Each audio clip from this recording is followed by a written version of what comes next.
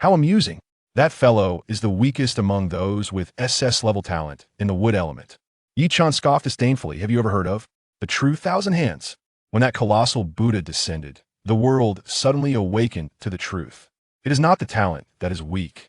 Rather, it is the wielder of that talent. You claim to be of the wood element? Can you elucidate the meaning of this flame? What? Do you aspire to be an alchemist? Chen shook his head helplessly. My talent is but a mere fraction. As the myriad of exotic beasts besieged the city, despair cloaked the atmosphere. When that furious roar reverberated, the divine figure etched itself into memory, impossible to forget. Elemental type, wind, grade D. Beast type, wolf, grade D. Chen blended into the crowd, participating in the awakening ceremony. In this world, every individual awakens their talent upon reaching the age of 18. Elemental types, beast types, and certain special categories abound. Yet, Chen is not of this world. To be precise, he is not of this world's essence. Chen found the scene before him perplexing. How did he awaken to find himself in an entirely different realm? Must he awaken his talent immediately? Did those 18 years amount to nothing? Several instructors wielded tablets, diligently recording the strengths of each awakener's talent. Although the types of awakening are not numerous, distinctions of strength exist. Chen felt a throbbing headache. What if his turn were come? Must he face it with a brave facade? Just as Chen wallowed in distress, an excited voice rang out ahead. Special type, spiritual eye, strength grade B. The teacher exhibited more enthusiasm than the students, nearly bursting with joy before they even had the chance to celebrate.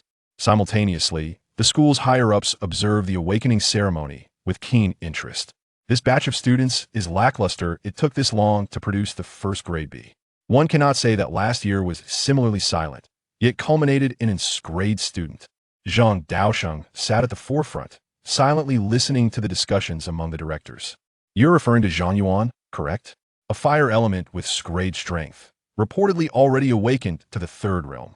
A teacher seated further back adjusted his glasses as he spoke. A hush fell over the crowd. In this world, one must be 18 to awaken their talent. Yet many prodigies awaken on their own. High schools do not exist to teach one to become powerful. In truth, their primary mission is to cultivate character, to be a responsible individual, to be a person of value to humanity. Thus, the teacher's strength is not particularly formidable. Few among them have attained the mountain-moving realm, which is why they fell silent, acknowledging that even a recently graduated student could surpass them. Enough, these matters are not ours to fret about. Zhang Daosheng inhaled deeply, breaking the silence. We have imparted all that we can. If there are any promising talents, the school shall not neglect them.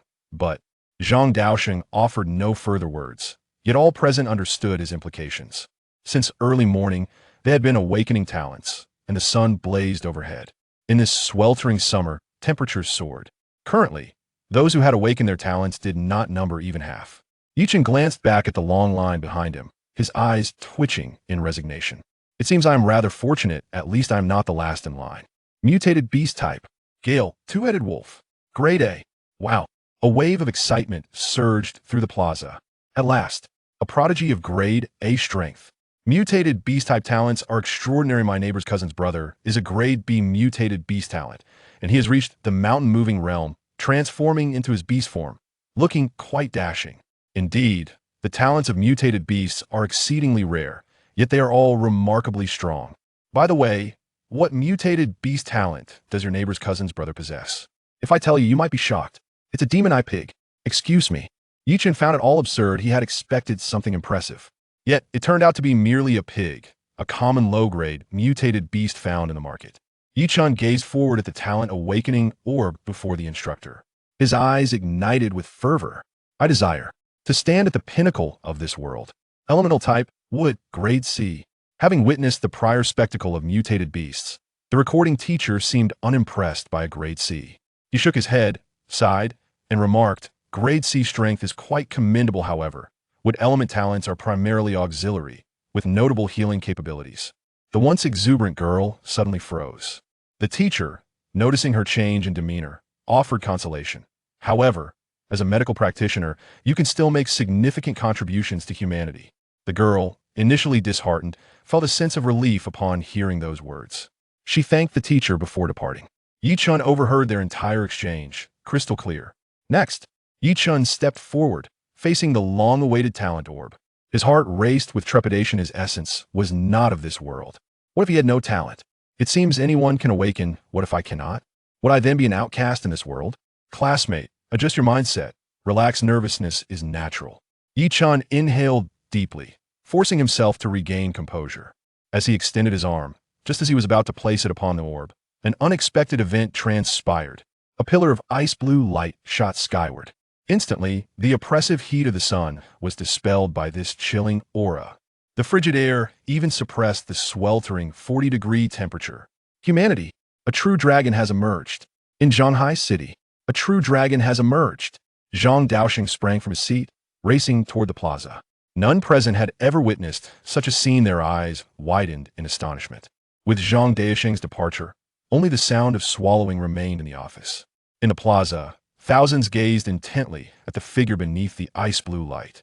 It was a girl clad in a flowing blue gown. The word indifference seemed etched upon her visage. From the Lan family, Lan Lingshuang, true to her name, the ice goddess, truly splendid, excellent in studies, striking in appearance, affluent in background, and endowed with exceptional talent. God opened a door for you, while simultaneously throwing open the windows. I am utterly envious. Nonsense. He merely closed one door for you and sealed the windows. What level of talent is this? It's absurd. Yi Chen's arm, poised to place the awakening orb, froze midair. Is this what it means to reach the pinnacle of awakening? As he gazed upward at the towering ice-blue light, it gradually faded with time. Yi Chen's eyes brimmed with a yearning for strength. Elemental type, ice. Talent SSS level. As the ice-blue pillar dissipated, the teacher regained his senses and announced Lan Lingshuang's talent. This declaration rendered the entire assembly silent.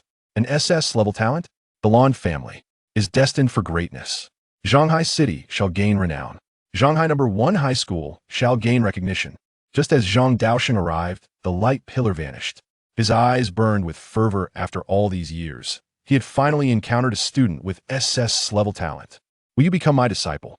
Chapter 2. The weakest talent? What element? This seems off. Zhang Daoxing's voice echoed, and all the students in the square were left in shock. The principal personally accepting a disciple? Lan Lingshuang's delicate face froze for a moment, her brows slightly furrowed. I'm sorry. I need to discuss this with my family before I can accept your mentorship. Lan Lingshuang understood that accepting a master meant she would have to follow him to his school, a significant decision. Zhang Daoxing's disappointment was evident but quickly faded. With a smile, he said, Indeed, such matters should be discussed with family first. I will await your response. Principal Xia understood. Zhang Daoxing nodded and turned to the teacher beside him, instructing, Please continue with the awakening process.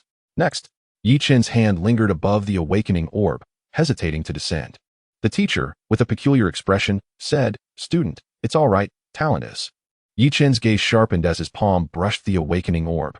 The system detected the host beginning to awaken their talent, and the myriad realms system automatically bound to him. Time seemed to freeze as the teacher stared in astonishment at Yi Chun. No movement. No talent. What bizarre occurrence is this? Yi Chun was equally stunned. A system? A standard feature for protagonists? Upon the initial binding, a random selection of a golden-level talent would occur. The talent selection commenced.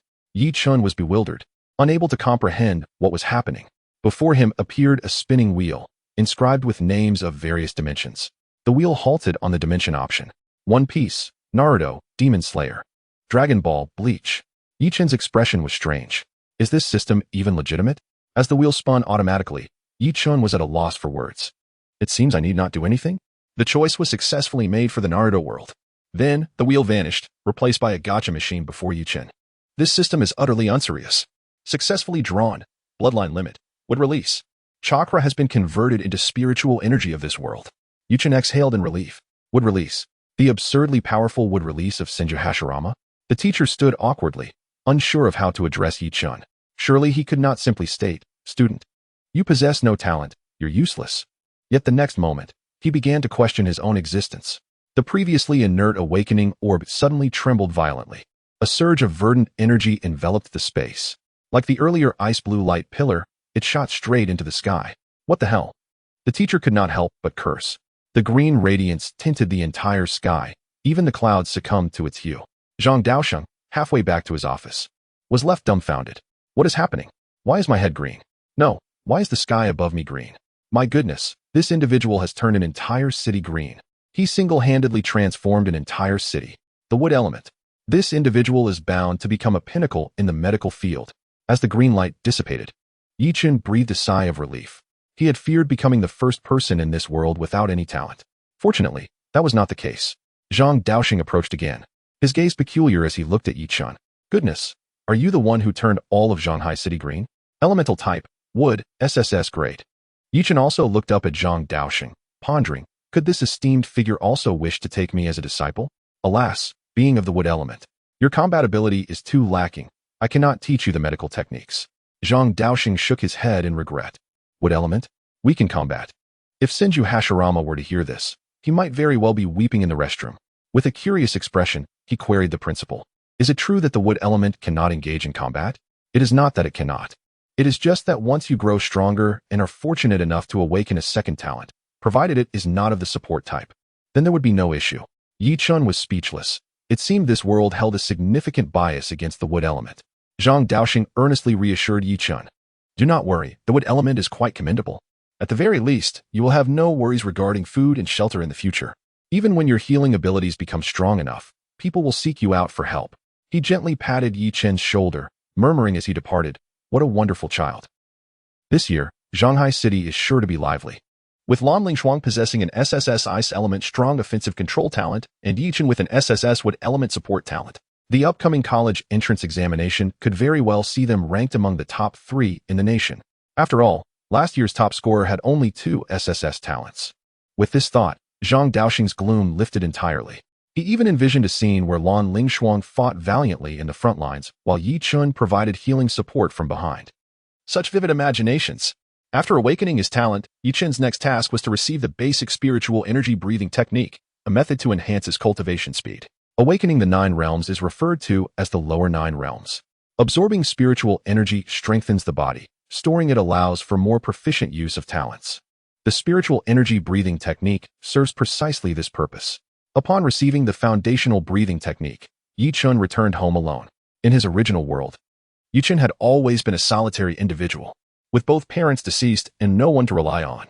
He was fortunate to inherit a property and a modest savings of several thousand yuan. However, that amount was hardly sufficient for Chen, especially considering the 3 years of high school and 4 years of university ahead. Moreover, now that he had transitioned to an entirely different world, even several thousand yuan seemed inadequate. Chen simply wished to sleep. If only he could awaken from this slumber and find that it was all a dream. Yet, before that, he needed to practice the spiritual energy breathing technique. Opening the book on the breathing technique, he found only a few brief sentences and some illustrations. The text instructed him on how to seek spiritual energy, while the images depicted breathing adjustments. Moments later, Chen had mastered the breathing technique. Connecting the breathing technique to his talent allowed him to absorb spiritual energy, naturally enhancing both his talent and physical form. What a peculiar sensation. He had never felt such comfort before. Chen gazed in astonishment at his palms, filled with delight. To earn a living. Chen had long frequented internet cafes and other venues, staying up late into the night playing games, grinding for gear, and so forth. The teachers at his school were aware of this, but turned a blind eye, recognizing it as Chen's source of income and refraining from offering unsolicited advice. For a long time, Chen had felt something amiss with his body. Fatigue, soreness, clammy hands and feet, an inability to muster energy. Everything felt exhausting. But now, everything had changed. The moment the spiritual energy flowed into his body, he experienced an overwhelming sense of relief. After strengthening his physical form, he also stored some spiritual energy within. Moreover, the wood release possessed a passive ability. This ability was somewhat overpowered, constantly repairing bodily injuries. The unparalleled self-healing capability of wood release combined with the physical enhancement from spiritual energy. Chapter 3. Visitors from Kyoto University? An unexpected turn of events feeling the spiritual energy nourishing his body. Chen could not help but feel a surge of excitement. Senju Hashirama's wood release is indeed extraordinary. This revelation filled Chen with joy. Wood release had now replaced the mere wood element. In the original story, his wood release originated from the divine tree, which was undoubtedly incomparable to ordinary wood elements. Knock, knock, knock. A series of knocks suddenly rang out, startling Chen. Huh, is someone actually knocking at my door? Holding a thought that perhaps they had the wrong house, he inquired, who is it? Hello, I'm Chen Dong from Kyoto University. The individual outside promptly introduced himself. Though he did not state his purpose, it was clear to all. Chen was taken aback. What on earth? Kyoto University? So fast. Less than 3 hours after my talent was tested, and they are already at my doorstep?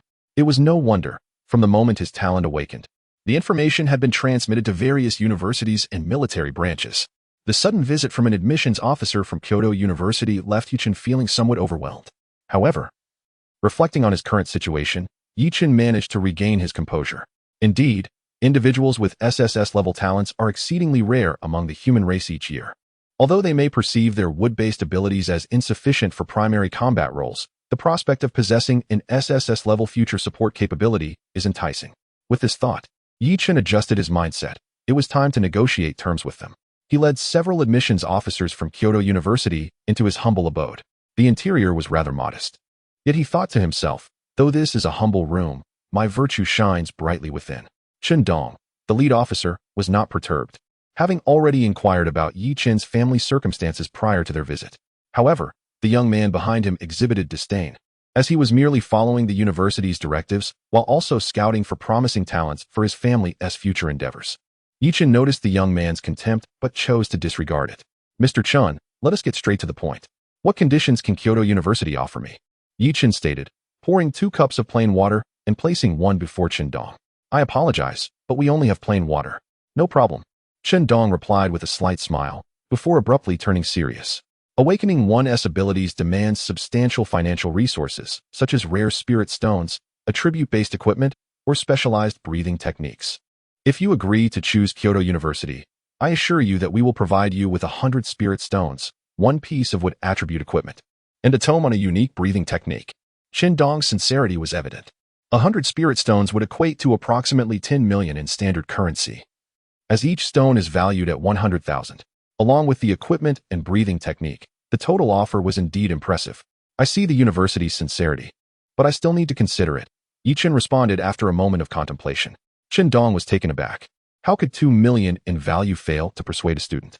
He chuckled wryly, thinking Chen resembled a newly privileged child seeking more resources. Though Chen Dong held this opinion, he refrained from voicing it, instead politely offering his business card. I understand, Mr. Yi. Here is my card. Feel free to contact me once you've made your decision. Chen accepted the card, bemused. Goodness, even university admissions officers have business cards now? Thank you. He began to express his gratitude out of politeness. Country bumpkin, awakening a talent, and thinking oneself superior. At this remark, Chen Dong's heart sank. Sensing the tension in the air, Chen and Chen Dong both frowned, the former perplexed by the hostility, while the latter felt exasperated, mentally berating himself for allowing this arrogant young man to accompany him. What do you mean? Chen inquired, narrowing his eyes with a smile directed at the young man beside Chen Dong. What do I mean? It's amusing that Kyoto University would come to recruit you. What qualifications do you have to consider? Yen Feng. Silence. Chen Dong admonished sharply. These privileged youths from the capital were more a hindrance than a help. Teacher, you're overestimating Chen. He's merely a wood talent. No matter how strong, he's just a support. Yen Feng retorted defiantly. I understand, Chen replied, still smiling, seemingly unfazed by Yen Feng's words. If your esteemed university holds such a low opinion of me, then you may leave. Chen Dong sighed in resignation. Mr. Yi, please give it some thought. Our school's offer is indeed substantial. He stood to take his leave, but then a sudden shift occurred. You truly are ungrateful. Yen Feng erupted, flames suddenly surging from his body. Chen's expression shifted dramatically as Yen Feng opened his palm, conjuring a flame, and with a forceful grip declared, Flame Fist. He hurled a punch toward Chen. Stop. Are you trying to kill him? As an admissions officer, Chen Dong lacked significant cultivation.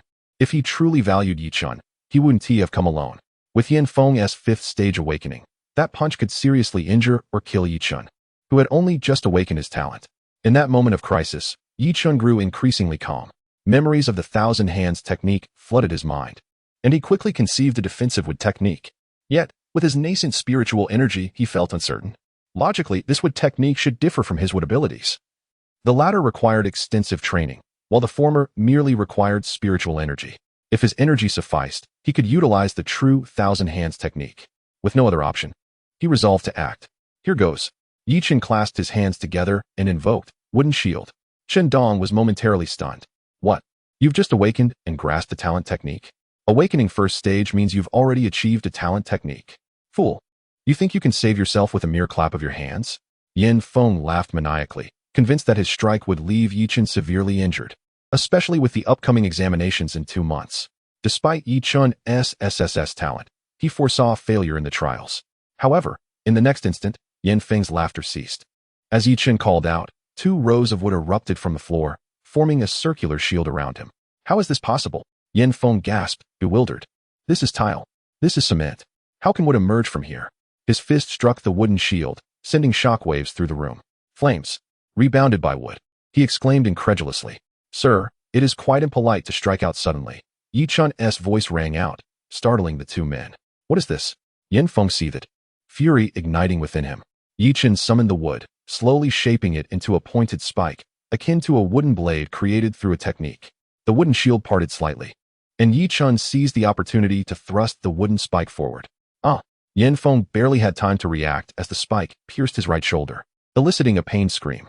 This is merely a lesson. There shall not be a next time, Yi Chen stated ominously, his tone laced with menace. Chen Dong understood. Were it not for the presence of others, Yi Chen might have killed Yin Feng. Why you? Yin Feng stammered, rage boiling over. What about me? Do you wish to have a spike in your left shoulder as well?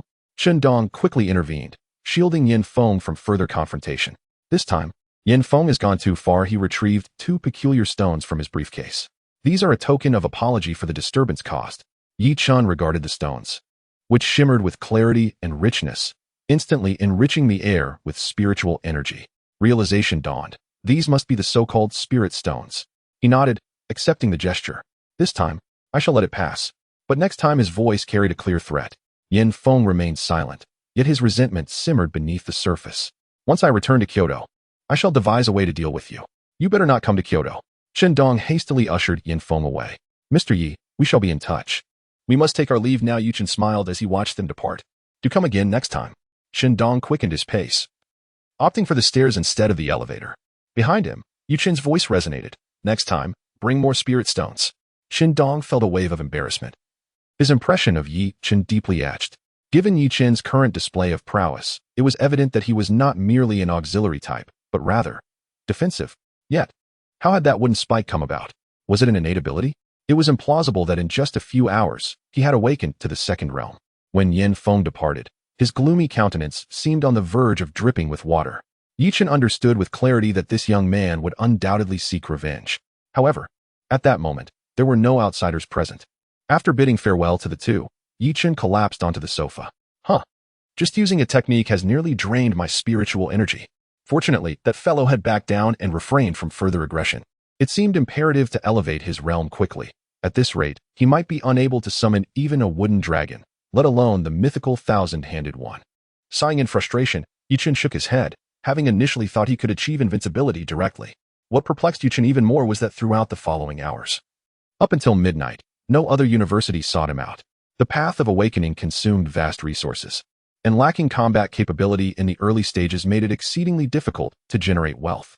The means by which auxiliary abilities could earn money was through healing. Minor injuries did not require your assistance, and major injuries were beyond your capacity to heal. Thus, the earnings were naturally meager, regardless of one's innate talent. One could not heal individuals of a higher realm when awakening at the 9th stage. The disparity was far too great. Therefore, in the eyes of other institutions, a robust combat talent was of utmost priority. For instance, within the Lan Langshuang household, the 3 premier universities of humankind were embroiled in heated disputes. Of course, Yi Chen was oblivious to all of this. At this moment, he was engrossed in examining the system he possessed. Upon opening the system interface, a countdown caught his eye. Otherworldly gate available countdown, 1223. The interface was deceptively simple, and Yi Chen understood that this was a countdown. Once the time elapsed, he would have the opportunity to acquire items from other realms. However, Yi Chen found himself somewhat speechless. Though it was termed a gate, it resembled a lottery wheel. Alas, I feel this system lacks perfection. Shouldn't it provide me with some cultivation resources? What use is talent without resources? At this juncture, Yi Chen's gaze suddenly halted, and he retrieved the 2 spirit stones left by Chen Dong from his pocket. The moment he held the spirit stones, a cool sensation enveloped him, although he had experienced the benefits of spirit stones prior to acquiring them. Holding them now and employing breathing techniques allowed him to absorb the spiritual energy within. Don't ask how he knew. He simply learned well from his sources. The situation at Shanghai No. 1 High School was already chaotic. Various universities were arriving to inspect, as two individuals with SSS-level talent had emerged from this small city. Instantly garnering fame, Zhang Daoxing found himself overwhelmed. The three top-tier schools, along with numerous other colleges, kept him occupied until the midnight hour. Suddenly, he questioned whether being the principal was truly a wise choice. As a formidable figure at the upper three realms, how could he feel so fatigued? Subsequently, an idea struck him, and he dialed a number. Oldly, did you visit that wood-type kid I mentioned? The person on the other end did not respond immediately. I forgot. Zhang Daoxing was taken aback. Today, someone from Kyoto has already gone. I suppose I need not go as well, the individual known as Oldly continued. Zhang Daoxing fell silent for a moment. Although Kyoto had sent someone, he felt it prudent for Oldly to make the trip. The number of geniuses in Kyoto was overwhelming. They likely would not expend too much energy on an auxiliary talent. To nurture an auxiliary type into an upper three realms powerhouse would require exorbitant resources. Upon hearing this, Liemo contemplated for a moment. Just as Zhang Daoxing had said, even if Kyoto were to recruit Yi Chun, the terms offered would likely not be generous. Zhang Daoxing spoke again. Our school has not produced a top-tier powerhouse in many years. I wish to give it a try. Even if Yi Chun only becomes an auxiliary in the future, I hope he can uphold the name of Songqiong Academy and become a god of healing. He expressed his desire to create the first legendary auxiliary figure of humankind. Li Imo gasped in astonishment, fully aware of Zhang Daoxing's intentions. Originally, Zhang Daoxing had targeted Lan Langshuang, but regrettably, she had not chosen Songqiong Academy due to his position as principal. Are you certain? You wish to take such a significant risk? Very well, Li Imo. Your usually taciturn demeanor has crumbled, Zhang Daoxing said with a smile, his tone resolute. I am certain. Chapter 5. The sincerity of Songqiong Academy at Kyoto University. Chen Dong had already reported Yi Chun's specifics, including the incident where Yi Chun injured Yin Feng. However, it appeared that the higher-ups were unimpressed with Yi Chun, leaving Chen Dong perplexed. Had Kyoto University risen to such heights that they disregarded such a talent? What Chen Dong could never have anticipated was that this was, in fact, Yin Feng's doing. While it might be challenging to facilitate someone's entry into Kyoto University, it was all too easy to prevent someone from gaining admission.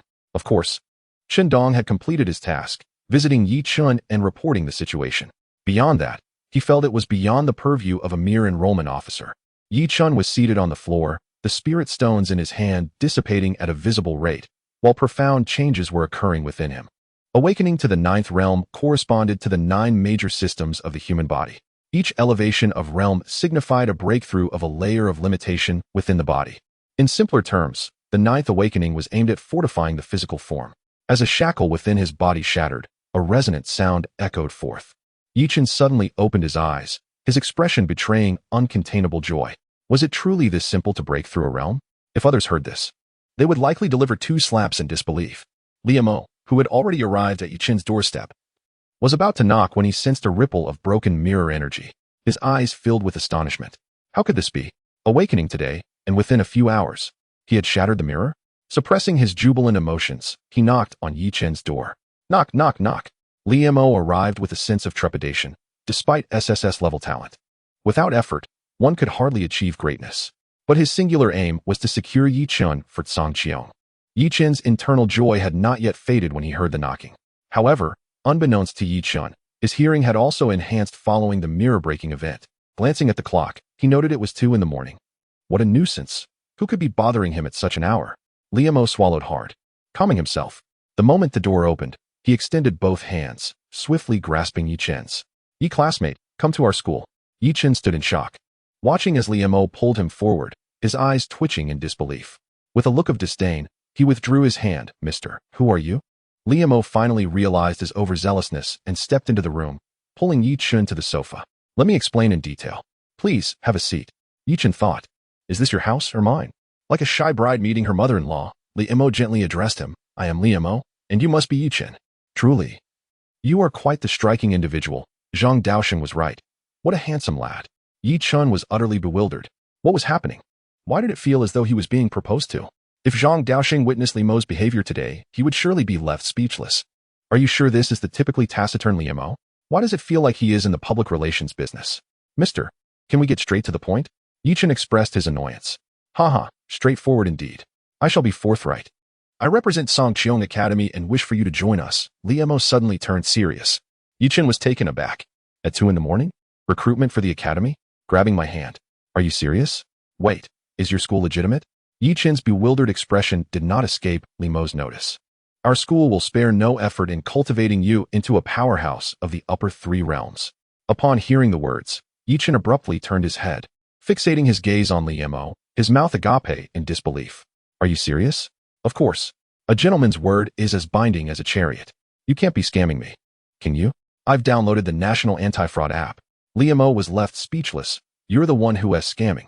In terms of spiritual stones, you can use them without conditions. The Academy will provide you with as many as you can utilize each day. As for finances, I have 10 million in my card. You can take it for now. After saying this, Li Mo produced a black card from seemingly nowhere. Yi Chen observed Li Mo's demeanor, sensing he was not jesting. Furrowing his brow, he replied, I am merely a practitioner of the wood element. Surely it is not worth such an investment from you? Moreover, you are aware of the substantial value of the conditions I just mentioned. Li Mo narrowed his eyes. Dealing with intelligent individuals is truly straightforward. The Academy of the Firmament demands that even after graduation, you must retain the title of a professor. Furthermore, once you become a formidable force at the upper three realms, you must step up in times of crisis for the Academy. Yi Chen pondered deeply, finding the conditions rather simplistic. Li Mo seemed to perceive Yi Chen's thoughts, understanding that these two stipulations were hardly burdensome. However, the Academy of the Firmament had not admitted an SSS-level talent in a decade. Even SS-level talents were scarce. For years, they had lingered at the tail end of elite institutions, and if they failed to attract a top talent this year, they risked falling to a second-tier status. Yi Chen remained silent.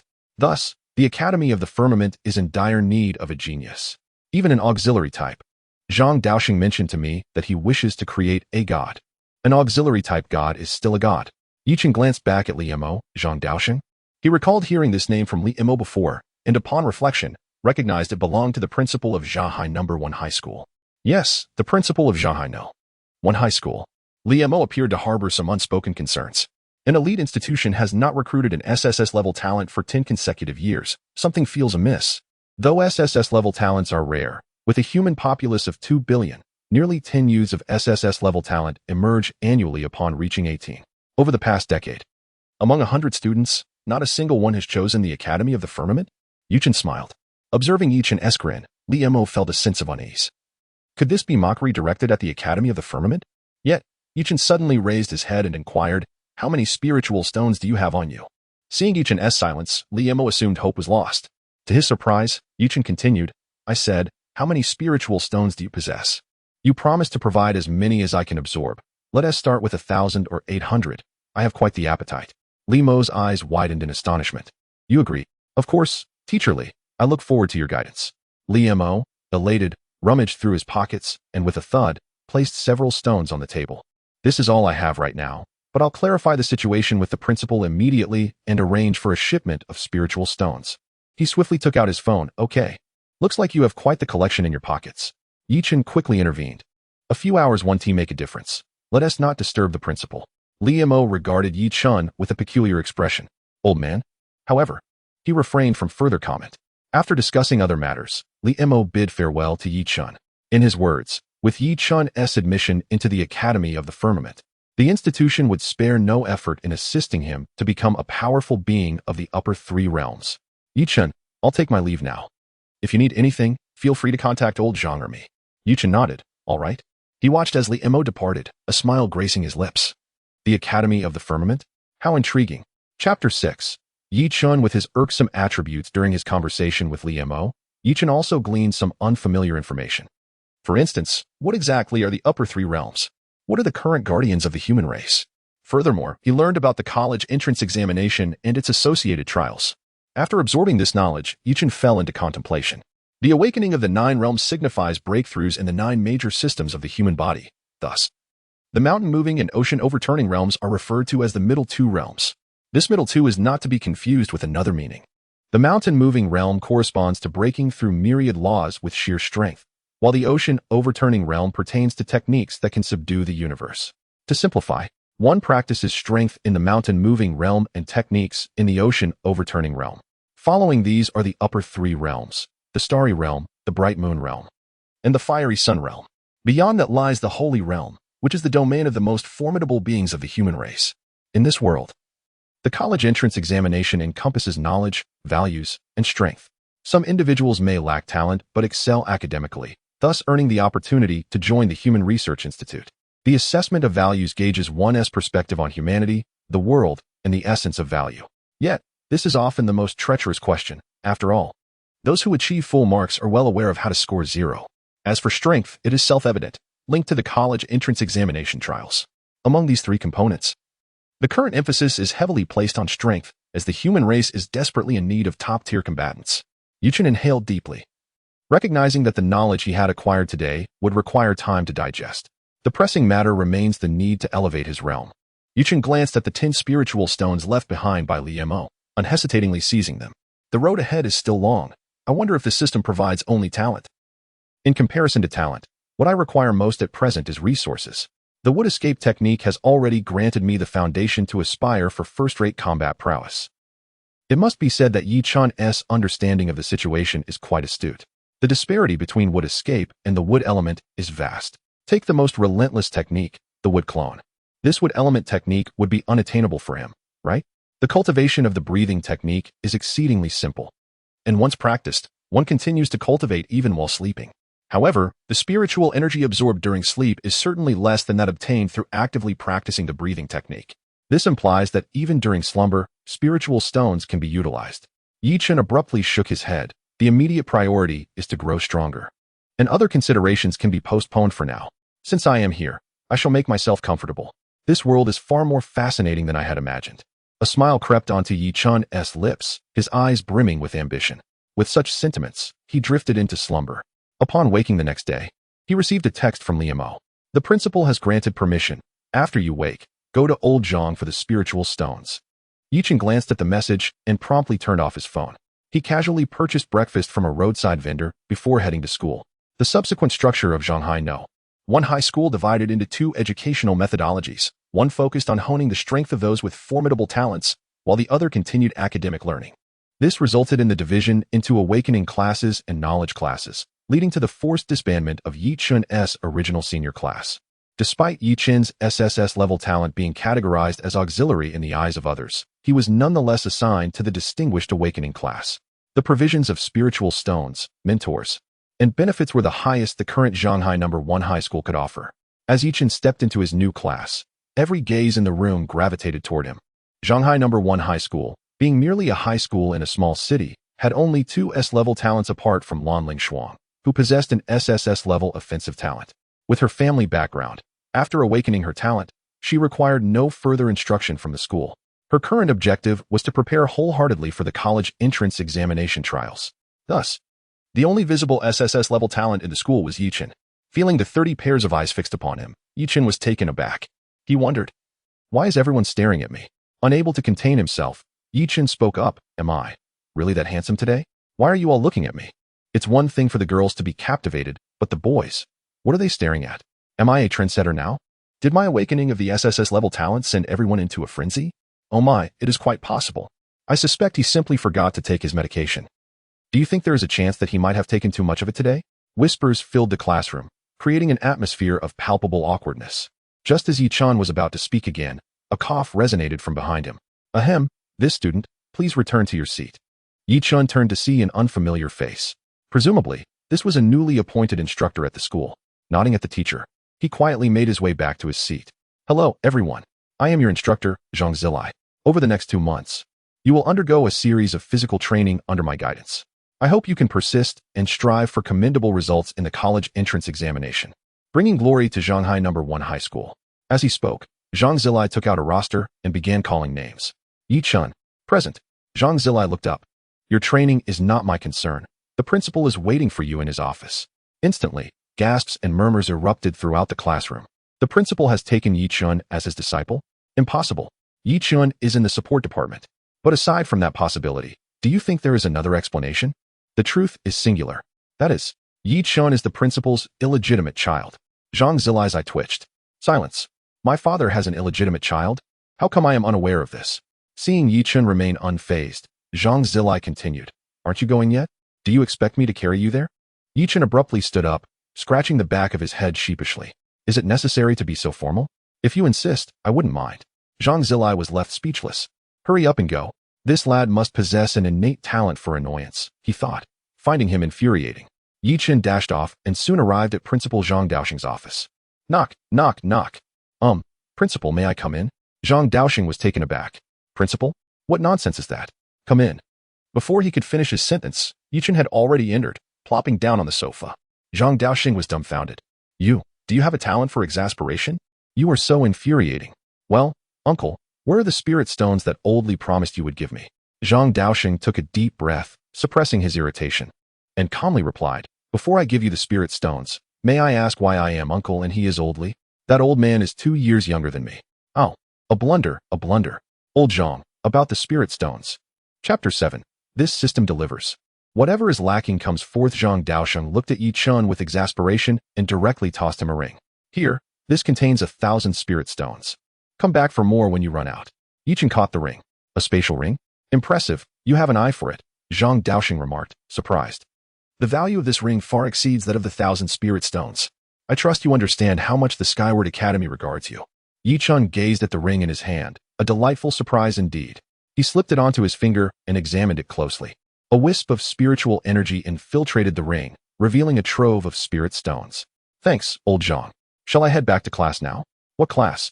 You don't need to attend classes, Zhang Daoxing stated bluntly. Is that so? Zhang Daoxing sighed.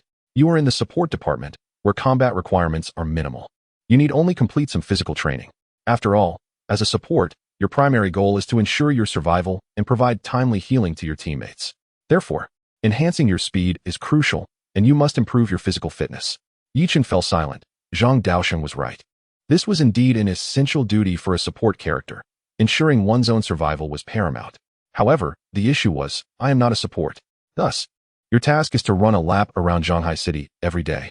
You need not come to school. Simply utilize your free time to absorb spirit stones. Oh, then I shall take my leave. Go ahead. With a sense of resignation, Yi Chen set off homeward, having expected to learn something new, only to be told he need not attend class. Meanwhile, Zhang Daoxing pondered as he watched Yi Chen's retreating figure. He picked up the phone and dialed a number. Lon Batian, I accept your terms. A boisterous voice came through the line. Agreed. Although Schwanger will not take you as her master, you can still be considered half of her mentor. Zhang Daoxing hung up the phone and quietly lit a cigarette. Kid, this is all I can do to help you. As he exhaled a plume of smoke, he gazed skyward. I hope my choice is the right one, for the god of the support department. Upon returning home, Yi Chen began to fervently absorb spirit stones. Sitting cross-legged on his bed with around 100 spirit stones beside him, he initiated the basic breathing technique. Though its efficiency was painfully slow, Yi Chen furrowed his brow. How long will it take to reach the second realm? Ding. Extraction attempts have been refreshed. His previously furrowed brow relaxed at once. Extraction. The system panel reappeared, revealing a massive two-colored wheel. Heavens, dimensions. The two options occupied equal halves of the wheel. How unoriginal. Yi Chen scoffed, swiping his hand across. The wheel began to spin, gaining speed. Yi Chen softly commanded, stop. The wheel gradually slowed until it came to a halt. Heavens. Yi Chen muttered. If dimensions refer to those from animations or films, then what are the heavens? Is it a fantastical otherworld? A golden yellow gacha machine materialized. Yi Chen promptly pressed the button in front of him. The machine stirred, and a purple egg dropped out. Yi Chen gently tapped the egg. Ding. Congratulations, host. You have obtained the creation breathing technique. Yi Chen. System, be honest with me. Is this reward entirely your decision? Ding. No. I just complained about the breathing technique yesterday and about my slow progress today, and you give me a breathing technique? And you say it's not your doing? Ding. Truly not. Yi Chen's face contorted with disdain. What a haughty little system. He took the breathing technique into his hands, feeling a refreshing sensation wash over him. Upon opening the book, all knowledge regarding the creation breathing technique flooded into his mind. An overwhelming influx of information struck him, causing Yi Chen to gasp. Ouch, that hurts. However, the sharp pain did not last long. Yi Chen began to follow the method of the creation breathing technique. With each inhale and exhale, the amount of spiritual energy absorbed was over 100 times that of the basic breathing technique. The term creation felt rather impressive. Yet, in reality, the technique's flaw was glaringly evident. The speed of spiritual energy absorption was far too rapid. His meridians were somewhat fragile, and for an ordinary person, this could cause bodily harm. However, for Yi Chen, this was not a concern. With the power of Wood Release's non-Hanseal healing, his body was constantly recovering from any damage. Previously, one spirit stone would sustain Yi Chen for 2 hours. Now, he could absorb around 50 spirit stones in just 1 hour. As he sensed the changes within his body, Yi Chen's spirit soared. This is no longer just about awakening the second realm. I could potentially break through a realm in a day. I will quietly become exceptional, and then frighten you all. Little did Yi Chen know that his name was now widely recognized. A support character had rejected an offer from Kyoto University. Such audacity could certainly be attributed to Yin Feng's machinations, stirring the pot and fanning the flames. Now, nearly all students from his cohort were aware of this name. Yi Chen, looked down upon Kyoto University. This situation is surely infuriating for the numerous students who yearn to gain admission to Kyoto University. At this moment, Lan Batian also harbors a tinge of regret for having requested the Ice Element Cultivation Manual from Zhang Daoxing. After all, as a Beast Awakeners, he cannot impart knowledge to Lan Lingshuang, whose abilities are water-based. Zhang Daoxing's condition for lending his manual was that Lan Lingshuang help Yi Chen secure a spot among the top 100 in the college entrance examination. Being a formidable Ice Element practitioner, Zhang Daoxing understood well the overwhelming power of ice. In his view, if Lan Lingshuang were to assist Yi Chen, entering the top 100 would be a breeze. Moreover, having a wood element supporter would prove advantageous for Lan Lingshuang. Thus, Lan Batian agreed. Who could have anticipated such unforeseen circumstances? Alas, I have unwittingly boarded Zhang Daoxing's ship of misfortune. Daddy, what are you talking about? A melodious voice interrupted, dispelling Lan Batian's earlier despair. Turning to Lan Lingshuang, he was pleasantly surprised to discover, "Is that so, my darling daughter? Have you awakened to the first realm?" "Yes, I broke through last night," she replied. Achieving awakening talent on the very first day and stepping into the first realm. Truly, she is my daughter. Finally, the rift has closed. Yi Chen set down the spiritual stone in his hand and glanced at the clock on the bedside table. 2 hours awakening to the second realm. The spiritual power within him has more than doubled. This time, I should not be drained after merely placing a wooden pillar.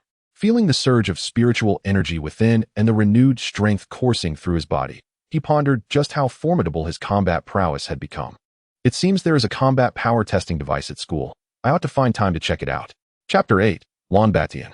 Beast Talent Windwing Tiger. The advantages of the creation breathing technique are exceedingly evident, though such clarity may be overwhelming for many. This technique was specifically designed for individuals with extraordinary physiques. Although Yi Chen does not possess such a physique, the unmarked healing is sufficient to endure it. After a night of deep slumber, Yi Chen's progress in cultivation was remarkably apparent. While brushing his teeth, he contemplated his next steps. According to Zhang Daoxing, auxiliary practitioners require skills for survival. However, he is not an auxiliary practitioner. For him, combat skills are of greater importance. He needs practical experience. Within a kilometer radius outside Zhanghai City, the level of exotic beasts is not particularly high. Nonetheless, there are still some at levels 4 and 5. Given his current second realm cultivation, he is still far from the third realm. It appears this plan must be postponed. Am I to spend yet another day training at home? Yi Chen gazed at his reflection in the mirror, suddenly finding the prospect of training rather tedious. Just then, his phone rang. The caller ID displayed Old Zhang, and Yi Chen's eyes brightened. "Hello, Old Zhang. Do you have something good for me?"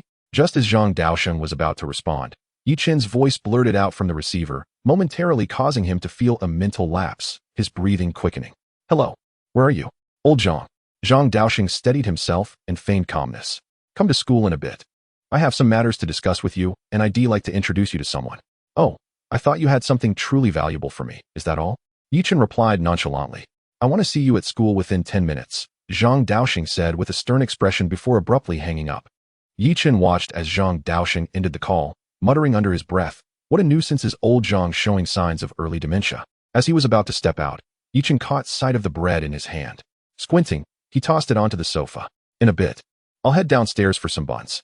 "Boss, I'll have 2 buns, please." "Sure, which ones do you want?" "The most expensive ones in your shop." 2 Magic Eye pork buns, $200, please." Yi Chen's expression shifted. "I'm sorry, I underestimated the price of the buns." His eyelid twitched slightly, but he quickly composed himself. After all, he is a millionaire now, right? Previously, Li Mo had given Yi Chen a black card, claiming it contained 10 million. He then pulled out the card. "Boss, I'd like to pay by card." The entire breakfast shop fell silent. "Pay by card for breakfast? Are you out of your mind? Or are we?" The boss was clearly baffled. "Do you plan to buy the breakfast shop?"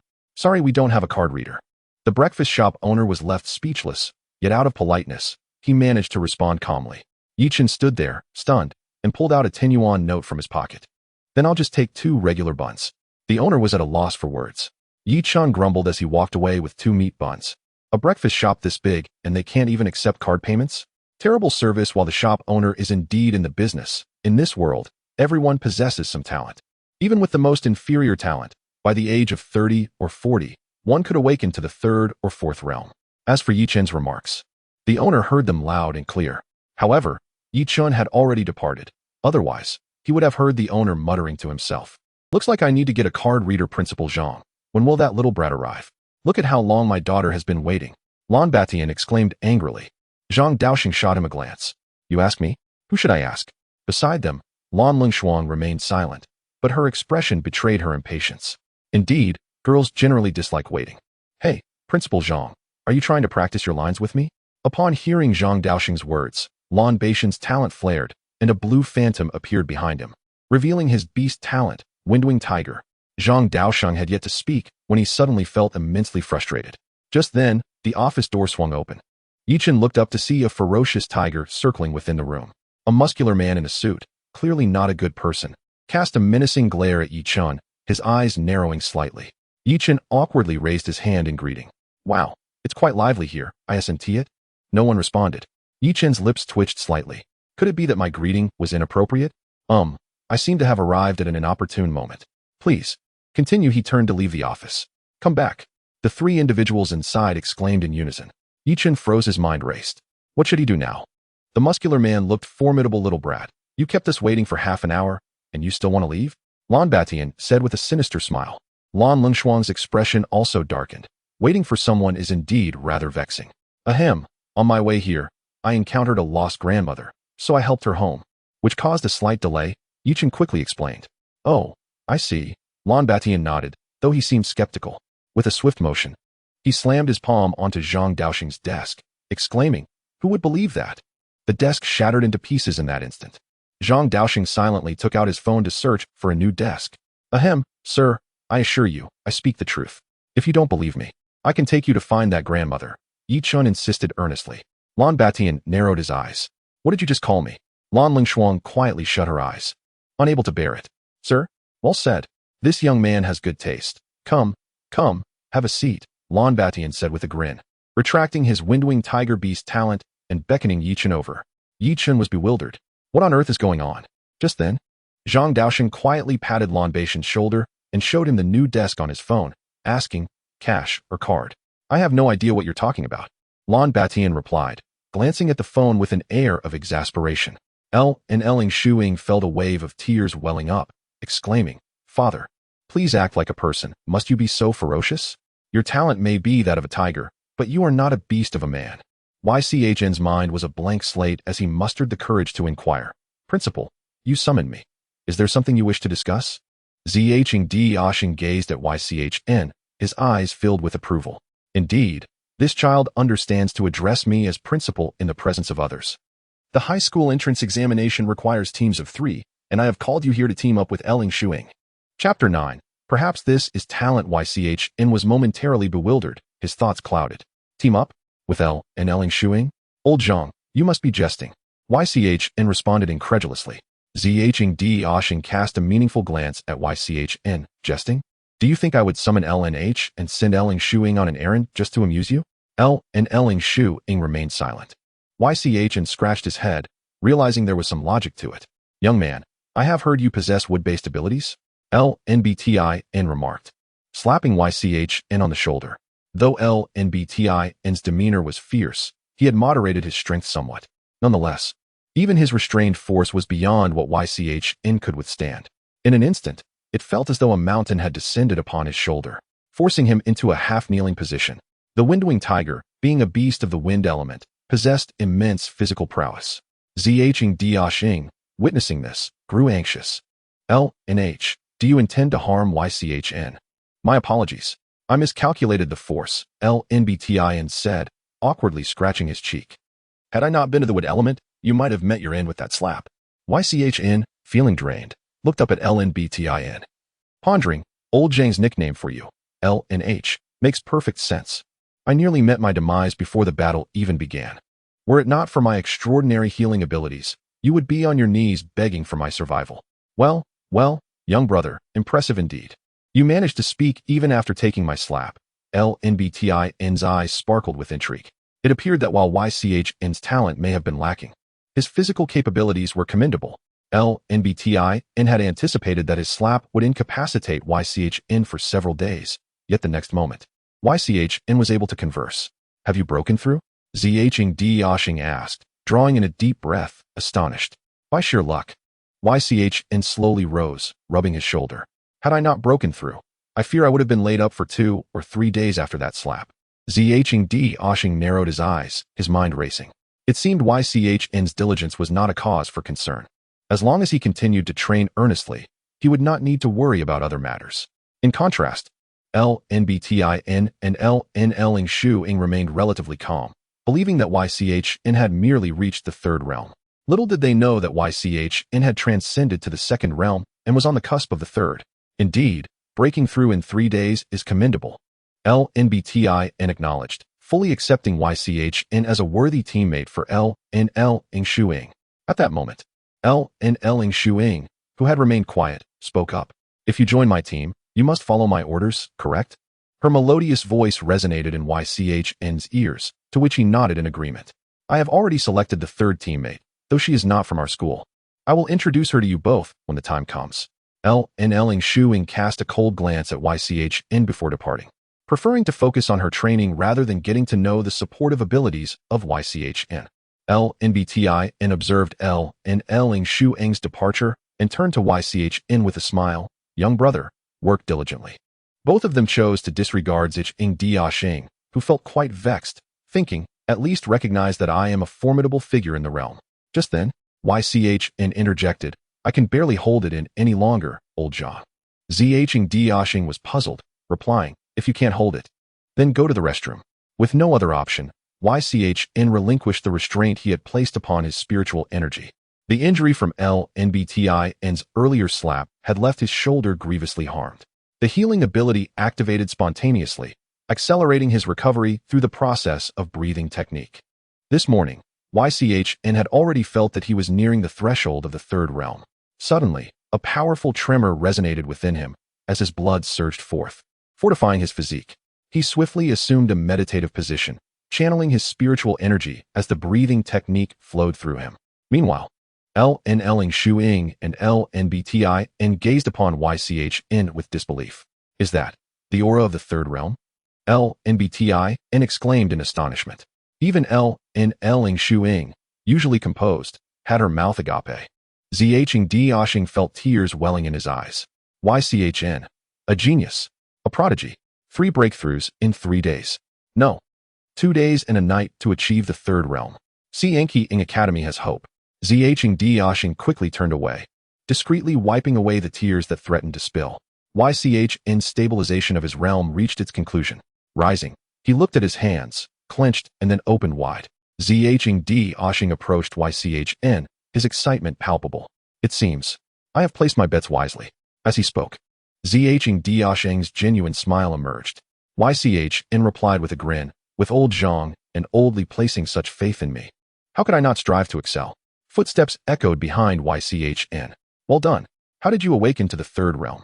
LNBTIN's tone was urgent, as he believed that if YCHN could share his method, then LNLing could also ascend rapidly, which heightened his eagerness. YCHN was taken aback, pondering, "Aren't you two supposed to have left?" "I truly do not know. I was just practicing." YCHN stroked his chin and continued, "And it simply happened." "How could that be possible?" LNBTIN gasped, clearly skeptical of YCHN's explanation. LNLing regarded YCHN with keen curiosity. Such a pace of cultivation was unprecedented. "If you don't believe me, there's nothing I can do," YCHN shrugged, then turned to Zhang. "By the way, old Zhang, do you still have that spirit stone?" "Yes, how many do you need?" Zhang's mind was consumed with a singular thought, to provide YCHN with whatever he desired. YCHN scratched his head, admitting, "To be honest, I absorb spirit stones rather quickly. The ones you gave me yesterday are nearly gone."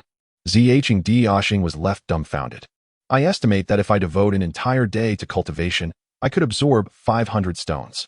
YCHN's words were astonishing. LNBTIN's jaw dropped. LNLing's mind went blank, and Zhang tilted his head in utter confusion. "Young man, Are you serious? Absorbing 500 spirit stones in a single day is a monumental challenge, even for someone in the mountain-moving realm. Can your body withstand such a rate of absorption? No. How could you possibly have such an abnormal absorption speed? NBTI and fired off several questions in quick succession. Perhaps. I am exceptionally gifted. Chapter 10. Assassins hidden in the night. Chen statement left the three present in utter disbelief. Well, in truth, when I was at the first realm, I awakened a skill that accelerated my absorption of spiritual energy, and at the second realm, I awakened a healing ability, Chen recounted, having prepared his explanation in advance. Goodness. NBTI and inhaled sharply, fully aware of the implications. Even Oshing had not anticipated such a revelation. The first skill accelerates spiritual energy absorption, and the second heals oneself. No wonder you reached the third realm so swiftly, but in contrast, your combat ability may be somewhat diminished. After all, the 9 great talent skills can grow stronger with time, and you have already occupied 2 of them. Blue Batian analyzed Chen's situation. At that moment, Zhang Daosheng quietly interjected, he is an auxiliary type. Kid, why don't you come to my blue family instead of that Songqiong Academy? Blue Batian squinted, a mischievous smile on his face. Blue Tiger, are you trying to poach my people right in front of me? Zhang Daosheng erupted in anger, cold energy manifesting in his palm. Ahahaha, don't be so hasty, I was just joking. Blue Batian laughed heartily, attempting to ease the tension. Chen observed the two with a hint of exasperation. Thank you, Brother Blue, for your kindness. Since old Zhang trusts me, I naturally cannot disappoint him. Beside him, Blue Lingshuang glared intently at Chen. Brother Blue? By your form of address, should I call you Uncle Yi? Chen noticed the shift in Blue Lingshuang's expression, feeling rather perplexed. Why was she suddenly angry? Could it be that my recent breakthrough to the third realm astonished her and sparked jealousy? Ha ha ha, truly deserving of my attention. Blue Tiger, you should give up on this idea. Zhang Daosheng suddenly burst out laughing, then turned to Chen. Tomorrow, I will have the academy send over 10,000 spirit stones. Just focus on your cultivation. The father and daughter of the Blue family were taken aback. 10,000 spirit stones were worth a fortune. Principal Zhang, how about you give me 1,000 as well? I'll let Shuanger join Songqiong Academy. Blue Baiyan's words made Blue Lingshuang roll her eyes in disbelief. Despite the Blue family's strength, they were still merely a family from a small city. 10,000 spirit stones were simply out of reach. Zhang Daosheng glanced at Blue Baiyan. If Lingshuang joins Songqiong Academy, I can provide the resources needed for her cultivation until the sea-toppling realm. Blue Baiyan was taken aback. He had merely been jesting and had no real intention of sending Blue Lingshuang to Songqiong. What do you think? Zhang Daosheng asked, a hint of amusement in his tone. Blue Baiyan fell silent for a few seconds. I will consider it. Just as Blue Lingshuang was about to speak, Blue Baiyan shot her a glance, signaling her to remain silent. Though Blue Lingshuang was reluctant, she held her tongue. After all, Blue Baiyan understood that Songqiong Academy had provoked a powerful organization. Having received Blue Baiyan's response, Zhang Daosheng had grown accustomed to it. He had heard this I will consider it countless times. After Blue Baiyan and Blue Lingshuang departed, Chen and Zhang Daosheng did not engage in further conversation. As they had already discussed most matters, men do not require excessive chatter. On the way home, Blue Baiyan repeatedly instructed Blue Lingshuang, though Chen's talent may not be exceptional, he can rely on his physical strength to dominate others before awakening, coupled with his second talent skill for self-healing. Blue Baiyan paused for a moment. Before the 7th awakening realm, Chen's combat power will be considerable. He should have no trouble making it into the top 32 in this upcoming examination. Blue Lingshuang did not refute this, nodding in agreement. By the way, Dad, why won't you let me join Songqiong Academy? Blue Baiyan hesitated for a moment before responding, because the Beast Demon Sect is targeting that academy. Beast Demon Sect? Blue Lingshuang gasped in shock. Traitors of the human race. Blue Baiyan nodded, choosing not to elaborate further. Blue Lingshuang understood and refrained from asking more questions. Meanwhile, as Zhang Daosheng was leaving, he specifically cautioned Chen, recently, there have been sightings of strange beasts in the western part of the city. Avoid wandering around if you can. Zhang Daosheng casually mentioned. Chen's home was in the south, while the strange beasts were spotted in the west. However, it was always better to be overly cautious. Chen nodded, turned, and waved goodbye to Zhang Daosheng. As he made his way home, light rain began to fall. Chen checked the time on his phone. It was just past 11 o'clock. Calculating the hours, he realized he had 3 hours left before he could participate in the system lottery. Suddenly, Chen remembered that he had planned to test his combat power. Shaking his head, he dismissed the thought. Testing his combat power would mean revealing that he was not an auxiliary type. However, it was not of great concern, as his combat power in the 9th Awakening realm was not particularly significant, with each realm approximately equating to 100 combat power. Awakening to the 9th realm would yield a combat power of around 900 or even 1,000. Chen looked up at the sky, noticing that the once gentle drizzle had intensified. How could it be so dark at 11 in the morning? Chen furrowed his brow, sensing something was amiss. Moreover, the bustling street was now eerily deserted. This food street could not possibly be closed at this hour, just past 11, with lunchtime approaching. It was inconceivable for it to be empty. At that moment, an explosion echoed from a distance, sending a powerful shockwave against Chen's face. Based on his understanding, he was likely encountering the strange beasts that Zhang had mentioned. But what realm of combat was this? Chen stealthily hid around the corner of the street, observing a man and woman in city guard uniforms standing back to back, alerting each other to the surrounding movements. Though their vision was obscured, Chen could tell they were in dire straits, particularly the man, whose foot was bleeding profusely. Xiaoqing, you should leave first. Yang Sanjin gritted his teeth, enduring the intense pain in his foot as he spoke to the girl behind him. The girl named Xiaoqing wore a grave expression. Though you are the captain and I should follow your orders, I cannot leave now. Yang Sanjin sighed, already anticipating this response. If you don't go, we might not survive today. Captain, I'm not afraid of death, Xiaoqing declared stubbornly. Sigh. Yang Sanjin heaved a deep sigh. Just then, a shadow dashed past. A hidden assassin in the rain. The shadow cat. Small in stature, swift in speed. Its gray-black fur allowed it to blend seamlessly in the rain and night to execute its kill. Yang Sanjin's eyes widened in horror. There was no time left. Gritting his teeth, he pushed Xiaoqing away. Iron wall. Xiaoqing panicked. Captain. Chapter 11. Joining forces against the enemy. Chen turned back to see Yang Sanjin glowing with golden light. Though he called it an iron wall, it was essentially a shield-like barrier he conjured before himself. However, Yang Sanjin seemed to realize that his shield would not withstand the shadow cat's assault. Run. Yang Sanjin's gaze remained fixed on the approaching shadow cat, while he shouted at Chen. I'm not going. Tears glimmered in Chen's eyes. The shadow cat's claws lunged towards Yang Sanjin. In an instant, the iron wall shattered. Chen gasped, condensing water shield. Similar in concept to Yang Sanjin's iron wall, yet its effects were different. The 5 elements interact and counteract each other, but with varying qualities. The shadow cat's attack was clearly physical damage. If the iron wall could not withstand it, how could a magical shield like the condensing water shield hold? The moment the shadow cat's claws made contact with the condensing water shield, it disintegrated into a puddle of water on the ground. The murderous intent in the shadow cat's eyes surged. Yang Sanjin was in peril. Xiaoqing, run. Yang Sanjin, severely injured in his foot, could no longer evade this fatal strike. Even in this moment, his first instinct was to ensure Chen's escape. This was the last thing he could do as the city guard captain. Captain. Xiaoqing, powerless, fell to her knees. She felt rage, hating her own weakness and helplessness. At that critical moment, 2 rows of wooden planks suddenly appeared on the ground before Yang Sanjin. The wooden planks then connected, just as the shadow cat's claws descended upon them. The stark contrast between this and the previous 2 defensive shields was evident. The shadow cat's claws embedded into the wooden barrier, yet the wooden wall did not collapse. Yang Sanjin stared in astonishment at the massive defense shield that had suddenly appeared before him. Get away. A voice rang out from a distance, reaching Yang Sanjin's ears. He snapped back to reality, grabbing hold of the wooden barrier, using it to flip over. With a swift slash, he aimed for the creature. Chen watched in delight. Is this beast finally going to die? But Yang Sanjin was in shock. Clang. The shadow cat effortlessly withstood his full-force strike with one paw, creating a tense standoff between man and beast. Yang Sanjin understood that if he retreated now, he could escape unharmed.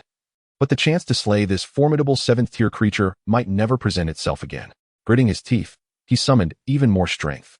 Although the shadow cat was a mere beast, it found itself ensnared, one paw trapped in the peculiar wall, while the other braced against the assault. Xiaoqing, strike now, Yang Sanjin bellowed, pouring every ounce of his energy into the effort. Chen, observing the precarious situation, swiftly picked up a long knife from the ground and charged at the shadow cat. Her affinity was with water, allowing for area attacks, yet the current circumstances left Yang Sanjin unable to employ his abilities. As she approached the shadow cat, her eyes glinted with fierce determination, raising the knife high above her head and delivering a powerful slash. Die beast. The shadow cat absorbed Chen's strike. But with her awakening at the 5th level, she barely managed to breach its defenses. A 6th-level fighter and a 5th-level fighter battling a 7th-tier creature was no small feat. Infuriated by the pain on its back, the shadow cat concentrated its strength into its claws, shattering the wooden wall. Yang Sanjin's eyes widened in alarm as he instinctively retreated, and Chen took a cautious step back, both wary of the looming threat. Just then, a voice echoed, "Brother, I can use my talent one more time." It should restrain him for a second or two. Yang Sanjin immediately recognized the voice of the person who had saved him moments ago. His eyes narrowed in understanding, and Chen, too, steeled herself for battle.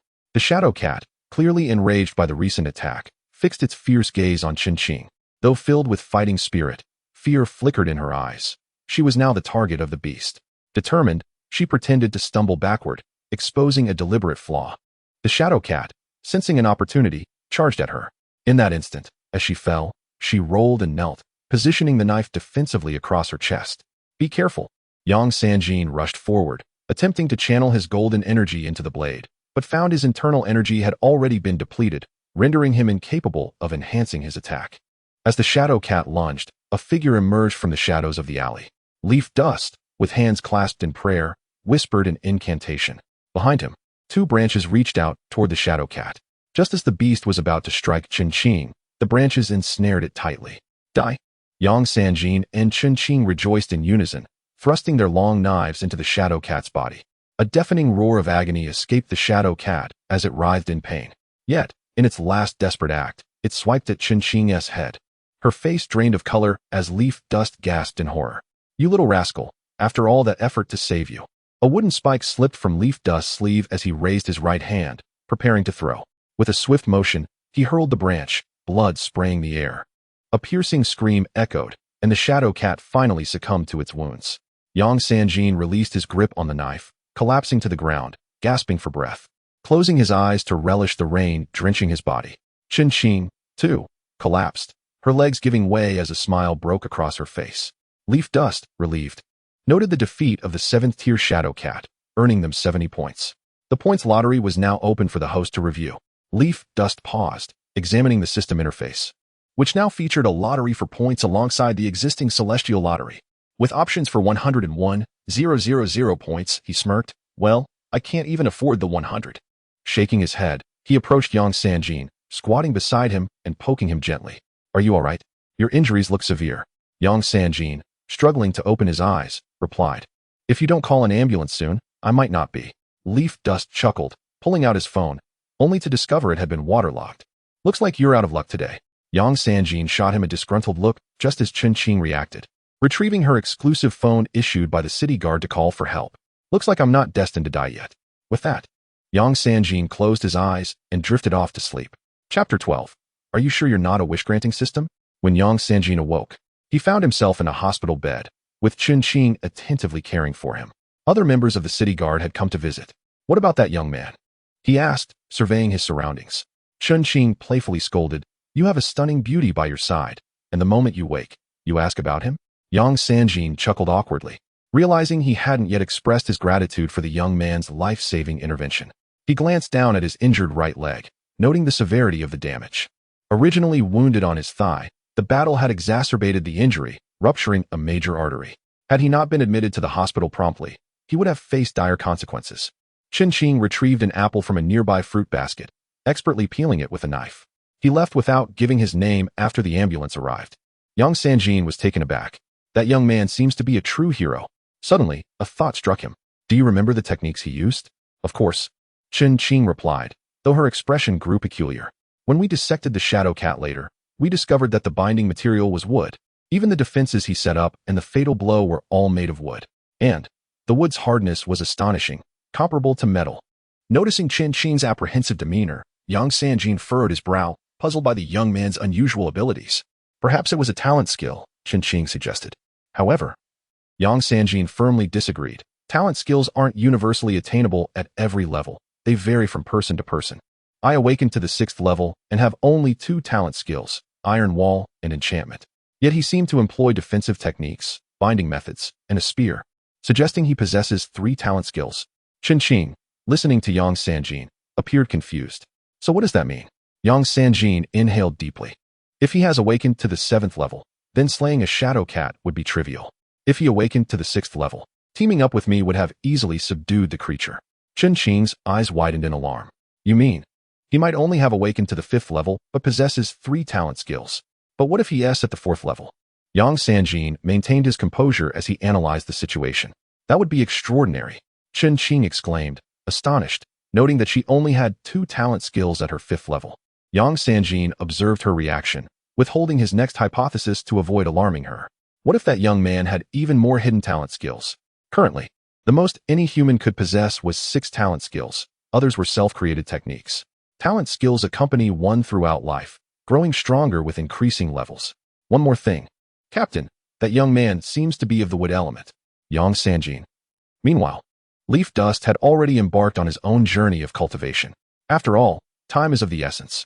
The recent battle appeared deceptively simple, yet after expending 2 techniques, he found his internal energy reduced to half. The other 2 were on the brink of exhaustion, and if the Shadow Cat wasn't defeated, Leaf Dust would have to confront a 7th-tier beast alone. Awakening to the 3rd realm and transcending to the 4th level to combat aberrant beasts, such an endeavor is undoubtedly courting death. Wood Release is formidable, yet devoid of spiritual energy renders it futile. It is akin to a master architect possessed by a spirit, unleashing a myriad of techniques previously unimagined. Yet, Yi Chen's predicament mirrors that of the aforementioned architect, endowed with great talent, but lacking the requisite spiritual energy to sustain it. I wish to draw lots. Yi Chen exclaimed softly. The system promptly manifested, and the spinning wheel reappeared. Wait a moment. Could you not simply provide me with 2 lottery pools so I can draw directly? This convoluted process is tiresome, and I find it cumbersome. The system, in its typical blunt manner, retorted with disdain. However, it complied and transformed into 2 lottery pools, one for the worlds, the other for dimensions. During this period, Yi Chen had been contemplating which would yield greater benefits, the realms or the dimensions. In terms of combat prowess, the realms were undoubtedly superior. Yet the peculiar items within the dimensions proved more practical. System, let us negotiate. Can you conjure an immortal body for me? Just a simple one akin to Senja Hashirama. My demands are modest. The system responded, what? You actually agree. Thank you, system. Have you no shame? It roared, its previous aloof demeanor shattering. Well, if you want he provided, why get so upset? Yi Chen muttered as he pressed the button for the dimensional lottery. Behold, a primary wet-boned forest immortal body. Upon pressing the button, a blue orb manifested before Yi Chen, filling him with joy. I adore you, my dear system. Internally, Yi Chen was elated. Indeed, this system was not merely a lottery system. It seemed to grant what it desired, with the lottery serving merely as a delightful process. Are you certain you are not a wish-fulfillment system? Could you spare me some dignity? Came the system's melancholic voice. Yi Chen felt embarrassed. My apologies. I forgot you could read minds. System, how about next time you simply grant me my rewards directly? This lottery business is too troublesome. Just the Sharingan will suffice next time. The one from Obito, I fancy that pair. Get lost. All right, I shall take my leave. Yi Chen chuckled, gently tapping the blue orb. A tremendous surge of energy coursed into him, coalescing into a blue sphere that embedded itself in his forehead, assimilating the vast energy within. Senjutsu chakra, also known as natural energy. Yi Chen mused, contemplating the nature of this energy. However, a question arose. Spiritual energy is also derived from nature. What distinguishes them? None of your concern. If it proves useful, splendid. If not, return it to me. The system fumed. Please, I will use it. Yi Chen dared not speak further. The system was seething. This fellow was infuriating. Would it be better to erase him and find another? Yi Chen, emulating Senju Hashirama, brought his hands together in a prayer position, intricate patterns emerging on his face. An overwhelming power surged forth, intensifying his perception of the surrounding environment, strengthening his abilities, enhancing his spiritual energy, and amplifying his perception, all while augmenting his ninjutsu through senjutsu. This was an all-encompassing enhancement, and this was merely the primary form. What of the advanced immortal body? Yi Chen's excitement was palpable. Chapter 13. Shattering Yang Sanjin's worldview. The breakfast shop owner stunned the following morning. Yi Chen awoke with a start, eyes wide open. The 4th realm. His gaze sparkled with mirth. Those so-called geniuses, on the 4th day of their awakening, would struggle to attain the 2nd realm, yet he had already reached the 4th. Encountering the 7th level Shadow Cat from yesterday should yield a fair fight. With the 4th realm's might, bolstered by wood release and enhanced spiritual energy, confronting a 5th realm opponent posed no issue. Adding the immortal body and the mutated Senjutsu chakra into the equation made challenging a sixth realm opponent conceivable. With thoughts of battle swirling in his mind, Chen exclaimed, "To the city. Time to hunt." Meanwhile, Yang Sanjin had already discharged himself from the hospital. With his sixth realm capabilities, his recovery was commendable.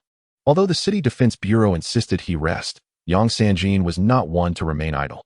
As long as he refrained from undertaking missions, he could fulfill his regular duties. "Do not elevate me to such a noble status. I simply wish to earn my wages," Yang Sanjin remarked. Has this child lost his mind? He refuses a paid leave? A director pondered incredulously. When Chen Qing spotted Yang Sanjin, her surprise was evident. "Captain." "Oh, it's Xiaoqing." "Good morning," Yang Sanjin replied casually, continuing his tasks. The City Defense Bureau possessed access to the human database, and Yang Sanjin aimed to locate the young man who had saved him the day prior. "What is good about this?" "Captain, why are you here instead of resting?" Chen Qing chided. "Ah, you know me. I cannot sit still. Moreover, I wish to find that young brother from yesterday and invite him to our squad," Yang Sanjin responded with a smile. Chen Qing was momentarily taken aback. "Invite him to our squad?" "Indeed, ever since old Zhou's sacrifice, our third squad has been lacking." Yang Sanjin trailed off, growing silent, before shifting the topic. "By the way, do you possess any information about that young brother?" Chen Qing regarded him with a peculiar expression, hesitating. "I do, but once you review the file, I fear you may question your existence." With that, she rummaged through a nearby desk, retrieving a file and handing it to Yang Sanjin. "Question my existence? Am I that easily discouraged?" Yang Sanjin chuckled, perusing the document. Yi Chun, both parents deceased, average academic performance, age. Yang Sanjin's eyes widened. 18. He abruptly turned to Chen Qing. "You cannot be joking." Chen Qing found his reaction amusing, recalling her own shock upon reviewing the file yesterday. While others in the bureau were baffled, Chen Qing had witnessed Yi Chen's prowess firsthand. "This is quite real," Xiaoqing teased. Yang Sanjin gulped, suddenly enlightened. If he had awakened his talent due to prior stimuli, then 18 is not impossible. "Huh." Xiaoqing burst into laughter. Yang Sanjin, puzzled by her amusement, continued examining the document. To calm himself, he slowly sipped the goji berry tea he had brewed. Awakening date, April 14th, 2322, would release talent. Possessing such strength after a year of awakening, truly a genius, he murmured, taking another sip. In an instant, Yang Sanjin's expression transformed, and he spat out his drink. "What?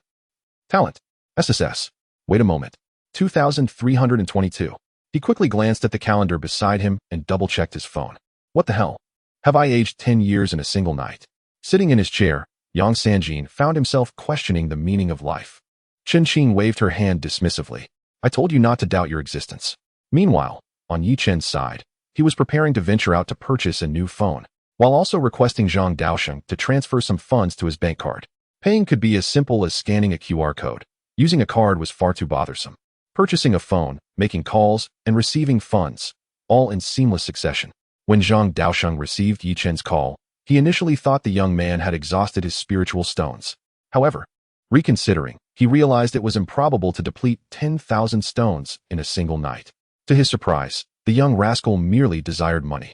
Without hesitation, he transferred another 10 million to Yi Chun. At the same breakfast shop as yesterday, Yi Chun called out, "Boss, 2 magic eye pig buns. Coming right up." "Huh, it's you again." "Indeed, hurry and prepare my buns." "Would you prefer to pay for your 2 magical pork buns with a card or cash?"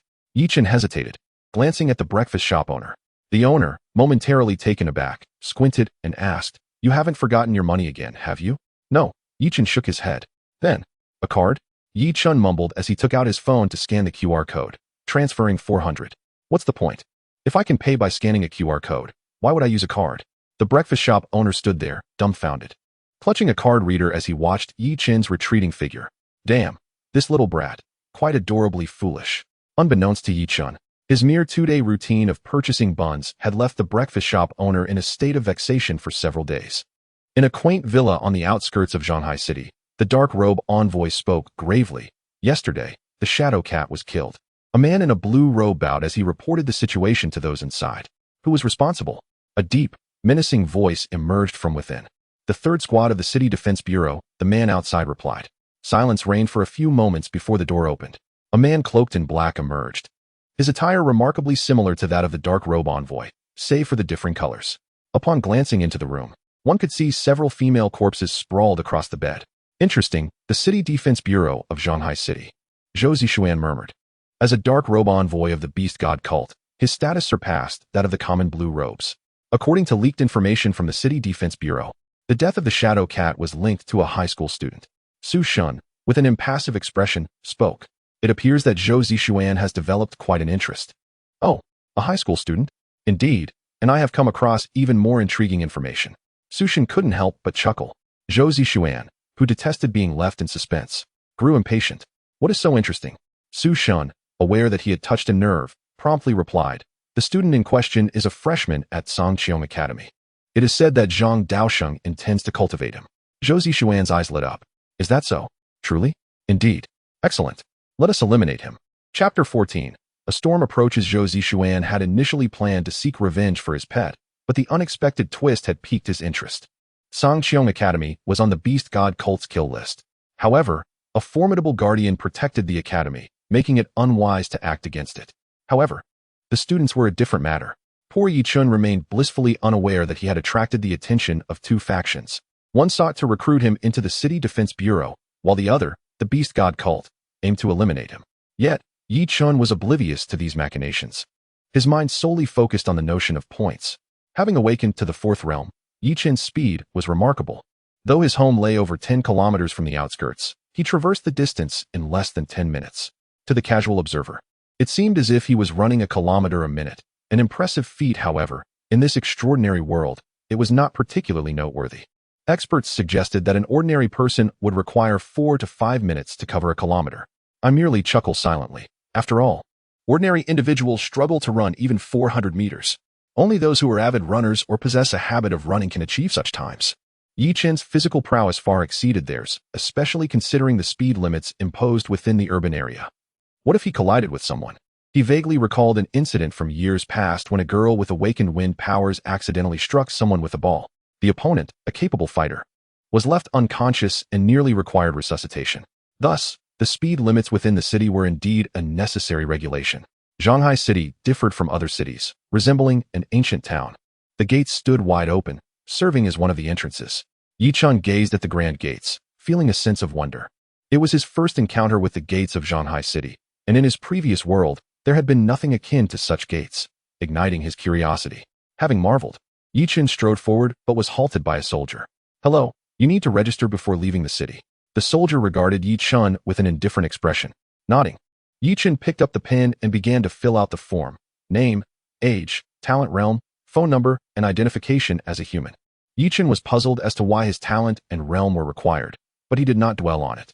Unbeknownst to him, there was significant infighting among the human race. However, when it came to external matters, no one was permitted to slaughter their own kin. Should such an act be discovered, it would be met with lethal consequences.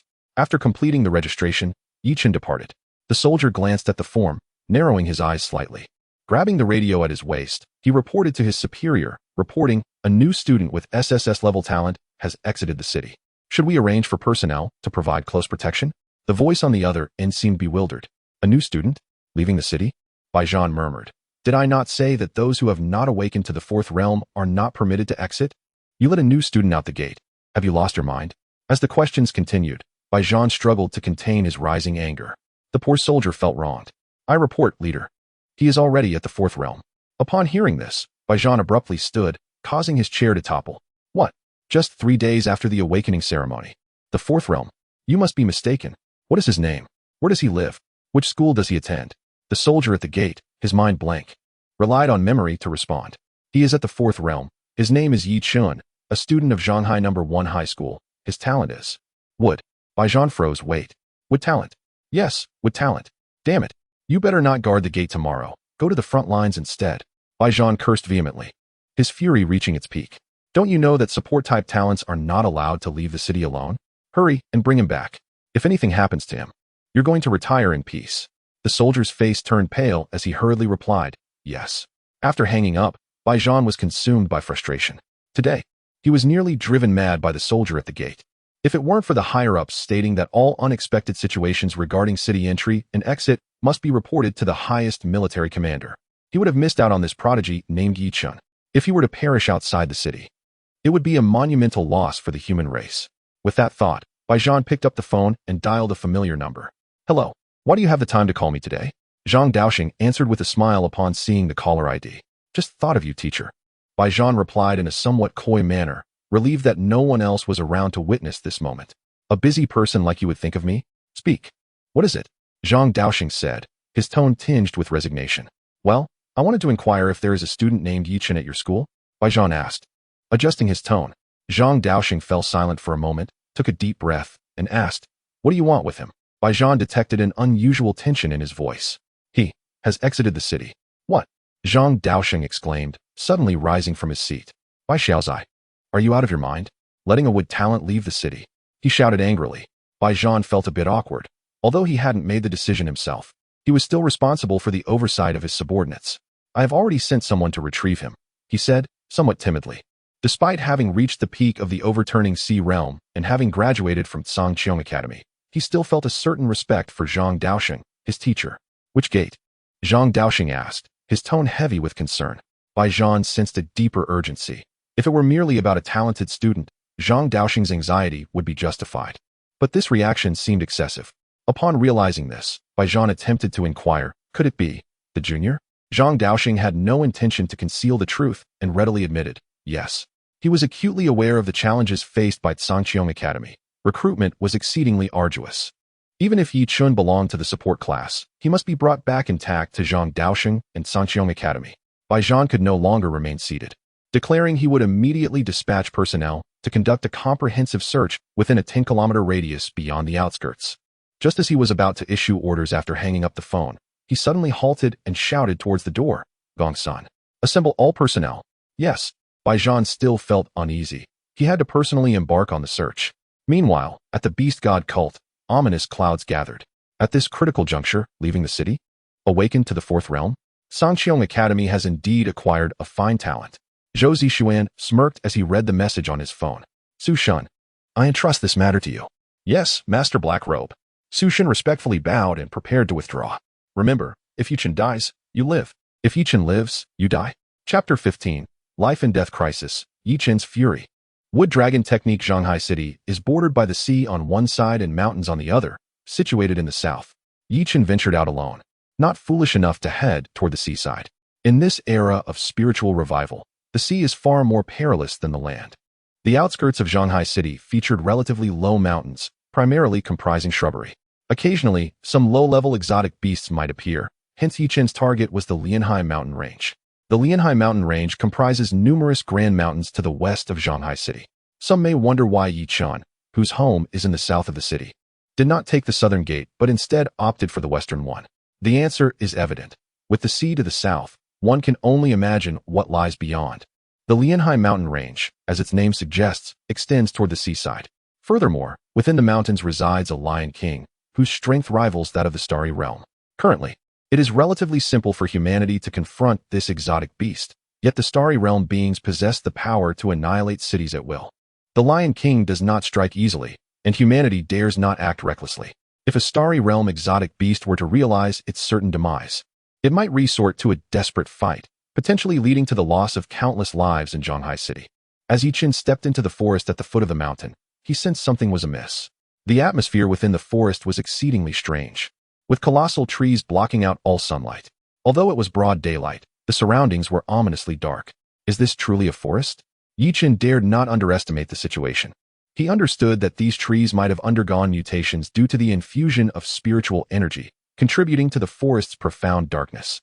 Chen wandered aimlessly through the forest, astonished by the peculiar creatures and bizarre plants he encountered. Indeed, in a world where spiritual energy has revived, everything is extraordinary. It seemed the forest was not as perilous as initially presumed. Chen glanced into the distance, contemplating whether to delve deeper. The blue-tailed rabbit and the demon-eye pig were the most commonly seen exotic beasts by Chen.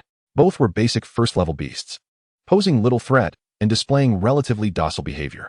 In this era, both the demon-eye pig and blue-tailed rabbit were subject to artificial breeding and held little value. Moreover, the meat of the blue-tailed rabbit was subpar, merely offering decent nutritional value, with prices even lower than that of the demon-eye pig. While Chen was lost in thought, a shadow suddenly darted past him. Chen's eyes widened as he fixed his gaze on the shadow that had come to a halt not far away. Major Bai, We have searched the area 10 kilometers west of the city. There is no sign of Chen. A military officer reported with a grim expression. Continue searching. Bring in that gifted seer from the city guard. Jean felt a wave of anxiety wash over him. Suddenly, he recalled something and pulled out his phone to call Zhang Daoxing.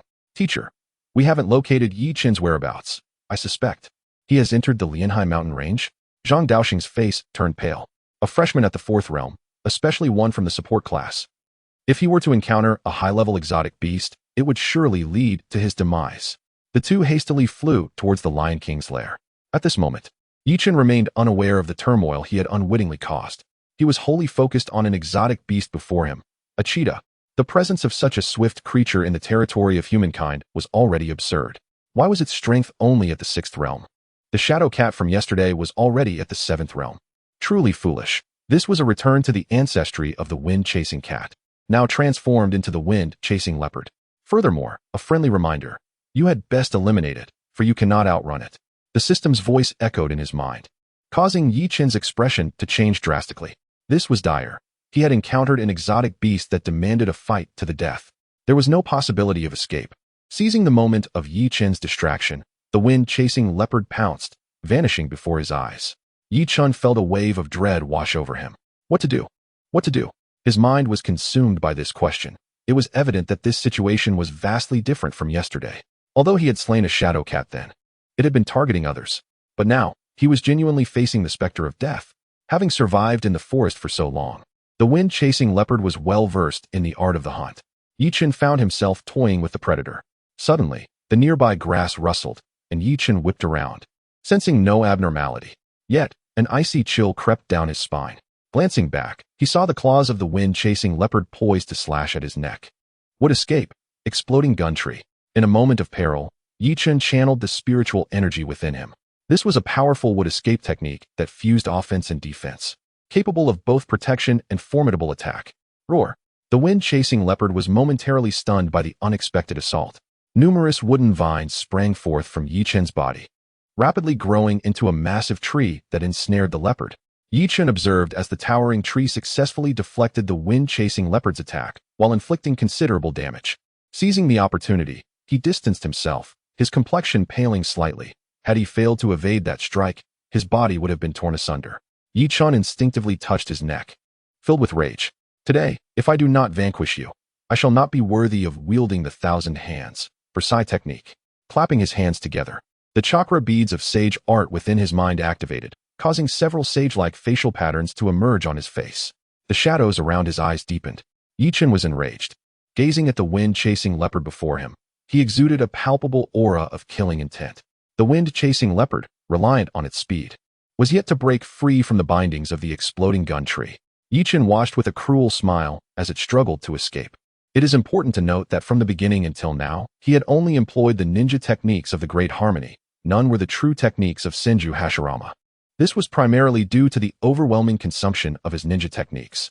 Chen narrowed his eyes, feeling the surge of spiritual energy within him multiply several-fold. With hands forming seals, he invoked the wood escape, wood dragon technique. From the earth behind Chen, enormous trees burst forth, twisting and bending like a dragon. The wood dragon's eyes ignited with life, towering over the wind-chasing leopard. Unlike the wood dragon of Senju Hashirama, Chen's wood dragon astonishingly manifested limbs. This discovery filled Chen with joy. While the wood dragon technique was powerful, it was limited to binding, strangling, and tearing apart enemies. However, with the addition of limbs, new offensive capabilities emerged. The tremendous commotion attracted the attention of the border guards exploring the forest. A colossal, bizarre creature broke through the trees, casting a dominating gaze over the entire forest. Meanwhile, Chen stood atop the wood dragon, a hidden figure from the beast god cult, clad in blue robes, trailed behind the border guards, eyes wide with astonishment. Everyone was left in a state of shock. The individual standing atop the wood dragon was none other than the very awakened 4th realm, Chen, they had been searching for. Chapter 16. Have I been searching for you all day? Have you returned to the city? A soldier from the border guard quietly pulled out his phone to contact Jean, who was hastening his way. The white general, having found the person. The first words that Jean heard upon answering the hands-free call from Zhang Daoxing, who had just met up with him, made their eyes meet. Found him? Where? On the head of a dragon. The big brother on the other end was nearly in tears. A dragon. How do you fight such a mythical beast? A dragon? Damn it, where would a dragon come from in broad daylight? Bai Zhan was instantly furious. Subsequently, the big brother switched the call to a video call. General, I'm not lying, it really is a dragon. Zhang Daosheng and Bai Zhan were dumbfounded, gazing at the massive wooden dragon hovering above the forest.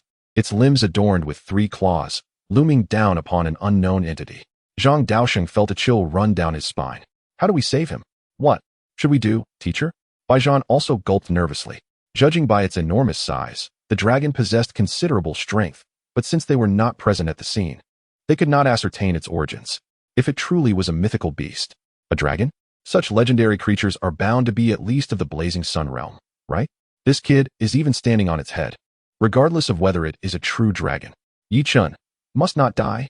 Meanwhile, hidden in the shadows, Su Xin laughed maniacally, thinking that he wouldn't need to intervene. However, this dragon perfectly aligns with the style of the beast god sect. If I can capture it as my guardian beast, Su Xin devised a plan. Realizing that reporting this dragon to the headquarters of the beast god sect would undoubtedly elevate his status. Becoming a black robe envoy would be a piece of cake, with the potential of ascending to the even higher rank of red robe envoy. He snapped a few photos and hurriedly left Shanghai City, making his way to the beast god sect branch. He was not foolish enough to report to Zhou Zishuan, knowing that his merit would surely be usurped. Yi Chen, observing the wooden dragon he had created, felt a surge of joy. Thankfully, my wooden dragon does not look as clumsy as the one that foolish individual created. To be fair, one cannot entirely blame him. Cultural differences play a role.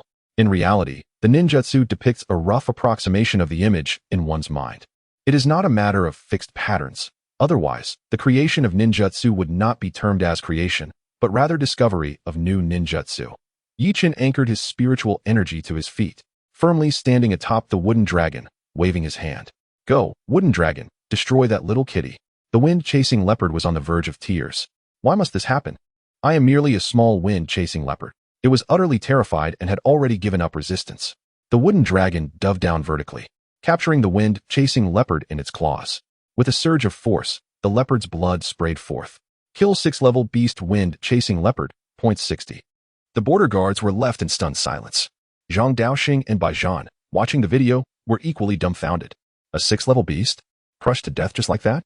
Though both were at the pinnacle of the sea-turning realm, slaying a 6-level beast should have been effortless. Having completed all of this, Yi Chen guided the wooden dragon deeper into the mountains. General Bai, Yi Chen has been taken away, should we still pursue? Bai Zhan took a deep breath. You all return, I'll handle the rest. As he spoke, Bai Zhan glanced at Zhang Daosheng beside him, nodding before heading towards the Lianhai mountain range. Meanwhile, Yi Chen, riding atop the wooden dragon, couldn't contain his joy. This is simply a slaughter. What more ninjutsu do I need? The wooden wall technique? That would be redundant. I've underestimated the situation. Day, you truly are a novice, while my 1,000 hands technique is truly remarkable. Yi Chen checked the spiritual energy within him. Utilizing the wooden dragon technique had completely depleted the previously stored mystical energy. However, the maintenance of the wooden dragon now relied on his own spiritual energy. Thankfully, the wooden dragon technique functioned as described in the original text. As long as it made contact with an enemy, it could absorb their spiritual energy to sustain itself. This was one of the reasons why Yi Chen continued to eliminate enemies while on the move. Otherwise, once his chakra was nearly exhausted, he would have no choice but to cancel the wooden dragon. Glancing at today's earnings, the corpses of the mythical beast were quite valuable. But it was unfortunate that they had been crushed by the wooden dragon. Moreover, he had no means to bring the corpses back. The space ring could not accommodate such an abundance. Yet, the points astonishingly exceeded 7,000. Yi Chen looked towards the setting sun in the distance, aware that the night forest would be far more perilous, potentially harboring beasts from the mountain-moving and sea-turning realms. At that time, whether the wooden dragon could cope remained a question. Contemplating this, Yi Chen directed the wooden dragon back along his previous path. Several kilometers from the city gate, he dispersed the wooden dragon technique and strolled nonchalantly into the city gates. The guard at the gates stared wide-eyed at Yi Chen, his mouth agape as if he could fit an egg inside. You? Returned alive? He had already heard that this lad had been taken away by a dragon. Yes, I'm back. Is there a problem? Yi Chen responded, feigning puzzlement. Unbeknownst to him, news of his standing atop the wooden dragon had already spread widely. No worries. Just hurry inside. Don't go wandering off again. Yi Chen was speechless. Goodness, are you sure you're not a distant relative of mine? Suddenly so concerned about me? It's a bit unsettling. Oh, I shall take my leave then. After Yi Chen departed, The big brother called the number again. Meanwhile, Bai Zhan and Zhang Daosheng were in a frenzy, having spent several hours searching for Yi Chen without success. Just then, Bai Zhan's phone rang. Speak. Bai Zhan commanded sternly. Veins bulging. Yi Chen has returned to the city. Upon hearing this, Bai Zhan's body trembled violently. What? Are you sure? What is it? Zhang Daosheng furrowed his brow, wondering what could be urgent enough to warrant such confirmation. Bai Zhan was elated. Yi Chen has returned to the city. What? Are you certain? The two reacted in perfect unison. After Zhang Daosheng confirmed it multiple times, he finally sighed in relief. This kid is truly resilient. The two exchanged smiles, finally able to return and rest well. However, the events of the day, particularly the dragon-like mythical beast, must be reported to higher authorities. Back home, Yi Chen opened the points lottery. Rubbing his hands together, he declared, System, I wish to draw. What do you mean, Is that your only response? Yi Chen was thoroughly disappointed with the system's reaction. The system chose to ignore Yi Chen's words, prompting him to fall silent. Gazing at the 7,380 points, he excitedly clicked for a single draw worth 100 points. Miracles can happen with a single draw. I firmly believe this. Chapter 17. Zhang Daosheng's outrage. Congratulations, you have obtained a bottle of air from the Naruto world. Yi Chen. System. Can't handle it? Yi Chen angrily grabbed a nearby spirit stone and hurled it to the ground, regardless of what he had grasped. I merely offered you a chance to draw. I never guaranteed you anything. Then just tell me, what can be drawn? Yi Chen grumbled. As the system stated, it indeed did not specify what could be drawn. Why not try 10 consecutive draws? Yi Chen's forehead twitched with anger, tightly clenching his fists. System. Don't push me. If you keep this up, I'll end it for you. All right, unbind now, goodbye. You win. Yi Chen felt defeated, his spirit utterly deflated. Staring at the lottery button on the system interface, he gently clicked for a 10 consecutive draw. Then he stared blankly at the system interface. Congratulations, you have obtained air from the Naruto World X9. Yi Chen was bewildered, only to be overjoyed afterward. Only 9? That means there's still one good item. Congratulations, you have obtained expired milk from Naruto Uzumaki's refrigerator. At that moment, in a certain world, someone opened their refrigerator and exclaimed, Huh, where's my milk? Yi Chen seized the milk that appeared before him and smashed it against the ground once more. What a scam. If I draw again, I'll be your son. The system remained silent. It seemed a bit excessive. Yi Chen was quite upset. Gazing at the 10 air bottles on the table, he opened them all, hoping they might serve a different purpose. But to his dismay, they were utterly useless. Yi Chen felt helpless, realizing he should not have had high hopes for this so-called lottery. Historically, gamblers often end up impoverished. As for the points, perhaps they would hold some other significance? With this thought, Yi Chen picked up a spirit stone and commenced his cultivation for the night. At that moment, Bai Zhan and Zhang Daosheng were already standing at Yi Chen's doorstep. Bang! A loud crash startled Yi Chen. What on earth? Did my door just explode in broad daylight? Yi Chen jumped off the sofa in shock. Two figures strode in, their murderous glares fixed upon Yi Chen. He was momentarily bewildered. Old Zhang, why did you kick down my door? And who is this? You need to compensate for the door. By the way, why are you all covered in dirt? Yi Chen began to chatter as soon as he saw Zhang Daosheng. Bai Zhan's eye twitched at that moment. This kid must be toxic, right? Meanwhile, Zhang Daosheng, with a grim expression, was seething with anger and bellowed at Yi Chen. How dare you say that? Who told you to leave the city? What if you, a support type, were to die outside? The Lianhai Mountain is not a place for you to wander.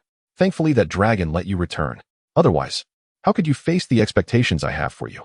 Zhang Daosheng was genuinely furious, his voice echoing like thunder. Yi Chen was left stunned.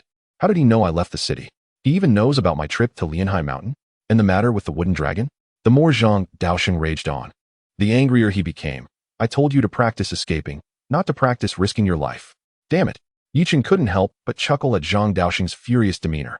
A warmth spread through him. This old man was just too worried. But I came back safely, right?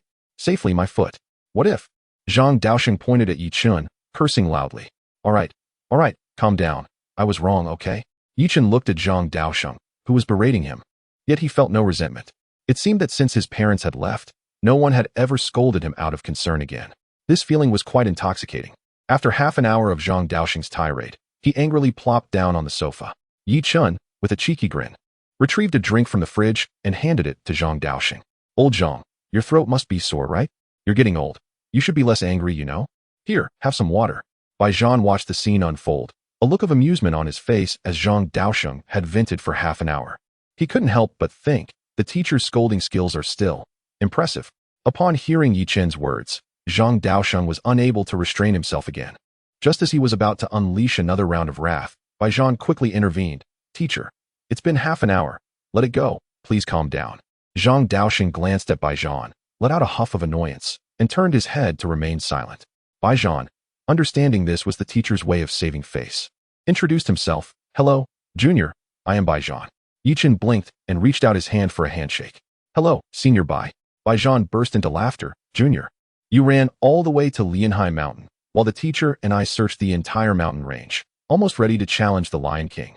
Yi Chen cast an awkward glance at Baijian and, filled with remorse, said, I'm sorry, old Zhang. I won't do it again. You won't do it again?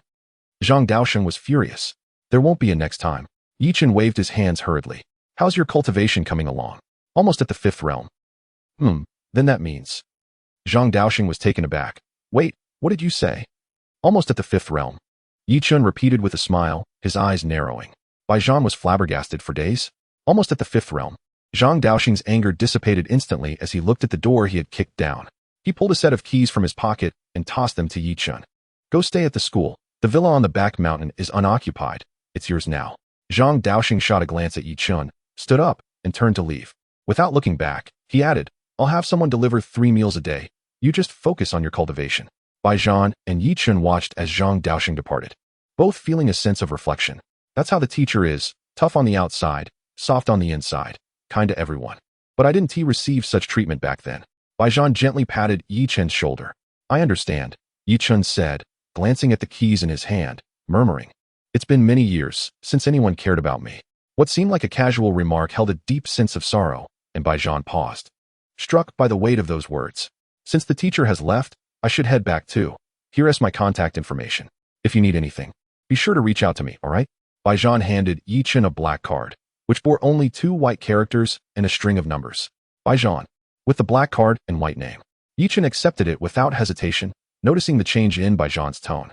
Originally, Baijian referred to himself as senior, but now he called himself brother. It was clear that Yi Chen's standing had risen in Baijian's eyes. Yi Chen smiled. All right, I understand, brother. I'm increasingly looking forward to the Sky Academy. Upon hearing Yi Chen's straightforward reply, Baijian waved his hand, approached the window, pulled it down, and leapt out. Yi Chen was left dumbfounded. Although old Zhang had provided a new residence, was it really necessary to go to such lengths? And could they not destroy something in the process? I miss Old Li. At least when he was around, the home was intact. Meanwhile, far away in the Sky Academy, Liamo suddenly sneezed. Which beauty is thinking of me? Chapter 18. Yi Chen? The perverted dead as Baijian and Zhang Daosheng seemed to have forgotten something. A young brother endowed with the eye of heaven talent was currently trembling outside Lianhai Mountain, muttering to himself, it's a bit cold outside the city tonight, by the way. Where is Bai Xiao? Poor child, may you be safe. Yet the source of all this was Yi Chen, who was comfortably lounging in the villa behind the school. The 2-story villa, including a basement, barely counted as 3 stories. It was indeed quite small, occupying about 100 square meters, and with the yard, it barely reached 1,000 square meters, plus a back mountain. Yi Chen's gaze was keen. Upon arrival, he immediately commandeered the room with the best view. The 2 large floor-to-ceiling windows offered a perfect view of the east. If he woke up early tomorrow, he could witness the sunrise. That old Zhang really knows how to enjoy life. Yi Chen dismissed any further thoughts, placed the spirit stone on the floor, leaped onto the soft bed, and slipped into a dream, breaking through a realm in his sleep. How delightful. In the morning, the first rays of sunlight streamed into the room, and Yi Chen opened his eyes. He immediately sensed the flow of spiritual power within him, elated. Indeed, sleeping can lead to breakthroughs. After a brief wash, Yi Chen began the tedious process of cultivation. However, he felt somewhat dissatisfied, possessing strength yet unable to venture anywhere. Moreover, pure cultivation was dreadfully dull. Just then, a knock sounded at the door. Knock, knock, knock, is anyone there? Sitting on the sofa in the living room, Yi Chen frowned and opened the door. A somewhat petite girl stood there, holding a lunchbox. Upon seeing Yi Chen, her gaze flickered, and she handed the lunchbox over. What is this? Yi Chen asked, taken aback. The principal asked me to deliver this. The items are here. I'm leaving now. The girl uttered only this one sentence before turning to leave. Yi Chen watched her retreating figure, sensing a hint of disdain in her eyes. Shaking his head, he chose not to comment. After a simple breakfast, he took out his phone and opened a class group chat. Although he hadn't been in class for a long time, the group was still lively, albeit divided into several factions, with everyone chatting away. Just as Yi Chun was about to exit the group chat, he noticed a message. Did you know? Yi Chun from our class turned down the offer from the Imperial Capital University, even going so far as to declare that he wouldn't even consider it. I've heard that he even got into a scuffle with a senior, who, not wanting to escalate the situation, refrained from retaliating. Wow, is Yi Chun really that despicable? I never noticed it before. But what's the big deal? He has awakened an SSS-level talent, so a bit of arrogance is only to be expected. Compared to the previous gossip, this last remark is laden with envy. As Yi Chun perused the chat logs, a surge of anger welled up within him. It was unmistakably the handiwork of Yin Feng. However, Yi Chun had no intention of clarifying things with these individuals. The innocent shall be vindicated. Besides, given his capabilities, as long as he was up against peers rather than seniors, he certainly wouldn't back down. After adjusting his mindset, Yi Chun exited the group chat. Yin Feng. Interesting. Next time it won't just be a mere scratch, he muttered darkly. Yet, he immediately recalled the girl who had looked at him with such intensity. Perhaps there was more to it than he thought? Shaking his head, he decided to dismiss the wandering thoughts. After finishing his meal, Yi Chun made his way to the playground. Merely cultivating is rather dull. Naturally, he needed to engage in other activities. Zhang Daoxing had also arrived at school early and was delighted to see Yi Chun diligently running. Finally, this lad understands the significance of endurance. Yet, Zhang Daoxing pondered. Wait a minute. This guy is already at the 4th realm. Surely his cultivation is more important than running? Yi, come over here. Zhang Daoxing waved his hand. Spotting Zhang Daoxing, Yi Chun jogged over. Although his physical condition was excellent, he was still sweating profusely. It was a bit warm. What's up, old Zhang? Zhang Daoxing, noticing Yi Chun's drenched appearance, smirked as he pointed his finger. A cool breeze emanated from his fingertip, refreshing Yi Chun. Wow, this is incredibly useful. Why am I not from the ice element? Think of all the air conditioning costs I could save. Yi Chun exclaimed in astonishment. Zhang Daoxing was somewhat speechless. Your first reaction is to save on air conditioning costs? Clearing his throat, he realized he had inadvertently voiced his thoughts. Yi Chun scratched the back of his head awkwardly. Seeing Yi Chun like this made Zhang Daoxing want to laugh. The previous advice to learn to run was intended to build Yi Chun's endurance. But now that he was in good shape, there was no need for further training. He should focus on cultivation instead. This was precisely why Zhang Daoxing had called Yi Chun over. I understand, but it's just too boring to only cultivate. Yi Chun replied, dejectedly. Boring? How about I find a beautiful girl to keep you company during your training? Zhang Daoxing retorted with a hint of annoyance. To his surprise, Yi Chun took him seriously. Sure, that sounds great. Zhang Daoxing was momentarily stunned. Did you really just say that? Just as he was about to reprimand Yi Chun, he suddenly noticed a figure. A sly grin spread across Zhang Daoxing's face. All right, just wait. Yi Chun was bewildered, wondering what was happening. He had merely been joking. Xiao Dai, come over here. Zhang Daoxing called to a girl nearby. Upon hearing her name, the girl jogged over, looking puzzled. Uncle Zhang, did you call for me? Li Xiaodai was completely unaware that she was about to be sold out by Zhang Daoxing. Yi Chun then recognized her as the girl who had delivered breakfast to him that morning. So it's you, Yi Chun remarked. Li Xiaodai, noticing Yi Chun, responded with a hint of disdain. Yi Chun was perplexed, wondering what was going on. By the way, how many spirit stones do you need for a day of cultivation? Zhang Daoxing asked, glancing at Yi Chun before turning serious. About 10, Li Xiaodai answered honestly. Zhang Daoxing nodded. All right, I'll give you 20 spirit stones a day if you accompany this lad during his training. Yi Chun, Li Xiaodai. Uncle Zhang, I was just joking. If you do this, I'll have to tell my dad. Li Xiaodai said, embarrassed and furious. Zhang Daoxing couldn't help but chuckle. Well, if you don't want to, that's fine, but it's a shame for this fine young man. You really don't know how to seize the opportunity. Hearing Zhang Daoxing's words, Li Xiaodai was taken aback. Uncle Zhang, are you out of your mind? What is so good about this creep? Creep. Zhang Daoxing and Yi Chun exclaimed in unison, both equally dumbfounded. Chapter 19. The Origin of the System? Could it truly be the wishful thinking system? Yi Chun was instantly furious. It was undoubtedly another scheme by Yin Feng. Uncle Zhang, you don't understand. Yi Chun is being supported by a wealthy woman outside of school. Li Xiaodai accused, pointing an accusing finger at Yi Chun. How can you be so kind to someone like him? He even claims that Imperial Capital University is a garbage school. Zhang Daoxing looked at Yi Chun, bewildered. Kid, when did you get supported? I don't know. Yi Chun shrugged innocently, and then turned to Li Xiaodai. By the way, you need to be responsible for your words. When was I ever supported by someone? Li Xiaodai quickly distanced herself from Yi Chun, her expression wary. Everyone in school knows that you're a poor student who suddenly has no financial worries and even indulges in 200 yuan meat buns. You must be supported by someone. Yi Chen was taken aback. Is that really all it takes? Zhang Daoxing was speechless. Xiao Dai, you've misunderstood. Upon hearing these words, Yi Chen suddenly concocted a plan. Right? I am being supported. So what? Don't mention mere 200 yuan meat buns. Even if it were 20,000 spirit stones, I could toss one aside without a care. What is it to you? Yi Chen declared proudly, and his words were naturally subject to Li Xiaodie's own interpretations. You pervert! Li Xiaodai shouted, exasperated, pointing at Yi Chen. Uncle Zhang, look at him. With no other recourse, she could only hope Zhang Daoxing would take her side. Zhang Daoxing shot Yi Chen a fierce glare, and Li Xiaodai felt a flicker of hope. But the next moment, she was left dumbfounded. Zhang Daoxing coughed a couple of times and said, the resources that Yi Xiaozi has were provided by me. Li Xiaodai, what? Uncle Zhang, you? With him? I. Li Xiaodai couldn't believe her ears. Swallowing hard, she glanced between Yi Chen and Zhang Daoxing. Taking a deep breath, she finally said, I understand. I want to tell Auntie. Yi Chen was left speechless, amazed that not only was she naive, but she also had a penchant for romance. Zhang Daoxing raised his hand and gave Li Xiaodai a playful slap. Can you please act your age? You're almost 22, by that age. Your aunt was already having her first child. Zhang Daoxing was exasperated. Though Li Xiaodai wasn't his daughter, he shared a close bond with her mother, Li Mo, and naturally cared for her deeply. Li Xiaodai felt wronged, wearing a pitiful expression. Yi Chen shook his head helplessly, clearly a sheltered flower. He then stepped forward and declared, I, Yi Chen, possess an SSS level talent. Even if I am merely an auxiliary type, there will still be those willing to nurture me. And old Zhang is precisely the one who chose to do so. Understand? Rumors cease with the wise. Imperial Capital University is a behemoth, and as a normal male, unless my brain is truly muddled, I would never utter such nonsense about it being garbage. As for the resources, they are indeed provided by old Zhang. It can be said that he is currently supporting me, and that is indisputable. Old Zhang is right. You need to mature. At 22. Has your brain been completely occupied by those two assets in front of you?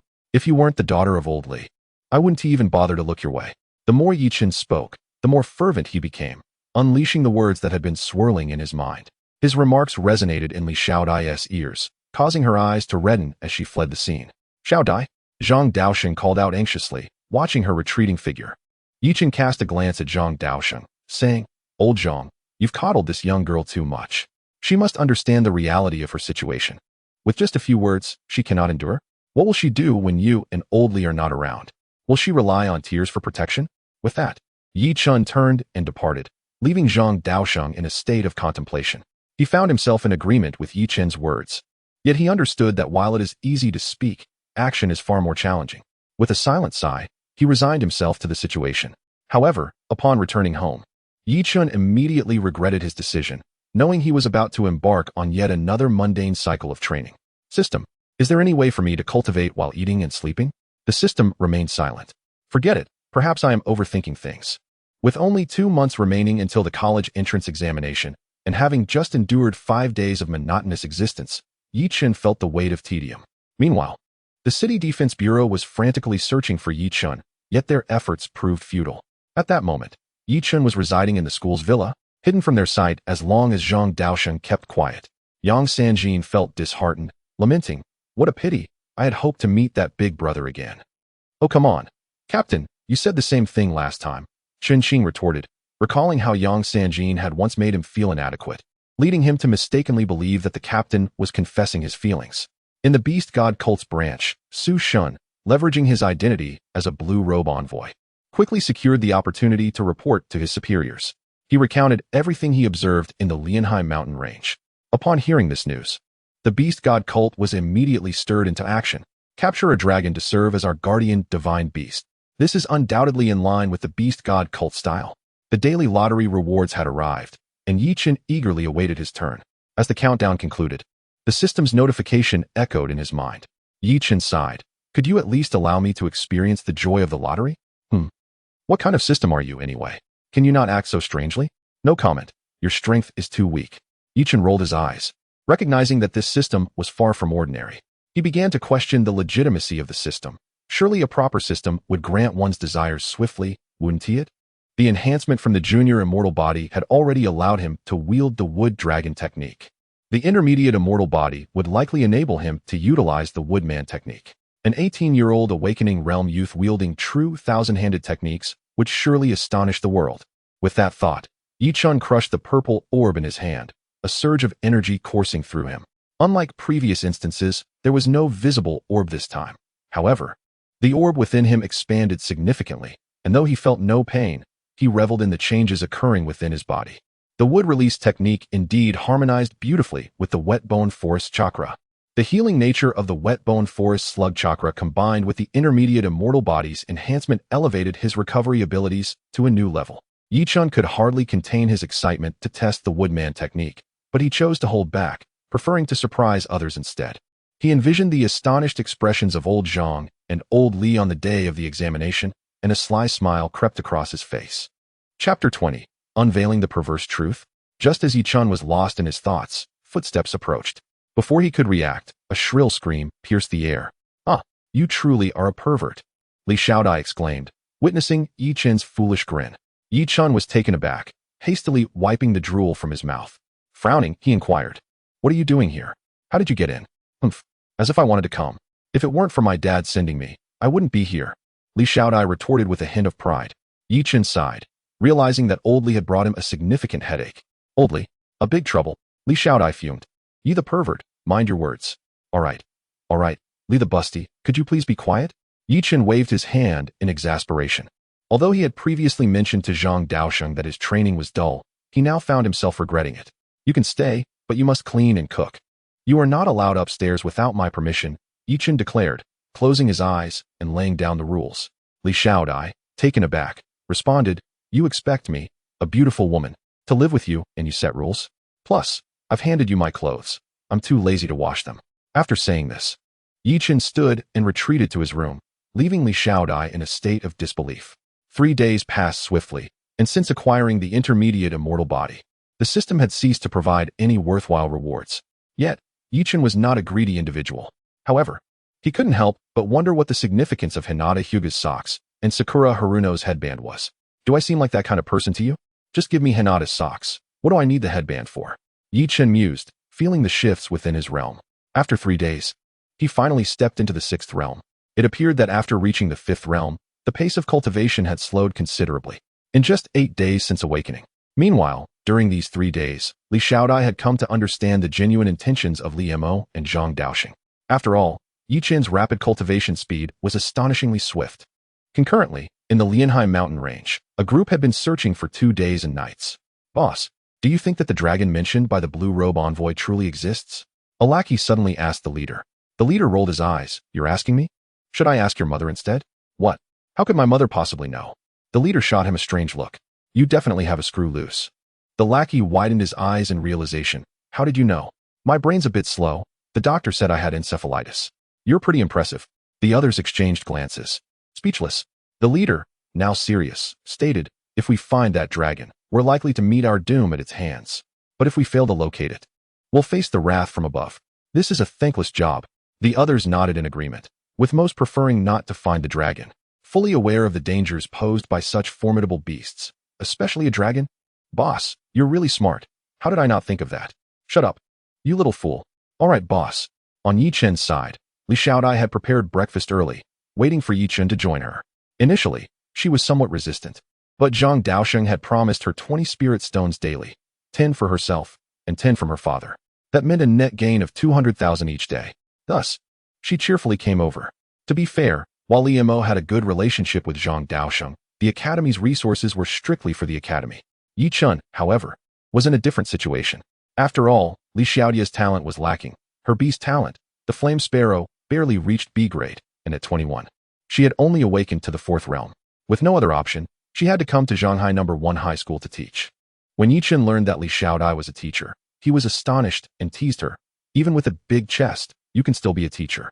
Yi kid, I have a call." "Yi Xiaozu, I am calling." Suddenly, Yi Chun's phone rang. Reluctantly, he took out his device. The caller was none other than Zhang Daosheng.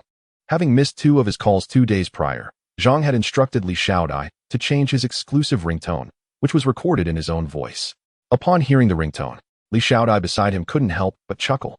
Yi Chun tried to suppress his frustration. "What is it, Comrade Lao Zhang?" "Ah, your response time today is commendable." Zhang replied leisurely. "Is that all you called for?" "I'm hanging up." Yi Chun rolled his eyes. "Of course, I have good news for you. Today, the Blue Tiger has unearthed a low-level secret realm, accessible only to those awakened at the 7th realm or below. I've secured a spot for you, Zhang Daosheng continued. Secret realm? Yi Chen's eyes lit up. Over the past few days, aside from training, he had delved into considerable research. A secret realm refers to ancient ruins left behind by long-lost civilizations, accessible through specific artifacts, such as a jade pendant in this instance. Some ruins still harbor humanity, albeit with a language barrier. Typically, low-level secret realms do not feature powerful beings at the moving mountain stage. However, items such as breathing techniques and weapons found within are relatively primitive.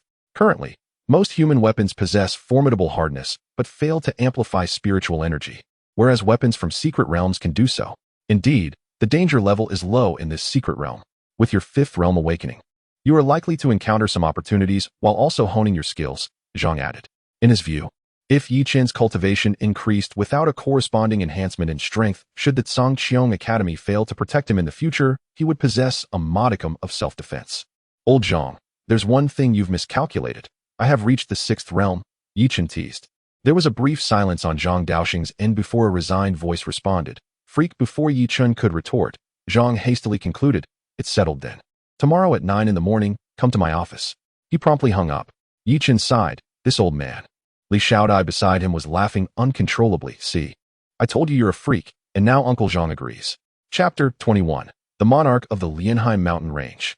The West Wind Lion King. After Li Xiaodia's playful jibe at Yi Chen, she dashed away. Yi Chen, with a head full of black lines, pondered. Is this title of freak going to stick with me forever? Watching Li Xiaodai depart, he dismissed further thoughts. Having just entered the 6th realm, it was crucial to solidify his cultivation. Unbeknownst to him, a looming crisis was gradually approaching. My lord, there was another person atop that dragon, Su Shen reported, noting the lack of results after days of searching. Prompting impatience from above, Dong Shizhong abruptly turned to Su Shen, a surge of murderous intent flooding Su Shen's body. You only mentioned such a crucial matter now. Su Shen, trembling in fear, knelt and pleaded, My lord, I thought that kid was still at the moving mountain stage. If he encountered a true dragon, he should have perished long ago. Dong Shizhong sighed, glancing at Su Shen. Well, I can't entirely blame you. An awakened realm is indeed insignificant. Su Shen, drenched in cold sweat, felt relieved to escape this calamity. The disparity in their realms was vast. Should the other party decide to act, his demise would be inevitable. Although Su Shen had discovered the dragon, the credit would largely go to Dong Shizhong. Yet Su Shen could gain substantial benefits, as reporting to Zhou Zishuan would yield far less than what Dong Shizhong offered. However, the downside loomed large. The opponent's strength was overwhelming, and should they wish to eliminate him, it could be done without a trace. Dong Shizhong mulled over the vast expanse of the Lianheim mountain range, pondering the presence of the Lion King. Suddenly, his expression shifted from furrowed brows to one of clarity. Grabbing Su Shen, he ascended into the air. My lord, where are we going? Su Shen stammered. To meet the Lion King of the Lianheim mountain range. Dong Shizhong smirked disdainfully. Su Shen froze in terror. But my lord, that is not advisable. What is not advisable? Dong Shizhong's expression darkened. Do you dare to question me? I mean, with your status. The Lion King should come to meet you. Why should my lord trouble himself to visit the Lion King? Su Shen's instinct for survival kicked in. That is a good point, my lord. Dong Shizhong, pleased, remarked, you're quite the silver-tongued fellow. Everyone appreciates flattery, myself included, he added, before stabilizing his position. Now, cover your ears. Su Shen complied without hesitation. Lion King of the Lianheim mountain range, are you present? Step forth. The resounding call echoed throughout the mountain range, alarming countless birds and causing beasts to flee in panic. Even seasoned hunters paused to look toward the source of the sound. Someone was daring enough to provoke the Lion King. Truly reckless, we should leave now. A trio of adventurers exchanged glances before hastily retreating. It seemed that they were not destined to be protagonists, but neither were they likely to meet an untimely end. Within a cavern, atop a gigantic pale spirit stone, a colossal creature opened its eyes. Lion King of the Lianheim mountain range, are you present? Step forth. Dong Shizhong's voice resonated once more. The Lion King gradually stood from its stone bed, eyes ablaze with fury. Has humanity forgotten my name after all these years of inactivity? Emerging from the cavern, the Lion King shattered the surrounding debris with its massive form, indicating that it had grown significantly since its last encounter. This was a West Wind Lion King, renowned for its swiftness. Dong Shizhong, evidently familiar with the Lion King, had likely crossed paths with it before. Ah, the foolish lion still lives. Dong Shizhong mocked with a smile. The West Wind Lion King, glaring fiercely, responded, You again, old man? Do you wish to fight once more? The Lion King pondered many things. Dong Shizhong had been a human general stationed at Zhanghai City, engaging the Lion King multiple times. For reasons unknown, he had vanished from the scene. Yet, the Lion King recognized the significance of Dong Shizhong's red robe. Unexpectedly, after all these years, you've joined the beast god cult. Struggling to adapt to humanity, are we? If things prove too difficult, you're welcome to settle in my Lianhai mountain range. I'll reserve the second-in-command position for you. The West Wind Lion King taunted. Dong Shizhong remained unfazed. He had long grown accustomed to the lion's sharp tongue. You still talk too much, foolish lion. If one didn't know better, they might think you were human. He chuckled, then waved his hand. I heard there's an unexpected guest in the Lianhai mountain range. Do you know anything about it? The West Wind Lion King paused, initially thinking Dong Shizhong had come to fight, only to find he was seeking information. Why should I tell you? How about I spare your life? Dong Shizhong anticipated the Lion King's reluctance to divulge information.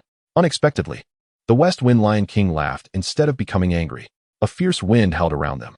With a resounding roar, the Lion King's voice shattered the skies, causing Dong Shizhong's expression to change drastically. He glanced at the nearby lake and hurled Sushin into its depths. The Lion King, who had been standing opposite Dong Shizhong, had vanished. A humanoid beast, with a mane cascading like a cloak, stood behind Dong Shizhong, its eyes glowing crimson and adorned in armor-like shoulder decorations. Though he stood behind Dong Shizhong, he did not take action. You have broken through to the starry realm. Dong Shizhong's expression was exceedingly grim. The figure before him, the West Wind Lion King, was no longer merely in the starry realm, but had ascended to the radiant moon realm. The West Wind Lion King placed a gentle hand on Dong Shizhong's shoulder, saying, Old friend, there is no need to fear. If I intended to kill you, you would have perished long ago. Dong Shizhong feigned calmness, recognizing the truth in the Lion King's words. Speak, what brings you here? With a subtle wave of his hand, the two instantly found themselves on the ground. Inside the Lion King's humble cave, aside from a bed, there were several chairs. Dong Shizhong hesitated, grappling with his words, yet felt powerless in the face of the radiant moon realm West Wind Lion King. After all, he was renowned for his speed. Even in the starry realm, the West Wind Lion King could evade the grasp of a radiant moon realm powerhouse. How much more so now? I have come to the Lianhai mountain range for a peculiar beast. Dong Shizhong adjusted his mindset, taking a deep breath. Oh, a peculiar beast? The West Wind Lion King's interest piqued. This could be intriguing. Yes, the beast in question is a dragon. Chapter 22. The words of Zhang Daoxing. Upon hearing this, the West Wind Lion King sprang up, exclaiming, Impossible. Absolutely impossible. This Lion King has remained in the Lianhai mountain range without deviation. If a dragon truly appeared, how could I not sense its presence? It would be a being born into the starry realm. The pressure of its bloodline would crush me. How could I? Witnessing the Lion King's exaggerated reaction, Dong Shizhong managed a wry smile. What purpose would I have to deceive you? If I had not received credible information, I would not have made the effort to visit you, my old friend. After so many years of conflict, I have long wished to cease hostilities. If it were not for necessity. The West Wind Lion King paused, contemplating the truth in Dong Shizhong's words. If this matter were false, there would be no need for him to come personally. His expression shifted as he recollected a peculiar energy he had sensed days prior. Indeed, several days ago, I felt a surge of spiritual energy drawing from the surrounding spirit essence, though its strength was not formidable. From my perception, it was at most of the awakening realm. Originating from that direction, the Lion King gestured towards the cave entrance. On that day, Chen had ridden the wooden dragon, heading directly towards the West Wind Lion King. Awakening realm? Impossible. How could a dragon merely be of the awakening realm? Dong Shizhong exclaimed anxiously. The West Wind Lion King cast a sidelong glance at Dong Shizhong, his eyes narrowing slightly. Believe it or not, had you not allied with the Beast God sect, considering you are half a beast man, I would have eliminated you long ago. Discussing this with you is already an act of great mercy. Dong Shizhong fell silent, pondering how the Lion King seemed more human than himself. He bowed quickly, preparing to take his leave. I shall take my leave now. Wait, the Lion King halted him. Next time, bring me some delicious food. The cuisine of your kind is far superior. The West Wind Lion King spoke, noting that since he ascended to the radiant moon realm and partially transformed into a human, he found raw food increasingly unpalatable. He had taken to cooking, much like humans, and indeed found it far more enjoyable. Previously, a hapless soul had wandered into the West Wind Lion King's cave, serving as a cook for half a year, until one day, the Lion King inadvertently struck him dead. Dong Shizhong left with a simple good and hurriedly departed, while the West Wind Lion King observed him with a knowing gaze before transforming back into his beast form. Once again reclining atop a massive spirit stone, Dong Shizhong was lost in thought about how to proceed, failing to notice that the pale stone beneath him was, in fact, a spirit stone. It seemed his plans needed to be expedited. He wondered how that fellow was preparing. The Lion King glanced skyward, seemingly awaiting someone's arrival. Suddenly recalling Dong Shizhong's words, he scoffed, "A dragon? Nonsense. It is likely just a small flood dragon. A flood dragon is not a true dragon. They are worlds apart." Meanwhile, the entire Shanghai city was thrown into chaos by the Lion King's tremendous roar, causing many weaker beings to faint instantly. In hospitals, numerous surgeries were interrupted, and critically ill patients were declared dead on the spot. That single roar left countless individuals unconscious, plunging the city into disarray, with accidents occurring everywhere. Baijian, observing the influx of reports, was engulfed in fury. The Lion King is being excessively tyrannical. On the other hand, the city lord found himself powerless, as he was merely a civilian administrator. The order within the city was being restored, but the Lion King had to be dealt with by Baijian. Baijian felt helpless. Although he had been assigned to oversee Shanghai City, the Lion King was a being of the starry realm. While he was merely at the pinnacle of the overturning sea, how could he contend with such a foe? However, Shanghai City was not without its fighting strength. Technology held significant power. There had been intercontinental missiles and interception systems from various nations. Conventional weaponry posed some threat, but against a being of the starry realm, one would require heavy artillery or even nuclear weapons. Yet, nuclear weapons were out of the question. The human race's territory was limited, and using them would mean abandoning a piece of land. First, I need to stabilize the situation within the city. Later, I will have a few words with that Lion King. Baijian rubbed his temples. This matter had already reached the higher-ups, but no specific solution was available yet. He understood that the frontline situation was dire and that there was little time to attend to Shanghai City. "Major General, this is unacceptable. Withdraw and swiftly assist in the city." Baijian spoke sternly, leaving no room for refusal. The subordinate dared not protest further and hurriedly retreated. Meanwhile, Chen was also in the city, aiding in rescue efforts. With the wood escape secret technique and the enhancement of the wet bone forest immortal technique, he was indeed capable of healing others with his spiritual energy, though it lacked the practicality of medical ninjutsu, as it merely transferred spiritual energy to others. "Young-yi, how is the situation?" Zhang Daoxing inquired as he approached the medical room, witnessing Chen assisting in treatment. Fortunately, although everyone's strength is lacking, there have been no casualties. They have merely fainted. "My greatest concern is for the daycare centers, elementary schools, and the hospitals." Chen's expression darkened. Zhang Daoxing took a deep breath, slowly closing his eyes. "I just rushed here from home, and the path was chaos." Chen suddenly looked up at Zhang Daoxing. His eyes filled with a hint of fury. "Old Zhang, you must know who is responsible for this, right?" Zhang Daoxing fell silent, observing Chen before sighing. "What good would it do to tell you? You are too weak. Are you going to throw your life away?" Up north of Kyoto, the front line is rife with battles, claiming countless lives daily. While I am pleased that you care for the civilians of Shanghai City, you must learn to control your emotions. Your discontent will not resolve the situation. Chen was taken aback, lowering his head in contemplation. Just as Zhang Daoxing had stated, he could feel anger, but he must not lose his reason. Turning, he continued to channel energy into another unconscious classmate. The entire school had succumbed to fainting, with most of the first and second-year students affected, and some third-year students had also fainted due to insufficient strength. In the city, most adults possessed some level of cultivation. Even a minor realm was counted. But what of the daycare centers? What of the elementary school children? What of the elderly in hospitals, teetering on the brink of life? As these thoughts swirled in his mind, Chen felt a suffocating pressure in his chest. Why was he angry?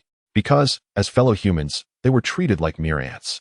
Zhang Daoxing, noticing something amiss with Chen, approached and patted him on the shoulder. "Calm yourself. You must grow accustomed to such events. War is eternally cruel. What you see now is merely the tip of the iceberg. Can you not contain yourself?" Chen remained silent, unwilling to elaborate on his feelings. Chapter 23. An encounter with acquaintances. The human race was fragile. Once upon a time, they were the rulers of the world. 2 billion humans once ruled the world. But since the evolution of the aberrant beasts, governments across the globe have faced relentless defeats against these invaders. At the eastern coast, the malevolent Dragon King lurks, while the western regions are dominated by the mighty rock. Beneath the glaciers of the north and south, countless relics have emerged from the vast oceans. Numerous nations have perished in this calamity. Now, only the Great Xia Federation remains, the last bastion of civilization. This is thanks to the emergence of a divine protector who has safeguarded humanity for centuries. From 2 billion, only a mere fraction of a billion humans survive. Many races have been annihilated, leaving predominantly the yellow-skinned populace in the world today. People believe the nightmare of humanity had finally passed. Yet, only a select few understand. The front line remains fraught with tension as aberrant beasts rampage unchecked. Externally threatened by these beasts and internally plagued by treachery from the beast god cult. Today marks the lottery draw, and a high-grade celestial body awaits you. The system's voice resonated softly, leaving Chen momentarily dumbfounded. How long had he yearned for such an item? Nearly 2/3 of the chakra from the Sage of the Six Paths came from celestial bodies. Otherwise, one wouldn't need to activate celestial arts to manipulate true Thousand Hands. This implies that, despite Chen's current powers being incomparable to the Sage, he could still unleash a formidable attack. Enduring for several seconds should pose no challenge. However, Chen did not feel elated. The circumstances unfolding in the city weighed heavily on his mind. Silently crushing the golden orb, he muttered, "Is this how it works? I think of becoming stronger. And you present me with treasures?" Chen let out a wry smile. The system chose to ignore him. Zhang Daoxing felt equally helpless. There was little he could impart to Chen. Besides, how much could the support class truly excel? With a heavy heart, Zhang Daoxing turned away. After all, for an 18-year-old, the brutality of war far surpassed his imagination. This was merely the beginning, just a roar from a beast, after all. It would be wise to reach the mountain-moving stage. Only then would one possess the system's true authority. For now, he was merely in the assessment phase. Chen remained silent, lost in contemplation. Zhang Daoxing made his way to the city lord of Shanghai City, intending to inquire if assistance was needed. Unexpectedly, he encountered Baijian on the way. "Teacher, I wish to request a favor from you." Zhang Daoxing closed his eyes. "I will accompany you." Baijian was taken aback, as he hadn't even stated his intentions yet. However, that Lion King must have significantly improved in strength. It could be perilous. Zhang Daoxing shook his head slightly. No matter. Now, he only desired to confront the Lion King and demand an explanation. Baijian nodded, falling silent, preparing to depart. "Go check on Chen. That lad is currently troubled by the affairs of the city." Baijian was perplexed. "Teacher, what do you mean?" However, he refrained from probing further, knowing his teacher had his reasons. Meanwhile, Dong Shizhong was fuming with rage. Below, Su Shun was nearly driven to madness. And Zhou Zixuan was no exception. The dark-robed envoy had managed the city well, only for a red-robed envoy to suddenly appear. After a tirade of venting, Dong Shizhong shot a cold glare at Su Shun. "Where's that boy Chen?" Su Shun quickly bowed his head. "He is at Shanghai No. 1 High School." "Let us go. We must apprehend Chen." Zhou Zixuan was utterly bewildered. "Why are we capturing Chen? He is just a freshman from the Celestial Academy." Before either could react, Dong Shizhong seized Su Shun by the collar and soared towards Shanghai No. 1 High School, leaving Zhou Zixuan doubting his existence. The city lay in utter paralysis. At this moment, Dong Shizhong flew through the air, unnoticed. As for Chen, having acquired the high-grade celestial body, his healing abilities surged. Through Chen's efforts, most individuals gradually regained consciousness. A stir arose throughout Shanghai No. 1 High School, as they were astonished that this so-called proud freshman had expended his spirit energy to heal so many. Chen seems rather impressive. Why had there been such rumors about him before? Who knows? Fame breeds envy. Perhaps he awakened an SSS talent, prompting others to resent him. Such a possibility cannot be dismissed. Baijian observed Chen tirelessly imparting spirit energy to the students and felt a swell of joy. It appeared that his junior was of a benevolent nature. Should Chen hear this, he would undoubtedly chuckle. He was far from a kind-hearted soul. It was merely a trivial effort. If someone provoked him, they would find themselves on a kill list. Kind-hearted? Nonsense. "Little Chen, take a break." Baijian approached Chen. Chen turned. "Senior brother, what brings you here?" "I intended to see the teacher, but he asked me to check on you." Baijian shrugged, indicating that it was Zhang Daoxing's request. "Old Zhang," Chen murmured. Baijian patted Chen's shoulder. "From now on, just call me Brother Bai. Calling me senior brother feels too formal." "All right, Brother Bai." Chen smiled faintly, not refusing. Given the current circumstances, Baijian's demeanor towards him was indeed quite amiable. "Come, let us rest for a bit. We can chat for a while." Baijian draped an arm around Chen's shoulder as they strolled outside, resembling longtime friends. The surrounding students gaped, too astonished to speak. Once the two departed, a murmur arose. Could that possibly be Senior Brother Baijian? It must be. I can't believe I met Senior Brother Bai. He is already a major general and manages the border troops of Shanghai City. Yi Chen is so fortunate to have seen your brother by treat him with such kindness. The cacophony subsided, giving way to stillness. Baijan and Yi Chen halted their steps. As numerous students stared at Baijan, puzzled by the sudden stop. Why did he stop? Baijan gazed up at the sky. Beads of cold sweat forming on his forehead. Yi Chen, perplexed, followed Baijan's gaze.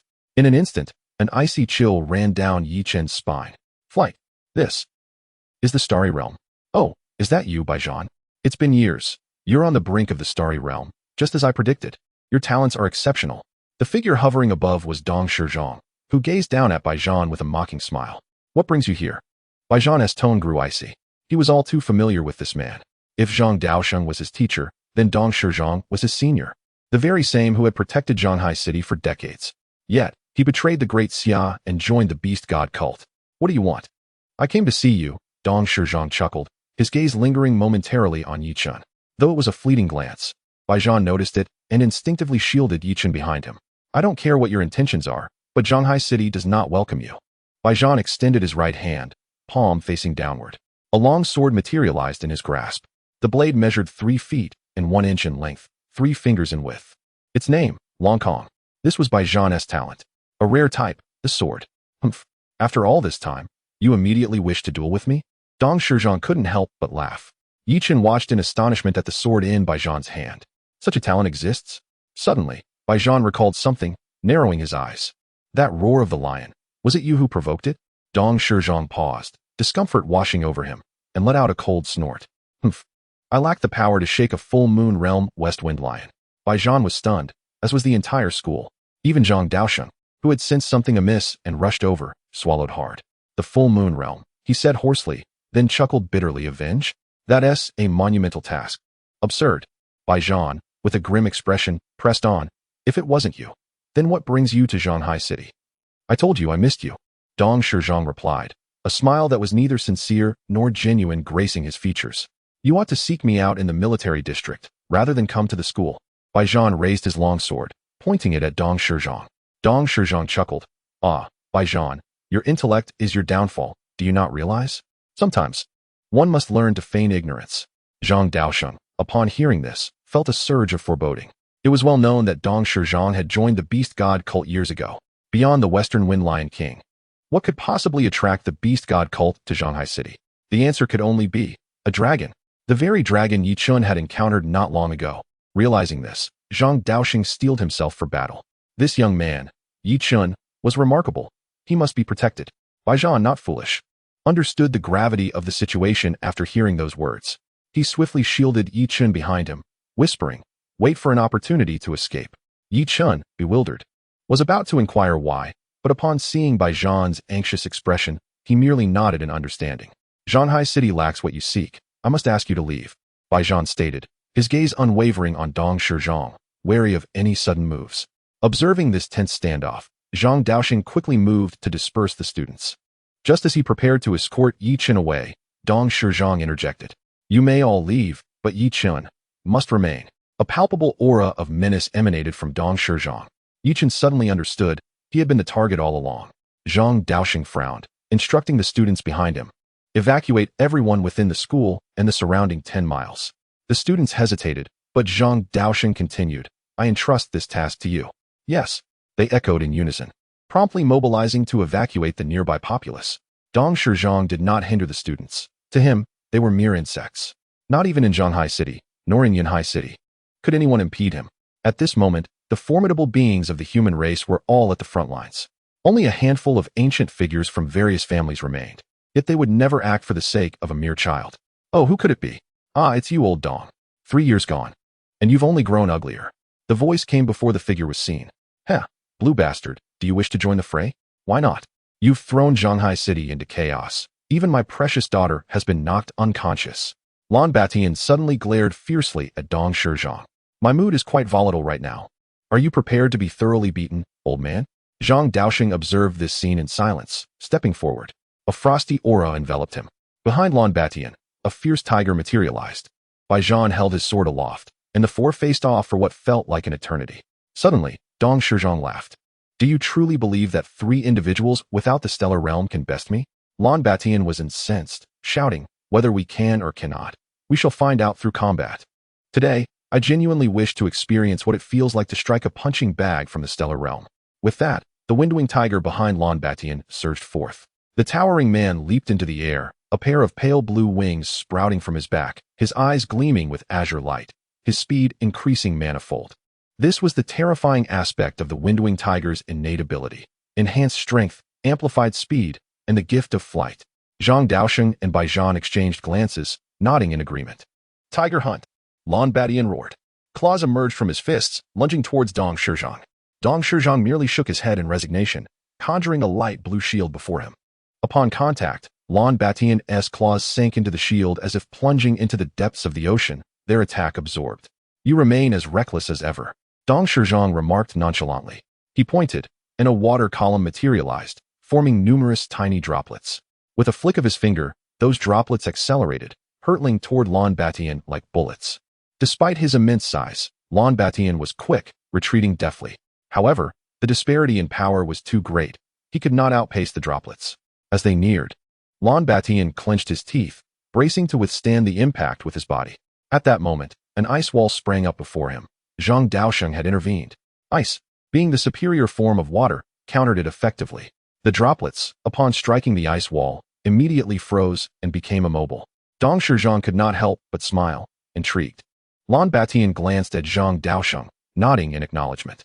Zhang Daosheng raised his hands, summoning towering ice mountains from the earth. Observing this, Bai Zhan ceased to spectate, vanishing amidst the ice peaks and charging at Dong Shizhong. Among the trio, only Lon Batian possessed aerial combat capability, while both Bai Zhan and Zhang Daosheng had long-range attacks. Their opponent's agility in the air rendered them ineffective. They could only seek close combat opportunities. Dong Shizhong began to take the situation more seriously, glancing at Zhang Daosheng below. His brow furrowed slightly. He had never encountered this old man before. The reason Dong Shizhong guarded Zhanghai City was because he was a water-type stellar realm cultivator. Zhanghai City lay by the sea, and although it was an ocean, it was still a body of water. Zhang Daosheng had only arrived in Zhanghai City after Dong Shizhong abandoned the human race, hence they had never met. However, Dong Shizhong's murderous intent was now palpable. The ice type was indeed a significant nuisance. He must be eliminated first. Is anyone even reading this? Please leave a comment. I feel like I'm in a single-player game, and nobody is paying attention to me. It's infuriating. I was supposed to start posting 4 chapters daily yesterday, but I've had matters to attend to in Fuzhou, so I've put my backlog on hold for now. Chapter 25, The Wrath of the Sea God. Sacrifice for Justice. Meanwhile, Yi Chun had already taken cover. In such a battle, he found himself at a loss. Uncertain if he could unleash the wooden man or the 1,000 hands of truth. Would he be able to inflict any damage after using them? All remained unknown. Dong Shizhong's water manipulation ability was overwhelmingly powerful. With a mere flick of his hand, he could compel Lon Batian to retreat or even contemplate enduring the assault with his body. Yi Chun felt a deep conflict. His strength was still too inadequate. Yet, a certain system was fervently mocking him. For heaven's sake, you possess a high-level celestial body now. Why not confront him directly? Ever since I arrived in this world, I have been eager to witness the real 1,000 hands of truth. Lon Batian charged forward, directly obstructing Dong Shizhong's line of sight. Bai Zhan concealed himself amidst the chaotic ice peaks, waiting for the right moment. Zhang Daosheng manipulated the ice, aiding both of their movements, assisting Lon Batian in fending off Dong Shizhong's attacks, while providing Bai Zhan with footholds made of ice. This infuriated Dong Shizhong. Despite his overwhelming superiority, this ice user was proving to be a significant hindrance. The once self-assured Dong Shizhong grew increasingly frustrated, his murderous intent intensifying. Lon Batian narrowed his eyes slightly and bellowed, "Mountain break." With a powerful punch, Dong Shizhong's shield was once more intercepted. "Old Dong, your heart has faltered," Lon Batian roared, startled. Dong Shizhong observed as the light blue water shield before him shattered like ice. "What? My shield?" Dong Shizhong could hardly believe that his shield could be frozen. "Die." With a powerful flap of his wings, Lon Batian increased his momentum, delivering a punch directly to Dong Shizhong's chest. Dong Shizhong was sent flying, blood gushing from his mouth. "Not bad. Your strength has improved." Dong Shizhong regarded Lon Batian with an amused expression, but was abruptly taken aback by Lon Batian's playful demeanor. Sword 1, break the mountain. Dong Shizhong slowly turned around, his eyes filled with disbelief. Bai Zhan, gripping his sword with one hand, executed an upward slash. A violent wave of sword energy surged forth. and Dong Shizhong's eyes widened in alarm. This was no trifling matter. A punch could inflict internal injury, but this sword energy could cost him half his life. His physique was not yet robust enough to withstand such an assault. 9 layers of water mirror. Dong Shizhong bellowed. The previous water shield had fallen to freezing. He could only resort to a stronger defense. The moisture in the air was instantaneously extracted by Dong Shizhong, forming 9 colossal, mirror-like walls of water. Zhang Daoxing narrowed his eyes slightly, raising his right hand slowly. Absolute zero. He intended to freeze these 9 water mirrors. Dong Shizhong sought to stabilize his form, but the previous punch had been delivered with full force by Lan Batian. Although he could fly, it merely allowed him to float in the air. Adjusting his direction with the aid of spiritual energy, he was not free to maneuver at will. Dong Shizhong anxiously watched as his 9 water mirrors gradually began to crystallize. Damn it! Bai Zhan unleashed a sword strike, leaping off the ice mountain. The sword energy severed several layers of the water mirrors, finally bringing him to a halt. Even when solidified into ice, the defense remained formidable. Dong Shizhong collided with the water mirror, panting heavily. Ha ha ha! I almost got killed by this swarm of ants. Bai Zhan descended from the sky. Sword 2 collapse. Bai Zhan, wielding his sword with both hands, slashed downwards. Dong Shizhong looked up and exclaimed, "By brat! Can't you let me catch my breath?" He positioned himself on the water mirror. No, the ice mirror. And, utilizing the icy surface, propelled himself away from the attack.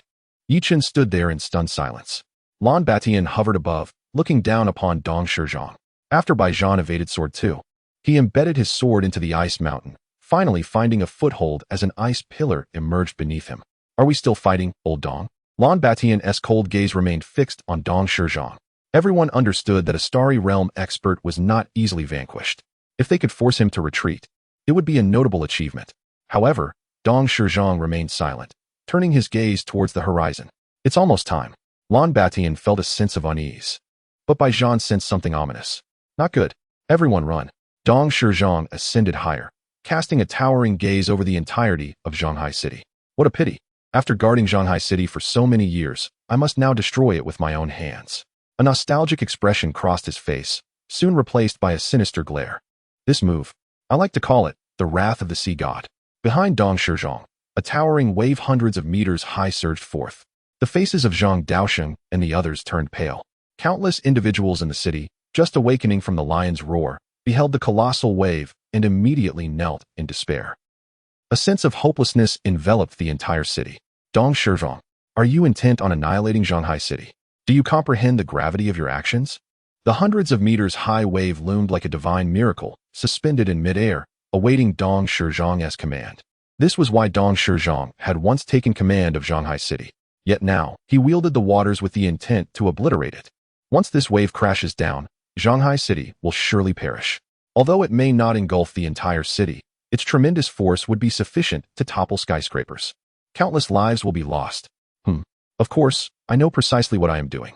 Dong Shizhong smiled faintly. I shall annihilate your Shanghai City. Bai Zhan was furious. Dong Shizhong, do you truly disregard the lives of millions within this city? Dong Shizhong paused, momentarily taken aback, before falling silent. After slowly closing his eyes, he raised his right hand, extending 2 fingers, slightly curling them. Taking a deep breath, don't blame me. Bai Zhan attempted to say more, but a voice emerged behind Zhang Daoxing. Wait. Chen stepped forward. Dong Shizhong's brows relaxed, mocking, you want me to wait? I must wait. Should I destroy an entire city of humanity, even you would find yourself on the list of those to be eliminated, wouldn't you? Chen suddenly looked up, locking eyes with the figure in the sky. I will go with you. Spare Shanghai City. Chen squinted, realizing he needed a plan to eliminate his opponent. No. Zhang Daoxing bellowed. Chen did not turn back and reiterated, spare them, and I will go with you. In reality, while Shanghai City was a stronghold of humanity, it held less significance for Chen than Zhang Daoxing and Bai Zhan. After all, as an orphan, experiencing warmth once more was truly intoxicating. Xiao Chen, little brother Yi. Bai Zhan and Lan Batian looked on in shock at Chen. Dong Shizhong was momentarily stunned before bursting into laughter. Ha ha ha. Well said, Chen.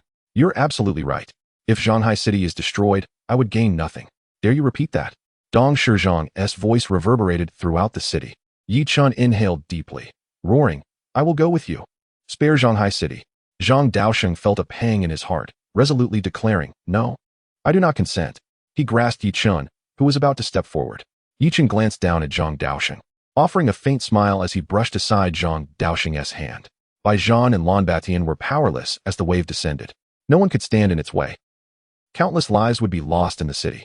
On one side stood Yichun, and on the other, Shanghai City. It was an agonizing choice. Chapter 26. Dong Shizhong. Infuriated to the point of bloodshed, Dong Shizhong smiled, extracting a strand of water from the wave, transforming it into a long rope that bound Yichun, pulling him along. With a flick of his hand, the wave receded. Until we meet again, old friends. Dong Shizhong departed with Yichun, leaving countless people in the city dumbfounded. It was that Yichun. He traded his own safety for the peace of the entire city? The atmosphere in the city shifted into a strange state. Did one person truly exchange his safety for the security of the city? As they watched the wave gradually recede, the hearts of the people eased significantly. Yet, they could not forget that voice. I will go with you, spare Shanghai City. That youthful voice echoed in their minds, impossible to forget. Dong Shizhong regarded Baijian and the others with a cold smile. Do not harbor any illusions of attacking me. If you cannot defeat me in one blow, I shall surely drown Shanghai City. Zhang Daoxing's arm hung limply at his side. He had already expended considerable effort in freezing Dong Shizhong's 9 water mirrors. To freeze this hundreds of meters high wave. How could that be easy? Ultimately, it was merely a matter of his own weakness. Little Yi. Old man is useless. I cannot protect you.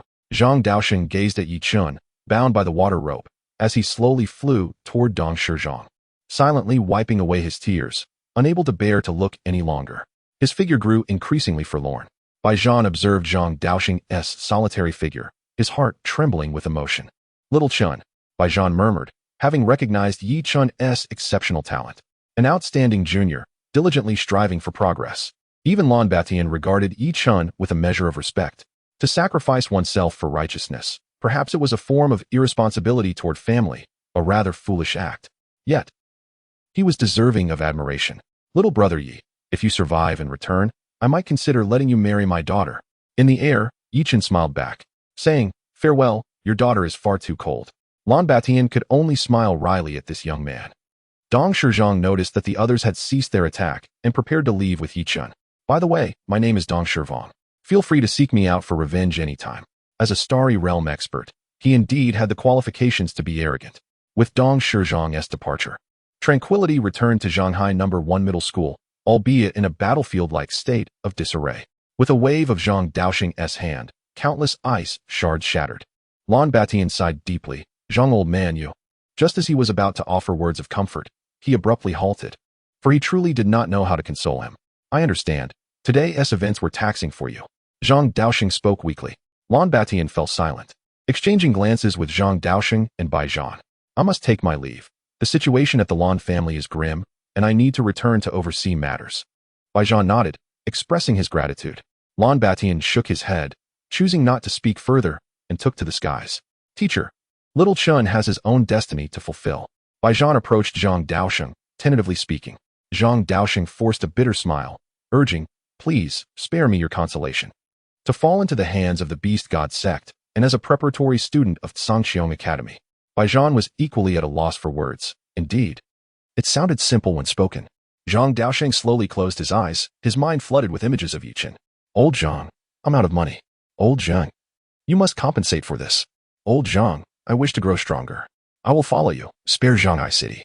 The emotions Zhang Daoxing had managed to suppress suddenly surged forth, and tears streamed down his face. Trembling, he retrieved his phone from his pocket. Chinger, I beg you. Bring Yichun back. All right. A simple, firm, and clear voice responded, followed by the sound of the call being disconnected. For Zhang Bingqing, discovering what had happened to her father required merely a phone call to obtain clarity. Though much of Shanghai City lay in ruins, the city lord had promptly reported the situation to higher authorities upon Dong Shizhong's arrival. Ironically, the city lord wielded considerable power despite lacking any real strength, while Baijian, stationed at the military district with formidable prowess, possessed no authority beyond that realm and was still subject to the city lord's orders. Baijian stood frozen as he watched Zhang Daoxing make that call. Teacher, you, called Qingmei. His eyes widened in disbelief, even swallowing hard. Zhang Daoxing managed a pained smile. Yes, only Qinger can save that young man, Yi.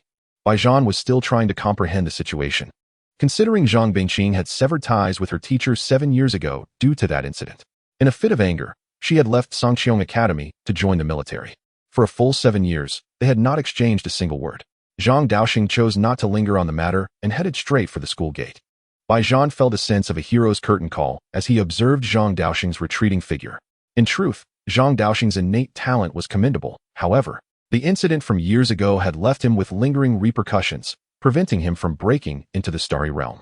Otherwise, he would not have resigned himself to being the principal of Zhanghai City after leaving Songqiang Academy. Meanwhile, high above the edge of the Haishan Mountains, Dong Shizhong flew silently with Yi Chen in tow. "Hey, old man, where are you taking me?" Yi Chen began his verbal onslaught without hesitation. Dong Shizhong remained silent. "What do you intend to do with me? You've used the sea god's wrath, so your internal energy must be nearly depleted, right? You were just restrained by old Zhang Zai's abilities, weren't you? It seems that even a high realm is not immune to the balance of elements. By the way, when did you enter the starry realm? Can you fly now because you are in the starry realm? Why did you join the beast god sect? Speak up. Why are you silent?" The veins on Dong Shizhong's forehead throbbed. "Why do you have so many questions? Are you a walking encyclopedia?" Yi Chen was taken aback. "Hey, how do you know I enjoy reading encyclopedias?" Dong Shizhong was on the brink of insanity and abruptly halted in midair, glaring fiercely at Yi Chen. "If you keep talking, I'll rip out your tongue." Yi Chen feigned innocence. "If you don't want to hear it, I can be quiet." "Why so fierce?" Dong Shizhong howled in frustration. Be quiet." Finally, with a wave of his hand, a sphere of water appeared, binding Yi Chen's mouth. This is amusing. So this is how it's used." Dong Shizhong sighed in relief, finally enjoying some peace. However, in the next moment, he spat out a mouthful of blood. The previous attack from Lan Badian had indeed taken its toll, but he had merely pretended to be unharmed. Now, provoked by Yi Chen, he found himself in a dire situation. Chapter 27. I want to experience what it's like to beat a starry realm practitioner. Yi Chen was frantically calculating in his mind. This Dong Shizhong before him had nearly depleted his internal energy and was gravely injured. Yet, the saying goes that a starving camel is still larger than a horse, leaving Yi Chen in a state of indecision about whether he could confront him with his celestial abilities. Suddenly, Dong Shizhong descended, launching a stream of water from his hand. In no time, the water enveloped the person and lifted them into the air. Yi Chen's eyes brightened as he recognized that he was not the only one being captured. Were you also captured?" Su Shen looked at Yi Chen with a puzzled expression. "Sir, what is he saying?" "I don't know. And I don't want to know." Dong Shizhong shot a resentful glance at Su Shen. Su Shen quickly understood and slapped Yi Chen across the face. Your mother." Yi Chen was taken aback. The water that had previously sealed his mouth was now released due to the slap. "How dare you hit me?" Yi Chen's body writhed violently, kicking at Su Shen. "You mother! Someone's dying today." Yi Chen roared. "Enough." Dong Shizhong was utterly stunned. Once again, Yi Chen's mouth was sealed. "Now you understand why I had to seal his mouth?" Dong Shizhong remarked meaningfully. Su Shen stared at Yi Chen in shock, witnessing him still protesting. Use your imagination." Su Shen's mouth twitched uncontrollably. After a while, Yi Chen seemed to tire and fell silent. Half an hour later, Dong Shizhong finally returned to the Beast God Sect's stronghold in Zhanghai City. Upon seeing Dong Shizhong's return, Zhou Zishuan rushed forward to ingratiate himself. "Sir, you have returned." Zhou Zishuan surveyed Dong Shizhong, noting his tattered state, and shouted, "Someone, fetch a new set of clothes for the sir, and take them to his room." Dong Shizhong waved his hand dismissively. "No need." He then turned his gaze toward Yi Chen. "I wish to have a word with this young man." Yi Chen appeared perplexed. He still had no idea why they were after him. Subsequently, he was placed in a dimly lit room. Dong Shizhong loomed over him, glaring fiercely. "I ask you, did you visit the Lianhai mountain range 5 days ago?" Yi Chen remained silent. "Playing tough, are we? Fine. Then let me ask you, did you see a dragon?" Yi Chen still did not respond. Zhou Zishuan was taken aback. "A dragon? 5 days ago." He then shot a dark look at Su Shen. Su Shen, filled with mirth, returned his gaze, knowing that with Dong Shizhong as his backing, he had no fear of Zhou Zishuan. Zhou Zishuan was fully aware of this as well and could only swallow his frustration. "I give you a chance. Do not squander it." Dong Shizhong's temper flared as he slammed his hand on the table. "Confess where that dragon is. If I find it, I may spare your life." Yi Chen remained silent. "Speak, you bastard." Dong Shizhong's voice thundered like a storm. Yi Chen still did not answer. Just then, Zhou Zishuan timidly spoke up. "Sir." It seems his mouth is still sealed. The atmosphere grew exceedingly awkward as Yi Chen regarded Zhou Zishuan with an expression of admiration, as if to say, "You are indeed teachable." He then shot a disdainful look at Dong Shizhong. Observing this scene, Dong Shizhong was livid. Why the hell did you wait until now to mention it? Would it have killed you to say it earlier? With a wave of his hand, a column of water surged toward Zhou Zishuan. Zhou Zishuan nearly burst into tears, realizing too late that he should have kept quiet. Rolling his eyes, he fainted. However, Dong Shizhong was mindful of moderation. This was merely a lesson for Zhou Zishuan, not meant to cause injury. He then released Yi Chen's mouth. Speak. Where did that dragon go? Yi Chen's eyes darted around. He was hungry and reluctant to answer. Get him something to eat. Dong Shizhong shot Yi Chen a glare, quite annoyed. Dong Shizhong was unconcerned about whether Yi Chen would escape. After all, he was merely in the awakening realm. If Yi Chen were to flee, it would render Dong Shizhong's starry realm efforts utterly pointless. After satisfying his hunger and thirst, Yi Chen contentedly let out a burp. Dong Shizhong furrowed his brow. Can we speak now? Yi Chen, puzzled, asked, speak about what? The room fell silent. Do you truly believe I would hesitate to kill you? Dong Shizhong's patience was wearing thin. Oh, you are gravely injured now. Your strength barely a notch above the pinnacle of the downpour realm, I presume? Your internal spiritual energy has scarcely recovered, has it? Yi Chen chuckled. He had expended considerable energy while transmitting spiritual power to his students, yet his constitution was extraordinary. After an hour of delay, he had returned to his peak. Now, he merely awaited the opportunity to strike. Dong Shizhong's eyes narrowed slightly. Are you implying that you can defeat me? Yi Chen chuckled awkwardly, admitting to that notion. Before the chairman could speak, Su Xin suddenly rushed in front of Yi Chen. You little brat, still in your youth, dare to speak to an adult like that. With that, he swung his hand down. Dong Shizhong, however, tacitly approved of this behavior. One must admit, Su Xin performed his role as a sycophant rather well. Yet what followed astonished everyone. Su Xin, a presence at the mountain-moving realm, found his hand ensnared by a root. The crowd was taken aback. What? I hadn't even settled the score for that slap. Must you seek death so eagerly? A murderous glint flashed in Yi Chen's eyes. He had deduced that if they were here for the wood dragon, it meant someone among them had encountered it, but had not immediately captured him. This indicated that, in their eyes, the wood dragon posed a threat. Not to mention the even stronger woodman and the great Buddha. Yi Chen now felt emboldened. The root grew wildly, ensnaring Su Xin entirely. No matter how strong he was, he could not find the leverage to escape. Yi Chen slowly rose from his chair, cracking his neck. Today, I wish to experience what it feels like to beat down a starry realm expert. Dong Shizhong's expression darkened considerably. Suddenly, a branch appeared in Yi Chen's right hand, transforming into a sharp spear. Yi Chen made his move, but his target was not Dong Shizhong. You dare! Dong Shizhong exclaimed, alarmed. Although Su Xin was not particularly formidable, he was still a competent lackey. Su Xin's eyes widened in sheer terror as the wooden spear hurtled toward his head. Water mirror, Dong Shizhong intoned. And a faint blue shield appeared before Su Xin. Ah, so this is the water mirror, Yi Chen mused with a smile. Su Xin, emboldened by the shield's presence, laughed. With your meager strength, can you truly kill me? The master's shield is incredibly powerful. Just with your abilities? Truth be told, Yi Chen had little confidence. But his powers were not of the true wood type. They belonged to a different category known as dunning. The wooden spear collided with the water mirror, instantly penetrating it. Su Xin's eyes went wide. Impossible. Boom. Su Xin fell lifeless to the ground. Yi Chen grinned. A headshot. I usually settle scores on the same day, unless luck is on your side. At that moment, Dong Shizhong inscribed Yi Chen's name on his death list. You seek death. His words dripped with murderous intent. Yi Chen met Dong Shizhong's gaze with gravity. Although his opponent was considerably weakened, their realms were still incomparable. He swiftly assumed a combat stance, hands clasped together. With a clap, the markings on Yi Chen's face reappeared, his crimson eye shadow resembling darkness within the dim room. Dong Shizhong's aura exploded, causing the entire villa to tremble violently. You shall surely die. As Dong Shizhong's aura surged, the small lake behind the villa began to react. Water from the lake shot straight toward him. Boom. A colossal water sphere plummeted from the sky, causing the villa to collapse in an instant. Yi Chen looked up in alarm as the water sphere, accompanied by debris, bore down upon him. Gritting his teeth, Yi Chen invoked, wood dunning, ranking technique. A shield resembling a toothy, demonic visage appeared overhead. You think a mere wooden shield can withstand my attack? You must be dreaming.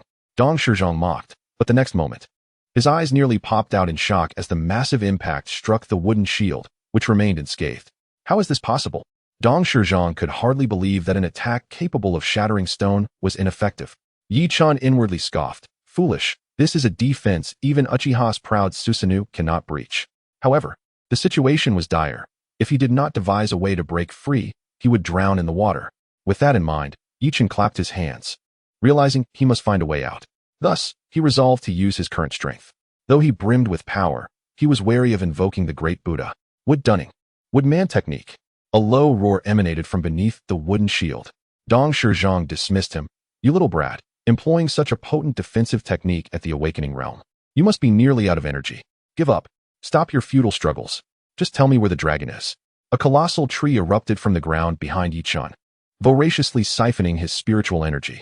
Gradually, the tree transcended the ranking technique, growing to 100 meters in height. Dong Shizhong gazed at the towering tree, lost in thought. This kid possesses such power to create a tree of this magnitude. As anxiety crept in, he wondered what purpose this tree served. Why did he sense something changing within it? Shaking his head and focusing, he exclaimed, "What the hell? I'm not mistaken." Dong Shizhong cursed in shock as the towering tree morphed, sprouting limbs and a head. Unlike Hashirama's woodman, this one was slender. Chen leaped onto the wooden figure's foot, his spiritual energy surging beneath him. Go, woodman. Attack. The 100-meter-tall woodman loomed over Dong Shizhong, casting a shadow. Dong Shizhong's cold sweat poured down. Little brat. No, little brother. This is all a misunderstanding. He swallowed hard. Such a colossal form could only belong to a few sacred beasts, especially the roc, said to cast shadows across the sky. Dong Shizhong had merely heard tales of such creatures. But now, a being of that magnitude stood before him. Run. This single thought dominated Dong Shizhong's mind. Now calling me little brother? Were you not seeking that dragon? Allow me to assist you. Chen's eyes narrowed as he clapped his hands. Dong Shizhong, paralyzed with fear, could barely move. Wood-dunning, wood-dragon technique. Chen uttered softly. From beneath the woodman's foot where Chen stood, a dragon's head burst forth from the wood. Chen stood steadily atop the wooden dragon as it ascended to the woodman's head. He leaped down, firmly establishing himself on top. Dong Shizhong understood. His mouth agape and dry. Little brother. It was Su Shun who told me about the dragon's presence here. That is why I came. That has nothing to do with me. Su Shun is already dead. Perhaps we should just let this go? This is all a misunderstanding. Chen regarded Dong Shizhong, who resembled a jester, with a cold smile. Go tell King Yen. The wooden dragon dove down. Its massive jaws aimed at Dong Shizhong with astonishing speed, leaving him no time to react. The woodman followed suit, charging ahead, each step shaking the ground. Dong Shizhong narrowly evaded the dragon's assault and hastily took to the air. Damn it, the water source is too far away. Dong Shizhong felt a surge of anxiety. The nearest water source was merely the lake from earlier, but how much water could that hold? If it were condensed into a humanoid form, it might not even match the size of that wooden figure's foot. Is this brat truly of the wood element? What manner of wood is this? Is it the tree of creation? The world tree? Dong Shizhong flew towards the sea, with the wooden figure gaining speed behind him. Wherever the wooden figure tread, life withered away, as if the forest itself was collapsing into a hellish nightmare. Dong Shizhong's heart raced with urgency. The stronghold of Zhanghai City lay beyond the territory of the West Wind Lion King, the closest path. But if he brought this monster to the Lion King, he feared he would also incur the king's wrath. However, with an arrow knocked, he had no choice but to release it. If he delayed any longer, he would surely meet his demise. Old fool, don't run away. Chen roared. Dong Shizhong shouted back, don't chase me. I'm not going anywhere. Old fool, are you dreaming in broad daylight? The wooden figure indeed moved a bit slowly, given its massive size. Realizing this, Chen leaped onto the wooden dragon's head. Dong Shizhong ran ahead. The wooden dragon pursued, with the wooden figure trailing behind. The West Wind Lion King, sensing the commotion, had been watching from high above, concealed and intrigued by the chase unfolding below. How amusing. A stellar realm being pursued by an awakened realm warrior. If word got out, he might have to change worlds. The promise of a 4th update was made today. Dear readers, please encourage me with your clicks and help me power my passion. And don't forget to wave your hands to give me a 5-star rating. I have only 2 reviews. How lonely and pitiful. Chapter 29. Oh, you want to destroy my home. First update, old fool. Even if you reach the seaside today, you will surely perish. Chen stood atop the wooden dragon, his spiritual energy swirling fiercely. It was quite amusing that the wooden dragon could not fly. It could only run on 4 legs, but thankfully, it was much faster than the cumbersome wooden figure. Chen mused that he would ensure the dragon could fly at the first opportunity. Running to death was just too slow. Dong Shizhong exerted all his spiritual energy, his eyes brightening as he spotted the Lion King's cave ahead. Joy surged within him, envisioning the scene where Yi Chun would be torn to shreds by the Lion King. Surrender. What will you do when you reach the sea? Do you have enough spiritual energy to control the towering waves? Huh. Foolish child. I advise you to retreat to Shanghai City while you still can, or you will lose your life. Dong Shizhong, emboldened by his proximity to the Lion King's lair, felt invincible. Yi Chun chuckled, thinking to himself that if he caught Dong Shizhong today, he would have the wooden figure deliver 100 or more kicks. A single slap from the wooden figure would leave even a nine-tailed beast dazed. Suddenly, Dong Shizhong's eyes glimmered as he spotted the Lion King's cave. The West Wind Lion King, watching from above, suddenly felt a sense of foreboding. That seems to be my home, he muttered to himself, then squinted.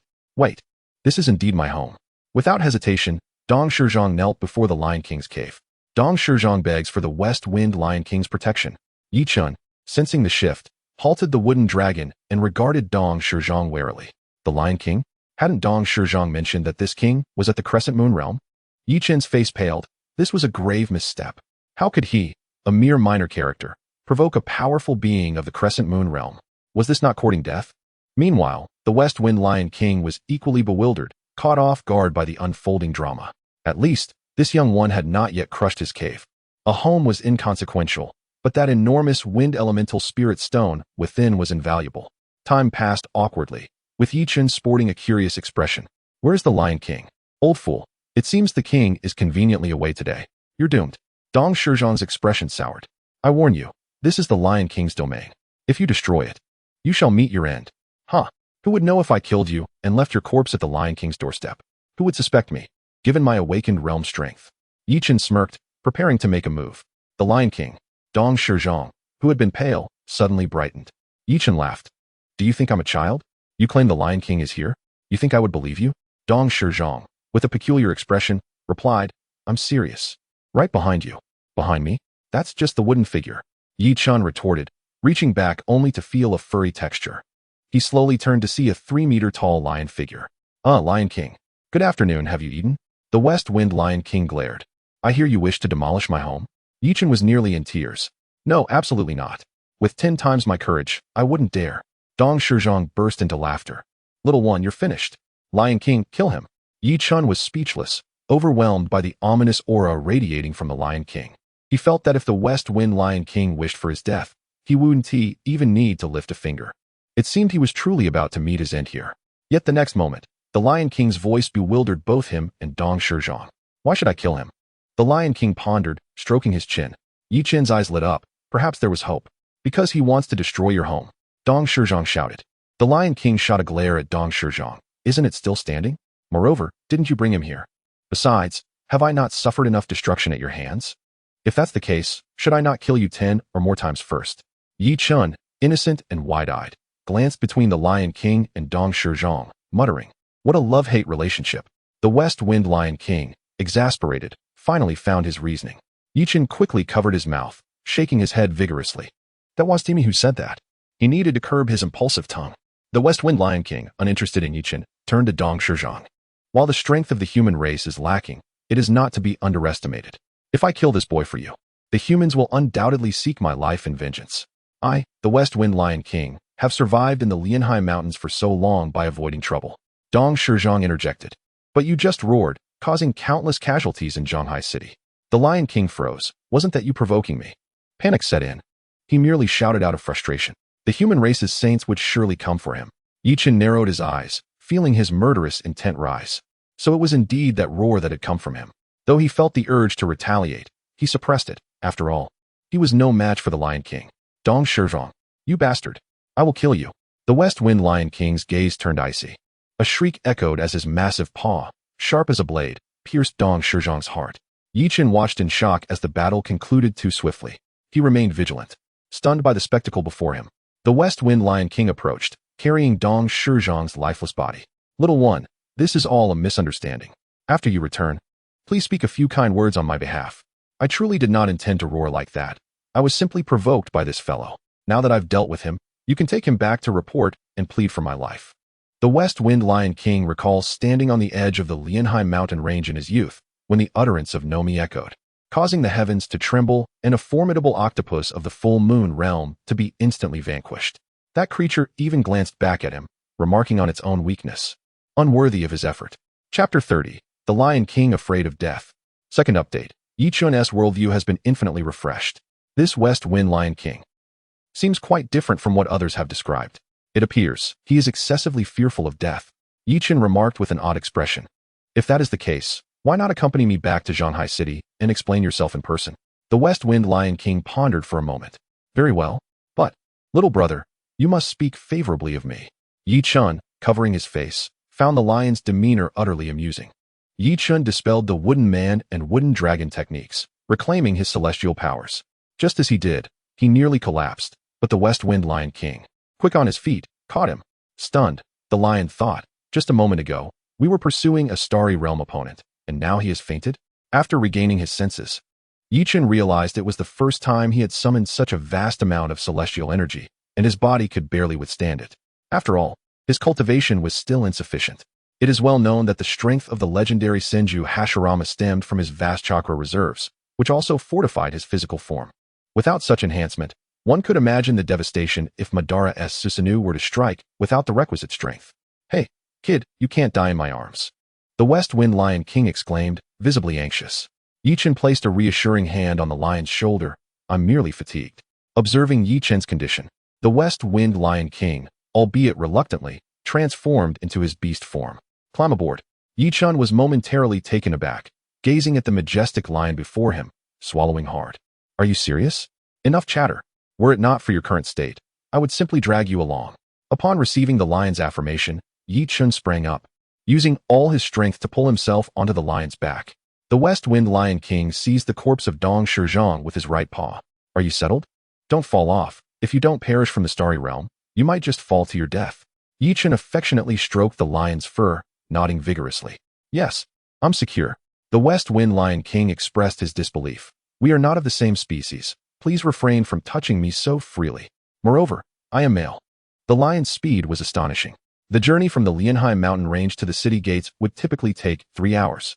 Yet riding on the lion was akin to the swiftness of a maglev train. No, the maglev train pales in comparison to the West Wind Lion King's velocity. By the way, Lion King, I have a request. Yi Chun suddenly spoke. What is it? The West Wind Lion King slowed down, contemplating various matters. Please do not disclose my strength to others. Yi Chun lay across the lion's back, speaking softly. Why not? The lion inquired, puzzled. Have you forgotten my talent? Yi Chun replied helplessly. Talent? What element? Wait, that useless element? The lion, realizing the implications, finally grasped the situation. Yi Chun nodded, indeed. Revealing my strength now would lead to considerable trouble. Truly absurd. If anyone dares to call the wood element useless, I shall fight them. The West Wind Lion King grumbled. All right, that is not a major issue. After lamenting Yi Chun's predicament, the lion nonchalantly agreed. Yi Chun, suddenly unable to harbor animosity towards the lion, reflected on the destruction caused by the lion's roar and the lives lost, yet all his actions seemed unintentional. Yi Chun sighed deeply, his gaze troubled as he looked at the timid lion beneath him. Given the lion's fearful nature, it was indeed improbable that he had acted with malicious intent. In truth, if he had genuinely wished to cause harm, he could have simply roared once a day. For a creature of the full moon realm, unleashing a single roar was hardly a challenge. Moments later, Yi Chun and the West Wind Lion King soared high above Shanghai No. 1 school. Bai Zhan was still within the school, coordinating rescue efforts. For the recent battle had inflicted severe losses upon Shanghai No. 1. Although efforts had been made to evacuate the crowd, the scale of the conflict was vast. At that moment, Zhang Daoxing received a phone call. I cannot assist you. The line went dead. Zhang Daoxing was stunned, tears welling up. It's over. He believed Yi Chun had perished, thus Zhang Bingqing's message of being unable to help. The question arose, how many times had Zhang Daoxing cried that day? Meanwhile, Bai Zhan's expression shifted. What day is it? First Dong Shizhong, and now the Lion King has arrived. The aura was piercing and significantly more potent than before. It seemed Dong Shizhong had indeed spoken the truth. The lion had reached the full moon realm. Bai Zhan looked up just as his jaw dropped in disbelief. Big brother Bai. Yi Chun waved from the back of the West Wind Lion King, greeting him enthusiastically. Yi Chun. Bai Zhan stammered, taken aback. Big brother Bai, I'm back. As the West Wind Lion King landed, Yi Chun leapt off his back. Big brother Bai, I thought I would never see you again. Yi Chun embraced Bai Zhan tightly. Bai Zhan, at a loss for how to respond, thought, am I dreaming? The West Wind Lion King, bemused, thought, what do you mean you might not see him again? Had I not intervened, You wouldn't have just vanquished Dong Shizhuang. You might have destroyed my home. Just then, a grief-stricken Zhang Daosheng emerged, frozen in place. Yi Chun, embracing Bai Zhan, locked eyes with Zhang Daosheng. Zhang Daosheng rubbed his eyes and turned to leave, only to stop suddenly. Old Zhang, I'm back, Yi Chun called out playfully. Unable to contain himself, Zhang Daosheng rushed forward. Bai Zhan quickly pushed Yi Chun away. Eyeing Zhang Daosheng warily, Yi Chun spread his arms, ready to embrace Zhang Daosheng, but the latter swiftly struck Yi Chun on the head. Ouch! Yi Chun yelped. Clutching his head, Bai Zhan, relieved, muttered, I knew it. Zhang Daosheng hugged Yi Chun tightly. It's good that you're back. Yi Chun stood stunned. Old Zhang, could you refrain from hitting me next time? Enough chatter. Today, I have shed enough tears for you for decades to come. What is one hit? Zhang Daosheng declared with righteous indignation. Yi Chun, feeling wronged, protested, but I'm still injured. Upon hearing this, Zhang Daosheng grew anxious. Where are you hurt? Let me see. Just then, the West Wind Lion King interrupted. Ahem, if you continue like this, I might vomit. Chapter 31, The Cost. Protecting Shanghai City for 1,000 years as Yi Chun and Bai Zhan shared an emotional moment, the West Wind Lion King's voice resonated from behind. Only then did Zhang Daosheng notice the enormous figure behind him. The West Wind Lion King. He exclaimed. Bai Zhan sighed. You've just noticed? The lion transformed into human form, tossing Dong Shizhuang's corpse before Bai Zhan. Previously, this fellow escaped into the sea. Now that I've encountered him again while pursuing this brat, I took the liberty of eliminating him for you. Zhang Daosheng was momentarily stunned by the words he heard. He could never have imagined such an outcome. Bai Zhan was equally bewildered. Although he had been shocked by the sight of Yi Chun riding atop the West Wind Lion King, hearing the lion's declaration was still hard to fathom. The West Wind Lion King awkwardly scratched his head and explained that he had come to apologize for the chaos caused by his roar that had wreaked havoc in the city. He had also come to see if there was anything he could do to make amends for his transgressions. Zhang Daosheng and Bai Zhan were utterly flabbergasted by the day's events, which were simply too incredible to comprehend. They exchanged conflicted glances at the Lion King, who clearly exuded the aura of a full moon realm beast. With the human race in dire straits and only a handful of full moon realm guardians remaining, the presence of a full moon realm beast before them was both daunting and perplexing. If this beast were truly hostile, it could easily eliminate them with a single swipe. Yet, if it were a benevolent creature, its earlier roar had already caused significant damage, particularly among the elderly and vulnerable children in the city. With deep sighs, the two men contemplated the Lion King's request. The West Wind Lion King, unable to contain himself, urged them not to dismiss him, insisting he was willing to help in any capacity. He immediately thought of the full moon realm octopus he had recently vanquished, and the last thing he wanted was to meet a similar fate. Zhang Daosheng, bewildered, questioned the lion's sanity, suggesting he should leave. As for the consequences of his actions, they would report the matter truthfully to their superiors, Bai Zhan added, adjusting his breath. Upon hearing this, the West Wind Lion King erupted in desperation. He offered a massive wind-type spirit stone from his lair as a bargaining chip for forgiveness. Zhang Daosheng and Bai Zhan exchanged glances, realizing the Lion King appeared sincere. The Lion King cast a pitiful glance at Yi Chun, who shrugged in resignation. Old Zhang, Brother Bai, if this beast truly wishes to atone, let him guard Shanghai City, Yi Chun proposed. The West Wind Lion King eagerly nodded in agreement, declaring his readiness to protect the city. Zhang Daosheng's eyelids twitched at the thought. The probability of a siege by other beasts was high, yet here was a beast volunteering to defend the human race. Bai Zhan furrowed his brow, contemplating the aftermath of the Lion King's roar, which had resulted in over 1,400 deaths, many due to subsequent accidents and the frailty of the elderly. The toll on children, particularly those with impaired mental faculties, weighed heavily on his heart. If it were not for the enhancements from the awakening of human talents, the death toll would have been at least tenfold greater. How many years do you think you would need to guard this city to compensate for such losses? Bai Zhan's question left the West Wind Lion King at a loss for words, as he had never considered the extent of his debt. I do not know, he admitted. Bai Zhan shook his head, clarifying that if the Lion King were still in the starry realm, they would have fought him already. However, now he was a full moon realm beast. Yet, Bai Zhan also understood that even in the starry realm, one could only demand explanations from the Lion King, who was now acknowledging his mistakes. This left Zhang Daosheng and Bai Zhan uncertain about how to proceed. Then let us have the Lion King guard Shanghai City for a millennium. Yi Chun shattered the silence. Both men and the Lion King turned to stare at Yi Chun in disbelief. Zhang Daosheng and Bai Zhan were astounded, realizing the gravity of the statement. The lifespan of a mountain-moving realm being was merely 300 years, while that of a sea-overturning realm was 500.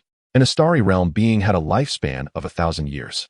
A full moon realm beast only lived for 2,000 years. Given that the Lion King had already trained for over 300 years, asking him to guard for 1,000 was audacious. The Lion King regarded Yi Chen with a deep gaze. Zhang Daosheng and Bai Zhan quickly interjected, urging the Lion King not to take offense, explaining that Yi Chen was merely young and inexperienced. All right, the Lion King responded, leaving Zhang Daosheng and Bai Zhan momentarily speechless. Yi Chen, with a playful grin, reiterated that the Lion King had agreed. Zhang Daosheng and Bai Zhan began to question their understanding of reality. However, if I am to guard Zhanghai City, you must ensure my daily meals, Yi Chen declared, adding that he would source his own ingredients. The West Wind Lion King swallowed hard, already envisioning a splendid future. Zhang Daosheng and Bai Zhan were completely convinced that the Lion King was genuine in his intentions. The West Wind Lion King silently gave Yi Chen a thumbs up, pleased that he could now indulge in the luxuries of human life without pretense. As for guarding the city, it was a jest. With him, a full moon realm beast present, who would dare attack? Though, as the sole Lion King, he lamented that all other lions had perished in the awakening of spiritual energy, leaving him as the sole survivor from the zoo. Bai Zhan, perplexed by the Lion King's reasoning, assured him that he would relay the matter to the city lord and have skilled chefs prepare food for him. The West Wind Lion King was overjoyed, eagerly announcing that he would return home to fetch his prized spirit stone.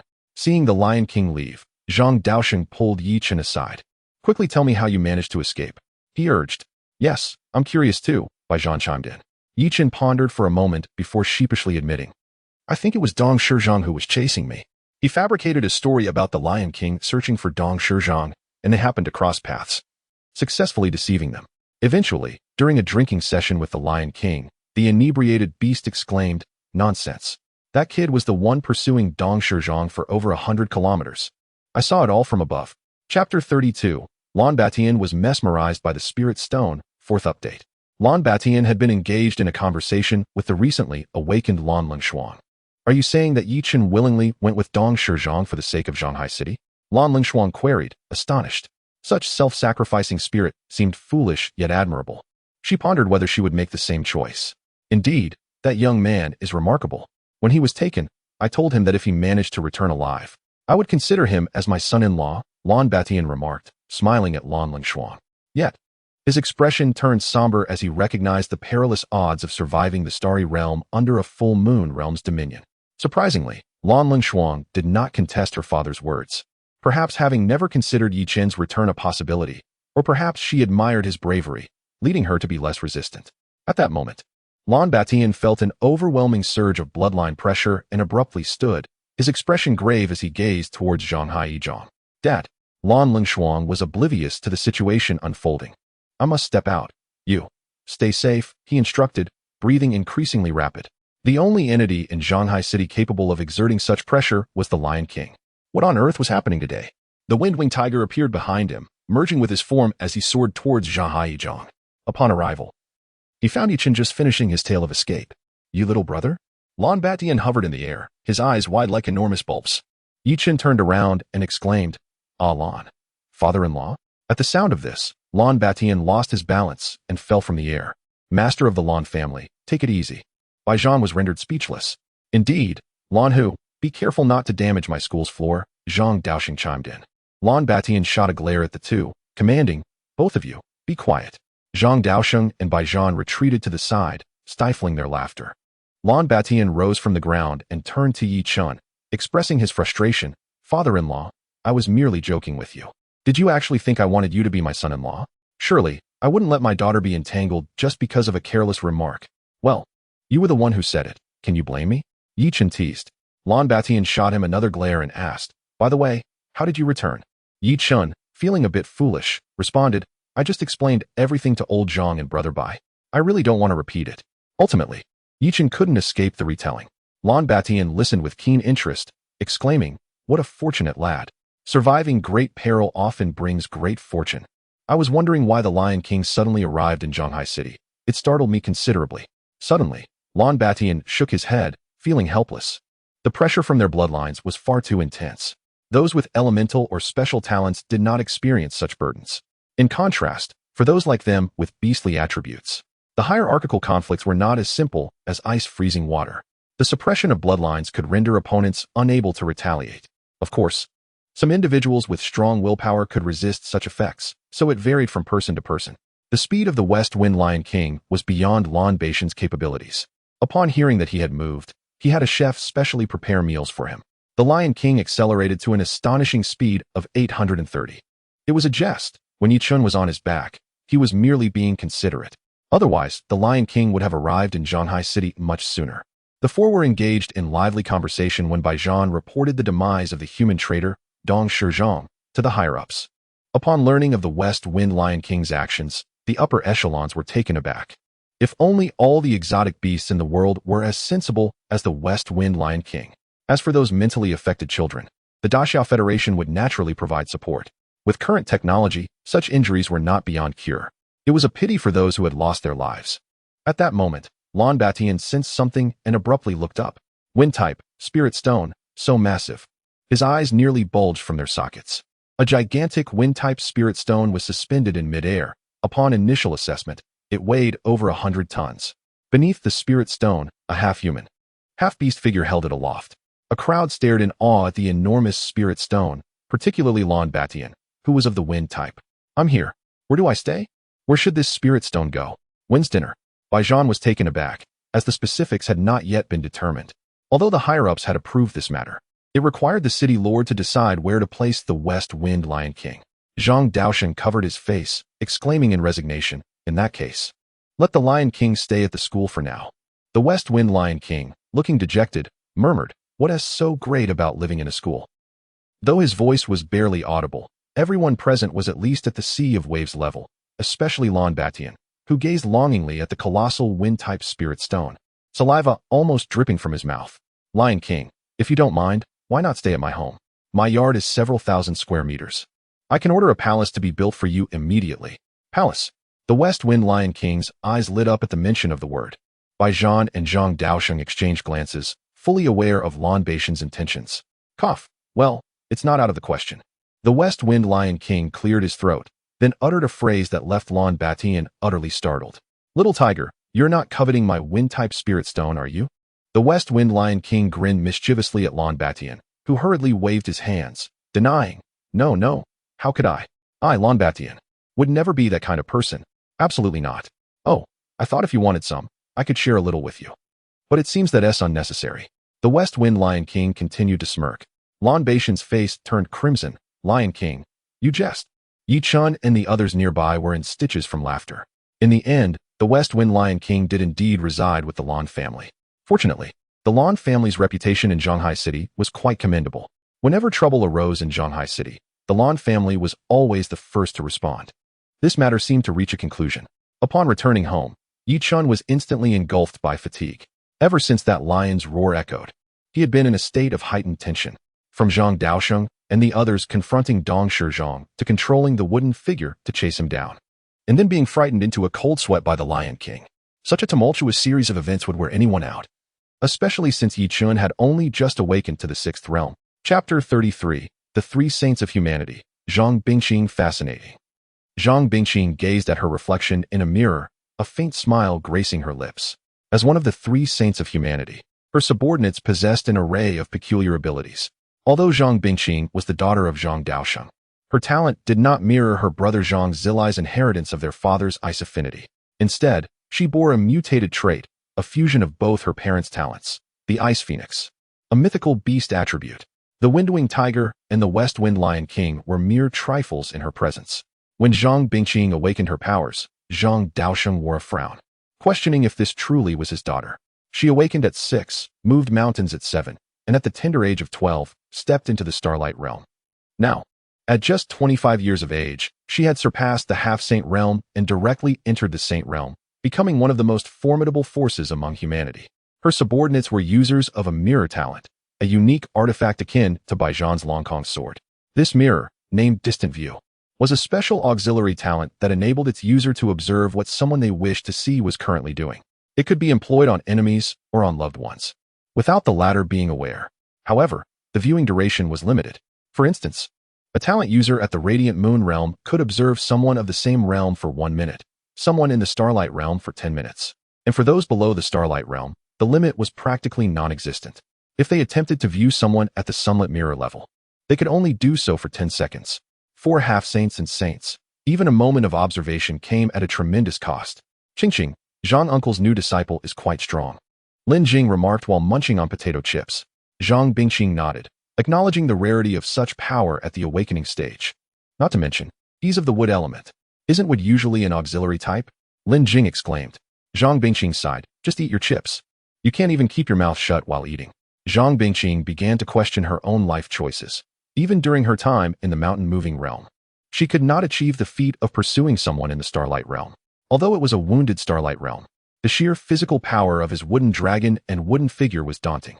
Each step of that wooden figure sent tremors through the Haishan mountain range. Moreover, he was merely at the awakening stage, with vast potential ahead of him. When he reached the Starlight Realm, or even the Half-Saint Realm, could his wooden figure shatter the void? Or did he possess even stronger abilities yet to be revealed? Zhang Bingqing had a clear view through the mirror. When the West Wind Lion King appeared, Yi Chen's hands trembled slightly, instinctively preparing to clasp together. It was well known that his first dual clasp summoned the massive shield. The second brought forth the wooden figure, and the third summoned the wooden dragon. What would the fourth be? Zhang Bingqing's curiosity about Yi Chen was piqued to its zenith. Judging by Yi Chen's abilities, his area of effect attacks already held the potential to ascend to divine status. If a fierce battle were to ensue on the front lines, the wooden figures and wooden dragons would charge into the enemy ranks. Zhang Bingqing gazed into the distance, contemplating that if the human race had but one more demigod, or perhaps a saint. Alas, how difficult it is to attain demigod status.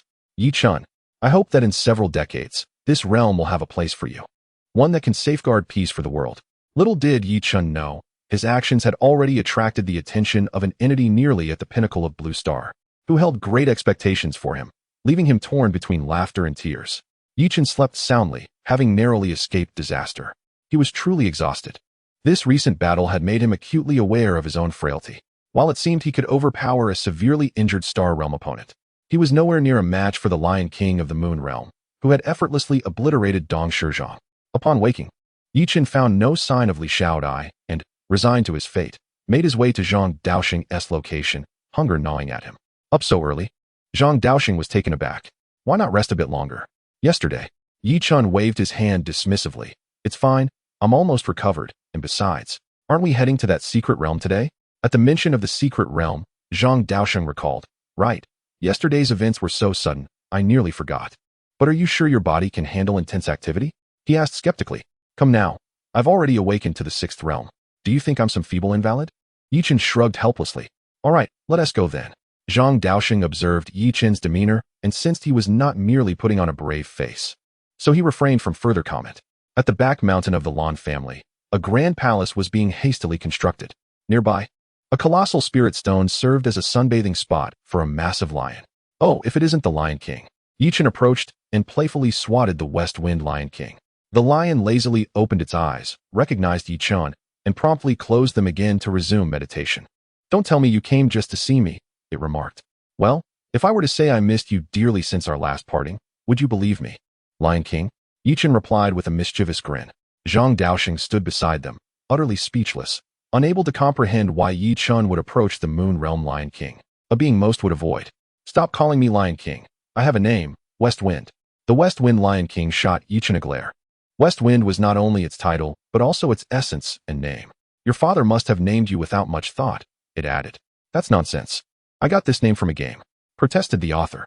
Oh, so you've become lazy even in naming? Exclaimed the readers. Ah, Little West. Yi Chen squinted with a grin. Ugh, Zhang Daoxing nearly choked on his own saliva. Yi Chen, this is rather disrespectful. Though I am not human, I am still several hundred years your senior. The West Wind Lion King looked quite vexed as it glared at Yi Chen. All right, I won't tease you anymore. Where's Brother Lan? Yi Chen asked one of the construction workers nearby. The worker was taken aback by the sudden query, stammering, unsure of what to say. As he was merely a laborer and had no idea where the head of the Lan family might be. Just go find him in the hall. Don't disturb my sunbathing. The West Wind Lion King said gruffly. Zhang Daoxing had become a mere spectator, marveling at Yi Chen's audacity.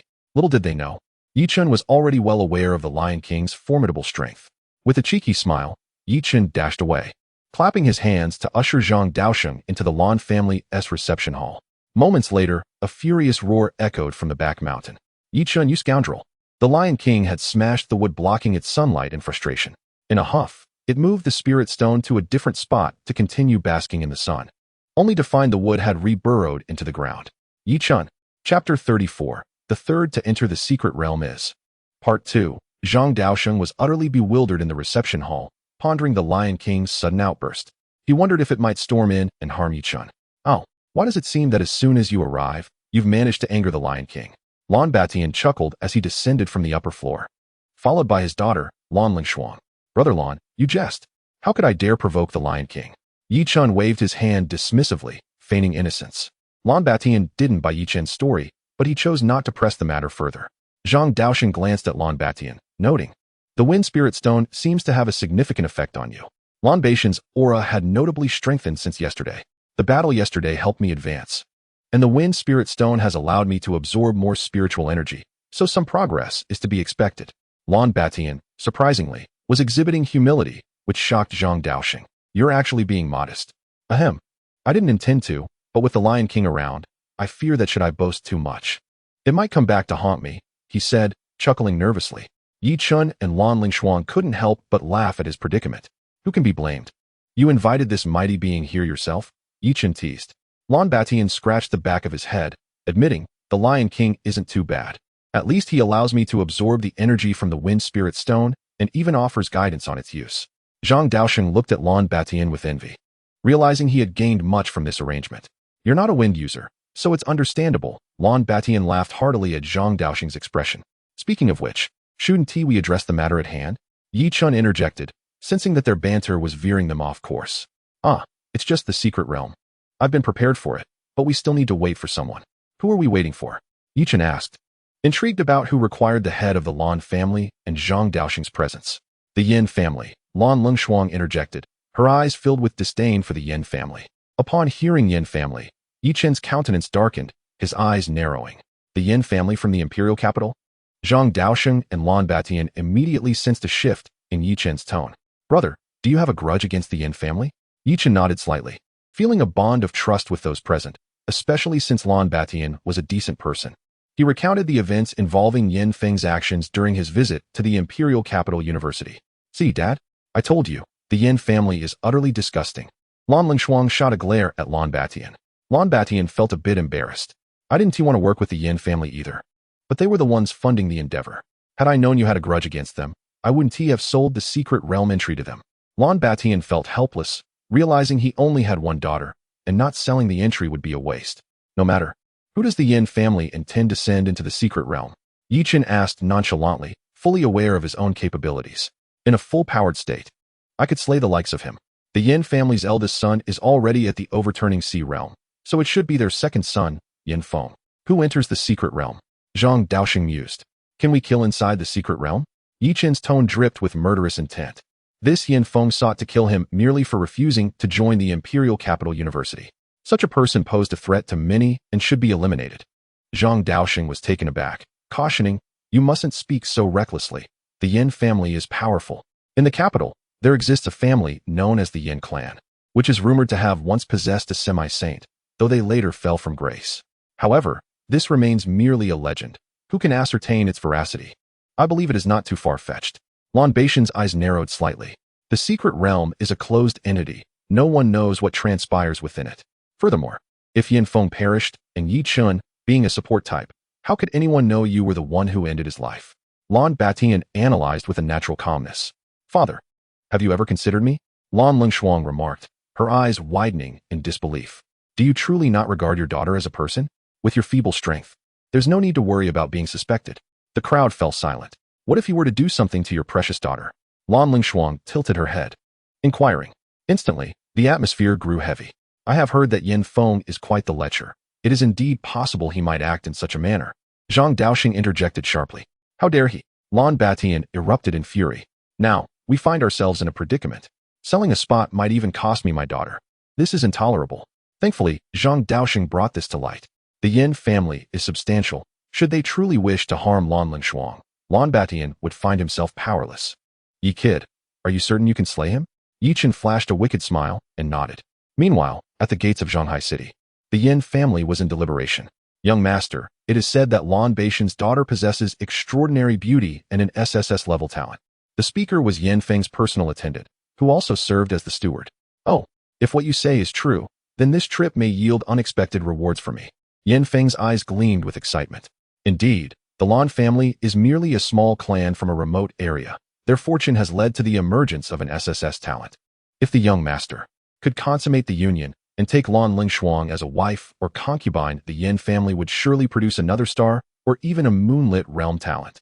If her potential is exceptional, the blazing sun realm is not out of reach. Chen Xiang became increasingly animated, as if he were the protagonist of this tale. Naturally, Chen Xiang had his own designs. Over the years, the women Yin Feng had grown weary of were all bestowed upon Chen Xiang.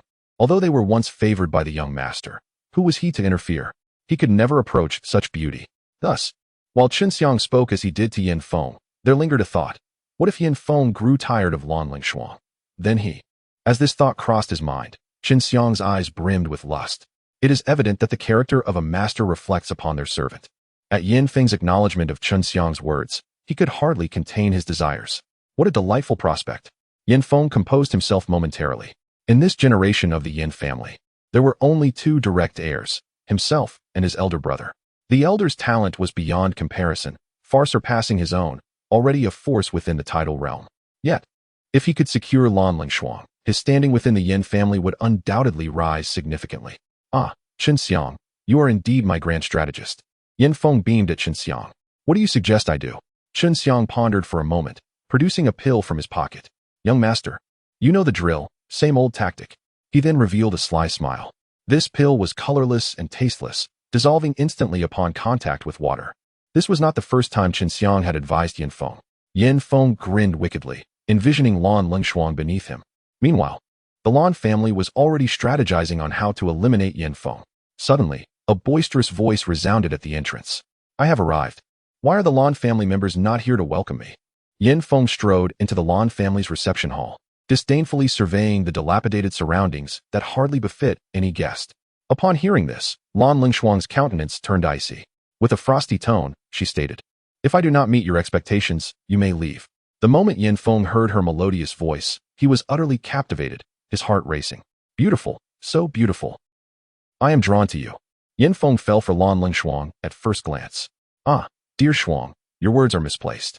If one does not catch his eye, might as well gouge out your eyes so you need not see. Yi Chen's voice emerged, approaching from behind Lan Batian. He placed a hand on Lan Lingshuang's shoulder, mockingly commenting, Oh, is this not the fellow I incapacitated, with half an arm broken? Is it healed now? Upon hearing Yi Chen's voice, Yin Feng's demeanor shifted dramatically. He recognized that voice all too well. Yi Chen, what are you doing here? Why shouldn't I be here? It is rather you who should question your presence. Yi Chen replied mischievously. Enraged, Yin Feng commanded, Chen Xiang, eliminate him. Yes, young master. Chen Xiang responded, charging toward Yi Chen without hesitation. You have only yourself to blame for provoking my young master. A flash of white light surged toward Yi Chen. As a massive stone appeared above him, crashing down, Zhang Daoxing narrowed his eyes slightly, conjuring an icy wall to shield Yi Chen from the assault. Lan Batian appeared before Yi Chen, intercepting Chen Xiang's attack. Sir, do you not regard me, Lan, with any respect? Lan Beixian's tone was laced with ire. Seeing his attack thwarted, Chen Xiang swiftly retreated. Huh, what are you? Merely a peak tidal realm fighter. Any member of the Yin family surpasses you effortlessly. Chen Xiang derided. Oh, then why are you merely at the tidal realm? Yi Chen inquired suddenly. Chen Xiang's expression soured. You insolent wretch. Lan Batian, step aside, or I shall slay you alongside him. Chen Xiang activated his talent, a white stone forming in his hand, an advanced earth elemental, rock element. Oh, I see we have a guest. Let me see who dares to threaten young Yi. A deep, commanding voice echoed, resonating with authority. Who dares to interject? Chen Xiang fumed. In an instant, the room fell into a profound silence, punctuated only by the sound of swallowing. Even Yin Feng was rendered mute, cold sweat trickling down his brow. This foolish individual, did he not recognize the gravity of his situation before speaking? Yi Chen and the others were left dumbfounded. Who was this person? Such audacity. My heavens, I have never witnessed such boldness in all my years. The West Wind Lion King's expression darkened. In a flash, he vanished, his claws slicing through Chen Xiang's throat. It was over. Lan Batian covered his face, lamenting in despair. Yin Feng found himself speechless. The oppressive aura reminiscent of his grandfather. A moonlit realm. It could only be a moonlit realm. Grasping his throat, Qin Xiang struggled to breathe, his face reddening as he collapsed.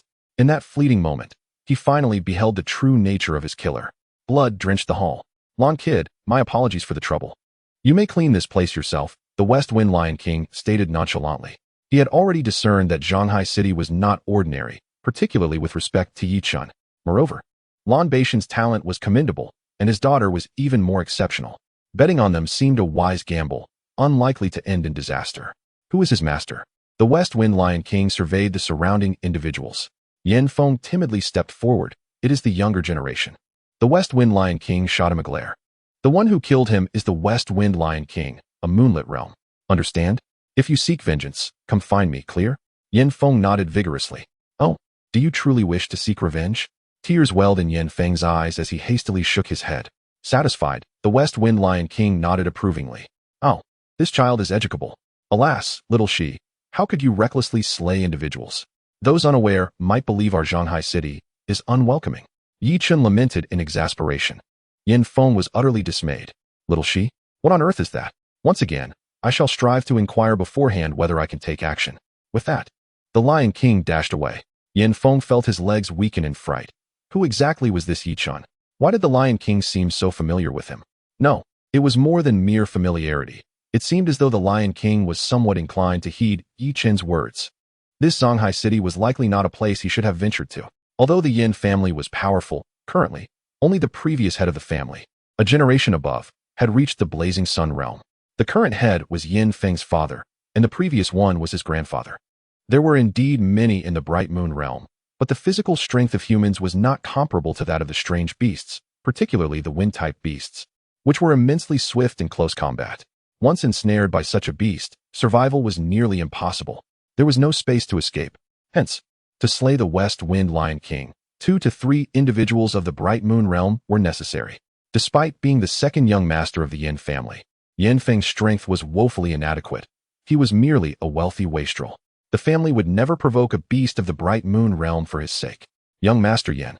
It was merely a subordinate who perished. There is no need for alarm. We certainly won't devour you, Yi Chun teased.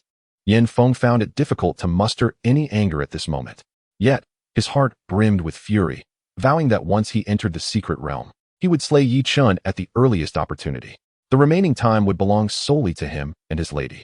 With this thought, a sinister smile crept onto Yin Feng's lowered face.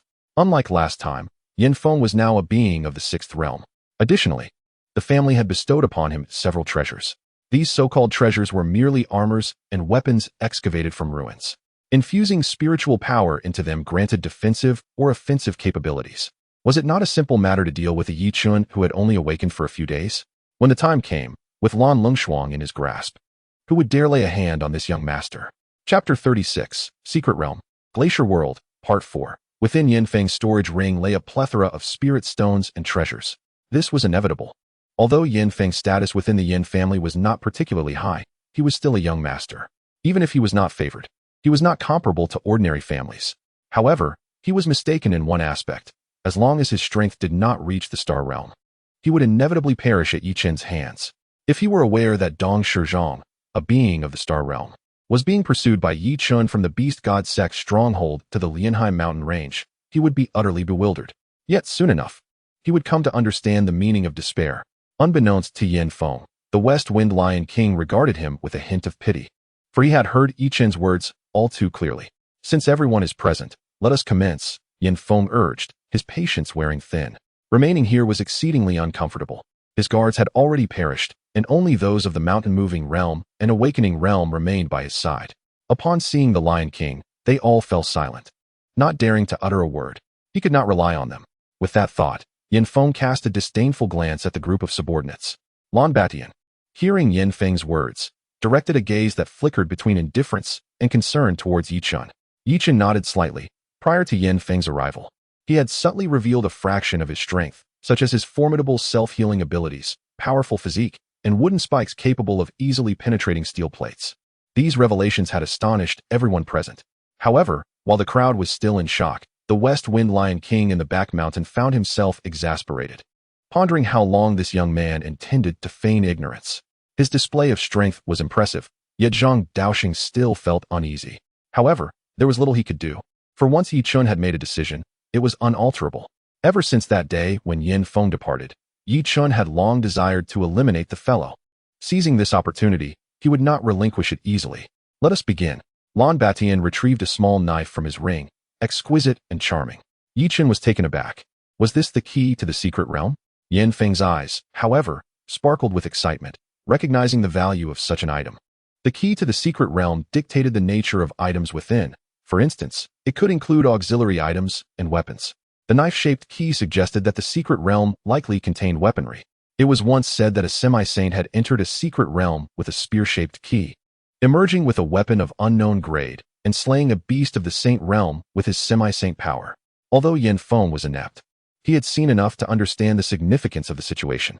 After all, while others were acquiring knowledge, many scions of noble families were already familiarizing themselves with the history of human rise and fall. Lan Batian's expression turned solemn as he held the key. Are you ready? Yi Chen's gaze sharpened slightly. It is time, Brother Lan. Lan Batian infused spiritual energy into the key, which emitted a shimmering, icy blue glow. Yi Chun was astonished. Had Brother Lan prepared this secret realm key for Lan Lungshuang long ago? The attribute of ice suggested the weaponry within was tailored for her. Surely, anyone with discernment would understand this. With that thought, Yi Chen cast a glance at both Lan Lungshuang and Lan Batian, muttering to himself, indeed, a doting father. Lan Batian's lips twitched in irritation at the young man's words. The icy blue glow intensified, transforming the key into a radiant orb, which shot forward, creating a portal in an instant. Yi Chun marveled at the sight. Having only witnessed portals in games during his previous life, seeing one in reality was a first. Very well, proceed. Lan Batian appeared to have expended considerable spiritual energy in activating the secret realm key, his voice now weak. However, he shot a fierce glare at Yi Chun, recalling the earlier jest about his daughter. Yi, you better protect my daughter, do you hear me? Lan Batian growled menacingly. Yi Chun grinned. Rest assured, Brother Lan, I will look after your niece. Lan Lingshuang's cold gaze fixed on Yi Chun, questioning why she was not the one protecting him. And who is your niece? How shameless. She then stepped forward and entered the portal. Yi Chun chuckled awkwardly and followed suit. Yin Feng, wordlessly, also stepped into the portal. And at the moment he crossed the threshold, a wicked smile crept onto his face. Yi Chun, you are doomed. As Yi Chun stepped into the teleportation array, a chilling aura enveloped him. In that instant, he felt dismayed. He had acted hastily and forgotten to bring warm clothing. Before him lay an endless expanse of glaciers. This secret realm felt overly desolate. Even Lan Lingshuang seemed slightly uneasy, though she was of the ice element. She was not yet powerful enough to disregard the biting cold. Yin Feng, on the other hand, fared somewhat better, though he too was not entirely comfortable. As a fire elemental, being in an ice realm felt distinctly out of place for him. Yet, in this frigid environment, he managed to maintain his body heat. After entering, Yin Feng did not immediately choose to attack. After all, Lan Lungshuang was beside Yi Chun. To engage in a 2-on-1 in this icy terrain, with an opponent possessing ice elements, would be a decidedly unwise choice. Yi Chun had somewhat underestimated Yin Feng, thinking he would initiate combat as soon as they entered the secret realm. It was unexpected that he would instead observe the surroundings and await an opportune moment. Indeed, one should not place blind faith in the depiction of villains in literature. Shaking his head at this thought, Yi Chun noted Yin Feng's gleeful expression as he observed Yi Chun trembling from the cold. Yi Chun, a wood elemental, was at a significant disadvantage in this icy expanse. Temperature was of utmost importance. Once Yi Chun could no longer endure the cold, it would be the perfect moment to strike. However, Lan Lingshuang was unconcerned with such matters. Turning to face the portal, which had now morphed into a compass, Yi Chun fell silent. Goodness, this secret realm is remarkably advanced. Lan Lungshuang glanced at the compass, then at Yi Chun, and said, let us move. She then strode forward confidently, while Yi Chun exchanged a glance with Yin Feng, shrugging. Let us go, young master. Yin Feng's anger flared even more at these words. Was he being addressed as young master? Was this mockery? Yet, he forcibly suppressed his wrath. The time was not yet ripe. Silently, I followed along. Observing Lan Lingshuang's graceful figure, Yin Feng felt a pang of frustration. In this frigid landscape, where could one possibly conduct serious business? Not to mention undertaking any meaningful tasks. Even formulating ideas seemed a daunting challenge. The boundless glaciers and biting cold served as a stark reminder of the adage, young people must remain calm. Chapter 37. In such cold weather? Can one still have a fever? Part 1. As we ventured deeper into the ice fields, Chen began to feel an unsettling discomfort in his body. Brother Lon, you've truly led me into a predicament. Had I known, I would have prepared more clothing. Chen shivered. Lan Lingshuang furrowed her brow and gently took hold of Chen's arm. Chen was taken aback as a wave of chill coursed through him. One couldn't deny that Lan Lingshuang had a commendable understanding of the situation. According to her knowledge, the temperature was plummeting, and her icy abilities could not reach such depths. By channeling some of her spiritual energy to Chen, he would fare better. Chen immediately grasped her intention. His dear niece was indeed remarkable. Behind them, Yin Feng watched the scene unfold, his teeth nearly grinding in frustration. He was well aware that his fire abilities would provide greater warmth. Yet the nature of Chen's relationship with him posed a significant barrier. Lan Lingshuang's gaze lingered on Chen as she sighed deeply. A burden indeed. Chen felt a twinge of embarrassment. At present, he could not deny that he was a hindrance. He silently called upon the system in his mind. Hey, when I check in, could you provide me with something to keep warm? If all else fails, fire would suffice. Understood. The system's affirmative response elicited a quiet nod of approval from Chen. Truly, the wish-fulfilling system was a treasure. Guided by the compass, or rather, a divining instrument, the needle did not point south, but directed them toward a hidden opportunity. It had been previously noted that secret realms were often remnants of ancient races or mystical beasts. If the space was left by beasts, it would typically contain innate skills and attribute spirit stones. Conversely, if it were a product of human civilization, it would likely feature enhancements for spiritual energy. Suddenly, Chen halted, a grave expression crossing his face as he turned to Lan Lingshuang, urging her to crouch down beside him. She remained silent, acknowledging that while Chen might be somewhat reckless, he would not falter in critical moments. When he said to wait, it surely indicated that something was amiss. Indeed, not far ahead, a village came into view. The settlement was quite rudimentary, comprising a few wooden huts and scattered campfires. By the fires stood several peculiar humans clad in animal skins. So, this was what old Zhang had referred to, the humans residing within the secret realm. Chen narrowed his eyes. This was intriguing. Yin Feng, trailing behind Chen and Lan Lingshuang, also noticed the village and stealthily retreated several hundred meters away with a smirk. What shall we do now? Lan Lingshuang inquired, her gaze fixed on Chen. Chen inhaled sharply. Uncertain of the strength of these humans, it was prudent not to act impulsively. They would have to take a detour. At that moment, a fireball hurtled toward Chen and Lan Lingshuang. The flames radiated intense heat, prompting Chen to quickly shield Lan Lingshuang behind him. After all, he possessed self-healing abilities. Sustaining minor injuries was inconsequential. However, if Lan Lingshuang were harmed, she would likely lose her combat capabilities. Yet, Yin Feng's fireball was not aimed at harm. As it neared the pair, a tremendous explosion resonated, sending flames erupting in every direction. Chen was taken aback, exclaiming, "We're done for." Glancing back toward Yin Feng's direction, he found him already vanished. He quickly turned his gaze toward the village, where several male natives were pointing in their direction, murmuring amongst themselves. Lan Lingshuang's lips turned pale with fear.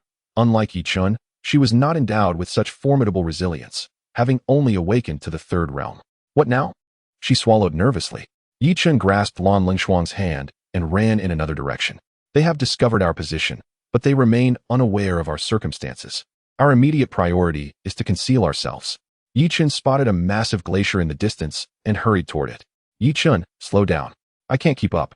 Lan Lingshuang gasped, struggling to match his pace. With a furrowed brow, Chen, without hesitation, scooped her up into his arms. You. Lan Lingshuang blushed, flustered. Silence. Hold tight. Chen commanded. It was imperative to hide behind the glacier before they were detected. Fortunately, the ground was not snow-covered. Otherwise, they would struggle to escape. Chen moved rapidly, and within minutes, he had concealed them both behind the ice, their hearts racing as they observed the surrounding movements. Suddenly, Lan Lingshuang seemed to recall something, patting her pocket. Oh no, the secret realm key is gone. Chen froze. That item was crucial for their return home. However, he refrained from complaining and quietly ascended to a higher vantage point on the glacier to survey their route. Indeed, the key lay undisturbed in a certain location. Yet, even with the key found, Chen could not rejoice. For there, standing near the key, were several natives. Chen felt utterly defeated. This was the first time he had encountered such a troublesome situation. The wood escape technique was unusable, rendering him akin to a malfunctioning firearm, loaded yet ineffective. In truth, from the moment he entered this secret realm, Chen sensed something was amiss. The endless expanse of ice. He attempted to use the wood escape technique, only to be met with a system response. Wood escape water earth, thus it cannot be utilized without soil. Quite reasonable, wouldn't you agree? Chen, you seem to be quite delusional. Isn't that ability created out of thin air? Ah, is that so? Perhaps after some time, I shall resolve this issue for you. Chen, what should I do now? How about a cold dish of scrambled eggs, with a dash of soy sauce? You figure it out. And with that, the system vanished. Chen shook his head and turned to Lanlingshuang. Do you still remember the direction indicated by the secret realm key? We should first seek out the opportunity. Chen steeled his resolve, forcing himself to remain composed. If they could find soil amidst this icy expanse, they could commence their conquest. However, Lanlingshuang seemed poised to say something further, but found herself powerless to act. Awakening to the third realm, her stamina was insufficient, and she required Chen's aid even for movement. Realizing this, tears welled in her eyes. It dawned on her that she was indeed a burden. Yet Chen remained oblivious to her emotions, instead retrieving numerous spirit stones and food from his storage ring. Our immediate priority is to replenish our stamina and spiritual energy. If your energy depletes, I fear we may perish here. Unbeknownst to him, his words sparked a newfound determination within Lanlingshuang. Yes, I can help Chen stay warm. Otherwise, he may freeze to death. She nodded eagerly, emitting an adorable sound. Chen was taken aback. Why had she suddenly become so endearing? What happened to the aloof goddess? Lanlingshuang, noticing Chen's gaze, felt her cheeks flush. What is happening? Am I blushing? Impossible. Have I developed feelings for him? No, absolutely not. Chen regarded her transformation with a bemused expression. Surely, she must be unwell. He reached out to touch her forehead. Then his own. How strange. In such cold weather, one could catch a fever. Lanlingshuang. Chapter 38. Would escape and aflame. Great Buddha and Susanoo, after a brief rest, the two prepared to set forth in pursuit of the opportunity within the secret realm. Chen squatted down, glancing back at Lanlingshuang. She, perplexed, inquired, "What are you doing? Come on, stop dawdling." Chen exclaimed, exasperated. This girl had previously displayed such intelligence. Had she suddenly become dim-witted? I won't go. You can't keep up with my pace. Hurry up. Chen expressed his frustration.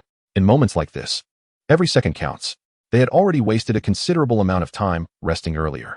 If the natives reached their destination first, observing Chen's irritation, Lanlingshuang reluctantly complied, awkwardly wrapping her arms around his neck. Chen grasped her thighs firmly, moving sluggishly. Lanlingshuang's face flushed crimson. It must be said that carrying Lanlingshuang on his back was significantly more convenient than merely holding her. The increased body contact provided better warmth. However, neither Chen nor Lanlingshuang noticed that just a few hundred meters behind them, a figure was stealthily following. This individual was Yen Feng, who had previously vanished. He had placed a locator on both Chen and Lanlingshuang, ensuring that as long as he maintained a safe distance, he could ambush them when the treasure was within reach, eliminating Chen and then controlling Lanlingshuang at will. Unbeknownst to them, the native village was in turmoil. Chief, has the secret realm opened? Indeed, our clan's mission is to guard the treasure, and yet only a handful of us remain. The man referred to as the chief weakly raised his staff. I wonder if we can protect the treasure with just us. He sighed deeply, glancing at the few remaining clan members, hesitating to speak. What are you afraid of? They're just a few outsiders. Let me, gather people to eliminate them, boasted a burly native, whose aura indicated he possessed the strength of the seventh awakening. Alas, it seems we have no choice. The chief closed his eyes, sighing once more. Take Xiao Er and Asan with you and deal with them. Understood. Exclaimed joyfully upon receiving the chief's command. The chief handed him the key to the secret realm. Go in the direction indicated by this compass and wait for them to arrive. Remember, your life is paramount. Nodded dismissively and departed with the other two, one at the 6th stage of awakening, the other at the 7th. They were all survivors in this harsh environment. Their physical strength formidable, having hunted sea beasts to survive, even facing the ice-exploding bear, a mutated polar bear. Amidst the boundless glaciers, Chen trudged forward, carrying Lanlingshuang towards their destination. Time seemed to stretch indefinitely, as his phone had long since succumbed to the cold. Finally, just as Chen's stamina was about to falter, he caught sight of a colossal palace in the distance. Overwhelmed, he sank to his knees, gasping for breath as he beheld the miraculous structure. Chen, we found it. Lanlingshuang exclaimed joyfully, hopping off his back, completely disregarding her usual aloof demeanor. Little did she know that Yi Chen's feet were nearly incapacitated. "Let's rest for a moment," he managed to say. Only then did Lan Lingshuang notice something was amiss. "Are you all right?" "I'm fine, just a bit cold. My feet seem to be frozen." Although Lan Lingshuang had transmitted her spiritual energy to him, she was of the ice element herself. Had it not been for Yi Chen's robust physique, he would have succumbed long ago. Realizing the gravity of the situation, she quickly stripped off her outer coat and wrapped it around him. "Yi Chen, are you okay?" As Yi Chen's consciousness began to fade, he muttered, "Cold. Cold." Seeing his condition, Lan Lingshuang gritted her teeth and embraced him. Suddenly, the once frigid atmosphere was enveloped in a swirling snowstorm. Time passed, and neither could withstand the biting cold any longer. They succumbed to slumber. "Today's lottery has been credited. You have received the slashing blade, flowing blade like fire." The system's voice echoed, but Yi Chen had already lost consciousness. The system sighed, "What a hassle." A golden orb then merged with Yi Chen's chest, and simultaneously, a surge of warmth radiated from his heart. A long blade materialized in his hand, emanating a searing aura that enveloped both him and Lan Lingshuang. "Sigh. This system is not a babysitter," it muttered before vanishing. Moments later, feeling the heat radiating from his body, Yi Chen finally regained consciousness. Shaking his groggy head, he suddenly realized someone was draped across his chest. Bewildered, he exclaimed, "Hey, my dear niece." Lan Lingshuang slept soundly, finding comfort in the warmth of her makeshift furnace amidst the icy landscape. Yi Chen swallowed hard and gently patted her cheek. "Niece." Yet, she remained unresponsive, continuously channeling her energy to him. Although her contributions were minimal due to her own limited reserves, she was exhausted. With a resigned sigh, Yi Chen stood up, retrieving a spare set of clothes from his storage ring, tearing them into strips. He secured Lan Lingshuang on his back with the fabric. Observing the transformation of his body and the long blade he now possessed, he murmured, "Flowing blade like fire." A wry smile crossed his face. The system had truly been generous. Can it provide warmth? Yi Chen pondered. The system remained silent. As he gazed upon the massive palace before him, he spoke, "Thank you, system." Although his eyes were fixed on the palace, he expressed gratitude to the system, surprising the ever-watchful entity. "You're welcome," it replied, as the strongest fire-type slashing blade. Even holding it radiated a sense of heat. "Is this meant to enhance my presence in this world with the fiery dominion?" Yi Chen mused, sensing the peculiar turn of events. Not to mention the wood release from Hashirama, which could already secure his standing in this realm, now paired with this blade. He possessed the potential for unparalleled power, a ceiling-level force across both worlds. "Wood and fire, is there a problem?" the system remarked, adding with a hint of sarcasm. "Had it not been for your presence in this wretched place, I would have preferred to witness the great Buddha's Susanoo first." Chapter 39. The system is left in tears by Yi Chen's foolishness. Thus, a peculiar figure, bearing a sleeping woman, stepped into the palace. Yet, Yi Chen's concern grew. The natives had long awaited their arrival. As he surveyed the surroundings, he sensed something was amiss the moment he entered the palace. He sought a spot with soil. After all, wood release would be more practical, especially while carrying Lan Lingshuang. Using a blade felt cumbersome, and he had never trained in swordsmanship. He couldn't even perform the first release of the blade, let alone the final.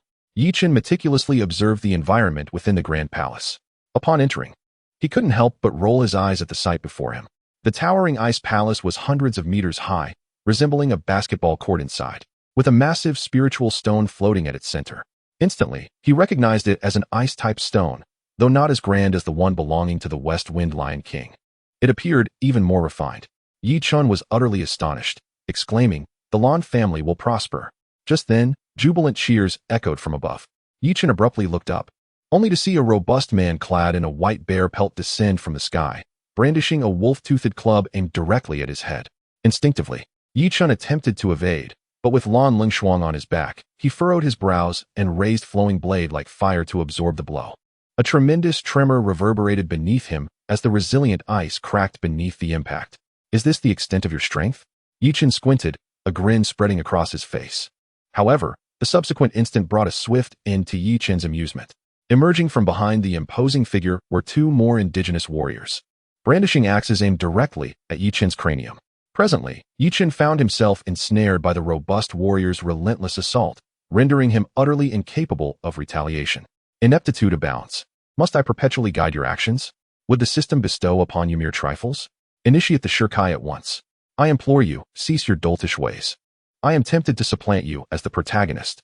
Spare me the incessant nagging. The incantation for Shirkai, Pray tell?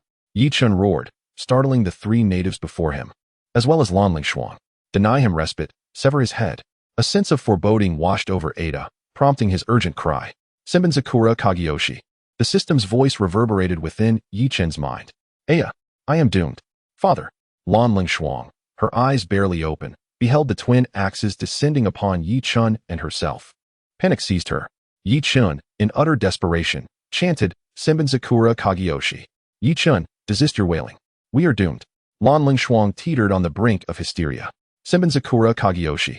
The instant Yi Chen uttered the incantation, a wave of scorching heat enveloped him, instantly dispelling the surrounding aura of frost. A layer of incandescent flames now enshrouded Senbenzakura Kagyoshi. What sorcery is this? Ada recoiled in horror as the fiery torrent surged forth. Seizing the fleeting moment of his adversary's bewilderment, Yi Chen, in a desperate gamble, unleashed Bankai. There was no time for more elaborate techniques. Perish. In that critical juncture, the axes of the two natives hurtled ever closer to Yi Chen's skull. Just then, Senbenzakura Kagyoshi erupted in a surge of searing energy. The scalding aura instantly engulfed the native known as Ada, while the two others, upon contact with the flames, were reduced to charred husks. Shao Air, Lao San. Ada bellowed in anguish, yet dared not approach the inferno. What have you wrought upon them? Yi Chen gasped for breath, casting a nonchalant gaze upon Ada. Lan Lingshuang, her eyes now gleaming with admiration, murmured, Yi Chen, so dashing. Yi Chen, overhearing her words, could only roll his eyes.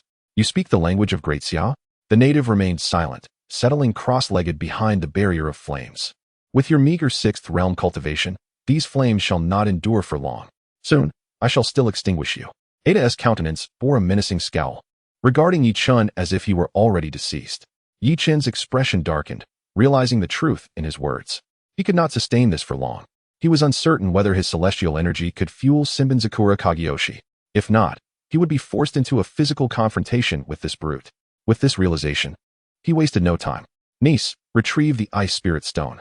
It is likely our greatest prize here. Yi Chen unfastened the strips of cloth binding Lan Lingshuang and set her free. She nodded resolutely and hastened towards the ice spirit stone. Just then, Yin Feng, who had been absent, reappeared. Ah, such a magnificent ice spirit stone. It must be worth hundreds of millions. Yin Feng's avarice was undisguised. Yin Feng, you dare show your face? Yi Chen turned to face Yin Feng, nodding towards Lan Lingshuang. She remained silent, continuing her pursuit of the ice spirit stone. Yi Chen's spiritual energy was nearly depleted, but he still possessed celestial energy. If necessary, he would resort to fisticuffs. Bankai, while a formidable technique, consumed spiritual energy at an alarming rate. Seeing Lan Lingshuang approaching the ice spirit stone, Yin Feng remained unconcerned. After Yi Chen's demise, the spoils would undoubtedly be his. However, Yi Chen's disheveled state filled Yin Feng with glee. I must thank you for eradicating these natives for me. Your potent flame powers are a delightful surprise, young master. Yi Chen's face was a mask of fury. Ada, lurking behind Yi Chen, remained silent, plotting the demise of the trio once the flames subsided. Yi Chen, how about this? Kowtow to me, and I shall spare your life. Ha, Yin Feng, if you kowtow to me, I shall grant you passage. Yi Chen retorted defiantly. It seems you have made your choice. Yin Feng smirked, retrieving a knuckle duster from his storage ring and adorning his right hand. Yi Chen scrutinized the knuckle duster, his mind racing. This must be the so-called weapon that amplifies spiritual energy. This is the first time I have employed this device, Yi Chen. You should feel honored to perish by my hand. Yin Feng sneered. Yi Chen inhaled deeply, sheathing Senbenzakura Kagyoshi and securing it to his waist. Have you surrendered? Yin Feng assumed upon seeing Yi Chen's actions. Yi Chen straightened his posture, clasping his hands together. There is no other recourse. Lan Lingshuang, glancing back, believed Yi Chen had truly given up. Yi Chen, Chapter 40, Protagonist Drowns, The End, 4. Yi Chen bellowed without turning, retrieve the spirit stone. Leave the rest to me. You believe you can defeat me? Yin Feng guffawed. Simultaneously, Ada arose to his feet, the flames encircling him gradually dissipating. Boy, it seems your demise has arrived. Ada could not fathom why Yi Chen had extinguished the flames, but he knew that without them, Yi Chen was doomed. Ada leaped from the crater. The preceding flames had melted the ice, creating a pit, and the vapor ascended into the sky. Ada, positioned in the center, had narrowly escaped. Perish. Yi Chen, die. Ada brandished his spiked club, while Yin Feng unleashed a flaming fist towards Yi Chen. Yi Chen's eyes snapped open, Facial markings instantly materialized. Bang! Yi Chun deflected the spiked club with his right hand and intercepted Yin Feng's flaming fist with his left. Now, let us engage in a battle of pure, unadulterated might. The crimson markings on Yi Chen's face were now clearly visible. Yin Feng and Ada were momentarily stunned. How had this fellow suddenly become so formidable? Yi Chen yanked both of them together with immense force. Both were dumbfounded. Had this fellow suddenly become so formidable? Yi Chen swiftly retreated, and Yin Feng and the native exchanged glances before also creating distance. The three were now adversaries, with only one destined to survive.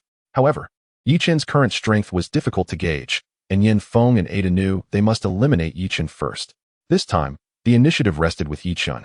Yi Chen channeled his spiritual energy and leaped towards Yin Feng, intent on striking him down. Of the two, Yin Feng was undoubtedly the weaker opponent. The easiest target was of course the one to choose. Seeing that Yi Chen intended to target him first, Yin Feng was incensed. In his eyes, Yi Chen's choice was not due to animosity, but because he perceived him as weak. With that thought, Yin Feng activated his innate skill once more, Flame Fist. This time, he unleashed the full force of his sixth realm cultivation. Yi Chen showed no fear, unleashing a punch. Boom! A burst of searing heat erupted. Yin Feng's arm was instantly shattered by the force. The collision of fists had left Yin Feng, whose physical prowess was lacking, without an arm and severely weakened. Is that all, young master? Yi Chen stood before Yin Feng, his face filled with derision. Ada, seeing Yi Chen unguarded, swung his spiked club down. Yi Chen casually raised his hand to block the attack, and the spikes pierced his arm. Yi Chen frowned. He was strong and possessed great recuperative abilities. But he was not immune to pain.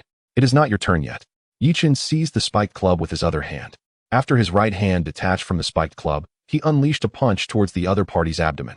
Ada was struck in the abdomen, instantly losing his combat capability and expelling the bitter water from his mouth. As he fell, a compass dropped from his grasp, the very item that had been lost earlier. Yi Chen picked it up, realizing it might be of use later.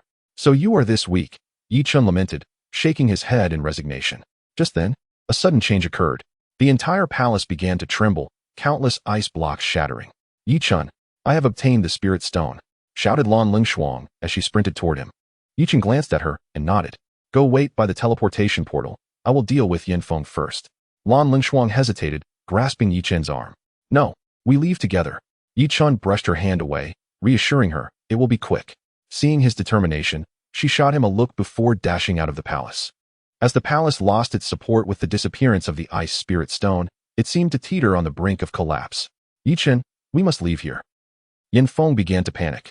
Leave first, and I promise I won't trouble you again. He knelt, clutching his arm, begging for mercy. Oh, but I only wish for your death. Yi Chen's eyes narrowed slightly.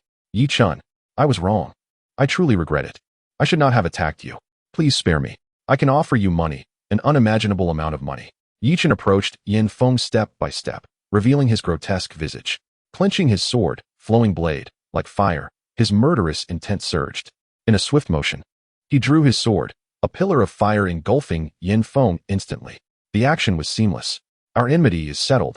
We shall meet again in the next life. Yi Chen's gaze held no trace of pity. He turned to Ada, who knelt on the ground. I spare your life. Take care of yourself. With that, he rushed toward Lan Lingshuang. Halfway through, Yi Chen suddenly remembered he had forgotten Yin Feng's storage ring, resulting in a significant loss. However, he dismissed the thought. His immediate concern was to escape. After the ice palace began to collapse, it felt as though the entire world was crumbling around them. As they ran through the glaciers, scenes of destruction surrounded them, the very ice beneath their feet precariously unstable. Niece. Yi Chen's speed far surpassed that of Lan Lingshuang, and soon he caught up to her. Yi Chen, she exclaimed, overwhelmed with joy. He swiftly lifted her up, but as she began to speak, he urged her, no time. We must go. It's about to collapse.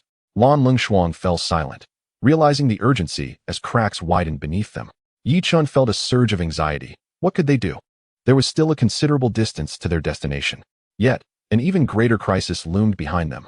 The ice layer, dozens of meters deep, fractured, awakening the sea beasts below.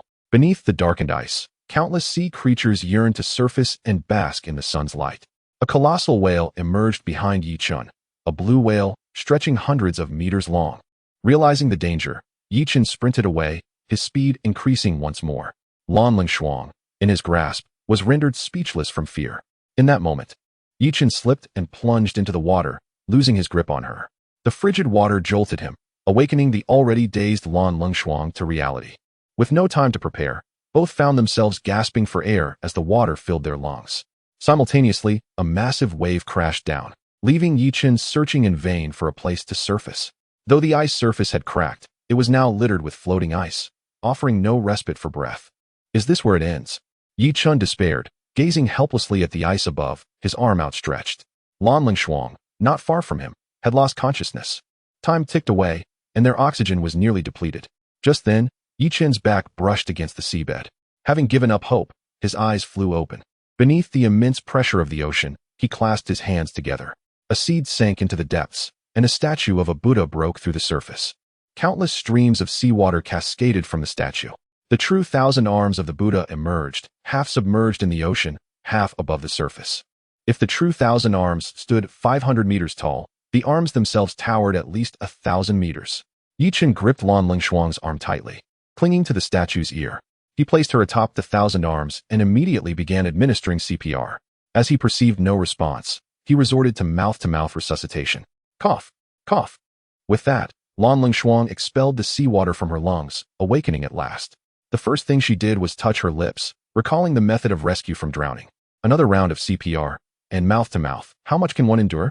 Yet, Chen was oblivious to her thoughts, immediately channeling his spiritual energy into her. Thank goodness you are alive. If you had perished, your father would surely seek vengeance upon me. Chen knelt before her, panting heavily. Then he reclined backward, arms and legs splayed, forming a large character. I thought I was done for. Lan Lungshuang murmured, echoing Chen's posture. What is this? As she lay down, her eyes caught sight of the thousands of wooden arms. Chen was startled by her sudden scream. What happened? Lan Lungshuang pointed. Look at that. Chen turned to where she indicated, struck dumb. Perhaps you should first consider where we are sitting. Hearing Chen, Lan Lungshuang finally registered the situation. Indeed. We were underwater. How did we suddenly find ourselves on such solid ground? The instant she peered down, her mind went blank, her face paling. Chen, what? What is this? Chen offered no explanation, sitting atop the wooden figure, hands clasped in prayer, guiding the massive Buddha toward the teleportation portal. The immense form of the true 1,000 arms sent even the previously encountered giant whale fleeing in terror. On the system interface, countless points surged, each fish and crustacean obliterated by the 1,000 arms. Lan Lungshuang was rendered speechless, her gaze fixed on Chen. So this is your true strength? Chen shrugged. Since you've discovered it, what can I do? Lan Lungshuang kicked him playfully. You scoundrel. With such power, why do you keep frightening me? Alas, my dear niece, you do me a grave injustice. This entire area is ice, devoid of any land or soil. How could I utilize my wood affinity? Chen rolled his eyes. Lan Lungshuang appeared to ponder. Is that so? I misjudged you. My apologies. Chen was unconcerned about her playful kick, suddenly recalling something. He admonished her, by the way, you must not disclose my true strength to anyone. Why not? She inquired curiously. Chen hesitated, unsure how to respond without admitting. I wish to frighten old Zhang to death. But after some thought, Lan Lungshuang concluded, I understand. You want to play the pig to eat the tiger. Don't worry, I will keep your secret. Chen chuckled in resignation and nodded, relieved that she would keep his secret. Before long, the mysterious key in his pocket emitted a shimmering ice blue light. Chen's heart leapt with joy. They had found the exit. Infusing the key with spiritual energy, the previously vanished teleportation portal reappeared. Chen maneuvered one of the 1,000 arms, guiding both of them toward the portal. This journey into the secret realm is truly ineffable. Chen glanced back at the vast expanse of glaciers and the colossal Buddha he had encountered for the first time. Alas, I would rather die than return to such a desolate place. Indeed, you're right. I shall not come back either, responded his companion with a chuckle as they exited the teleportation portal. At that moment, Chen's celestial powers dissipated, and his true 1,000 hands, reliant on his energy, vanished beneath the waves. Emerging from the secret realm, Chen felt darkness envelop him and collapsed. Blue Lungshuang was taken aback, immediately catching him and allowing him to rest on her. Gradually, she crouched down and placed his head on her feet. In the next instant, the West Wind Lion King appeared beside Chen. What has happened to this young lad? He inquired, puzzled. Blue Lungshuang shook her head with a smile. It's nothing. He is probably just a bit fatigued. Could he have used that technique again? The West Wind Lion King asked, a curious expression crossing his face. You know about it? Blue Lungshuang asked, her eyes widening in surprise. The West Wind Lion King glanced around, speaking mysteriously, earlier. This lad spent a good part of the day on the wooden figure chasing Dong Shizhong. Blue Lingshuang gasped, but soon regained her composure. Indeed, that towering Buddha, 1 kilometer tall, was a challenge even for someone of the starry realm. What do you mean a kilometer-tall Buddha? ISNT at 100 meters? The West Wind Lion King was momentarily dumbfounded. The wooden figure you mentioned must be that one sitting atop the Buddha's head, which is not even 1/10 of its height. Blue Lingshuang replied proudly, as if she had seen something the Lion King had missed. Before the West Wind Lion King could inquire further, Zhang Daosheng and Lan Batian had arrived. Upon seeing Yi Chun unconscious, Zhang Daosheng was instantly alarmed. Meanwhile, Lan Batian's eyes blazed with fury. You, Yi Chun, how dare you rest your head on my precious daughter's legs? With that, he approached and attempted to slap Yi Chun awake. Daddy, I'm getting angry. This statement softened Lan Batian's heart instantly. I was wrong, darling, don't be angry. I won't hit him anymore. The crowd stood in shock. Even the West Wind Lion King could hardly bear to watch. This man was utterly defeated. He had become a slave to his daughter. Father, prepare a room for Yi Chun so he can rest properly. If it weren't for him, I don't know how many times I would have perished. Blue Lingshuang said tenderly, gazing at Yi Chun. Lan Batian appeared utterly disheartened, as if something had been snatched away from him. With a mournful expression, he went to prepare a room for Yi Chun, muttering, Yi Chun, you rascal, I asked you to protect my daughter, not to court her. Chapter 42. The breezy little cotton jacket. Since arriving in this world, Yi Chun had spent the majority of his time in slumber. Admittedly, one could not entirely blame him. Exhaustion was a constant companion. The wooden dragon and wooden figure had been a significant undertaking, and this time he had employed the true 1,000 hands. Although the purpose of summoning the true 1,000 hands was merely to find a place to land, the expenditure of celestial energy was immense, draining half of his advanced celestial body's energy. The remaining half made even moving a challenge, let alone engaging in combat. At that moment, Yi Chun marveled at the sheer power of the 1,000 hands pillar. What kind of formidable chakra would be required to wield such a colossal entity in full combat? Controlling a single arm to transport 2 individuals to the teleportation portal had already been exhausting, let alone thousands of arms. Slowly, Yi Chun opened his eyes to find himself in a strange room adorned in soft blue hues, which was quite comforting. A clock on the wall indicated the time, 11:28. Yi Chun pressed his head, unsure how long he had been asleep. Noticing some clothes nearby, he strode into the bathroom for a refreshing hot shower. Afterward, he donned the garments prepared for him by Lan Batian. It is worth noting that Yi Chun preferred to wear all black, while Blue Lingshuang favored light blue. Lan Batian, being a devoted father, had ensured that most of the items in his household were in shades of light blue, including the clothes for Yi Chun. Dressed in the new attire, Yi Chun appeared transformed. His previously subdued aura was now accentuated by the fresh clothing. Approaching the door, he found Lu Rinruo leaning against it. With a sigh, Yi Chun realized that he would have to practice his swordsmanship again. Leisurely days were becoming increasingly scarce. As he hung Lu Rinruo at his waist and stepped outside, a maid promptly informed him, Mr. Yi, the master has instructed you to wait in the hall after you awaken. Yi Chun nodded in acknowledgement. Upon hearing that Yi Chun was awake, the West Wind Lion King hurried to find him. Amusingly, since arriving at the Lan household, he had primarily engaged in eating and sleeping, though, for him, sleeping equated to cultivation. Ah, Yi lad. Ah, Little West. Yi Chun entered the reception hall to find the West Wind Lion King had been waiting for quite some time. The West Wind Lion King glanced at the maid who had led Yi Chun and, understanding her cue, she quickly retreated. I heard the West Wind Lion King narrowed his eyes. You have even stronger techniques? Yi Chun, bewildered, asked, is your information network so extensive? Wait, did my niece tell you? Yi Chun suddenly realized. Haha, that day I saw you faint, and I thought you must have used that technique again. However, the girl misunderstood and thought I was referring to the wooden figure, so she told me everything, the West Wind Lion King boasted, raising his eyebrows in delight. Yi Chun was left speechless but brushed it off, waving his hand dismissively. What does it matter? If you know, as long as no one else does. The West Wind Lion King grinned. So when will you show me the Buddha? Let us hold off on that for now. There will be an opportunity later. Yi Chun considered the nearly kilometer-tall Buddha, along with its arms, reaching close to 2,000 meters in height. Not even the tallest building in Zhanghai City could compare. If 3 such 2,000-meter entities were summoned, they would rival the tallest peaks in the world. Just as the West Wind Lion King was about to speak further, Lan Batian's voice echoed from above, you scoundrel. You're in for it now. Lan Batian jumped down from the upper floor and grabbed Yi Chun by the collar.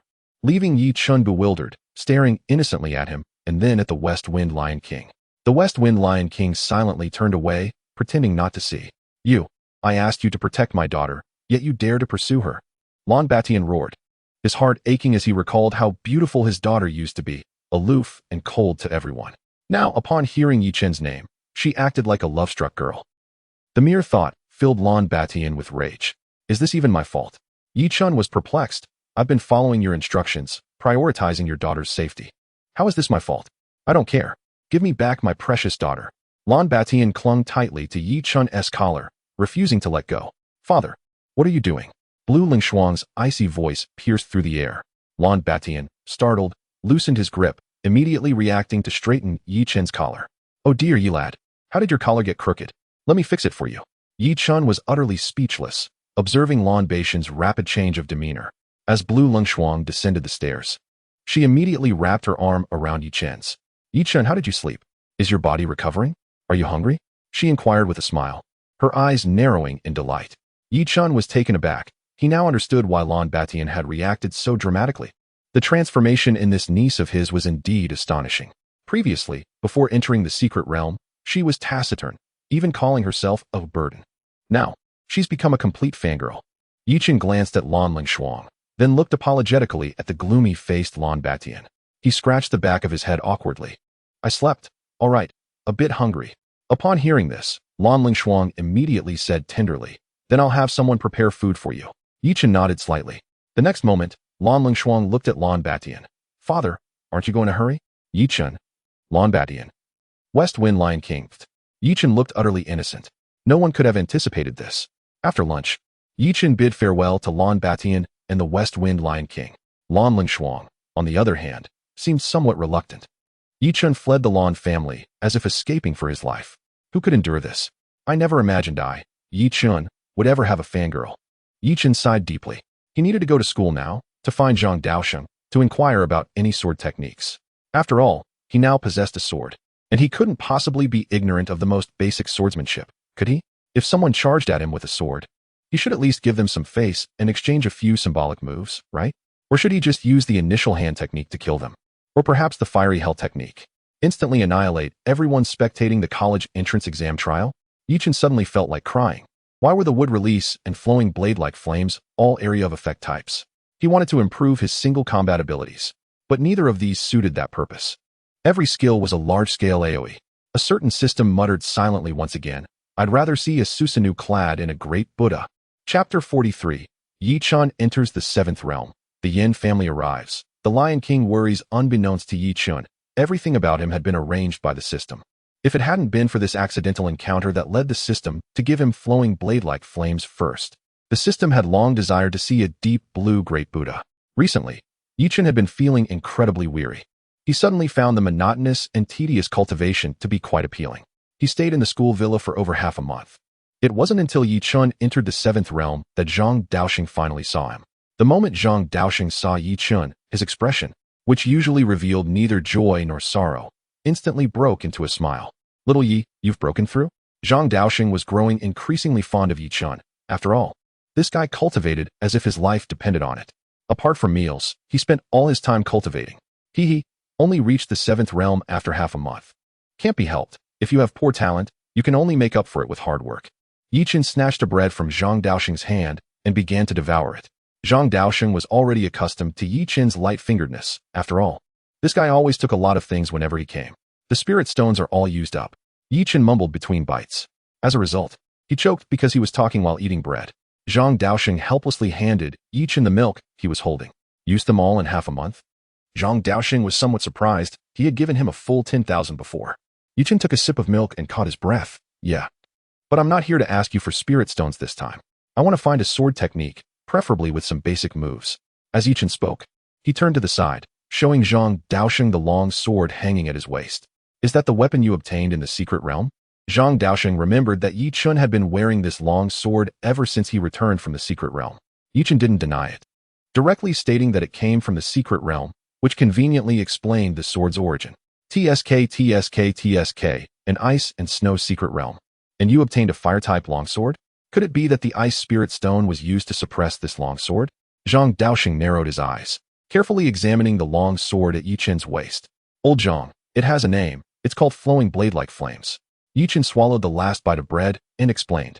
As Yi Chen spoke the name, the long sword seemed to tremble slightly. Zhang Daoxing noticed this and secretly marveled. Flowing blade-like flames, is it? A fine name. Good. You're a support type, and now you have the added benefit of a fire-type weapon, so you can protect yourself. Zhang Daoxing was very happy that Yi Chen had obtained this long sword. However, at this moment, no one knew that in a certain ice and snow secret realm, beneath the altar where the ice spirit stone had been placed, a staff lay there, lonely and forlorn, sinking into the seabed. Ice spirit, I'm the treasure of this secret realm. That spirit stone was just nurturing me. And so, by chance, everyone believed that the treasures of the secret realm were the ice spirit stone and the long sword that Yi Chen had obtained. Even Lan Lingshuang thought so. After all, she had fainted at the time. By the way, people from the Yin family in Kyoto came a few days ago. Zhang Daoxing's expression suddenly changed. Yin Feng had been missing in Shanghai City for nearly 10 days, and on the same day that Yin Feng died in the secret realm, all of Yin Feng's servants were killed and disposed of by the Lan family. So currently, the Yin family only knows that Yin Feng came to Shanghai City and entered the Lan family. Fortunately, the Lan family had the Bright Moon Realm Lion King guarding it. Otherwise, the Lan family might have been removed from Shanghai City. Who came from the Yin family? Yi Chen's expression also became serious. This was no joke. Zhang Daoxing and Lan Batian had previously explained the power of the Yin family to him in detail. Although he was an unremarkable second young master, he was still a member of the Yin family. 2 stellar realm elders. As Zhang Daoxing spoke, he clenched his fist in his hand. Dong Shizhong had already given the 3 of them a hard time, and now there were 2 stellar realms. If it weren't for the Lion King, it was unimaginable what the consequences would be. At the same time, the Yin family had been investigating in Shanghai City for several days. But everyone they encountered said they had never seen the so-called Yin Feng. In other words, after Yin Feng entered the Lan family that day, he never came out again. 7th brother, there's no need to investigate this matter anymore, right? An old man frowned and asked. The man who was called 7th brother nodded. It can basically be determined that the second young master died in the Lan family. These 2 were the 7th and 8th elders of the Yin family, both in the stellar realm, and their strength should not be underestimated. But what can you do? The Lan family has that Bright Moon Realm Lion King guarding it. Yin Zhanbai was very troubled at the moment. After all, when he came, he had asked the head of the family for instructions. And he and Yin Zhanhei would definitely find the second young master's whereabouts, alive or dead. Hearing Yin Zhanbai's words, Yin Zhanhei's brow did not relax either. If it really doesn't work, we can only report to the head of the family and send a Bright Moon Realm over. Yin Zhanbai nodded. That's the only way. After all, with the Lion King there, whenever they were about to ask about something crucial, the Lion King would appear from time to time and startle them. A storm was brewing in Shanghai City. Yi Chen's simple life was probably hopeless. The Yin family's arrival was too sudden. Yin Feng's death could not be settled peacefully. And the West Wind Lion King was also frowning, looking towards the Lianhai Mountains. The time was getting closer and closer. He hoped it wouldn't affect Shanghai City. The West Wind Lion King, who had not originally planned to guard Shanghai City, didn't care much, but now it was different. The changes in the Lianhai Mountains would definitely affect the safety of Shanghai City. When that thing awakened, even the sea beasts would gather in the Lianhai Mountains. That human had said that he would come back in 100 years to take that thing's life, and now, calculating the time, it was only half a month away. Looking at the situation inside Shanghai City at this moment, the Yin family was coming on fiercely, and it was probably impossible to resolve it in a short time. In that case, one wave after another, could Shanghai City really withstand it? The Yin family itself was not a good thing, and its strength was not bad. Alas, little Yi, grow up quickly. I hope that by then, your great Buddha can protect Shanghai City. Yi Chen, who was strolling on campus, suddenly sneezed. Which beauty is thinking of me? It can't be that girl Lan Lingshuang, right? Upon concluding his statement, Yi Chen sneezed, then shook his head, realizing, no. 2 sneezes must signify Shaoxi. Meanwhile, at a battlefield front, 2 women observing Yi Chen in a mirror were rendered speechless. Qing, isn't Yi Chen amusing? Lin Jing exclaimed with hearty laughter. Zhang Bingqing chuckled in agreement, finding the young man quite intriguing.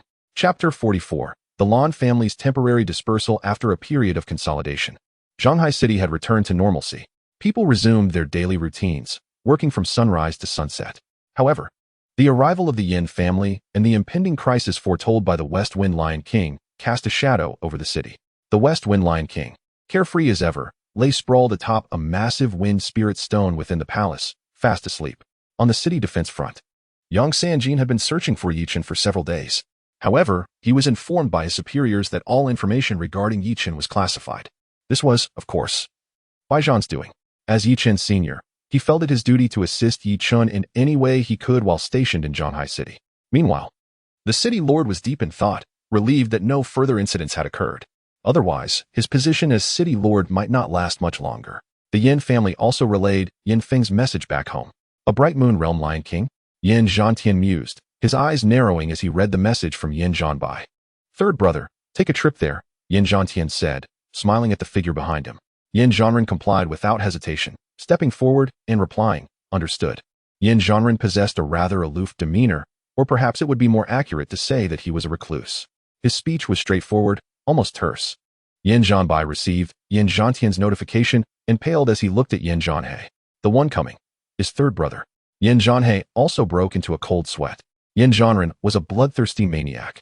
Every time he took action, rivers of blood flowed. If he didn't satiate his bloodlust, he would even kill his own people. What was even more frightening was that Yin Zhantian favored this younger brother of his, because Yin Zhanren was obedient and efficient. Therefore, Yin Zhantian turned a blind eye to the fact that Yin Zhanren even killed his own people. As mentioned earlier, Chen was strolling through the school. There had been rumors that Chen's behavior was problematic, arrogant, and domineering. But now, after the Lion King's roar and the Dong Shizhong incident, the public opinion had shifted. Chen had become a popular figure on campus. There were even young girls sending him love letters, but Chen had no intention of dating at the moment. Of course, he rejected them all. Today's lottery is here, basic sword technique 1. Chen was dumbfounded. So, you've finally given me sword techniques. Chen said, bewildered. This system was definitely rigged. Every time it gave good things, it would give a bunch of useless things. Can you just say that your reward has arrived today? Don't mention the lottery, okay? I only drew it a few times at the beginning. Isn't every time after that directly given by you? Chen said with resentment. Oh, then I might as well not remind you at all. I'll just throw it in front of you, and you can see it yourself, the system said leisurely. Chen ignored the system's words and pinched the blue ball in his hand. A surge of energy instantly rushed to his heart. Some basic sword techniques were already deeply ingrained in his mind. TSK, is this basic sword technique? I only said basic sword technique. But I didn't say whose basic sword technique it was. Chen was speechless. All right, you're awesome. Of course I'm awesome, no need to praise me. Chen felt the sword techniques. If, like would release, it was paired with a sage body, then this sword technique, could it be Yamamoto Jinryusai's? That would make sense, after all, as the user of Rijin Jaka, his sword technique was definitely the most compatible with Rijin Jaka. Zhang Daoxing mentioned to Baijian that Chen was looking for sword techniques. Baijian immediately sent some of the sword techniques from the military to Chen's home. This made Chen feel flattered and warm in his heart, so he accepted them. However, he did not intend to learn them. Because if the system intended to let him learn all of the old man's sword techniques, then there would be no need for other sword techniques at all. Thinking of this, Chen continued to slack off. What moves to practice? What sword to practice? Focus on researching the breathing technique. Focus on cultivation. That night, Yin Zhanren had already entered Zhanghai City. Yin Zhanren, who was suppressing his killing intent, found Yin Zhanbai and the others. Third brother, you're here. Yin Zhanbai greeted Yin Zhanren respectfully. After all, this guy was too evil. Among the 8 elders, Yin Zhanren was the most ferocious. Yin Zhanren did not speak, but just glanced at Yin Zhanbai. Yin Zhanbai instantly understood. Third brother, the information we have is limited. We only know that second young master disappeared in the Lan family. I learned from the family that second young master bought a slot in a secret realm, so I think he might have entered the secret realm with the Lan family. Yin Zhanhei did not dare to speak, but Yin Zhanren did not care. When he saw Yin Zhanbai stop, he looked fierce and said, speak. I was also thinking of investigating this matter, but I don't know how the Lan family did it. But they got a bright moon realm beast to guard them. Yin Zhanren laughed unreservedly when he heard this. A bright moon realm beast? Interesting. I'll go meet him tomorrow. The West Wind Lion King, who was in the Lan family, suddenly woke up and looked in the direction where Yin Zhanren was. This killing intent, the visitor is not friendly. The West Wind Lion King was a little unhappy, after all. He had promised to guard Zhanghai City because he wanted to slack off. How did it seem like he had become a thug? I'm on a pirate ship, so annoying. Lan Batian, who was sleeping soundly, was suddenly awakened by the West Wind Lion King. Lan boy, don't sleep. Lan Batian instantly woke up. After all, he was also a sea reversal realm expert. Entering a battle state in an instant was not an easy thing. Prepare a larger storage ring, and hide the Wind Spirit Stone and Ice Spirit Stone tomorrow, as well as anything more expensive in your house, and let the servants go back. The West Wind Lion King waved his small hand, and a gust of wind slapped Lon Batian against the wall. Big Brother West Wind, in the middle of the night. Lon Batian was very depressed, but the next sentence of the West Wind Lion King made Lon Batian tremble all over. The Yin family is here. Bright Moon Realm. It will be a hard battle. Lon Batian was originally slapped on the wall by the Lion King, and then at the moment of landing. Assemble. A roar came from Lon Batian's mouth. Everyone in the Lon family woke up instantly. In just 5 minutes, more than 40 people in the Lon family. All of them arrived. Listen to my order. Go to the housekeeper for 100,000 yuan per person later, and give everyone a holiday. As for how many days? Wait for my notice. Lon Batian glanced at everyone and went straight to the point. In the middle of the night, you can't call a car. The car's in the garage. Everyone can drive away first, but remember not to scratch them for me. Everyone was stunned for a while. In the middle of the night. Did this family head go crazy? Lon Batian turned his attention to Lon Lingshuang. He handed a storage ring to Lon Lingshuang. You also go to school for a few days. I have already told old Zhang. He will arrange a place for you to live. Lon Lingshuang took a breath of cold air and thought of countless reasons in her mind. Only one reason was the most likely. That is the Yin family. A stronger person is here. The person who came is so strong that even Xiaoxi is not sure to deal with it. Chapter 45. The Yin family is coming to attack. For Dad. Then you have to be careful. Lon Lingshuang's eyes were slightly red. She was not stupid. Of course, she knew that if she stayed in the Lon family, it would definitely bring worries to Lon Batian. It might even be because of her existence that Lon Batian would be distracted to protect her. Lon Batian nodded and hugged Lon Lingshuang in his arms. It's okay. Yes, yes, Lon Lingshuang said, holding back her tears. After saying goodbye to Lon Lingshuang, Bai Zhan and Zhang Daosheng also came to the Lon family. In the vast Lon family, only 3 people and an exotic beast remained. The Western Wind Lion King glanced at Zhang Daosheng and the others. Seemingly on the verge of speaking, yet words failed him. Sighing, he thought of Yi Xiaozai. This king keeps your secret.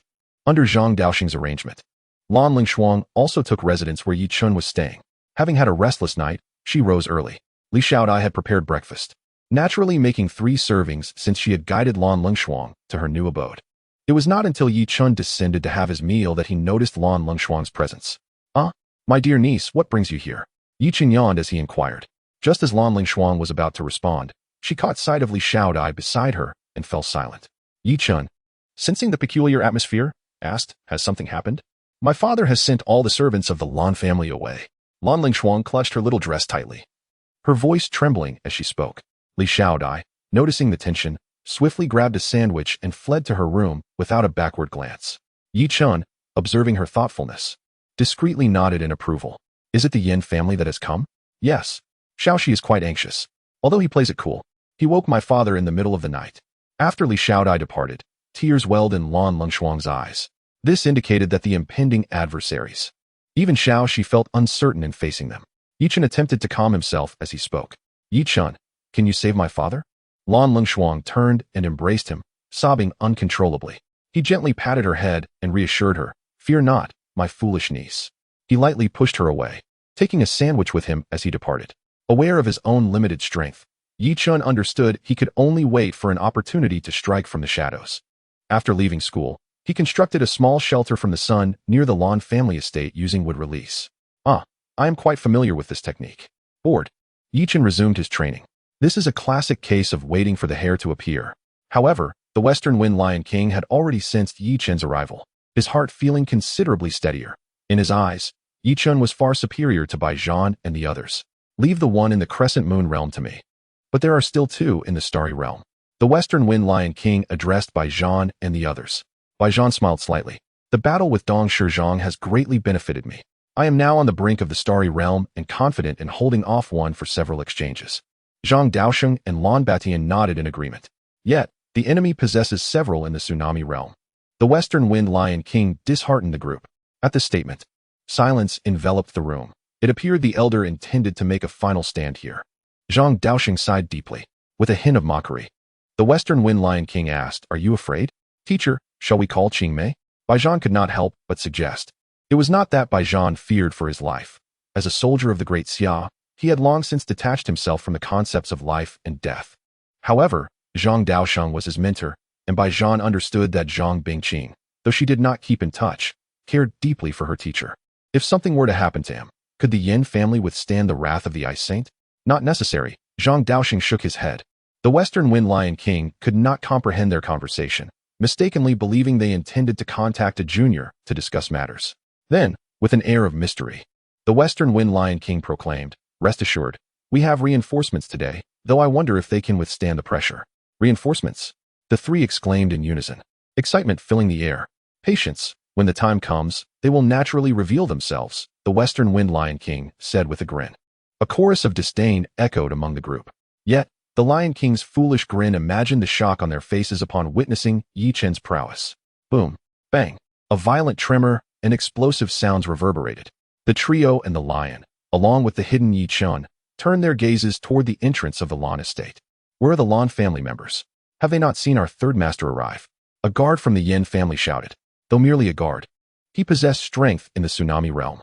As the group exited the reception hall, they beheld the grand entrance engulfed in flames, a scene of devastation. It seemed a fireball had obliterated the door, considering the fact that the Yin family had produced a fire saint, with most of their members endowed with fire attributes.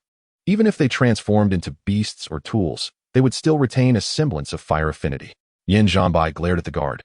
"We should win people over with virtue, not through loud outbursts. Stand down."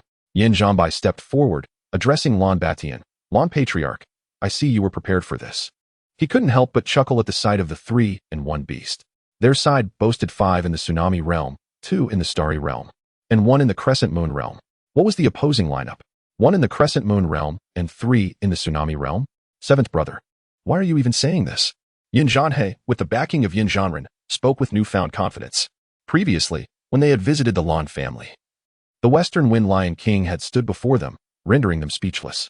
"Surrender, young master Yin Feng, and we may consider leaving you with intact corpses." Yin Zhanhe exuded a terrifying aura. "While we would like to hand over Yin Feng, unfortunately, he departed from the Lan family days ago. We genuinely do not know his whereabouts," Lan Batian denied. It seems you are refusing a toast and opting for punishment." Yin Zhanhe's eyes glinted with murderous intent. "Third brother, eliminate them." Yin Zhanbai was taken aback. "Eighth brother, have you lost your mind?" Yin Zhanren silently stepped forward, his eyes narrowing slightly. "Eighth brother, this is your only chance. Do not command me again, or it will cost you dearly." Flames enveloped Yin Zhanren. The black fire radiating from him was his innate ability. Hidden in the shadows, Yi Chen observed with intrigue. "Is it Amaterasu's strength or your black flames that prevail?" Chapter 46. Certain fool. You understand me well. I shall unleash my ultimate move. The Western Wind Lion King interposed himself, shielding Lan Batian and the others behind him. "Might we not sit down and discuss this amicably?" Yin Zhanren scoffed. "Just a mere beast. What gives you the right to negotiate with me?" The Western Wind Lion King bristled at his words. "Young man, do not push your luck." Yin Zhanren extended his right hand, gathering flames within. "Enough of the chatter. Today I crave roasted lion meat." With that, he hurled the flames at the Western Wind Lion King with astonishing speed. The Lion King found himself in a predicament, although he was swifter. Lan Batian and the others were behind him. Roaring, the Western Wind Lion King unleashed a gust of wind and collided with the black flames, resulting in a spectacular explosion. After a brief exchange, Yin Zhanren grasped the Western Wind Lion King's capabilities. While he was not as strong, he was certainly a formidable opponent. The black flames erupted fiercely, and the Western Wind Lion King sensed something was amiss. The flames, they refused to extinguish. Yi Chen was taken aback. Good heavens! Could this truly be Amaterasu? It cannot be extinguished? He quickly shook his head. Impossible. If it were Amaterasu, it would consume the wind as well. The Western Wind Lion King was equally bewildered. What sorcery is this? The wind can burn? Who are you? Yin Zhanren pointed. And the flames descended upon the wooden shelter where Yi Chen was hiding. Lan Batian was perplexed. When did we acquire a small wooden house? Oh no, I've been discovered. It seems a surprise attack is no longer feasible. Yi Chen sighed in resignation. The sealed wooden house split open, and he stepped out through the crack. Yi Xiaozai, Xiao Chen, Yi Dog, Zhang Daosheng, Bai Zhan, and Lan Batian exclaimed in astonishment. What are you doing here? Nonsense. Zhang Daosheng was instantly enraged. Bai Zhan also frowned. Xiao Chen, leave this place. Why did you come here? Sigh. Although the three people had different tones, they were all concerned about Yi Chen. Heh, now that you're here, you think you can leave? Yin Zhan sneered. Yi Chen shrugged. Yeah, now that I'm here. I don't plan to leave. Old Zhang, Brother Bai, Brother Lan, don't worry, I'm very strong. Upon hearing Yi Chen's words, Yin Zhan narrowed his eyes. Assessing Yi Chen's cultivation level. Awakening 7th stage? Strong? Yin Zhan couldn't help but laugh. Xiaoxi, I'll hold off the one with the black fire. Can you take out the others in a flash? Yi Chen waved at the West Wind Lion King. Yi Chen was now very confident in his own strength. Because that wisp of black flame was still burning on the wood release technique he had created, and it was moving very slowly. As long as the opponent wasn't a wind-type speedster like the Lion King, then he could only attack head-on, and Yi Chen feared nothing more than a head-on assault. Zhang Daosheng was dumbfounded. "Yi boy, do you know what you're saying?" Lan Batian covered his forehead and said to Zhang Daosheng, "If we can survive this, let's take Yi Chen to get his head checked." Bai Zhan's face was pale. In his opinion, Yi Chen was likely to die here with them. He still had a military identity, so the Yin family wouldn't dare to kill him. But the others were different. Yi Chen was a little helpless. The Yin family didn't believe him, and his own people didn't believe him either. The West Wind Lion King couldn't help but chuckle at Yi Chen's helpless expression. "All right, I'll leave this guy to you, the others. I'll take care of them in a matter of minutes." The Yin family burst into laughter upon hearing this. "I'm dying of laughter. This kid and this stupid lion really think they can stop Third Master. Ha ha ha ha. I can't take it anymore. My stomach hurts." Yin Zhan also laughed instead of getting angry. "Kid, are you serious?" Yi Chen turned his head to look at the surrounding environment. He crouched slightly, his face becoming very serious. "Old Zhang, Brother Bai, Brother Lan. You three step back a bit." Zhang Daosheng wanted to say something, but was stopped by the West Wind Lion King. "I advise you to listen and step back a bit." Yi Chen clasped his hands together. Sage Mode face paint appeared, and the familiar eyeshadow reappeared. The aura on Yi Chen's body suddenly surged. Everyone present was shocked. Yi Chen grinned, stepped back even further. Zhang Daosheng couldn't help but frown. They were already hundreds of meters away from Yi Chen. "Listen to him," the West Wind Lion King said meaningfully. The Yin family also began to notice that something was wrong. "Seventh Elder, should we?" Yin Zhanbai narrowed his eyes slightly and looked at Yin Zhan. Yin Zhan smiled. Although his aura has increased a lot, he's still an ant. Hearing this, Yin Zhanbai breathed a sigh of relief. "It's fine, this kid can't do anything." Yi Chen saw that Zhang Daosheng and the others were nearly 1,000 meters away from him. "Pay attention. Sage Art. Would release. True, several thousand hands." Yi Chen opened and closed his hands. In an instant, the earth trembled, and countless branches emerged from the ground. Countless trees intertwined together. A wooden dragon wrapped around the wooden figure. The earth still didn't stop shaking. The wooden figure appeared, sitting on the ground. The 100-meter-tall wooden figure instantly stunned everyone. "It's not over yet." Yi Chen roared. A Buddha head emerged from the ground, and the Buddha's body followed. Thousands of arms appeared behind the great Buddha. The 1,000-meter-tall Buddha opened its eyes and stared directly at Yin Zhan and the other two flying in the air. As for the others, their life or death was unknown. Who told them to be too close? They were directly swept into the great Buddha and were probably crushed to death. The 1,000-meter-tall Buddha instantly destroyed the entire Lan family manor. Not even the kennel was spared. A great Buddha stood in Zhanghai City. "Everyone, look, what is that? A Buddha? Why is it so big? Oh my God, it's 1,000 meters tall, isn't it?" Some sharp-eyed people even discovered that the crown on the Buddha's head was actually a giant sitting on it. And it seemed there was even a figure on top of its head, but it was too far away to see clearly. "Yin Zhan, am I qualified to fight you now?" Yi Chen glared at Yin Zhan, his roar resounding through the clouds. Yin Zhan's face was pale, and he swallowed, feigning composure. "You think you can fight just because you're big?" To be honest, that was really the case. Those Blaze Sun realm alien beasts, which one of their true forms wasn't hundreds of meters tall, but the great Buddha in front of him was 1,000 meters tall, and the arms behind him were twice as tall as the great Buddha. "Try it." A cold snort rang out, and true several thousand hands moved. An arm shot out from the right side like a missile towards Yin Zhan. The West Wind Lion King was stunned. Holy crap. Dong Shizhong was lucky back then. He wasn't chased by this thing. Dong Shizhong crawled out of hell with a smile and said, "Thank you." Yin Zhan's expression changed drastically. The speed of that arm was as fast as lightning, and such a huge arm could actually have such speed. Yin Zhan had no idea how to deal with it, so he controlled his flight, trying to dodge the attack. "Huh, big brother, don't dodge, that's no fun. Let's go head to head." Yi Chen taunted when he saw that the other party was planning to dodge his attack. Yin Zhan remained silent, dodging the attack with relative ease. But the next second, a loud noise came from behind Yin Zhan. It turned out that the arm had slammed into the ground. The entire arm directly entered the ground, and even the ground was smashed into a semicircular arc. Yin Zhan was completely terrified and looked up at the thousands of hands behind the great Buddha where Yi Chen was standing. His whole body was trembling. Yin Zhanbai and Yin Zhanhei were also trembling, doubting their lives. This Zhanghai city is hell. Why did they court death and come to this place to suffer? As for Zhang Daosheng, Bai Zhan, and Lan Batian, they were standing in place, looking at the 2,000-meter-tall Great Buddha in front of them. Their necks were a little sore. Old Zhang quickly slapped me. I think I'm dreaming. Lan Batian said, dumbfounded. Zhang Daoxing's mind went blank. Are you sure it's your dream? If it's your dream, why am I here? Don't say it. I've lived these 30 years in vain. Baijian silently pinched his arm and shed tears of humiliation. The West Wind Lion King, seeing the situation, directly transformed into a demi-human and moved a chair from who knows where. He started watching the show. Little Yi, kill him. Yi Chen glanced at the West Wind Lion King, speechless. You're slacking off. But he didn't say anything.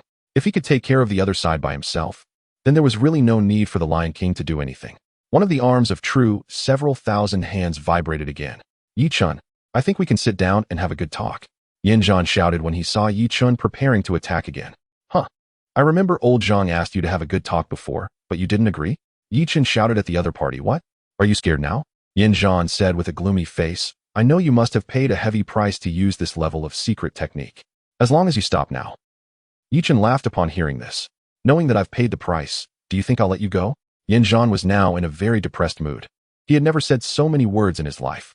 Even when his own brother, Yin Zhantian, ordered him, he only grunted in response. Yin Zhan gritted his teeth when he heard Yi Chen's words and took off a storage ring from his hand. This contains the resources I've accumulated over the years.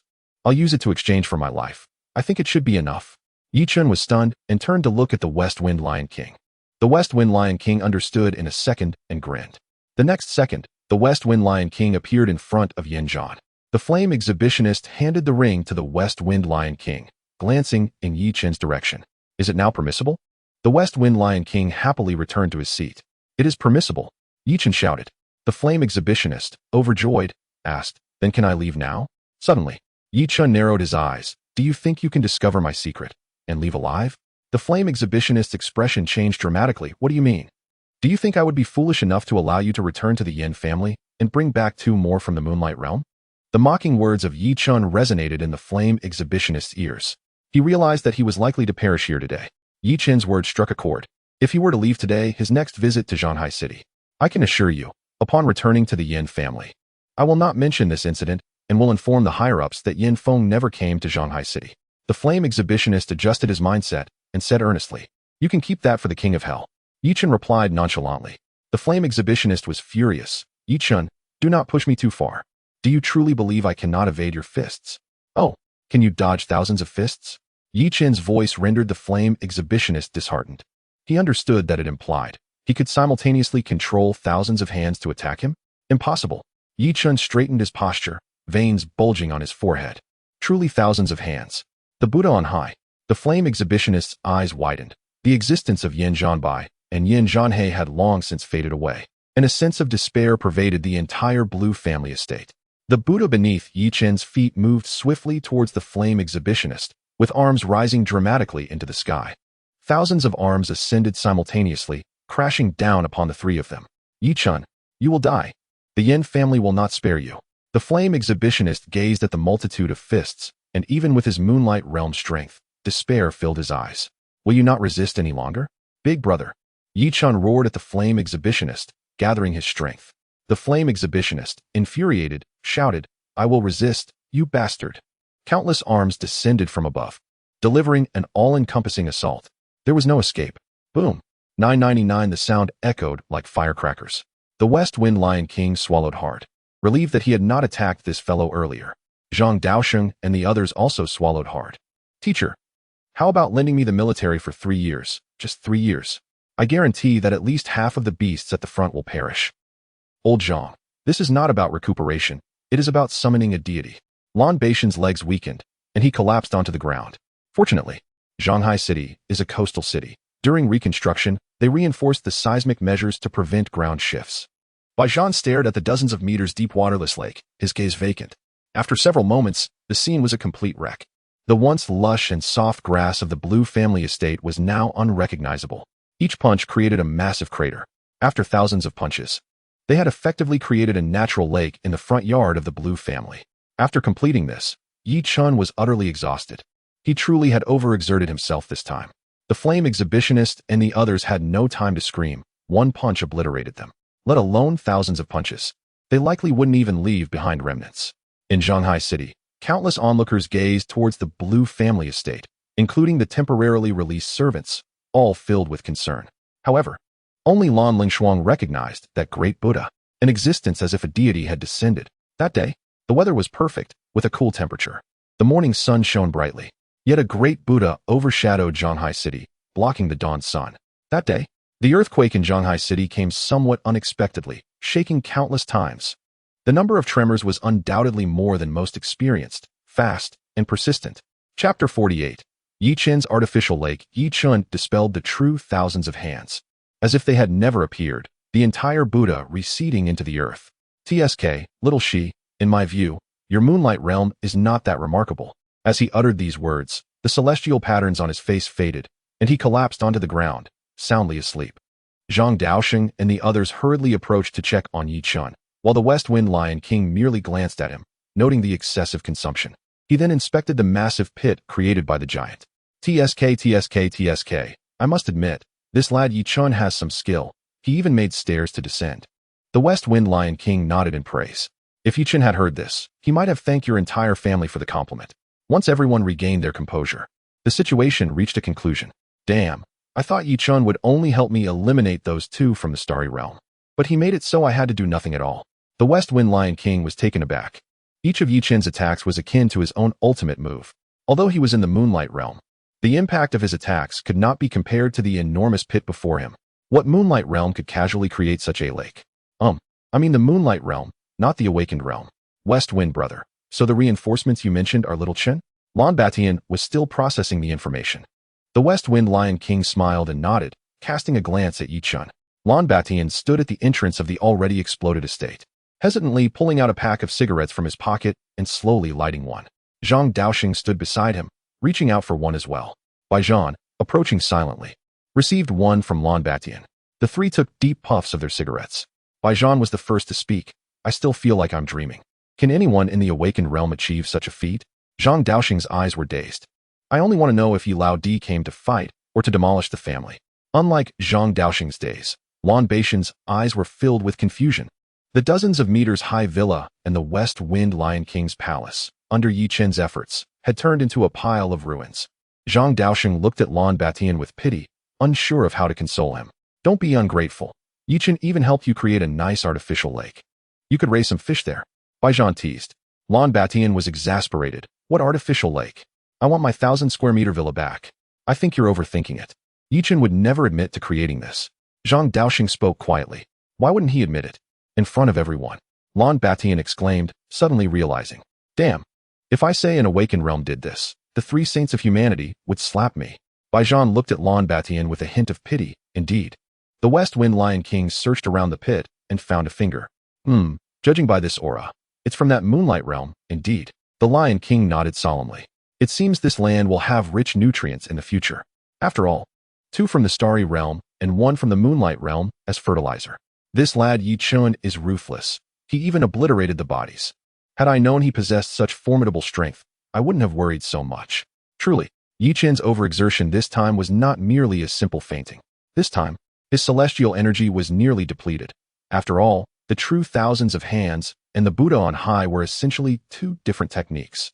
One summoned the great Buddha, while the other manipulated it.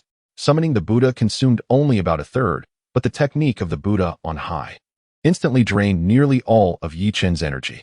However, this cannot be blamed on Yi Chen. To be honest, he had mentally prepared himself when using the Buddha on high. After all, he had already felt exhausted after using a single arm, this time. But in reality, it was fortunate, as the opponent was not as formidable as the Madara in the original story. Yi Chen decisively struck forward, confident that his approach was sound. It became evident that his expectations were validated. The situation was unlike that controlled by Senju Hashirama. He commanded thousands of arms to soar skyward before they descended like rain, leaving no avenue of escape. Meanwhile, Lan Batian was preoccupied with the restoration of the estate. Though the Lan family was not particularly large, they held a respectable status in Zhanghai City. Finding a 5-star hotel for a temporary stay was trivial, yet the question remained, what about the West Wind Lion King? Surely, he could not accompany them to the hotel. Thus, it was amicably decided that Lan Lingshuang and the West Wind Lion King would reside at the school with Yi Chen, while Lan Batian would take refuge in a hotel. By the time Yi Chen awoke, it was already the following evening. Ah, my feeble host. Your rewards for yesterday and today are a scarf from Temari and wildflowers from the Inazuka clan. Would you like me to retrieve them for you? The system's gentle voice echoed in his ears as he opened his eyes, his vision momentarily shrouded in darkness. How heartless. I just woke up, and you're already here to insult me with such trivialities? Chen retorted. Should I bring you Hinata's socks next? The system replied, leaving Chen momentarily speechless. Well, that isn't entirely out of the question. I want a pair. One is insufficient. The system, taken aback, remarked, You're quite the pervert, aren't you? Lan Lingshuang had learned of Chen's achievements from Lan Batian, and while initially surprised, she quickly regained her composure, accustomed as she was to extraordinary circumstances. By the way, system, why does this battle make me feel that the moonlit realm is rather weak? The system faltered, clarifying that it was not the moonlit realm that was weak, but rather, the wood release was exceptionally potent. If only you had the emotional intelligence to express that. Chen, noticing the system's silence, refrained from further comments. His stomach grumbled insistently, prompting him to rise despite his hunger. As evening fell, he discovered the villa oddly deserted. Sister Xiaodai, where is everyone? He called softly, but received no reply. Strange, he thought. Was this not the usual dinner hour? With a sigh, he retrieved a carton of milk from the refrigerator and guzzled it down. Is it advisable to consume cold milk on an empty stomach? What if it causes digestive distress? After finishing the milk, Chen opened the villa door and was taken aback by the sight before him. He could not help but exclaim, Is the soundproofing in this villa exceptionally good? Or am I simply deaf? Lan Lingshuang, spotting him at the entrance, waved enthusiastically, Chen, you're awake. Come join us for a barbecue. Chen could only respond with a resigned expression as he observed the West Wind Lion King, now in human form, leaning companionably against Baijian. You wouldn't believe it. That kid Chen chased Dong Shizhong for over 100 kilometers on a wooden puppet. Lan Batian, enjoying skewers of lamb, chimed in, praising his daughter's grilling skills. Zhang Daoxing was engrossed in listening to the Lion King's tales alongside Baijian. Chen stood in disbelief, taking in the scene. Li Xiaodai and Lan Lingshuang busily grilling meat, while Zhang Daoxing, Baijian, and the West Wind Lion King indulged in drink and merriment. Lan Batian maintained his usual supportive role behind his daughter. The simplicity of the moment felt oddly heartwarming. Chen shook his head vigorously as Lan Lingshuang presented several skewers of lamb to him. You must be hungry. I saved these just for you. If you want more, I can grill some more. Her eyes sparkled with delight. Hey, what about me? Lan Batian interjected softly, trailing behind his daughter. Chen accepted the skewers with a smile, exclaiming, I feel as though I could devour an entire sheep. All right, I'll grill some for you. Lan Lingshuang replied cheerfully as she hopped back to the grill. Brother Yi, could you spare me half?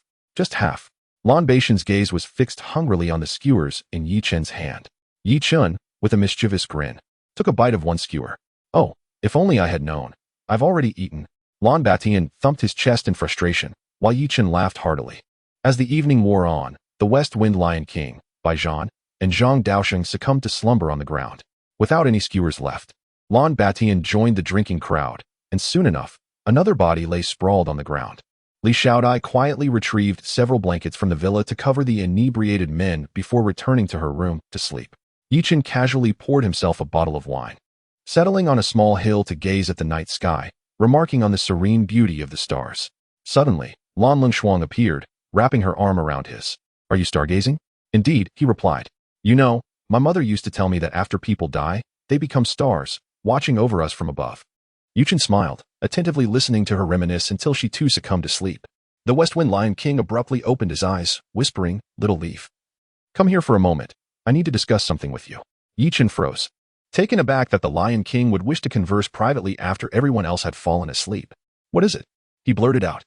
The Lion King glanced at the three sleeping figures beside him and then at the slumbering Lan Lingshuang, shaking his head in resignation. Let's take her back to her room. We need a quiet place to talk. Chen nodded slightly, perceiving that the Lion King's serious demeanor indicated a pressing matter. After escorting Lan Lingshuang back to her room, he exited the building. The Lion King seized Chen's collar, and they instantly appeared atop the villa. Little West, this isn't wind release, is it? You're using space release, aren't you? Chen remarked enviously, impressed by the speed. Space? Nonsense. It's merely speed, the Lion King retorted. Chen waved his hand dismissively. All right. What is it you wish to discuss? The Lion King's expression grew grave. During the early days of Zhanghai City's establishment, a human sage vanquished a half-saint beast in a single blow, but this beast can only be destroyed by fire. Otherwise, it will continuously resurrect. Hence, The sage sealed the half-saint beast in the waters near Shanghai City. As the Lion King spoke, his expression darkened further. It was also due to this sage that I no longer fear humanity. He swore an oath at the sealing site, promising to return in a century to slay the half-saint beast. Chen, upon hearing this, was struck with shock. I have only just awakened. How can you tell me that such a powerful entity exists near Shanghai City? How am I to contend with that? With the century's deadline approaching, the sage's whereabouts were unknown. After all, you know I am not human. I cannot be privy to your affairs, Chen lamented. What do you expect me to do? Dive in and defeat the beast? His lips twitched at the absurdity of the thought. Come, great beast, open wide your mouth. I shall step inside. Insanity. If I hadn't promised to guard Shanghai City, I could simply leave, the Lion King said with a hint of exasperation. Then why did you agree in the first place? Chen inquired, puzzled. The Lion King paused, contemplating. Why indeed? As they stood atop the villa, the two of them pondered the meaning of life. Since my awakening, not a single good thing has occurred. Chen sighed deeply. Perhaps this world is merely testing you? The West Wind Lion King retrieved 2 bottles of beer from his ring, handing one to Chen. He subsequently tossed the ring to Chen. This was the storage ring of that troublesome yen. Chen smiled as he accepted the ring and continued. I believe this matter should still be reported to old Zhang and the others. Although my strength has grown formidable, I still lack actual power. Chen opened a can of beer and took a large gulp, stating, I still find beer unpalatable. Could we possibly switch to cola? The West Wind Lion King glanced at him, remarking that cola cannot alleviate one's sorrows. Nevertheless, he procured a can from the ring. Chen was astonished. While others utilized their rings for valuable items, his was filled with beverages. Although it may not ease my woes, it can certainly bring me joy. Chen opened the cola and took a refreshing sip. The following day, upon awakening, the West Wind Lion King, at Chen's suggestion, decided to be forthright with everyone regarding this matter. Under Bai Zhan's elucidation, the group learned that the adept at sealing, known as Ji Qianmeng, was a space-type saint, mastering spatial cutting and sealing to an extraordinary degree, yet ultimately perishing at the hands of a demigod. Lan Batian was utterly dismayed. It seemed they had no choice but to leave Shanghai City, in the brief span of half a month. Oh, leaving? That's simple. If you can manage to relocate the entire Shanghai City, everything will be resolved. The West Wind Lion King shot a glare at Lan Batian. You make it sound easy. Lan Batian replied weakly. Shanghai City has existed for so long. Its inhabitants have grown accustomed to everything here. How could one simply relocate? Everyone's gaze then shifted to Bai Zhan. Why are you looking at me? I have already reported to the higher-ups. How to resolve this is their concern, not mine. Bai Zhan felt quite innocent. In matters like these, what could a mere brigadier general do?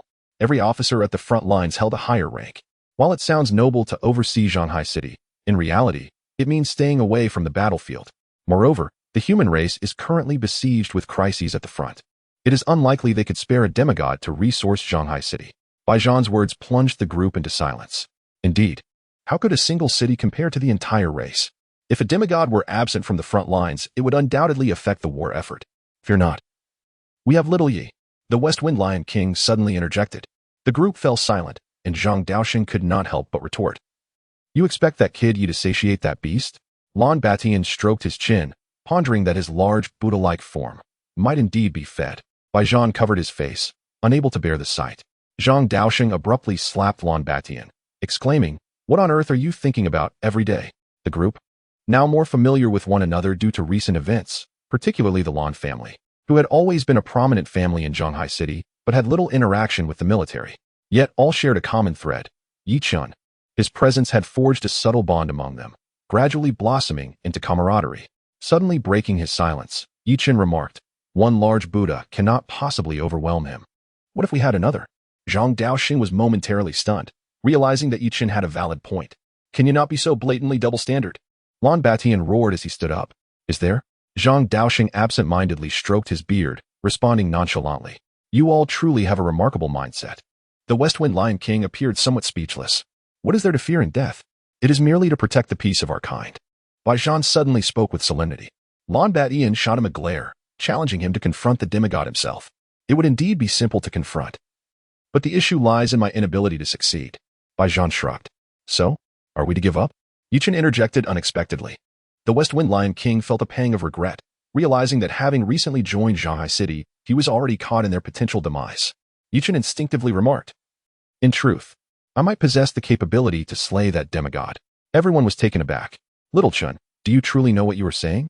Baijian's eyes nearly bulged out, as his worldview had been consistently challenged since meeting Chen. It was as if someone were patting his head and saying, "Brother, are you stunned? This is the true world." Chen touched the long knife at his waist, recalling that it was previously mentioned that the beast required a fire attribute to be defeated. "My blade is of the fire element. Flowing blade like fire?" Zhang Daoxing's gaze sharpened slightly. "Yet even if flowing blade like fire is formidable, you still cannot wield it, correct?" Upon finishing his statement, he noticed the West Wind Lion King, Lan Batian, and Baijian all looking at him with peculiar expressions. "Zhang, have you truly lost your faculties as a principal? Can you still define Little Yi as an ordinary person? Have you ever seen a wood-type awakened individual overpower a full moon realm expert?" The West Wind Lion King scoffed. Zhang Daoxing was immediately rendered speechless. Indeed, it was true. Not to mention an awakened individual defeating a full moon realm expert. This was the first time he had witnessed wood-type abilities utilized in such a manner. Indeed, could this be the authentic application of wood-type powers? Baijian could not help but critique. Chen pondered deeply, recalling that there had been no occurrences of SSS-level wood-type talents in the past. The group was momentarily stunned, with only the West Wind Lion King appearing perplexed. Little Chen's observation was indeed accurate. No SSS-level wood-type talents had surfaced until now. Baijian furrowed his brow, noting that in fact, SSS-level talents of two fire types often manifested similar mutated abilities to the black or white flames of flame manipulators. Lan Batian was slightly taken aback.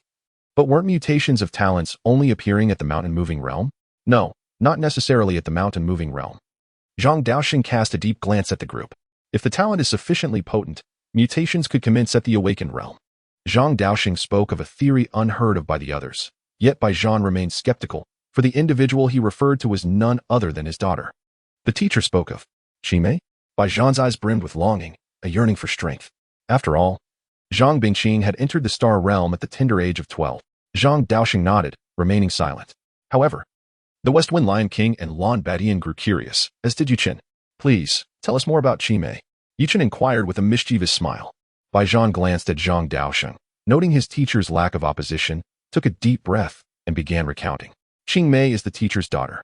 At the age of 6, she awakened autonomously, her talent manifesting as a bird, with no elemental attributes. At that time, everyone was astonished. Why would a 6-year-old child awaken on her own? Generally, only those with exceptionally strong talents could experience such phenomena. Until the following day, when her talent exhibited a slight alteration, that bird had grown a full circle larger. Observing her strength, they discovered she had already reached the 2nd tier of awakening, despite not even having learned breathing techniques. On the 3rd day, that bird displayed resplendent plumage. Her realm advanced once more, and on the 4th day, the bird bore a pattern resembling the character upon its head. Everyone suddenly froze, recalling a legendary creature, the phoenix. At this point in his tale, Baijian even swallowed hard. "The phoenix?" the West Wind Lion King exclaimed, fully aware of the immense pressure that the divine beast bloodline held over other beasts. It was precisely because of Zhang Bingqing's prodigious phoenix talent that they had managed to hold their ground without defeat on the front lines. Chen's expression grew grave. Regardless of the circumstances, the emergence of a phoenix signified that this world harbored more than just beasts. It was likely that fierce beasts, or even other divine creatures, like the true dragon, existed. Observing the assembly, Baijian noted that Qimei had achieved the 9th stage of awakening in merely 9 days, coinciding with her 7th birthday. Contrary to popular belief, Zhang Biqing, the Ice Phoenix Saint, had ascended to the moving mountain realm not in a year, but in a mere 10 days.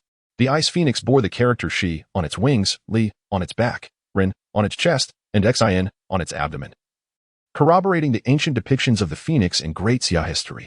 However, upon entering the moving mountain realm, a genuine mutation manifested. The phoenix was not fire-aligned, but rather ice-aligned, a rarity given the phoenix's inherent fire affinity. The prevailing theory posited that this was due to the teacher's own ice-based talent. Baijian trailed off, his meaning implicit. The potential of human talent was indeed formidable. If inheritance held true, could it be inferred that old Zhang's spouse possessed avian attributes? The Western Wind Lion King voiced his musings, only to promptly retract them upon realizing the implication. Zhang Daoxing's countenance underwent a dramatic shift, and he remained conspicuously silent. Baijian frantically gesticulated at the Western Wind Lion King, who, perplexed, inquired if Baijian was experiencing a tic. Baijian remained taciturn, casting a furtive glance at Zhang Daoxing. "It's in the past," Zhang Daoxing affirmed, though the mention of his late wife had visibly unsettled him. Baijian harbored lingering concerns, but upon witnessing Zhang Daoxing's composure, he felt a measure of relief. The incident had profoundly affected Zhang Daoxing, potentially impeding his progression to the Starry Sky realm. Yi Chen's curiosity regarding Zhang Daoxing's past was piqued, but he refrained from probing, given by Zhang's evident discomfort. So, we transitioned from discussing semi-saint level beasts to their potential demise. And then to talent mutations. Are we to verbally subdue this semi-saint beast? Lon Batian interjected, his expression earnest. His deftness in diverting the conversation was laudable. My talent is unique. I can unleash its maximum potential directly, but only if my strength is sufficient. Otherwise, I risk immediate depletion, Yi Chen explained with a helpless shrug. He had come to comprehend the system's offerings, the pinnacle of talent development. In essence, with sufficient spiritual energy, Yi Chen could theoretically invoke the great Buddha's city slaughter without being instantly drained. Maximum potential?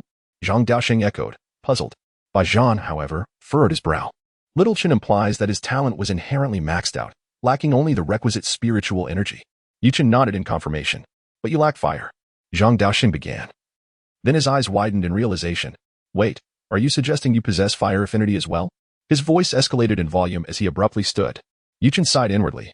Anticipating this reaction, with a nonchalant shrug, he retorted, I never stated that I was limited to wood affinity. The group was rendered speechless. The wood affinity was already formidable. Could he truly possess fire affinity as well? Indeed. No wonder the fire-aligned blade recognized your wood affinity as dominant. It all makes sense now. Zhang Daoxing exclaimed, elated. He had indeed stumbled upon a treasure. A dual talent prodigy. Such individuals were rare, even among the beast races. So, your fire affinity. Can it also be maximized directly? Zhang Daoxing's voice was hoarse with anticipation. If true, Zhanghai City might yet be saved. However, Yi Chen's subsequent statement dashed their hopes. In my wood-aligned state, I am limited to wood-based abilities, Yi Chen clarified with a sigh. As for fire affinity, at my current level, I can only unleash a single strike. Attempting anything more potent would likely reduce me to a desiccated husk. Bai Zhan inhaled sharply. Spiritual energy depletion already induced exhaustion. Complete depletion could lead to unconsciousness, or even death, as Yi Chen suggested. Zhang Daoxing frowned deeply upon hearing this. In that case, Yi boy, this is not your concern. I will petition the academy and higher authorities. The outcome remains uncertain, he concluded, leaving his statement unfinished. Lon Batian interjected, we are not heroes, but merely members of the human race. As such, I believe we have a duty to assist our brethren to the best of our abilities, but not through futile sacrifice. If my sacrifice could ensure the safety of others, I might hesitate, knowing that my daughter could later boast of her father's sacrifice for Zhanghai City. But I cannot. Bai Zhan remained silent for a moment before concurring. Batian is correct, but I am a soldier. Zhanghai City's fate is intertwined with mine.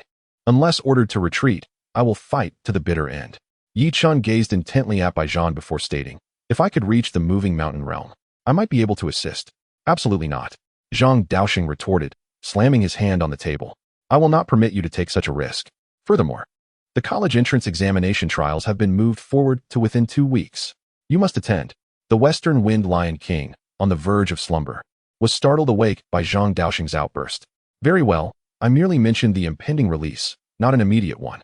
It will occur in the near future, he retorted, glaring at Zhang Daoxing. How much time do we have? Yi Chen inquired, his eyes narrowing.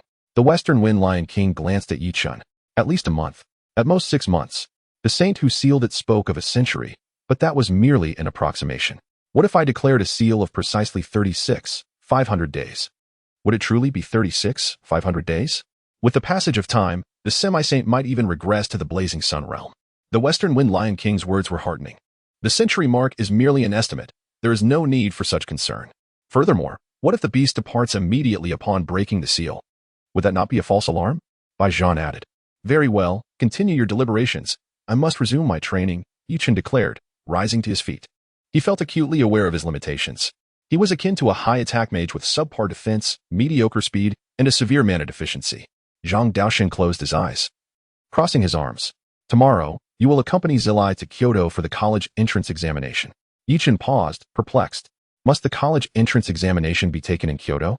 Everyone except the Western Wind Lion King stared at Yi Chen as if he were daft. What have you been learning all these years? Lon Batian inquired, exasperated. Yi Chen sheepishly scratched his head. I have forgotten most of what I learned. Very well, since Zhanghai City is not in immediate danger. Focus on cultivating and strengthening yourself. Accompany Zilai to Kyoto to familiarize yourself with the situation. You will represent Zhanghai No. 1 Middle School. And Old Li will be there to recruit students. You can use this opportunity to meet the teachers from Azure Sky Academy, Zhang Daoxing stated, rising to his feet and departing without acknowledging Yi Chen's words. Indeed, Lao Zhang, I have long harbored a question for you. If the Ice Phoenix Sage were your daughter. Upon hearing Yi Chen's words, Bai Zhan's brow furrowed slightly. Surely he wouldn't dare to inquire about that. Why is your son Zilai so feeble? Bai Zhan was taken aback. Did you really just ask that? Zhang Daoxing took a couple of steps, nearly stumbling. He abruptly turned, only to discover that Yi Chen had already vanished without a trace. As Yi Chen sprinted away, he pondered silently. Is it that Zilai's genes mutated and weakened him? Or perhaps that sister I have yet to meet has mutated and grown stronger? Or could it be that both have occurred? Chapter 52. Living in the shadow of my sister, Zhang Zilai. Someone grading student assignments at school suddenly sneezed. Oddly enough, although my strength is lacking, I am, after all, of the ice element. How could I possibly catch a cold? He shook his head vigorously, immediately dismissing the thought. Could it be that someone is thinking of me? That seems the only explanation. Meanwhile, Yi Chen had returned to the villa at school. Someone is thinking of you. What does that have to do with me? Just then, a phone call rang out. Tomorrow, accompany Yu Xiaozi to Kyoto. Zhang Daoxing's voice suddenly resonated. Zhang Zilai was bewildered. Dad, why must I go to Kyoto? The exam is still 2 weeks away. Can't we go next week? Why are you so full of nonsense? The purpose of taking him is to familiarize yourself with the competition among college entrance exam top scorers. Don't miss a single one. Have you understood? Zhang Daoxing scolded. Yet as soon as he finished speaking, his expression grew peculiar. Does this kid truly need to gauge the opponent's strength? He quickly shook his head. It was indeed necessary, lest he accidentally kill the opponent. Oh, understood, Zhang Zilai responded, lacking the spirit to argue back. Zhang Daoxing hung up, fuming. None of them allow me a moment's peace. One lacking in strength is a cause for concern, and one has been absent for over a decade. Zhang Daoxing sighed and returned home, unaware that as he spoke, Zhang Bingqing was watching him. Qingqing, Uncle Zhang is growing old. Will you truly not go see him? Zhang Biqing, taken aback by Lin Jing's words, shook her head. The exotic beasts have not retreated. How can I extricate myself? Lin Jing's gaze was distant, as if struggling to find the right words. Indeed, as the only sage gifted with divine beast capabilities, her presence on the front lines provides stability. Yi Chen had spent an entire day in the villa, acutely aware of his insufficient blue energy, and resolved to become a top scholar. As night fell, Yi Chen meticulously packed his belongings, preparing for his first genuine journey in this world, Kyoto. A hint of confusion flickered in his eyes. Knock, knock, knock. Yi Chen, may I come in? Zhang Zilai, having eaten breakfast, sought out Yi Chen. After all, Zhang Daoxing had given him a stern reminder the previous night. The distance from Shanghai City to Kyoto could be traversed in a day by magnetic levitation train. Departing in the morning would allow for arrival by evening. This was also why Yin Zhanren could reach Shanghai City so swiftly. Meanwhile, within the Yin family, has there been no response from the third brother yet? Yin Zhantian, the elder of the Yin family, finally sensed something amiss. He was well aware of Yin Zhanren's strength. While not as formidable as his own, he should not have been defeated by a wind element exotic beast. Yet now, 2 days had passed without a single word from Yin Zhanren and the others. Though it was an era of awakened powers, technology had also advanced. In such times, how could they fail to capture even a whisper of news? The only tidbit they had gleaned was that on that fateful morning, a towering Buddha statue, 2,000 meters high, had appeared at the Lan family estate, with the tremors echoing for an extended period. Yin Zhantian understood all too well that Yin Zhanren faced dire straits. Elder brother, this matter. It may be necessary to report to the family head. I suspect this supposed Buddha. Yin Zhandai's face darkened. Yin Zhantian raised a hand, his eyes filled with both hatred and trepidation. It is the Sun Realm. Regardless, Yin Zhanren is his own brother. How could a mere Haiyue realm practitioner contend against an existence of the Sun Realm? Although Yin Zhantian had reached the pinnacle of the Haiyue realm, even surpassing the current head of the Yin family, he still found himself distanced from the Sun Realm. As an upper-tier realm, the Sun Realm was not one to be breached as easily as awakening one's potential. Of course, Zhang Bingqing is an exception. If it truly is the Sun Realm, reporting to the family head would be futile. The Yin family currently possessed only 2 individuals of the Sun Realm. Yin Zhantian's countenance darkened, his palms slick with cold sweat. The elder ancestor is aging, and the instances in which he can intervene must not be squandered. The family head is also bound by the divine mandate to support the front lines. Upon hearing Yin Zhantian's words, Yin Zhandai momentarily found himself at a loss for words. Are they to simply relinquish hope? Yin Zhandai suddenly lost control. Speaking of which, the second lineage of the Yin family, which includes Yin Zhantian, Yin Dai, and Yin Ren. Currently holds the strongest members, Yin Tian and Yin Dai. Here, I wish to express my gratitude to a lovely and clever reader. They inquired if there was indeed a character named Yin Dai. In truth, my intention was to name them Tiandi Ren, but I suddenly felt that Yin Dai might also be quite fitting. Yin Dai. To that lovely and clever reader, thank you immensely. Smiles now? With the sudden loss of their third brother, Yin Dai felt profoundly sorrowful. What can be done? Just because of a worthless young master and a third brother. Along with two nominal elders of the Xingxing realm, are they to summon the elder ancestor of the Sun realm? Yin Tian admonished. Realizing his emotions were spiraling, he calmed himself. This matter ends here. The information gathered thus far must be forwarded to the family head for a decision. Yin Tian stepped forward and patted Yin Dai's shoulder. The three brothers had relied on one another from childhood, steadily climbing to the elder council of the Yin family. And now the third brother has perished. Who amongst them would not feel the weight of such loss? Yin Dai nodded silently, refraining from further speech. Shanghai City. At the train station. By the way, why aren't we taking a plane? Chen suddenly spoke up. What have you learned in your humanities studies? Zhang Zilai was left dumbfounded. In this age of rampant exotic beasts, the probability of plane accidents has soared to nearly 100%. Even a tiny bird could shatter glass due to the speed of an aircraft. What material could withstand an exotic beast's assault? Zhang Zilai rolled his eyes. And Chen suddenly realized. Right, but I still believe there must be some form of aerial transport available. Chen persisted, reluctant to concede. Zhang Zilai responded with patience, stating, nonsense. But at least at ISNT intended for transporting students. Oh, chatty Chen re-emerged, and this time, the unfortunate recipient of his inquiries was Zhang Zilai. By the way, Brother Zilai, what is your talent? Chen inquired.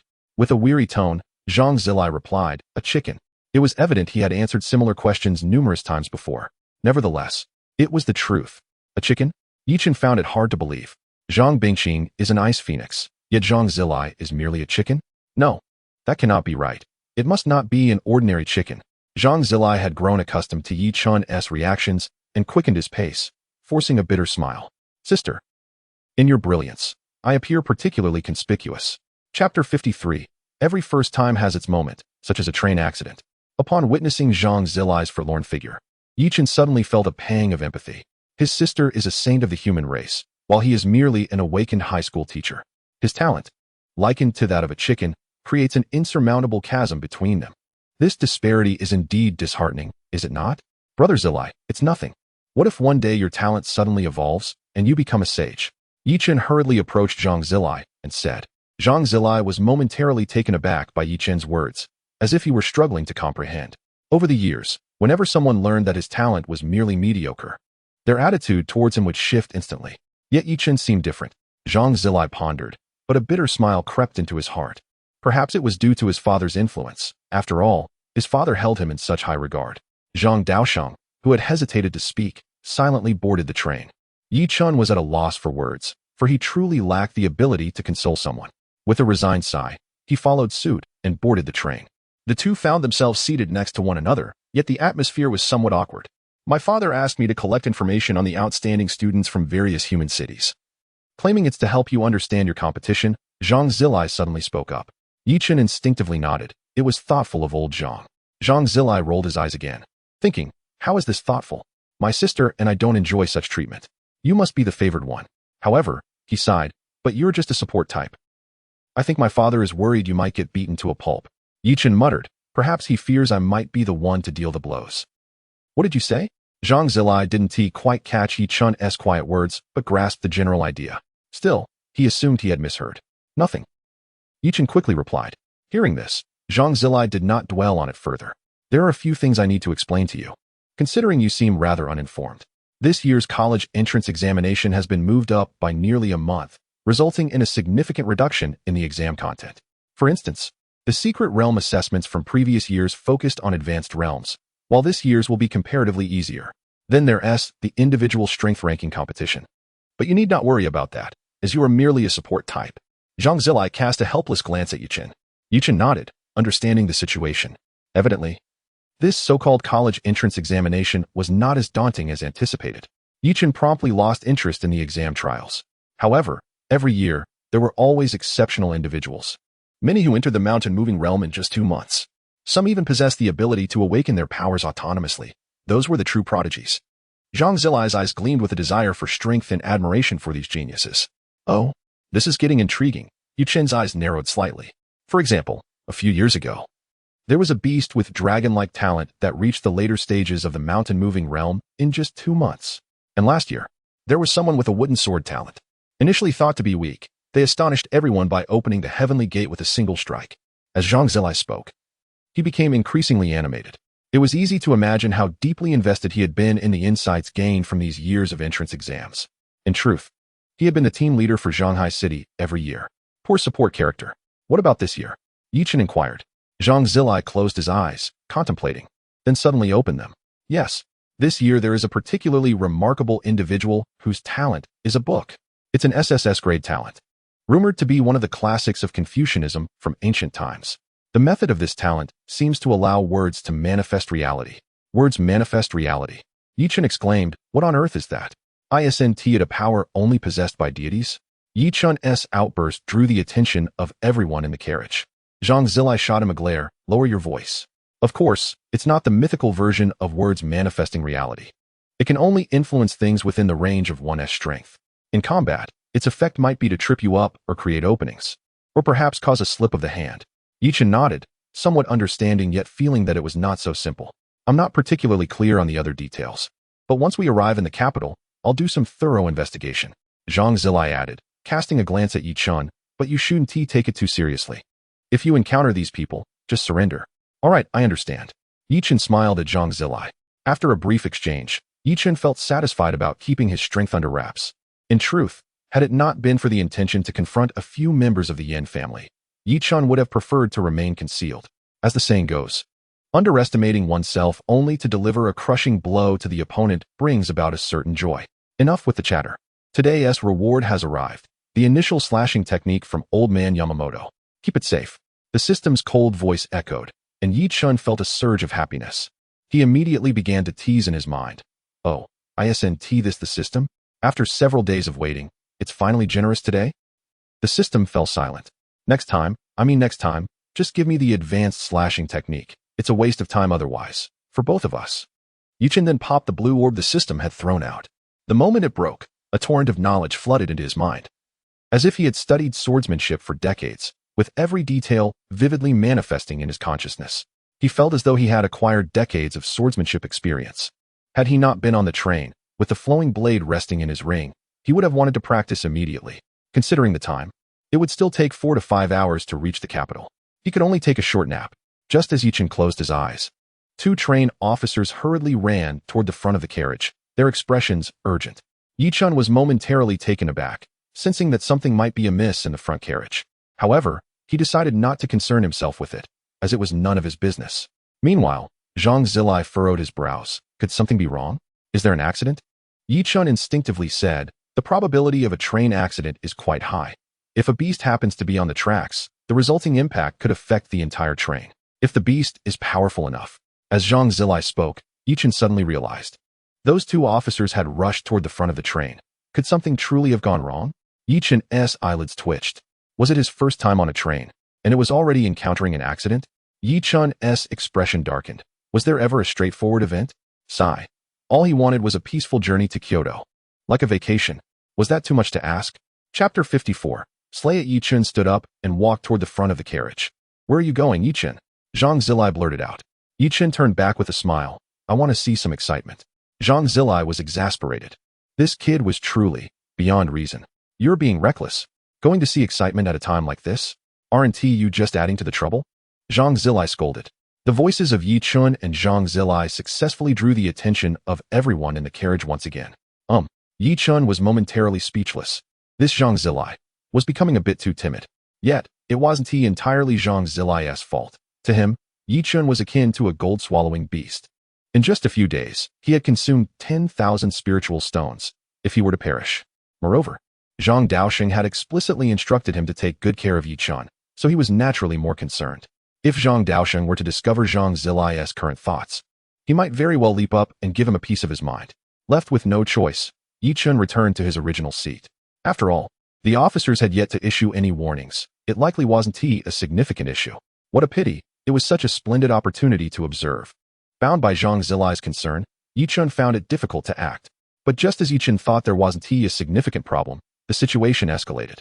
The loudspeaker on the train suddenly crackled to life. "Attention passengers, please fasten your seatbelts. We are about to encounter a wave of turbulence." A stewardess rushed through the carriage in a fluster, shouting, "Everyone, please follow the broadcast instructions quickly." Upon hearing the stewardess's words, everyone began to act swiftly. Due to the frequent occurrences of collisions with strange beasts, the materials used for the train's front are typically crafted from the bones of these creatures. Should a beast be struck, internal injuries are inevitable, as the speed of the train is exceedingly swift. However, there are always exceptions. What has transpired? Yi Chun could not help but inquire. Even Zhang Zilai felt a tingle of apprehension. It seemed they were truly facing a crisis. Ahead, a beast appeared, towering as high as a mountain, and it was estimated they would collide in about 10 minutes. The attendant spoke timidly. "What? A beast? Why aren't we stopping? Stop the train. This is disastrous. How can we encounter a beast at this moment? What should I do? I haven't spent all my money yet." "Shaoli, I'm so sorry. I fear I might not see you again. I'll transfer some money to you. When your godfather is gone, you must spend less." Reactions varied among the crowd, with some even picking up their phones to record last words. The attendant's face was equally grim as he took out a walkie-talkie and switched the channel to the train's intercom. "Dear passengers, please remain calm and give the train crew some time. We will ensure your safety at the earliest opportunity. If we stop the train and the beast goes into a frenzy, we will lose our last means of transportation and become sitting ducks. Trust in our security personnel. They are all formidable warriors capable of moving mountains and will guarantee your safety." The attendant endured the burden of explaining under such dire circumstances. At that moment, several passengers from the back of the carriage stood up. "Is there anything we can do to help?" A resolute-looking man, evidently a fitness enthusiast, stepped forward. "We are soldiers, heading to Kyoto to prepare for the front line.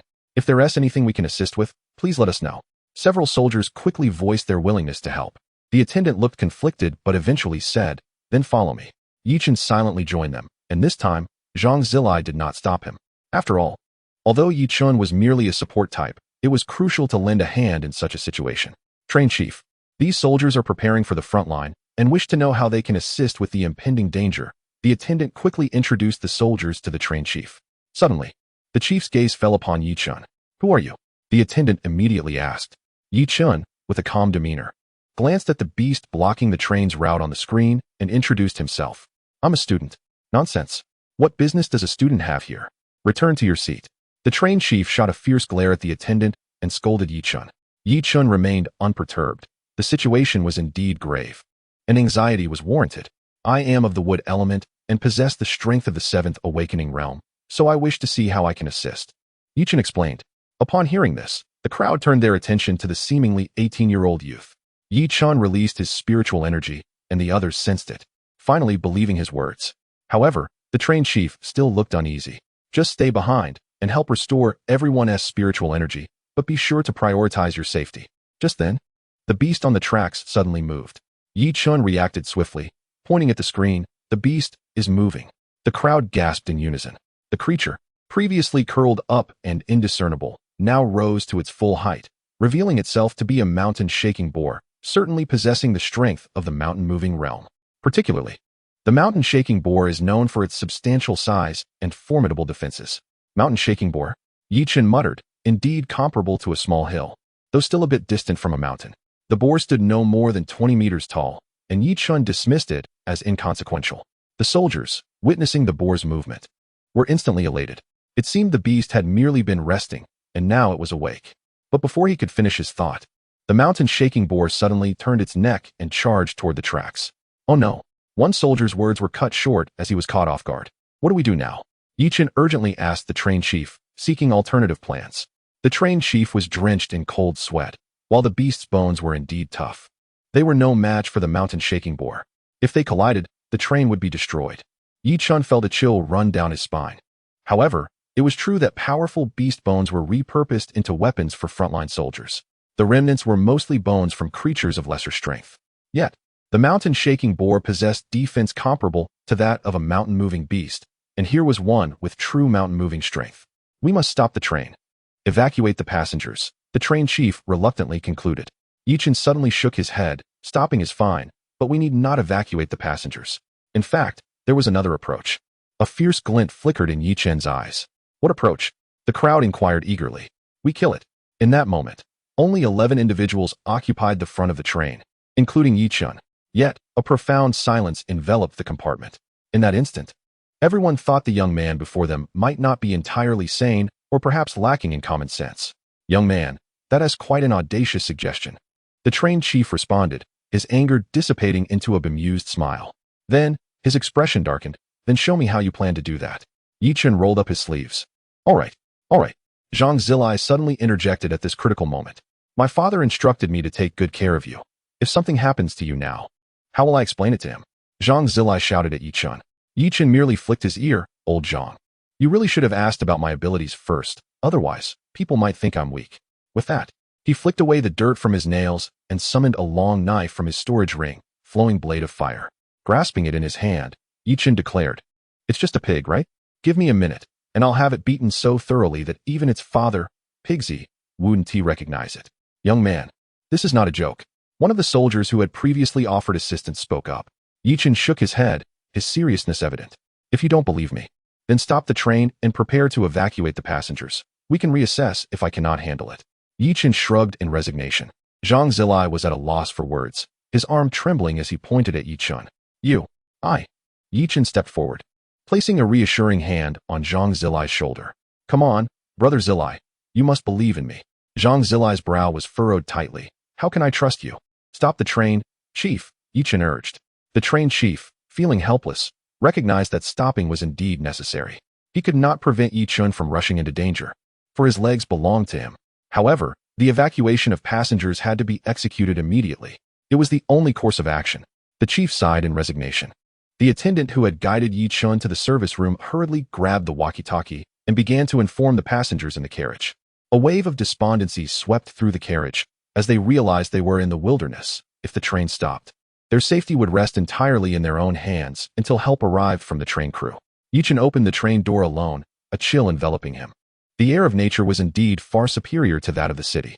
Grasping the door with one hand, he exerted force with his elbow and vaulted onto the roof of the carriage. Right then, I'm off. The crowd was speechless. Was there really a need to rush headlong into danger like that? Even though it was merely a mountain-moving realm beast, its defenses were formidable. Although its attacks weren't particularly potent, a beast was still a beast. If one couldn't even break its defenses, how could one fight it? Having uttered those words, Yi Chen clapped his hands together, instantly activating his sage body. Wood release. Wood dragon technique. Yi Chen had no intention of running all the way to that earth-shaking boar. They had previously mentioned that the train would collide in 10 minutes, plus the time it would take for the boar to run over. And now, the train had stopped. That meant there was still quite a distance to cover. The crowd was just preparing to evacuate the passengers when they saw a large tree suddenly sprout from the ground beside Yi Chen. The tree transformed into a dragon at a speed that was visible to the naked eye. The 10 people at the front of the train were dumbfounded. The train conductor swallowed hard, breaking the silence. If I'm not mistaken, that's a dragon? I think you're not mistaken. The attendant, still holding the microphone, hadn't had time to mute it. The passengers throughout the entire train heard everything loud and clear. The doors were already open, and upon hearing the word dragon, they all scrambled out. Just then, the wood dragon lowered its head, and Yi Chen leaped onto it, landing firmly on its head. He moved swiftly along the tracks, quickly disappearing from everyone's sight. However, the method of locomotion was a bit peculiar. This dragon didn't seem to know how to fly. Did anyone manage to record a video just now? I'll give you 500 for a copy. A brother suddenly spoke up, belatedly realizing what had happened. Me. I happened to capture the moment he jumped onto the dragon's head. A young man quickly raised his hand and said. At that moment, a girl suddenly spoke up. He's heading towards the tracks. Could he be planning to deal with the beast? Earlier, when the attendant had announced the evacuation, they had clearly stated that there was a beast running along the tracks towards the train. Hearing what the girl said, everyone suddenly realized. Is he going to face the beast alone? After the brother obtained the video, he looked at Yi Chen's slightly immature face in the video and said in disbelief. He's still a student, probably about the same age as my son. Yeah, maybe even younger than my son. Everyone chimed in. Do you think he'll win? I don't know. He's still too young, but I hope he wins. An uncle took out his phone and glanced at the youthful face of the boy on the screen. The train conductor also remained silent for a long time, wondering if he should trust this young man. Let's follow him. If he can't beat it, we'll risk our lives to bring him back. Several soldiers, whose names had been mentioned, suddenly spoke up. Then, without another word, they ran in the direction Yi Chen had gone.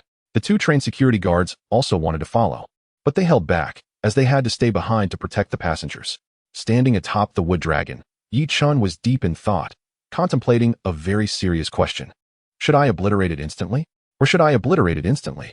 Or should I obliterate it instantly? Use the wood dragon to bind it and absorb its spiritual energy until it dies. Or unleash the Shirkai of Regine Jacka and obliterate it with a single strike. Or just start with a wood golem. A punch to knock its head sideways. So troublesome. This was truly a nightmare for someone with decision fatigue. Unbeknownst to Yi Chen, the scene of him leaping onto the wood dragon had already been posted on the short video platform, Dragon Riding Youth. Fighting alone to protect train passengers. A youth's arrogance. One man, one blade, one dragon, slaying all who stand in his way. It had to be said. The captions were more outlandish than the other, but they seemed to capture a certain artistic essence. A wood dragon descended, and the youth turned his head slightly, gripping the long sword at his waist. He leaped up and stood firmly on the dragon's head. The entire internet exploded. After the Great Xia entered the era of spiritual resurgence, short video platforms became one of the ways humans passed the time. They would occasionally watch the good news coming from the front lines, and occasionally watch the soldiers shedding blood and sweat to protect their country.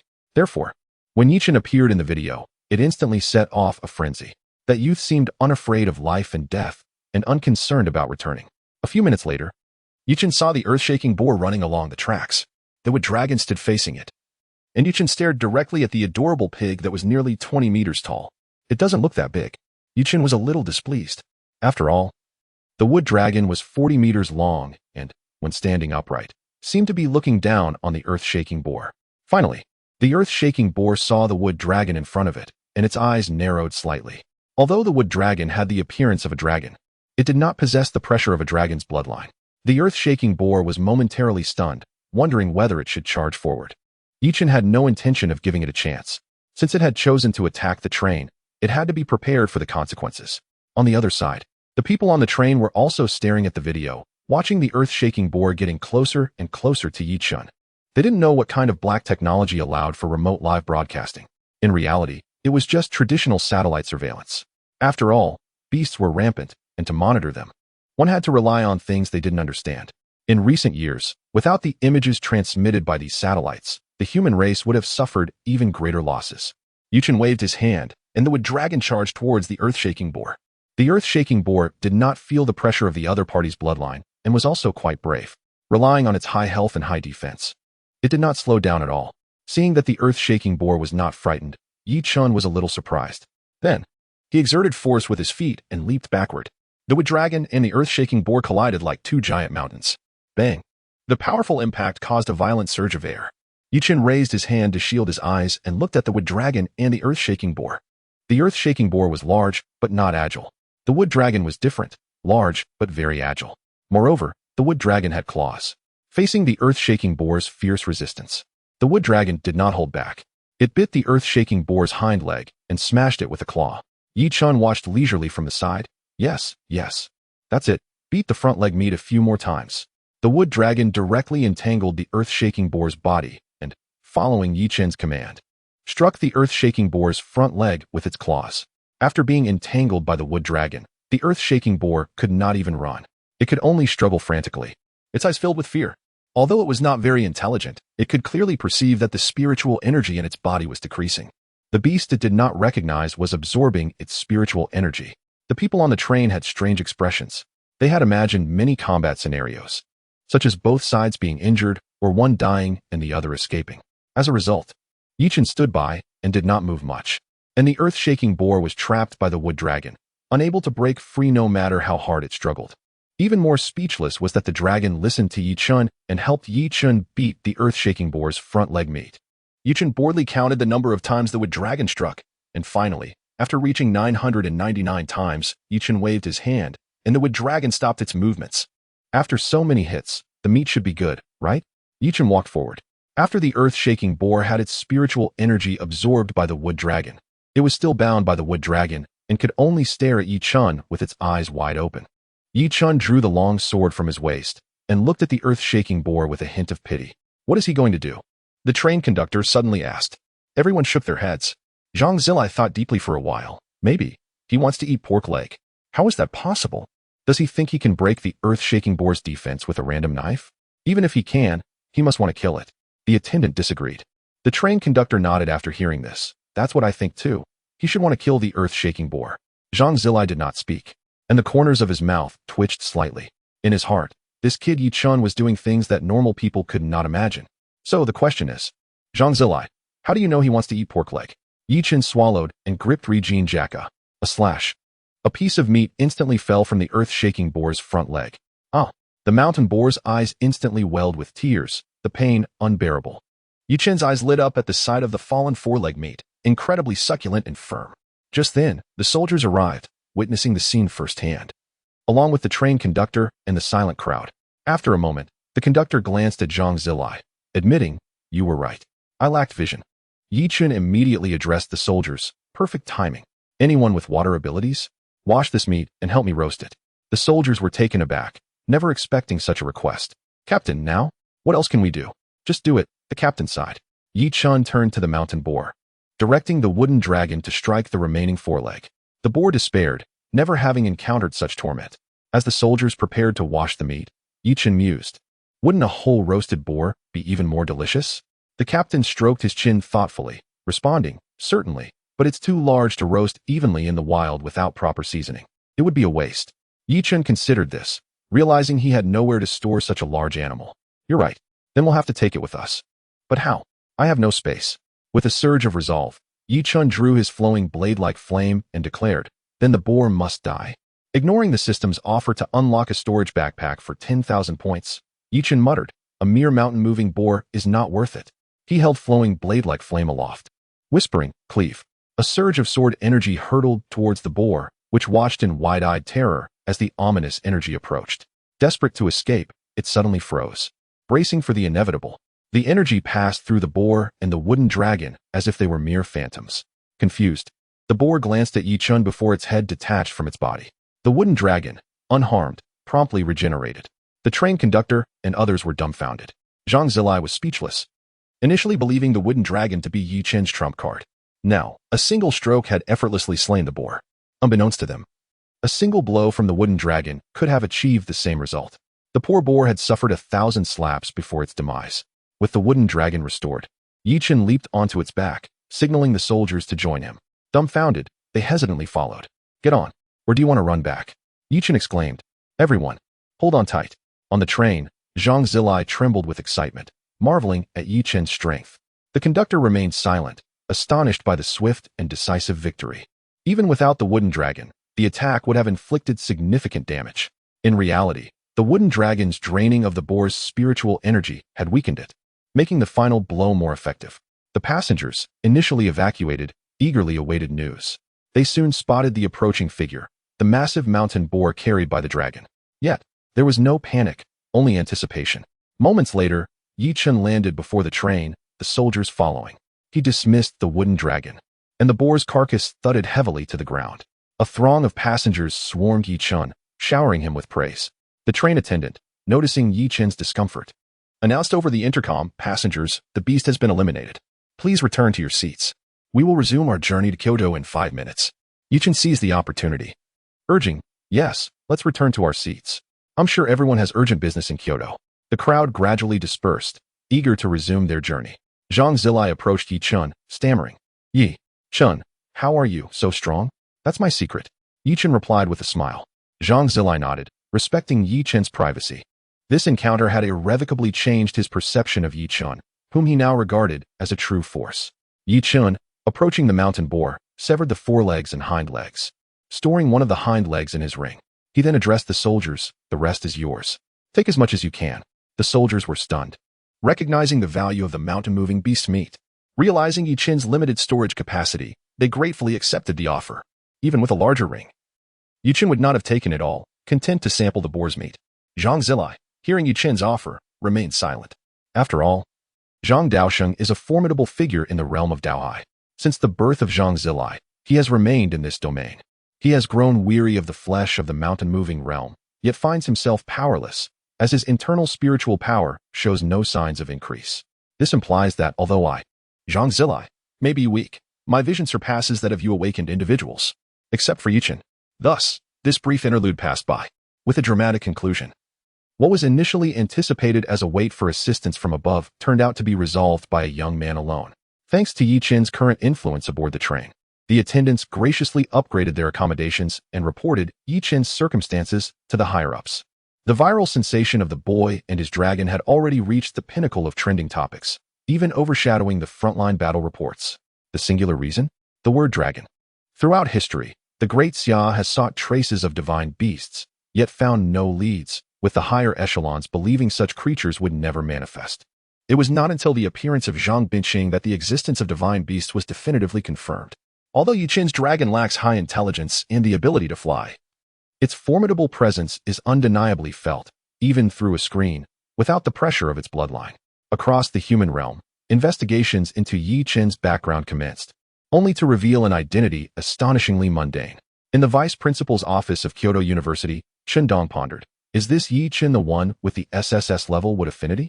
The elderly man with white hair glanced at the video on his phone, then at the investigation report handed to him. The inquiry into Chen was overly simplistic. After all, anyone could discern the young man's origins from the direct train route from Shanghai City to Kyoto. Chen Dong felt a chill of sweat. Can you explain the video and why Chen was not admitted to Kyoto University? Lin Taisu's voice was chillingly indifferent. Chen Dong gritted his teeth and frowned. It was teacher Yin who instructed Yin Feng to accompany me to Chen's home. Chen Dong relayed the entire sequence of events to Lin Taisu. Standing nervously by, Lin Taisu's fury surged. I have always said, no matter how weak an SSS level talent may be, they are still SSS level. You think such meager offerings could entice an SSS into our academy? Lin Taisu scolded vehemently, unable to fathom how Chen Dong could propose such terms to Chen. 100 spirit stones? A piece of wood equipment? A special breathing technique? Not even Chen's SSS level talent would look twice at such offers. You dare to claim that auxiliary systems are not worth that much? Lin Taisu bellowed, bring Chen into Kyoto University. Otherwise, seek your fortune elsewhere. Yes.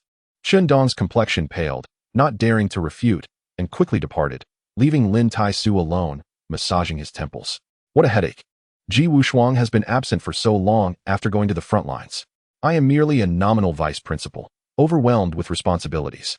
Lin Taisu gazed at the mountain of paperwork on his desk, feeling a sudden wave of stress. With a deep sigh, he resumed his work. Meanwhile, the Yin family had pieced together the situation. While investigating Chen's background, they recalled Yin Feng mentioning a conflict with a wood affinity waste. Yin Zhangguang, the head of the Yin family and Yin Feng's father, promptly contacted Yin Zhantian to understand the matter. Yin Zhantian's intelligence was not lacking, and he directly indicated that Chen was the most likely culprit behind Yin Feng's demise. Nevertheless, Yin Zhangguang felt a twinge of joy was unwarranted. After all, Chen's rising notoriety was overwhelming. The heat had not diminished. Although Yin Feng was his son, he was merely a waste. If Chen were to be killed, the Yin family would undoubtedly be the first suspect. Conversely, if it were confirmed that Yin Feng perished at Chen's hands, the Yin family would be subjected to ridicule. A dilemma ensued. Yin Zhangguang found himself in a predicament even more vexing than Lin Taisu's. Yet, the most pressing concern lay with the Beast God sect. With the revelation of Zhang Bingqing's divine beast talent, they had become formidable, making it imprudent to act. Yet now Chen, possessing a dragon of the wood affinity? The legendary divine beast, the Azure Dragon, aligns with wood. This presented a prime opportunity. The Beast God sect would inevitably stir. From the moment Chen stepped into Kyoto, tranquility was shattered. From this moment forth, Chen became a highly coveted individual, no longer merely a contemplative auxiliary. Even if he were indeed an auxiliary, the mere presence of the dragon granted him formidable combat prowess. Concurrently, various platforms began to circulate the news of Chen's rejection by Kyoto University. The instigator was none other than the young girl, Lan Lengshuang. The catalyst was a rumor spread by Yin Feng claiming that Chen looked down upon joining Kyoto. The girl, unsatisfied, chose to expose the truth. How amusing are the admissions officers at the Imperial Capital University. They reject auxiliary systems? If nurtured, they could become extraordinary. Upstairs, you are not mistaken, however. You also stated, if nurtured, a voice interjected, an SSS-level assault talent would take decades of diligent practice to enter the starry realm, let alone an auxiliary system. What if it fails to cultivate?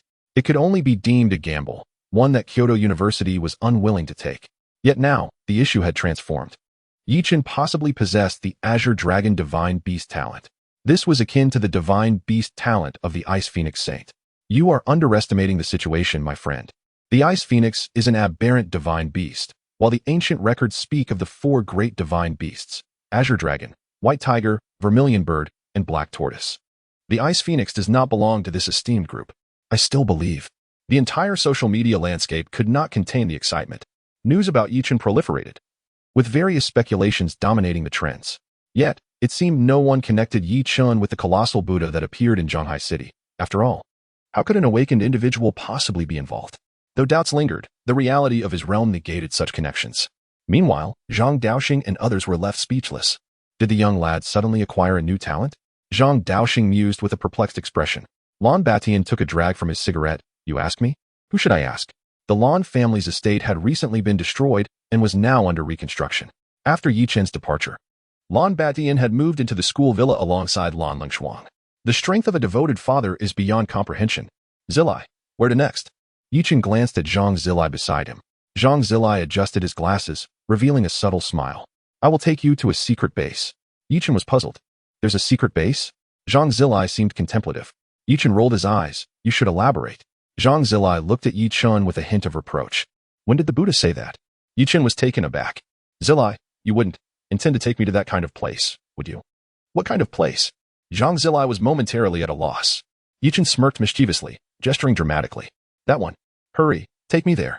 I won't tell Lao Zhan. Zhang Zilai was exasperated. Can you think rationally for once? I believe my thoughts are quite normal, Chen replied.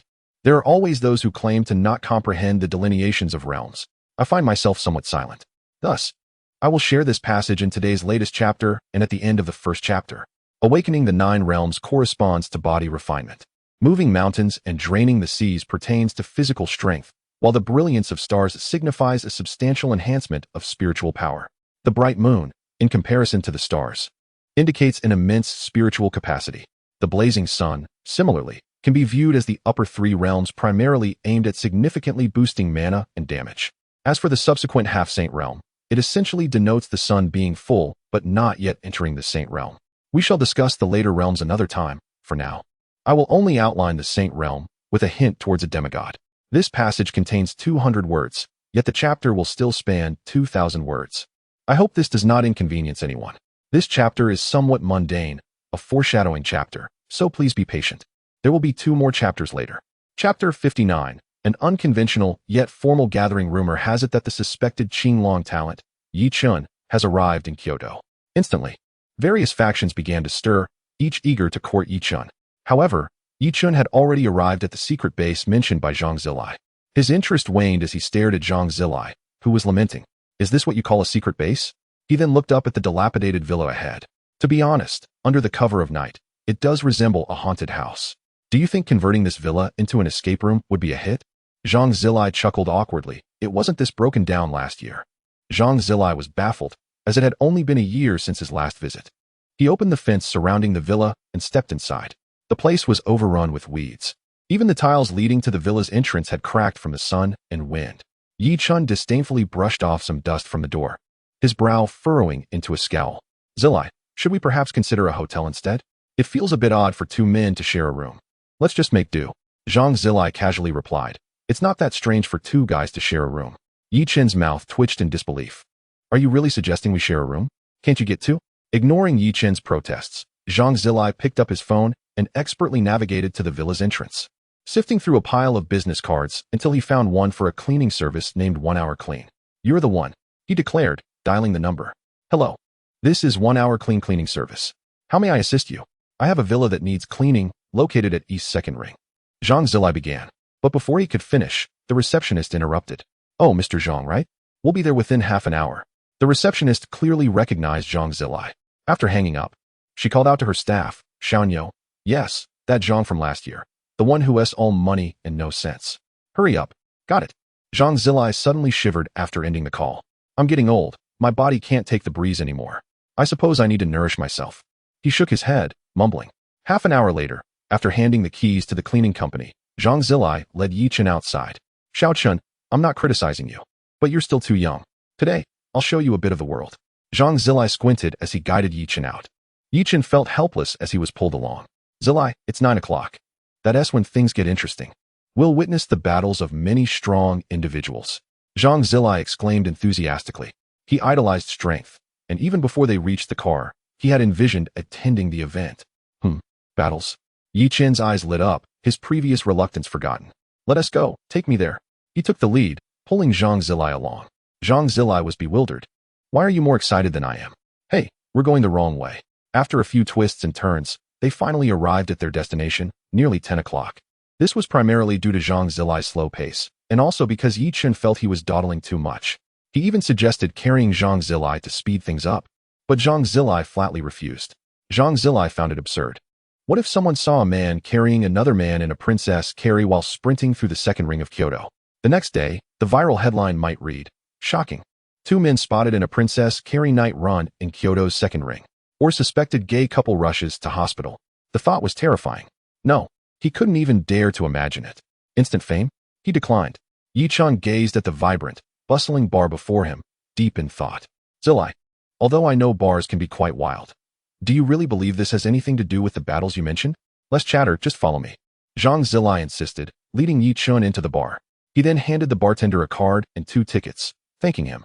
The bartender looked up, scrutinizing both Zhang Zilai and Yi Chen. Please follow me. Yi Chen found the scene rather perplexing. They followed the bartender to the elevator, where he pressed the button for the 3rd basement. Wow, our new night owl friends are here. They're quite formidable. A beast-type talent, Shadow Cat. He is about to challenge our old friend, Meat Mountain. Let us see what unfolds in the upcoming battle. As the elevator doors opened, a cacophony of noise erupted. Yi Chen was taken aback. Wasn't this just the underground fighting arena often depicted in novels?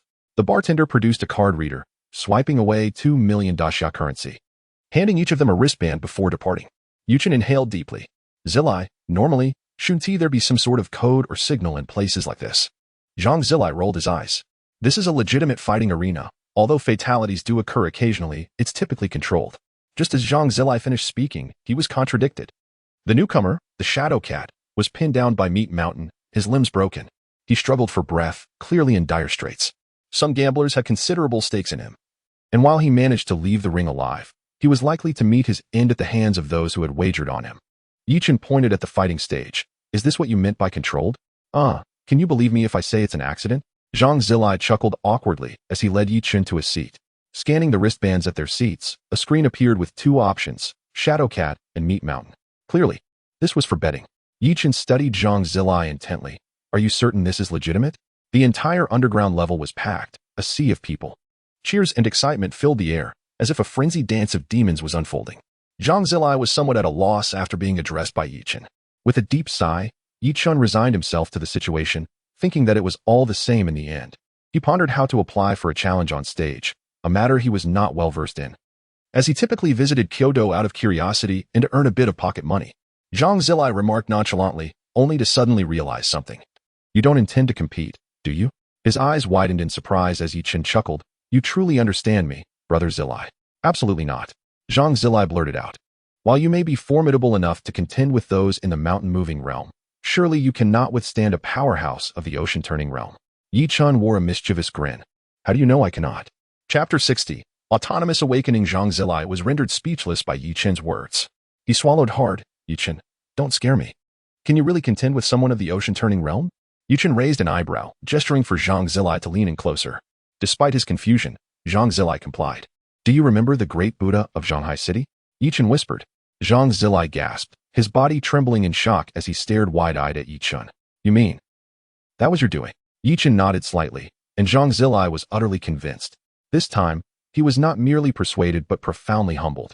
However, he intended to participate in the combat arena without the use of the wooden dragon, and Yi Chen produced the blade, Lurin Rohuo, from his spatial ring, indicating his intention to hone his swordsmanship. Zhang Zilai was taken aback. You are opting for a blade instead of relying on talent? Yi Chen shook his head and uttered a statement that would astonish Zhang Zilai for a lifetime. Talent, no matter how exceptional, remains merely talent. Yi Chen radiated an aura of confidence. Even if I possess the strength to annihilate beasts with a mere wave of my hand, and even if I master formidable sword techniques, without sufficient combat experience, I cannot be deemed a true powerhouse. Zhang Zilai stood frozen, unable to comprehend the gravity of Yi Chen's words for a long while. Powerhouse, he murmured. Indeed, a true powerhouse. While talent is undeniably significant, the importance of one's combat experience cannot be overstated. In fact, experience can bridge the gap in strength. Chen regarded Zhang Zilai thoughtfully, as if addressing his own shortcomings. It is worth mentioning that Zhang Zilai, too, had undergone an autonomous awakening, breaking through to the first realm that day. However, subsequent events led him down a path of self-doubt and stagnation. Upon reaching the fifth realm, every time he absorbed spiritual energy without breaking through, the energy would vanish completely by the next day, including the spiritual power he harbored within. This cycle continued until now. Initially, Zhang Zilai had not given up. However, after his sister also underwent her own awakening, Zhang Zilai underwent a complete transformation. Unlike him, his sister did not face similar challenges. Rather, she progressed smoothly. Her brilliance obliterated any remnants of pride Zhang Zilai held within. This explains why Zhang Daoxing often expressed concern over Zhang Zilai's state, as he was wallowing in despair. Time and again, he would train, only to experience the inexplicable disappearance of his energy. If Chen had known Zhang Zilai's plight, he surely would have exclaimed, "Isn't this the quintessential protagonist's template?" Yet, who wouldn't he feel their mindset crumble under such circumstances? It is akin to nearly finishing a presentation only to have your computer shut down without saving, or reaching the brink of victory in a game only to have your teammates initiate a surrender while you stand alone in refusal. Zhang Zilai remained silent, and Chen chuckled softly. "Brother Zilai, true strength lies in a robust spirit." Just before this, old Zhang remarked, "Are you so enraged by a few casualties? What if it were the front lines, where countless humans faced beasts? Would you not be driven to despair?" Chen noticed Zhang Zilai's silence and quietly stood, leaving him to reflect on his life. The knots in his heart must be untangled by himself. As he approached the elevator, he encountered the bartender descending with a group. Chen thought it fortuitous, as he needn't inquire further. "Brother, I wish to participate in that combat arena. What must I do?" Chen squinted and smiled. "You?" The bartender responded incredulously. "I don't have time for games." With that, the bartender turned to leave. Chen appeared quite youthful, looking no older than 20. Even if he were 20 and had awakened for 2 years, how formidable could he truly be? Chen grasped the bartender's shoulder. "I am quite serious, my friend." The bartender, initially indifferent to Chen's gesture, prepared to shake off his hand, but suddenly froze. Despite Chen's minimal force, he found it impossible to dislodge himself. The bartender squinted with a smirk. "It seems I underestimated you. Are you certain you wish to participate?" Chen nodded. "Very well, then follow me." The bartender scoffed and led Chen towards the backstage of the combat arena. Over the years, it was not uncommon for young individuals like Chen to seek out peril. "Young man, a little strength and you start to get ahead of yourself." The bartender ushered Chen into a dimly lit room. "Sign up," he commanded before departing without delay. "Name?" Chen hesitated. "Zhu Jian." "Age?" 18. The registrar frowned and looked up at Chen. "Talent?" "Fire attribute long sword, awakened to the 7th realm. You may write down the 8th realm, as you will soon break through." Chen replied nonchalantly. "Very well, registration complete." The registrar entered the information into the computer and then retrieved a token similar to the one given to previous entrants, handing it to Chen. "This is your token." Chen accepted the token. 14250, not 9527. "Disappointing. When can I start fighting in the arena?" Chen inquired with curiosity. The registrar rolled his eyes at Chen. "You arrive without understanding the rules and expect to find glory? Tap the token lightly, and the registration button will appear. As for your opponents, that depends on your luck." Chen, at 18 years of age, possessed the strength of the 7th realm, which astonished the registrar, though only slightly, for regardless of talent, the path one chose was their own. Should he meet his demise in the combat arena, it would be of no consequence to anyone but himself. Chen glanced at the token and softly expressed his gratitude. "Thank you," before turning to leave. The registrar stood momentarily taken aback, shaking his head and muttering, "Odd fellow." Upon returning to his seat, Chen found Zhang Zilai still lost in thought. Chen sighed, observing his friend's troubled state. "Old Zhang has had it tough all these years. Have you come to your senses?" Chen asked, patting Zhang Zilai on the shoulder. Zhang Zilai looked up at Chen, remaining speechless. Chen noticed a change in Zhang Zilai. He had once been somber, always wearing glasses, rarely smiling, and preferring silence. Chen was astonished, wondering if he had somehow prompted a revelation. Could it be? Chen mused, scratching his cheek as he returned to his seat to watch the ongoing battles. Initially, Chen intended to compete immediately. However, given his current notoriety, he felt it prudent to wait. In a venue filled with thousands, it was likely that 1 or 2 might recognize him. Therefore, he resolved to purchase a mask the following day, as there were still 13 days until the college entrance examinations, leaving him unhurried. Chapter 61. The misfortune of Zhang Zilai's talent. Noticing Zhang Zilai's continued silence, Chen chose not to press the matter further. Instead, he resumed observing the battles within the arena. The information gleaned from the combatants' tokens was limited to registration and withdrawal. Registration is straightforward. Simply click to sign up. However, withdrawing from the competition proves to be considerably more challenging, as one must bear half of the total stakes of the match. Regardless of the outcome, for instance, if the blue team bets 100 million and the red team bets 50 million, withdrawing would require one to shoulder 75 million. Of that sum, half would be compensation for the bettors, while the remainder would go to the underground fighting arena. Consequently, it can be said that very few manage to successfully withdraw from this arena. After all, those truly affluent individuals typically begin their bets in the hundreds of millions. Considering that 1,000 spirit stones alone are valued at 100 million, Chen shook his head with a bitter smile. The front line was in dire straits while the country indulged in merriment. The fighting arena commenced operations at 6 in the evening, continuing until 2 in the morning, during which a total of 34 battles took place. The rapid pace left Chen somewhat astonished. Nevertheless, he quickly regained his composure, for in this place, failing to exert oneself fully could lead to dire consequences. The two remained spectators until the final match concluded. Dear audience, today's program has come to an end. Tomorrow evening at 6 o'clock, we hope to see you again. A young man clad in a black suit stepped forward, grinning as he bowed to the crowd. Behind him, a group swiftly took the stage to clean the arena, and as the lights dimmed, the audience orderly filed out. In this establishment, no one dared to act recklessly, for it was founded by several prominent families from the capital. Upon returning to their villa, Chen and Zhang Zilai found that the cleaning crew had already finished their work and left. Zhang Zilai discovered a key hidden beneath the mat at the entrance. After stepping inside, he turned to Chen and suddenly instructed, "You must not tell my father about our visit to the fighting arena today." "I understand. I promised you that when I left," Chen replied. "Did you?" "Regardless, it must remain unspoken." Zhang Zilai shot an admonishing glance at Chen. All right. I got it." Chen felt somewhat helpless. It seemed that Zhang Zilai was tightly bound by his father's expectations. He then turned and entered a room. Zhang Zilai sighed with relief at Chen's assurance. However, he was mistaken about one thing. Chen indeed kept his silence, but Zhang Daoxing was already aware. With a day filled with train rides, beast hunting, and visits to the fighting arena, Chen felt mentally drained. He lay down without even washing up and quickly fell into a deep slumber. During his dreams, he unexpectedly broke through to a new level, awakening to the 8th realm. Truly, for remarkable individuals, even sleep can lead to breakthroughs. Meanwhile, Zhang Zilai, in the adjacent room, heard the sound of a breakthrough in the middle of the night. In that moment, the last remnants of his pride vanished. Chen, with such extraordinary talent, was still practicing upon returning home, while he was merely indulging in sleep. Zhang Zilai felt overwhelming shame. He spent the night wide awake, questioning his own abilities. By 7 in the morning, he was already in the living room, grappling with existential doubts. During this time, he devoured 3 large meat buns and drank 2 cups of soy milk. Yet he still couldn't unravel what was amiss with his own talent.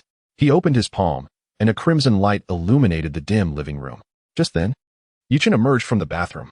In that instant, the fiery glow caught his attention. A hairless bird appeared lifelessly in Zhang Zilai's hand, and Chen observed it clearly. "A phoenix?" Chen exclaimed. Zhang Zilai, feeling bitter, replied, "It's merely a hairless bird." A wave of humiliation surged within Zhang Zilai. Ever since his self-awakening, he had anticipated soaring to great heights, yet as days passed, the hairless bird in his hand showed no signs of improvement. From such a prominent position, he found himself plummeting into despair, especially as his younger sister ascended to a place he believed was rightfully his. Chen stepped forward and softly asked, "Brother Zilai, may I see it again?" Zhang Zilai, noting Chen's earnest demeanor, reluctantly opened his palm once more. Chen fixated on the hairless bird in his hand. "What element do you possess?" "Ice," Zhang Zilai answered without hesitation. After a moment of silence, Chen inquired, "Have you ever considered that perhaps you were taken in by your father?" "What did you say?"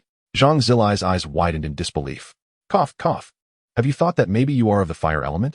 Chen quickly coughed to mask his slip. Internally, he reassured himself. How could I have blurted that out? So frightening.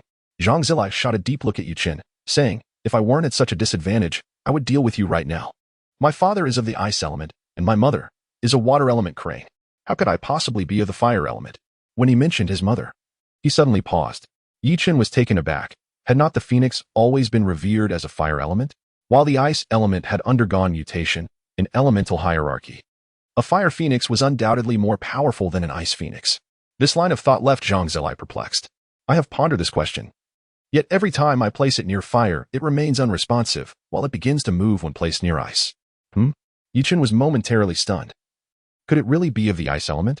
Zhang Zilai then obligingly retrieved an ice cube from the fridge and placed it beside the hairless bird. Sure enough, the bird immediately began to react. Chen's eyes widened in astonishment. Is that what you call a reaction? Chen felt utterly dumbfounded. That is more like it being frozen to shivers. Not a mere reaction. He quickly discarded the ice cube from the bird. Really? I always thought it was excited. Zhang Zilai frowned as he gazed at the hairless bird.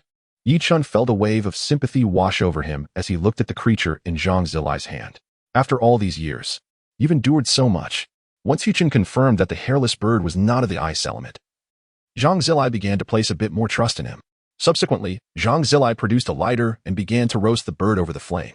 Chen took a deep breath and said, "Have you considered that if it is not of the fire element, could it be that you might end up eating roasted bird?" Zhang Zilai blinked in confusion. No. The hairless bird lamented, "Let the bird weep. It's not a crime." Chapter 62. Family disassembly. Chen could no longer contain himself, exclaiming, "Your family is truly bizarre. One is a sage.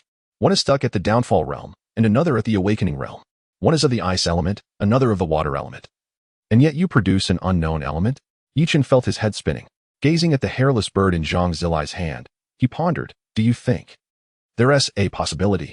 He stroked his chin, hesitating before continuing. Zhang Zilai eagerly awaited Chen's revelation, urging, "Please, go on. Is there a chance that the flame is simply too small?" Chen pointed at the lighter in Zhang Zilai's hand. Their eyes met, and the atmosphere grew awkward. It was indeed a bit small. Zhang Zilai frowned, declaring, "I'll go turn on the gas stove." He turned and headed towards the kitchen. Chen was taken aback. Was he really going to the kitchen to ignite his talent? Did he think his talent was food? As Chen stepped into the kitchen, he witnessed Zhang Zilai placing the hairless bird on a spoon and setting it atop the gas stove to roast. Chen covered his face in exasperation, feeling a pang of sympathy for the bird. Moments later, Zhang Zilai suddenly exclaimed, "It's moving." Chen looked up and saw the bird trembling violently in the flames. "Chen, I feel like it's going to get burnt." Zhang Zilai felt a surge of uncertainty. "I find it much more stable compared to when it was placed next to the ice," Chen said with a serious expression. He then countered, "By the way, didn't you ever consider using fire?" "I thought about it, but my father disagreed. The beast-type talent possesses its own consciousness. If that consciousness is extinguished, the talent will weaken." Zhang Zilai reflected on Zhang Daoxing's words. Suddenly, Chen wore a mischievous grin. "Brother Zilai, how about I help you stoke the flames?" After saying this, Chen swiftly grasped the flowing blade of fire at his waist. "What do you intend to do?" Zhang Zilai felt a shiver run down his spine as he looked at Chen. Chen drew the flowing blade of fire, resting it on his shoulder, and walked step by step towards Zhang Zilai. "I'm not planning anything. Trust me, Brother Zilai." Trembling, Zhang Zilai could only acquiesce to Chen's request. After a series of inexplicable maneuvers, Chen shouted, "All existence shall turn to ashes, flowing blade of fire." The blade of the flowing blade of fire erupted with a torrent of flames, and Chen hurled the bewildered Zhang Zilai out of the kitchen. Seizing the bird from his hands, torch, Chen swung his blade down. Boom, bang. In an instant, a pillar of fire soared into the sky, and the entire kitchen exploded, including the gas stove. A towering column of fire pierced through the three-story villa. The deafening roar of the colossal flame was further amplified by the explosion of the gas stove. A young boy living next door was jolted awake by the noise, grumbling as he approached the window. "What the hell? So early in the morning. Who is it demolishing a house?" He drew back the curtains, and before his eyes was a pillar of fire soaring several dozen meters high. Holy crap, they really are demolishing a house. Hastily, he pulled the curtains shut and opened his phone to call for help. "Hello, city guard. I'm over by the East Second Ring. My neighbor's house just exploded." "Exploded?" "Yes. The flame is at least several dozen meters high. It's shooting into the sky." "Kid, we're quite busy and don't have time for your antics." The call was abruptly ended, leaving the boy next door in a state of confusion. Meanwhile, the bird amidst the flames of the flowing blade of fire remained unscathed. It should be noted that the fire released by the flowing blade of fire reached nearly 6,000 degrees Celsius. Yet, Zhang Zilai's talent was completely unharmed. Chen's eyes lit up. He had made the right bet. The bird, which had previously appeared lifeless, slowly opened its eyes under the intense heat. Upon seeing his bird awaken, Zhang Zilai could no longer contain himself. 25 years. He knelt down with a thud, tears streaming uncontrollably down his face, reminiscent of a child. However, Chen did not mock him. Instead, he focused intently on the little bird. The bird flapped its wings a few times, then suddenly opened its mouth wide, swallowing the entire flame of the pillar. This time, it was Yi Chun's turn to be astonished. Just how much can it consume? Subsequently, the bird radiated an intense light. In stark contrast to the previous fiery red, this flame appeared to lean more towards a vivid crimson. The brilliance emanating from the bird intensified, transforming into an egg. Zhang Zilai, bewildered, stepped into the now ruined kitchen and gently cradled the egg floating in the air. Could this be the phoenix's rebirth? Zhang Zilai shook his head, uncertain. Yi Chun sheathed the flowing blade of fire and pondered for a moment. If I'm not mistaken, your attribute is indeed fire-based. As for why it is fire-based, I cannot say for certain. But one thing I can confirm is that this phoenix was on the verge of death after awakening its talent, likely due to the inheritance of attributes from old Zhang and Auntie, which rendered this phoenix malnourished. Yi Chen spoke with a serious demeanor. Zhang Zilai listened intently to Yi Chun's ramblings, even nodding in agreement, saying, "Oh, I see." Yi Chen's eyelids twitched slightly, feeling exasperated. "Do you believe everything I say? What should I do now?" Zhang Zilai asked, cradling the egg of his bird. "I don't know, perhaps. Incubate the egg? I think that might not be suited for me." Upon hearing Yi Chen's words, Zhang Zilai appeared disheartened, but suddenly his eyes brightened. "However, since the issue with the talent has been resolved, does that mean I can finally cultivate properly?" With that, before Yi Chen could respond, Zhang Zilai swiftly dashed towards his room, clutching the egg. Meanwhile, Yi Chen surveyed the surrounding environment and glanced up at the ceiling. What splendid weather today," he remarked suddenly. "Wait, where's the ceiling?" After a lengthy 2-hour wait, the renovation workers arrived at the villa, observing the charred floor and the kitchen resembling a wasteland. They looked up to find the ceiling had vanished. "Master, can you estimate how much it will cost to repair this?" Yi Chen pointed at the ceiling. The lead worker took a deep breath and offered Yi Chen a cigarette. Yi Chen waved his hand, refusing. "I don't smoke." The master worker regarded Yi Chen and put the cigarette in his mouth, lighting it with a lighter, taking a deep drag. With a serious tone, he asked, "Young man, could you tell me how you managed to make your ceiling relocate? I might waive the fee." Yi Chen was taken aback, drawing the flowing blade of fire and instantly unleashing its power. A pillar of fire once again ascended in the kitchen. The neighbor boy was astonished, shouting, "Holy crap! What a fierce person! Here we go again." Yi Chen sheathed his blade, saying, "Master, we agreed on a free service." Chapter 63. The third golden legend. Yi Chen concluded his display of prowess. The master worker trembled, his hand shaking as he took another drag from his cigarette. Watching Yi Chen's retreating figure, silently he urged the workers behind him to get to work. Since he had promised free service, he couldn't go back on his word. After all, trust is essential to one standing. Well, in truth, he was intimidated by Yi Chen. He just swung one blade. Just one blade.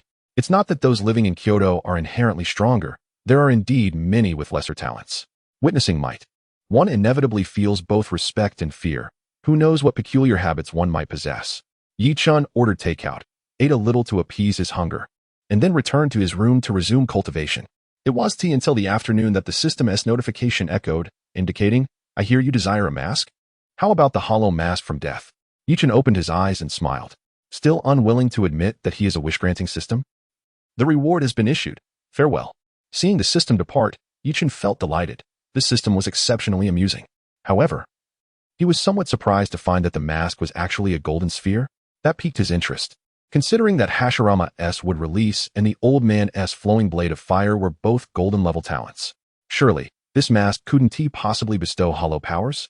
Yi Chen silently crushed the golden sphere, a surge of dark energy flooding into his body. This energy intertwined with Yi Chun's spiritual power, and he felt the potency within. Indeed, it was hollow power. Yi Chen felt numb. With such a remarkable system, what more could he complain about? After pondering for a moment, he mimicked Ichigo Kurosaki's gesture from the original work, slowly pulling from his hairline down to his chin. A red and white mask materialized upon his face. Yi Chen instantly sensed something amiss. My power? His strength surged violently. Yi Chen stood up and charged forward. Bang! Yi Chen couldn't halt his momentum. The wall crumbled, leaving a gaping hole. Not only was his strength enhanced, but his speed and defense had also soared. This power was akin to the energy of sage techniques, always at his disposal. The difference was that sage energy resided within a pearl in Yi Chun's mind, while hollow power was indeed nestled in his heart. Upon donning the mask, I found myself empowered to an extraordinary degree, leaving me at a loss as to how to further hone my combat experience. Yi Chen, utterly speechless, realized that such overwhelming strength was not necessarily a boon. With a retraction of the void energy within, the mask upon Yi Chen's visage dissipated. As he stepped outside, he encountered the renovation worker, who, startled by a loud crash, assumed something had gone awry downstairs. He hurriedly raced down, only to cross paths with Yi Chen. "Oh, the timing is perfect, for I require some repairs on this wall," Yi Chen remarked, gesturing towards the substantial hole within the room. The old worker appeared bewildered. "Young man, I am genuinely curious as to how you accomplished this. Would you like me to demonstrate again?" Yi Chen said with enthusiasm, lifting his hand to summon the void energy once more. The worker gasped in surprise and calmly replied, "Young lad, please be honest with me. Does this villa belong to you?" "Not at all," Yi Chen replied, looking perplexed. "It belongs to an elder of mine." Upon hearing this, the worker's realization dawned, and he solemnly patted Yi Chen on the shoulder. "Young man, should you find yourself without a place to go in the future, feel free to come to me. I will provide meals and lodging. All you need to do is handle the renovations." With that, he turned and departed, leaving Yi Chen in a state of bewilderment. As mealtime approached, Yi Chen pondered, "What shall I eat today?"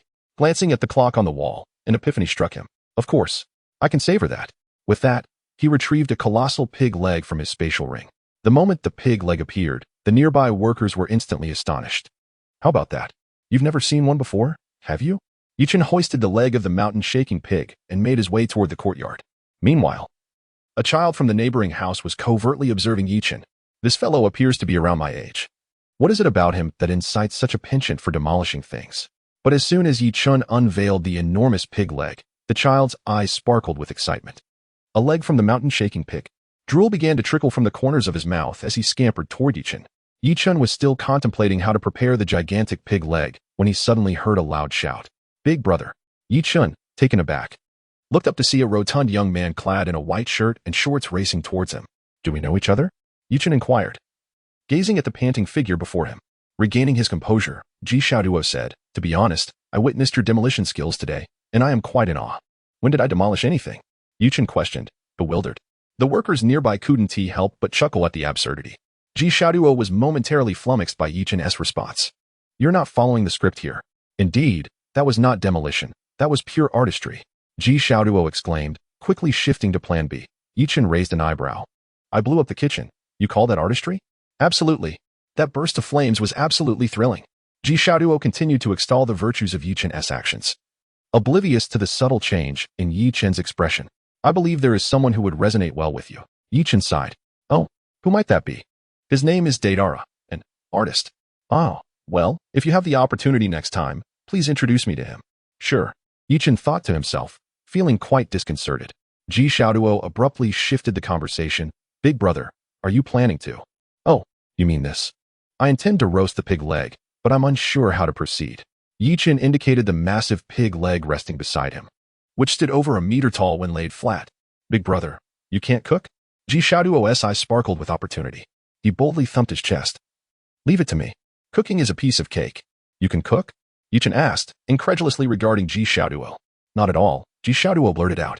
"Then how can you?" "But my family's chef can." Susanoo grinned, promptly retrieving his phone. "Hey, Uncle Wu, can you come over? I'm starving." Turning back to Yi Chen, he patted his sturdy frame once more. "Big brother, it's all set. You won't believe how delicious my Uncle Wu's cooking is." Yi Chen finally grasped Susanoo's intentions. It was all about the pig leg. Yet, he remained silent, knowing that even if he had to eat 10 of these legs, he couldn't finish them all. "All right, let us share a meal later." With this satisfactory answer, Susanoo beamed with the delight of an ant. Chapter 64. The Rich 1, 2, 3, 4, 5, 6, 7. The rich 7 generations of Susanoo. Thus, Yi Chen and Susanoo found themselves in an inexplicable camaraderie. "By the way, big brother, you just arrived in Kyoto, right?" "I've been here for years, yet it's the first time I've encountered you." Susanoo's gaze fixated on the pig leg while speaking to Yi Chen. Yi Chen chuckled, "Just call me Yi Chen. I indeed just arrived in Kyoto, having arrived by train yesterday." Yi Chen did not conceal his whereabouts. There was no need to. "Yiga sounds nice, unlike me, Susanoo.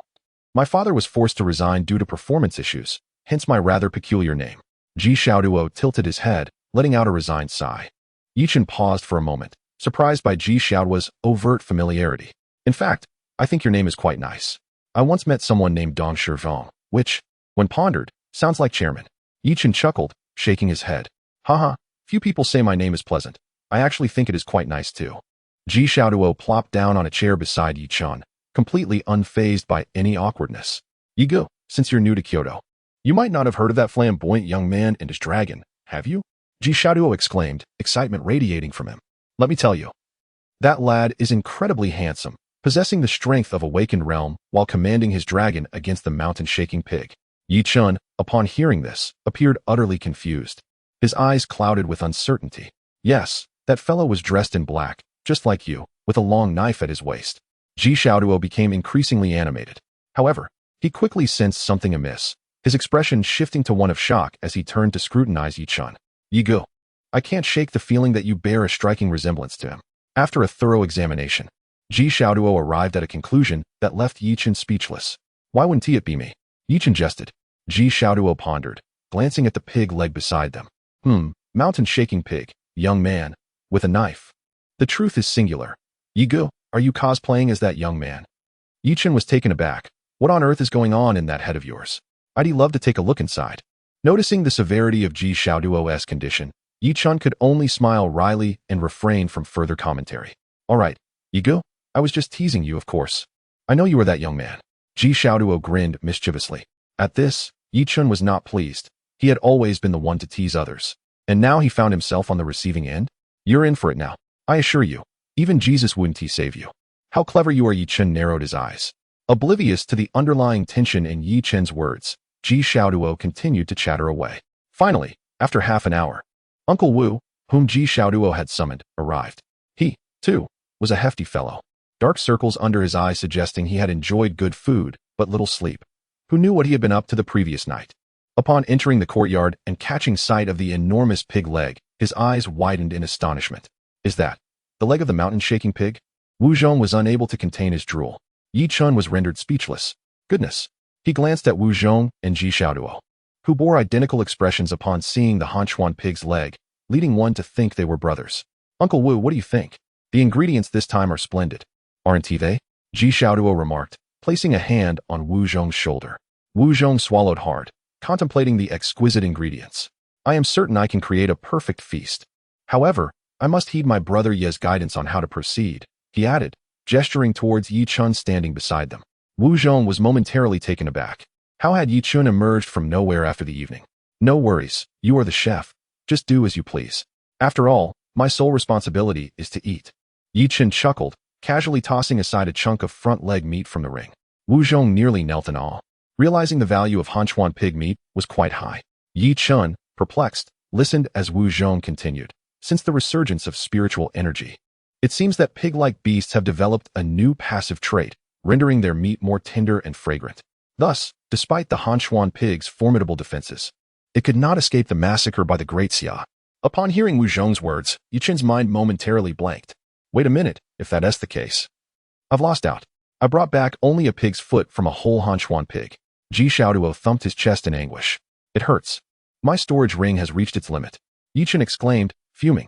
Wu Zhong chuckled bitterly and turned back to prepare the ingredients. "Well, at least we have something, otherwise we wouldn't even be able to eat. What a useless ring, it can't even hold a whole pig." Ji Xiaoduo stood up, cursing. Yi Chen found it odd.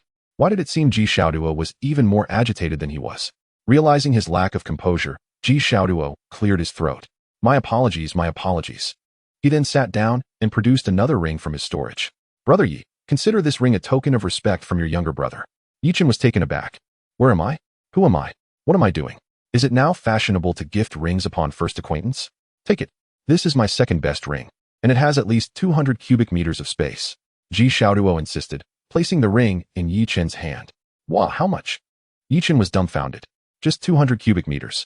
Next time, I'll get you one with 1,000 cubic meters. But remember to contact me if you come across any delectable ingredients," Ji Xiaoduo said nonchalantly, as if the 200 cubic meter ring were of no consequence.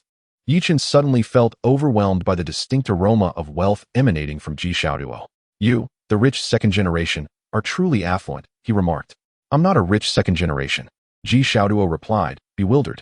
"My great-great-grandfather was the affluent one. I am the 7th generation of wealth." Yi Chen gasped. "Let us pretend I never heard that." He felt utterly defeated. "You're thinking too small. Ever since my family awakened our spatial talents, the Ji family has had control over this industry. The ring in your hand is not expensive. It's worth only a few billion. Ji Xiaoduo said dismissively, while Yi Chen no longer wished to engage in conversation. Meanwhile, Ji Xiaoduo felt a surge of delight, recognizing that with Yi Chen's extraordinary talent, he must secure a strong bond. What if he could call a sage his brother one day? Merely a spatial ring had garnered Yi Chen's favor. What a tremendous profit. On the other side, after Wu Zhong had simply prepared the ingredients, he waved his plump arms, and a massive stove appeared in the previously empty space, transforming it into an ancient kitchen. Yi Chen was left in astonishment. Ji Xiaoduo smiled. What do you think, Brother Yi? My Uncle Wu's talent is rare, isn't it? Indeed, it is quite uncommon. Yi Chen replied, still in awe. Do not underestimate my Uncle Wu's ability to create a stove. His culinary skills are quite impressive. With this stove's enhancement, the already delicious food becomes even more delectable, Ji Xiaoduo said, his mouth watering at the thought. Yi Chen nodded, feeling anticipation build. By the way, Brother Yi, what brings you to Kyoto? Ji Xiaoduo inquired, noticing Yi Chen's silence and swiftly moving closer. Yi Chen thought to himself that he had finally encountered someone even more talkative than himself. It felt a bit unsettling. I'm here for an exam. An exam? The college entrance exam. Ji Xiaoduo exclaimed. Wait, Brother Yi, you're my age. I just turned 18. Yi Chen looked at Ji Xiaoduo with a puzzled expression. Why are you so excited? No, Brother Yi. I just wanted to know if you have a team for the exam. Can I join? Ji Xiaoduo asked with a goofy grin. We already have a team, Yi Chen replied, noticing Ji Xiaoduo's eagerness to respond. But the team is full. Oh, I see. Ji Xiaoduo's expression fell. The rich aroma wafting from Wu Zhong's direction had even reached Zhang Zilai, who had been practicing in his room. He descended the stairs, clutching his precious egg. Chen, what's cooking? It smells wonderful. Didn't we just butcher a pig leg? It would be wasteful not to eat it. Yi Chen pointed towards Wu Zhong. Zhang Zilai looked at Ji Xiaoduo and Wu Zhong, momentarily confused. By the way, who are these two? Oh, this is Ji Xiaoduo, a rich 7th-generation heir, and the other is Wu Zhong, the chef Ji Xiaoduo brought along, Yi Chen explained briefly. Ji Xiaoduo noticed the enormous egg in Zhang Zilai's arms and was instantly captivated. He approached Zhang Zilai and extended his hand. Brother Zilai, it's a pleasure to meet you. I never expected you to enjoy eggs as well. How considerate of you to bring such a large one. Zhang Zilai, are you being polite? The egg, are you being polite? Zhang Zilai finally managed to utter. Meanwhile, Yi Chen was in fits of laughter, recalling the ancient tale of Xiangyu at the Wu River, now replaced by Xiaoduo's egg obsession. Ji Xiaoduo, noticing Zhang Zilai's expression, suddenly felt embarrassed. Turning to Yi Chen with a look of grievance. Yi Chen shrugged. Am I to blame? I can't point out Zhang Zilai's egg as his talent every time I meet someone. Ji Xiaoduo, now flustered, waved his hand, producing a ring. Brother Zilai, I misjudged the situation. I didn't realize that egg was your talent. This ring is a token of apology for the misunderstanding. Yi Chen was astonished. Are you truly addicted to gifting rings? Before Zhang Zilai could process it, a spatial ring appeared in his hand. Do you enjoy giving rings that much? He managed to ask. Absolutely. My Ji family has an abundance of spatial rings.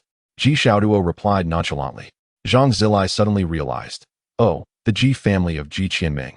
Renowned far and wide. Indeed, Ji Qianming is my great-great-great-grandfather. Yi Chen sighed in exasperation. Truly, he was dealing with a 7th-generation heir. However, the name Ji Qianming did evoke memories of the semi-holy beast. The West Wind Lion King had remarked that semi-holy beasts had immense vitality, and unless completely exterminated, they could not be eradicated. Although Ji Qianming was immensely powerful, he had not been able to obliterate the beast in one fell swoop, resulting in its confinement beneath the sea. What a small world, what a twist of fate. Yi Chen shook his head, muttering. Ji Xiaoduo turned back to him. Puzzled. Huh, Yigo, what are you saying? It's nothing. Yi Chen glanced at the time on his phone. It was just past 4 in the afternoon. With an hour and a half until 6, he figured he could finish dinner and make it to the fighting arena just in time. As the minutes slipped by, Yi Chen learned more about Ji Xiaoduo. For instance, the current president of Kyoto University was his grandfather, yet they had an estranged relationship. Unlike most grandparent-grandchild pairs that are close, their family was rather peculiar.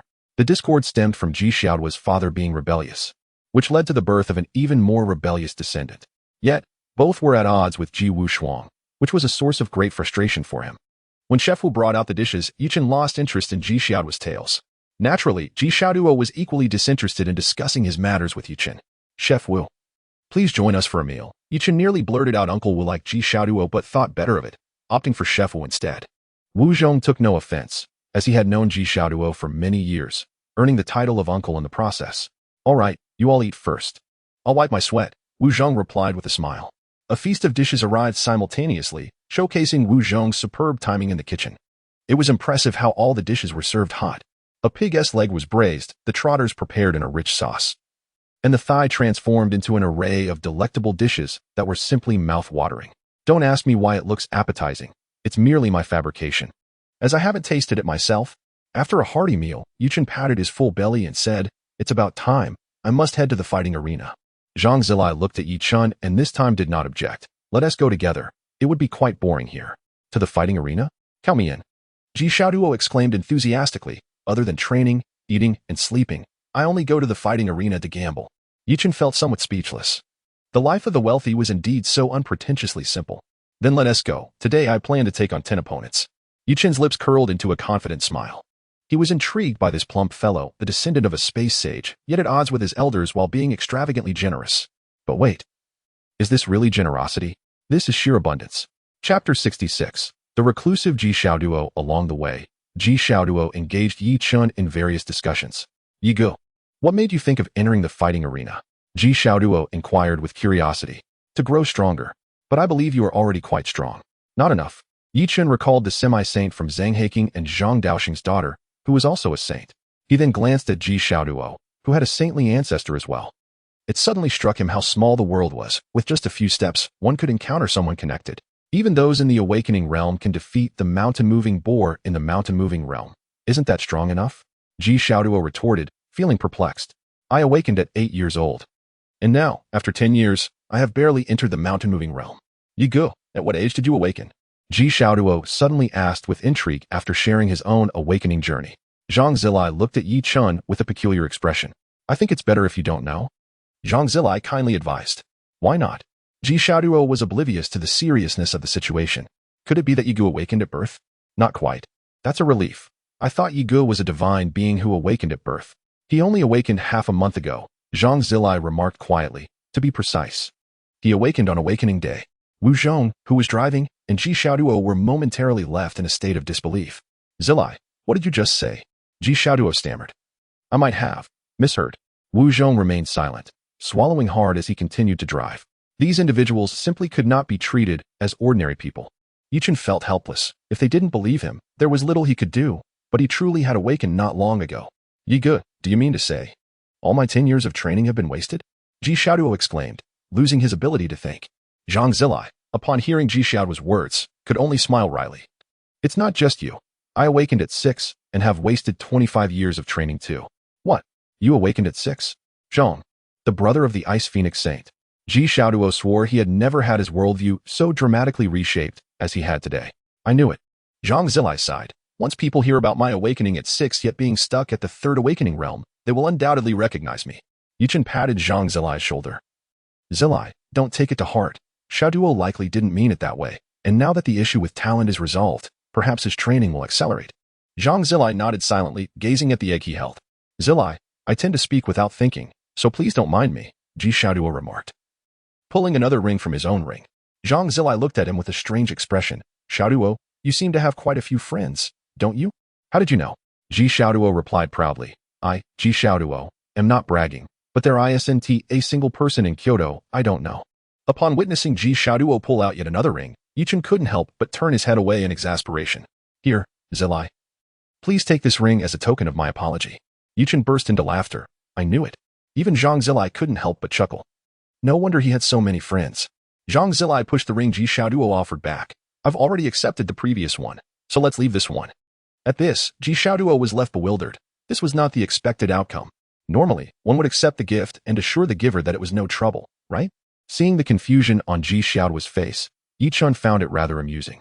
However, he said nothing further. This was Ji Xiaoduo's way of making friends, and it had nothing to do with him. Whether his way of befriending others would change in the future was also irrelevant to Chen. Here we are. Wu Zhong stopped the car and dropped the 3 off at the bar they visited the previous day. After Chen and his companions exited the vehicle, Wu Zhong returned home. After all, to Wu Zhong, he was merely a chef. While he earned well, it wasn't enough for indulgent outings like this. He had previously accompanied Ji Xiaoduo and was taken aback by his notion of small gambling for pleasure. "Yi Gu, are you really going to the fighting arena?" Ji Xiaoduo confirmed once more. "This arena has participants from the overturning sea realm. There are even those from the starry realm." Chen laughed lightly. What is there to fear? Can't one withdraw from the match? True. However, I still believe in your strength, whoever you fight. I will bet on you to win. All right, if you win, remember to share some with me. Chen replied nonchalantly. Nonetheless, Susanoo took it to heart. It seemed tonight's fighting arena was bound to be anything but peaceful. Ladies and gentlemen, I am your host, Laughable, and I am delighted to meet you all again. Welcome to the Kyoto Fighting Arena. According to our fighter registration, over 1,000 contestants will enter the arena tonight. It appears this will be a sleepless night. Laba's enthusiasm grew as he spoke, with a sea of spectators filling the stands. Though Chen had been here once before, he still felt somewhat out of place. Yiga, Zilai, follow me. Susanoo raised an eyebrow, leading the two to an exclusive VIP room. Wow, there's this kind of thing? Zhang Zilai exclaimed with delight as he reached the large glass window, providing a clear view of the battles below. This was the ultimate bird's-eye view. Chen couldn't help but express his thoughts. Indeed, the life of the wealthy was marked by its simplicity and lack of extravagance. Not at all, just basic operations. Susanoo modestly remarked. Chen paid him no mind, turning instead to extract the fighter's card and deftly pressing the registration button. Speaking of fighting rules, they are indeed intriguing. Once a contestant registers, they cannot withdraw before the match. In essence, after registration, one must compete in at least one match to exit. Alternatively, one may pay a penalty to forfeit before the bout. Furthermore, should a contestant win a match and choose to defend their title, they must continue until they voluntarily relinquish it. Even then, they must fight one additional match to exit gracefully. In ordinary matches, one can earn a mere 1,000th of the current wager. However, in title matches, the stakes are different. Each victory accumulates a proportion of 1,000th. For instance, after 10 matches, one would accumulate 1%. If the wager for 10 matches is 100 billion, one stands to gain immensely. Yet, should one lose in the 10th match, the accumulated proportion transfers to the new champion. These were the insights Chen gleaned upon receiving his fighting card yesterday, which piqued his interest. I wonder, once I don the mask, can these contenders breach my steel skin? Chapter 67, The Impact of Virtual Power on Mindset. Chen departed the VIP room, heading to the backstage of the fighting arena to await his turn. Who would be the first contestant today? Let us wait and see. The moment Laba concluded his words, the large screen on the wall began selecting contestants at random, the two targets swirling chaotically. Soon, two names illuminated the screen. It seems our old friend, Mr. Meat Mountain, is set to showcase his skills today. Laba's eyes sparkled upon seeing Meat Mountain's name. This battle promises to be captivating. Let us see who his opponent is. Laba exclaimed, turning to the screen. HM? Meat Mountain's opponent is a newcomer. This should be interesting. The opponent is Hashirama. Let us welcome both fighters to the stage. In the audience, Chen was momentarily bewildered. He had just entered the backstage, and he hadn't even managed to don his mask before being thrust into the spotlight as the first contestant. Yet, Chen remained unfazed. After all, his goal was the championship. The timing suited him perfectly, battling from 6 in the evening until 2 in the morning. Over the course of 8 hours, could he achieve 100 consecutive victories? Chen was keenly curious, waving his left hand across his face as a red and white mask materialized. Instantly, his demeanor shifted to a darker aura, a manifestation of the power of the void. However, no matter how much Chen's aura transformed, Susanoo recognized him the moment he appeared. After all, that long blade was too conspicuous. When did Brother Yi don a mask? I'm not sure. This lad is quite mysterious. Zhang Zilai confessed, admitting his limited understanding of Chen. Have you ever encountered someone capable of wielding a great Buddha yet is merely at the awakening stage? When Chen mentioned the great Buddha of Shanghai City, Zhang Zilai nearly suffocated in disbelief. Subsequently, Chen displayed his fire-based abilities. While Zhang Daoxing had previously informed Zhang Zilai that Chen's fire prowess stemmed from that long blade, it was evident that the blade's capabilities were extraordinary. After all, Chen possessed no secondary talent. The flames could bring about a near-death experience akin to a phoenix's rebirth. Such abilities are undoubtedly far from ordinary. Looking at Chen now, Zhang Zilai felt as though an enigmatic mist enveloped him, rendering everything unclear. Even the mask on Chen's face appeared to be anything but ordinary. Could this lad be a dual talent? However, Zhang Zilai quickly dismissed this notion. He had witnessed Chen's awakening firsthand, vividly recalling the verdant hue that engulfed Shanghai City. Everywhere was green. Even their faces nearly turned green. There was no sign of a so-called secondary talent. Moreover, if a secondary talent truly existed, the power of that fire would surely not be a mundane gift. May I ask our new friend, facing a seasoned fighter like Meat Mountain in your debut, what are your thoughts? How do you feel at this moment? Laba jestingly placed the microphone near Chen's lips. Chen remained silent. What significance was there in speaking in such a setting? Noting Chen's silence, Laba retracted the microphone, concluding that the newcomer preferred not to speak. Now, let us prepare to commence the first match. Meat Mountain and Yi Chen stood within the arena. Yi Chen could distinctly sense that his opponent's realm was approximately at the 8th or 9th stage. There was a hint of disdain, yet Yi Chen suddenly felt something amiss. Why did he harbor a sense of superiority over his opponent? This mindset was unprecedented for him. Could it be the influence of the void's power? After consideration, he found no other explanation. The only variable was the enhancement he had received from the void today. Kid, are you not even going to utter your last words before you perish? I admire your courage. Before the battle commenced, Meat Mountain had already begun his taunts. The audience erupted in cheers as the betting odds for Yi Chen and Meat Mountain reached 1-5. Just then, Susanoo interjected, I bet a spatial ring on Hashirama. Yi Chen was taken aback. While others wagered money, perhaps spirit stones at most, what was this about betting a spatial ring? Following Susanoo's wager, the betting was successfully closed, adjusting the odds to 1-7. This demonstrated that Susanoo had single-handedly suppressed 2/3 of the bets within the arena. Quite formidable indeed. In the backstage of the fighting arena, a staff member was on the phone, tears streaming down his face. Boss, that young master of the G family has returned. Ignore him, but he wagered a spatial ring. Let him wager, it's fine. But the value, the staff member hesitated to speak. If he dares to bet, then we shall value that ring at 10 billion. After a moment of silence, the figure behind the scenes replied, the spatial rings in his possession are all over 50 cubic meters. Any one of them is worth 10 billion, regardless of what he produces. We'll count it as 10 billion. It's a guaranteed profit. Understood. Returning to the fighting arena, Meat Mountain's taunts continued, yet Yi Chen remained indifferent. Meat Mountain, now visibly irritated, proclaimed, I have won dozens of matches in this arena. Kid, you are doomed. Meat Mountain's talent was akin to a butcher's knife. While such a talent originally held little value for cultivation, it seemed to have undergone a transformation with each pig he killed. The talent of the butcher's knife grew incrementally stronger. From a C-grade talent, it had slowly evolved into an A-grade over the course of 12 years. Yi Chen's expression darkened, yet the mask concealed his emotions. You wish to kill me? Yi Chen's murderous intent surged towards Meat Mountain. The latter furrowed his brow. Kid, don't think that just because you wear a mask, you are an unrivaled master. Once the betting was closed, Laba announced the countdown to the battle. However, the arena seemed somewhat flawed. Their countdown lasted only 10 seconds, while here it extended to a full minute. Yi Chen understood that this extended countdown was designed to provoke both fighters. Soon afterward, it would lead the two contestants to a fight to the death. One must admit, this was a clever scheme, and everyone tacitly accepted this arrangement. With life as pressures so overwhelming, who wouldn't seek respite here? Since you wish to kill me, then I shall send you down. Yi Chen uttered coldly, retracting his murderous intent. As the countdown reached its final 5 seconds, Yi Chen's gaze fixated on his opponent. 3, 2, 1. Fight begins. Yi Chen let out a low roar, brandishing his blade. Chapter 68. Yi Chen, let us start with a 10-game winning streak. With a fierce shout, a flash of sword light erupted, sending a wave of blade aura rushing towards the hefty figure of Meat Mountain. Weighing over 300 to 400 pounds, Meat Mountain hastily dodged to the side. Yi Chen sheathed his sword and turned away. The slashing aura instantly pierced through Meat Mountain's form. What kind of technique is this? Meat Mountain inquired.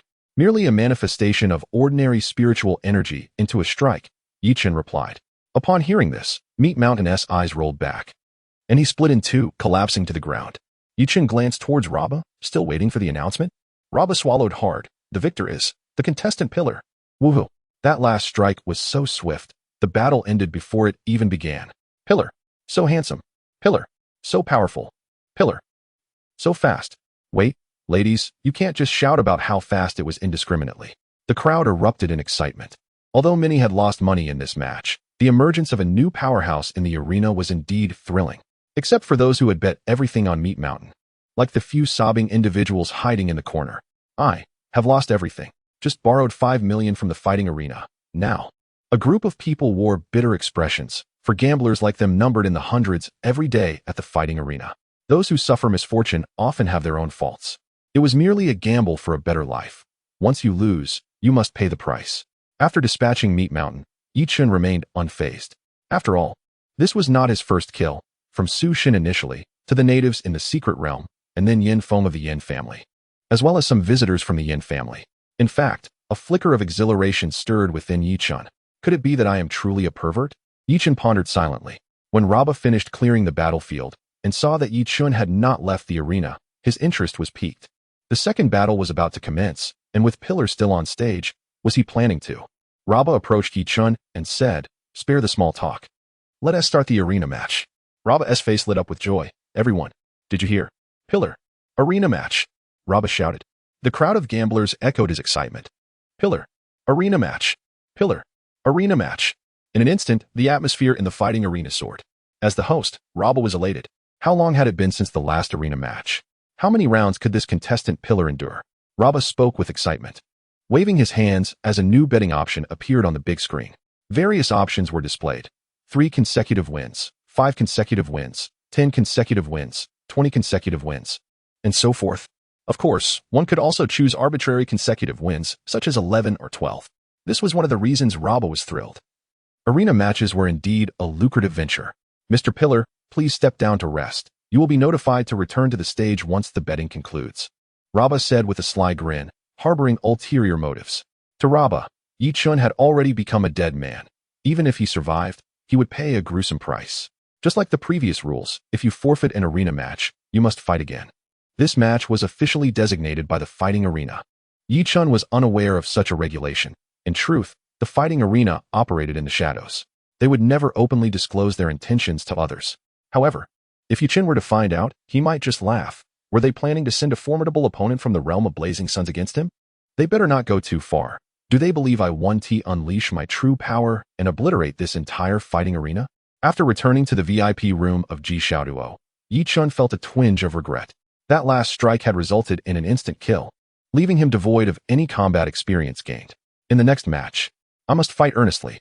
No more tricks, Yi Chen reminded himself. Upon his return, Susanoo's eyes lit up. 117. That means the recent bets earned 700 million. Too small, the stakes are too low.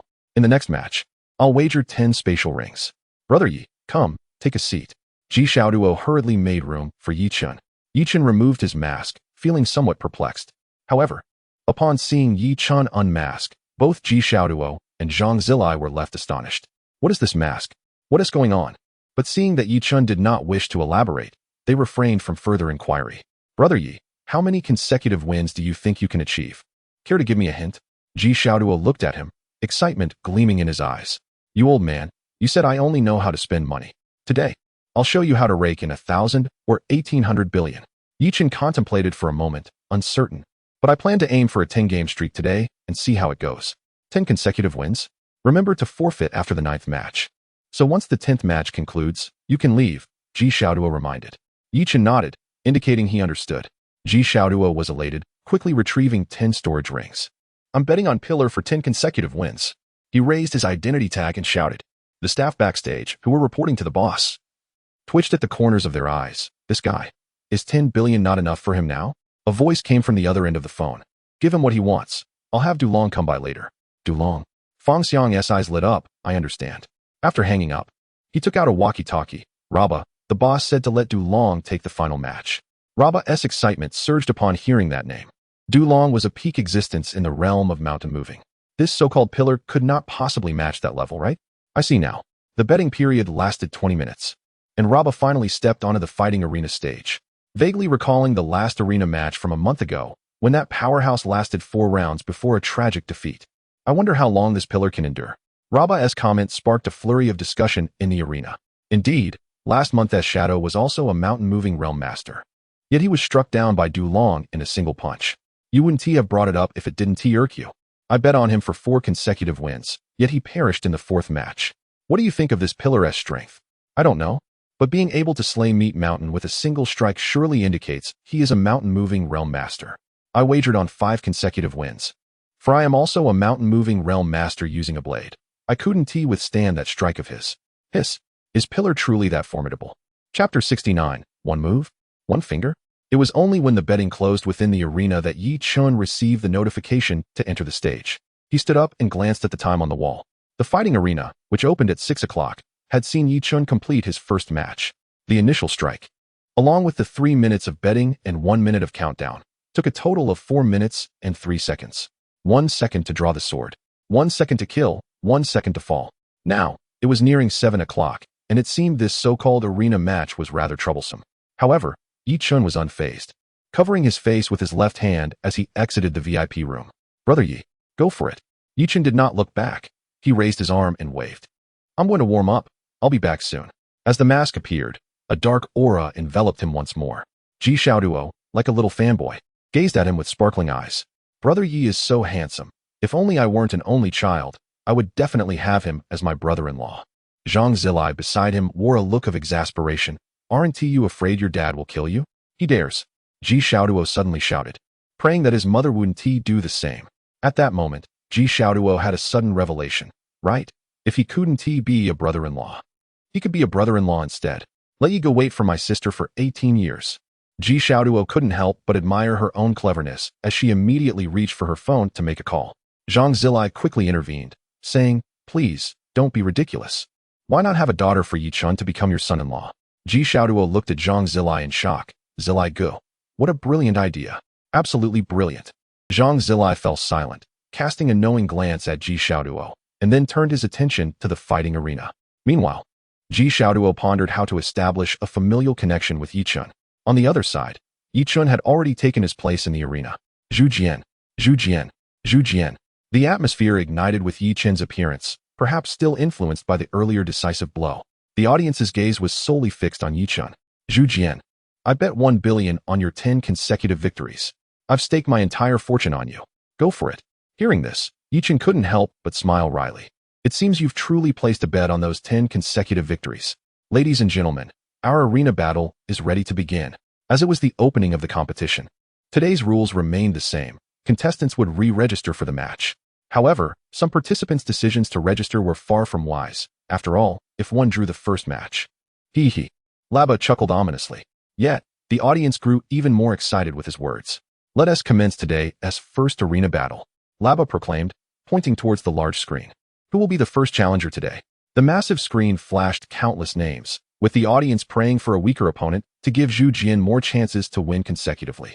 After all, losing the first match would render it meaningless. Yet many were confident, considering Chen's earlier formidable strike. Here it comes. Today's first opponent for Zhu Jian is Hey Go. Laba's voice resonated throughout the arena. Hey Go, the one who has awakened to the 9th realm. It's said he possesses the beastly talent of a lone wolf, yet insists on calling himself Hey Go. What a peculiar person. Indeed, wolf sounds far more appealing than dog, doesn't it? Ha. You all seem uninformed. Hey Go has adored dogs since childhood. It is said he was saved by one and has since relied on them.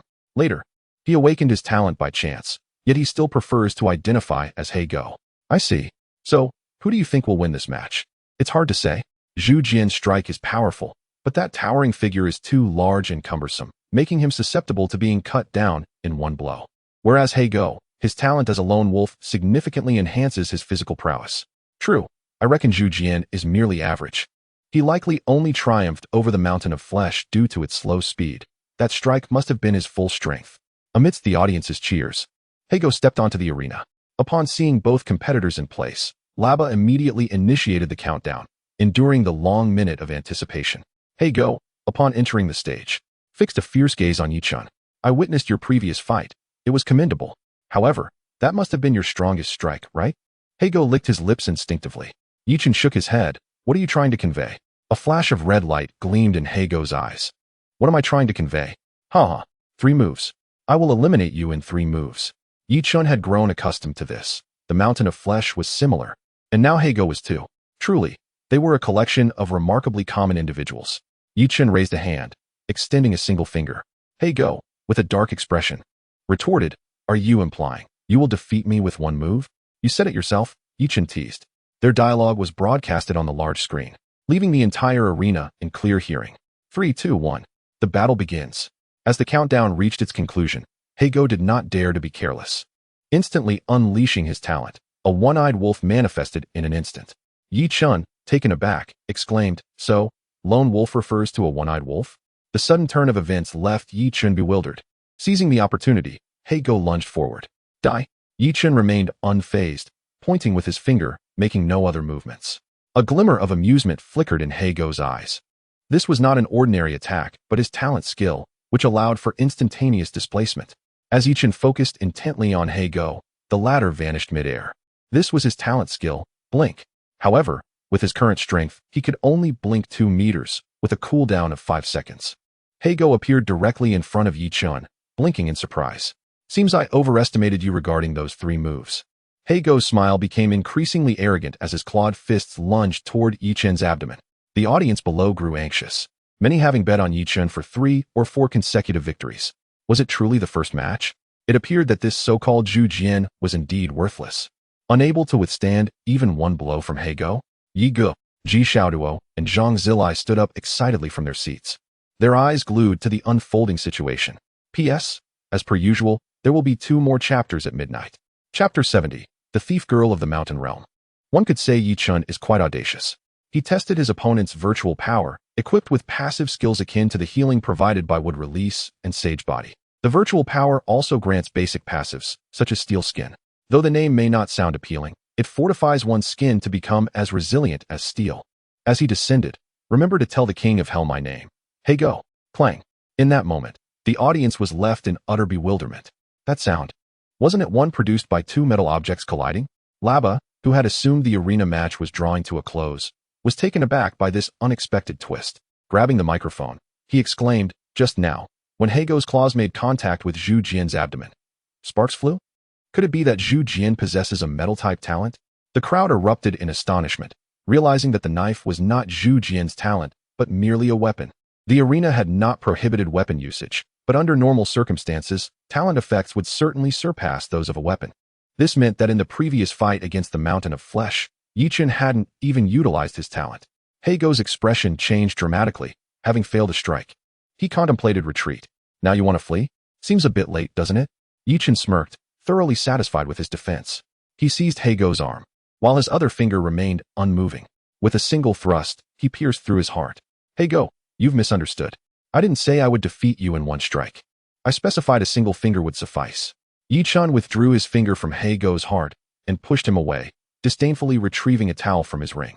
I can't kill like this again, my finger isn't clean. After completing this simple act, Yi Chen turned to Laba. Next contestant. Yi Chen's resounding voice echoed throughout the arena. Truly, my Yi Gu is remarkable. This fellow nearly frightened me to death. I was worried something had gone awry. How will I explain this to my father? Zhang Zilai felt a bit speechless. Frightening someone can indeed lead to dire consequences, can it not? The atmosphere was immediately charged by Yi Chen's cold demeanor and haughty words. Hearing of the arena battle, the young scions from various families flocked to the arena, eager to witness this rare spectacle. As Ji Xiaoduo began to feel that his stakes were insufficient, he expressed concern to his boss, suggesting that the independent wolf might not be able to overcome the formidable Zhu Jian. Fang Xiang resumed his phone conversation with the boss, conveying his disbelief that the lone wolf could breach the defenses of Zhu Jian. Despite acknowledging the independent wolf's average strength, he noted that its attacks were formidable. The boss, skeptical yet convinced that the matter was manageable, reminded Fang Xiang that the independent dragon and the lone wolf were not on the same level. However, Fang Xiang still sensed an unsettling aura surrounding Zhu Jian, the nature of which he could not articulate. Ultimately, the decision was made that if the independent dragon could not prevail, it would necessitate the involvement of a formidable opponent from the Dao Hai realm. On the other end of the line, the person reiterated their point, prompting Fang Xiang to comply without further protest, fully aware that prolonging the conversation would incite his boss's ire. Zhu Jian competitors consistently yield unexpected outcomes, remarked La Ba from the side, holding a microphone. Yi Chen cast a glance at La Ba, urging him to refrain from unnecessary chatter and to expedite the next match. La Ba, taken aback, wondered if even casual banter was now unwelcome and quickly shifted to selecting the next opponent. The large screen flickered once again, heightening the anticipation among the spectators. The recent match had seen Zhu Jian swiftly eliminate the so-called independent wolf, indicating that Zhu Jian remained in nearly perfect condition, raising hopes for a consecutive victory. Thief Girl, La Ba exclaimed, eyes widening at the name displayed on the screen. The second contender for the Zhu Jian arena was none other than the undefeated Thief Girl. What? The one who has never lost a single match? Someone remarked. The reality was that those who had faced her in the arena had often met with fatal consequences. Brother, are you new here? Do you not realize that this Thief Girl is a powerhouse of the mountain-moving realm? Mountain-moving realm? Does that imply Zhu Jian's chances are slim? Another spectator lamented, recognizing the disparity in strength between the realms. A woman clad in black leather sighed deeply, resigned to approach the arena. Yi Chen narrowed his eyes. The so-called Thief Girl was indeed a woman.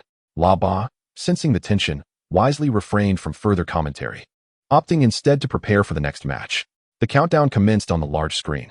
Regrettably, had I encountered you in the 5th or 6th match, I might have had a chance, but now, I fear I cannot compete with the current you. Unlike her predecessors, the thief girl did not engage in mindless taunts as she entered the arena. Instead, she acknowledged her inferiority to Chen. Instantly intrigued by this woman, Chen observed her striking figure. After all, one must possess confidence in their physique to don a tight black leather outfit. Are you not going to say something, mysterious man? The thief girl teased, brushing her lips with her fingertips. Chen remained unfazed, replying that everyone who had stepped onto the stage had proclaimed intentions to kill him. Are you not going to kill me?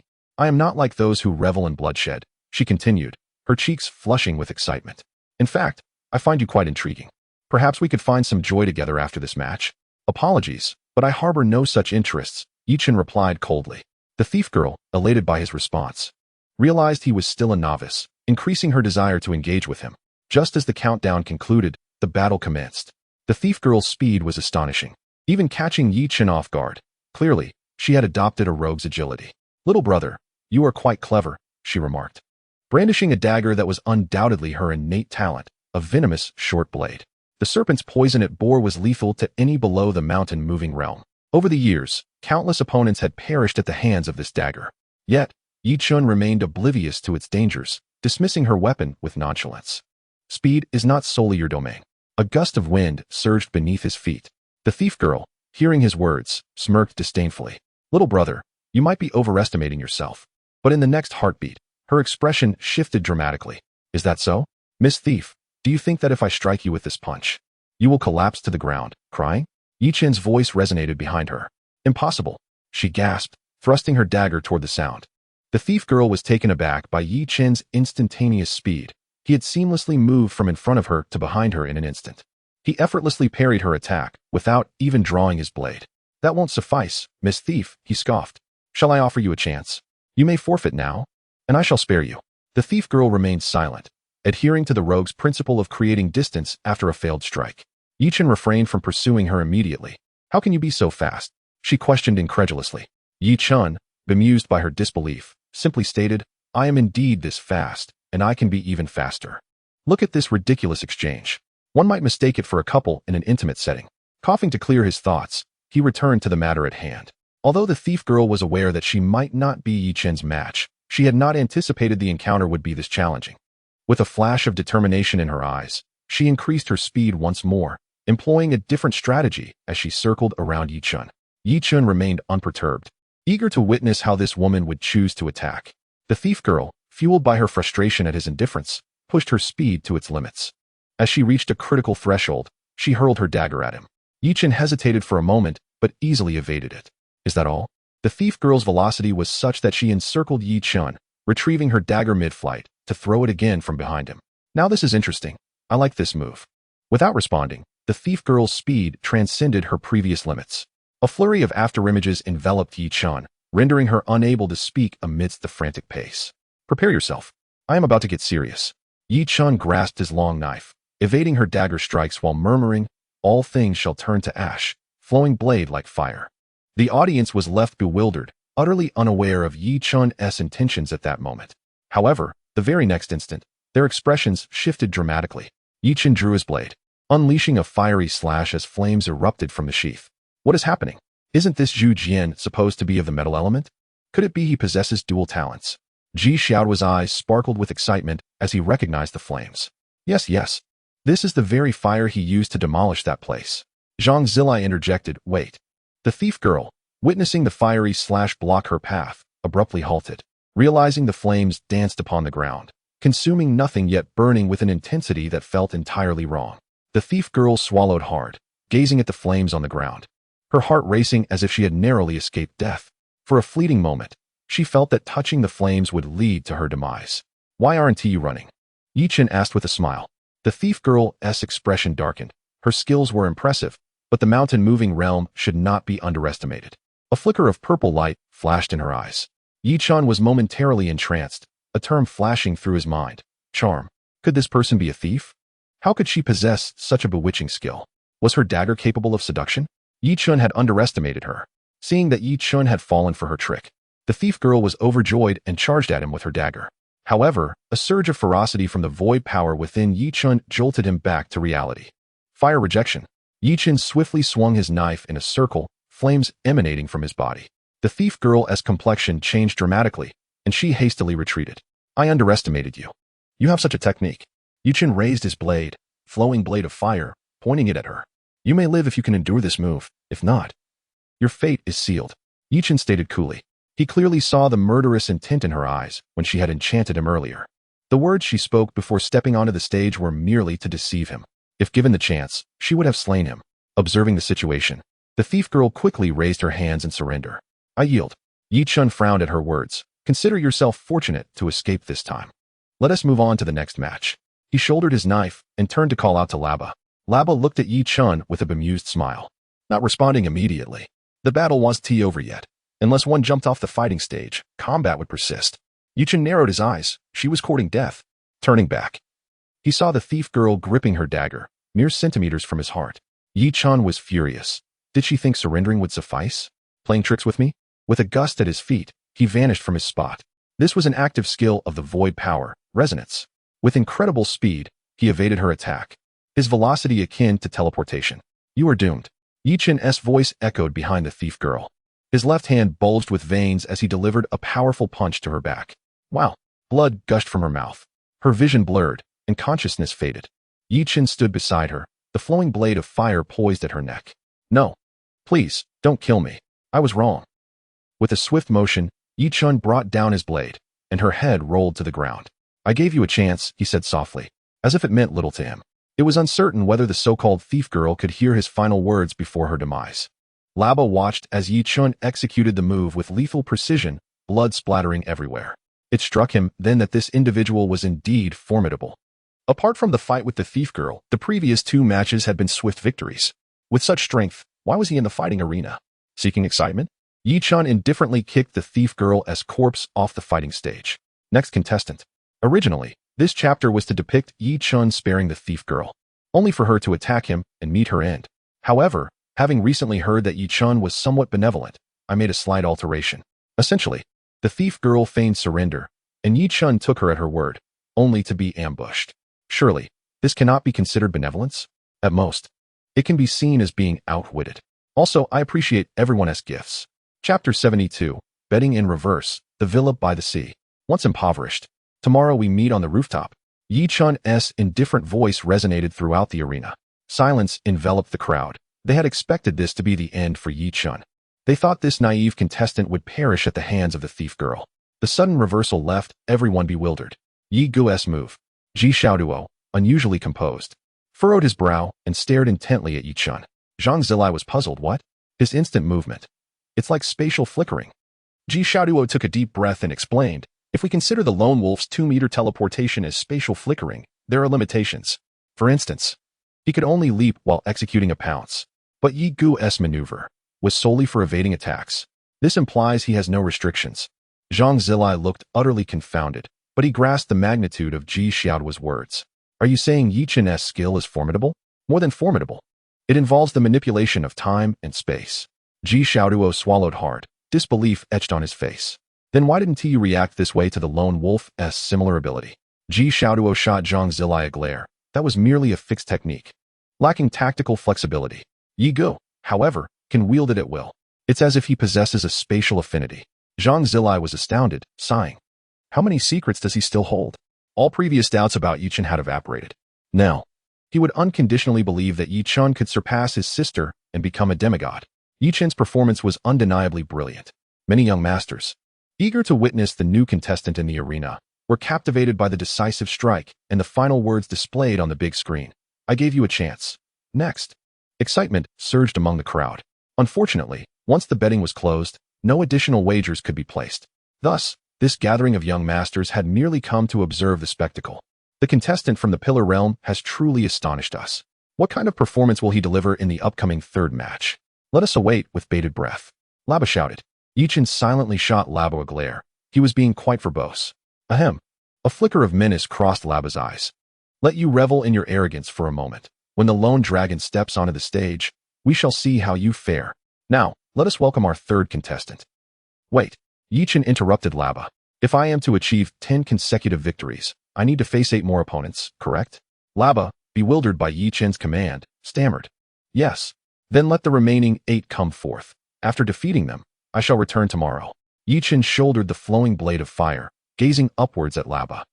Contestant from the Pillar Realm, please do not jest. Jest? Who is jesting? Chen teased. Let the remaining 8 face me. This is a waste of time. Laba was taken aback. The audience was equally astonished. Such a scenario was unprecedented. Yigu, so cool. Ji Xiao's eyes sparkled. He was now more determined than ever to introduce Yi Chen to his yet-to-be-born sister. However, facing 8 opponents seemed a tad arrogant. Ji Xiaoduo shook his head, pushing aside the thought of introductions, expressing concern. Not a problem. Zhang Zilai calmly sipped his drink, stroking his prized egg. That lad has likely yet to unleash even a fraction of his power. It must be said, Zhang Zilai had a narrow perspective. A fraction. If only I had more resources, I could effortlessly summon the colossal Buddha from the comics. Pillar Realm. Pillar Realm. Pillar Realm. Pillar Realm never anticipated that in another world, someone would chant his name. Choose your opponents. Let all 8 come at once. Otherwise, it will be too dull. Chen spoke again, confirming that Laba had not misheard him. He then glanced at the ceiling, noting its height was somewhat lacking. Chen felt a tinge of uncertainty. What if he inadvertently incinerated the ceiling when he unleashed his full power? He glanced back, estimating the arena's diameter at around 100 meters, a vast circular expanse, and its height at a mere 30 to 40 meters. The surrounding areas were teeming with spectators. If he were to truly engage, his would likely obliterate everyone. The thought left Chen feeling somewhat listless. His overwhelming strength made it seem as though he were merely toying with children. Yet, in terms of cultivation level, he hadn't even reached the... Who could he even complain to? Chen made a quiet resolution. After the college entrance exam, he would seek out a to spar with. One could only wonder which fortunate creature would become Chen's target. Let's just say, good luck to it. When Chen proposed taking on 8 opponents simultaneously, Fang Xiang in the backstage area had already sought approval from the owner. A gauntlet match was rare enough, but this particular one was even more outlandish. As the owner's affirmative response echoed through Laba's earpiece, Laba, without a word, raised the microphone. Since our Hashirama contestant enjoys such antics, we shall indulge his little predilection. Laba exclaimed with fervor. The arena agreed. Unbelievable. I've been here for ages, and this is the first time I've witnessed such a spectacle. Intriguing, quite intriguing. Laba offered a cryptic smile. Since such a stimulating new game has emerged, we shall naturally introduce a new betting pool for everyone. 2 large characters instantly materialized on the screen, victory or defeat. 3 minutes to place your bets. Seize the opportunity. Chen eyed the screen above, somewhat speechless. They truly wouldn't pass up any chance to open a betting pool. Nevertheless, he remained silent, content to wait. As the seconds ticked by, the 3-minute betting window drew to a close. No matter how formidable Hashirama is, there's no way he can defeat 8 people. Isn't this just giving away free money? I'm more concerned about how they'll settle the bets for those who wagered on 5 or 6 consecutive wins. You're all too naive, lacking in vision. At that moment, an elderly man raised his finger towards the screen. With odds of 113, a mere 1 million bet on this Hashirama would instantly yield a profit of 13 million. As the saying goes, bet against the grain, and you'll own a seaside villa? Oh, you old gambler, aren't you afraid of becoming destitute overnight? Meeting on the rooftop every day? Meeting on the rooftop, you say? What if you don't die from the fall? How about we go skydiving together? P.S. As per usual, 2 more chapters tonight. My gratitude for the God-tier authentication. I am deeply honored and eternally grateful. Chapter 73, by Detian Dulong, who had been resting in the backstage area for quite some time, was consumed by a murderous intent. An ignorant whelp. He abruptly downed the in his hand and strode towards the combat stage. With the betting concluded, the odds on the big screen settled at 1-9. Ji Xiaoduo had single-handedly wrestled back the original 113 odds. What a tycoon. If only he could push it to 1-1 one day, that would be truly legendary. As one contestant after another ascended the stage, Chen glanced at them indifferently, completely unperturbed, not even bothering to memorize their names. A certain author confessed in his later years, in all honesty, it was because I was too lazy to come up with names. That couldn't be Dulong, could it? A trembling voice echoed, and the crowd below erupted in a chorus of gasps. It is him. I recognize that face. Hashirama is in danger. Alas, it seems my 10,000 is going down the drain. Spare me the details, all right? I bet 1 million. Chen stood on the stage, utterly bewildered. There was a lone wolf before. Now here comes a Dulong. You wouldn't happen to have a one-eyed dragon-type talent, would you? But Chen quickly shook his head, dispelling the thought. After all, if he truly possessed a dragon-type talent, he wouldn't be fighting in a gladiatorial arena. Would he? Kid, you're quite arrogant. Couldn't wait to die, huh? There were always a few fools who couldn't grasp the situation, coming up to taunt him right away. Conversely, there were a few who calmly observed the seemingly defenseless Chen. The masked man before them appeared fearless, deliberately exposing vulnerabilities for all to see. So may we begin? Chen turned to Laba. Laba nodded. Same rules as always, 1 minute of combat preparation. Chen remained silent, glancing up at the ceiling once more. It still felt too low. He hadn't deactivated his Shurkai since releasing Regine Jaka earlier. Chen pondered whether to obliterate his opponents with a single strike. Annoyed by the taunts of his adversaries, Chen grew increasingly irritated. 3, 2, 1, commence. As the battle cry resounded, Chen kicked off the ground, retreating several meters. Chen unleashed a strike, and a pillar of flame erupted from the earth. This time, it was an attack that Chen had fully unleashed. The arena, 100 meters in diameter, was bisected by a pillar of fire. The colossal flames surged towards the ceiling, and a searing heat washed over the crowd. Chen was aghast, hastily retracting his power. He almost set the ceiling ablaze again. Chen sheathed his sword and turned to descend the stage. I hope you can expand this arena for me by tomorrow. It's too small, and I haven't fully enjoyed myself. The unfortunate 8, with no chance to escape, were instantly engulfed by the 50-meter diameter pillar of fire, reduced to ashes. Had Chen not retracted his power, the ceiling would have been compromised once more. I'll be back tomorrow. Then I'll take on 100. With these words, Chen departed without a backward glance. Laba was drenched in cold sweat, realizing that he had almost harbored murderous intentions towards him earlier. One move, a pillar of flame 50 meters in diameter. What kind of power was that? A bright moon realm? Yin Zhanren. Nonsense, even I can't do that. Feng Xiang, the backstage supervisor, was too stunned by the scene before him to speak. He completely disregarded the owner and promptly sent the combat footage to him. Chen returned to the VIP room, where Ji Xiaoduo was frantically counting money. 1 spatial ring, 2 spatial rings, 3. What are you counting? Chen curiously approached. Brother Yi, I just earned 340 spatial rings. Ji Xiaoduo exclaimed, his voice laced with pride. He desperately wanted to rush to his grandfather and flaunt the rings in his face, declaring, see that? I earned this. Chen was dumbfounded. You won that much? Yeah. I'll split it with you, Brother Yi. Ji Xiaoduo said with a smile. Let's go. It's been a chaotic night. Nothing interesting anymore. Chen shook his head, not declining Ji Xiaoduo's offer. Zhang Zilai stood aside, rendered speechless. Of course it's uninteresting to you. The crowd below is having a blast. Zhang Zilai pointed to the cheering spectators below. Hashirama's absolute power, instantly obliterating 8 contestants with a single strike, had ignited the entire arena. The pitiful Du Long had died upon arrival. Chen Xiang remarked, at least I lived for 2 chapters, while you were built up for several. And you died before reaching 1,000 words, with only 1 line spoken. Hilarious. Du Long, I thank you for that. That night, the name of Hashirama was etched onto the lists of the underground factions, especially the underground fighting arena jointly established by the Fong, Yin, and Bai families. Although the higher-ups abhorred such places where weaklings fought, they generated immense profits for the families, leading them to turn a blind eye. Yin Ling, what do you make of this?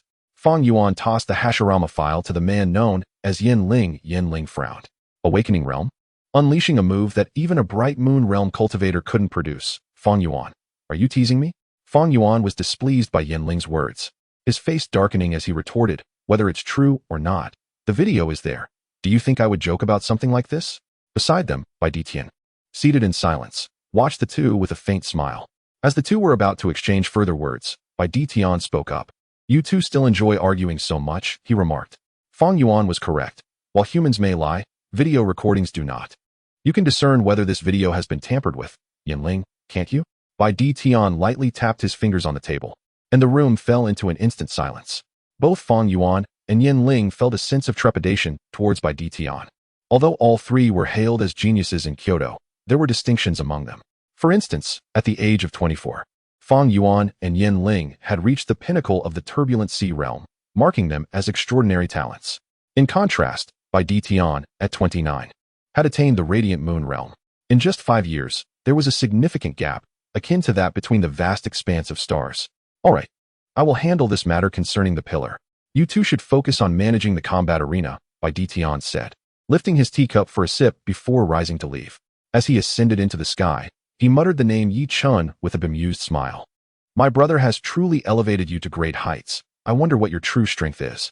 Bai Tian's curiosity about Yi Chen grew, as he had already garnered significant attention upon entering Kyoto, and just days later, had caused chaos in the underground fighting arena. Chapter 74. Making Bai Tian lose his highbrow demeanor through strength when discussing the Bai family. It is known to be an exceedingly peculiar lineage in Kyoto. The family has a tradition of only having one child, and once a child is born, the mother does not conceive again. Even if a man were to marry multiple wives, it would remain unchanged. Bai Tian's mother passed away during childbirth, leaving him orphaned. His stepmother, Bai Zhan's mother, treated Bai Tian with great kindness, allowing him to experience maternal love. This resulted in Bai Tian being very protective of his half-brother, Bai Zhan. However, a conundrum arose when Bai Jian, after marrying Fang Kai, found her pregnant. Who could bear such a revelation? The Bai family has adhered to its single-child tradition for centuries, and yet Bai Jian seemingly had another son. Fang Kai, caught in this whirlwind, was left in shock upon discovering her pregnancy. The affairs of the Bai family were common knowledge in Kyoto. Under the stern inquiry of the Bai family, Fang Kai insisted she had not wronged Bai Jian, and thus returned to her own family. Fortunately, during this time, the 4-year-old Bai Tian protected his stepmother, Fang Kai, from harm at the hands of Bai Jian until Bai Zhan's birth. The Bai family was left astounded. Indeed, Bai Jian's bloodline persisted. Thus concluded a farcical episode. Yet to this day, Fang Kai and Bai Zhan have chosen not to return to the Bai family, as Fang Kai stated. A single act of distrust signifies the potential for another. As a mere tool for a political marriage, Fang Kai was not welcomed back into her family. In despair, she sent the young Bai Zhan to Shanghai City to shield him from disdainful eyes. Fortunately, Bai Tian's attentive care for Bai Zhan brought her solace. The mask of Yi Chen was such that it seemed as if it were not worn at all. In all of Kyoto, anyone of significance knew that the pillar was, in fact, Yi Chen, particularly due to that sort. Could it be that someone truly attempted to cosplay that youth? Ji Xiaoduo exclaimed. When will I get a set of Yi Ji's cosplay attire? Make sure it's a supersize, or else my 250 pounds won't fit. As Ji Xiaoduo exited the combat arena, he had already summoned his driver. Finally, unable to contain himself, he remarked, Yi Go, that move you just used was quite similar to one I saw previously. What move? Are you referring to the torch technique? Yi Chen retorted, feeling foolish for forgetting that he had indeed only used that technique. The torch technique I used at home was not executed with full force. This time, however, I exerted all my strength, Yi Chen stated nonchalantly. Ji Xiaoduo had completely transformed into Yi Chen's ardent admirer. Yi Ge, just how strong are you? He implored, grabbing Yi Chen's hand in a fervor. Yi Chen, slightly repulsed, withdrew his hand. I can only manage to defeat a few Radiant Moon practitioners. A few? Radiant Moon? Ji Xiaoduo gasped, while the driver beside them twitched at the corners of his eyes. What sort of person boasts without a second thought, claiming to be able to defeat a few Radiant Moon practitioners? Shouldn't you say you could vanquish a sage instead? It seems this matter must be reported to the family head. The young master must not be deceived by a charlatan. Zhang Zilai found it absurd. If that great Buddha belonged to Yi Chen, he could indeed defeat a few Radiant Moon practitioners. Not just a few, but if several came, they would surely perish. Upon returning home, Yi Chen sensed something was amiss. As he and his companions left the villa, the workers had also departed, having completed their work by 5:30. Yet now, within the villa, there was an overwhelming presence of spiritual energy. One must wonder, could those workers truly be formidable figures in disguise? I wonder which esteemed guest has graced us with their presence. Come forth and reveal yourself, Yi Chen called out as he stepped into the villa. Ji Xiaoduo and Zhang Zilai silently followed behind him. No one responded within the villa, but a sudden rush of wind caught Yi Chen's attention. A long sword shot upwards, glimmering under the moonlight. The blade pointed directly at Yi Chen, hurtling downwards with alarming speed. Yi Chen's brow furrowed slightly. Would release. Ranking technique. Trees sprouted beneath his feet, and a massive shield adorned with demonic fangs materialized before him. Bang!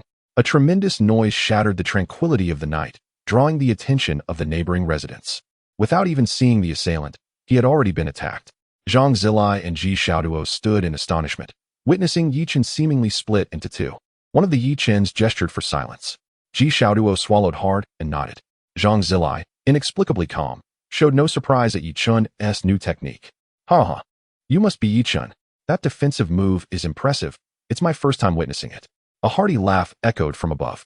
The ranking technique parted, revealing Yi Chen's original form hidden behind it. Who are you? Yi Chen's would release clone inquired. Bai Tian hovered in the air. A sword cleaving through Yi Chen's would release, soaring towards him. Bai Di Tian sat upon the sword, exuding an air reminiscent of a sword immortal. I am Bai Di Tian, the brother of Baijan. Baijan's brother. Yi Chen was taken aback. His brow furrowed deeply as he pieced together the situation in his mind. Meanwhile, Ji Xiaoduo paled at the mention of the Bai family.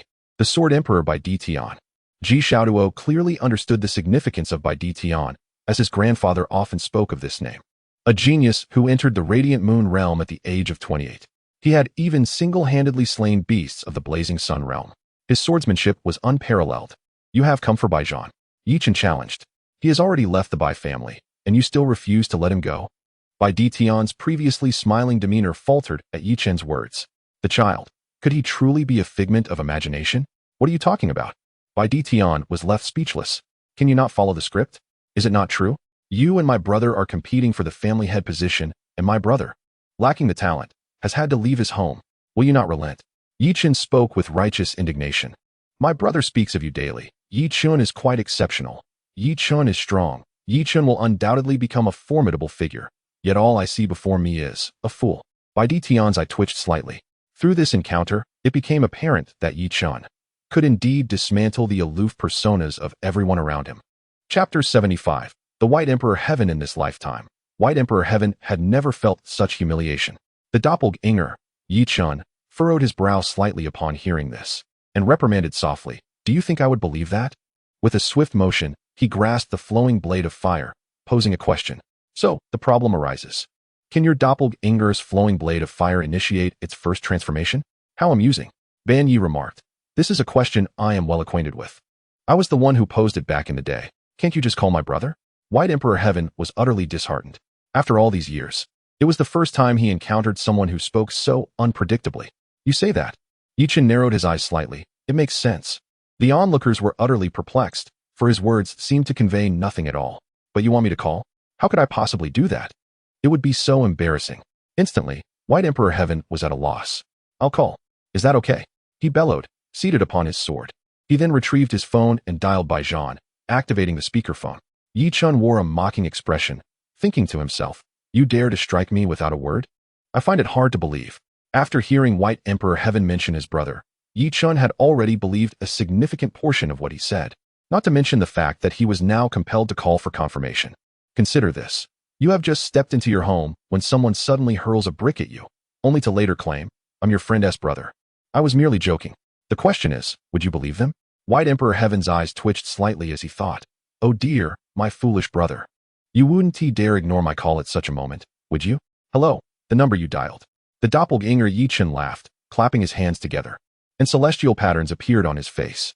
The wooden dragon soared into the sky. Wow, brother Yi, is that the dragon? So majestic. Let me ride it. Ji Xiaoduo could hardly contain himself. The doppelganger Yi Chen did not turn back. Later, after I give him a good beating. White Emperor Heaven, rendered speechless, leaped off his sword and stood in the void. The long sword that had been beneath him returned to his grasp. The wooden dragon beneath the doppelganger Yi Chen grew larger, matching the height of the previous wooden figure. It stood tall, gazing down at White Emperor Heaven. Feeling offended, White Emperor Heaven pondered, Are we really going to fight? I fear I might injure you. It wouldn't be good to explain to my brother. He shook his head, letting out a sigh. Instantly, the doppelganger Yi Chen was enraged. Do you look down on me? Do you believe I cannot defeat you in a second? Ji Xiaoduo watched with a mix of excitement and trepidation, thinking, what if White Emperor Heaven truly gets serious? Brother Yi won't be defeated, right? But he soon reassured himself, knowing the real Yi Chen was hiding behind the previous illusion. However, as Yi Chen utilized his wooden doppelganger, White Emperor Heaven had already sensed something was amiss. Especially when the Yi Chen before him exhibited a strength that differed from the one he had encountered earlier. A thought crossed his mind.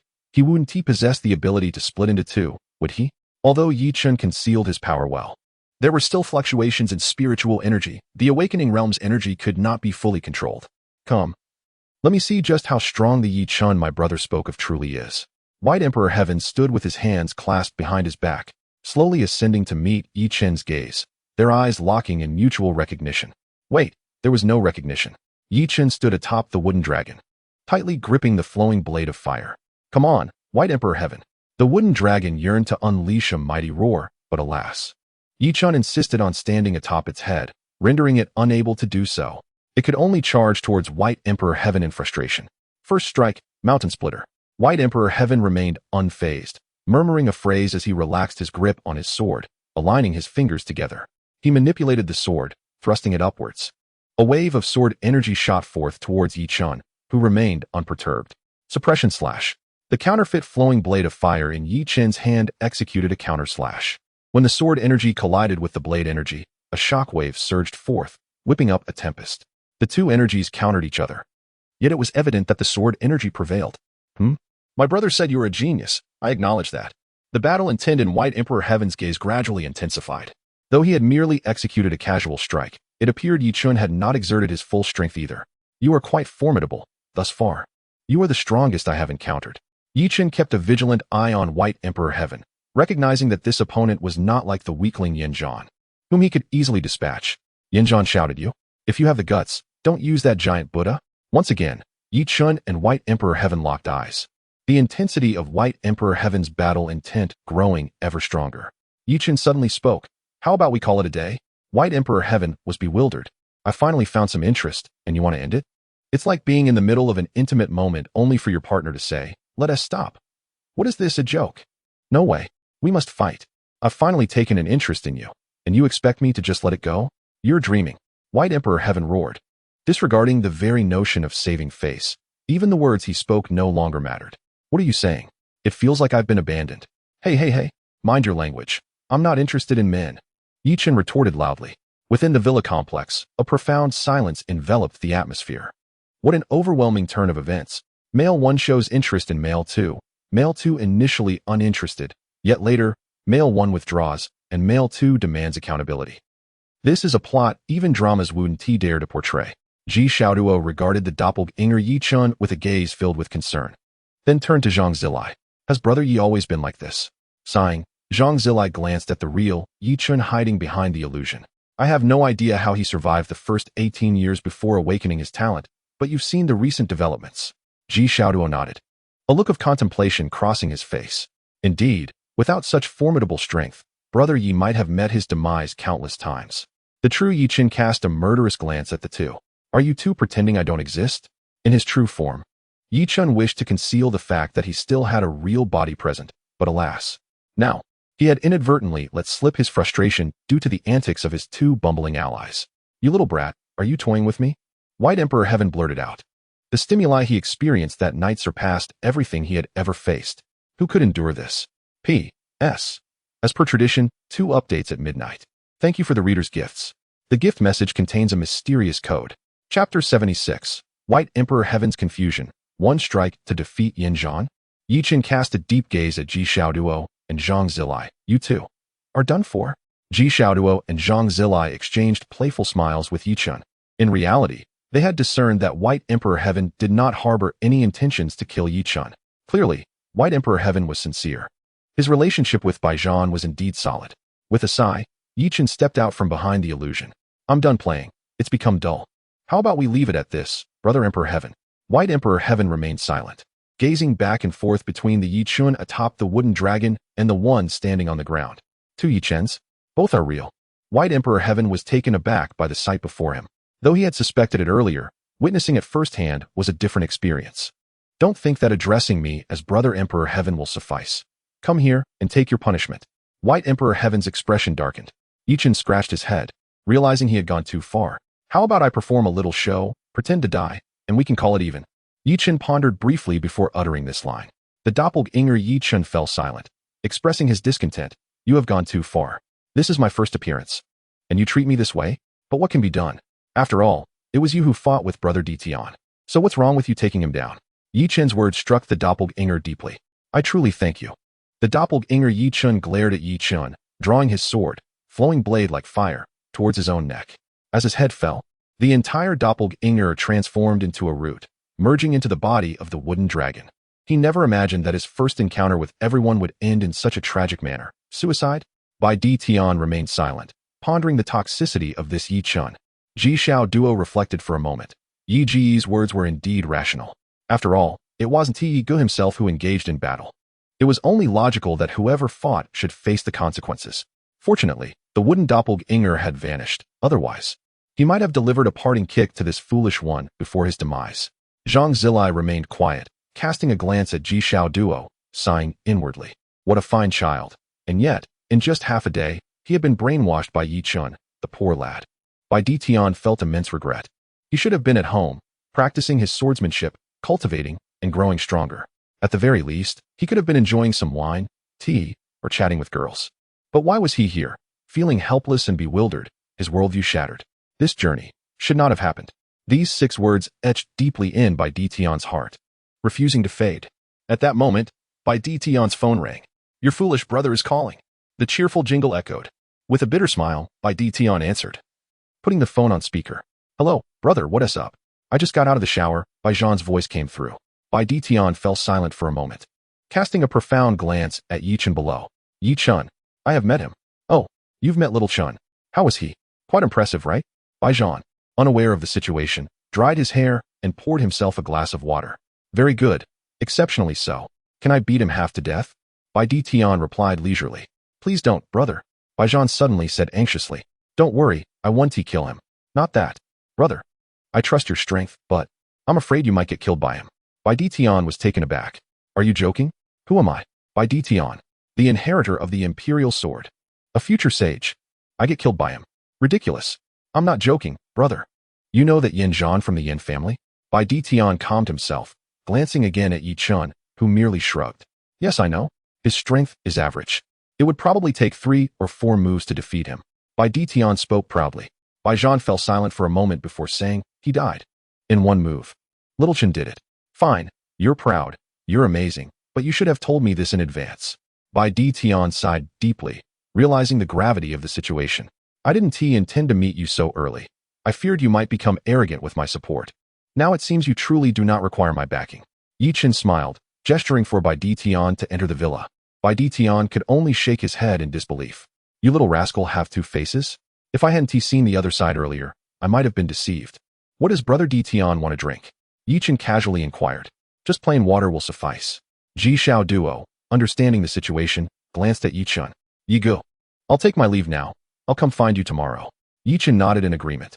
He then poured 2 glasses of water and approached Bai Di Tian. Brother Di Tian, do you have something to discuss with me? Yi Chen asked straightforwardly. Bai Di Tian shot him a look. Isn't it because you've turned the fighting arena into chaos? Did I? I've been controlling my strength deliberately. Controlling your strength? A fire column 50 meters in diameter, and you call that control? Bai Di Tian retorted incredulously. Even using 50 to 60% of his strength wouldn't yield such destructive capability. Wood and fire, how exactly have you trained? I just train normally. Heh. Bai Di Tian was thoroughly exasperated with the conversation. Are you going to the fighting arena tomorrow? Of course, why wouldn't I? Yi Chen replied without hesitation.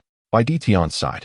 Fine, do as you wish. He intended to return home and temporarily withdraw all Bai family members from the fighting arena.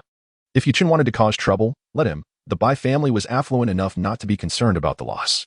After all, although their lineage was singular, they were extraordinarily powerful, often at the forefront of battles. The beasts they hunted were invaluable, and the Bai family was never short on their remains. Chapter 77. The breath method of creation. Did Brother Di Tian ask me not to go? Yi Chen suddenly realized. Why not just say so? I was simply bored, looking for some amusement. Bai Di Tian had slowly grown accustomed to Yi Chen's nonsensical behavior. If Yanling hears this, he might be furious. Out of the 10 contestants, 3 are his. Yanling? From the Yin family? Yi Chen's eyes lit up. Yes, so how did you come into conflict with the Yin family? Bai Di Tian inquired curiously. Nothing much, just took down Yin Feng. Oh, is that so? Bai Di Tian was slow to comprehend. Suddenly turning around, he exclaimed. You killed Yin Feng. Yes, he provoked me, and I gave him a chance.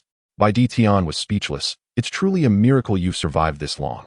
Fine, if you're bored, continue as you wish. I'll have the Bai family withdraw from the fighting arena.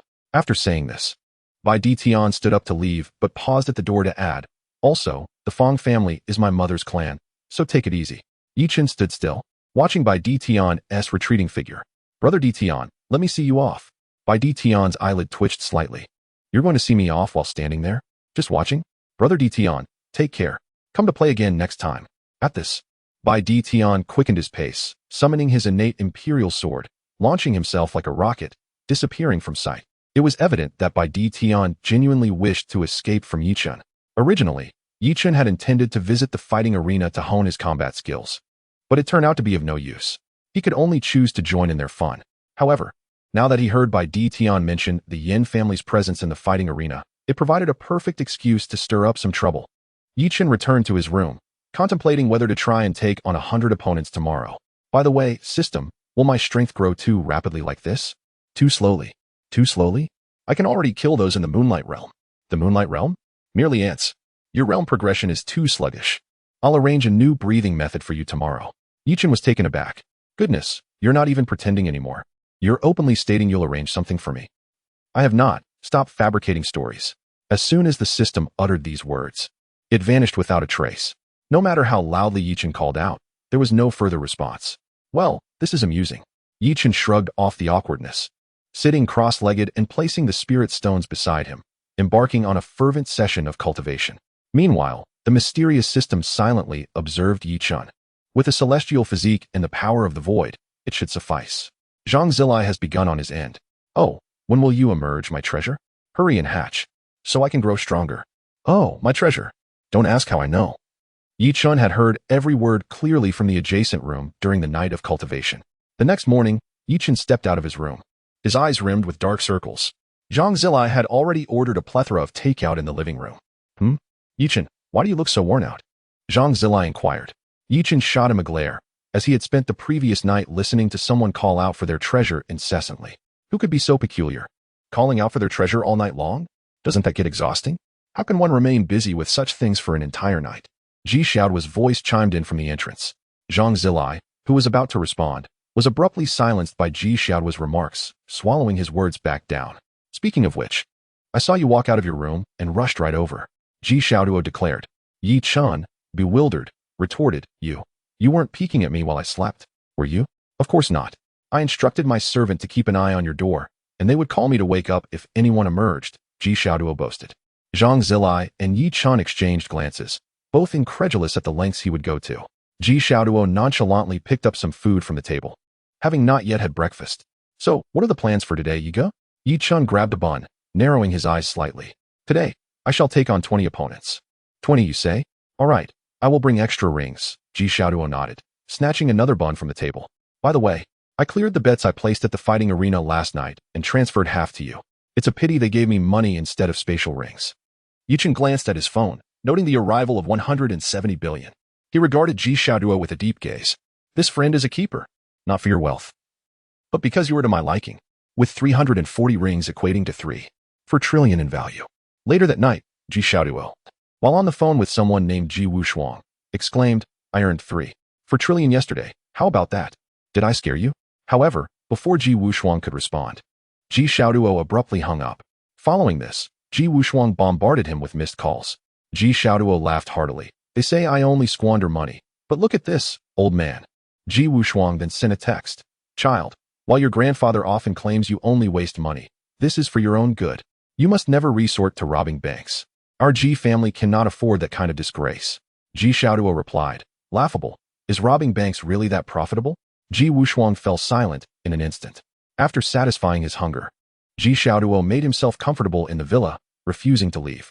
Chen, uninterested in his antics, quietly resumed his cultivation. As for Ji Xiaoduo, he was free to do as he pleased. Yet, in the next moment, Ji Xiaoduo was astounded by the speed at which Chen was cultivating. What the heck? Yigu, is your body equipped with a vacuum cleaner? No, wait, is it powered by a black hole engine? Ji Xiaoduo's eyes widened in disbelief. What kind of sorcery is this? Chen remained silent, focusing intently on his practice. After Ji Xiaoduo rambled on for a bit, he eventually grew bored and withdrew to a corner where he began cultivating with a variety of spirit stones.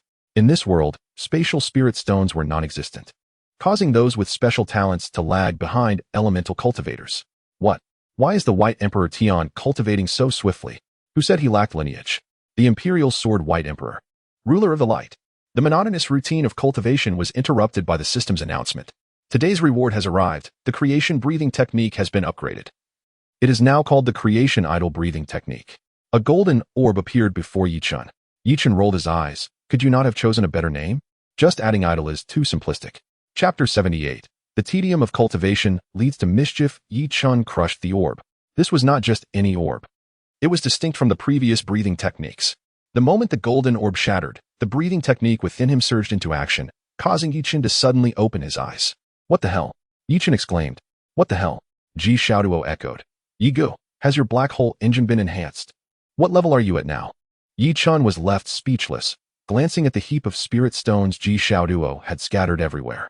Yi Chen bellowed, quickly put away the spirit stones. I can't hold on much longer. Ji Xiaoduo snapped back to reality. Oh. He quickly gathered the spirit stones into his ring, allowing Yi Chen to regain his composure and catch his breath. Damn, am I already at the 9th realm? Yi Chen mused, sensing his newfound strength. Just moments ago, he had nearly been overwhelmed, and he had no idea how many spirit stones Ji Xiaoduo had produced. In an instant, the spirit stones around Yi Chen were completely consumed, and Ji Xiaoduo's pile was significantly depleted as well. Simultaneously, within 100 meters of Yi Chen, the spiritual energy seemed to have been entirely drained. Zhang Zilai burst through the door. What is happening? Are there beasts invading? Is the end of the laws approaching? Did the spiritual energy vanish in an instant? My hundreds of spirit stones evaporated in mere moments. Zhang Zilai exclaimed angrily. Ji Xiaoduo, watching Zhang Zilai, pointed his little finger towards Yi Chen. Zhang Zilai focused his gaze, noticing the scant spiritual energy still flowing toward Yi Chen. Yi Chen helplessly shrugged. I don't know what happened. I just broke through to the 9th realm. Zhang Zilai hurried downstairs. You didn't awaken some revolting talent again, did you? Wood dragon, wood man, great Buddha, along with defensive techniques, and now another enhancement. Zhang Zilai stared at Yi Chen with a look of incredulity. How many talents do you possess? A typical genius has 2 or 3 at most. The rest are inherited combat techniques, yet you seem to be a wholesale supplier of combat skills. Yi Chen was taken aback by Zhang Zilai's rapid-fire questions. In truth, Yi Chen himself was unsure of how strong he had become. If we were to speak of wood release, when utilized by Hashirama, it could reach a peak height of over 3,300 meters, capable of shattering mountains with a single strike. Yi Chen could only create a small artificial lake with thousands of strikes. As for flame expansion in the hands of the Elder, it could annihilate all life within a radius of dozens of kilometers with a single move. And what about its final form? It could create an entire purgatory with one strike. Then there was the power of the Void. Even Void Flash was a formidable attack.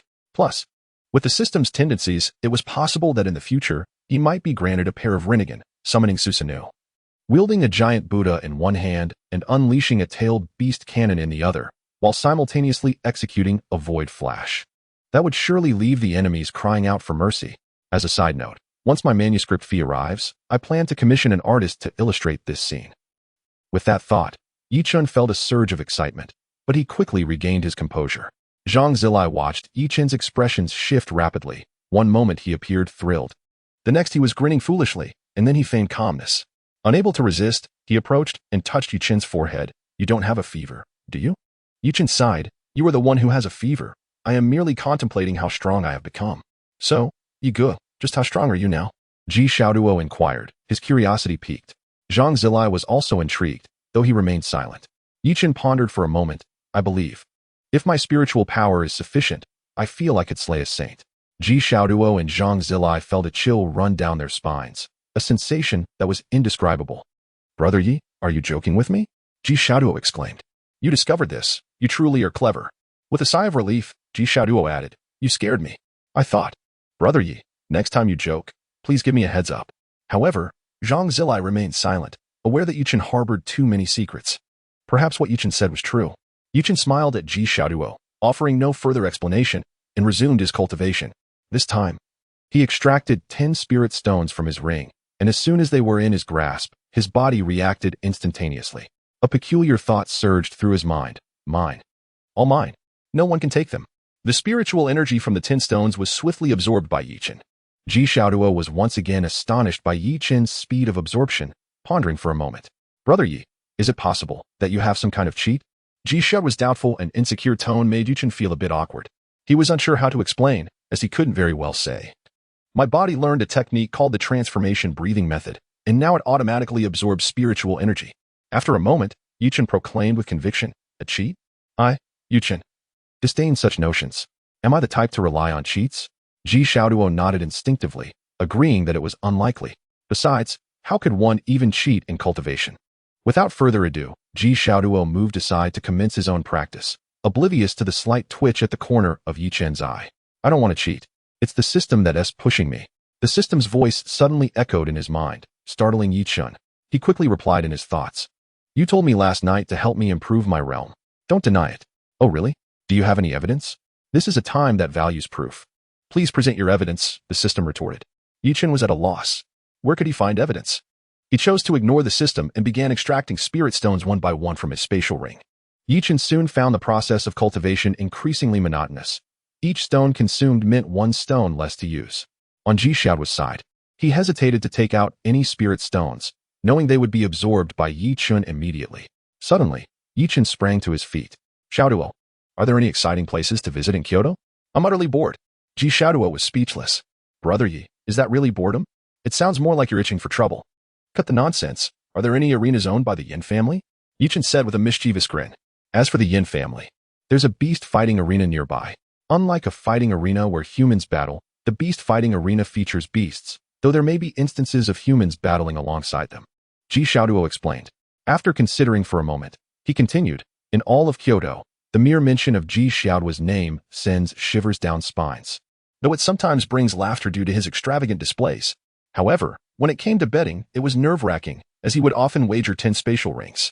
Normal individuals would find it daunting to contend with Ji Xiaoduo. Even the wealthy scions in Kyoto dared not provoke him, given the formidable family backing him, which amassed wealth through the monopoly of spatial rings. Many outsiders with similar spatial talents also found themselves absorbed into the Ji family, and no one dared to criticize them. For spatial abilities possess immense strategic significance, capable of mass relocating people, shifting combat power, and undertaking perilous tasks. Though the Ji family was somewhat greedy, they accepted all missions assigned from above. The spatial sage, Ji Qianming, was an example. Unfortunately, she was unable to exit the ruins before they closed. Brother Yi, you haven't reached the mountain-moving realm yet, have you? Ji Xiaoduo pondered aloud. Meanwhile, Yi Chen continued extracting spirit stones, muttering to himself, 3, 2, 1. As soon as he finished speaking, a surge of energy erupted from his body. Yi Chen turned to Ji Xiaoduo, inquiring, what did you just say? Nothing. I didn't say anything, Ji Xiaoduo replied, feeling a bit dazed. Could you not deliver slaps to the face so swiftly? Yi Chen had yet to appreciate his newfound strength when the system chimed in with a prompt. Congratulations, host. You have successfully shed the title of mildly spicy little chicken and have become spicy little chicken. Yi Chen was at a loss for words, feeling a wave of embarrassment wash over him. So, he had simply transitioned from a minor spicy chicken to a major one? What a clever observation. Just a friendly reminder. It was previously stated that one must reach the mountain-moving realm to utilize the true system. Points enhancement. See for yourself. Ji Xiaoduo watched as Yi Chen's expression shifted, feeling perplexed. He thought he hadn't misspoken. Yi Chen glanced at Ji Xiaoduo, his expression calming as he shook his head, signaling he was fine. He then focused on the changes within his body. The mountain-moving realm emphasizes strength, while the awakening realm focuses on the body. Yi Chen could distinctly feel that his physical strength had increased more than tenfold compared to before. However, for Yi Chen, sheer strength was not of utmost importance. What truly mattered was the power of his physical form. After completing this, Yi Chen leisurely opened the system interface. The original points lottery interface transformed into an enhancement option. Yi Chen's gaze lingered on the enhancement interface. Senju Hashirama's would release, weakened version, enhancement requirement. 100 points enhancement content. Remove all restrictions, Senju Hashirama's Sage Body.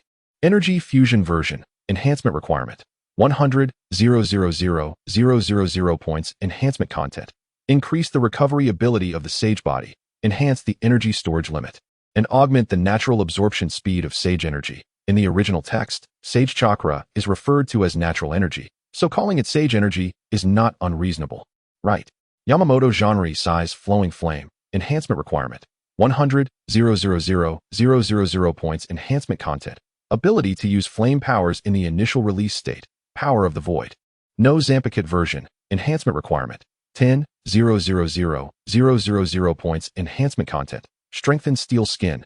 Enhance Virtual Flash. Reinforce Resonance.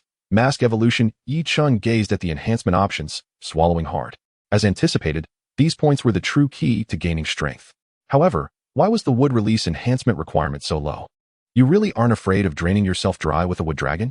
Yi Chen thought awkwardly. The system struck again. Their wood dragon can bind the 9 tails, the complete form, while your wood dragon barely intimidates small awakened beasts. The comparison continued. Their wooden figure can effortlessly obliterate a mountain with a single strike. And what about yours? Nutritionally challenged. Their great Buddha can shatter the Susanoo armor of the nine tails, leaving it dazed, while you merely create an artificial lake. Do you think you're amusing? Chen was taken aback. Indeed, in the original text, the battle between Uchiha Madara and Senju Hashirama could alter the very landscape with each blow. Yet here he was, creating just an artificial lake. To Senju Hashirama, that would likely be a trivial matter. Chen sighed deeply, realizing he was still too weak. Ji Xiaoduo silently stood by, feeling despondent and tearful. Is this vernacular, brother Yi? To call someone who dares to confront by Dition weak? Ji Xiaoduo also sighed inwardly. This display of nonchalance is truly infuriating. Chen seemed to hear something and glanced back at Ji Xiaoduo. Did you say something? I was praising brother Yi's handsomeness. The lad has good taste. The driver rolled his eyes once more, having reported Ji Wushuang about Ji Xiaoduo's recent transformation in this pretentious individual, Chen. Yet today, he had already broken through the moving mountain realm. Just yesterday, he was at the 8th level. Could it truly be so rapid? The driver sighed silently. His young master had become a sycophant. All was lost. How was he to explain this to the master? If he were fawning over a woman, he would grit his teeth and inform the master. But he was fawning over a man. What a mess. Fine, let humanity perish. He was weary. Chen pondered for a moment, then queried the system. If I were to enhance wood release now, would my strength be sufficient to control the great Buddha? You're dreaming. Then what benefits would enhancing wood release provide me at this juncture? None. It would drain you dry. Then why is there no restriction on flowing blade-like flame? Do you know its true name? You aspire to Bankai? Of course, it's incinerating flames. All things must turn to ashes. Fine, you've read it. You're impressive. All right. Flowing blade-like flame is soul-bound to you. Henceforth, it is a part of you. Even if your strength is insufficient, forcibly Bankai, it will not drain your life. For it possesses sentience, but would release is not the divine tree. It lacks consciousness, hence it would desiccate you. The system had uncharacteristically spoken at length, leaving Chen somewhat astonished. So, system, you're at Sundara, aren't you? Harsh in speech, yet always considerate in action. Scram. Chapter 80. What defines true domineering aura? We've arrived. Chen was about to retort to the system when he heard the driver's voice. Without further ado, Chen opened the car door and alighted. Ji Xiaoduo was about to follow suit when the driver abruptly seized Ji Xiaoduo. Young master, be cautious. Ji Xiaoduo was bewildered. Be cautious about what? Very well. I understand. Upon exiting the vehicle, he gave no thought to the driver's words and dashed towards Chen. Chen was still contemplating that with only a little over 1,000,000 points, enhancing was still distant. Aside from lifting the wood release restriction, everything else was a string of zeros. Only the power of the void could be enhanced in the short term. It seemed he had to venture to the front lines. Chen was somewhat despondent. He had hoped to develop stealthily. However, he now doubted whether his current strength, without enhancement, could contend with a sage. Brother Yi, let's go. Yes, let's stir up some trouble. Ji Xiaoduo was not at all surprised by Chen's response. Bai Zhan had mentioned during the phone call that Chen had slain Yin Zhanren of the Yin family, a feud of considerable magnitude. A Bright Moon Realm expert. How many Bright Moon Realm experts did the Yin family even have? Ji Xiaoduo led Chen to a circular arena akin to the ancient Roman Colosseum. Whereas the combat arena was situated underground in Kyoto's third ring, this beast fighting arena was different, located in the outskirts, with Bright Moon Realm experts stationed year-round. After all, it was a beast fighting arena, and exotic beasts were paramount, with Yin Zhan presiding over it. Occasionally, exotic beasts would be delivered personally. This was one of the reasons the driver had cautioned Ji Xiaoduo, though the greater reason was to prevent him from becoming infatuated with Chen. Young Master Ji, you've arrived. The receptionist's expression shifted upon seeing Ji Xiaoduo. Indeed, the beast fighting arena had lost 100 billion last time due to Ji Xiaoduo wagering 20 rings at a 1:5 ratio, earning 100 billion. While this sum was not substantial to the Yin family, it was painful to part with all at once.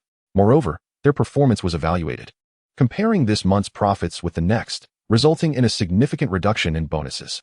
Yes, escort young Master Ji to room 888. The young lady instructed the server behind her. No need, I know the way. Ji Xiaoduo flatly refused. Very well, we shall not disturb young Master Ji then. Ji Xiaoduo nodded and strode in with Chen. How was it, Brother Yi? Was I domineering just now? Acceptable, I'll teach you next time. Chen looked at Ji Xiaoduo strangely. But, have you forgotten something? What is it? I don't think so, Ji Xiaoduo said somewhat uncertainly. I need to register to go on stage. Chen said helplessly, facepalming. Ji Xiaoduo suddenly realized. Oh right, I forgot. He immediately turned back and summoned the server from before. The server was exasperated. Didn't you say no need just now? Are all you rich folks so peculiar? But he dared not say anything and hastily followed. Young Master Ji, what are your commands?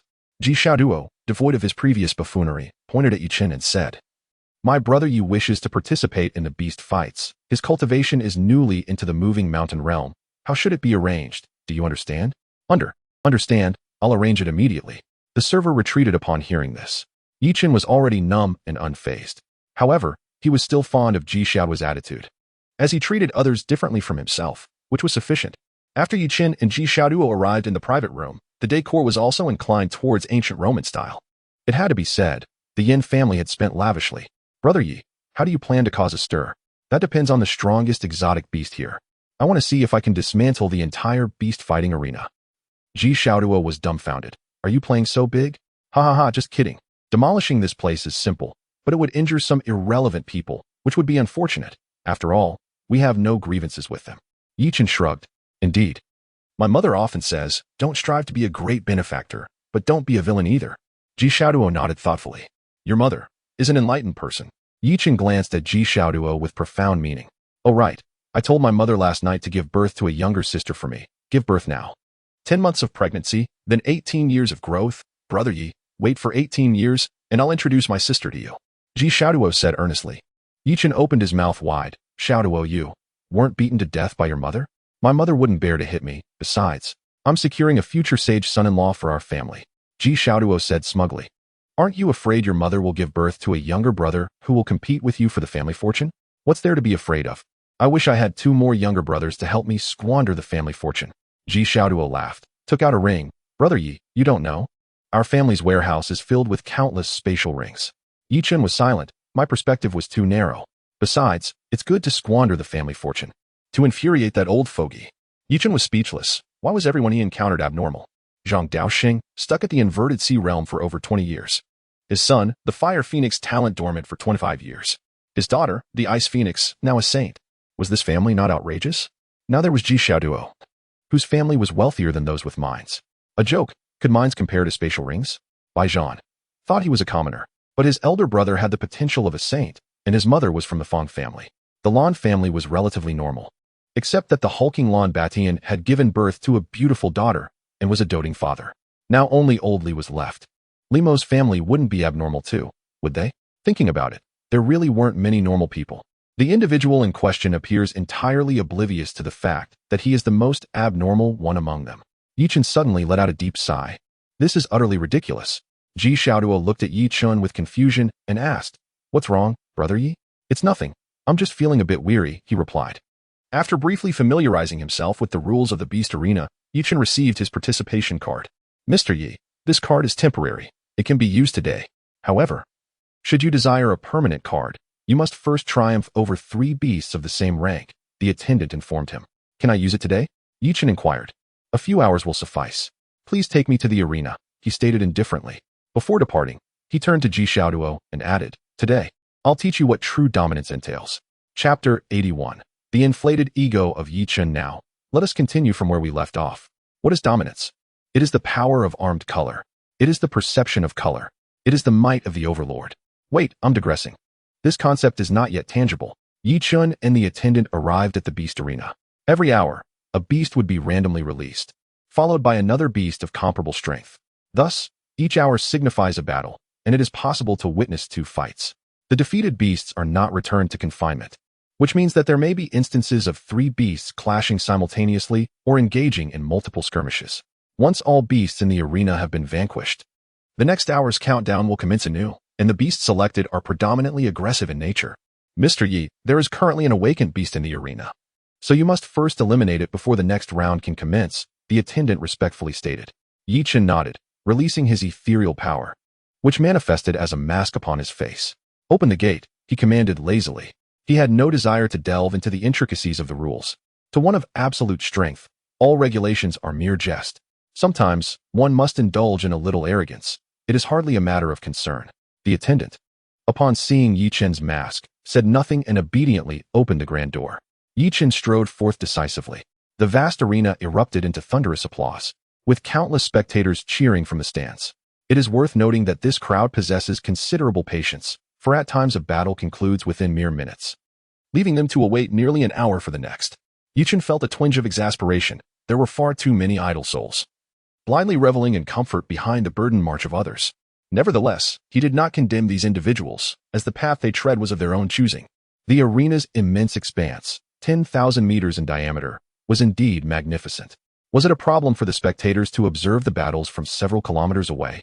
After all, they are, in varying degrees, individuals of some standing. Chen quickly spotted the battle-worn brown bear, clearly a veteran of several matches. Upon hearing the audience's cheers, it understood that yet another bout was about to begin. To Chen's surprise, there were no commentators in this arena, which was, in fact, quite preferable. Commentators tend to be a nuisance. The brown bear, upon noticing Chen, charged at him with ferocity. Roar. After several battles, though weary, its fighting spirit had been ignited. Poor creature, so many wounds. It must be in great pain. Allow me to grant you release. Chen raised a finger, and a crimson orb of light materialized before him. You shall be the first beast to fall to this technique. What fortunate luck you possess. As the bear closed the distance, Chen swiftly launched the red orb. Susanoo watched in awe. Wow, brother Yi has a new technique. The moment the bear observed the red light being fired, it sensed an overwhelming threat and hastily turned to flee. Yet, how could its speed compare to that of the ethereal projectile? The audience was momentarily bewildered. Could such a simple orb truly be so terrifying? But they soon learned the essence of artistry. Upon contact with the bear, the orb erupted with radiant brilliance.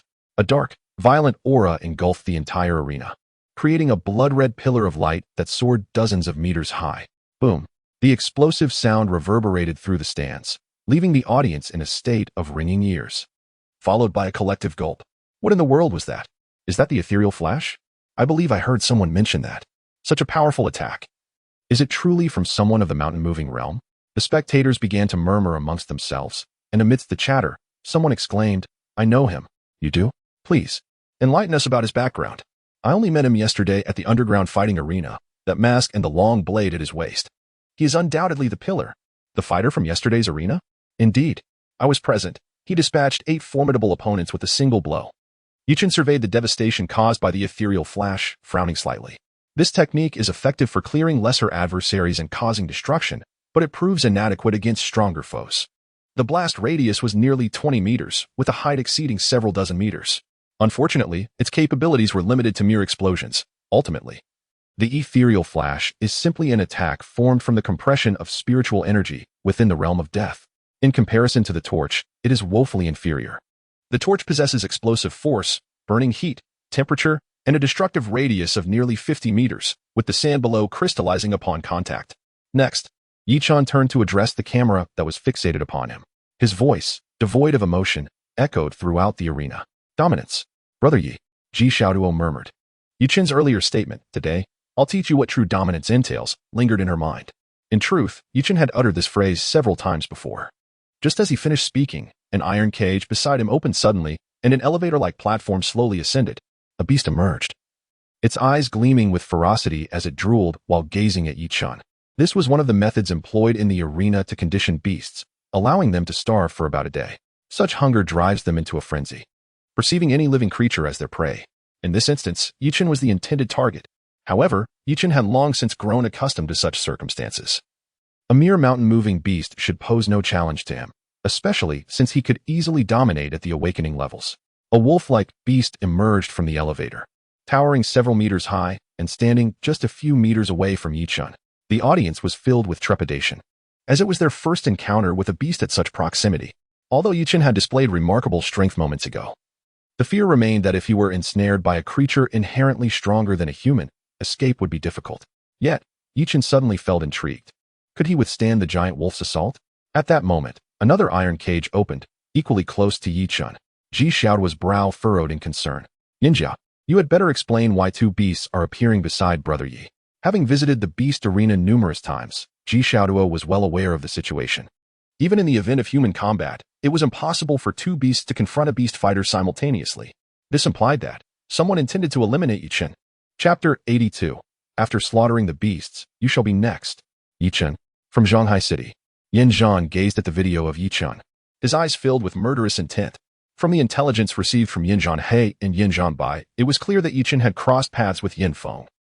And Yin Feng, the spoiled scion, had always been arrogant and overbearing. Given his character, retribution was a certainty. Yet, Chen had not perished. Instead, it was Yin Feng who had met his demise. Furthermore, his own sibling perished in Zhanghai City. Blame solely rests upon you for offending the Yin family. Yin Zhanda's gaze intensified with murderous intent. He had already dismissed what Yin Zhantian had previously stated. The one who effortlessly vanquished Yin Zhanren was either a venerable lunar realm expert or a solar realm paragon. Currently, it is indeed unwise for the Yin family to provoke a solar realm master. However, Yin Zhanda harbored no such reservations, intent on dispatching Yi Chen to accompany his brother in the afterlife. As for how Yi Chen's identity was unveiled, need I elaborate? A world saturated with surveillance. Yi Chen remained stationary, unfazed by the two formidable beasts before him. A mere rodent? A paltry lizard. Yi Chen was almost amused. These were indeed the most ubiquitous feral creatures within the Great Xia territory. Rodents proliferated, some having reverted to their primeval state, bearing vestiges of ancient dinosaur lineage, resulting in colossal dimensions. Similarly, geckos, lizards, and the like followed suit. The sawtooth rat, unable to suppress its ravenous hunger, observed Yi Chen's diminutive physique and lunged at him with a voracious bite. Yi Chen calmly extended his arm. Was he insane?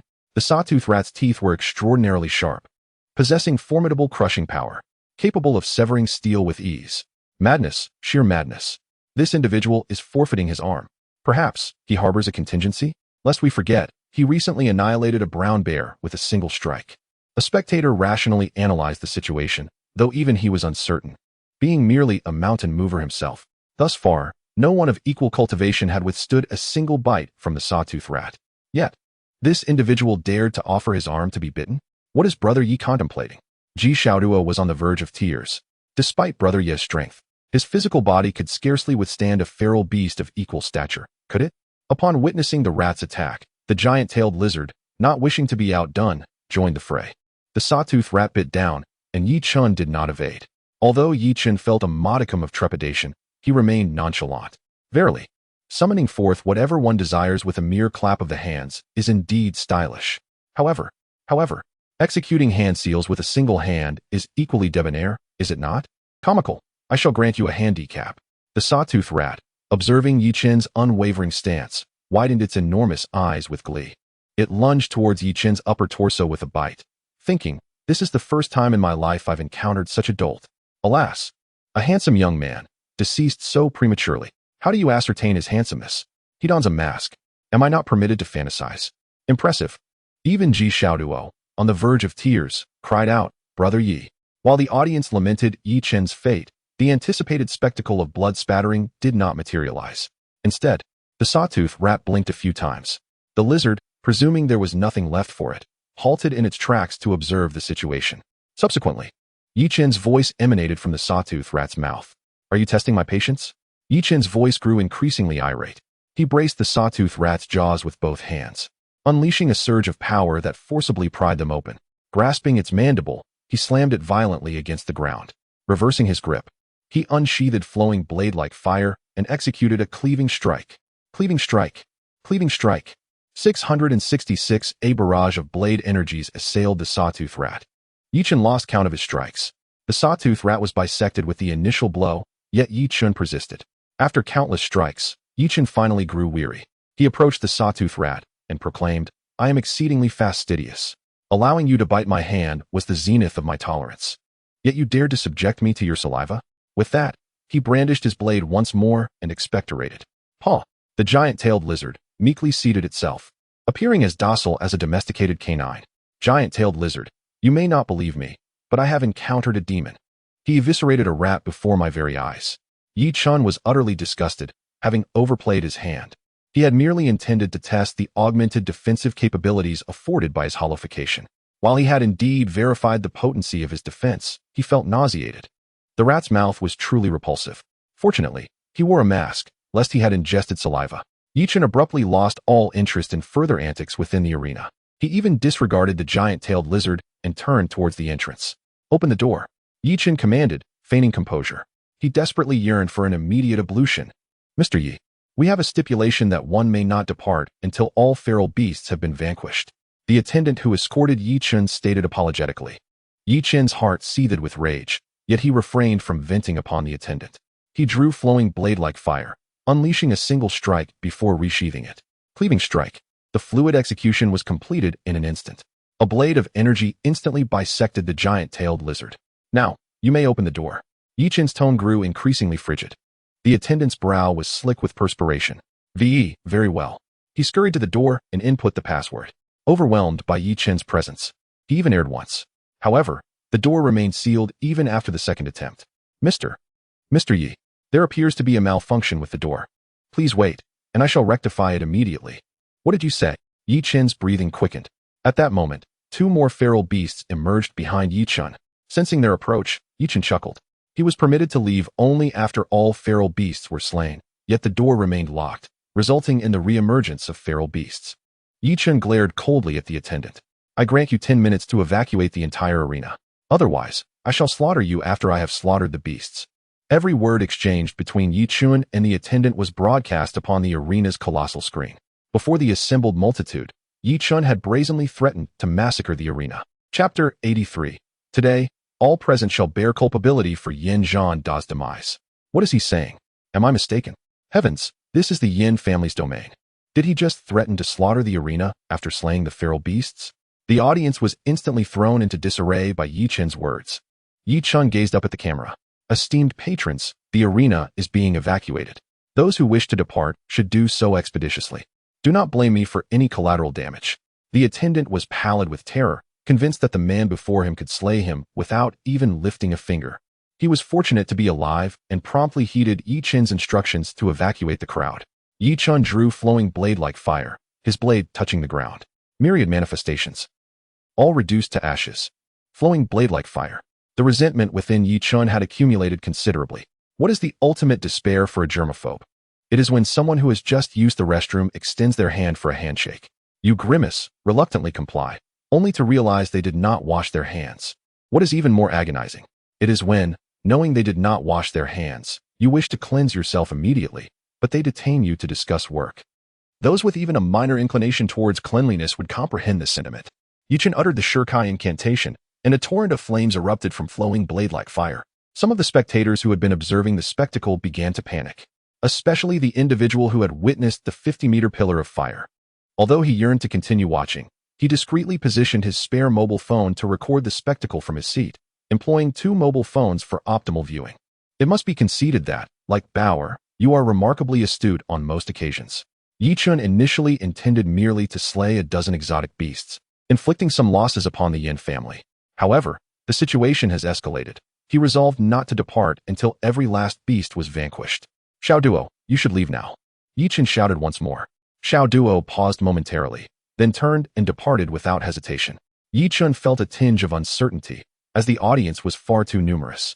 As for the technique flowing blade like fire, it could only be wielded by the torch skill. The other abilities were far too formidable, all being area attacks that could not be employed lightly. Torch, Yi Chen softly uttered, his entire being surging with spiritual energy.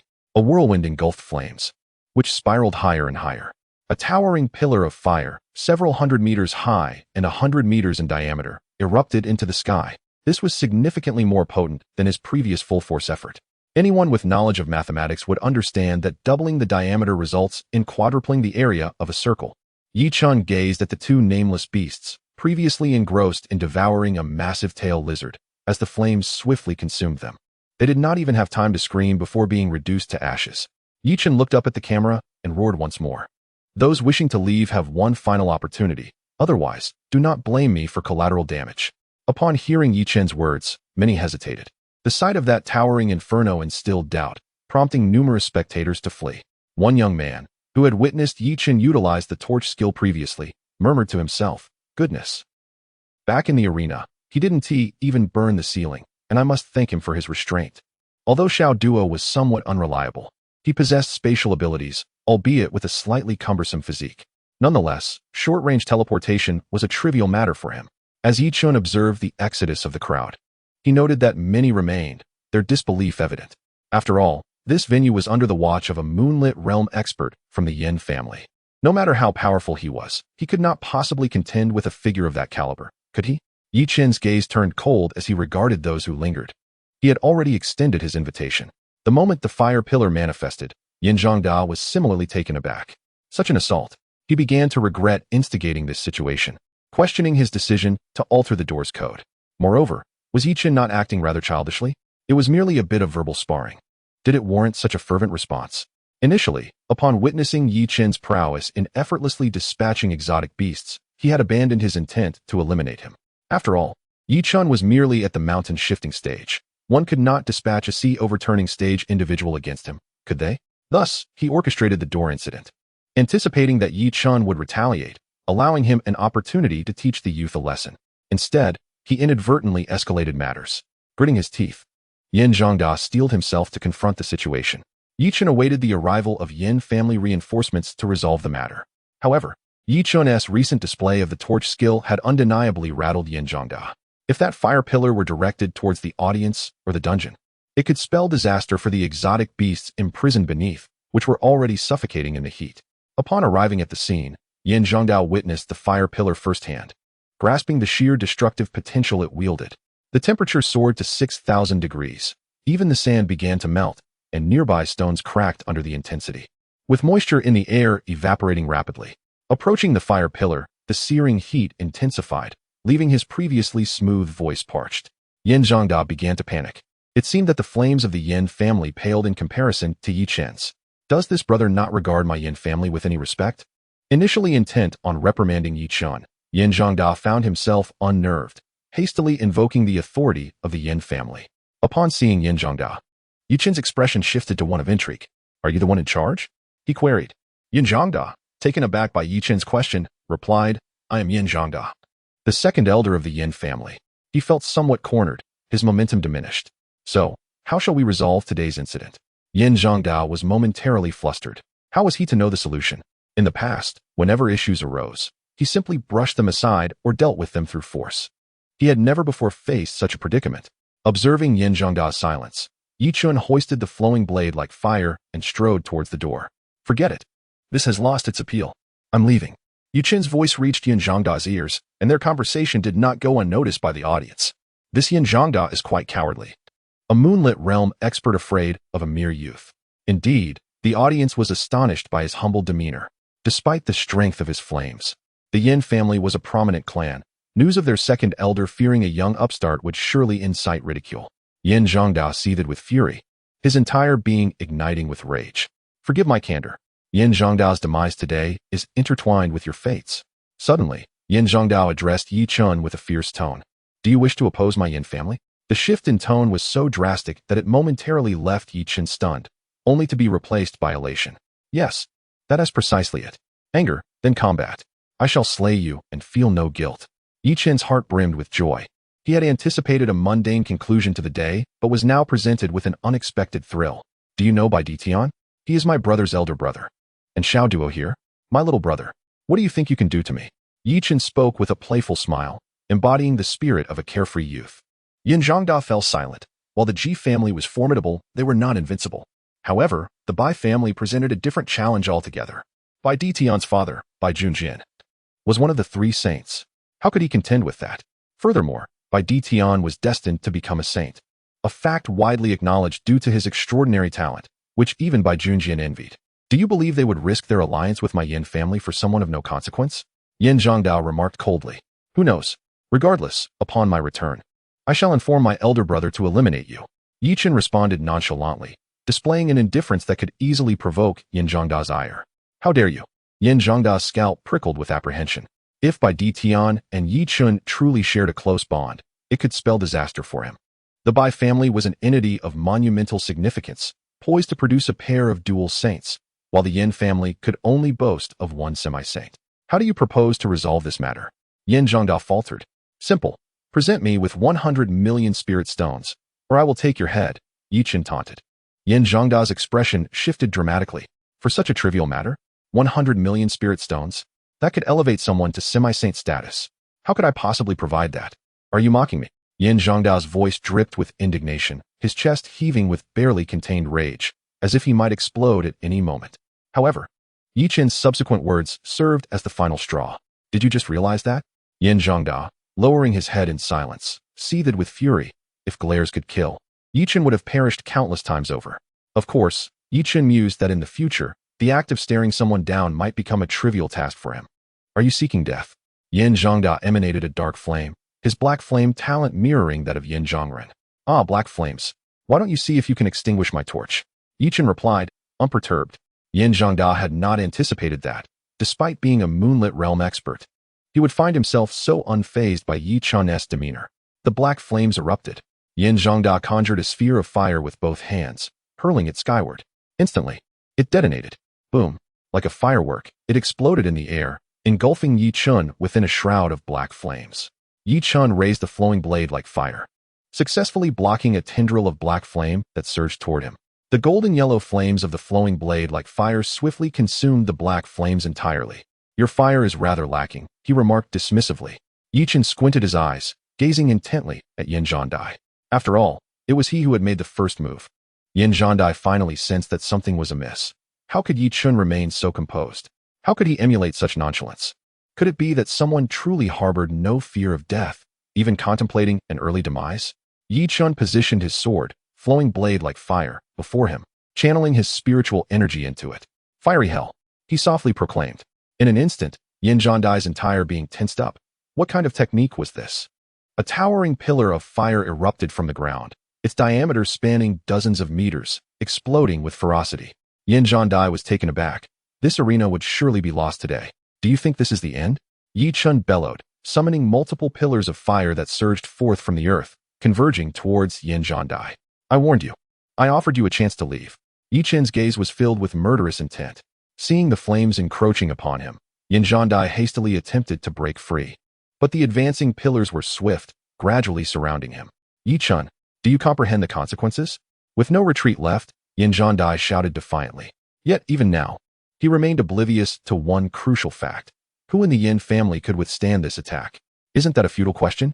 Are you not even going to put up a fight? Yi Chen inquired with a smile. I'll resist, damn it. Yin Zhongdai retorted in a fit of impotent rage. How amusing.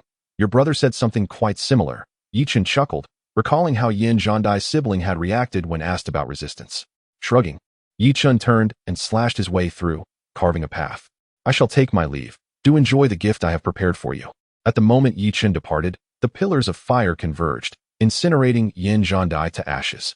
A deafening explosion rendered Yi Chen temporarily deaf. The ensuing gale nearly knocked him off his feet. Glancing back at the explosion, he hurriedly fled, bemused. I can't believe I might be killed by my own attack. A colossal mushroom cloud billowed into the sky above the outskirts of Kyoto, precisely at the Yin family's arena. Yi Chen, disheveled and seated upon the ground, surveyed his handiwork with a mix of disbelief and regret. This has escalated far too much. I had thought I was controlling my power.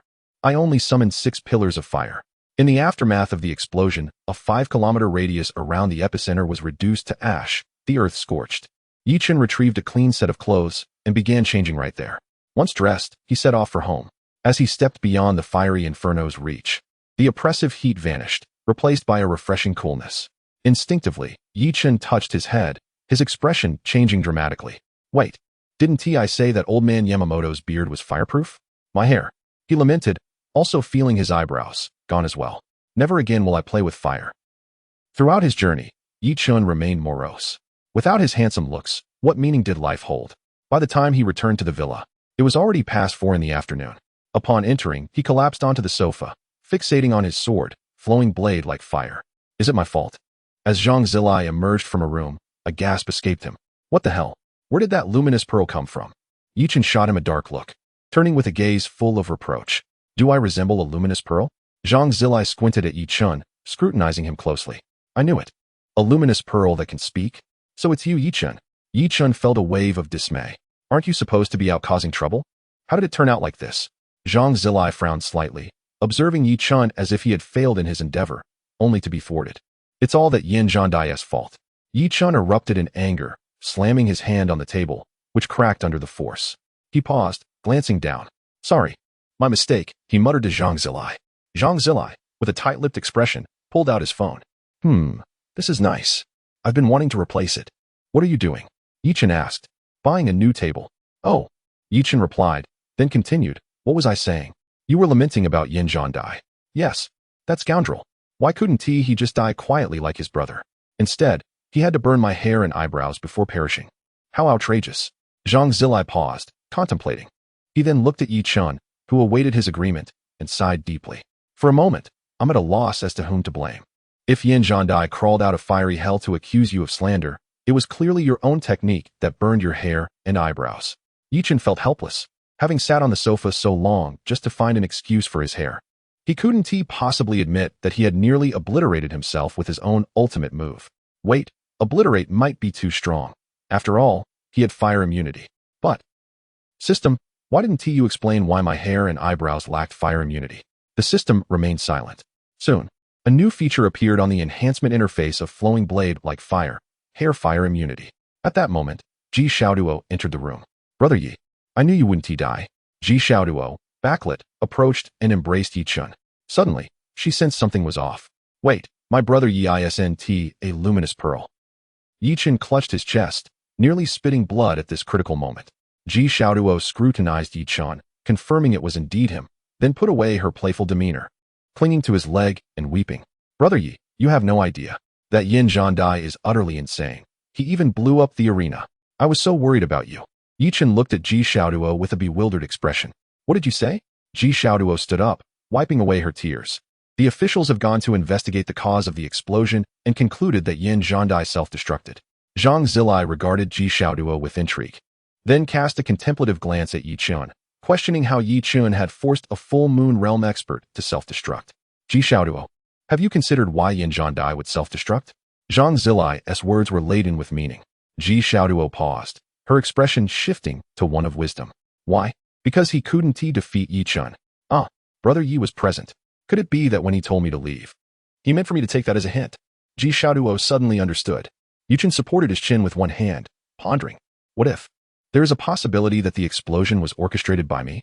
The room fell silent, an awkward tension enveloping them. After explaining the events, the three sat on the sofa, two of them questioning the vast chasm between individuals. Was I truly born just to be a mere statistic in this world? Or was my existence merely to highlight the excellence of others? So, rounding it up, I am but a supporting character? The third was lost in self-doubt. Why did I use flowing blade like fire? Wouldn't it have sufficed to crush him with the great Buddha? Why did I invoke fiery hell? Is it not preferable to extinguish him with a torch? Why did I entangle my eyebrows and hair in this affair? Have you not heard the classic noble adage? The head may be severed, blood may flow, but the hairstyle must remain unruffled. And now my hair is gone, leaving no room for disorder in the future. Wait, perhaps this is not entirely negative. At least I shall no longer fret over my disheveled hair. But then again, that seems a bit off. With this thought, the three of them sighed in unison. They exchanged glances and sighed once more.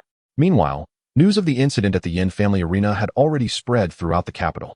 Some claimed it was Yin Zhan's self-detonation, others spoke of a figure named Zhu Jian being responsible. There were even rumors of a meteor from the heavens fortuitously landing in the arena. After all, rumors bear no accountability. Yet what truly vexed them was the multitude of individuals from the Haiyue realm and the Liri realm, gazing at the charred remnants of the arena, lost in contemplation. Can you believe that the Yin family's self-detonation could possess such magnitude? I am uncertain. It seems implausible indeed. It is quite dubious. Yet consider this. The explosion had a diameter of 10 kilometers, and the ground is scorched black. It must be the result of flames. What if we were to deploy the Yin family to the front lines as living bombs? In the midst of this, a man clad in a blue robe suddenly proposed. The group turned to him in astonishment. Fang Qingshan was momentarily taken aback, a hand slapping his forehead. How did his thoughts slip out? Well, forget I said anything. Upon hearing Fang Qingshan's words, the crowd fell silent. Though the traces of flames were evident, I must inquire, among you present, which self-detonation could yield such an extensive impact? Who knows? Perhaps you should volunteer for a self-detonation? Fang Qingshan interjected.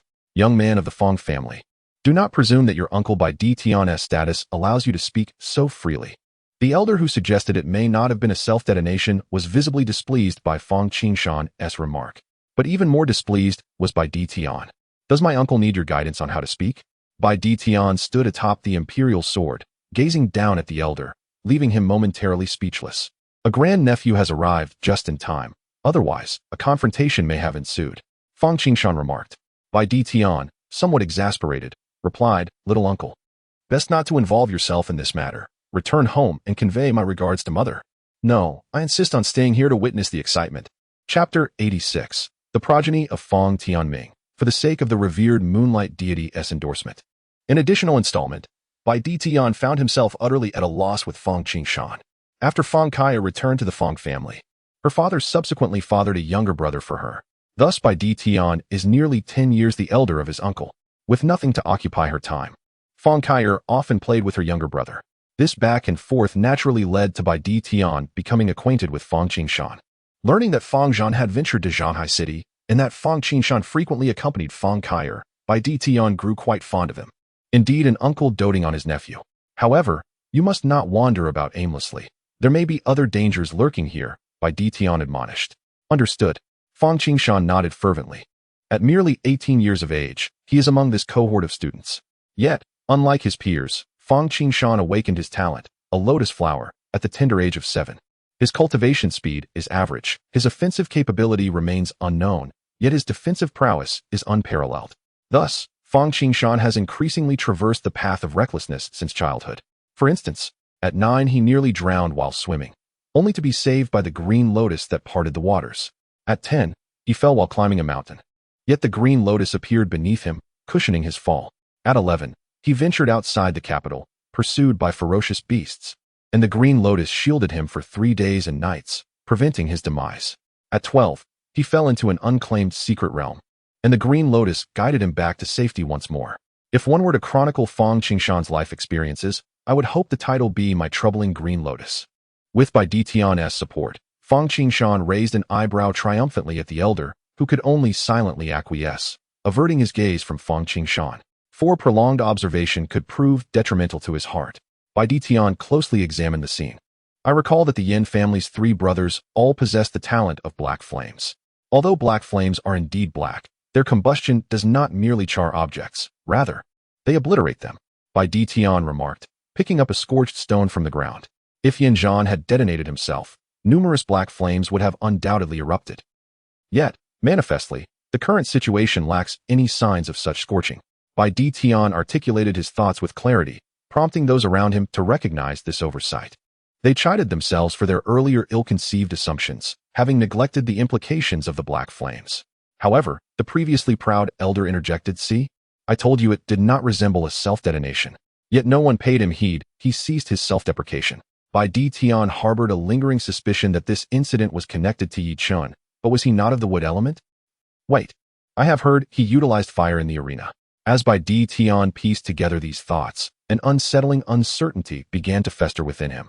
Furthermore, earlier on his way here, he overheard someone discussing a masked individual who had stated, "I offer you a chance. Depart now," or something to that effect. The staff member who had accompanied Yi Chen to the arena obediently followed his directive to disperse the crowd. Yet no one believed him, viewing him as a fool. Nevertheless, he inexplicably trusted Yi Chen, emerging as the sole survivor among the arena staff. Sometimes, when fortune arrives, it cannot be obstructed. Meanwhile, Yi Chen was en route to the arena. "Brother Yi, having just obliterated one arena, are you truly heading to another?" Ji Xiaoduo felt a pang of anxiety. This was the bustling city center, not the outskirts. Should Yi Chen become enraged, of course I must go to the arena. It would be dreadfully dull otherwise. Should I remain home to cultivate? That is indeed true. Just ensure that the commotion you create is not too overwhelming. Ji Xiaoduo cautioned. "Fear not. I am not one to act recklessly," Yi Chen replied, adjusting his hat and pushing up his glasses, a rather comical sight. Zhang Zilai, holding a resigned expression, thought to himself, to trust you would be utter folly. The arena staff's countenance shifted dramatically upon seeing Yi Chen and Ji Xiaoduo together. "Manager, those 3 have returned." Indeed, the third was Zhang Zilai, who, despite his lack of presence, had nonetheless shown up. Yi Chen removed his glasses, reactivating his ethereal power. He strode confidently onto the platform. The tournament continues. I did not finish my bout yesterday." As the clock struck 18, the arena opened its doors. Upon Yi Chen's entrance, the audience eagerly filled their seats, an immediate surge of excitement enveloping the space. "Competitor Zhu Jian, our combat tournament has yet to commence," he awkwardly stated. "No worries, I can wait. By the way, today I shall face 20 opponents," Yi Chen declared, promptly vacating the stage with a flick of his wrist. Fang Xiang and La Ba grew anxious. This harbinger of doom had returned. "Brother Yi, do you truly intend to face only 20 opponents?" Ji Xiaoduo queried, startled by Yi Chen's sudden appearance. Both Zhang Zilai and Yi Chen stood dumbfounded. "Did you not just say, 'Let us not create too much of a stir'?" Yi Chen mused, bewildered. Zhang Zilai, eyes wide in astonishment, remarked, "You are genuinely impressive." You have forgotten your own words in the blink of an eye. So this is what falls within the realm of not creating too much of a stir. Zhang Zilai mumbled. I have always believed my aspirations to be grand. Yet today I realize that it is you who truly possesses a vast vision. Yichen could not help but express his admiration. Ji Xiaoduo awkwardly scratched his head, reasoning, after all, does it not all come down to brother Yi finishing them off in a single blow?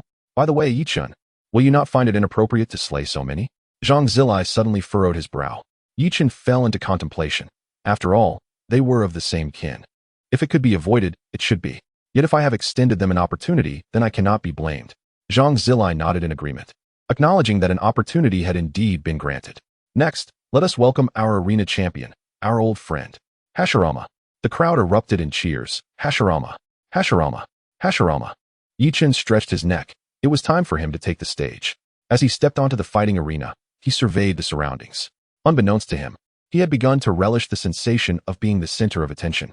Playing the fool to catch the wise seemed an unwise choice. Yichen muttered to himself. Just then, an unexpected interruption occurred. Isn't he Hashirama? Is the arena staging a fake match? The moment those words escaped, the crowd erupted in chaos. What? A fake match? Brother, you can mess with your meal, but don't speak recklessly. Do you have any evidence? Even Yichen found himself bewildered. However, the next statement darkened his expression entirely. Wasn't Hashirama a bald man yesterday? Today he is a bald man too. Do you think we are blind? You could have picked anyone for a fake match, but you chose a bald man? Chapter 87. The fearless warrior. That sudden remark ignited an uproar. Indeed, the audience had noticed Yichen's smooth head. He silently touched his scalp, only to realize that his hat had vanished without a trace. Well, now he truly understood. He sighed softly, casting a glance at the brother who had made the bald comment. Thank you, my friend, for not calling me a night pearl. Yichen felt exasperated, once again reminded of this matter. The spectator who had made the comment suddenly felt uneasy. Oh no. This big brother isn't going to kill me, is he? If I had known, I wouldn't have said anything. Yichen unsheathed his blade, raging flame, resting it on his shoulder. Hair, it seemed, no longer mattered. He turned to Laba and swung raging flame in 2 arcs. My raging flame can hardly contain its desire to slay a few people. Let us hurry and bring someone to the stage. All right, let us begin matching for opponents. Upon hearing Yichen's words, Laba quietly pressed the matching button and immediately contacted Feng Xiang. Yet, upon notifying the higher-ups that this fellow had returned, no one was willing to take on the task. After all, the Bai family was already contemplating retreat. Meanwhile, under the reminder from Bai Ditian, the Feng family had no intention of being the scapegoat. As for the Yin family, they were in hysterics. Yin Zhantian was utterly furious. His 2 younger brothers had perished. Just half a month ago, he had been part of a blissful family, and now, everything was lost. The wives of his 2 brothers could only be cared for by him. How infuriating. Who could be responsible? At that moment, the head of the Yin family, Yin Mingxian, emerged from seclusion. Indeed, he was Yin Feng's father. The first piece of news he heard upon exiting was that Yin Feng had died. In an instant, Yin Mingxian was dumbfounded. Had that kid just died? After being in seclusion for so long, he thought he would have perished long before. When Yin Zhantian heard this, he was equally astonished. He knew of Yin Mingxuan's favoritism. But to say such things out loud, Yin Feng was a boy of mediocre talent, lazy and indulgent, who had been infatuated with women since he was 5, even peeping at his cousin while she bathed. Just the mention of Yin Feng made Yin Mingxian seethe with anger. Had I not caught him back then, he would have attempted something with his cousin. I had warned his mother to discipline him, but she adamantly refused, resulting in this calamity. Upon hearing Yin Mingxian's words, Yin Zhantian fell silent. Poor Zhanren Di and Zhan Da Di would suffer. Had you informed me sooner, I would have never allowed you to seek vengeance for him. Yin Zhantian had grown weary of these conversations and hastily took his leave. Yin Mingxian did not stop him. It was only long after Yin Zhantian had departed that Yin Mingxian scoffed. What a joke, merely 3 dogs under my command. And they cannot even uncover the cause of Yin Feng's death. Truly disappointing. Once I reach the semi-saint realm, the Yin family will no longer require your services, Yin Zhantian. With that, Yin Mingxian sighed in resignation. I told you to temper your temperament, but you refused to listen. Did you truly think I was biased? Your brother listens well. How could I have birthed such a foolish son? Now look where it has led us. He has sacrificed himself while the adversary possesses immense talent. It is impossible for me to intervene on your behalf. For the sake of humanity. With Yin Zhantian's 3 brothers reduced to 1, he had no choice but to hand over all documents concerning Yin Feng's incident to Yin Mingxian. It was not that Yin Zhantian feared for his life. But if he perished, their lineage would lose its foundation. The waters run deep in noble families. Meanwhile, Chen patiently awaited the arrival of 20 contestants to showcase their instantaneous demise. However, in the audience, one spectator discreetly handed his phone to a companion. "Brother, I urgently need to leave, but I wish to watch the live stream. Here, you hold this phone. We'll connect via video. Once this is done, I will give you 10,000, and the phone will be yours. What do you say?" The neighboring brother was instantly elated. "Such a good deal? Sure, but the money must be up front. Here, 5,000. I'll transfer the remaining 5,000 later." The suited man replied. The other party said nothing further, accepted the money, and initiated the video call. Then, the suited man bolted. He ran like the wind. The brother, witnessing the urgency of his escape, was filled with admiration. This brother must be in a hurry for something significant, yet he insists on watching the fights. I can't compare to him. However, he never imagined that this man had previously used such a method to witness the horrifying spectacle of the 6 towering fire pillars, forcing Yin Zhantian into a corner. Even more terrifying was the explosion that ensued when the 6 pillars collided, beyond description. Although the mobile video had cut off, the colossal mushroom cloud that erupted loomed behind him. Why watch a video when one could simply gaze at that magnificent sight? Other survivors merely knew that someone had provoked the Yin family. Yet, only this astute brother comprehended the entire sequence of events. For the others, were all dead. How terrifying. I must flee. If I encounter this formidable figure again, I must run. The suited man muttered as he dashed away. Poor child, nearly frightened into submission. Meanwhile, Chen had been waiting for his opponent for an extended period, but no one dared to ascend the stage. Laba was almost in tears, for Chen's presence had intimidated all potential competitors. Who could be held accountable for this? What? Is there no one left in your fighting arena? Chen grew increasingly impatient. Laba contemplated fleeing. Who would want to clean up this mess? But just in those critical seconds, a twist of fate occurred. Chen matched with an opponent. Finally, someone had the courage to step up. I thought this fighting arena had no one willing to fight. Laba's eyes gleamed with hope. A warrior. Someone who dares to step up. Let us see who this expert is. On the big screen, 2 bold characters appeared. Fearless. Laba rejoiced. Let us welcome the first challenger, the fearless warrior, to the stage. The applause thundered, yet the challenger remained absent. Just then, a figure rose from the audience. The man was muscular, his features sharp and defined, unmistakably a powerhouse. Every muscle radiated strength. He frowned and sighed deeply. Raising his right hand, he called out, "I was just reviewing the contestants' roster when this person beside me bumped into me and accidentally registered. Can I withdraw now?" Chen. "Aren't you fearless? Get up and fight." "I am certainly not timid. This is called being true to oneself." Chapter 88, The Arrival of Yinling. This sudden turn of events left Chen utterly speechless. It was so dull, utterly lacking in interest. Perhaps it would be best to close this fighting arena early. There isn't even a single brave soul willing to step up for a fight, let alone someone from the ocean realm. Even those from the starry realm wouldn't dare. Chen declared, brandishing his flowing blade like fire towards the camera. Laba's expression shifted dramatically, a wave of exasperation washing over him. Who in the world would send someone from the starry realm to the arena? Do you think they're as common as cabbages? Chen was deeply troubled, wishing to stir up some excitement, yet no one in the arena was willing to engage him in combat. What was he to do? He couldn't just let himself be slaughtered for no reason. Moreover, killing wouldn't earn him any points. Previously, during his time in the secret realm, he had used the true thousand hands movement and had managed to eliminate quite a few opponents, yet that had only netted him a mere 1,000,000 points. He was still a staggering 99 million points short of what he needed for the flowing blade like fire. Speaking of which, Chen habitually opened the enhancement interface. What the? Under the watchful eyes of everyone, Chen exclaimed in astonishment. Bored, utterly disinterested, I'm heading home. He shouted towards Susanoo, who was upstairs, before descending the stage.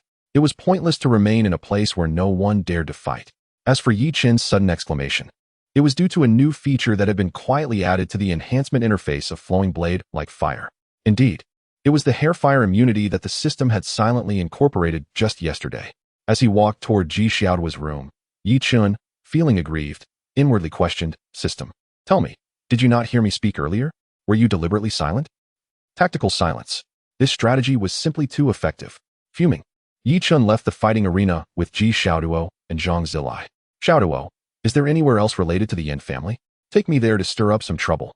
Chen sat in the back seat of the car, seething with anger, suddenly feeling quite discontented.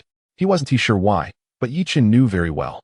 It was certainly to mourn the loss of his eyebrows and hair. Still causing trouble? Ji Xiaoduo was stunned. Following Yi Ge was truly exhilarating. In reality, the forms of entertainment available to people these days were rather limited. Aside from beast fighting and combat, there remained only gambling and bars. Yet these places, though chaotic, did not permit fighting. Ji Xiaoduo shrugged helplessly.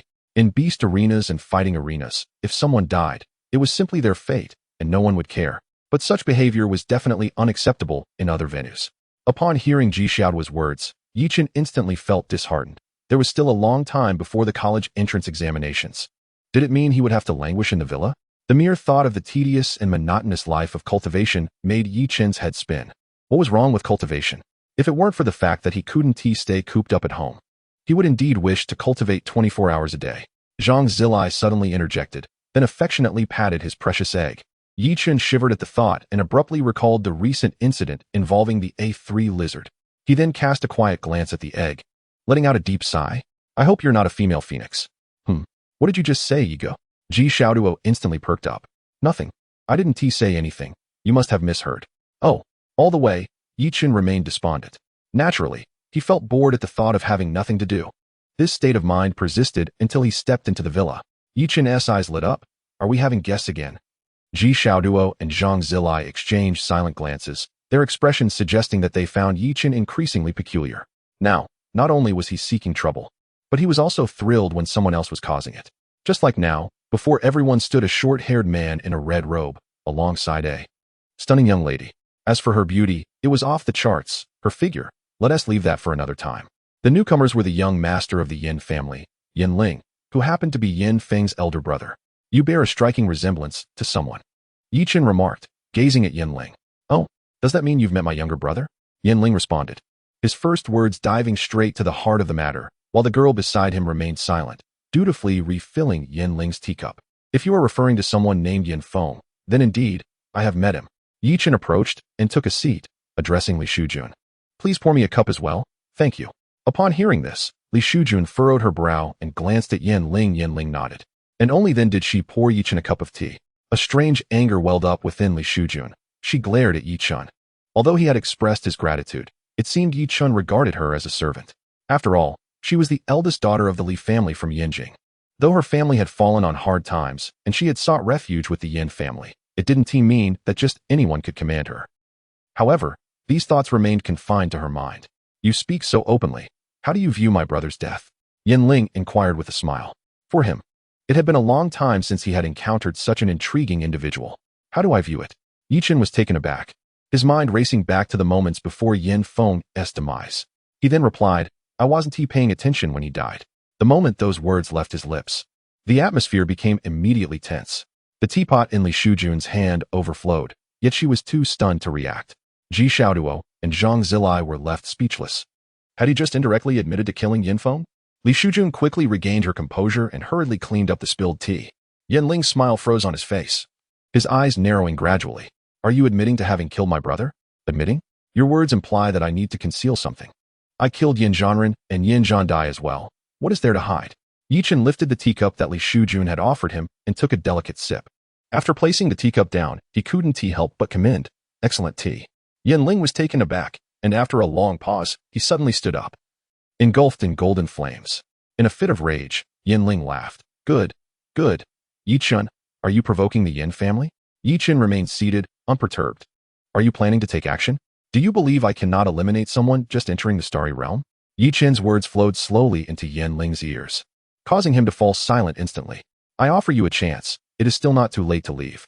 Yi Chen's words pierced Yin Ling's heart like a knife. You. Yin Ling faltered, unsure how to respond. Beside them, Ji Xiaoduo and Zhang Zilai were both dumbfounded. This was truly exhilarating. Yesterday's fierce battle against the White Emperor, and today, boldly confronting Yin Ling. The richest young master had become a subordinate, and soon they would defeat Feng Yuan once more. None of the four young masters of Kyoto had evaded his grasp. Chapter 89, An Unexpected Conclusion. Li Shujun's impression of Yi Chen plummeted further.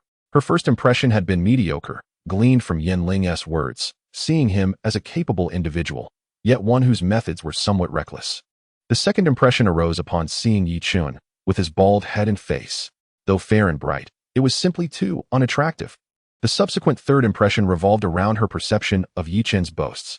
A mountain-moving realm individual claiming to have slain Yin Zhanren and Yin Zhandai, two beings of the Crescent Moon realm, whom a mere mountain-moving realm could claim to have killed. The Li family, once a prominent clan, had fallen on hard times, but had once basked in glory. It was said that their ancestor was none other than the great Laozi, Li heir, which was quite remarkable. This assertion was not without merit, as the Li family had produced many talents, particularly in literature and the arts. They were the epitome of a cultured family. And the previous SSS level talent, who spoke as she pleased, was none other than Li Shujun. However, at the time, Ji Xiaoduo had failed to discern this, mistakenly believing her to be male, only to discover she was female. It was precisely because the Li family had birthed such a prodigy that they sought to ally with the Yin family, hoping to secure greater resources. Upon hearing the news, the Yin family instantly became intrigued. After all, Yinling possessed an SSS-level talent, and with Jin Yin, was it not enough to match him with the eldest daughter of the Li family? They promptly accepted the overtures of the Li family. However, the intentions behind this were clearly more than mere camaraderie. If Li Shujun were to become Yinling's partner, it would conjure an additional future Sun realm powerhouse out of thin air. Conversely, it must be noted that Li Shujun's first impression of Yinling was indeed quite favorable. Although Yinling was the elder brother of Yin Feng, he bore the weight of the Yin family's future, which made him particularly obedient to his father's teachings. As a scion of a prestigious family, Yinling could be deemed competent, especially when compared to the majority of his peers who were often lacking in refinement. Yi Chen, on the other hand, was oblivious to the fact that he had inexplicably garnered animosity from a woman. What other enterprises does the Yin family possess? He suddenly inquired. Yinling calmed himself, uncertain whether Yi Chen's words held any truth. The flames surrounding him gradually receded as he returned to his seat. You can still control your temper. You are indeed different from other science. Just yesterday, Bai Di Tian attacked me without hesitation. Yi Chen nonchalantly remarked. Had you chosen to strike just now, your father would have had to consider having another child. No, not merely consider, but inevitably so. Leaning back, Yi Chen grinned at Yinling, who felt a chill run down his spine at the implication. With Yin Zhanren and Yin Zhandai deceased, Yinling felt liberated in his speech. Yet, Bai Di Tian was not one to be trifled with, should a confrontation occur. The weakest among them would at least possess the strength of the Crescent Moon realm, as it was said that his combat prowess rivaled that of a semi-saint. Yinling steadied his emotions. Is Mr. Yi intent on pursuing a vendetta against the Yin family? Vendetta? Yi Chen chuckled. Your brother attempted to kill me upon our first meeting, and I spared him. On our second encounter, he still sought to eliminate me, and I granted him another chance. When the elders of the Yin family arrived, they acted without discernment and sought to strike. I provided yet another opportunity. Yin Zhanren? Yin Zhandai? Why don't you explain why you dispatched 2 Crescent Moon realm fighters to that insignificant place, Shanghai City? Yi Chen's barrage of questions left Yinling momentarily speechless. Regardless, my brother's demise lies at your hands, Yinling finally managed to articulate after a prolonged silence. So, what am I to do? Is one life worth another? Yi Chen retorted with a cold smile. Yinling fell silent, taken aback by Yi Chen's demeanor. Yi Chen found it surprising. He had anticipated the typical arrogance of a young master, yet Yinling seemed different. Had he resorted to violence, the outcome would have been dire.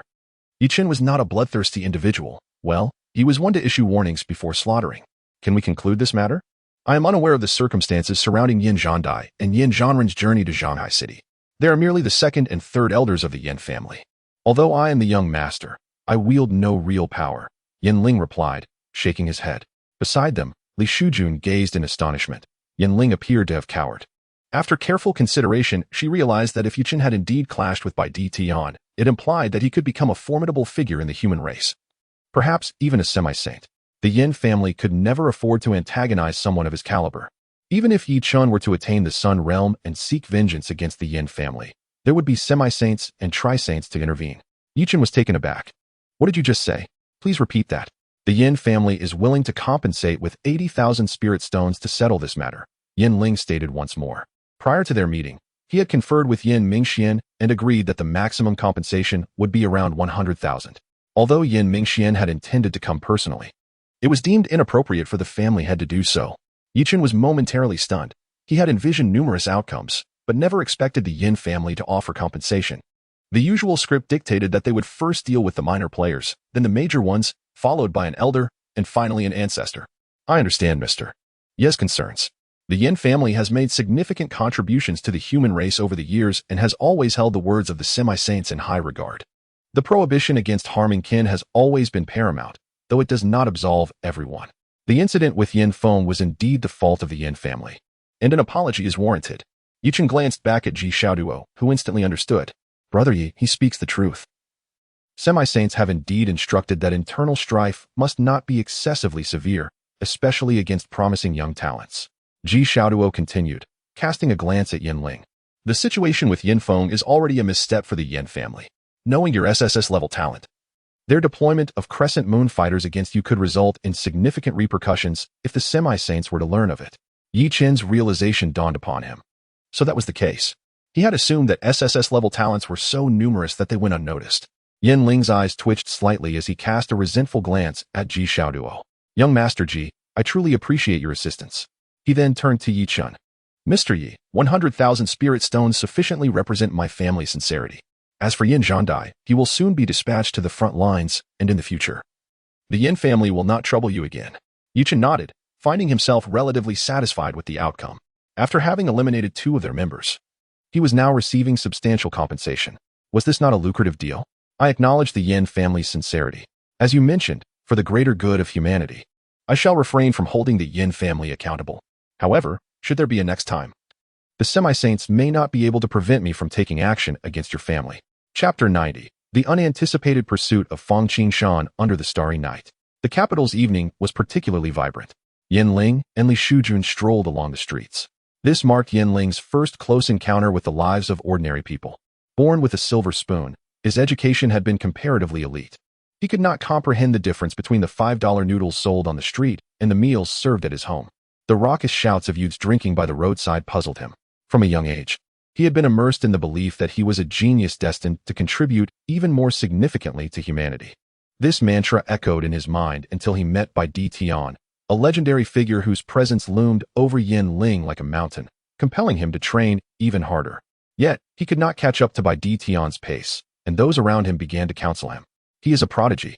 How can you compare yourself to him? Focus on your own path. You are also a genius, and one day you will surpass him. Yet, these reassurances became increasingly grating to Yin Ling's ears. He repeatedly consoled himself, believing he could succeed. At the age of 24, he entered the Star Realm, thinking he had finally matched Bai Di Tian's progress, only to encounter Yi Chen at the age of 18, who could contend with Bai Di Tian and audaciously claimed he could target the Yin family, asserting that not even the semi-saints could stop him. This seemingly absurd statement left Yin Ling at a loss for words, unable to find a rebuttal. A torrent of thought swelled within him, only to be swallowed back down as he exhaled a deep sigh. Li Shujun, who had been walking beside him, furrowed her brow and gently asked, Brother Yin, why the sigh? Yin Ling hesitated before responding, raising his gaze to the sky. People define genius merely because they fall short in comparison. Me? A genius? Huh. I am but a stepping stone for others. He chuckled bitterly, his eyes glistening with unshed tears. Unlike his brother, he was understanding, obedient, diligent in his studies, and humble in his dealings with others, possessing immense talent and dedication. He had long been deemed the next head of the Yin family. Yet, with Bai Di Tian before him and Yi Chen behind him, he felt increasingly dwarfed. Li Shujun chose to remain silent, merely offering companionship to Yin Ling.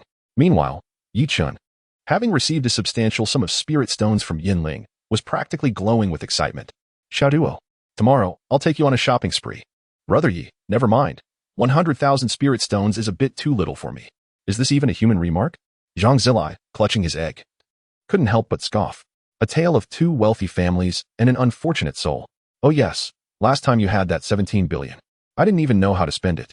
Yi Chen ignored Zhang Zilai's words and furrowed his brow. It turns out that sometimes having money with nowhere to spend it can be a source of worry.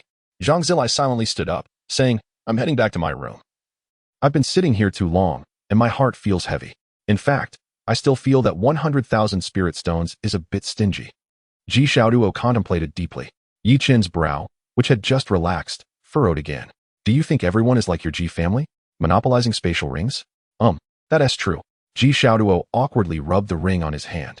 Yi Chen took a spirit stone from the ones he brought from the Yin family, but unlike before, when a spirit stone was normally taken out and absorbed immediately, this time, a spirit stone lingered for 2 to 3 seconds before disappearing. Wow, I just underestimated the situation. The Yin family is impressive. Ji Xiaoduo's eyes widened as he couldn't help but exclaim, Brother Yi, quickly take them all out and see what quality these spirit stones are. Upon seeing Ji Xiaoduo rushing over, Yi Chen quickly raised his hand to block him. If I take them all out, what will I do if I get filled up? Yi Chen shouted angrily. Filled up? What does that mean? Ji Xiaoduo was taken aback. The spiritual energy. What else could it be? Yi Chen roared. Watch less of those low-level stories, and don't think wildly. Oh, I forgot. Ji Xiaoduo took the spirit stone from Yi Chen's hand. Spirit stones come in various grades. If this batch from the Yin family is of this caliber, then the value of these 100,000 spirit stones is not merely 10 billion, but rather 1 trillion. Ji Xiaoduo was relatively knowledgeable about this. But even he rarely encountered such high-quality spirit stones. These spirit stones are generally circulated on the front lines, prioritized for those resisting the enemy. After hearing Ji Xiaoduo's explanation, Yi Chen understood. So, this batch of spirit stones should be of superior quality compared to the ordinary ones. Brother Yi, you see, our territory is relatively peaceful. So most spirit stones have been nearly exhausted, and as you know, how vast Blue Star is. The market for all high-quality spirit stones is essentially a seller's market with no supply. It seems the Yin family has indeed gathered quite a lot from the front lines this time. TSK. It seems the Yin family is quite sincere. Yi Chen couldn't help but shake his head. This is truly an unexpected delight. As night deepened, Ji Xiaoduo returned home to rest, while Yi Chen continued his solitary cultivation in his room. Poor Zhang Zilai next door, unable to absorb any spiritual energy, could only cry himself to sleep. Shifting focus to another side, a young man in green was recklessly speeding through the bustling streets in a sports car. Indulging in food, drink, and entertainment was his life's pursuit. Little did he know, a figure was flying above him. Is the White Emperor not around now? Today, I shall see if this lotus flower is truly as miraculous as they say, capable of keeping you alive. The mysterious figure, known only as Old Monster Yun, had always been a recluse. In his early years, many prestigious families in the capital had extended olive branches to him, all of which he had declined. The name Old Monster Yun stemmed from his peculiar talent, which manifested as a dark cloud, a trait that drew envy.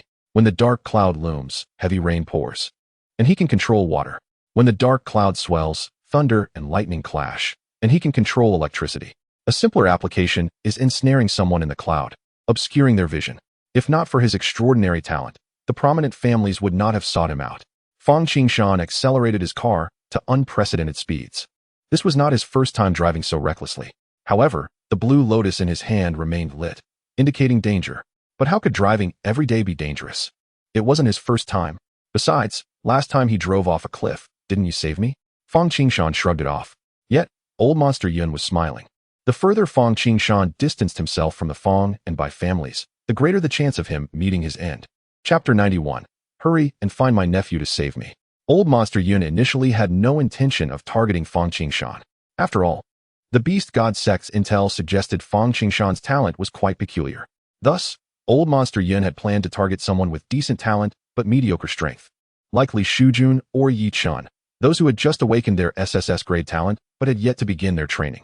However, Fang Qingshan's provocative remarks changed the game. Once home, Old Monster Yun couldn't shake the thought, losing his appetite and sleep. As the saying goes, taking a step back only leads to more frustration.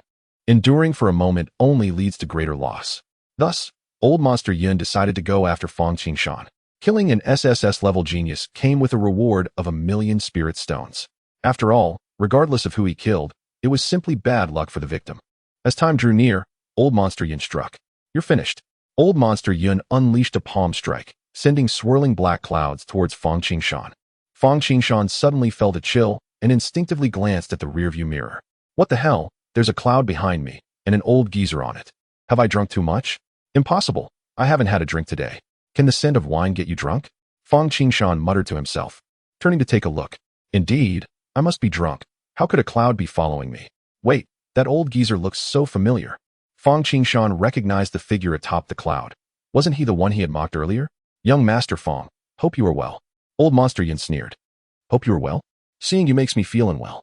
With a press of the accelerator, the car sped up again. Old Monster Yun remained unfazed. Young Master Fang, give up resistance. You've strayed far from your Fang family. Even if you scream for help, no one will come to your rescue. Nonsense. Of course, screaming won't help. I need to shout for rescue. You fool. Fang Qingshan shouted back as he controlled the steering wheel. Fang Qingshan was speechless. Where did this old coot come from? He can't even shout help? Just screaming? How ridiculous. Kid, you're seeking death. Old Monster Yun had initially planned to toy with Fang Qingshan, but now that he had provoked him, it was time to end it quickly. A fierce glint appeared in his eyes. Cloud pushing palm. Old Monster Yun called out. The dark cloud following Fang Qingshan suddenly transformed into a massive hand. Old Monster Yun controlled the hand, striking forward with incredible speed. Damn it, you old coot, that's not how you play fair. Fang Qingshan was caught off guard and slammed the steering wheel. The cloud-pushing palm came crashing down but missed the car. However, the immense force sent the entire vehicle flying. Just beside them was a cliff, and Fang Qingshan gaped as both he and the car plummeted towards a villa below. I'm in deep trouble, precious one. Save me.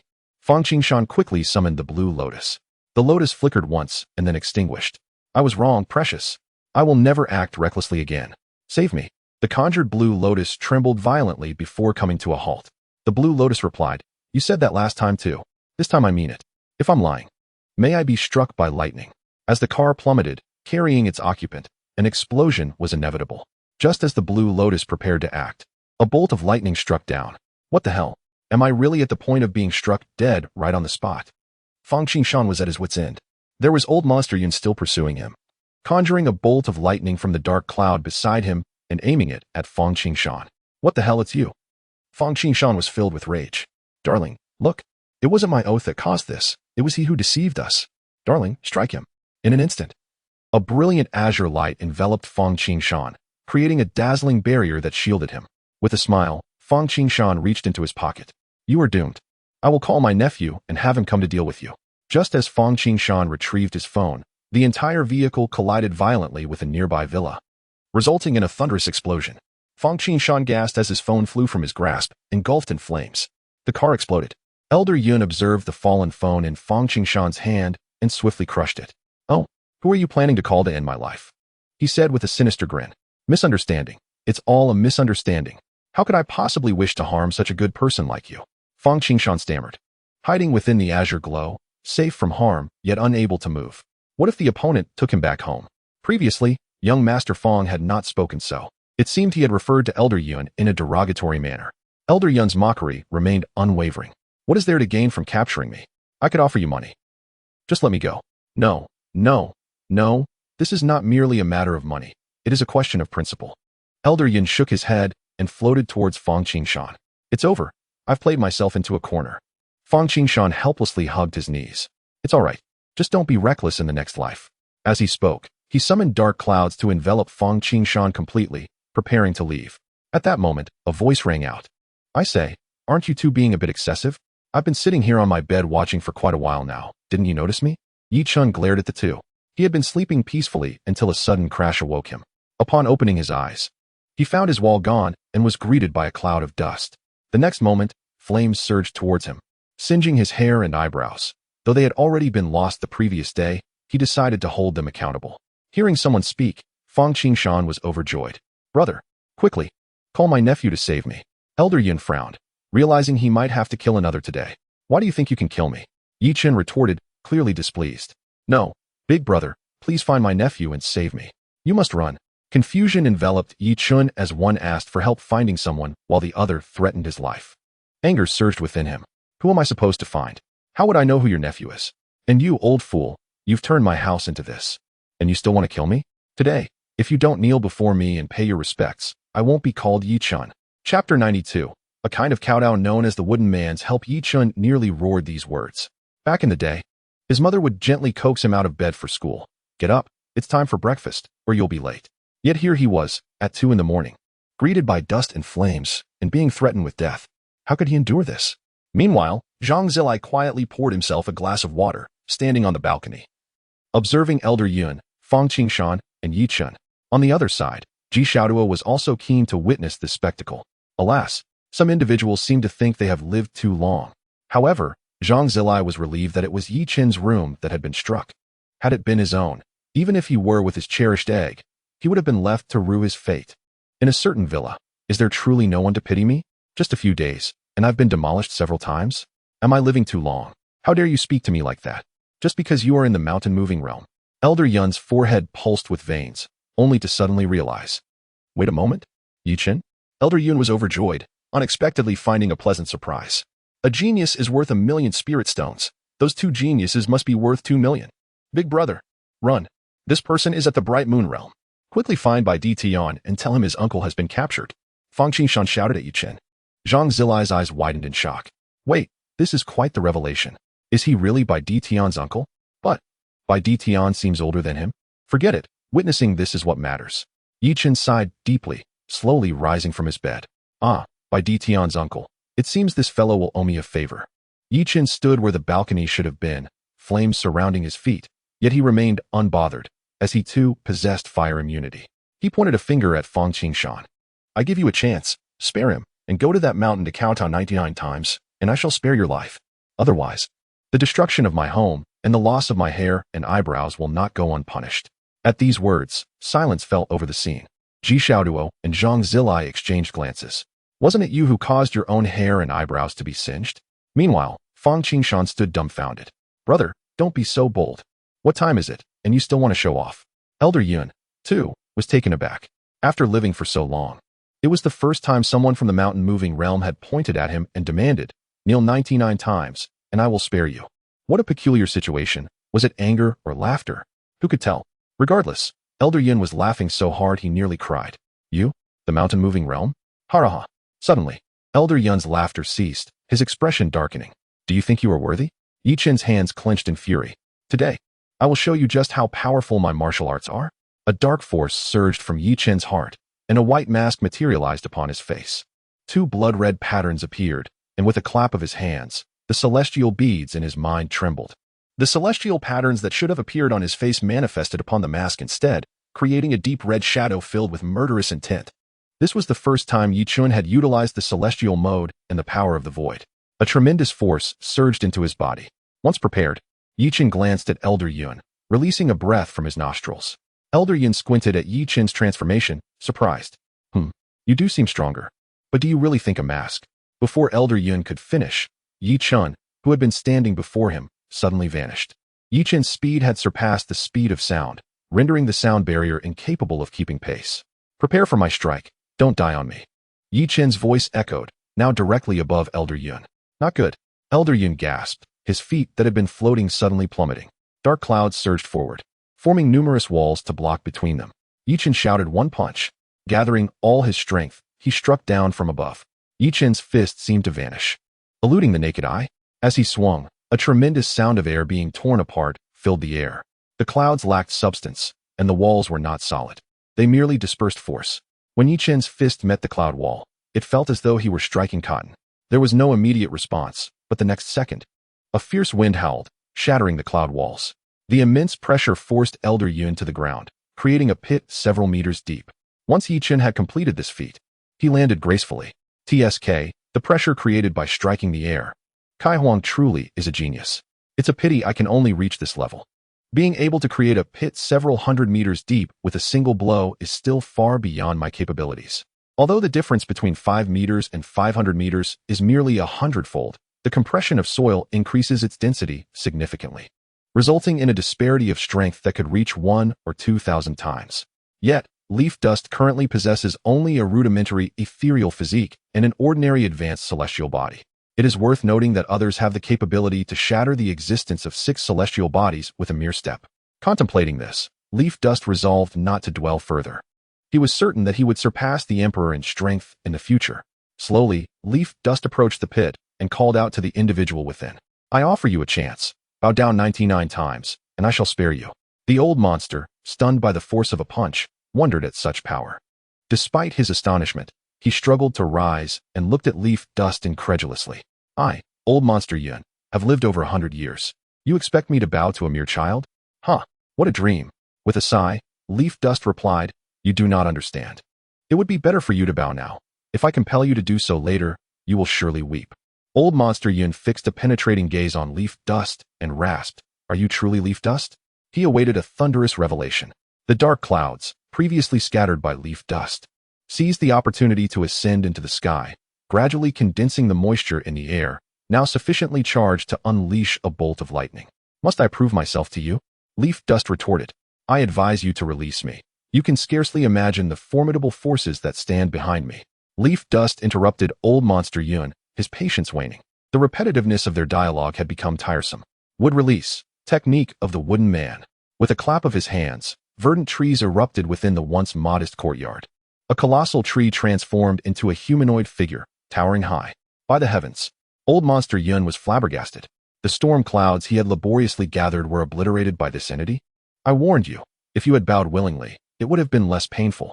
Leaf Dust gestured, and the wooden figure extended its hand, seizing old monster Yun. Go, assist him in bowing 99 times. Should he survive, return him to me. Old monster Yun was rendered speechless. Am I to bow myself? In time? P.S.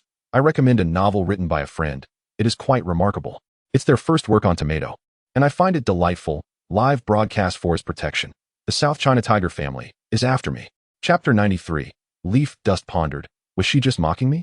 The enormous commotion had already attracted the attention of nearby residents, and now, the 100-meter-tall wooden figure left them utterly astonished. Yet, the onlookers showed no fear of this colossal being. After all, this was the capital. As old monster Yin unleashed a powerful palm imbued with immense spiritual energy, the city guards had already taken notice. The capital is divided into several rings, with the first ring being the palace. The second and third rings are further divided into 4 regions, each guarded by a captain of the brilliant sun realm. The contrast was stark, the insignificance of Shanghai City, where Yang Sanjin had only just awakened to the 6th realm, paled in comparison to the captains here. Somewhere far in Shanghai City, an individual sneezed unexpectedly. Leaf Dust gazed at the old monster Yin, now firmly grasped by the wooden figure. What do you think? Old monster Yin slumped, feeling defeated. The wooden figure, perplexed, pondered how to apply the right amount of pressure. Too much could crush him, too little risked his escape. Please do not damage the villa walls. Repairing them would be a hassle. As the wooden figure prepared to step down, Leaf Dust's voice halted at mid-motion. The foot, poised to land, hovered momentarily as it surveyed the ground. Then, with a gentle push of its left foot and a forward stride of its right, it traversed the villa's boundary and landed heavily on the ground, causing the entire area to tremble as if an earthquake had struck. The crowd was left astonished by this endearing giant. Is he unaware of his own weight? It feels like an earthquake. Watching the wooden figure march towards the mountains, Leaf Dust snapped his fingers. All done. I am parched. Brother, would you care for a drink? Fang Qingshan emerged, producing a bottle of beverage from his ring and offering it, his eyes gleaming with excitement. Leaf brother, have my tea. Ji Xiaoduo arrived, placing a freshly brewed cup before Leaf Dust, blocking Fang Qingshan's offer. Leaf Dust was taken aback by the two. After a moment's thought, he accepted Fang Qingshan's drink. Under these circumstances, would you prefer hot or cold? Leaf Dust slightly removed his mask and took a couple of sips. How much longer must we watch this show? I was waiting for old monster Yin to complete his 99 bows, he mused. Just then, a woman clad in red guard armor appeared before Leaf Dust. From the city guards? Indeed, I am Yin Hongying. This area falls under my jurisdiction, she smiled. In truth, her speed could have allowed her to intervene when old monster Yin attempted to seize Fang Qingshan, but Leaf Dust's presence tempted her to observe the unfolding drama, hoping for a leisurely day with a bonus. A thunderous crash echoed, causing Yin Hongying to frown. What now? Oh, it must be the wooden figure assisting him with his bows, Leaf Dust replied, sipping his drink. Yin Hongying was left speechless as she turned to witness the towering wooden figure hurling a person from the mountain. Thud. That's 2 down. 97 remain, Leaf Dust stated calmly. Do you misunderstand the nature of bowing? Yin Hongying asked, beads of sweat forming on her brow. By no means. At this rate, old monster Yin must have been half dead the moment he bowed for the first time. She sighed for the pitiful old monster Yin. Originally, she felt he deserved no sympathy for targeting a human genius, yet inexplicably, her heart ached for him. With each toss of old monster Yun by the wooden figure, the 30-something times saw the figure turn innocently towards Leaf Dust, who was oblivious to the gesture. The wooden figure silently picked up a stone from the ground and continued throwing it. Alas, old monster Yun's body was nowhere to be found. Since there is nothing more to be done, I shall take my leave. By the way, you are far more handsome in person than in photographs, Yin Hongying remarked, shrugging before vanishing without a trace. Leaf Dust, momentarily stunned, stroked his bald head. Was she just mocking me? Yin Hongying could not suppress a smile. This is no mere genius. This is an unparalleled prodigy. It was only after the resounding 99 thuds from the mountain that Leaf Dust dismissed the wooden figure technique. Leaf brother, your wooden dragon was formidable, but this wooden figure surpasses it immensely, Ji Xiaoduo remarked, observing the massive crater formed by the wooden figure's 99 strikes. Next time, I shall show you something even more powerful, Leaf Dust chuckled, patting Ji Xiao's shoulder. Something even stronger. Fang Qingshan exclaimed with enthusiasm. Brother, may I also witness this greater power? Leaf Dust wore a bemused expression. Surely you cannot expect your great nephew to demonstrate it for you? Well, his techniques are rather flamboyant, such as the 10,000 swords returning to one and controlling swords with chi. I am not a fan. Fang Qingshan scratched his head sheepishly. Leaf Dust, uninterested in pursuing that topic, observed Fang Qingshan's azure shield atop the mountain. Your talent is quite intriguing. As Leaf Dust mentioned the blue lotus, it glimmered brightly. As if alert, a spark of realization flashed in Leaf Dust's eyes. This blue lotus possessed self-awareness. Such intelligence surpassed even that of bestial talents. Qinglian now felt quite timid, as the terror emanating from the person before him was overwhelming. Meanwhile, Ji Xiaoduo, who overheard Yi Chen's words, could not help but mock him, questioning whether it was not amusing at all. Those in the know recognized that Qinglian was no ordinary character, while others might think he had awakened some trivial talent. Ji Xiaoduo was all too familiar with the young son of the Fang family, who was born late in his father's life. By the way, Fang Yuan, the eldest son of the current generation of the Fang family, was actually the son of Fang Qingshan's elder brother. This meant that Fang Qingshan had a rather elevated status among his peers. You, Ji Baijia, do you believe I can have my nephew beat you? Fang Qingshan exclaimed in anger, grabbing Ji Xiaoduo by the collar. Yi Chun was left speechless, witnessing the spectacle of two quarrelsome adversaries. If you have the ability, don't rely on your nephew. Let's settle this one-on-one. Ji Xiaoduo bellowed. One-on-one it is. Come on. Who's afraid? Fang Qingshan retorted defiantly. If you have the guts, don't use your turtle shield talent. Stand still and let me hit you. Yi Chun sighed deeply. Let them argue. They can quarrel among themselves while I take my rest. He quietly headed towards the guest room downstairs, leaving Ji Xiaoduo and Fang Qingshan to continue their bickering. Meanwhile, Zhang Zilai looked up at the sky, suddenly feeling a pang of sympathy for his wallet. As Fang Qingshan and Ji Xiaoduo continued their dispute, they soon realized that Yi Chen had left. And thus the argument came to a halt. The next morning, Yi Chen picked up the phone. Hello, Master. I have encountered another issue that requires your expertise. Yes. It's the same kitchen situation as last time. All right, I will wait for you. When the renovation master arrived, he took a moment to calm himself with a cigarette. His expression grave as he said, I truly wish to know how you accomplished this. Could you teach me? This cannot be taught. Perhaps it's just innate talent. Then can you at least explain how you managed to create such a disaster? If, and I mean if, a car were to fall from the sky and crash into my room, exploding on impact, would you believe it? Well, I shouldn't believe it. But I'm genuinely afraid you might bring a car to demonstrate, so I believe it. The old master and his team of workers gazed at the naturally occurring glassless floor-to-ceiling window with astonishment, exclaiming that demolition work should indeed be left to the professionals. In the bustling district of Kyoto, within a towering building, a man held a wine glass aloft, surveying the city. I must say, the workers are impressive. It's barely past 7, and you're already at the office? Is the company your home? A voice crackled through his earpiece. Last night, that old coot, Yun, passed away. Just a useless person. His death means little. He took a sip of red wine and continued. Is this year's agenda all set? You can trust me to handle matters competently. This operation must not fail. If it does, the beast god will demand accountability, and you shall be left to your own devices. After the voice concluded, a dial tone followed. What nonsense. The man approached his desk and picked up a file, on which the name Yi Chun was boldly inscribed. Yi Chun, wood-type talent, 18 years old. How delightful. At that moment, Yi Chun remained unaware of the formidable presence that had set its sights upon him. He merely felt a sudden jolt throughout his body, and then nothing further.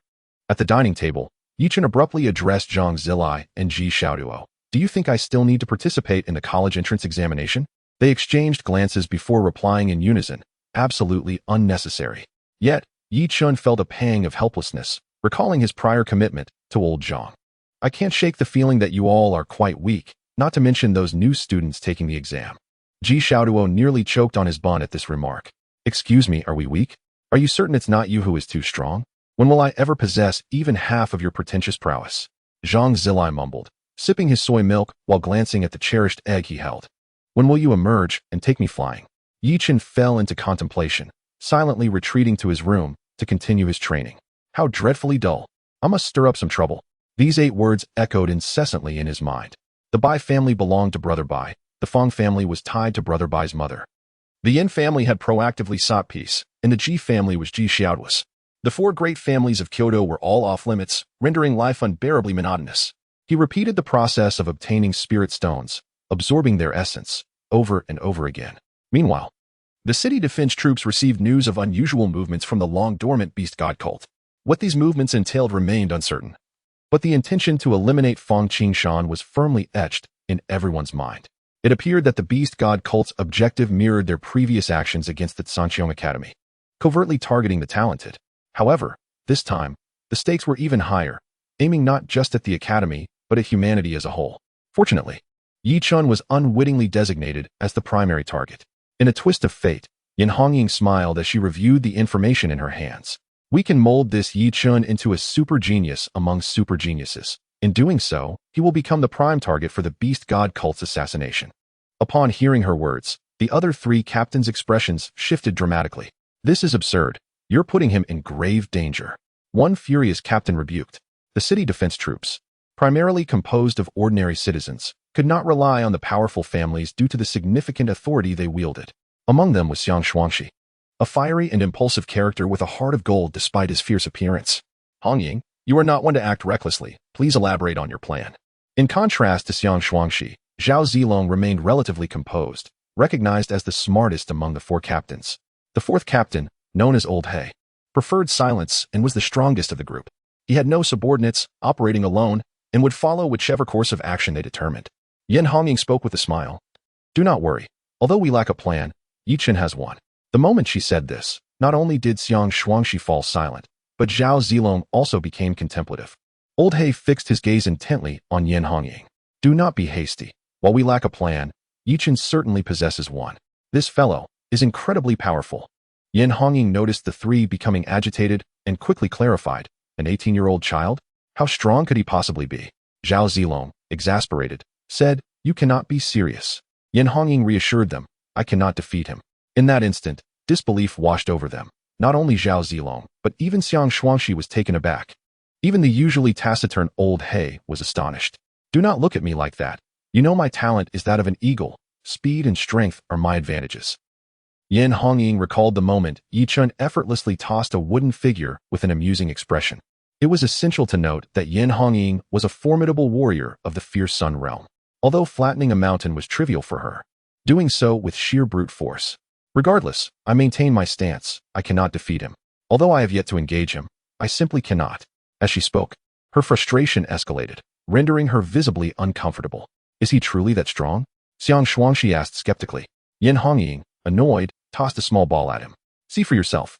The ball instantly radiated brilliance. The moment of battle between Yi Chun and the old monster Yun appeared before everyone. The punch that struck the air and the wooden figure towering hundreds of meters left a trio of onlookers utterly astonished by Yi Chun's performance. In Chapter 95, after watching the video, Yin Hongying sat beside them with a smirk and remarked, What do you think? Didn't I tell you I couldn't possibly win? Goodness. If Hongying can't win, then I might not stand a chance either. Xiang Shuangxi exclaimed, flabbergasted. Zhao Zilong, comparatively composed, picked up Yi Chen's profile from the table. The boy was registered as a wood element practitioner, yet after arriving in Kyoto, his performance in the fighting arena had showcased fire element abilities. However, in the video, he displayed wood element techniques, only to be preceded by a mask that resembled a secret art. Zhao Zilong's analytical skills were commendable. It could be said that since Yi Chen entered the city, all his actions were under the watchful eyes of the city guards. Yet, when the beast arena was destroyed, they never connected the dots to Yi Chen. But the situation had changed now. Do you think it's possible that Yi Chen's fire element is even stronger? Zhao Zilong's words sent a chill through the audience. Are you suggesting that the beast arena of the Yin family was also under this kid's influence? Xiang Shuangxi could hardly contain himself. So, I propose we draw the beast god sect's attention to Yi Chen. You have no objections, right? Yin Hongying said with a mischievous grin. I think it's a sound idea. Zhao Zilong was the first to agree. The previous arena had left their group in a state of distress. Now, seeking a return on investment from this young lad didn't seem unreasonable, did it? Just imagine if Yi Chen caught wind of this. He might laugh his head off. I'm stuck at home, bored out of my mind. The college entrance examination is still 10 days away, and I'm going to go crazy if I stay home too long. In short, Yi Chen was eager for the opportunity. Currently, with Yi Chen's capabilities, would escape indicated physical attacks, while flowing blade as fire symbolized magical attacks. If he could arrange an illusion technique next, it would represent mental attacks. Perfect. A well-rounded development of intellect, beauty, and physical prowess. Today's reward was already predetermined, a hair growth tonic, effective in 10 seconds. Truth be told, I want that too. My hair, oh come back. In the midst of his training, Chen suddenly stood up, trembling as he reached for a small white orb before him. This object was more precious than his own life. The white orb transformed into a soft white ointment, packaged like a cheap potion. But Chen knew, a product of the system, it was bound to be exceptional. He eagerly squeezed a bit of the tonic, applying it with his fingertip. Oh, I forgot to mention. This stuff makes your hair grow when touched, so don't use your fingers. The system's warning trailed off, but since he had already used it, there was no turning back. Chen was momentarily stunned, his eyes vacant as he pondered. Upon closer inspection of his right index finger, he was astonished by the results. A tuft of hair had sprouted where there had been none. Were you waiting for me to apply it before reminding me? The system fell silent. After some time, a boy with thick hair and brows stood before the mirror, admiring his new hairstyle. He looked somewhat comical, but that was beside the point.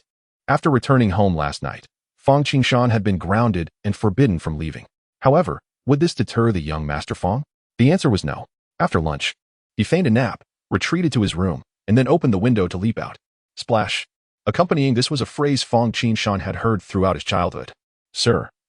The young master has jumped into the lake again. Fang Jingguo's expression remained impassive, as if accustomed to it. Let him be. It was he the first time. He dispatched 2 individuals to protect him discreetly. Fang Jingguo was exceedingly pleased with this late-born son, even more so than with his grandson, Fang Yuan. Truly, the old master still had his vigor. The location of the Fang family was idyllic, nestled against mountains and rivers. Fang Qingshan had successfully escaped via the lake numerous times, having mastered the art by now. About an hour later, he arrived at Yi Chen's home. Brother Yi, I brought the items. Fang Qingshan exclaimed, holding a fiery red orb aloft. What is all this noise, Fang Tortoise? Ji Xiaoduo. Upon seeing Fang Qingshan rush into Yi Chen's house, followed closely behind. Ji Baijia, why are you still haunting me? The two were relentless in their banter. Yi Chen sensed the commotion, or rather, he had noticed Fang Qingshan's approach, intrigued by the aura of the green lotus he had felt before. What is going on? Yi Chen emerged from his room, a smile gracing his lips. Ji Xiaoduo and Fang Qingshan turned to face Yi Chen, who had thick brows and captivating eyes. A handsome young man indeed. Who are you? Fang Qingshan was taken aback. Ji Xiaoduo was momentarily stunned. Wait, Brother Yi, did you buy a wig?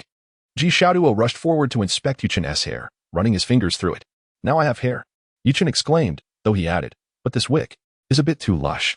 Ji Xiaoduo plucked one strand, gasping yikes. Yi Chen's eyes widened. This is real hair. Sorry, Brother Yi, I didn't know.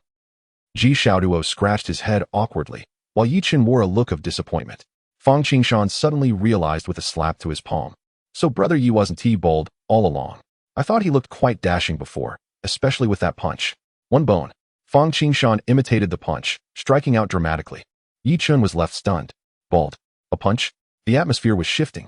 Suddenly, Fang Qingshan remembered something, striding forward to place a red orb before Yi Chen. Brother Yi, you saved me yesterday, so I'm giving you this. Ji Xiaoduo's eyes widened in disbelief. My goodness, Brother Yi is truly favored by destiny. Gifts follow him wherever he goes. What is this? Yi Chen inquired, sensing a familiar energy from the red orb. It felt as if he had encountered it before. This is a key to a secret realm that my father obtained previously. It was intended for trade with the Yin family, but since I expressed my desire for it, he gave it to me. Fang Qingshan nonchalantly explained. Secret realm? Right, I remember now. Are you sure you want to give it to me? Of course. Though I only know it leads to a secret realm, I'm not sure about its rank. But I think it doesn't matter since Brother Yi is so strong. In chapter 96, my brother's uncle calls me brother. Yi Chen accepted Fang Qingshan's gift without hesitation, as it was a token of gratitude. He felt no need to owe favors to the Fang family, but the favor from the Bai family would be quite welcome. By the way, since you're Bai Dtian's nephew, do you know Fang Kaier? Yi Chen suddenly recalled something and blurted out. Wait, Brother Yi, you know my sister? Fang Qingshan's eyes lit up instantly. Zhang Zilai was taken aback, and Yi Chen was equally perplexed. If my brother's mother has a brother who calls me brother, how should I address you, Brother Yi? Nephew, Bai Zhan and Bai Dtian were both bewildered. I find it somewhat uncomfortable for you to call me Brother Yi. Just call me Yi Chen instead. After a moment of silence, Yi Chen finally spoke. Why not? Fang Qingshan was perplexed, unsure why he could no longer call him Brother Yi when he had done so before. Zhang Zilai observed the unfolding drama with amusement, pondering how Bai Zhan and Bai Dtian would react upon learning that their uncle was called Yi Chen. There is no reason, it simply feels inappropriate. Just call me Yichen. Yichen waved his hand and hurriedly fled. Upon entering the villa's gates, he resolved to get a haircut, after all. His bushy eyebrows and large eyes were quite unbefitting. Moreover, with the sweltering summer heat, wouldn't his thick hair be unbearable? I don't care. Ji Baijia can call you Yi Go, so I shall too. Fang Qingshan exclaimed as he caught up, trailing behind Yi Chen with a resigned demeanor. Haha, that title can only be used by me, you know? Ji Xiaoduo taunted. Yi Go, where are we causing trouble? To the barber shop. Huh, what trouble can we cause at a barber shop? Must I always be up to something when I step outside? Yi Chen was quite exasperated by these two amusing companions. Not causing trouble. That doesn't quite fit your charismatic image, does it? Ji Xiaoduo chimed in, leaving Yi Chen pondering whether this was a compliment or an insult. Without looking back, Yi Chen retorted, what trouble? Who am I going to bother? The Yin family has already made their mistakes. We can't stir up trouble anymore. The Bai family is on good terms with Bai Ditian and Bai Dage. And the Ji family is yours too. Who should I target? Yi Chen felt utterly helpless. Had he truly been capable of causing chaos, he would have acted long ago, needing no reminders from Ji Xiaoduo. Indeed, there are only a few prominent families in Kyoto, Ji Xiaoduo mused, scratching his head. Honestly, I'm quite tired of this city. Haha, I'm the one who's truly bored, alright? Every day feels the same. And the pretty girls are always just a handful. Fang Qingshan shrugged.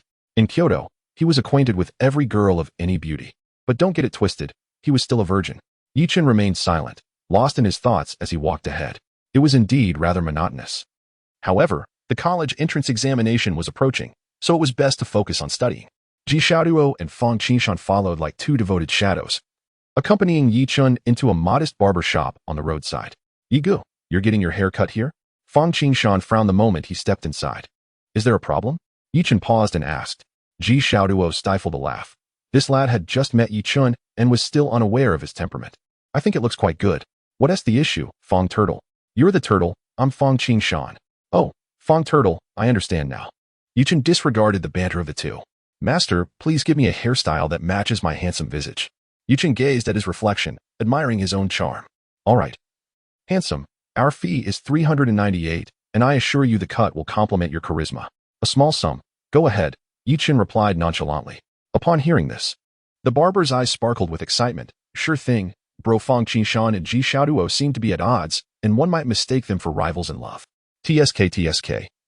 Yi Go, once you're done with your haircut, where shall we go? Home. Oh no, home is so dull. I remember the Fang family has a stone gambling spot. Let us go stir up some trouble. Fang Qingshan paused. I recall the Ji family has a stone gambling place too. Wouldn't it be better to go there? Yi Chen was at a loss for words. You two seem to have a peculiar obsession. Can you think of something more interesting? One might think Yi Chen was a harbinger of calamity, as trouble seemed to follow him wherever he went. He felt like rolling his eyes. If only he had them to spare, he would have told them not to come crying to him later. Though rolling eyes might not be the most appealing expression, the Rinnegan was far superior, capable of striking down the moon with a single move. You're thinking nonsense. Your eyes are ready for you. A voice echoed in Yi Chen's mind, causing him to pause. What did you just say? The system fell silent, realizing it had inadvertently revealed too much. I've long planned to use the Susanoo and the Great Buddha technique. The Rinnegan is a dead end. Only the thousand hands can truly embody a man's romance. Upon hearing Yi Chen express a desire for something interesting, Fang Qingshan and Ji Xiaoduo fell silent. Yi Go, why don't you take us into the secret realm for some fun? Ji Xiaoduo suddenly brightened. Didn't Fang Turtle just gift you a secret realm pearl? How about we explore it together? Yi Chen was taken aback. It didn't seem like a bad idea. Into the secret realm. Fang Qingshan's eyes lit up upon hearing Ji Xiaoduo's suggestion. Ji Xiaoduo had undergone a transformation regarding the idea of causing trouble. Ever since meeting Yi Chen, what once seemed trivial no longer held value. Meanwhile, Fang Qingshan was determined to continue his reckless ways, completely disregarding his earlier statements about being struck by divine retribution. In response, Qinglian could only utter, "Damn it, I knew it." For these two 18-year-olds in search of life's meaning, Yi Chen found their pursuits quite commendable. One was reckless, and the other was trouble-seeking. Together they formed a delightful trio. If only they could name their group, perhaps they should call themselves Three Stinky Cobblers. Half an hour later, the barber stopped cutting, smiling as he turned to Yi Chen. Handsome, all done. Please take a look. Yi Chen nodded, thoroughly pleased with his bowl cut. Boss, how many customers do you have in your shop? Just you, handsome. Why do you ask? No reason. I'll give you 10 minutes to gather more clients. Or I might accidentally take your life. Chapter 97.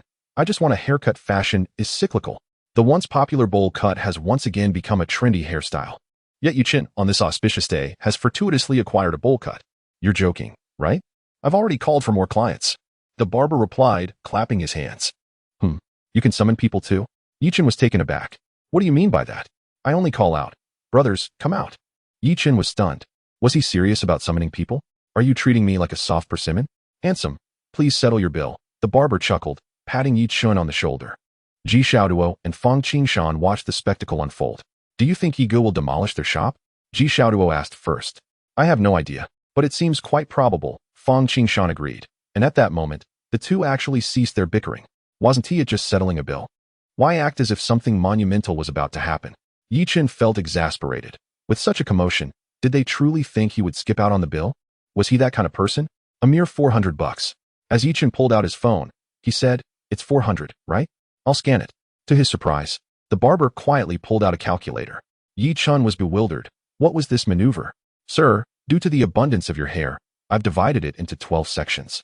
According to our shop rates, each section is 398, totaling 12 sections. The barber elaborated while deftly working the calculator. So, 398 times 12 equals 4,776 yuan. Let us offer you a discount and charge you 4,500. Chen blinked, his mouth agape. Wait, what did you just say? How much? A total of 4,776 yuan. Charging you 4,500. Chen gasped. You're robbing me faster than I can comprehend. Sir, you're joking. We would never rob anyone. Ji Xiaoduo was on the verge of laughter. This barber shop is quite remarkable. They could simply rob you but insist on giving you a haircut instead. Indeed. It's splendid. I've never seen such considerate robbery services. Fang Qingshan was nearly in tears from laughter. Chen's expression darkened. You two little rascals. I'll give you one chance. For $100, take it and leave. Chen said, lowering his head. Ji Xiaoduo's face turned pale. Not again. Fang Wangba, hurry up. Ji Xiaoduo swiftly grasped Fang Qingshan's shoulder, unleashing her spatial abilities as she transported him out of the barber shop. Moments later, a conflagration erupted within the establishment. Chen emerged, wielding the flowing blade of fire, pondering that while he had not killed anyone, committing murder in the street was ill-advised. He would let the city guards handle it later. Damn it, you refused to pay 400, yet expect me to accept 4,500. Chen seethed, turning toward the shop and slicing through the air. Xiaoduo, come here. What's up, brother Yi? I leave this to you. Ensure they compensate as necessary. These individuals are suspected of fraud and must face imprisonment. Understood, Ji Xiaoduo replied, stifling a laugh as she gazed at Chen's expression. Brother Yi, have you not noticed your head is rather shiny? Chen, currently engulfed in anger, inhaled sharply as he raised the flowing blade of fire. Don't stop me. I'll kill them. Brother Yi, remain calm. Calm down. Fang Qingshan and Ji Xiaoduo rushed to restrain him. Chen felt utterly disheartened. He had just regained his hair. Poor fellow, the system silently commented. System, please provide another bottle of hair growth serum. Tomorrow for sure. Chen fell silent, realizing today was destined to be another day of baldness. Ji Xiaoduo and Fang Qingshan returned home with a despondent Chen. Upon opening the door, Zhang Zilai exclaimed, What the heck? A luminous pearl? Upon seeing Chen's massive head reflecting the living room light, he immediately corrected himself. No, it's Chen. But why are you bald again?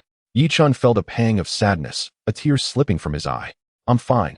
I just want some peace. He retreated to his room. Zhang Zilai paused, looking at Ji Xiaoduo and Fang Qingshan. They exchanged glances and then burst into laughter. Zilai, let me tell you. It's quite amusing.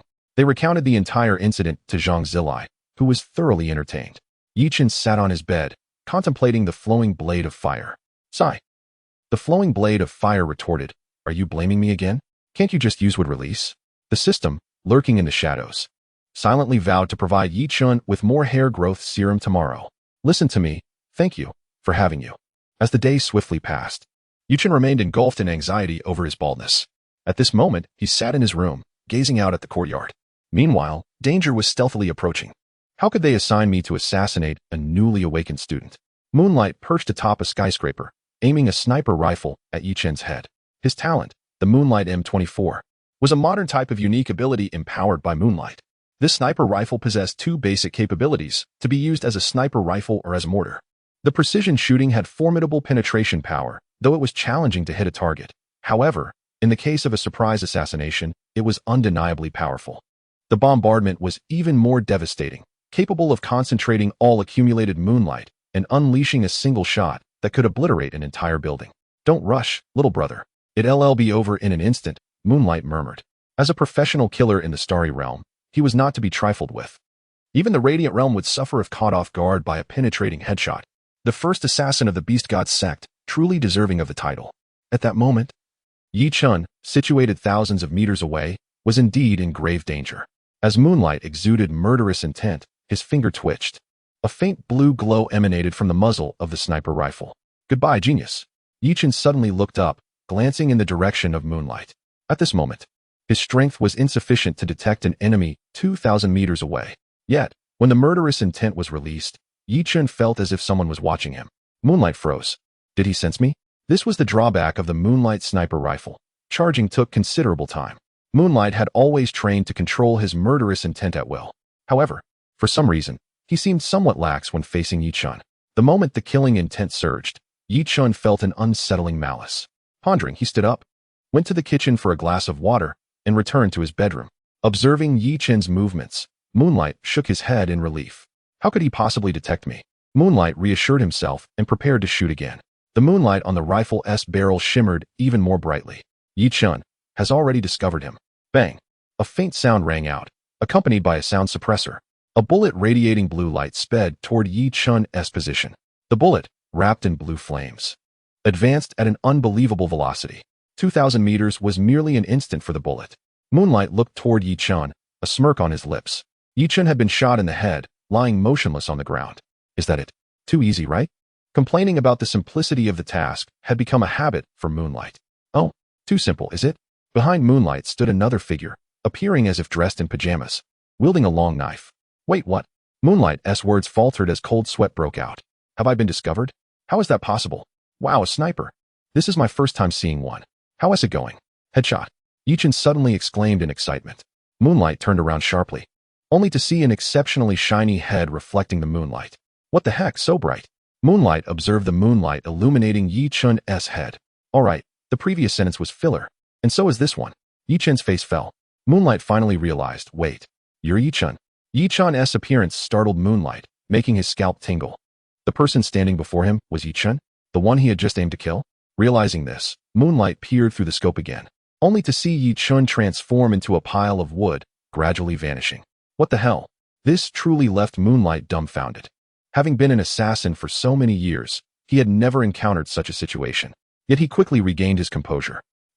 Big brother, is the target dead? When a shadow clone dissipates, it transfers exhaustion, pain, and experience back to the original, but a wood clone does not have this function.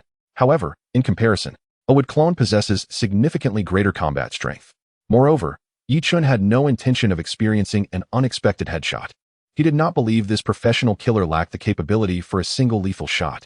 If the sensation of pain were to transfer, even if only for an instant, it would be quite formidable. A headshot, just the term alone was terrifying. I don't know how you found me, but I do admire your ability to create a decoy to distract me when you sense danger. Moonlight slowly stood up, retrieving a straight-edged long knife from his ring. I must say, you're quite clever. But you're also foolish enough to think that finding me means you can survive? Moonlight's smile remained unwavering, even growing more pronounced. Yi Chun shrugged.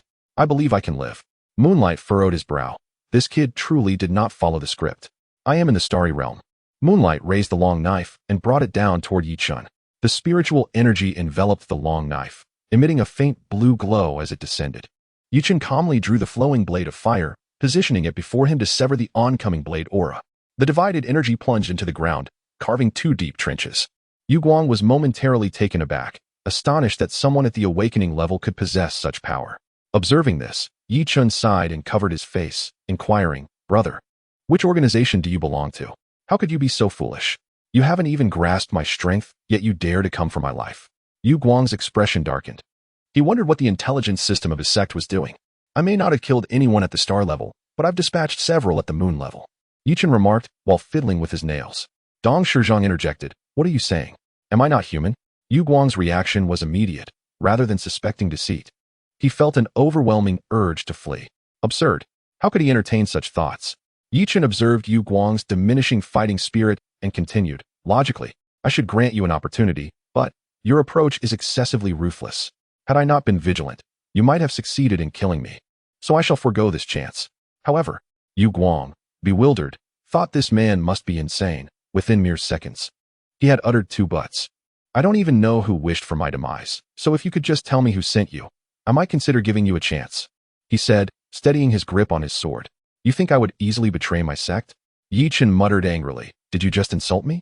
As he murmured the incantation for his initial release, the flowing blade of fire responded instinctively. With a single swing, flames spiraled into a whirlwind. I didn't. Yu Guang's protest was cut short as the flames engulfed him completely. What happened to the promised chance? I said it was my sect, he exclaimed. Is there any other sect aside from the Beast God sect? Though he had jested about offering a chance, he found it intolerable that he had been insulted. This crisis marked the most perilous encounter Chen had faced. Upon returning to his room, he noticed the bullet that had just grazed his head had pierced through the floor, delving deep underground. Chen felt a shiver of fear. This weapon was inherently designed for assassination. He pondered whether he could withstand such a blow if it struck him directly. With a deep sigh, he took out his phone and messaged someone. Master, another incident occurred. We need to replace this glass, and I'm uncertain how to handle the floor. The following day, when a certain someone awoke, he glanced at Chen's message, still unbrushed, and lit a cigarette, lost in thought. Damn it. This kid should be recruited for demolition. It's a waste of talent. Chapter 99. The Beast God sect's plan begins to unfold. Yu Guang's blunder had not yet reached the Beast God sect, which still believed his actions would yield effortless success. The head of the Kyoto branch had prepared everything, waiting for him all night. Why did you stand them up? Chen Nanfeng stood atop a skyscraper, surveying Kyoto with a sense of impending doom. Such beauty was soon to be destroyed, but alas, the swirling wine glass in his hand exuded elegance. As the vice master of the Beast God sect and the only high-ranking member concealed in Kyoto, Chen Nanfeng's approach was notably discreet. Unlike the other two vice masters who reveled in chaos, typically he delegated tasks to his subordinates, believing that if his underlings could accomplish them, there was no need for his direct involvement. Thus, he had rarely revealed himself in public. However, this time, he was fully prepared to annihilate all of Kyoto. Every year, candidates converged upon Kyoto, and this year the heightened tension on the front lines prevented a sage from intervening. Thus, it was the optimal moment for the Beast God sect. There was no alternative. This was the year to obliterate all the prodigies. Chen Nanfeng was filled with conviction, for his innate talent was destined for destruction. Ji Xiaoduo had seamlessly integrated into Yi Chen's life. Each morning, it would feel amiss if she did not come over for breakfast. Yi Chen had grown accustomed to this. But today he would have to adapt to another new development. Fang Qingshan had also become a regular guest for breakfast. Yi Ji's breakfast is truly delectable, Fang Qingshan declared, snatching a bun from Ji Xiaoduo's grasp. Ji Xiaoduo was instantly incensed. Are you out of your mind? There are so many on the table. Why must you steal mine? Zhang Zilai watched the two quietly while holding his beloved egg, reminding himself to collect the meal fees. Originally, it was just him and Yi Chen, but now breakfast expenses had doubled. No worries. Ji Xiaoduo habitually produced a ring from her storage and tossed it to Zhang Zilai. Yi Chen instinctively closed his eyes, fully aware of what would follow. Zhang Zilai, bewildered, remarked, I was merely joking. He tossed back the ring, having previously accepted one from Ji Xiaoduo, feeling it inappropriate to accept another. Come on, why are you being so polite? Ji Xiaoduo insisted, catching the ring again. You're both somewhat looking down on me, Zhang Zilai muttered. Ji Xiaoduo countered. Why would I take back what I've offered? Are you belittling my generosity? After tossing the ring to Zhang Zilai, she turned to Yi Chen. So, what about the proposal I mentioned yesterday? Let's go explore the secret realm. Fang Qishan, engrossed in his meal, perked up at the mention of adventure. Are we seeking peril?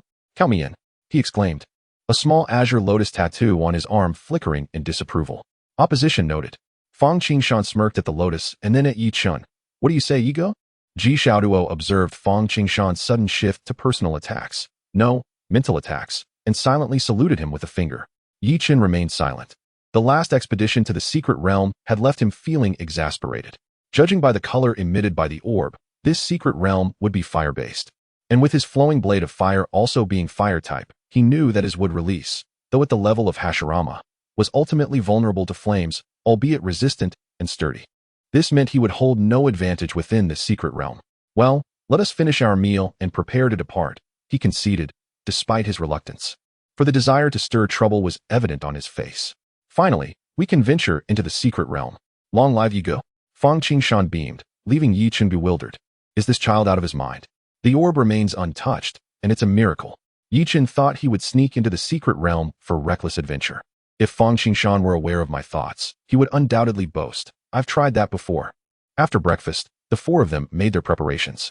Initially, Zhang Zilai had no intention of joining, but Yi Chen suggested that the phoenix, being fire type, might hatch early in this fire-based secret realm or gain superior nourishment to become stronger. Upon hearing this, Zhang Zilai was immediately invigorated. "Have you prepared everything I asked for?" Yi Chen glanced at Ji Xiaoduo. "Of course. 3 spatial rings filled with water, at least 100 tons," Ji Xiaoduo proudly declared, as his numerous spatial rings made storage a trivial matter. The ring in his hand was filled with various items: meat, vegetables, seasonings, beverages, alcohol, clothing, and even a mobile phone. Initially, Ji Xiao's ring was not supposed to hold a phone. However, one fateful night, after witnessing someone hiding within a blue glow, the phone was flung away and crushed, leaving no chance to call for help. Silently, he began to toss several phones into his own ring. Upon hearing Ji Xiao's words, Yi Chen nodded gravely. Within the secret realm, there was a possibility of encountering natives who were formidable in strength, primarily focusing on physical training. Therefore, close combat was ill-advised. Furthermore, he instructed, "Do not stray more than 10 meters from me. Should anything arise, inform me immediately." "Understood, Brother Yi." Ji Xiaoduo and Zhang Zilai responded in unison. Only Zhang Zilai silently nodded, his demeanor increasingly subdued. It was perplexing. Though he was never particularly loquacious, he was not typically this reticent. In fact, he had even been rather sharp-tongued before. Now, however, it was as if he had transformed entirely, exuding the aura of a burgeoning powerhouse. "Let us set forth," Yi Chen declared, retrieving a small red orb. Infusing it with his spiritual energy, a crimson radiance enveloped the four of them. Yi Chen paused, surprised. Was the flame truly crimson? He resolved never to enter a secret realm on a whim again. Chapter 100. The large micro-world secret realm. Much like the previous glacial secret realm, the portal resembled a vortex, suspended in midair, with the crimson orb vanishing from sight. Hidden in the shadows, 2 Haiyue realm protectors safeguarding Fang Qingshan discreetly took out their phones. "Master, the young master is engaging in reckless behavior." "Understood. Keep an eye on him." "Cannot do so." "Why?" "He has entered the secret realm." "Damn it. Unfilial son." The moment the portal opened, Fang Qingshan stepped in decisively, with Yi Chen following closely behind. After all, it was his fault that Fang Qingshan had entered first, who knew what dangers awaited within. The instant Yi Chen crossed the threshold, he was left dumbfounded. What on earth? Yi Chen gasped in astonishment at the bizarre world before him. The clouds above were stained a deep crimson, and a colossal sun cast its glow over the land. "Brother Yi, have we come to the wrong place?" Fang Qingshan swallowed nervously. Before entering the secret realm, they had all prepared lightly, expecting a warm environment. Yet, contrary to their expectations, it was quite cool. Ji Xiaoduo and Zhang Zilai stepped inside, immediately noticing the enormous crimson sun illuminating the sky. Everything felt amiss. Aside from the blood-red sun, the surroundings appeared peculiar as well. Whether it was the sun's rays or some other factor, the entire landscape was tinged in red soil, red trees, red stones, and red rivers. Yi Chen's expression turned grave. "We were mistaken. This world is far more complex than a mere fire element secret realm." As he closed the portal, the orb slightly expanded, revealing a central needle. Yi Chen blinked in disbelief. Was this not akin to the compass in One Piece? How absurdly similar.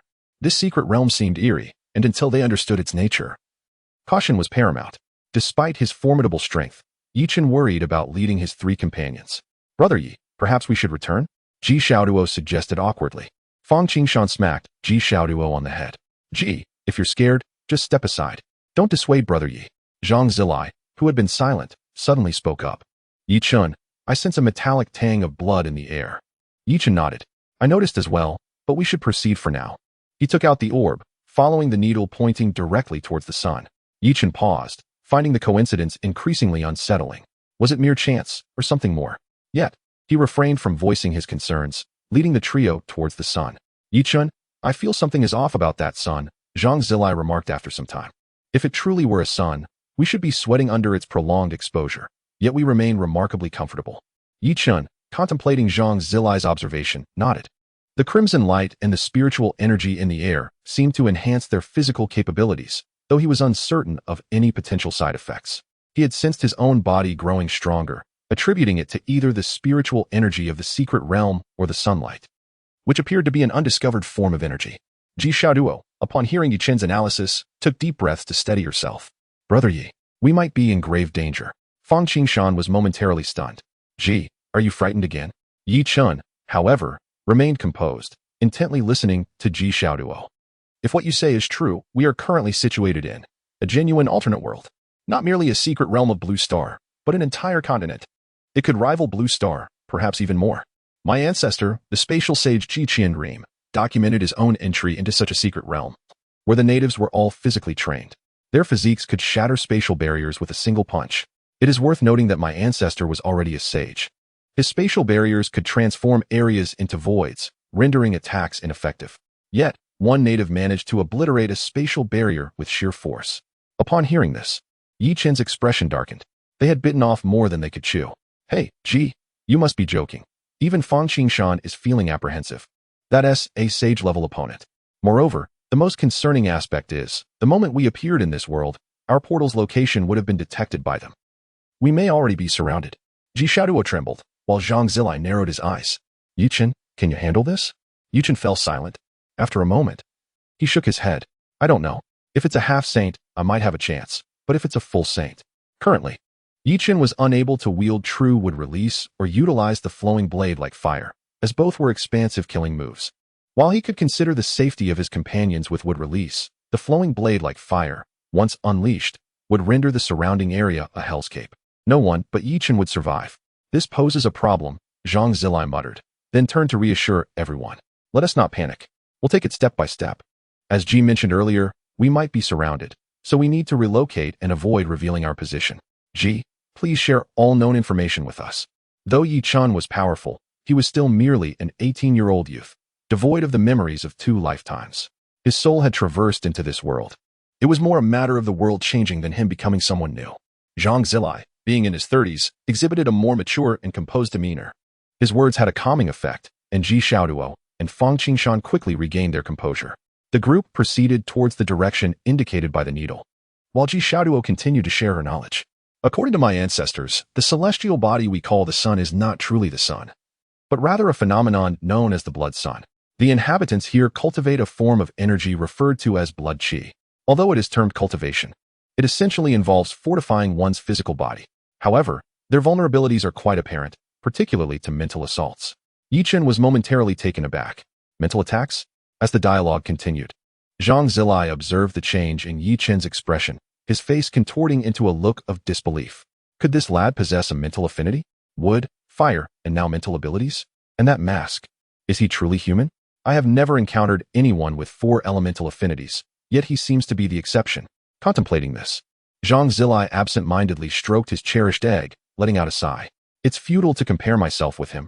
It would only lead to frustration. Yi Chen feigned ignorance of Zhang's reaction. Our current predicament is indeed rather awkward, he mused. His innate talent and spiritual energy made him akin to a mage, highly offensive yet fragile. Facing a horde of physical warriors, any close encounter would spell certain doom. Moreover, the blood sun above is essentially a vast reservoir of water. When it rains in this world, it draws from the blood sun, greatly enhancing physical growth. Suddenly, Ji Xiaoduo interjected, stating that if the mystic realms led them beneath the blood sun, it meant their treasure was indeed the blood sun itself. We should hasten our departure, he concluded. Fang Qingshan, usually confident, felt a twinge of apprehension.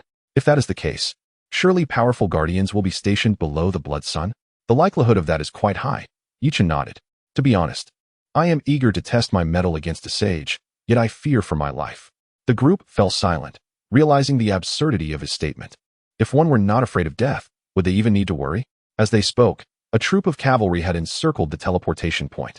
General, we have discovered footprints heading west, one soldier reported. I understand, Blood Butcher replied, glancing at the report. Do not concern yourselves with the king. Our priority is to capture the intruders. All troops, prepare to pursue the enemy. Meanwhile, Yi Chen and his companions pressed onward. Zhang Zilai checked his watch. They had been traveling for nearly 2 hours. Yi Chen acknowledged this. After a breakfast departure at 10 o'clock, it was now noon. Typically, Ji Xiaoduo would already be lamenting hunger, yet he seemed preoccupied. Fang Qingshan, too, felt a pang of regret as tears brimmed in his eyes. If only I had known not to provoke fate. Suddenly, Yi Chen halted, sensing something amiss. Would escape? Would dragon technique? Without hesitation, he formed the necessary seals, summoning a wood dragon that lifted them aloft. We must accelerate. I have felt an unsettling presence since earlier. The wooden dragon surged toward the blood sun. Brother Yi, I believe we should first assess the strength of the natives before deciding to venture toward the blood sun, Ji Xiaoduo suggested. Yi Chen paused, considering this logic. If even a single adversary possessed the strength of a sage, then seeking treasures would be futile. Survival would take precedence. The system's voice rang out. I have granted you the kaleidoscopic Sharingan. Take heed. Should you misuse it and lose your sight, I bear no responsibility. Yi Chen was elated, undeterred by the system's warning. Instantly, he fused with the golden orb. I am a being of advanced celestial physique. My sight will not fail so easily. Whose Sharingan do I possess? Everything is yours but the divine abilities, came the system's reply. What? No divine abilities? Yi Chen's mind faltered. You cannot be serious. Of course. The dual divine abilities are far too powerful to be given so easily, the system retorted. What about the wood escape and flowing blade? All explanations are at my discretion. Goodbye. Yi Chen was left speechless. This entity had eluded him once more. Though he had obtained the kaleidoscope, he was still far from mastering the ultimate Susanoo. Not to mention, the first awakening of Susanoo in the original tale caused immense pain. His physical form must keep pace. Lacking the full capabilities of Susanoo, he could hardly expect to don its armor. Yet, even without divine powers, the Moon Reader would serve him well in this realm. For Ji Xiaoduo had noted that the inhabitants were particularly susceptible to mental attacks. I shall confine them for 24 hours of slicing treatment. I refuse to believe they can withstand it. The system warned, even though you lack divine abilities, the consequences remain. Even with an advanced celestial physique, you will suffer blindness if you overexert yourself. Yi Chen dismissed the system's caution. I believe I am ready to challenge a sage of this realm. A mischievous grin spread across his face. However, he had not considered the limits of his mental prowess when wielding ocular techniques. The wood dragon writhed as it soared. Yet Yi Chen and his companions enjoyed a comfortable ride upon its back, seated on wooden chairs. The wood dragon grumbled. This is the first time I have been treated as a mere mode of transportation. Am I to be used as public transport? As the diligent wood dragon hastened its flight, they underestimated the speed of their foes. Lacking any innate abilities, the enemy could only run, yet they possessed steeds, flying steeds. No less. A sudden rush of wind caught Yi Chen's attention. He turned sharply to see a spear hurtling towards the wood dragon's head. Alarmed, Yi Chen commanded the wood dragon to duck. The spear's velocity rivaled that of a bullet, and Yi Chen's heart raced as it grazed past him, crashing into the ground with a force that created a massive crater. What kind of power is capable of such devastation? Yi Chen pondered, his heart pounding in his chest. If that blow had struck him directly, it would have been fatal. Are you the one who wishes to battle our sage? A mocking voice echoed from above. Yi Chen looked up to see a troop of soldiers on white steeds hovering in the air. The speaker was clearly their leader. Wiping the cold sweat from his brow, Yi Chen sighed in resignation, feigning calmness. You arrived so swiftly that even my bravado was overheard. So today, I shall ensure your demise. The scene was quite surreal, as the sounds of neighing steeds mingled with the eerie silence of the wind. Ha! Young one, did you just declare an intent to kill me? Blood Butcher suddenly chuckled. Since becoming a general of the martial empire, he had never tasted defeat. Not even against the king, who might not even be his match. Now, someone was audaciously claiming they wanted to kill him? Who was Blood Butcher? The foremost among those beneath the Saint realm. The only grand general of the martial empire. An existence at the semi-saint level. I said I would kill you. Now choose, one-on-one or a group fight. Yi Chen narrowed his eyes, pointing at Blood Butcher. Blood Butcher was momentarily stunned, unable to comprehend the meaning behind those words. Did this person not grasp the situation? He was surrounded by hundreds of his men, not to mention 5 who were on the verge of reaching semi-saint status. This insignificant ant, how dare he utter such words? Brother Yi, are we done for? Ji Xiaoduo steadied herself and spoke to Yi Chen. I want to go home. Alian, can you take us home? Before Fang Qingshan could finish speaking, the azure lotus on the back of his hand shone brightly, flickering in and out. Damn it, I'm not a space type, even if I were. How could I bypass the world barrier to take you back to the greater world? You treat me like a talent. You treat me like a deity. From now on, call me Azure Lotus the Great. I refuse to be your talent. Little one, look at those around you. They have already resigned themselves to fate. Do you still wish to feign calm? Blood Butcher remarked with a smile. Although Ji Xiaoduo and Fang Qingshan spoke softly, Blood Butcher, being a semi-saint powerhouse, could easily catch their words. He looked with great interest at the 4 before him, including a creature resembling a dragon. There was a little chubby one, a coward. One who seemed petrified, and one who dared to challenge him to a duel. Yi Chen ignored Ji Xiao duo. Stop the nonsense. Just say it. One-on-one or a group fight. A one-on-one with all of you.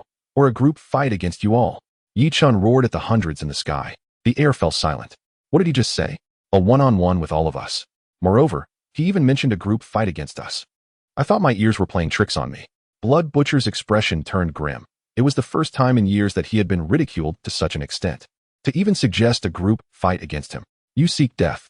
Suppressing his fury, Blood Butcher turned his gaze toward Yi Chen, who, after uttering that line, no longer paid him any mind. Azure Lotus, can you withstand attacks at the saint level? Yi Chen inquired, glancing at Fang Qingshan. He had always been curious about Azure Lotus's defensive capabilities. Upon hearing Yi Chen's words, Azure Lotus shone slightly. Fang Qingshan was taken aback. She had just stated that she could withstand it, but to protect 4 individuals, she could manage at most 30 seconds. Yi Chen's heart leaped with joy at this. No need to protect me, just ensure your own safety. Blood Butcher's complexion shifted from red to green in mere seconds. Those seconds were immensely damaging to him. Xiao Duo, use your spatial power to take them away first, head towards Blood Sun, and I will follow shortly. After Yi Chen finished speaking, Ji Xiao Duo nodded understandingly and activated her spatial power. However, Yi Chen found it puzzling that they did not choose to block the two. Do you believe your companions can escape the Martial Empire's pursuit? Blood Butcher taunted. Yi Chen shook his head. Of course not. This statement left Blood Butcher speechless. But if you all die here, that would be perfect. Yi Chen clasped his hands together, smiling at Blood Butcher. Meanwhile, Ji Xiao Duo noted that a single spatial move could only cover hundreds of meters, which was already her limit. I can use this level of spatial movement for you twice more. Ji Xiao Duo gasped. Upon hearing this, Fang Qingshan immediately suggested. Then let us hide here and watch Brother Yi fight. That works. If Brother Yi dies, we 1T survive either. Fang Qingshan and Ji Xiao Duo chimed in unison. Only Zhang Zilai quietly adjusted his glasses and remarked, if Yi Chen uses that move, we best retreat another 1,000 meters. What? The two exclaimed in unison. I once witnessed the descent of that great Buddha. If what Yi Chen says is true, that move is indeed his, then our current position is absolutely insufficient. Zhang Zilai said calmly. What are we waiting for? Let's go. Ji Xiao Duo pulled Fang Qingshan and Zhang Zilai to utilize spatial movement once more. Little did they know. Every word and action of theirs was keenly observed and heard by Blood Butcher. Yet, he was somewhat skeptical. While he understood these outsiders cultivated a peculiar energy. What power could this weak little fellow before him possibly possess? I am delighted you all will be here for me to pummel, Yi Chen said with a smile. Enough with the chatter. Unleash your techniques. Blood Butcher raised his spear, charging towards the wooden figure Yi Chen stood upon. Watch me kill you with one strike. For a practitioner of physical cultivation, if that strike landed, it would be no trivial matter. Yi Chen's expression turned grave.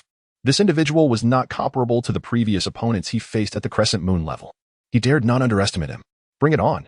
Let me witness the might of a semi-saint. Controlling several arms, he reached out towards Blood Butcher. Seeing this, Blood Butcher felt rather pleased. He thrust his spear into the Buddha's arm, bending his legs slightly, using the arm to leap onto another. The immense force sent the arms Yi Chen controlled crashing down to the ground. Yi Chen smiled wryly. Today he faced a formidable foe. In such situations, an ordinary person would be at a loss for action, yet this adversary charged forward, closing the distance immediately. Sky-breaking strike. Die. The Blood Butcher revealed a sinister visage as he dashed back and forth along the arm of the great Buddha, leaping up to strike Yi Chen with his spear. Yi Chen dared not be careless. Dozens of arms spread out, forming a colossal barrier before him. Upon witnessing this, Senju Hashirama exclaimed in astonishment, Goodness! It can be played like this. The Blood Butcher had already gauged the hardness of the wooden constructs with a casual strike. Knowing his weapon would be more than sufficient to deal with them. Thus, without hesitation, he raised his spear and brought it down. What seemed like flames appeared on the spear, ignited by the friction with the air. Block it for me, Yi Chen shouted. As the spear made contact with the wooden barrier, a resounding shatter echoed. That was the sound of the wood being destroyed, and Yi Chen panicked. If this could not be stopped, he had no other means to defend himself. Given the speed of the destruction, it would only take 3 breaths for the spear to pierce through the wooden barrier. Yi Chen leaped onto the wooden dragon, yet his hands remained motionless. This move is ineffective against you, is it? But what about your subordinates? Truly, the 1,000 hands. Ascend and transform into the Buddha. The Blood Butcher was taken aback. Was Yi Chen actually intending to attack his subordinates? You little rascal, I haven't even chased after your companions, and you wish to harm my men? If Yi Chen had heard this, he might have laughed aloud. Just because you won't pursue my companions doesn't mean I can't harm your subordinates. Having already unleashed his technique, What did it matter to use the transformation into Buddha again?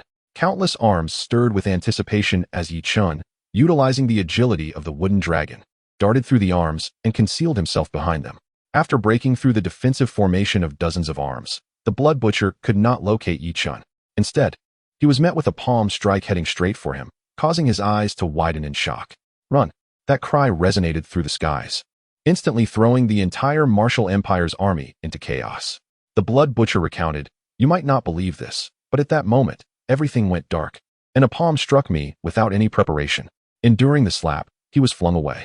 Countless arms descended upon the hundreds of soldiers. Truly, the 1,000 hands? Who says it must be 1,000? 9,999 arms are still 1,000. Moreover, these can regenerate. If I can't crush you, a half-saint, I can certainly crush your subordinates who are below that level. Everyone, don't panic. Form ranks. The general will return shortly. We will withstand this attack." One of the vice-generals at the solar realm urged hastily.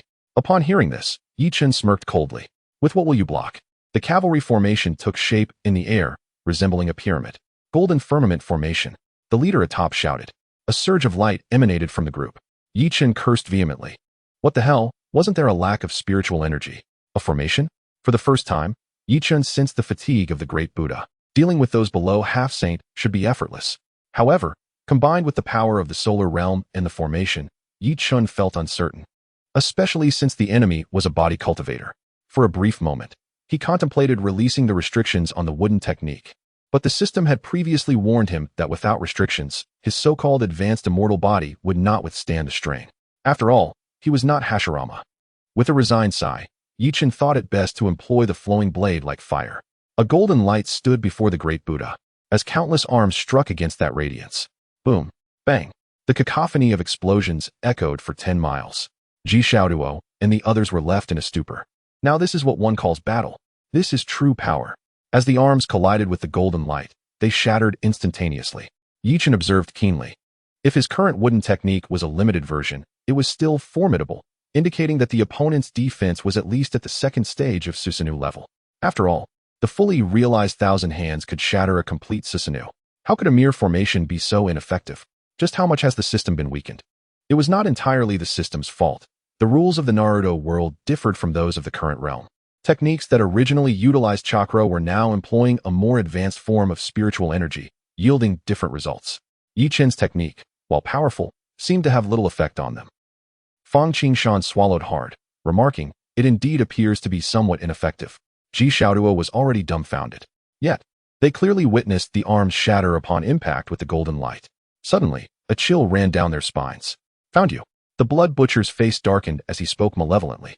Fang Qingshan gasped in shock, as the light of the green lotus enveloped the three of them instantly.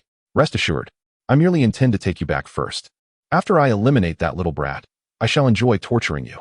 The trio felt the overwhelming killing intent and pressure from the blood butcher, causing them to collapse to the ground, completely devoid of the ability to resist. After all, 3 mere awakened realm individuals faced off against a half-saint. "You little beast. Stop at once. What do you see here?" The blood butcher brandished a green orb. Susanoo and the others exchanged awkward glances with Chen. Chen felt somewhat exasperated. What a bunch of incompetent teammates. "Thankfully, you are all male. Otherwise, one might label you a trash female lead. And off you go. P.S. Once the great Buddha is unsealed, you will witness the colossal figure donning the armor of Susanoo, along with the 4 divine being certification that hasn't been updated yet. I'll add that tomorrow, as I'm utterly drained. My hands feel like they're about to give out. Nonetheless, I must still ask for gifts. How about some small offerings?" Chapter 104. I will defeat you within 2 moves. "Big guy, do you think that by capturing him, you can threaten me?" Chen's eyes shifted, and he suddenly spoke. The blood butcher paused momentarily, finding this unexpected. "All right, you've succeeded. What do you want?" Chen abruptly dropped his hands. The blood butcher was again taken aback, thinking to himself, this kid must have a screw loose. After enduring numerous battles, the blood butcher was at a loss for how to engage with this young man. "How about this? I will withdraw the great Buddha beneath my feet, and we shall duel one-on-one, without interference from either side's subordinates. How does that sound?" Chen's proposition left the blood butcher stunned. Was this kid serious? Chen's expression was calm, devoid of any jest. The blood butcher's demeanor softened. Judging by Chen's earlier performance, had his subordinates not possessed knowledge of formations, That last attack could have easily resulted in their demise multiple times. Meanwhile, the arms of the great Buddha began to regenerate once more. The Blood Butcher was unsure how many times Yi Chen could employ this technique, but he recognized that his subordinates would not withstand a second round. Although a half-saint was not a full saint, it represented a qualitative change. All right, let us duel. Yi Chen's eyes narrowed slightly. Then you must release them. No way, you must disperse that thing first. The Blood Butcher replied without hesitation. That thing is utterly disgusting. While it may not be highly damaging to me as a half-saint, imagine being struck unexpectedly. The humiliation is unbearable. Yi Chen sighed. Fine, I will release it. But at the same time, you must throw them over to me. No problem, the Blood Butcher smirked. You asked me to throw them. You never specified how much force to use. Yi Chen let go of his hands, causing the great Buddha to tremble slightly, accompanied by a tremendous quake beneath. The 2,000-meter-tall great Buddha gradually sank into the ground, vanishing from sight. Although they had just witnessed its emergence, the sight of it disappearing was still shocking. Such a diminutive form could conjure something of this magnitude. Yi Chen felt helpless. This was the first time the true Thousand Hands had retreated without claiming a life. He needed to ascend to the starry realm swiftly, then unseal the wooden technique to unleash a genuinely formidable Thousand Hands. The Blood Butcher was elated to see Yi Chen truly retract the great Buddha, grasping the azure orb that enveloped Ji Xiaoduo and the other two with a single hand. He hurled it into the sky. With a swift leap, he propelled himself forward, the azure orb hurtling towards Yi Chen at an accelerated pace. Qing Lian exclaimed, "What the hell?" Meanwhile, the trio within the orb remained unscathed, albeit shaken. Yi Chen, witnessing this, felt elated and promptly clapped his hands together. Wood release, wooden man technique. An arm emerged from the earth, firmly catching the azure sphere. Yi Chen exhaled in relief. Qing Lian, you must ensure you can withstand the attacks from the Holy Realm, for if you cannot, the three of you will be lost. The wooden figure placed the azure orb beside Yi Chen, who sighed gently. Upon hearing this, Qing Lian's aura intensified, transforming the originally translucent orb into an opaque azure barrier. Yi Chen, reassured by this, dispelled the wooden man technique and turned his gaze towards Shui Tuesday. Are you prepared to face annihilation? Shui Tu sensed impending doom as Yi Chen's expression grew serious. Could this boy possess a hidden card? It seemed impossible. A diminutive ant wielding the power of a great Buddha was already astonishing. Yi Chen extended his arm, grasping the void, and a long blade materialized. Flowing blade like fire, he murmured. The blade quivered slightly, having sensed Yi Chen's resolve. Oh, you no longer intend to engage me with that peculiar wooden contraption? Care to test your swordsmanship against mine? Shui Tu chuckled at the sight of Yi Chen's long knife. As a general of the martial empire, he was proficient with countless weapons. Using a gun was merely a means to effortlessly eliminate enemy commanders. But a sword was Shui Tu's true forte. He bellowed to the troops above, "Toss me my saber." A massive tiger-headed knife descended from the heavens. Shui Tu caught the formidable blade, weighing several thousand pounds and of exceptional quality. Even after countless battles, it bore not a single nick. He hoisted the tiger hunter knife onto his shoulder, teasing Yi Chen. "Boy, this is what a knife looks like. Do you comprehend?" Yi Chen smiled faintly, amused by the mockery. "What do you think?" As if in response, flames erupted from the flowing blade like fire. "I understand now. Let's obliterate them." Yi Chen's smile broadened. All things are reduced to ashes. He took 2 steps towards Shui Tu, reciting the incantation to initiate his technique, activating the power of the void. A mask, wider than that of his roommate who had been cold for 3 days, appeared upon his visage, his eyes radiating murderous intent. Flowing blade like fire. Shui Tu furrowed his brow, perplexed by Yi Chen's mutterings. What was this mask? Why did his gaze shift? The long knife inexplicably exuded flames, prompting Shui Tu to feel a sense of unease. These outsiders truly possessed an array of astonishing techniques. Fire burns city walls. Yi Chen suddenly raised his head, drawing the flowing blade like fire, slashing forth and returning it to its sheath. A fiery shadow surged towards Shui Tu, transforming into a flaming cage that ensnared him. It resembled a fireball. Shui Tu froze, cursing, "What the hell do you call this? Who has a knife that can unleash flames?" As he focused on the flames enveloping him, he realized they reached 6,000 degrees. Yi Chen observed with satisfaction as he unleashed the fire-burn city walls technique, far superior to its previous application. At such temperatures, any ordinary individual would be instantly reduced to ashes. Yet, astonishingly, Shui Tu remained unscathed, even amidst the searing heat. Intriguing, this temperature rivaled that within the blood sun. Shui Tu's interest piqued. This intensity, rather than threatening his life, might merely serve to enhance his physique. He stepped boldly into the flames, emerging unscathed. Not bad, but it's lacking.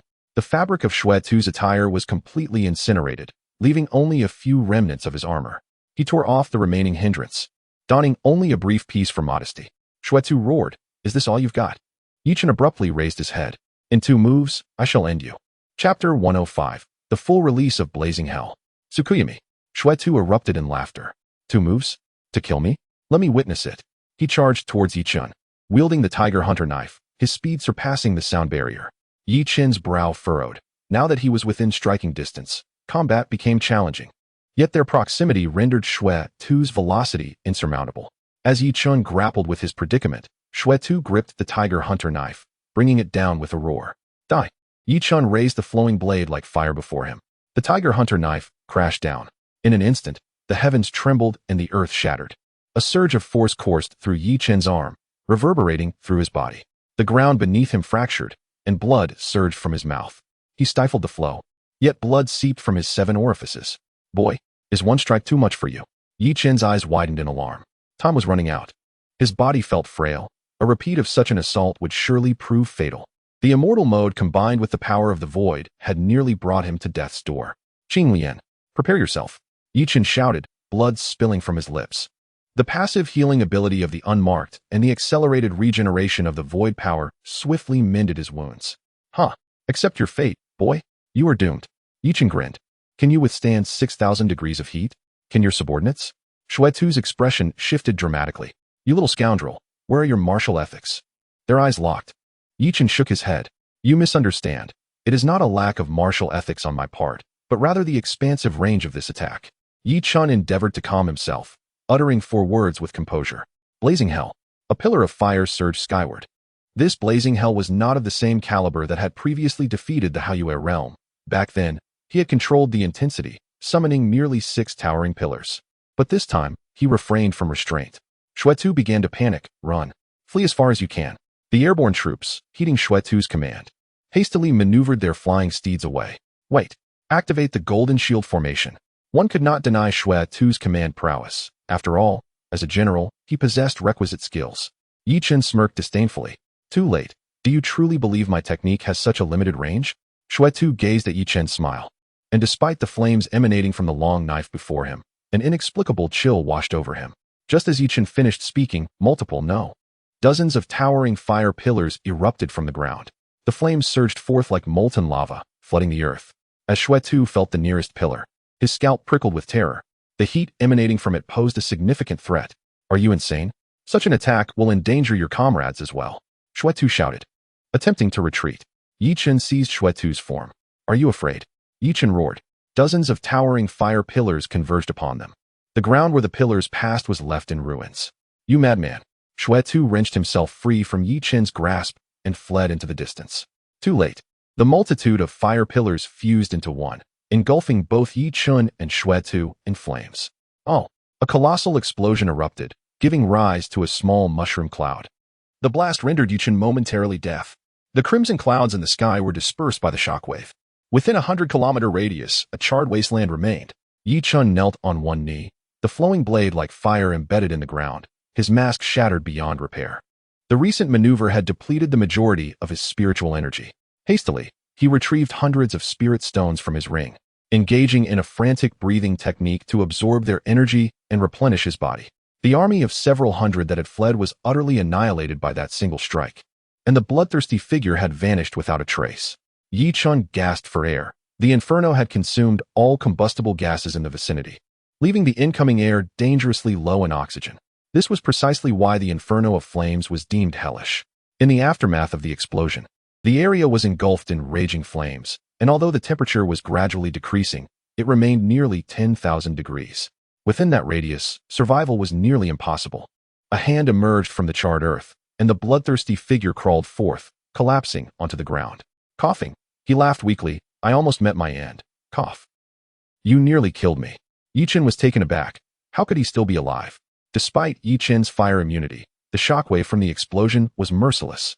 That very force had nearly obliterated him, and now he was struggling to breathe in the oxygen-deprived air. The bloodthirsty figure slowly rose, limping toward Chen. Do you have any other tricks? Otherwise, I shall send you to meet my hundreds of brothers. Chen, propping himself up with his blade like fire, fixed his gaze on his adversary. Do not push me. The bloodthirsty figure chuckled, the laughter growing increasingly derisive. You possess stronger techniques? Do you think I would believe that? Chen assessed the residual spiritual energy within himself. The energy from his celestial form was nearly depleted. The power of the void was almost exhausted, and his spiritual energy was down to 2 layers. However, the recovery speed was relatively swift. If he could buy some time, he might still be able to fight. Although his opponent was gravely injured, he was a body cultivator. Allowing him to close the distance could result in a fatal blow. Taking a deep breath, Chen silently activated the system interface to remove the limitations on would release. Oh, my foolish host, are you certain? Once lifted, every ninjutsu will become a monumental burden for you, the system cautioned. Nonsense. I am on the brink of death. If I do not lift it, I will perish. Chen retorted. Is your Sharingan merely for decoration? The system's voice echoed with a hint of disdain. Chen was taken aback, gasping as he stared at the bloodthirsty figure before him. Heavens, are you the protagonist? Do you possess a built-in intelligence-reducing aura? How could I have forgotten to use my Sharingan? The system quietly pulled out a notebook and recorded Chen's intelligence as -1. Chen concentrated, feeling a peculiar sensation in his eyes. The master of forbidden techniques had once stated that the Sharingan was a mutation caused by stimulating brain nerves. Indeed, he was correct. Suddenly, he opened his eyes, revealing crimson irises encircled by black tomo. The bloodthirsty figure halted in his tracks upon witnessing those eyes. Chen smiled faintly. Now we are truly eye to eye. His pupils shifted, forming the shape of shurikens. Tsukuyami. Later, 2 more chapters would unfold, unveiling the true worldview. This was merely a planet experiencing spiritual energy revival, insignificant compared to the real world, akin to ants. Chapter 106. A blade that breaks the wind. The bloodthirsty figure limped closer to Chen, his smile transforming into a menacing grimace. He had come with an elite force to besiege, only to be slaughtered by this lad in a single move. This grudge must be avenged. As Chen stood before him, the bloodthirsty figure suddenly found himself in a strange space, bound to a cross. Stunned, he struggled to comprehend the abrupt change. Oh, is that not the great general? What a transformation in just a few seconds. Chen emerged, a bemused smile on his face. The bloodthirsty figure, engulfed in rage, thrashed against his restraints. You little brat. Release me. You will pay for this. His eyes were ablaze with fury and hatred. Chen raised an eyebrow. I fear you may not fully grasp your predicament. The bloodthirsty figure was bewildered. Why was he bound by such flimsy restraints? A thin rope and a piece of wood that seemed as if it could crumble with a touch. How could he not break free? Where's this place? Why have you brought me here? After a moment of struggle, he calmed down, fixing his gaze on Chen. Chen shrugged. Why should I tell you? Do you think I am the one to explain the full extent of my abilities? He drew forth a rusted dagger and approached the bloodthirsty figure. Do you think this can pierce you? Chen asked with a grin. Though the bloodthirsty figure was unsure why he could not escape, he had unwavering confidence in his physical form. With that broken dagger? Chen brandished the dagger. You wouldn't understand. 1 cut breaks the wind, 2 cuts reveal the ancestors. Have you never heard of it? Just as the bloodthirsty figure opened his mouth to respond, Chen plunged the dagger into his heart. The bloodthirsty figure convulsed, staring in disbelief at the dagger lodged in his chest. How is this possible? Even in death, he could not fathom how that dagger had penetrated his seemingly indestructible body. The scene shifted, and the bloodthirsty figure awoke, witnessing Chen repeating his previous actions and words. 1 cut breaks the wind, 2 cuts reveal the ancestors. Another dagger pierced through him. The bloodthirsty figure was bewildered. Had this moment occurred before? Was he trapped in a time loop? He shook his head violently, regaining consciousness once more. Chen repeated the familiar phrase, 1 cut breaks the wind, 2 cuts reveal the ancestors. The bloodthirsty figure was bewildered. This was the 3rd instance, until it had passed in 1 times. Outside the Tsukuyami space, Chen finally sighed in relief as he sensed the spiritual energy around him and located the 3 individuals protected by Qinglian. He felt a sense of calm wash over him. They had survived the ordeal. However, he did not immediately instruct Qinglian to drop the defense, for the external temperature still reached several thousand degrees. If the barrier fell now, the 3 would perish instantly. After ensuring the safety of the 3, Chen approached the unconscious bloodthirsty figure. TSK, a half-saint cannot withstand a mere gaze. I am invincible. Yet, despite his words, Chen remained humble. In this world, everyone practiced martial arts, and the realm of spirit and illusion was relatively unexplored. It was not uncommon for one to fall prey to such tricks and be driven mad by Tsukuyami. Just as Chen prepared to deliver a fatal blow to the bloodthirsty figure, The latter suddenly opened his eyes. Chen was startled and swiftly stepped back. The bloodthirsty figure rose, flailing his arms and shouting, "One cut breaks the wind. 2 cuts reveal the ancestors." Ha ha. 1 cut breaks the wind. 2 cuts reveal the ancestors. Reveal the ancestors. Ha ha. Chen was momentarily stunned. Good heavens, this poor wretch has gone mad. Was it merely the act of stabbing you in that space? Wait, let me count how many cuts. The Tsukuyami space lasts 24 hours. With 3,600 seconds in an hour. Each time I spoke and stabbed, it took about 15 seconds. Chen sighed deeply. Counting was exhausting. And he had no desire to continue. With a swift motion, he plunged his blade through the bloodthirsty figure's eye. This cannot be blamed on me. Your body is too strong. This is the most straightforward approach. Wouldn't you agree, One-Eyed Dragon? Chen nodded. Yes, I know you won't hold it against me. Rest in peace. Within the azure sphere of light, Qinglian had reinforced the barrier, effectively isolating everything inside from the outside world. Thus, Susanoo and the others remained anxiously concerned for Chen's well-being, as the azure sphere began to fade, revealing a translucent shield once more. Susanoo immediately spotted Chen standing beside her. Only Etching was seen, completely unclothed, his body devoid of any hair. A sight that could only be described as remarkably rejuvenated. Splendid. The blade danced like fire, truly eternal. This time, he was genuinely hairless. Fortunately, Etching had donned his undergarments. Otherwise, he would have had to contemplate eliminating witnesses like the ruthless Blood Butcher. Blood Butcher. Was my demise really due to this? Ji Xiaoduo's voice jolted Zhang Zilai and Fang Qingshan from their astonishment. Brother Yi, is this a bit too excessive? Fang Qingshan pointed at the scorched earth. Speaking of which, Fang Qingshan suddenly recalled something. This charred ground resembled that of the Yin family's beast arena. What the heck? Even Zhang Zilai shot Etching a meaningful glance once more. Just how formidable is this fellow? Etching, indifferent to their flattery, kicked the azure orb away.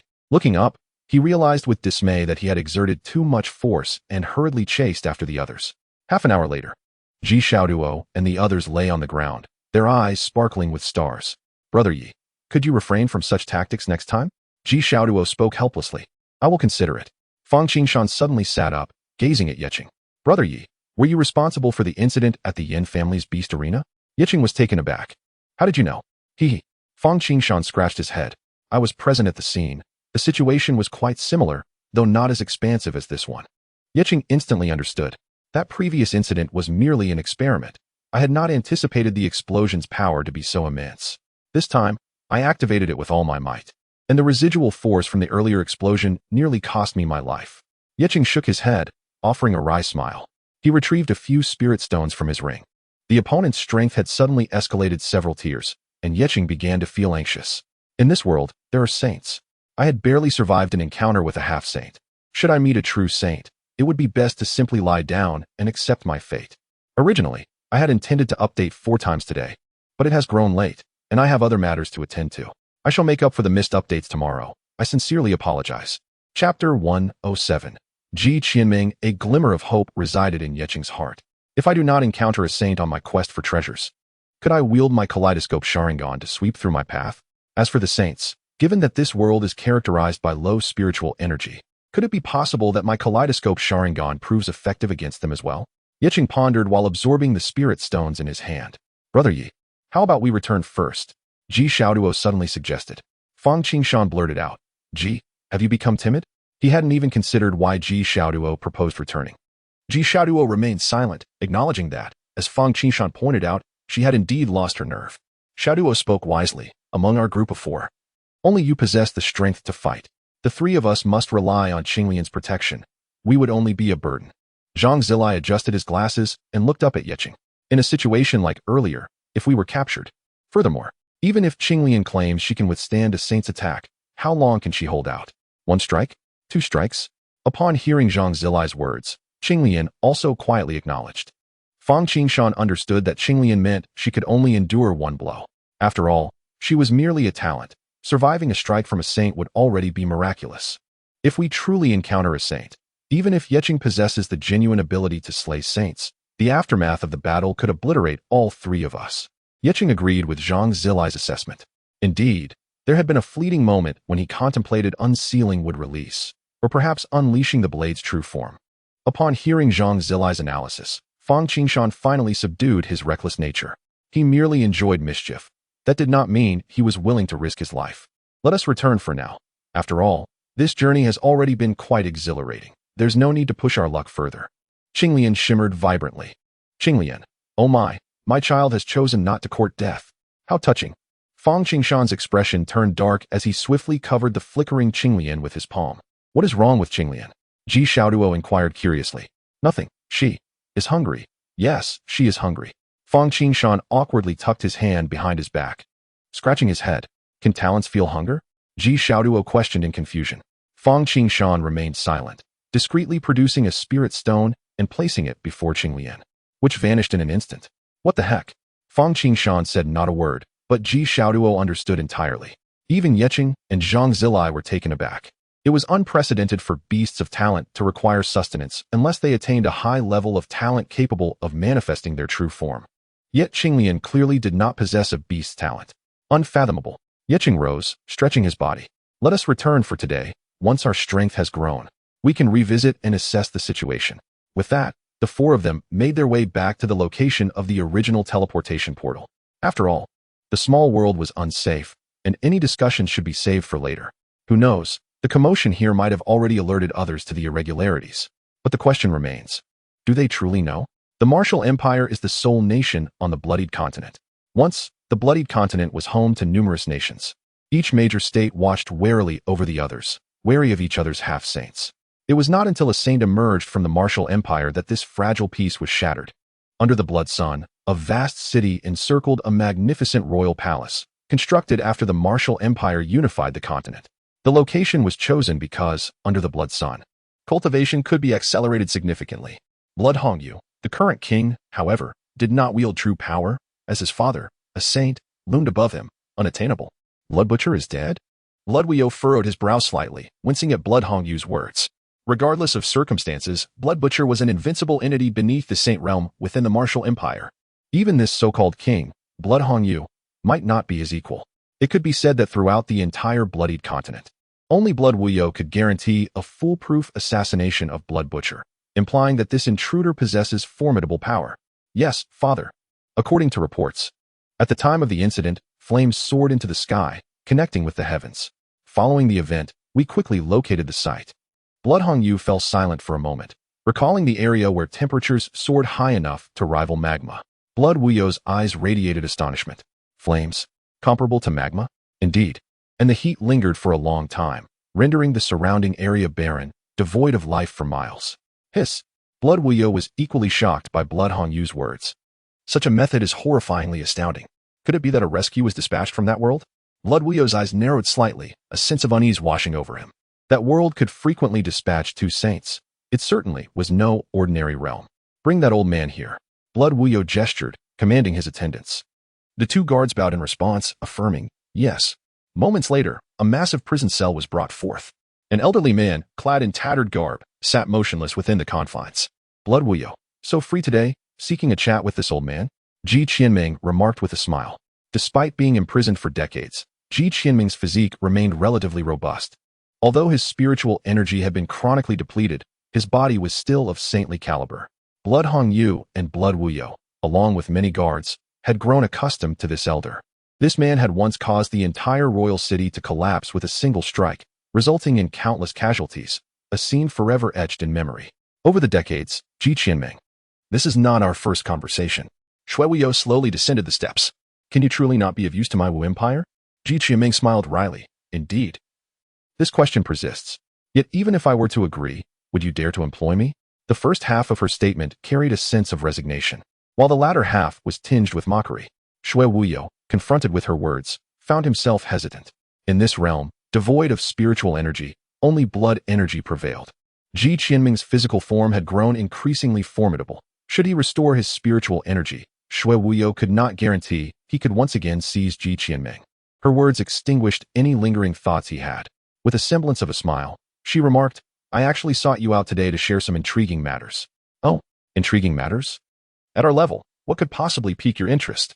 Are you on the verge of becoming a demigod? Ji Qianming inquired, her curiosity evident. They conversed as if they were dear friends. Chapter 108. Yi Chen's decision to stay and cause trouble. In your world, are there any formidable beings wielding fire abilities? Shui Wuyo, disinterested in further pleasantries, got straight to the point. Oh. Upon hearing this, Ji Qianming's eyes sparkled with interest. Are you frightened? Shui Wuyo, expecting something profound, was taken aback by her response. How stubborn you are? He sighed, shaking his head. Is that not the case? Otherwise, why would you bring me here to inquire about it? Perhaps the crisis in our world has passed, and now you've sent an advance force? Ji Qianming's eyes crinkled with a smile. Shui Wuyo fell silent. Just as Ji Qianming had stated, he was indeed somewhat apprehensive. He had witnessed the peculiar methods of the spatial sage firsthand. The first encounter had allowed him to escape. Had it not been for the second time when that old fool chose to protect his companions, he would have had time to withdraw. And what of the flame sage? Would their offensive capabilities be so terrifying as to astound? A fire explosion spanning several kilometers had created a zone of living death. And even now, the heat lingered. If such a sage exists, might there not be others? Earth? Metal? The thought left Shui Wuyo in trepidation. Blood energy is indeed an astonishing cultivation method, Ji Qianming began. Yet talent is far more enigmatic and variable, is it not? Shui Wuyo. Shui Wuyo's complexion turned pale, just as Ji Qianming had described. His physical prowess was formidable, making it difficult for him to be vanquished, yet he lacked long-range offensive capabilities. Kai Huang interjected. What are you saying? I concede that your talent is impressive, but should we strike you with a close-range blow, you will undoubtedly be shattered. Shui Wuyo's eyes gleamed with murderous intent. Ji Qianming, undeterred, raised her gaze fiercely towards Shui Wuyo. Do you think talent is limited to elemental powers? Ji Qianming chuckled, her eyes glinting with mischief, further irritating Shui Wuyo. With a grand gesture, he bellowed, take him away. Beside them, Shui Hongyu listened intently, silent. Father. This old fool has remained silent for years, perhaps. Shui Hongyu made a slashing motion across his throat. Shui Wuyo glared at him, shaking his head. His son was competent in many ways, yet his intellect often fell short. Ji Qianming, as a sage capable of ensuring the safe escape of her subordinates, indicated that her world's inhabitants were likely quite united. If they were to invade, Ji Qianming would undoubtedly serve as a valuable shield. Though Shui Wuyo had contemplated killing Ji Qianming before, he restrained himself regarding the unknown world beyond. Shui Hongyu, partially understanding, nodded. So that is it, father. You possess great insight. Meanwhile, Ji Qianming, back in her dungeon, fell into deep contemplation. The Flame family's sage had perished long ago. Could a new sage have emerged from the Flame family? The crisis facing humanity must not yet be resolved. I wonder how my comrades are faring. Alas. Trapped here, I feel unworthy of my comrades. Ji Qianming sighed heavily. Had I not insisted on re-entering this small world, many powerful beings would not have perished. I would not have been confined for decades. If humanity had one more sage, it would surely be easier. With such thoughts, Ji Qianming slowly drifted into slumber. At the moment she closed her eyes, Ji Xiaoduo seemed to sense something, glancing towards the distant blood sunday. As if something were pulling at him. Yet it was merely a fleeting moment, and Ji Xiaoduo paid it no mind. Chen effortlessly eliminated the few sentinels stationed near the teleportation portal. For him, it was an exceedingly easy task. Standing before the portal, Chen suddenly halted. You all should return. What do you mean? Chen, are you not planning to leave? Zhang Zilai instantly reacted. Yes, I intend to stay and observe. I have a strong feeling that the blood sun holds significant importance for me. Chen turned to gaze at the unmoving blood sunday brother Yi. Perhaps we should go back first? We can discuss this later. Yes. Brother Yi, as long as we have the mountains, we need not worry about firewood. There is a sage here. Ji Xiaoduo quickly grasped Chen's arm. Why are you all being so sentimental? I feel a bit nauseated. I am not going to my death. Do not underestimate me. Even if a sage came, I could still fight. If not, I can certainly escape. Chen shrugged off Ji Xiaoduo's grip and made a resolute decision. You all return first. I will stir things up. And I will definitely be back before the college entrance examination. Brother Yi, will you not reconsider? Ji Xiaoduo implored once more. You're being too indecisive. Just go back. I am fine. I have plenty of means to ensure my safety. Chen playfully chided, pushing Ji Xiaoduo into the portal. Fang Qingshan and Zhang Zilai followed suit, entering quietly. Brother Yi, stay safe. Your safety is paramount. Zhang Zilai could not help but remind him. Chen nodded, watching as they departed, then grasped the bead of the secret realm key in his hand. This bead symbolizes the blood sun in the sky, does it not? Chen murmured, advancing towards the direction of the blood sun. Father, the teleportation portal has reopened. It seems the other party is left. Shui Hongyu reported to Shui Wuyo upon receiving word of the portal's activation. Left? Shui Wuyo furrowed his brow. He had anticipated that if the other party were a sage who had slain a demigod, they would continue towards him. Yet now, they had returned? Continue to monitor their movements. I fear they may have simply sent back the injured. Shui Wuyo succinctly grasped the crux of the matter. Indeed, while not the injured, Chen had merely sent a few individuals back. Meanwhile, stationed outside Chen's villa, the two bodyguards protecting Fang Qingshan quietly took out their phones. Master. The young master has emerged. From his appearance, he seems uninjured. However, 4 entered, and only 3 came out. What? One has died? Is Qishan all right? She appears to be fine. At least from the outside, she seems unharmed. The bodyguard reiterated, reassuringly. Fang Zhengguo finally breathed a sigh of relief. Who was the one who did not come out? It was Chen. Chen? Fang Zhengguo was taken aback. That lad was supposed to be quite powerful. Was he not? The subordinate was unsure. No worries, you just continue to protect the blue robe, and for everyone else, if they can be protected, let them be. If not, focus on safeguarding the blue robe. Indeed. Chapter 109. The mercenary group that hunts blood beasts. Chen casually donned the enemy's phosphorescent armor and strode towards Blood Sun, refraining from summoning the wooden dragon, as his spiritual power had yet to be fully replenished. In this world, spiritual energy was nearly non-existent, with only a minuscule amount available, making storage a moot point and absorption a challenge. Thus, Chen could only extract a spiritual stone from his ring, gradually recovering through the absorption of the breath technique of transformation. Chen had committed a grave error. He hadn't taken any of Ji Xiaodui's rings, which could have contained water, clothes, and food. Only the spiritual stones from his own ring remained. Now, Chen was genuinely famished, hunger gnawing at him. Wasn't it said that cultivating immortality would prevent hunger? Chen silently lamented. The system couldn't help but interject, of course. You're cultivating spiritual power, not immortality. Hey, I'm hungry. A friendly reminder. Turn right and run for 3 minutes ahead. And you may resolve your hunger issue. The system, ever beautiful and kind-hearted, was indeed charming. Without hesitation, Chen's eyes gleamed with crimson light as he dashed towards the direction indicated by the system, his mind fixated on a singular thought. I want food. But the next moment, Chen realized he had been misled by the system. Indeed, there was food here, following the system's guidance. He sprinted at full speed through a thicket, his eyes sparkling at the sight of food. However, what came into view was a group of burly men, brandishing long knives, their gaze fixed intently on Chen. Who goes there? State your name. Chen froze. System, is this what you meant by food? Did you want me to eat people? Eat, you foolish human. Don't they carry food? Chen suddenly understood, surveying his surroundings and carefully assessing their attire. He spoke. I am a warrior under the command of General Shui Tu of the Martial Empire, named Shui Chen. I lost my way in this desolate wilderness due to an unfortunate incident. He tossed a waist token towards them, which was received with a nod of recognition. Indeed, he was one of General Shui Tu's men. The group collectively sighed in relief. Chen was astonished by his own cleverness. Earlier, he had appropriated their scales, weapons, and tokens with ease. Just then, a rumbling sound emanated from Chen's stomach, creating an exceedingly awkward atmosphere. Haha, brother Shui Chen, if you don't mind. Shall we share a meal? The leader laughed heartily, tossing the waist token back to Chen.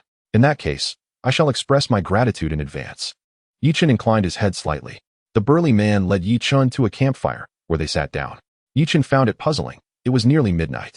Although the brightness of Blood Sun had dimmed, it had not shifted. Did these men not fear attracting beasts by lighting a fire in such a night? Yet, Chen refrained from voicing these thoughts, as he didn't want to expose his lack of experience. From the burly man, he learned his name, Shui Qing, and no, it wasn't he the serum for snake venom. He was the leader of a mercenary group, surviving by hunting blood beasts. He had aspired to join the army since childhood, but due to unfortunate circumstances, he could not. Upon hearing that Chen was under General Shui Tu of the Martial Empire, his favor towards Chen skyrocketed. Brother Shui Qing, you're quite lucky. I've wandered for so long without encountering a single blood beast. Chen accepted a piece of translucent roasted meat handed to him by Shui Qing and began to devour it. Alas, there used to be plenty of blood beasts here. Shui Qing lamented, gazing at the meat in hand. A few hours ago, a flame erupted from that direction, followed by an explosion that scared off all the blood beasts. Shui Qing pointed towards the direction Chen had come from. Chen was taken aback. What a revelation. Not only had he not been killed by his own attack, but he had also nearly starved because of it. He vented his frustrations by continuing to eat the meat. Shui Qing noticed Chen's distress. Brother Shui Chen, do you know something? Chen hesitated, his face contorted in conflict. Alas, this is something I shouldn't share with others. Why do you say that? Brother Chen? General Shui too has perished. He died in the fire you mentioned, and my comrades, some perished, while others fled. A sorrowful expression surfaced on Yi Chen's face. Shui was taken aback. What? General Shui too is dead. Shoo. Yi Chen quickly covered Shui mouth, signaling for silence. Shui nodded. I need to return to see the king. But I have no food. Yi Chen whispered. Shui instantly understood, thumping his chest as he declared, Is it just food? Leave it to me. I'll have my men pack some provisions for you to take on your journey. Really?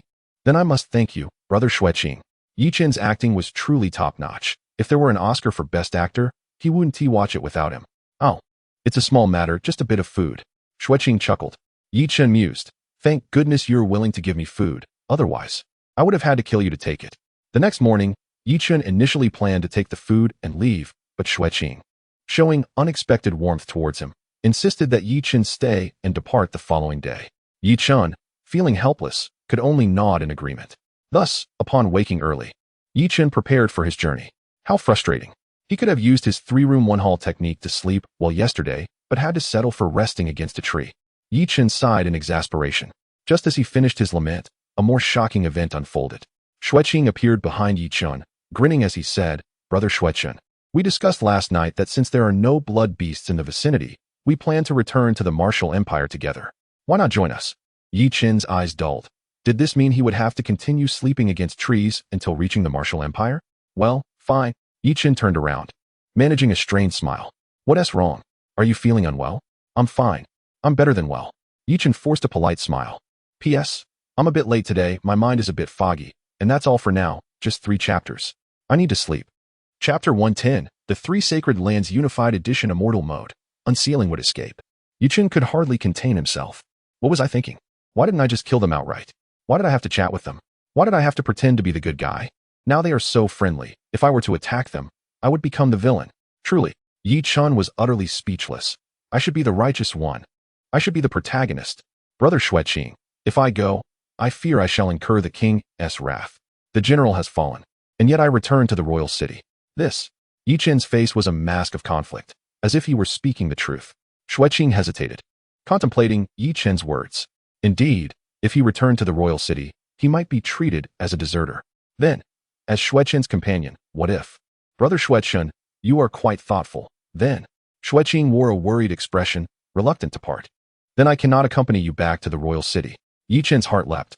What a stroke of genius. I can fabricate a reason so effortlessly? No. This is truly Shui being timid. The military has many rules, and Shui is well aware, having aspired to enlist more than once. Then, Brother Shui, if the opportunity arises in the future, remember to come to the North City Gate to find me for a drink. I shall treat you well. Shui patted Yi Chen's shoulder earnestly. Certainly. Yi Chen responded briefly, gathered a substantial amount of food, and embarked on his journey towards Blood Sunday. Along the way, he couldn't help but reflect on the necessity of being less deceitful in the future, feeling a pang of guilt gnawing at his conscience. What if those he deceived turned against him? It would be quite awkward for him to take action then. Meanwhile, Shui and his companions continued on their path, heading further afield until they reached the site of General Shui-Tu's demise. Strangely, the temperature in that area still lingered at an astonishing 1,000 degrees, refusing to dissipate. Circumventing the perilous zone was their only option. At that moment, amidst this searing inferno, a corpse knelt on the ground, and with the death of Shui-Tu, the flesh had begun to lose vitality, leaving only a skeletal remnant. This marked the site of a fallen half-saint. After a long day of travel, Yi Chen finally arrived at a quaint little town. Utilizing his identity as a soldier of the martial empire, he found himself enjoying both the wind and the rain. However, he did not forget the mission that brought him here. He indulged in a sumptuous meal, then procured some provisions, and promptly departed from the town, characterized by its unpretentious charm. As he glanced back at the town, he couldn't help but exclaim, alas. There are indeed many good people in this world. Not only did they allow me to feast without charge, but they also gifted me a bounty of food. May good fortune bless them throughout their lives. A certain disgruntled merchant muttered under his breath, Damn it, kid, your reward for today has arrived. Do you ever feel inadequate? Not enduring enough? Not tough enough? Not brave enough? Not strong enough? As Yi Chen trudged along, the familiar voice of the system echoed in his mind. What the hell does not enduring even mean? Is that a normal line? Does it matter? Just admit you're not enduring enough, the system continued. And what about being tough or strong? Yi Chen retorted, I swear I will not endure such indignities today. Ding. Would you like the special edition of the immortal body from the 3 sacred lands, including the mystical wood mountain, the wet bone forest, and the dragon earth cave? Go ahead, say it again about not enduring. Brother Tongzi is formidable. Brother Tongzi is valiant. Brother Tongzi is the best. At that moment, a golden orb materialized before Yi Chen, and his eyes sparkled with joy. A special edition of the immortal body? Yi Chen nearly burst into laughter. The system had merged the immortal body with the immortal mode. This meant he could attain the most potent physique beneath the Sage of 6 Paths in the world of Naruto. Although he might not withstand a kick from the Emperor Kai, the system silently returned to its leisurely state, uninterested in the subsequent developments. It hoped that this child would comprehend the significance of a colossal Buddha, capable of ruling a nation with a single hand. After opening the golden orb, Yi Chen felt an immediate surge of energy coursing through him, amplifying several times over. Even the capacity of his energy reservoir expanded once more. Elated, he opened the enhancement interface and gazed at the weakened version of the wood release from Shinja Hashirama, his excitement palpable as he pressed the button. His aura erupted instantly. A brilliant green light re-emerging. The ascending green luminescence clashed with the hues of blood sun, painting the sky in a fierce contest of colors. Yi Chen stood dumbfounded. Relieved he hadn't unleashed the wood release earlier, otherwise, he might have turned the entire alternate world green. The frantic green light enveloped the sky, illuminating the crimson earth with its verdant glow. Yi Chen quickly accessed the enhancement interface. Senju Hashirama's wood release, enhancement requirement, 100,000,000 points. Enhancement content, wood hardness enhancement, growth speed enhancement, special edition immortal body from the 3 sacred lands, enhancement requirement, 100,000,000 points. Enhancement content, world-class immortal body, note, original Senju Hashirama physique merged into the special edition immortal body, and sage energy has been assimilated. Shinjiro Yamamoto's flame blade, enhancement requirement, 100,000,000 points. Enhancement content, initiate the flame ability in the beginning state, hair on fire immunity. Void power, no Zanpakuto version, enhancement requirement, 10,000,000 points. Enhancement content, enhanced steel skin, enhanced hollow flash, enhanced resonance, mask evolution. No divine might version of the eternal Mangeki Sharingan, enhancement requirement, 100,000,000 points. Enhancement content, eternal Mangeki, enhanced mental power. Current available points, 62, 397, 834. Yi Chen suddenly noticed that his enhancement interface displayed a staggering amount of available points, over 60 million. Despite the chaos of recent events, he had never anticipated accumulating such wealth. This surge in power might just enable him to confront a saint head-on. Yi Chen murmured to himself. Without hesitation, he selected the enhancement for the Void Power, no Zanpakuto version. Instantly, 10 million points vanished, and his heart raced violently. A wave of ominous energy surged within him, accompanied by an inexplicable murderous intent radiating from his eyes. In that fleeting moment, he found himself thirsting for bloodshed. Shaking his head vigorously, he fought against the urge to kill. This side effect is rather intense. The Zanpakuto is a part of one's soul, and that void power ignited the malice that lingers after death. While a Zanpakuto possesses a spirit, it does not wish to harm its wielder. However, the spirit of the void power seeks to replace him. Chapter 111. What to do if the entire alternate world turns green. Yi Chen sighed in resignation, only to suddenly recall that in the original narrative, Ichigo Kurosaki summoned a substitute fighter when he faced overwhelming odds. Perhaps, having a substitute fighter wouldn't be such a bad idea. With that thought, Yi Chen shook his head vigorously. Such notions must not take root. With his complete wood release from Hashirama, summoning a colossal Buddha is merely a matter of extending his hand. If he were to fall under the control of the void, wouldn't that spell doom for the world? And as for the flame blade, Ichigo's all-encompassing enhancement in its Bankai form would be another matter entirely. No, absolutely not. Alas, possessing overwhelming strength is also a burden. If given another chance, I would still choose to become this powerful. The system silently grumbled in its mind. Fool. Yi Chen steadied his racing heart, drawing upon spirit stones to replenish the growth of his immortal body. The sage energy had already transformed into spiritual power, so he could simply use the spirit stones. Thus, Yi Chen, illuminated by a radiant green beam, made his way towards Blood Sunday. He was uncertain when the green beam above him would fade, but it no longer mattered. For now, he had the confidence to slay a saint. But who would be the first to fall? Who would be so unfortunate? What a pitiful soul indeed. Upon witnessing the green beam, Shui Hongyu felt a wave of dread wash over him. He sprinted towards Shui Wuyu's direction, exclaiming, "Father, an anomaly has appeared in the west." "An anomaly?" Shui Wuyu replied, astonished. "Indeed," Shui Hongyu bit his lip. "For some reason, a beam of light has emerged, its color difficult to describe. This hue is completely alien to the blood color continent, excluding a few common colors visible under the light, such as black and white, and the red typical of the blood color continent. One could say that colors were exceedingly rare in this world tainted by blood. Moreover, the trees were red, and the notion of verdant green was non-existent. And that beam of light was drawing closer to them. What? Shui Wuyu's expression changed drastically. Could this be a signal of an incoming attack from outsiders? Shui Wuyu felt an unsettling urgency. He had anticipated the enemy's arrival, but had not expected it to be so imminent. Meanwhile, Yi Chun was racing forward, empowered by the united immortal body from the three sacred lands, significantly enhancing his physical prowess beyond measure. The reservoir of spiritual energy has grown significantly more potent. And then there is the power of the void. Although the void power has yet to be activated, Yi Chun is acutely aware that it will undoubtedly serve as a formidable trump card. Originally, he possessed only a rudimentary void power, which required 1,000,000 points for enhancement. But now it has escalated to the same tier as the flowing blade and would escape enhancements. Aside from its slightly sinister nature, the void possesses qualities that are enviable in many respects. It boasts steel-like resilience and extraordinary regenerative capabilities. Coupled with the recovery of the celestial body, he has become an indomitable force. Of course, Yi Chun merely jested. The thought of enduring a punch from a sage is enough to send one to their demise. Yet, a pressing question arises. When will the beam of light above his head dissipate? It can't possibly remain when he returns to the original world, can it? After conquering this foreign land, will he then seek to dominate all of humanity? No, it seems he might inadvertently subjugate the beasts as well. Pondering this, Yi Chun's complexion turned an alarming shade of pale. This is absolutely unacceptable. Cross-species endeavors yield no fruitful results. Bloodless has already issued orders for the city to be on high alert, preparing to welcome adversaries at the gates of the Martial Empire's imperial city. What is happening today? It remains a mystery. Both the king and the sage have made an appearance. Could a great enemy be approaching? Nonsense.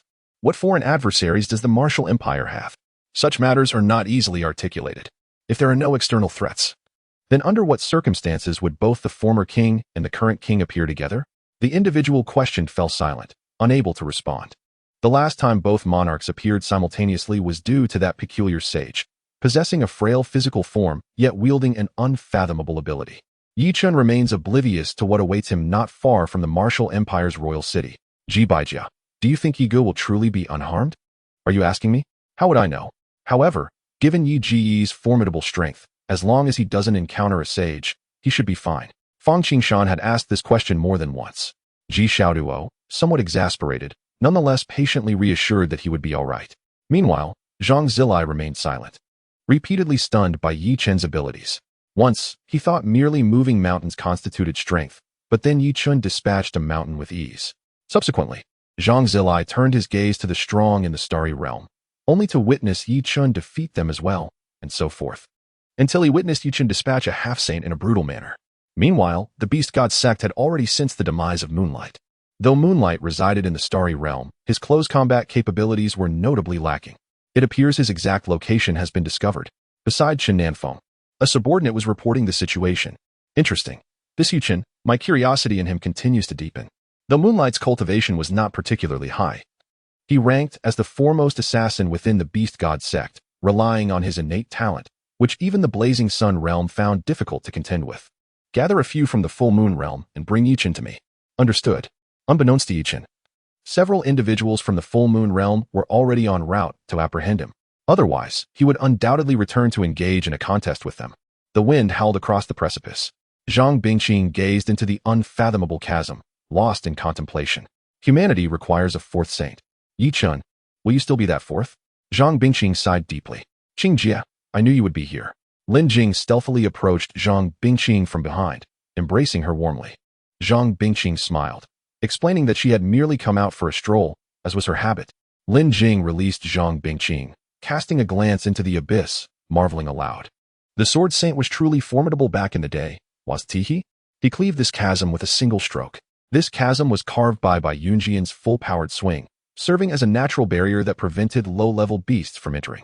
However, once the beast entered the starry realm and gained the ability to fly, this chasm held no further deterrence. Zhang Bingqing chuckled softly but said nothing.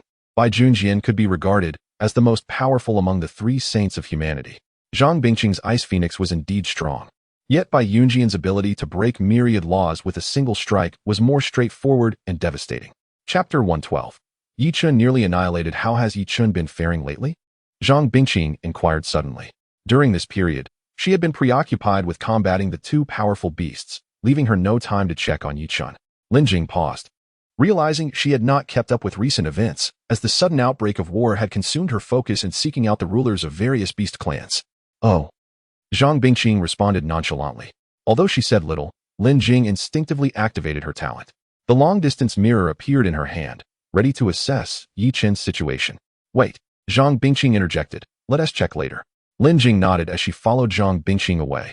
On the blood-soaked continent, before the martial empire's royal city, an army of 100,000 stood poised at the gates. Despite the massive assembly, not a single voice broke the silence. The entire battalion remained eerily quiet. Even the sounds of birds flitting overhead were crystal clear. What were they waiting for? Unknown. Perhaps only the king possessed that knowledge. Meanwhile, after Zhang Bingqing and Lin Jing had utilized the long-distance mirror to spy on Yi Chen, they were instantly taken aback. As Yi Chen traversed the road, an extraordinary vista unfolded around him, an endless expanse of red, interspersed with hints of green. What place is this? Lin Jing exclaimed. Zhang Bingqing furrowed her brow, seemingly recalling something familiar. I remember a completely red secret realm, but without the green. By the way, what is that beam of light above Yi Chen's head? At that moment, the scene shifted, and Lin Jing pointed at the green beam above Yi Chen, bewildered. Is it a talent mutation? Zhang Bingqing was taken aback. This beam bore a striking resemblance to the one that appears when awakening talent, yet it was evident that Yi Chen had already undergone that awakening. Why would it reappear? Is this what mutation entails? Lin Jing queried curiously. Zhang Bingqing shook her head. I am uncertain. This is the first time I have encountered such a situation. They noticed Yi Chen slowing his pace, as he observed something peculiar ahead. Why do those figures seem human? Upon closer examination, both Zhang Bingqing and Lin Jing were momentarily stunned. Why did he suddenly stop? Lin Jing manipulated the long-distance mirror to zoom out. The two were left dumbfounded. In Yi Chen's eyes, the Sharingan activated, revealing a pair of blood-red, three-tomo Sharingan. Upon discerning the situation before him, he instinctively gasped in astonishment. What the hell? The exclamations of Zhang Bingqing and Lin Jing echoed in unison. What in the world? Yi Chen stood dazed, realizing that the multitude before him were not ants, but rather human beings.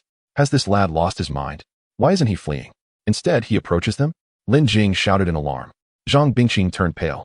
I was just pondering your potential to become a saint, and now you're running towards certain doom? 1 against 100,000? Don't even think of it. If it were me, I would surely perish. Yi Chen furrowed his brow slightly. I merely wish to enter the city and indulge in the massages offered by the women of this other world. Upon hearing Yi Chen's words, Lin Jing and Zhang Bingqing were incensed. Qingjia, look at Yi Chen's eyes.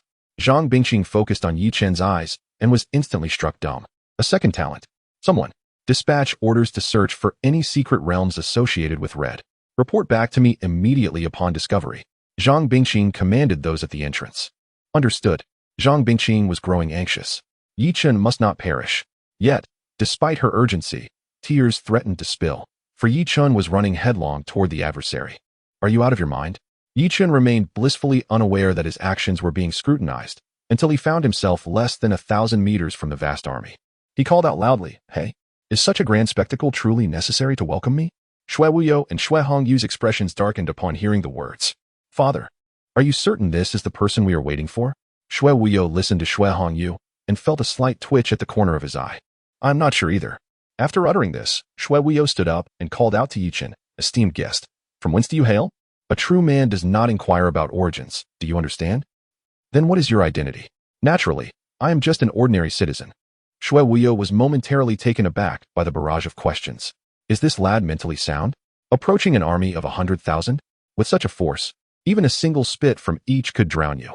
I expected reinforcements, yet all we have is this young fool?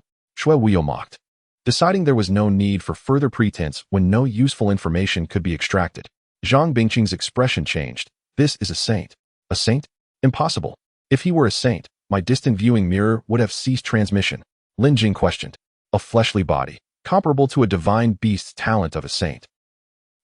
Then Yi Chen is. Zhang Bingqing fell silent, bowing her head, silently committing the appearance of that saint to memory.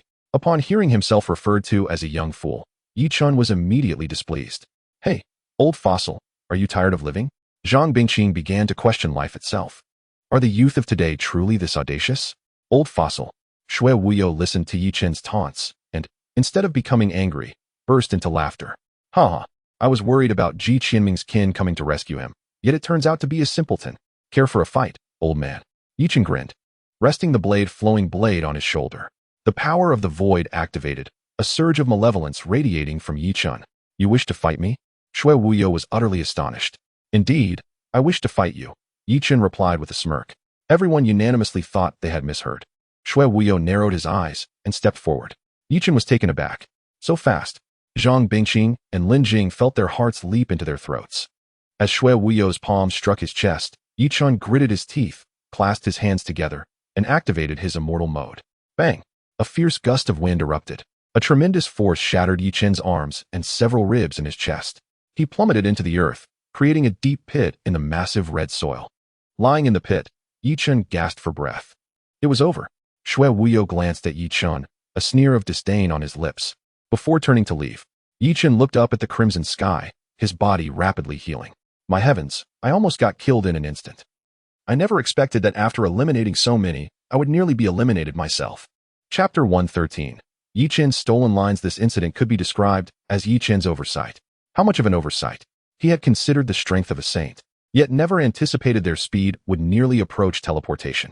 A distance of 1,000 meters crossed in merely a second? Had it not been for the spatial saint, capable of traversing space at will, he might have been struck down with a single blow. So swift that even the dynamic vision of the 3 Tomo Sharingan could not keep pace. He can still speak? Blood Wuyo, about to turn away, furrowed his brow, somewhat surprised. This lad had taken a blow to the heart. Surely his organs must be shattered? Yi Chen struggled to rise, and one must admit, the regenerative capabilities of the 3 saints' immortal body, combined with the void's rapid recovery, were truly remarkable. His left arm, once broken, had healed completely. Even the ribs that had caved in were restored to their original state. All of this occurred within mere seconds, displaying a self-healing ability that even Shui Wuyo, a saint, could not achieve. Yi Chen wiped the blood from the corner of his mouth. Old man, your martial ethics are rather questionable. At this moment, Shui Wuyo was utterly stunned. How could he still speak? How could he still stand? How could he still act so brazenly? It was not only Shui Wuyo who thought this. Zhang Bingqing and Lin Jing shared the same sentiment. The two exchanged incredulous glances, blinking in disbelief. By all rights, such an attack should have resulted in death.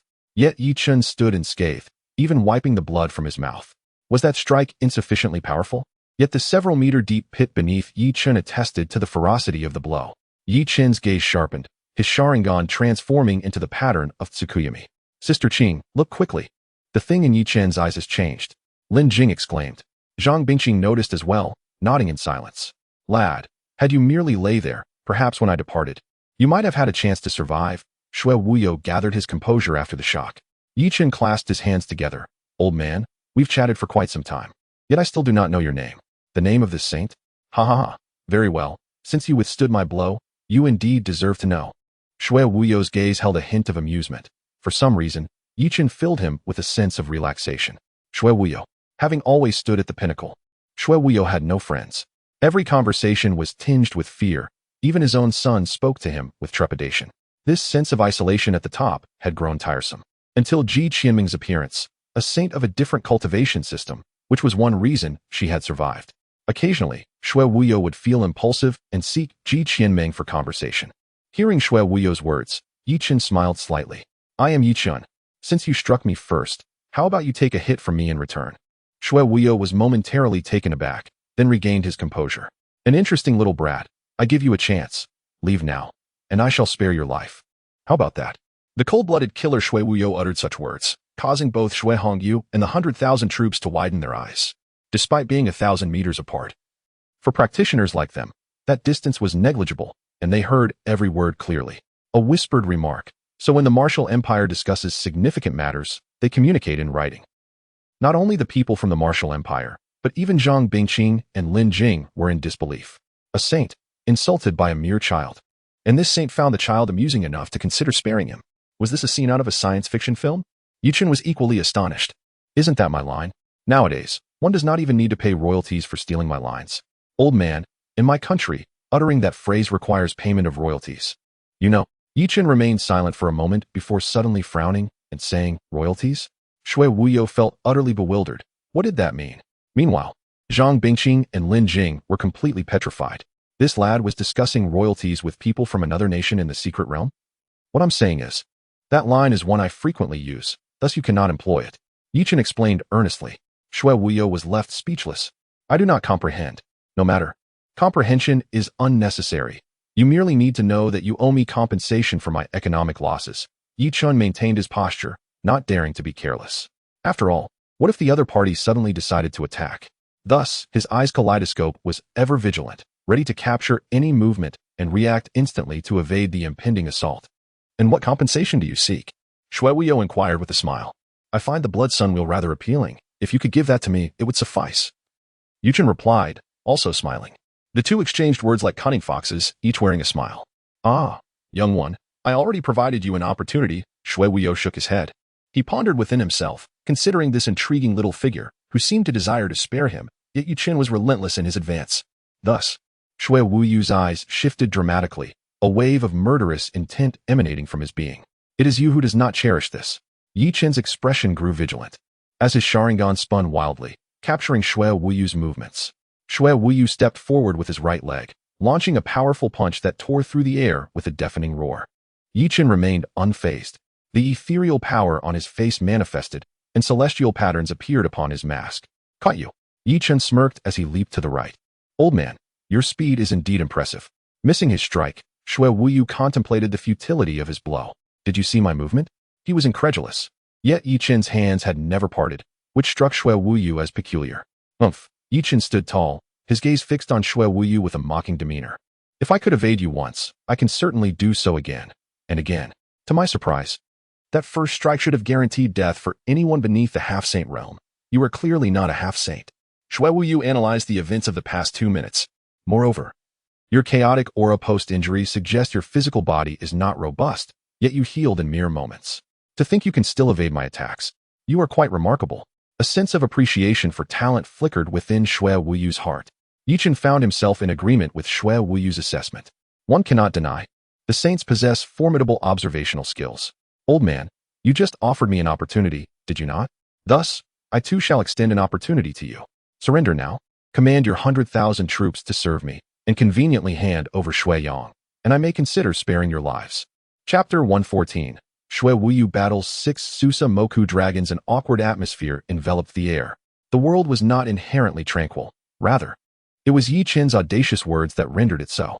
This young man possessed an extraordinary talent for courting death. Not to mention that Shui Wuyo was a saint of the secret realm, even in my presence. Speaking to me in such a manner would provoke a desire to strike him. Zhang Bingqing could no longer maintain her aloof demeanor. Lin Jing, with her mouth agape, finally managed to utter, Sister Qing, why not call Brother Zilai? Just ask him, has Chen always been this bold? Zhang Bingqing's expression darkened, pondering how she could respond without indirectly admitting to eavesdropping on them.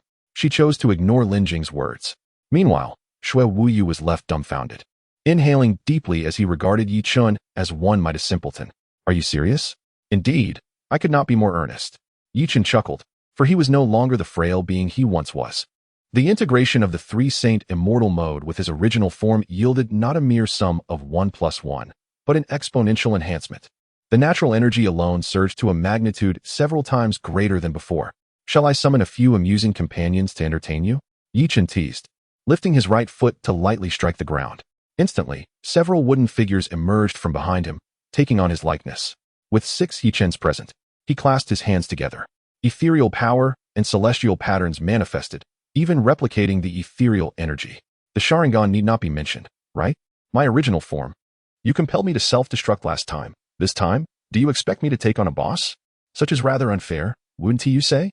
One of the doppelgangers surveyed Shui Wuyo with a mournful expression. Hee, you thought I would be the sole recipient of this delightful punishment? The original Chen replied with a smile. Now, I leave it to you. Entertain him for a while. Truly, what can I do? After all, you are the original.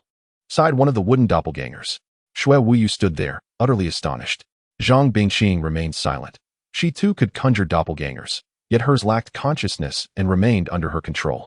The doppelganger that side suddenly clasped its hands together, declaring, "Would release. Would dragon technique." Upon witnessing this, the other doppelgangers nodded in agreement. Would release. Would dragon technique.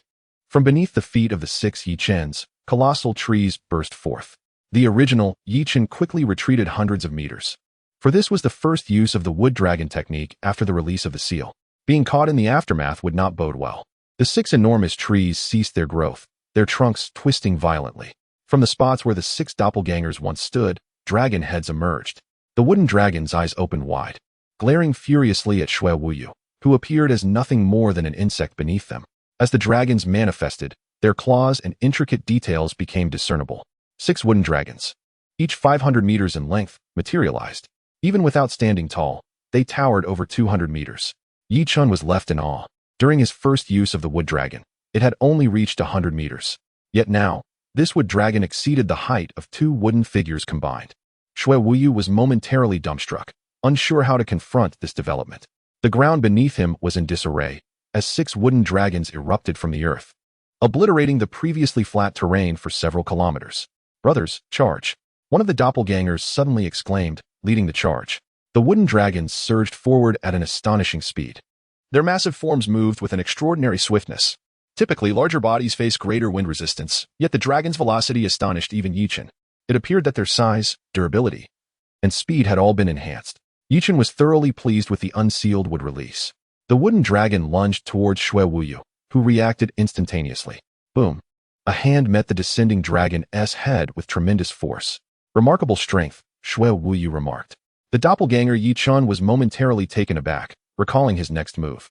"All right, attack him. But how could I engage a saint in a physical contest? No way." With that thought, the doppelganger Yi Chun leaped backward, fearful of being obliterated in a single blow. "Old man, have you forgotten there are 6 of us?" He jeered while retreating. Shui Wuyu turned sharply, veins bulging, brows furrowed, as he beheld 5 dragon heads roaring towards him. Gritting his teeth, he unleashed a punch that created a massive crater in the wooden dragon head he had previously blocked.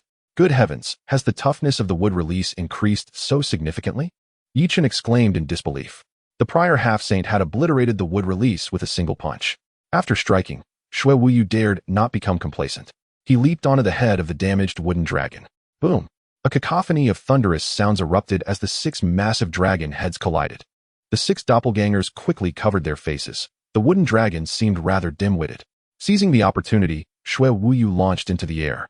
Concentrating his blood energy into his fist, he declared, sky-shattering. A seemingly ordinary punch descended, producing a deafening roar. The 6 dragon heads, unable to rise in time, were instantly shattered into fragments. What the hell?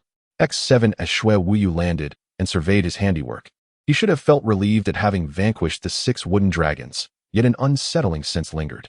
The dragon heads that had been lost began to regenerate. "It seems I must target the source," Shui Wuyu mused, frowning. "This is troublesome. He can shatter the wood release." Indeed, it posed quite a dilemma. "By the way, don't we have Sharingan?" A few doppelgangers standing atop the dragon heads exchanged words, and suddenly, one statement left the other 5 doppelgangers speechless. Even the original Yi Chun found himself intrigued. The Susanoo isn't visible at the moment. But what of the wooden dragon? Susanoo. The 6 clones of Yi Chun activated their Sharingan, and the kaleidoscope appeared. A blue light emanated from each clone, manifesting dozens of rib bones, flesh, skin, and armor materialized in succession. It is said that one must possess an eternal kaleidoscope to utilize the complete Susanoo, but Kakashi has done so. I do not care. Subsequently, a colossal armored giant, towering at several tens of meters, emerged above the wooden dragon's head. The giant transformed into a blue phosphorescent armor that enveloped the wooden dragon. 6 Susanoo wooden dragons made their grand entrance. Chapter 115. The wooden dragon fails? Then let the wooden man take over. 100,000 troops stood silently on the sidelines, watching the battle. Blood Hongyu was uncertain whether to allow them to intervene. This confrontation was such that even a semi-saint like himself found it difficult to interfere. The crowd witnessed the birth of the wooden dragon, its demise, and then its resurrection. This series of mind-bending events left the people of the blood-colored continent questioning their existence. The appearance of that strange blue-glowing giant only added to their astonishment. Yet, the most terrifying part was yet to come. That blue-glowing giant had directly encased the wooden dragon? In an instant, Blood Wuyu's mind felt as if it had been struck by a fist. What kind of bizarre existence am I battling against? Techniques emerging one after another. Lin Jing pointed towards Yi Chun, who could be seen in the distant mirror. Sister Qing, are you sure Yi Chun is merely at the mountain-moving realm? I don't know. What is the situation with his 6 clones? I don't know. And the 6 wooden dragons? I don't know. What about that blue giant? I don't know. And the giant encasing the wooden dragon? Zhang Bingqing was on the verge of tears. Yes, she was at the Saint Realm, but she was not omnipotent. I don't know. Don't ask me. Seeing Zhang Bingqing's silence, Lin Jing muttered a few words to himself. It feels like Yi Chun alone could defend the borders. This is no mere wooden dragon. It's practically a killing machine. The issue is, it can also self-heal. One must understand that the beasts of the moonlit realm only stand at a few tens of meters in height. Lin Jing's words sparked a glimmer of realization in Zhang Bingqing's eyes.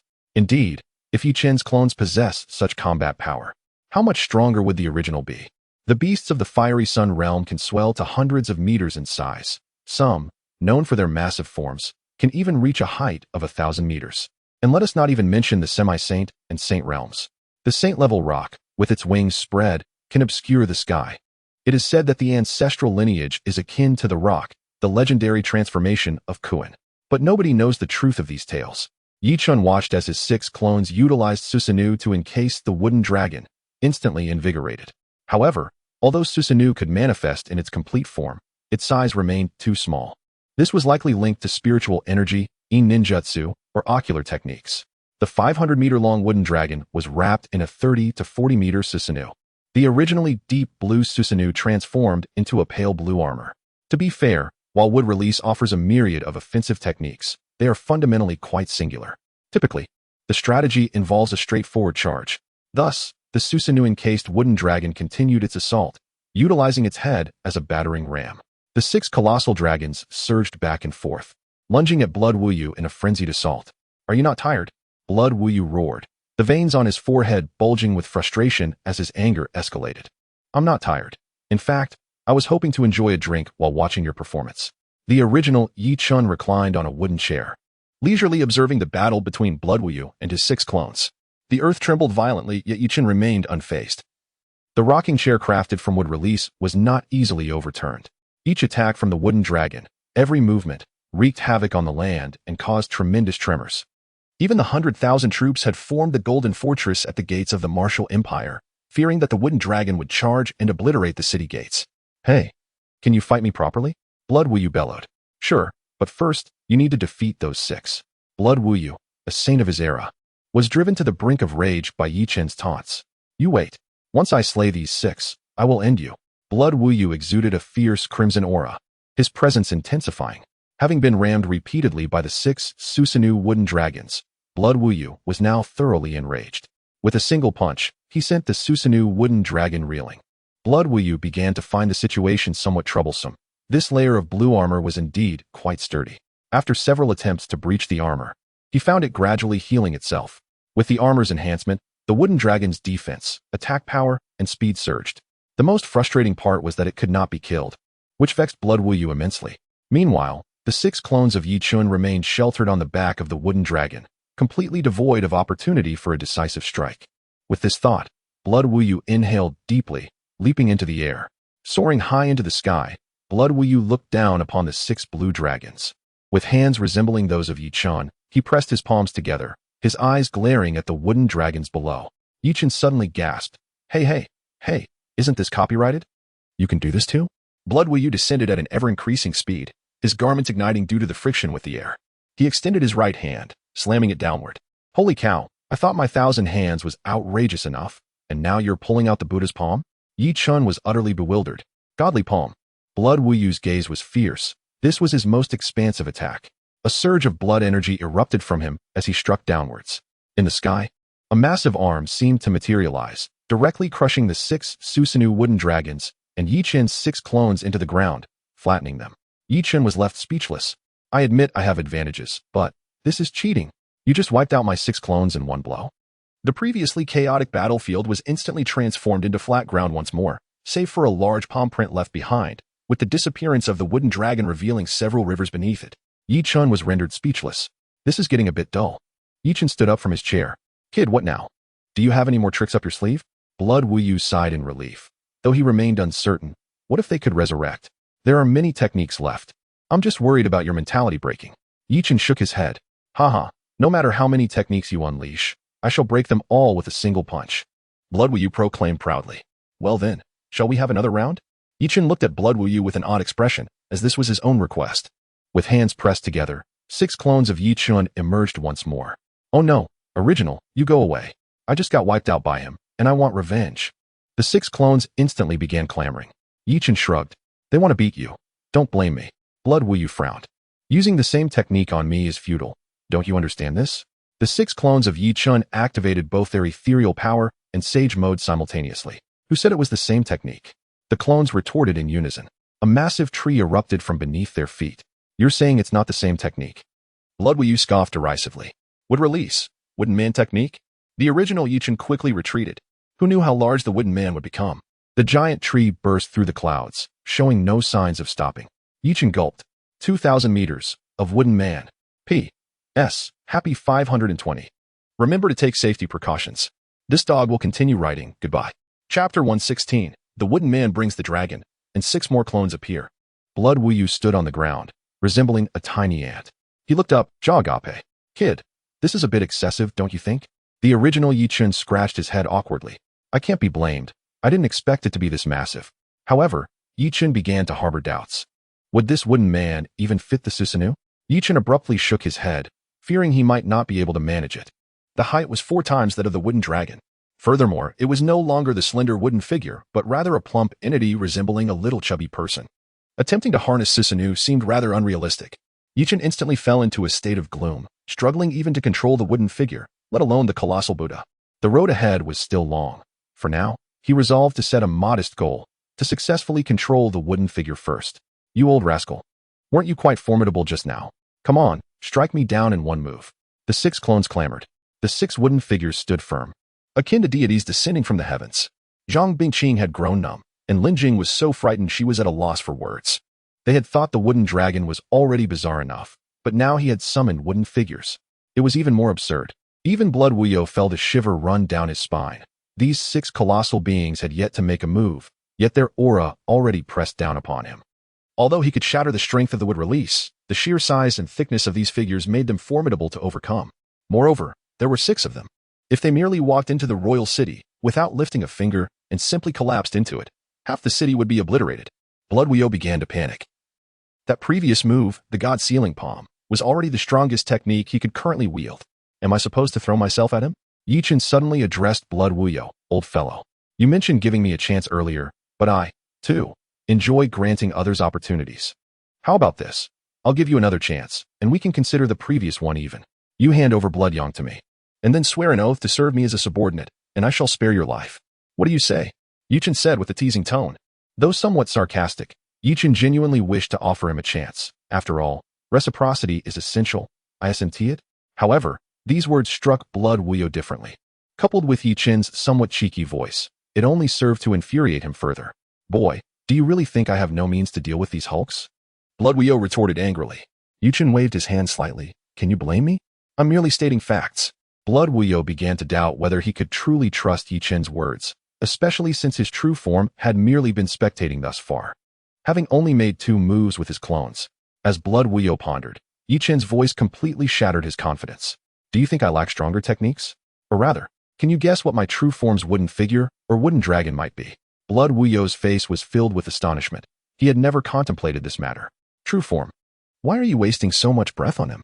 Let us just beat him up first, and we'll deal with everything else later. Exactly. That last move nearly killed me. It flattened me entirely. Hey, old thief, take this punch from my wooden figure. One of the clones could hardly contain himself and charged forward. The 2-meter-tall wooden figure took a step, causing the air to stir and create immense wind pressure. As its foot struck the ground, the earth trembled. Yes, size does not always equate to strength, but the destructive power was undeniably formidable. Chen was stunned by the blow, quickly retreating a distance. When that foot landed, the ground instantly caved in. One might think they had stepped into a quagmire. Blood Wuyu's eyes twitched. What could he possibly do against this? The massive wooden figure bent down, unleashing a punch towards him. Despite Blood Wuyu's small stature, His evasion skills were exceptional, as his speed could reach 1,000 meters per second. However, under the onslaught of the 6 wooden figures, he found no opportunity to counter. Do you think a single punch is merely a punch?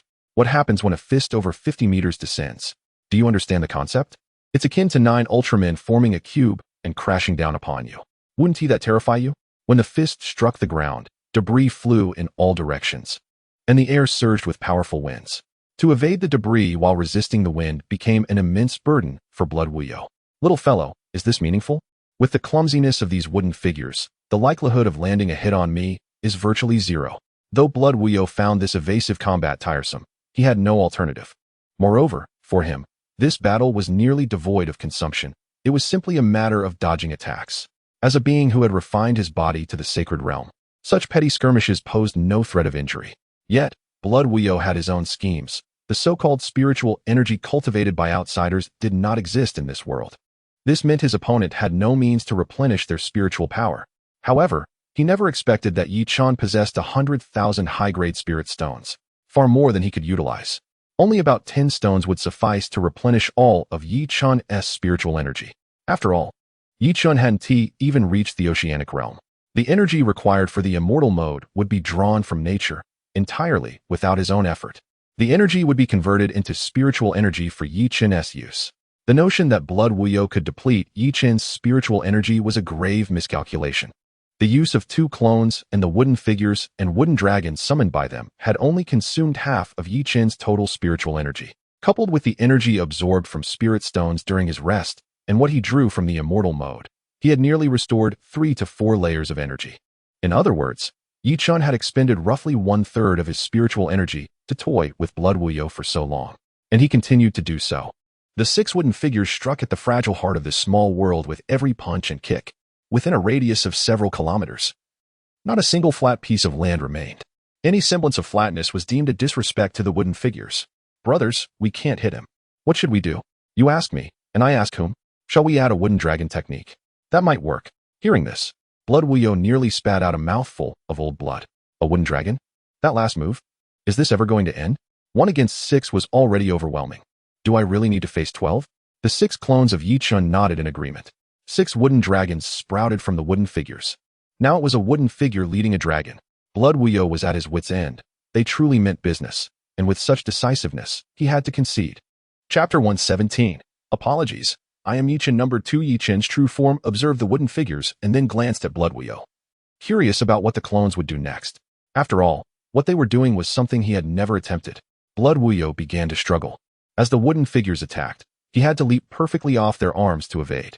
Yet, the wind pressure generated by their strikes was overwhelmingly powerful. Now, with the addition of 6 wooden dragons, though the dragons' attacks were not as formidable as the wooden figures, any interference from them during his evasions would spell disaster. If a wooden figure were to strike, would his head not buzz? In just a short span of 10 minutes, Blood Wuyo experienced a spectacle he would never forget. Boy, this is downright despicable. Isn't it? Blood Wuyo shouted angrily. Yi Chen, exasperated, shrugged his shoulders. How is this despicable? You're the one taking on 12. Just look at your 10,000-strong army behind you. If we're being honest, I should be the one facing 10,000. Upon hearing Yi Chen's words, Blood Wuyo felt a pang of frustration. Can you blame me?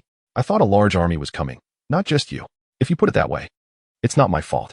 The ones attacking you are my clones, not me. Why not negotiate with them to spare you? Yi Chen said with a smile. Blood Wuyo, while dodging attacks, vehemently retorted, You're talking nonsense. If you hadn't ordered them to attack me, would they even be doing so? Blood Wuyo was utterly exasperated as Yi Chen's clones continued their furious assault. Brothers, let us strike him down. Before his true self calls for a ceasefire, let us hit him as much as we can. Well said. Even landing a single blow would bring me relief. Shui Wuxiu, with a face full of despair, pondered how desperately these people wished to assault him. Of course, if you were to be slapped down, you would feel the same. Is a doppelganger not human? It can feel pain too. 6 mere wooden figures and 6 wooden dragons. Do you dare to believe I could deliver another blow? Would you all be wiped out? 6 mere? Yi Chen was taken aback by this proclamation. How audacious. Are you implying that 6 is insufficient? Yi Chen sprang to his feet, and his doppelganger stared in astonishment at Shui Wuxiu. This old fellow possesses quite a bit of courage. Not just a bit of courage. He likely believes that his true self can only wield 6 doppelgangers. Whatever. Let us summon another 6. with 12 wooden figures and 12 wooden dragons. I refuse to believe we cannot strike him today. Shui Wushu was drenched in cold sweat. In this current situation, he was already on high alert. Another 6? Are you certain you are here to save people and not to annihilate a nation? Yi Chen grinned at Shui Wushu and initiated the wood clone technique. 6 additional Yi Chens emerged from behind him. Shui Wushu fell silent, as did Zhang Bingqing and Lin Jing. The powerless king of the Wu Empire, Shui Hongyu, with an army of 100,000, was also rendered speechless. Shui Wushu was momentarily stunned, unable to utter a word at the sight before him. A wooden dragon's claws swiftly descended. Bang! Boom! Shui Wushu instantly sank into the ground, creating a massive pit several meters deep. Someone lay within, questioning life as they gazed at the sky. Oh yeah, I landed a hit. Let's not miss this opportunity. Step on him. Brothers, let us bury him alive. Shui Wushu was taken aback. These people were going too far. If they stepped on him, he would be buried alive in an instant, let alone if they trampled him multiple times. His mind went blank as he struggled to rise, using all his strength to leap from the spot. Wow, this old man can jump so high?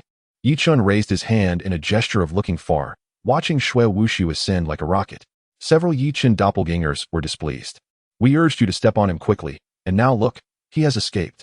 How infuriating, such a splendid opportunity wasted. It's all your fault for being too slow.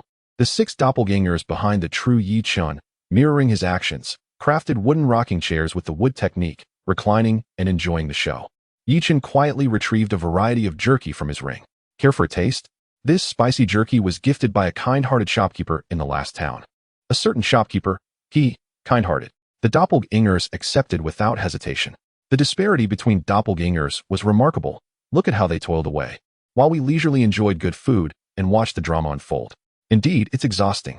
I'm glad I took my time. Fighting is too tiring. Eating is far more comfortable.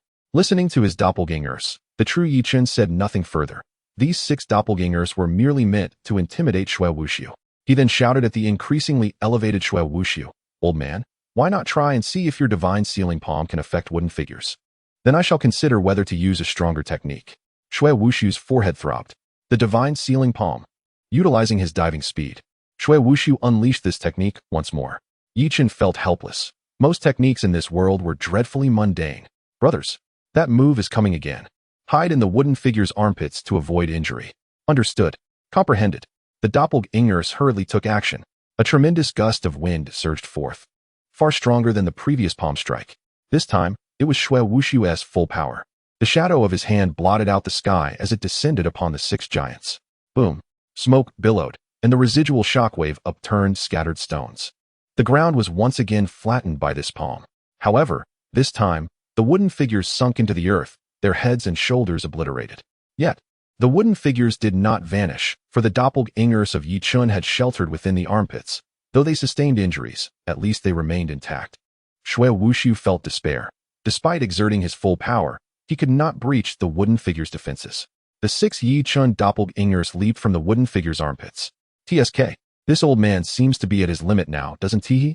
The doppelgangers clasped their hands in unison. The bodies of the wooden figures began to grow at an astonishing speed, and in mere moments, they regained their form. Yi Chen, I believe we can have a proper discussion. Shui Wushu remarked calmly as he observed another fist approaching him, choosing not to dodge. 6 wooden figures had already rendered him incapable of coping. Another 6? Today, the Wu Empire would surely face annihilation. Oh, no longer calling me youngster? The true Yi Chen taunted. The doppelgangers of Yi Chen were unconcerned with his intentions for negotiation. One fist descended directly. Shui Wushu was dumbfounded. Bracing himself against the enormous fist, he was driven into the ground like a nail. Hey, I'm not striking anymore. Let us talk this through. The doppelganger Yi Chen replied with a smirk. Since the true self did not call for a halt, how could I possibly stop? Another fist came crashing down. Shui Wushu lost all composure. Wait, we can discuss this. Coughing, Yi Chen once said, let us cease hostilities. The doppelganger Yi Chen swung a punch. Apologies, I'm Yi Chen too. Bang. This move is called fist on fist. Chapter 118. Should I have a superior? Although this damage was not particularly severe for Shui Wushu, it still inflicted harm. Yi Chen urgently called out, everyone, cease hostilities. Then he cast a resentful glance at the doppelganger that had struck. His eyes saying, are you not Yi Chen one? Don't think I can't tell. You just want to hammer him. Don't make excuses. Having been buried in the ground, Shui Wushu simply ceased to struggle, leaving half his body above ground, which was not too bad. Yi Chen approached Shui Wuxi with his 12 doppelgangers. Come now. Let us discuss what you wish to talk about. Yi Chen wore a broad smile, his Sharingan keenly vigilant of Shui Wuxi's movements. Shui Wuxi was taken aback. Had it not been for the 12 doppelgangers behind him and the 6 wooden figures beside him, I would have almost thought you were a gentle and kind person. I know your purpose here. I will hand him over to you if you spare the Wu Empire. Shui Wuxi spoke after a brief silence. Oh, that would be splendid. I once have to ponder how to acquire him. Yi Chen clapped his hands. However, this statement left Shui Wuxi momentarily bewildered. Acquire him. Nevertheless, Shui Wuxi paid no heed and directed his words to Shui Hongyu. Hongyu, go bring him here. Shui Hongyu was utterly defeated, thinking, if my father cannot defeat him, how can I? Without a word, he dashed toward the dungeon. Good, good. Now that is how it should be.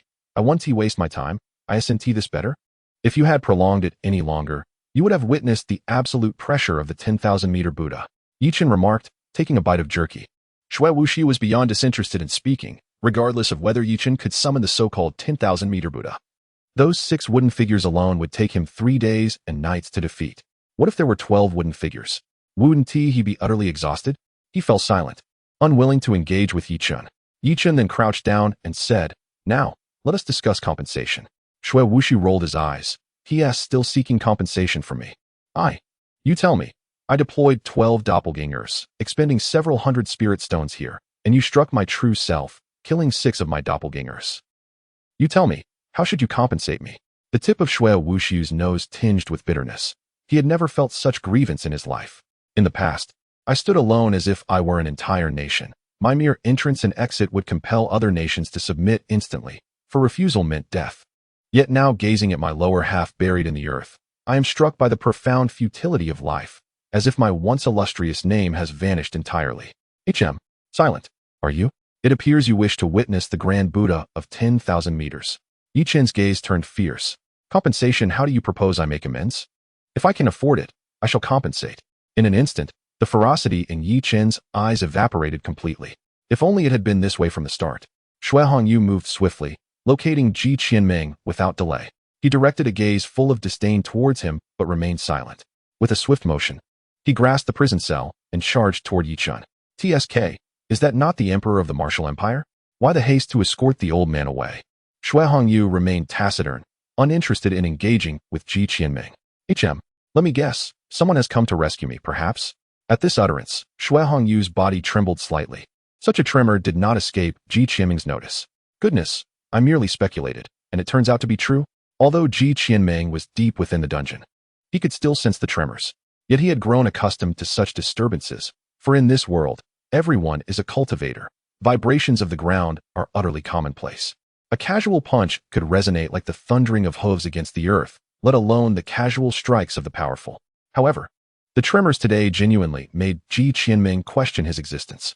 He had been sound asleep when suddenly a deafening noise erupted, shaking the entire cell. In a world devoid of electric light, the oil lamp flickered violently before extinguishing. He initially suspected it was Shui Wuyu causing the commotion, but the frequency of the tremors only increased. Shui Hongyu's silence further confirmed Ji Qianming's suspicion that someone had indeed come knocking. Upon emerging from the dungeon, Ji Qianming fell silent. The streets were in disarray, with signs toppled, stone pillars strewn about, and tables and chairs in utter chaos. Looming over the imperial city were 6 colossal figures, resembling divine beings, standing majestically against the horizon. Ji Qianming pondered the nature of the battle that could incite such commotion. Now he comprehended. Shui Hongyu accelerated, and upon seeing him approach, Yi Chen glanced up at the crimson sun, pondering. Wasn't it agreed that the blood sun would be delivered to me? Do they take me for a fool? Instantly, his expression darkened. Old fellow, do you think my youth renders me easy to bully? The blood sun still hung in the sky. What do you bring me? Shui Hongyu hurled the prison cell beside Yi Chen, and as Yi Chen finished speaking, both Shui Wuyu and Shui Hongyu were taken aback. You sought the blood sun. I thought you came to rescue someone. Even Ji Qianming was astonished, realizing they hadn't come to save him after all. The atmosphere turned awkward, with 3 faces displaying confusion and 13 faces contorted in anger. Observing from a distance, Lin Jing and Zhang Bingqing were equally bewildered. The unfolding events had taken them by surprise. They had anticipated Yi Chen's demise, yet the reversal was monumental. The moment Ji Qianming revealed himself, Zhang Bingqing's pupils constricted. The distant viewfinder went dark, while a mouthful of blood surged forth from Lin Jing. That person is a sage. After uttering those words, his body fell backward. And Zhang Bingqing caught him. Nodding slightly, he recognized that familiar face. It belonged to Ji Qianming. The space sage trapped in the small realm for decades. He is not dead. This was fortuitous for humanity. If Yi Chen were to bring Ji Qianming back, humanity would gain two formidable forces in Yi Chen and Ji Qianming. This development must be reported to the semi-divine elders. Meanwhile, Ji Qianming, snapping back to reality, initially believed the newcomers were there to rescue him, only to discover otherwise. He soon noticed the 13 versions of Yi Chen. His eyes filled with astonishment as he spoke. 13 triplets? The 13 Yi Chens twitched at the corners of their eyes. Is it not challenging for your pig to give birth to 13 at once? No, wait. You are a gifted cultivator. You possess spiritual energy. You understand talent? Yi Chen inquired with surprise. For some reason, he felt a strange familiarity with the person before him. Yet he knew he had never met him. A ragged fat man, impossible nonsense. Were you sent here for the blood sun? Not to rescue me? Ji Qianming was suddenly engulfed in a sense of sorrow, reflecting on all he had done for humanity above. I actually have superiors? Do you not have superiors? Should I have superiors? Shouldn't I? But I truly do not.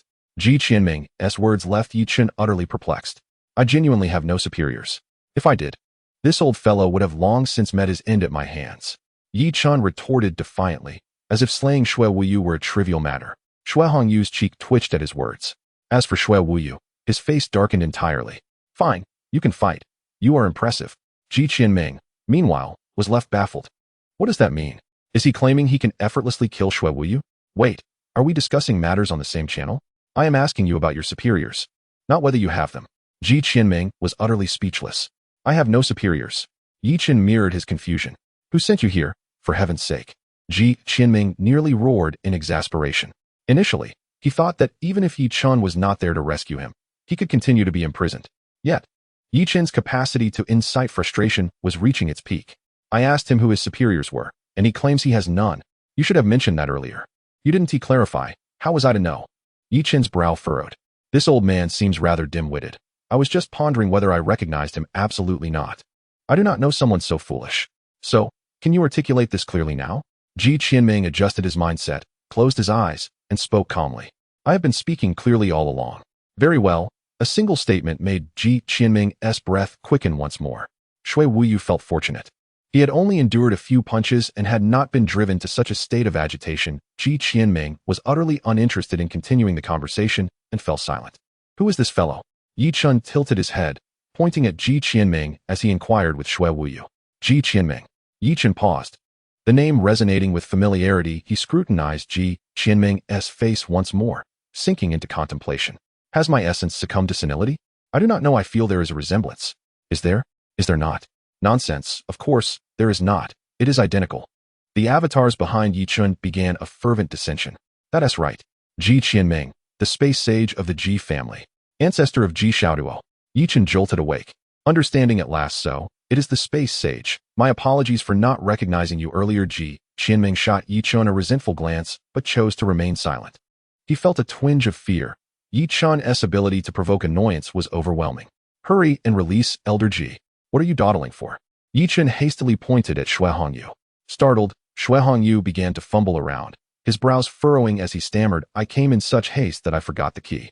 Everyone fell silent. Then go back and retrieve it. Yi Chen glanced at Xue Hongyu and then at Xue Wuyu, his eyes reflecting the question. Is this fellow truly your son? Why does he seem a bit dim? No need for that. Did you bring spirit stones? Hand me a few. Ji Qianming interjected. Yi Chen hesitated, reluctantly extracting 2 or 3 spirit stones from his ring. Ji Qianming was taken aback. You truly are giving me 2? He inhaled sharply, accepting the spirit stones from Yi Chen's hand. Having something is better than having nothing at all. The intensity in his grasp surged, and the spirit stones were instantly reduced to dust. Yi Chen's breath control technique activated in response, competing for spiritual energy with a saint left Ji Qianming in a daze. 2 spirit stones, and I just absorbed a mouthful? She cast a concerned yet peculiar glance at Yi Chen, then opened her palm. A ring materialized in her hand, followed by a surge of spatial power. In an instant, Ji Qianming flickered and appeared outside the cage. Yi Chen never imagined that entering a mere secret realm would lead him to inadvertently rescue the ancestor of his little brother. It was somewhat absurd. Speaking of which, now that the person has been saved, shouldn't you return? Xue Wuyu suddenly interjected. It dawned on Yi Chen that the matter was far from over. Return? You haven't given me the blood sun yet. Yi Chen glared at Shui Wuyo, shouting, I could give it to you, but it's hanging in the sky. Am I to pluck it down for you? Shui Wuyo retorted, almost launching into a cultural exchange, but was silenced by Yi Chen's fierce gaze. Ji Qianming, witnessing this exchange, felt a whirlwind of emotions. On one hand, she was finally able to return home, yet she was uncertain about the state of her descendants. On the other hand, having sensed the spiritual energy, she realized Yi Chen's true level of power. Moving mountains to confront a saint? If I say this out loud, they will surely deem me insane. Ji Qianming shook her head with a wry smile. You really can't provide it? Yi Chen asked, dejected. I can't. That thing has been there since my birth. If I could have taken it, I would have done so long ago, Shui Wuyo replied irritably. That's impossible. The secret realm key pointed me toward the blood sun, Yi Chen said, frustrated. Logically, the secret realm key had no reason to deceive him. The treasures in this world are not the blood sun, Ji Qianming suddenly spoke. When she entered this world previously, the secret realm key had also pointed to the blood sun, but after circling around it, she found no such treasure. Not the blood sun. Then what is it? Yi Chen exclaimed in shock. Ji Qianming regarded him thoughtfully, hesitated for a moment, and finally said, It is a drop of blood. Yi Chen immediately expressed his discontent. A drop of blood? How mundane. What could a mere drop of blood possibly do? Is it the blood of a divine beast? And what use would that be? Whether it is the blood of a divine beast, I cannot say for certain. But that drop of blood is indeed at the very center of the blood sun, securely wrapped. Shui Wuyo and Shui Hongyu were left speechless. Divine beast? Blood? Yi Chen and Ji Qianming exchanged glances, ignoring the two bewildered individuals. Is it attainable? No, that drop of blood has high requirements for one's bloodline. I merely brushed against it and was repelled.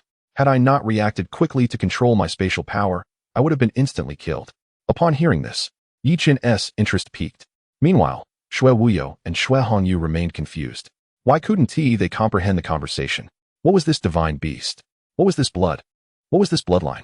So, there was no way to obtain it? Although Yi Chen was intrigued, if what Ji Qianming said was true, he truly had no means to acquire it. It's not impossible. If you believe your physical strength is formidable, why not go in and absorb it? Ji Qianming teased. But if you lack the physical prowess of that being, it is best not to. She pointed at Shui Wuyo, who was half buried in the ground. Shui Wuyo was dumbfounded. Why does this involve me again? Chapter 120. Zhang Bingqing personally heads to Shanghai City. Yi Chen was momentarily speechless. How could he compare? When struck by the wooden figure, his own fists had left substantial dents. With my petite frame, a single punch from the wooden figure would send me flying. This poses quite the dilemma. Yi Chen sighed in resignation. All right, quickly tell me, what is the current state of the human race? Ji Qianming suddenly recalled something and eagerly inquired. You ask me, but who do I ask? As a powerful entity of the human race, you are unaware of the frontline battles? Should I know? Shouldn't I? Stop. This time, I genuinely have no idea. Yi Chen quickly called for a halt, fearing that further discussions might lead to unforeseen complications. Ji Qianming gazed at Yi Chen with lingering resentment before falling silent. She felt anxious, having been so enraged moments ago that she nearly suffered a cerebral hemorrhage. She wasn't sure if she could withstand another round. Since the blood sun is unattainable, how about you old fellow step out of the small world and serve under me? Yi Chen regarded Shui Wuyo with keen interest. Shui Wuyo paused briefly before bursting into laughter. He glanced at the 13 Yi Chens and the 6 wooden figures and dragons, saying, Aren't you afraid I might take you out with a single punch in the dead of night? Shui Wuyo chuckled. In truth, when Yi Chen's entity arrived, Shui Wuyo had considered this possibility. Once Yi Chen perished, everything would cease to exist. However, reason warned him against taking action. Doing so would imply the potential downfall of the martial empire. Indeed, should he choose to act, Yi Chen would not merely play with wooden figures. The moment the great Buddha emerged, with thousands of palms descending, it would not only obliterate a royal city, but perhaps 10 more. Upon hearing Shui Wuyo's words, Yi Chen stroked his chin thoughtfully. You are correct. In that case, let it go. I initially thought you might have a way to compel my submission. Alas. It seems I overestimated you. Shui Wuyo mocked. Yi Chen was taken aback, his expression peculiar. You jest, but I actually do have a way. Though the price is rather steep, it might not be worth it for you. Shui Wuyo was equally astonished. Wait, you're serious? I was merely joking. However, if you genuinely wish to submit to me, I cannot deny your request, can I? Shui Wuyo felt a wave of unease. Since the cost was so high, it was best to let it go. There was no need, was there? Shui Wuyo feigned calmness. Ji Qianming, too, wore a skeptical expression. How could this fellow, with such high combat prowess, possess a method to control others? Are you concerned about me? Now, I am even more inclined to utilize that method on you. After all, I need to care for my subordinates. Chen smiled. Shui Wuyo, this fellow is definitely not normal. Absolutely not. Disregarding it as uninteresting, he turned to leave. After teasing Shui Wuyo, Chen promptly turned away. A wooden figure gently lowered its arm and even kindly fashioned a ladder for him to ascend. Ji Qianming began to ponder the workings of Yi Chun's mind. Without further thought, she followed the footsteps of the 13 Yi Chens. By the way, how many years has the human saint been imprisoned? Next time I come here, I hope to receive compensation from your nation. Yi Chen waved his hand, as if bidding farewell to Shui Wuyo. Shui Wuyo and Shui Hongyu stood in place, bewildered. They had expected matters to be considerably more complex, only to find that it concluded with a single sentence. One of the 13 Yi Chen stood atop a wooden figure's head, striding toward the teleportation portal. Each step resonated like an earthquake. Yi Chen didn't intend to rely solely on the wooden figure for travel. After all, Shui Wuyo and Shui Hongyu were still trailing behind. Using the wooden figures allowed for a precautionary measure in case of betrayal. One could never be too careful, lest he be struck dead with a single blow. Ji Qianming followed closely behind Yi Chen, lost in thought. Why is it that you, possessing only the strength to move mountains, can contend with a saint? Ji Qianming hesitated but ultimately asked, perhaps it is due to my extraordinary talent? The 13 Yi Chens responded in unison. Ji Qianming was taken aback, having encountered narcissism before, but never to such an extent that even his avatars displayed the same conceit.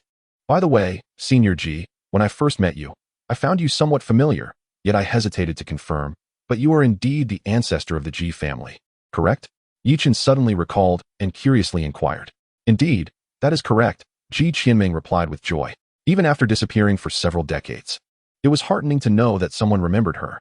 How is the Ji family faring now? Upon the mention of the Ji family's predicament, Ji Qianming immediately sprang to life. Yi Chen remained silent for a few moments, causing Ji Qianming to become flustered. Could my unparalleled great-grandson have brought ruin upon the Ji family? Yi Chen cast a contemplative glance at Ji Qianming, who was now thoroughly panicked and on the verge of unleashing a torrent of curses. Yi Chen, maintaining his composure, remarked, "No, I was merely pondering how to articulate the Ji family's wealth. I mean, could you perhaps speak a tad more swiftly next time?" Ji Qianming felt that conversing with Yi Chen was akin to experiencing the tumultuous ups and downs of life. It was utterly exhilarating. Well, I was merely concerned that if I spoke too quickly, we might not be on the same wavelength, she retorted. You are correct. There is a generational gap between the old man and you, hence my decision to remain silent. Ji Qianming then plopped down on the ground, ceasing all conversation. Meanwhile, at the front lines of Blue Star, an icy blue figure soared towards Shanghai City. Its speed had already breached the sound barrier. Yet this was merely an ice phoenix avatar of Zhang Bingqing, devoid of independent consciousness. While controlling the avatar, her main body was unable to engage in combat, as it required her undivided attention. Should a battle arise, she would have to relinquish the avatar. The distance from the northern front of the Great Xia to the southern coastal regions spanned a staggering 5,500 kilometers. At Zhang Bingqing's current speed of 300 meters per second, it would take nearly 5 hours to reach Shanghai City. With this thought in mind, Zhang Bingqing surged forth, her ice phoenix wings unfurling dramatically as her speed escalated to 500 meters per second. Concurrently, wherever she flew, the rain in the sky transformed into snowflakes and hail. Is it really this cold? How can it be snowing? I have no idea. It is summer in Great Xia. Aside from the extreme northern regions, it shouldn't be snowing anywhere else, right? Indeed, it is rather strange. Could it be that some ice-type beast has flown overhead? Impossible. Don't be absurd. The defenses within the Great Xia are tightly secured. There is no way a formidable ice-type beast could penetrate. Exactly. I would believe you if you said an ice phoenix sage flew overhead, but a beast? I would be the first to dismiss that. Author, you know too much. I shall find an opportunity to silence you. Chapter 121. Yi Chen? Sage. Secret Realm? Why can't I comprehend this? Several hours passed. Yi Chen had also dismissed his avatar. The two of them were seated atop a wooden dragon, which was notably impressive, stretching an additional 300 meters in length compared to the one he usually summoned. One could only wonder if the subsequent wooden figures would reach 3,000 meters. While passing through a certain town, Yi Chen once again approached a benevolent shopkeeper to procure some food. This time, the process was notably simpler. The 800-meter wooden dragon stood tall outside the town, and not a single soul dared to move. Thus, Yi Chen received a bounty of food from the kind shopkeeper and left with contentment. By the way, Are you aligned with the wood element? More or less. Chen replied, taking a bite of jerky. More or less. If you are wood element, then you are wood element. There should be no ambiguity, Ji Qianming remarked, puzzled. Well, I can't quite categorize my talent, but it is indeed wood attribute. I have never encountered such a potent wood-based talent before. Ji Qianming furrowed his brow as he listened to Yi Chen. In his recollection, wood magic served primarily for healing or entanglement, meant to control or disrupt an opponent's attacks. Yet, Yi Chen's method involved commanding wood to take on the form of living beings, which seemed to possess their own consciousness and could even create avatars with independent thoughts. Before the calamity, the Great Xia was a highly developed nation. While other nations fell, Great Xia endured humiliation, only stepping into the limelight once it had accrued sufficient strength. Within a short span, it amassed information from the nations that had been obliterated, leading to the creation of the first-generation immersion healing devices. The advent of healing instruments prompted extensive research and widespread application. By placing spirit stones into energy slots, they could be transformed into healing energy for the body. This effect was even swifter than auxiliary healing methods. The downside, however, was that after the Great Wars, few survivors remain. Yi Chen was about to speak again when he suddenly sensed an unusual disturbance. Ji Qianming noticed it as well. 1,000 meters away, a burly man shouted amid the chaos. Captain, you must flee. Before the captain could react, the man was crushed into a pulp beneath a single foot. Bloodching. The captain roared, his eyes filled with fury. In this world, where physical prowess reigned supreme, the size of a blood beast was the sole measure of its might. Without exception, before them stood the most terrifying entity among blood beasts, Blood Elephant, a creature nearly 100 meters tall. It was the sovereign of blood beasts in the Blood Continent. Yi Chen heard the captain's voice and frowned slightly, having thought their paths would not cross again. Do you know him? Ji Qianming inquired curiously. I suppose it could be considered a debt of gratitude for a meal, Yi Chen replied. Upon hearing this, Ji Qianming looked astonished. How many people have you robbed? What do you mean robbed? I, Yi Chen, am not a robber, he proclaimed with righteous indignation. And how do you explain that shopkeeper from earlier? Was that robbery?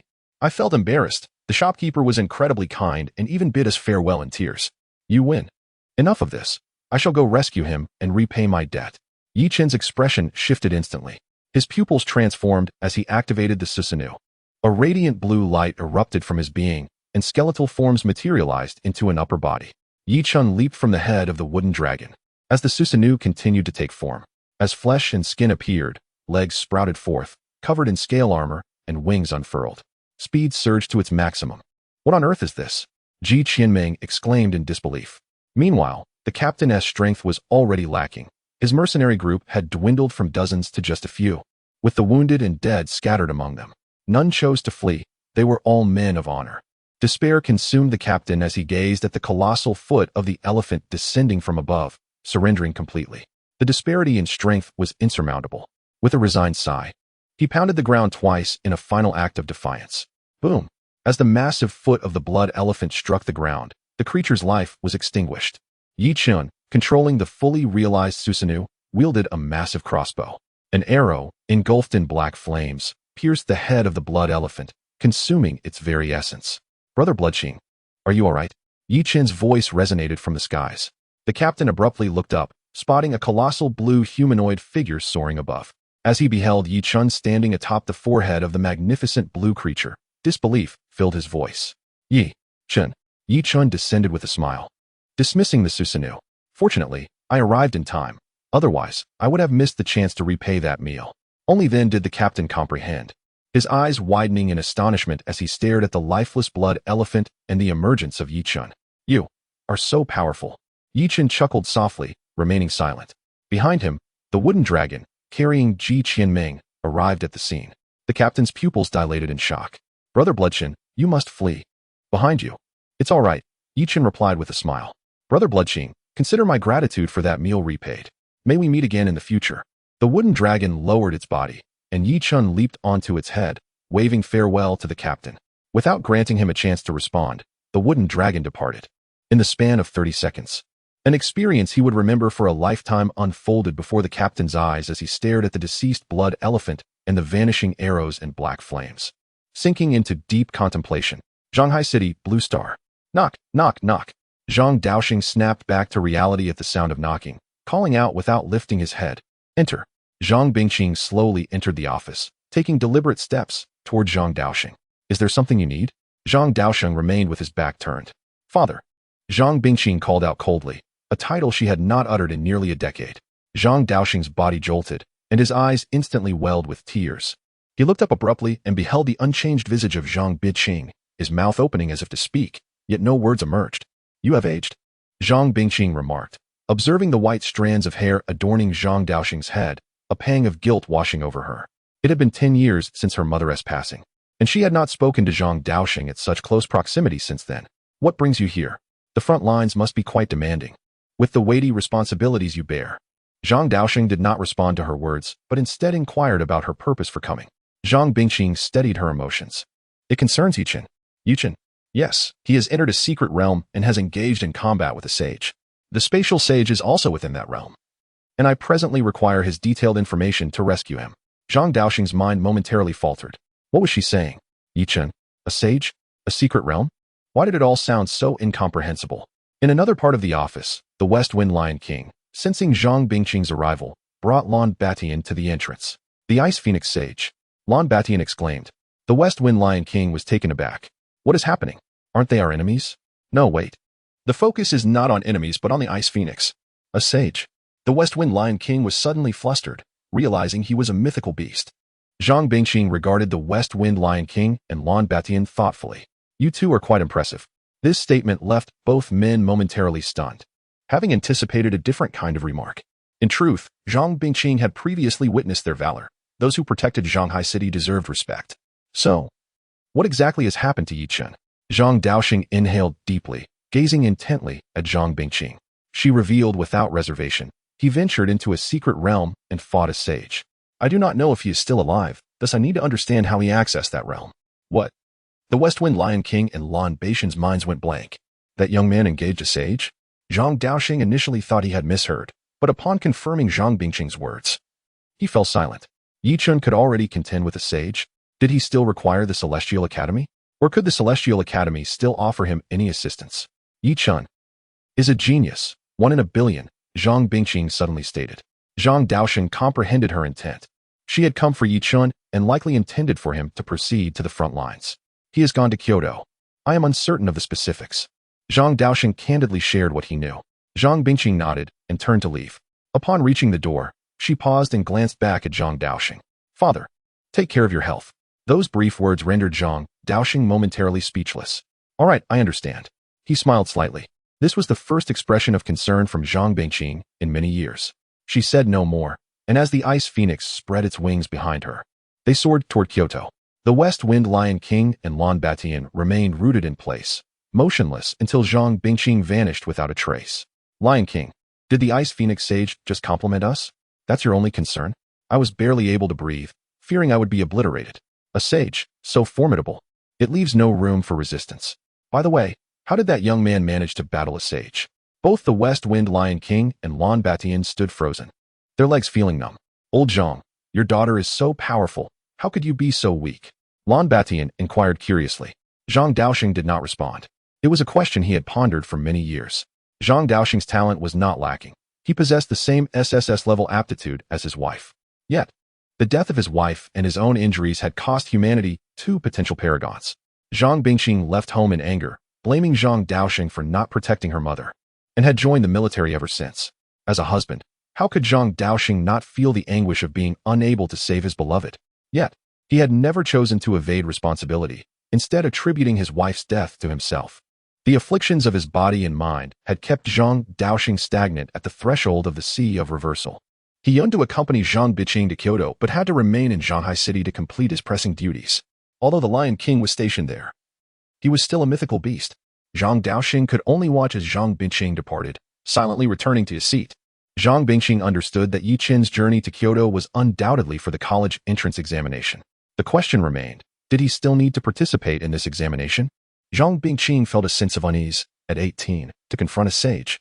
Given that he was someone her father valued and had been brought to Kyoto by her brother, it was inevitable he would go there.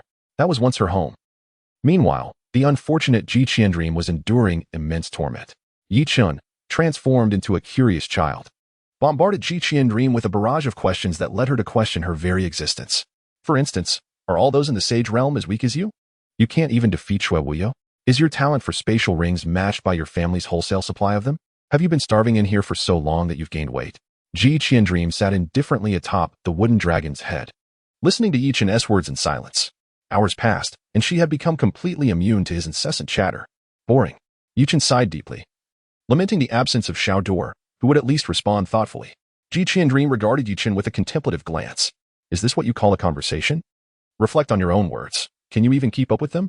Fortunately, these thoughts remained in Ji Qiandream's mind, lest Yichen enact a self-interviewing monologue. After all, when it comes to convoluted thought processes, Yichen ranks second. Who would dare claim the first position? Meanwhile, Zhang Zilai, Ji Qiandream, and Fang Qingshan quietly awaited Yichen's return in the villa's living room. Two Haoyue realm guardians remained vigilantly beside Fang Qingshan, maintaining a distance of several hundred meters. This distance ensured mutual protection while remaining undetected. At that moment, the two Haoyue realm guardians of the Fang family suddenly startled. Quick, request family support. Fang Jiang immediately commanded, while Fang Fei at his side echoed, head of the family, we are under attack. Numerous foes, over a dozen, all at the Haoyue realm. Assistance is needed. Fang Zhenguo was taken aback. He had never anticipated that anyone would be so audacious as to deploy such a multitude of Haoyue realm warriors. Wait there. I will arrive immediately. Without a moment's hesitation, Fang Zhenguo sprang into action, neglecting even to prepare. As the head of one of the three prominent families left behind in Kyoto, possessing peak strength at the blazing sun level, he was more than capable of navigating the city. Yet now, someone dared to threaten his most cherished son? This was intolerable. A dozen Haoyue realm warriors loomed outside Zhang Zilai's villa. Fang Qingshan held the azure lotus in his hand, and without uttering a word, a surge of azure light enveloped the three individuals. Chapter 123. The villa finally finds rest. Chen Nanfeng expressed his frustration, exclaiming, I merely requested a few Haoyue realm cultivators to apprehend individuals, and what do I find? You dispatched over a dozen? Is that how you utilize Haoyue realm cultivators? However, for Chen Nanfeng, it was inconsequential. This so-called Haoyue realm was merely a transformation of individuals with similar talents using the blood of extraordinary beasts. For instance, through the blood of feline extraordinary beasts of the Haoyue realm, one could transform a human with feline talents. Although labeled as Haoyue realm, their combat prowess was significantly inferior to that of ordinary Haoyue realm cultivators, rendering them the lowest tier within that realm. Yet, they were still Haoyue realm, not mere cabbages. Nevertheless, with them dispatched, there was nothing more to say. As over a dozen Haoyue realm cultivators descended upon the villa, one individual extended an arm. Allow me to present you with a welcoming gift. With the deployment of his talent, a colossal elephant manifested behind him, its flesh on the arm writhing as if mutated. In an instant, his arm transformed into a massive elephant leg, which came crashing down upon the villa, shattering it with a resounding noise that drew the attention of the neighbors once again. Cursed be the fates of those who reside next to this family. People come knocking every few days. With that strike, the villa was instantly reduced to ruins. In another villa, a person chuckled, let destruction commence. Only the azure light emanating from Fang Qingshan's lotus shielded the three individuals and the sofa within. Zhang Zilai silently caressed his treasured egg, while Fang Qingshan lay back on the sofa in a daze, and Ji Xiaoduo nibbled on her cookies, utterly unperturbed.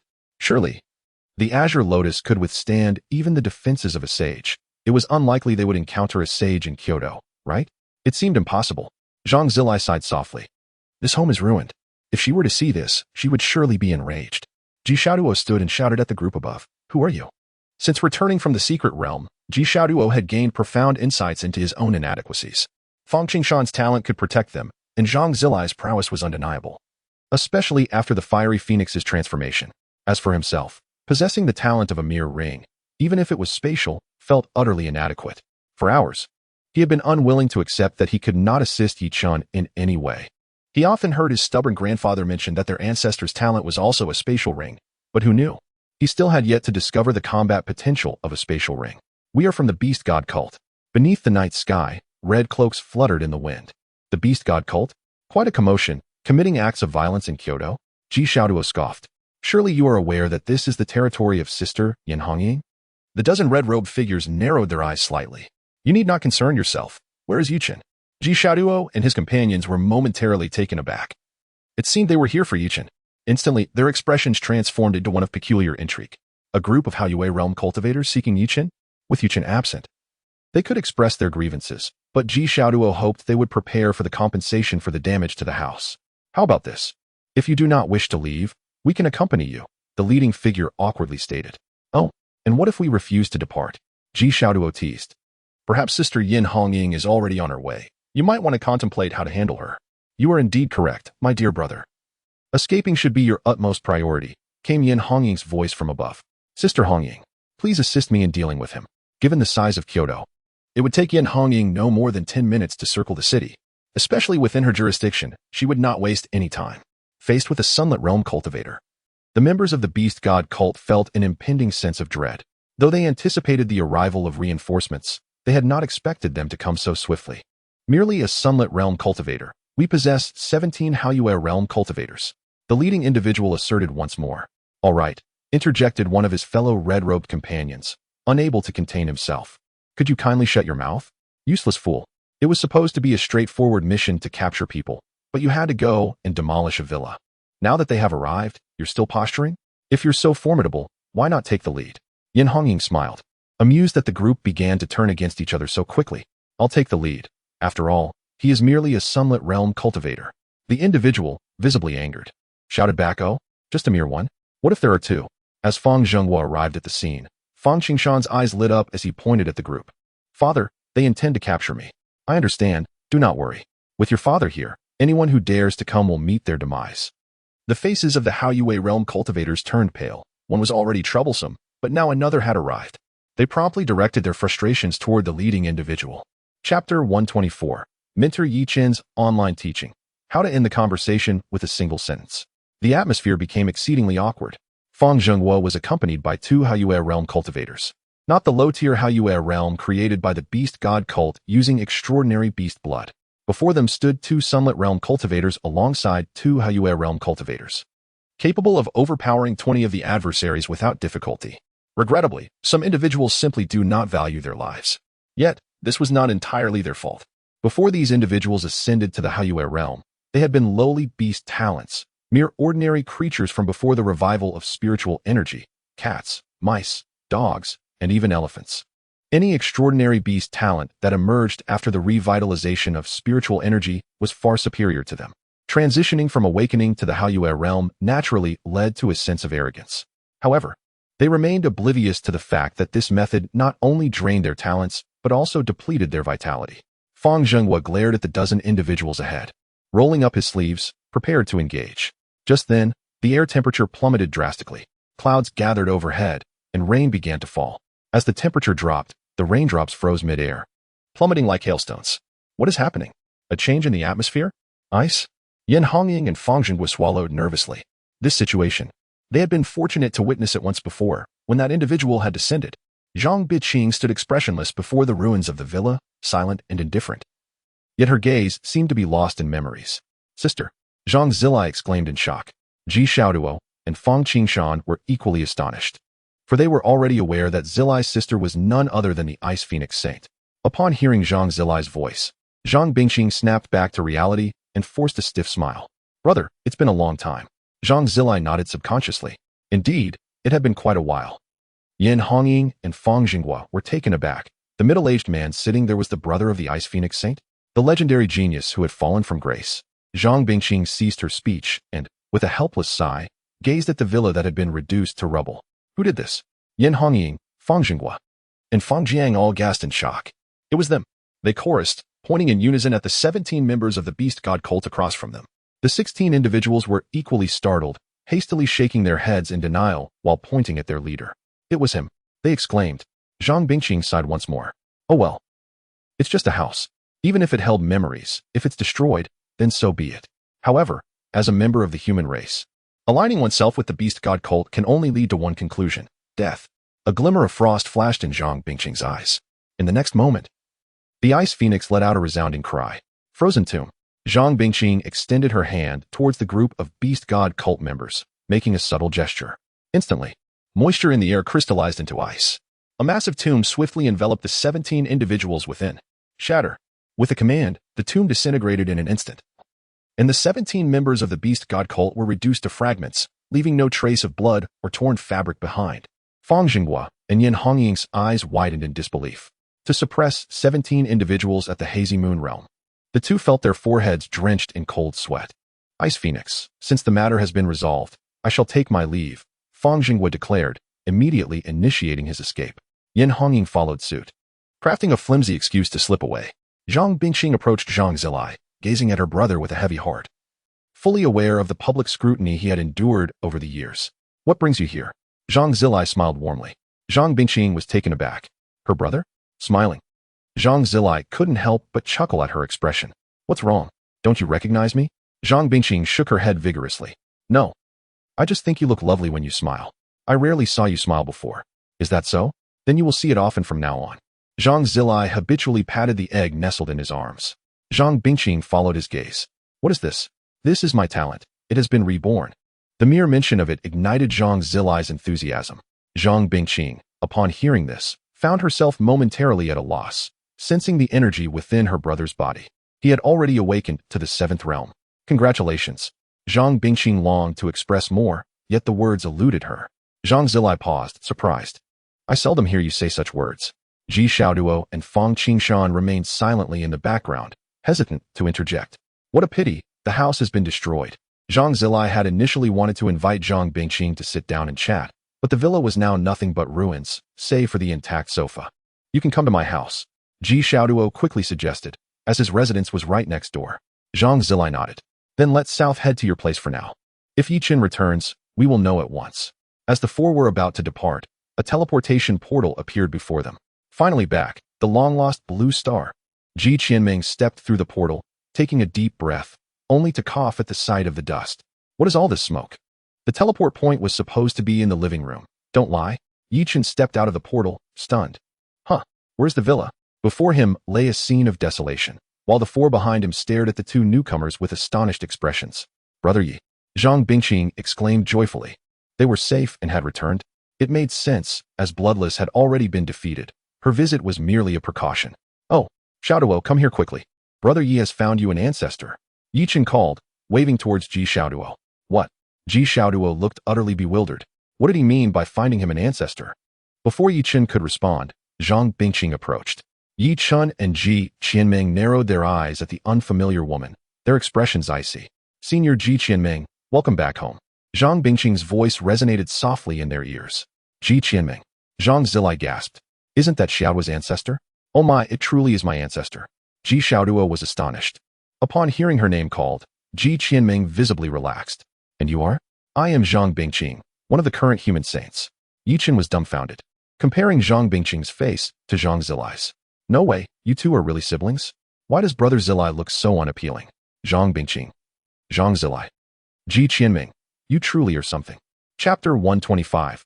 A man's promise. Zhang Zilai felt that he had never endured such a severe insult in his life. Not even when he was deemed useless or when he fell from grace as a genius did he feel as wounded as he did from that single statement. In the brief hours of conversation with Yi Chen, Ji Qianming had come to understand the peculiar logic that governed Yi Chen's thoughts. Normal individuals simply could not comprehend his words. As anticipated, his remark left an awkward silence hanging in the air. Ahem. So you are one of the current saints of humanity? How is the demigod faring? Ji Qianming broke the tension, although Zhang Bingqing was somewhat taken aback by Yi Chen's comment. After all, as a woman, she naturally wished to be perceived as beautiful. And Yi Chen's words were clearly a compliment.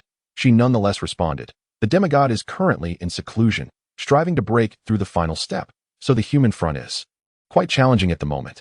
Zhang Bingqing hesitated before speaking, for the esteemed space saint before her was her senior, and Yi Chen. His strength likely rivaled her own. Behind her stood a descendant of Senior Ji, her brother, and Fang Qingshan, who was of the Fang family's direct lineage. There was no need for secrecy. The final step, you say? You've come this far. Ji Qianming reflected, feeling a wave of nostalgia, recalling how the demigod had attained sainthood simultaneously with her, while she had yet to achieve her breakthrough after he entered the demigod realm. Do not ask why the demigod lacks a name. I have yet to determine the demigod's abilities and name. Over the years, Ji Qianming had been preoccupied with the affairs of humanity, yet her own cultivation had stagnated, a lingering regret that weighed heavily on her heart. This led her to take risks by re-entering the bloodied continent in search of supposed opportunities, only to find herself imprisoned for decades. With my return to Blue Star, and the presence of 5 saints, the beastmen shall not dare to be so rampant. Zhang Bingqing declared with a fierce glint in her eyes. Indeed, upon my return to Daxia, I shall once again shoulder the burden of the human race's rise and fall. Ji Qianming appeared to regard her duty to protect humanity as a matter of course. Yi Chen was slightly taken aback. Aren't there 3 great saints? Including Senior Ji. That only makes 4. Upon hearing this, Zhang Bingqing regarded Yi Chen with a thoughtful gaze. Yi Chen felt an uncomfortable sensation wash over him. WH. Why are you looking at me? Are you not the 5th one? Zhang Bingqing's lips curled into a slight smile. What are you talking about? The 5th sage. Please do not jest. I am merely an 18-year-old high school student preparing for the college entrance examination. Yi Chen hastily waved his hand in denial. Zhang Zilai Ji Xiaoduo and Fang Qingshan all regarded Yi Chen with peculiar expressions. Even Ji Qiandream wore an unusual look. As for Zhang Bingqing, she had witnessed the entire battle unfold.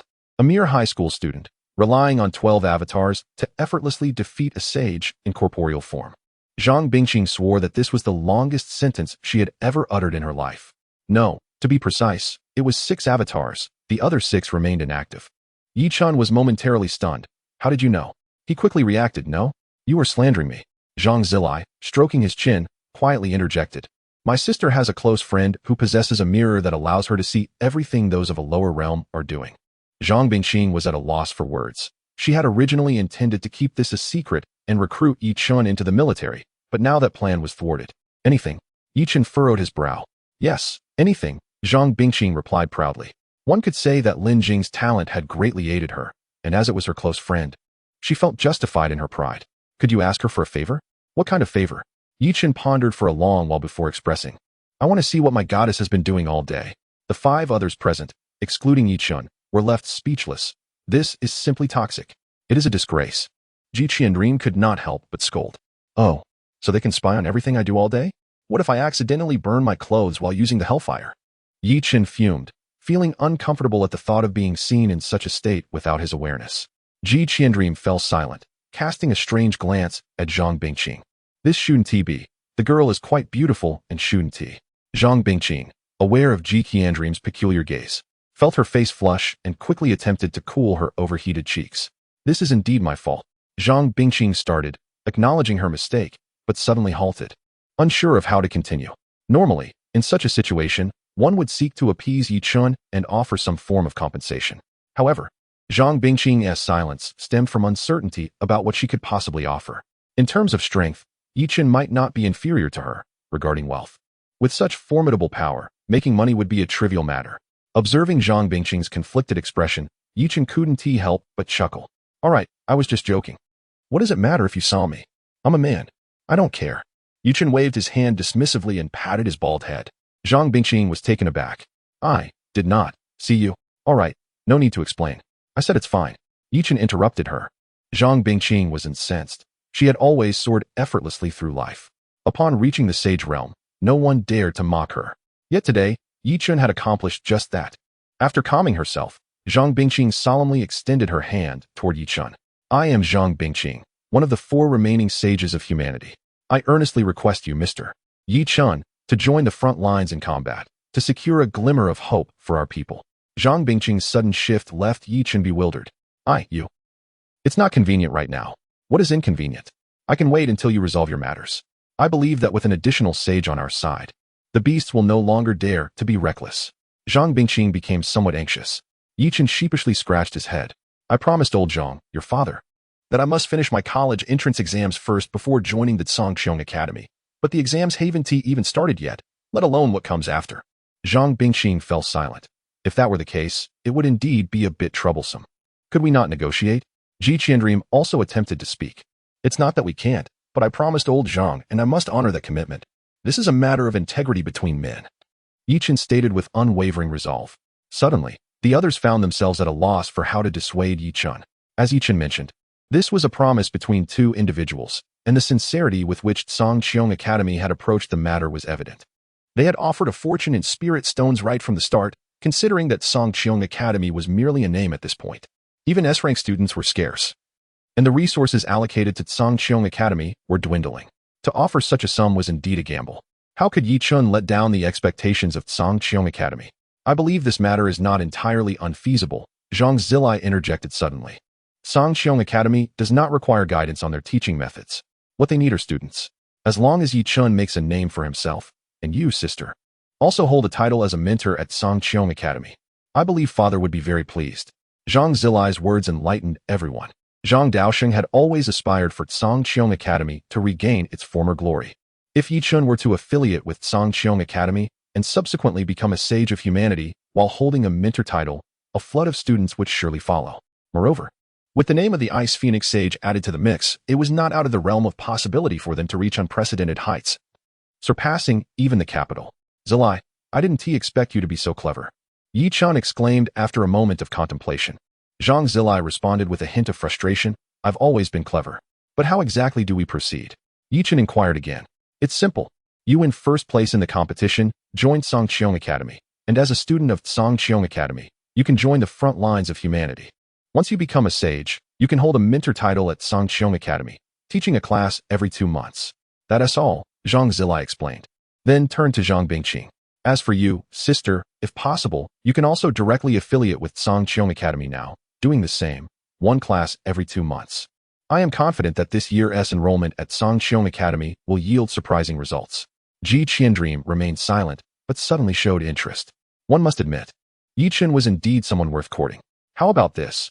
Add me as well, same arrangement. 1 class every 2 months, affiliated with Songqiong Academy.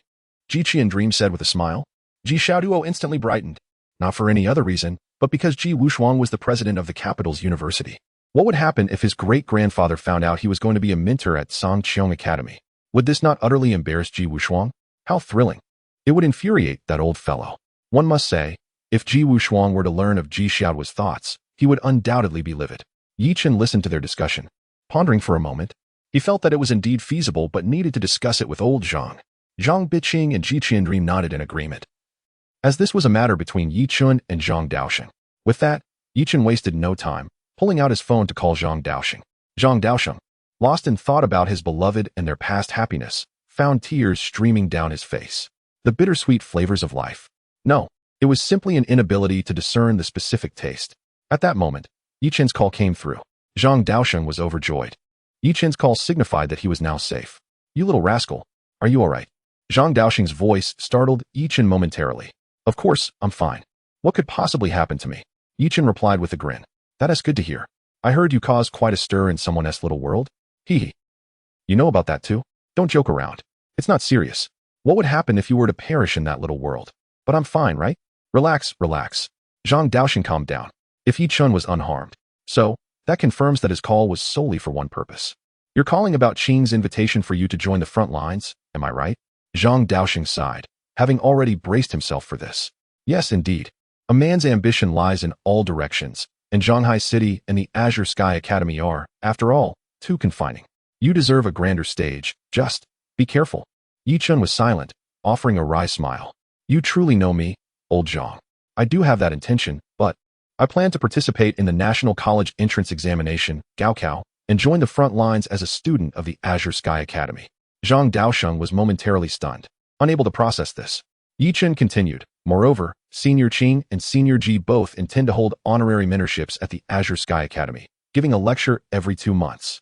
What did you say? Zhang Daosheng exclaimed. Is this true? Unbelievable. Zhang Daosheng had always wanted Zhang Bingqing to hold a position at the academy, but he had been too proud to broach the subject. In reality, Zhang Bingqing had been waiting for Zhang Daosheng to bring it up. Both father and daughter were tsundere.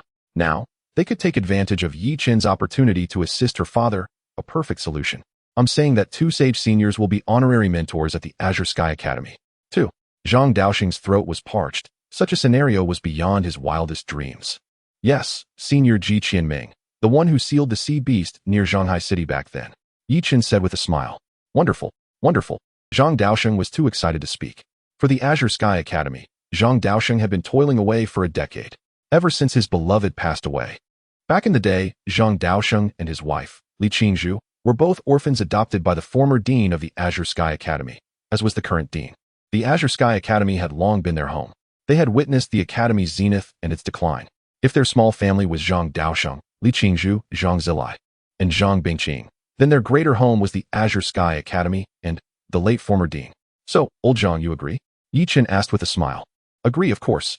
Not just a mentor, directly offer a vice dean position. Zhang Daosheng blurted out in excitement. No, I must inform old Guetu about this. Zhang Daosheng had never been this excited in his life, well, except for his wedding night. Oh, and remember to reserve an honorary mentor position for me. Crushing sages is a piece of cake for me now, Chen said with a grin, but Zhang Daosheng had already hung up the phone. Huh, did that brat have something else to say? Zhang Daosheng wondered after hanging up. Oh well, I'll ask next time. Chen was dumbfounded. No one had ever hung up on him. If Zhang Daosheng knew Chen's thoughts, he would probably burst out laughing. Coincidentally, now someone had. The matter was settled. Old Zhang had agreed and was smiling like a child. Chen shrugged. That's good. Zhang Bingqing smiled. Naturally, Zhang Bingqing was delighted to be able to help her father. So, next, we wait for Chen to resolve the Gaokao matters. And then he can come to the front lines to help, right? Ji Qianming inquired. That's roughly the plan. The exam is in about 10 days. Then I'll spend a few days at the Azure Sky Academy before heading to the front lines. Chen pondered. No. Zhang Bingqing suddenly interjected. Every day delayed means more soldiers dying on the front lines. I've witnessed Chen's strength, let alone blocking one sacred beast. Even two would be no match for him. Zhang Bingqing was dissatisfied with the timeline. Indeed, Ji Qianming concurred with Zhang Bingqing's statement. However, Chen's willingness to join the front lines is already a gesture for the sake of humanity. The time he needs should still be granted. Ji Qianming also wanted Chen to participate in the battle sooner, but Chen should be allowed to make his choice. This. Zhang Bingqing paused. Ceasing to speak, she realized she had overstepped. Well, I also want to go to the front line sooner. Staying in Kyoto is so boring. Chen said helplessly. Although he was somewhat averse to Zhang Bingqing's commanding tone, Chen didn't mind. He had to go to the front line sooner or later anyway. Otherwise, where would he get points? Then, shall I advance the Gaokao to 3 days from now? Zhang Bingqing asked, overjoyed. What? Can it be advanced? Chen was stunned. The eccentric sage mentioned some time ago that something bad would happen during the Gaokao. So the Gaokao trial this year was advanced. Zhang Bingqing explained. But since I'm currently in Kyoto, and Senior Ji is here as well, advancing the Gaokao would be a good choice. And it could prevent any accidents. Upon hearing this, Ji Qianming squinted slightly, casually remarking, is that old charlatan still alive? Then, she realized, of course, as a sage who foresees the future, he needs to be well protected. It's only natural that he's still alive. Chen was a bit bewildered. So the so-called Gaokao is just something you can change with a word. If it can be changed, then the sooner, the better, let alone 3 days. It can start tomorrow. That won't do either. We have to notify the students in Kyoto to allocate hotels for accommodation and arrange trials immediately. The fastest would be 3 days. Ji Qianming retorted. As a space sage who can fight and teleport quickly, Ji Qianming has presided over the Gaokao more than once. In his prime, his spatial power could be used to teleport thousands of miles, but it would cost a lot of spiritual power. Logically, he shouldn't be caught. But he had to cover his bumbling teammates' escape. Chen nodded, ceasing to speak. 3 days was fine too. The sooner he resolved these matters, the sooner he could go to the front lines and grind points. On the other side, Zhang Daosheng was about to tell the dean the good news. When he was searching for old Gatu's phone number, Zhang Daosheng suddenly felt a tremor, a chill surging from his heart. The chill instantly froze all the moisture in the air. Zhang Daosheng quickly sat down and began to break through to the constellation realm. Stuck at the peak of the reversing sea realm, he had finally resolved his mental block today. He directly stepped into the constellation realm. A surge of cold air soared into the sky. The West Wind Lion King, who was sunbathing, looked towards Zhang Daosheng's office. That old guy broke through? The West Wind Lion King smiled slightly. Lan Batian naturally sensed the aura as well and was very happy for Zhang Daosheng. After stabilizing his realm, Zhang Daosheng's white hair disappeared, replaced by a full head of dark hair, and even the wrinkles on his face had diminished. Constellation realm.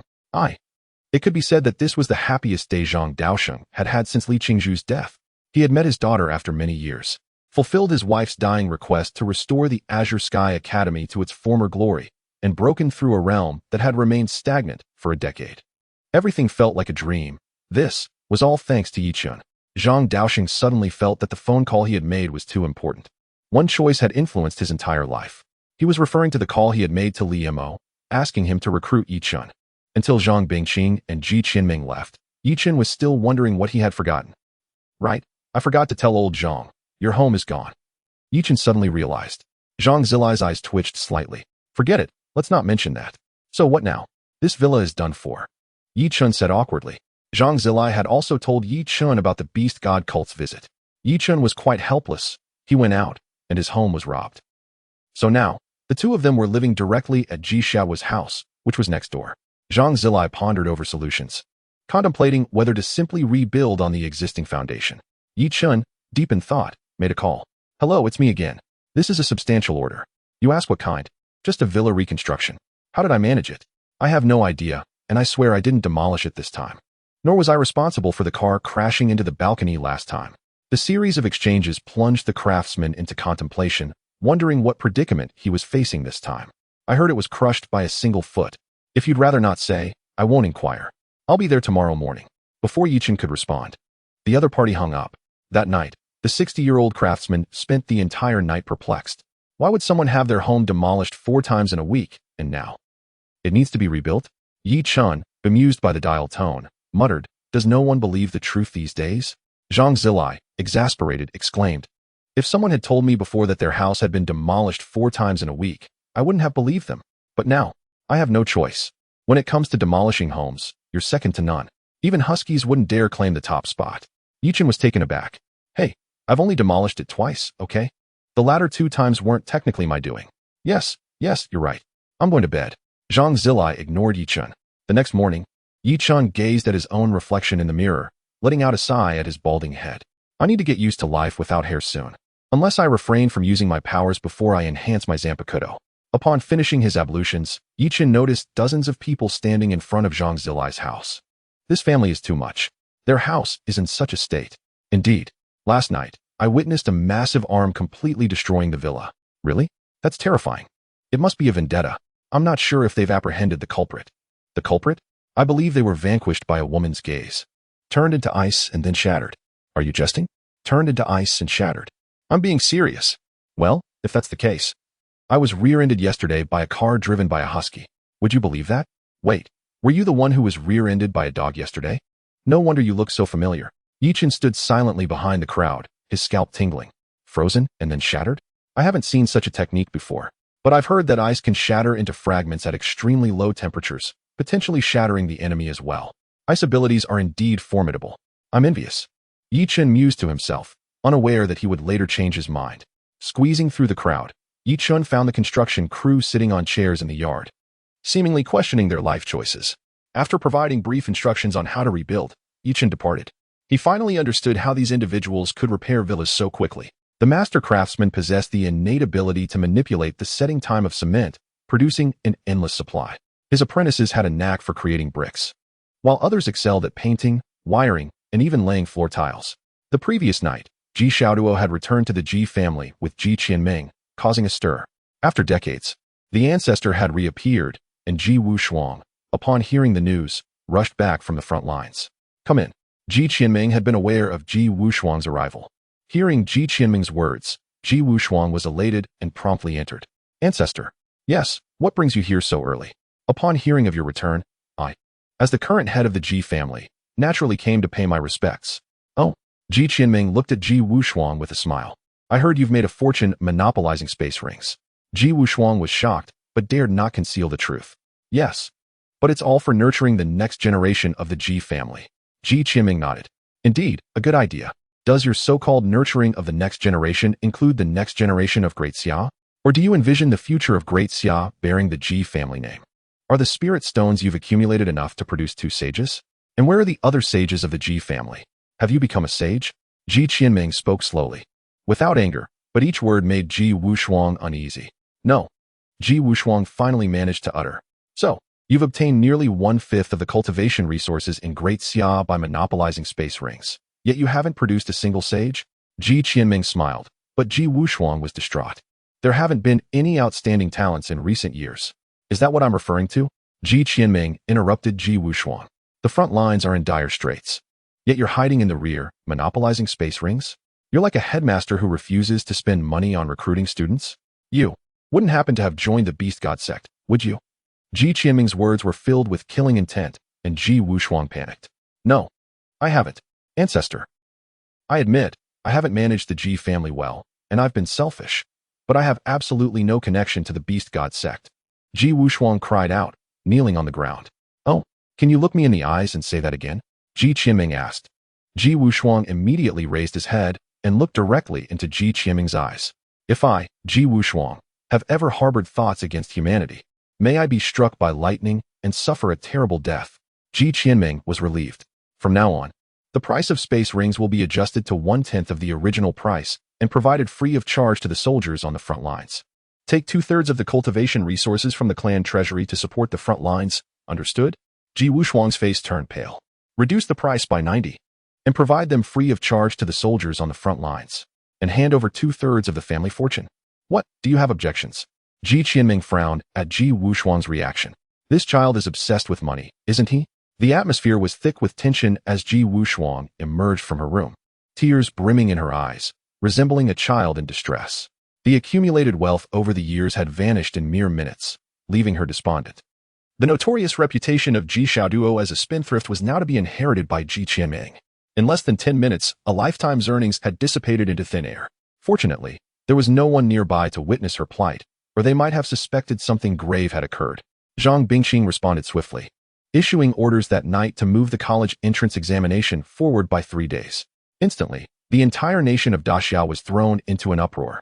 What was happening? 3 days? Was everyone insane? Why the urgency? Previously, the exam had been rescheduled a month in advance, and now it was suddenly 3 days away. There was simply no time to break through to the third stage of awakening. It was infuriating. While one was on the verge of a breakthrough, another had just stepped into the second stage of awakening. I possess insider information suggesting that this examination is peculiar. Only geniuses are permitted to participate, though the exact reason remains unclear. Countless individuals expressed their grievances, yet for many, the college entrance examination was merely a formality. The stage ultimately belonged to the talented. And this year, it was destined to be Yi Chen's stage. Regarding Zhang Bingqing's adjustment of the examination, other sages held no objections. Bai Junjian was preoccupied with guarding the East China Sea, while Zhang Bingqing was stationed in the north, and the demigods remained in the interior. Their mere presence was sufficient to deter any monstrous beasts. The old mystic, meanwhile, was lurking in the shadows, attempting to break through to the demigod realm. As his lifespan was nearing its end, if he failed to achieve this breakthrough soon, the next glimpse into the future would coincide with the conclusion of his life. However, with the return of the spatial sage, Ji Qianming, their burdens would be somewhat alleviated. Ji Qianming could teleport across vast distances, covering 1/10 of Daxia's diameter with 1/3 of her spiritual power. Provided she had enough spirit stones, Ji Qianming could maximize her support speed in no time. On Yi Chen's side, he could finally enjoy a respite of 2 days after the whirlwind of events during the brief journey into the secret realm. Meanwhile, reports had reached the deputy leader of the beast god sect, Chen Nanfeng, who was infuriated by the actions of his incompetent subordinates. They had recklessly demolished a villa. I asked you to bring someone here. The most you needed to do was to engage in a scuffle and capture them. Why destroy their villa? Do you think Yan Hongying is blind or mentally deficient? Can't she hear that commotion? After all, she is at the solar realm. Chen Nanfeng often found himself wishing for a more astute subordinate, not just one who was not foolish, but one who was truly intelligent.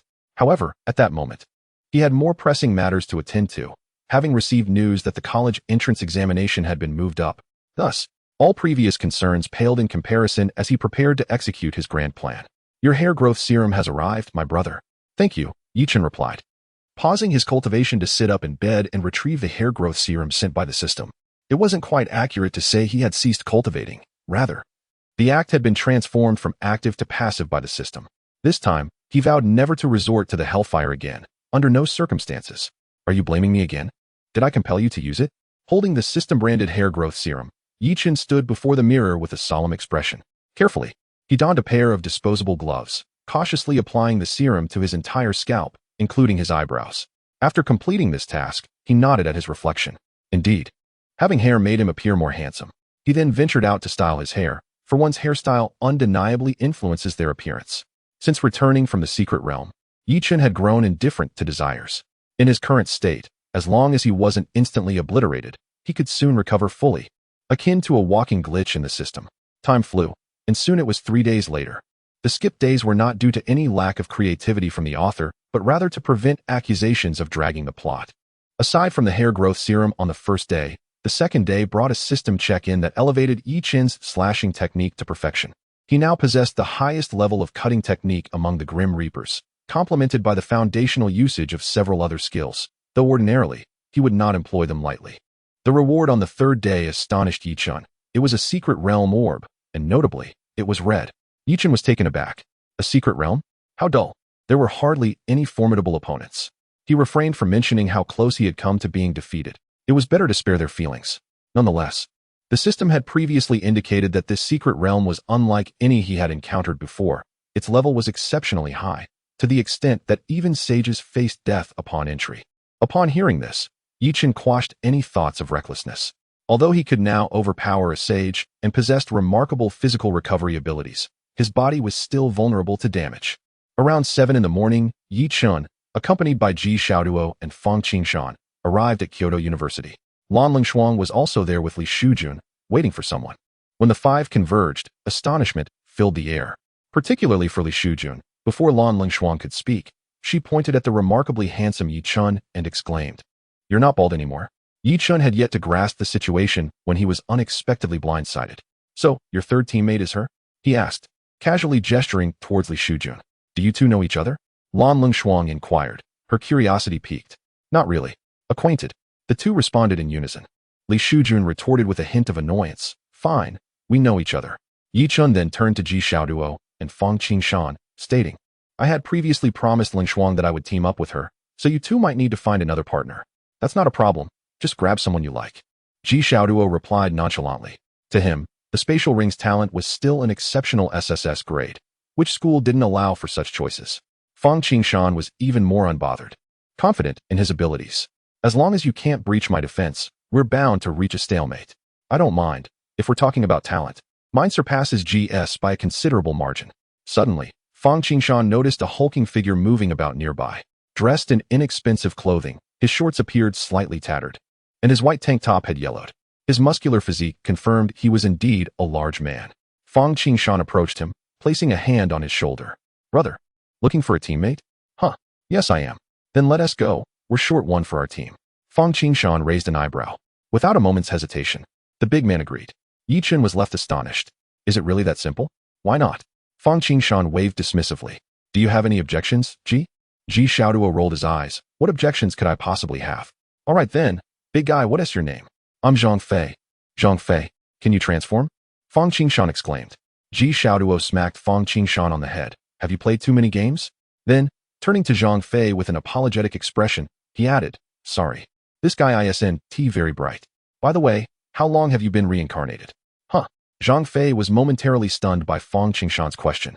Just as he regained his composure, Ji Xiaoduo delivered another playful jab to his head. "Just kidding. I'm Ji Xiaoduo, and this is Fang Qingshan. It's a pleasure to meet you.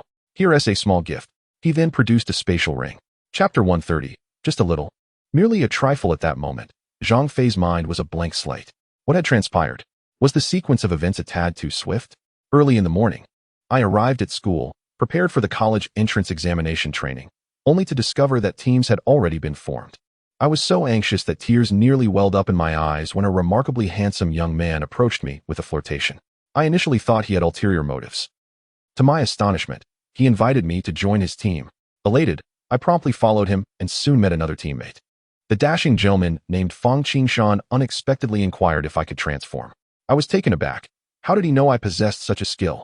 The one called Ji Xiaoduo took it a step further, asking how long I had been reincarnated. Before I could even process this, a spatial ring was thrust into my hand. Surely, I must be dreaming. Fang Qingshan, Ji Xiaoduo, and their companions Chen, Lan Lingshuang, and Li Shujun observed with keen interest this man named Zhang Fei. Suddenly, Zhang Fei slapped himself hard. This isn't a dream. Feeling the sting on his face, he exclaimed. Chen and the others remained silent, while Zhang Fei furrowed his brow. Was my slap insufficiently forceful? He mused, delivering another resounding slap to his face. Chen was bewildered, hastily intervening. "Brother, you are not dreaming." Zhang Fei abruptly shoved Chen aside and slapped him across the face. "Ouch, that hurts." "I'm not dreaming." The onlookers were left speechless.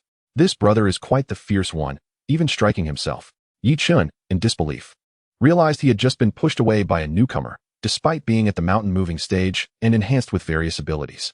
In the remaining few cities of the Great Xia, approximately 10 million students undertake the college entrance examination annually, excluding those with subpar talents and those lacking combat-oriented abilities.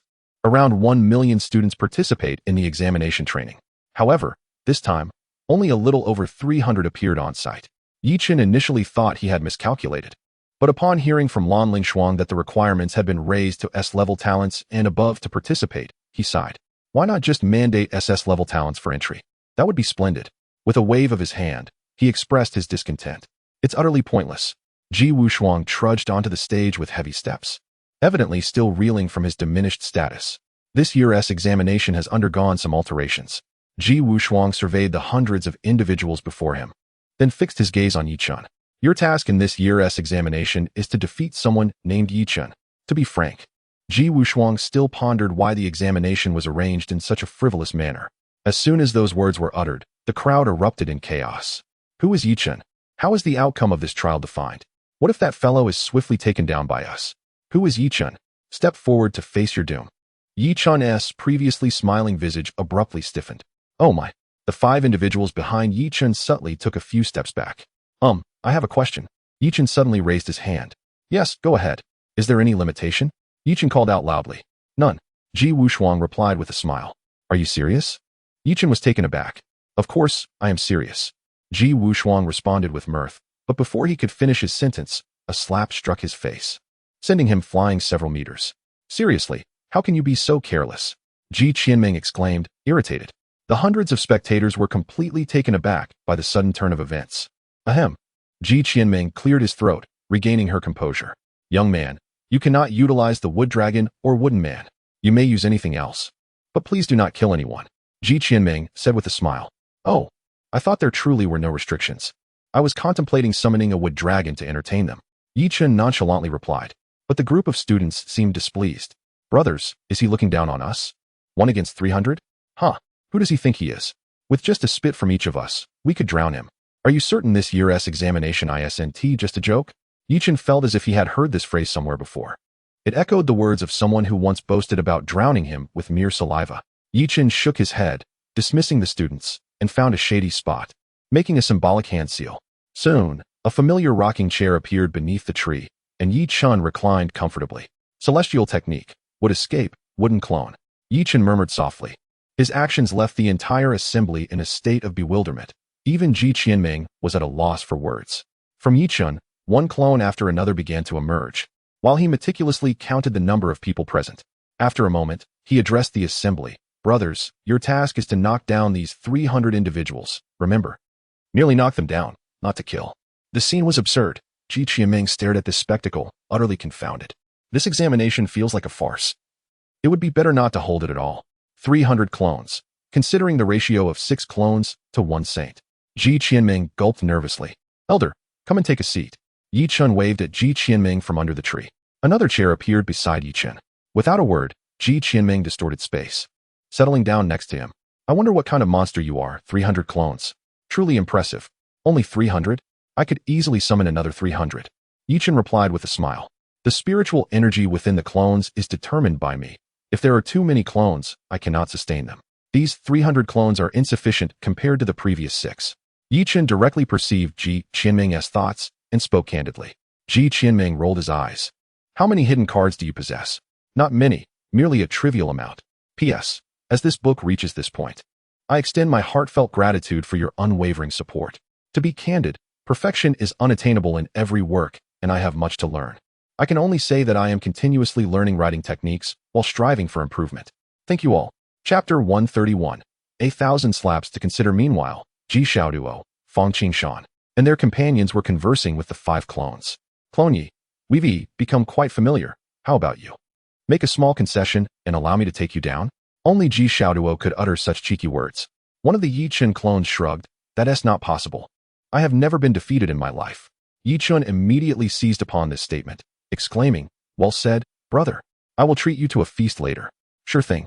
My main body. Ji Xiaoduo was taken aback. How should he deal with this resolute clone?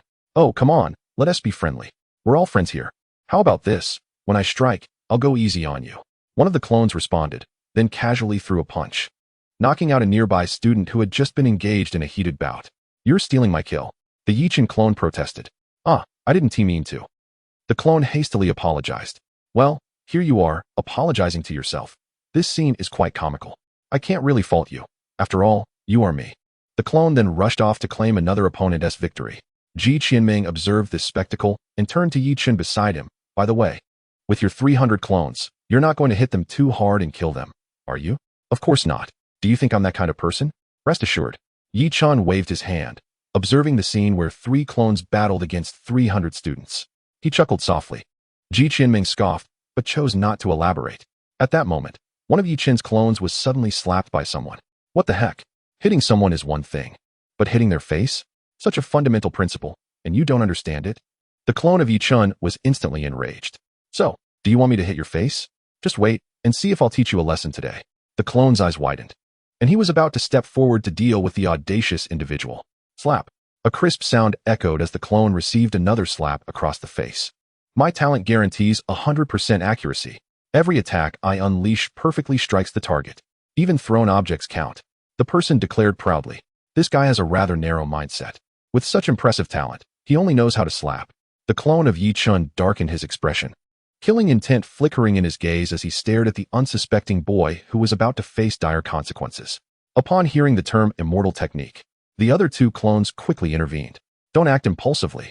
We cannot kill them. Indeed. Exercise restraint. Slap. Slap. At that moment, 2 handprints appeared simultaneously on their faces. Immortal technique. Wood release. Wood dragon technique. The trio yelled in unison. What the heck? The individual was instantly bewildered as 3 towering trees erupted from beneath the clone's feet. 100-meter-long wooden dragons appeared, leaving the entire battlefield in shock, with 600 eyes fixated on them. Goodness, Yi Chun, is this what you meant by not causing fatalities? Ji Qianming panicked. Yi Chun was equally stunned. What were these 3 clones doing? Meanwhile, the 3 wooden dragons focused intently on the reckless young man. Capture him. One of the Yi Chun clones commanded the wooden dragon to seize the individual in its claws. Subsequently, all 3 clones advanced without a word, one of them delivering a slap. Slap. The large fellow panicked instantly. Wait, I was wrong. Don't do this. We live in a civilized society. Hitting faces is forbidden. Slap. Slap me? Did you think I would let you off? Didn't I just say hitting faces is unacceptable? Slap. I was kindly advising you to reconsider, and you come at me with a big slap? Slap. You think you can be spared? If it weren't for my main body forbidding me from killing you, you wouldn't even know how many times you would have died by now. Slap. In one, a series of slaps resonated from above. Ji Qianming stared wide-eyed. Is this a bit excessive? Excessive? Please, let us not kid ourselves. Although they are merely clones, they still bear the name Yi Chun. If it weren't for your face, you'd have been walking the path to the underworld by now. Yi Chun rolled his eyes, his tone dark. If the other party had accidentally slapped me once or twice, that would be one thing. However, this individual clearly did so intentionally, aiming every strike at my face. The last person who slapped me should have been a week ago and still in a fetal state. Fine. Just don't kill him. Upon hearing Yi Chen's words, Ji Qianming ceased her protests. If it were her, after receiving 4 slaps, even the best temper would be tested, right? Well, let us start with 1,000 slaps, Yi Chen casually remarked. Ji Qianming panicked. Are you sure you want to kill him? I want to. Yi Chen assured confidently, then called out to the clones who were delivering slaps. Don't kill him. If he looks like he's about to pass out, give him some healing. Oh, no problem. It's a minor issue. This fellow is destined to receive 10,000 slaps today. In this brief minute, these students would spend a lifetime healing. 3 clones, 300-meter-long dragons. So, 300 clones would yield 300 300-meter-long dragons. The question arises, how many people can Yi Chen handle alone? Contemplating this, some girls present suddenly felt their cheeks flush. As for the reason behind this sudden embarrassment, it remains unspoken and unassessed, a matter best left to the imagination. Remember. 10 minutes later, all the students present were sprawled on the ground, while none of the clones had disappeared. Ji Xiaoduo and the others had simply sat down and surrendered. Only Zhang Fei remained obstinate, still sulking after receiving a glare from Yi Chun. It's not that I intended to harm him. I merely gave him a punch. And then the Tsukuyami space looped. Ji Xiaoduo and Fang Qingshan looked at Zhang Fei, who was holding himself, the brave one. Observing the students now lying down, Yi Chen silently retracted his clones, but left 3 of them to continue the round of slaps. Senior Ji, what now? Is the trial over? Yi Chen inquired curiously. Isn't this trial merely a formality? Ji Qianming replied, astonished. It's that trivial? So, what happens now? Shall we publicly declare that new student Yi Chen triumphed over 300 opponents? That is not complicated. You simply advance, and then they can proceed to the next round of examinations. I believe no one will dare contest you now. Chapter 132, Chen Nanfeng's unknown talent.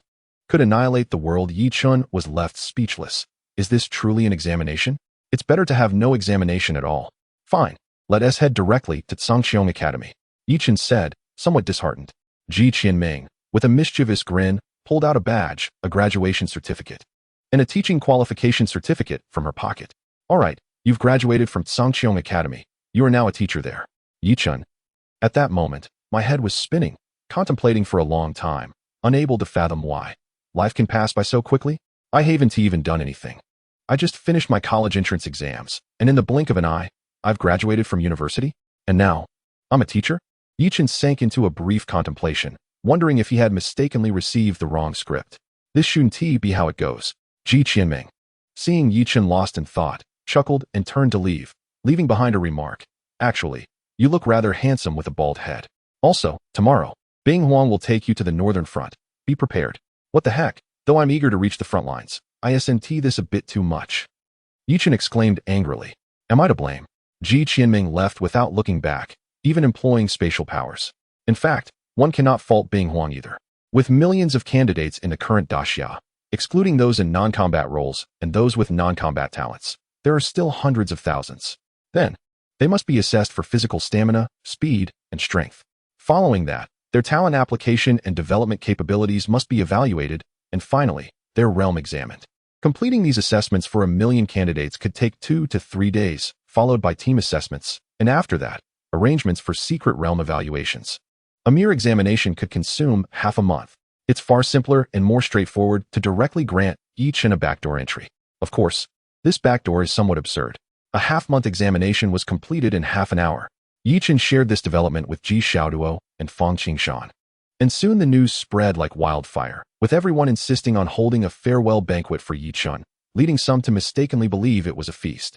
Today's reward, hair growth tonic 10. If you're heading to the front, this might suit you well. How touching. Yi Chen rolled his eyes and joined Ji Xiaoduo and the others for a token meal. Zhang Zilai, however, didn't attend. He was presently dining with his sister at the same table. For Zhang Bingqing, it was her first time sharing a meal with Zhang Zilai in many years. The atmosphere felt somewhat heavy. If only you could sit down and have a meal with Dad like this, I believe he would be quite pleased, Zhang Zilai remarked, adjusting his glasses with a smile. Yes. Zhang Bingqing gently wiped her mouth and softly responded, Yi Chen, like a child, somewhat naive in his actions, yet undeniably reliable. Suddenly, Zhang Zilai shifted the conversation, expressing concern for the dangers at the front lines. Although I know he is strong, please take care to protect him. Zhang Bingqing was taken aback. Her brother, who had always been taciturn and seldom spoke for others, was now expressing such sentiments. You have changed so much. Indeed, Yi Chen had a way of instilling a sense of peace, evoking smiles effortlessly. Zhang Zilai instinctively touched his throat, while Zhang Bingqing fell silent. That night, Yi Chen stood on the balcony, gazing at the meteors streaking across the sky, feeling somewhat lost in life. How long had he been in this world? It felt surreal, as if he were living in a dream. Those so-called saints were powerless against him, and the so-called otherworldly beasts were even less of a concern. With a bitter smile, he pondered, am I here to save the world? Such a cliché narrative. A gleam of light flickered in the sky. Meanwhile, in a tall building, Chen Nanfeng was checking his watch, calculating the time. It's almost time. He frowned slightly, disappointed that there were fewer students this year. Otherwise, he could have captured them all. Master, I believe some insignificant trash is hardly worth noting. This year SS-class geniuses are all in Kyoto. A man in a black and red robe behind Chen Nanfeng remarked. Chen Nanfeng, adorned in a resplendent golden robe, exuded a flamboyant presence. After all, he was the vice leader of the beast god sect. What was wrong with wearing golden robes? He had been waiting for this day for a long time, to annihilate the city of Kyoto. What a beautiful city it was. Unfortunate that it was destined for destruction. Chen Nanfeng smiled as he turned to leave with his subordinate. At the same time, Zhang Bingqing received a phone call from an enigmatic sage. Evacuate Kyoto. Relocate the personnel. A calamity is approaching. As the sage uttered these words, blood gushed from his throat. Senior, what's wrong? Zhang Bingqing exclaimed in alarm. I'm fine. Quickly evacuate the crowd within 1 hour. Clear the area within 500 kilometers of Kyoto. After delivering this message, the sage fainted instantly. Zhang Bingqing hung up and hurriedly began notifying the city guard and military forces in Kyoto. Simultaneously, she soared into the air, amplifying her voice with spiritual energy. I am the Ice Phoenix Saint. I have received an urgent command. Evacuate all personnel within the city to areas 500 kilometers away from Kyoto within 1 hour. At that moment, Chen Nanfeng, on his way out of the city, furrowed his brow. How could the Ice Phoenix be in Kyoto? Isn't she at the front lines? His expression changed repeatedly. He had been accumulating power for years to unleash this catastrophe. Would he allow this woman to thwart his plans? What should we do? Yongguan, the protector of the Beast God sect and the foremost figure under the vice leader, expressed his anxiety. If this plan succeeded, he would earn the leader's favor. So he was understandably worried. Chen Nanfeng's eyes narrowed slightly. There's no need to rush. Even if that Ice Phoenix can save everyone, she cannot save the city. Yongguan hesitated, for the leader had always aimed to eliminate more of the human race. After years of lurking, would he destroy a city without any casualties? As the capital of the Great Xia, Kyoto dwarfed other cities in every aspect. Cities like Shanghai had hardly any stars. While Kyoto boasted countless geniuses from various families and schools, there was simply no comparison. Chapter 133. The overflowing compassion of a Saint Yi Chun stood on the balcony, fixated on a twinkling star in the sky, sensing something amiss. It felt as though the star was drawing nearer, until Zhang Bingqing's voice echoed from above, snapping him back to reality. Something has happened. We need to leave immediately. Upon hearing this, Zhang Bingqing swiftly appeared at Yi Chen's side. He paused for a moment. All right. What is the issue? Zhang Zilai stepped out of the room and inquired about Zhang Bingqing and Yi Chen. There is no time to explain. We must leave now. With wings unfurled, Zhang Bingqing seized Zhang Zilai and Yi Chen, propelling them outward. Ji Qinming also activated her abilities to relocate some of the weaker individuals struggling to escape, calling for her family members who could briefly teleport people to assist. The 500-kilometer radius equated to approximately 500,000 meters. Given Ji Qinming's current spiritual energy, she could transport several hundred individuals at a time, potentially saving thousands. However, a city was home to millions. In just 1 hour, they needed to evacuate millions of residents. In the sky, Zhang Bingqing reached her maximum speed of 500 meters per second. What is happening? Yi Chen inquired, curiosity piqued. The enigmatic sage warned us. Tonight, Kyoto will face destruction. What? Zhang Zilai and Yi Chen exclaimed in astonishment. How could that be? Why would it be destroyed? I'm not sure. The sage only knew of the impending disaster but could not discern its cause. Zhang Bingqing replied helplessly. If only they knew the reason, it would be much simpler. The annihilation of Kyoto. Yi Chen's complexion paled. Zhang Zilai's face was equally grave. What kind of force could obliterate Kyoto? I don't know. Zhang Bingqing shook her head, equally uncertain about what could lead to the city's downfall. Yi Chen's expression darkened as he turned his gaze towards the star in the sky. What if? It is a meteorite. Zhang Bingqing looked at Yi Chen, who pointed at the shimmering star above. She was momentarily stunned, murmuring, if it is a meteorite, then obliterating Kyoto would be effortless. After ensuring Yi Chen's safety, Zhang Bingqing returned to the city to rescue as many as she could. Every life saved mattered. A distance of 500 kilometers could take several hours to drive, yet for the strong, an hour would suffice to traverse that distance. However, how many true strong individuals were there? Millions were crowded in the streets. The city plunged into chaos. Everyone understood that when a saint issued such a warning to evacuate, it signified a crisis far beyond comprehension. Remaining in the city was a certain death sentence. Many, overwhelmed by the impending doom, chose to remain in their homes. Everything unfolded too rapidly. 1 hour, 500 kilometers. At her speed of 500 meters per second, Zhang Bingqing would need 1,000 seconds, or approximately 16 minutes, to cover the 500,000 meters. She had already spent so much time escorting Yi Chen and Zhang Zilai. How could ordinary people achieve such feats? Yi Chen stood atop a high mountain, fixated on the ever-growing meteorite. Millions of people in the city. The magnitude of that number bewildered him. Even 1,000,000 drops of water could form a lake. What of humans? A swarm of ants barely numbered in the thousands. Yet here, there were millions. Yi Chen fell silent. Yi Chen, can you stop this meteorite? Zhang Zilai, who had silently approached, asked.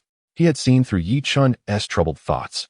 At that moment, Yi Chen wrestled with conflicting emotions, his own safety versus the lives of millions in the city.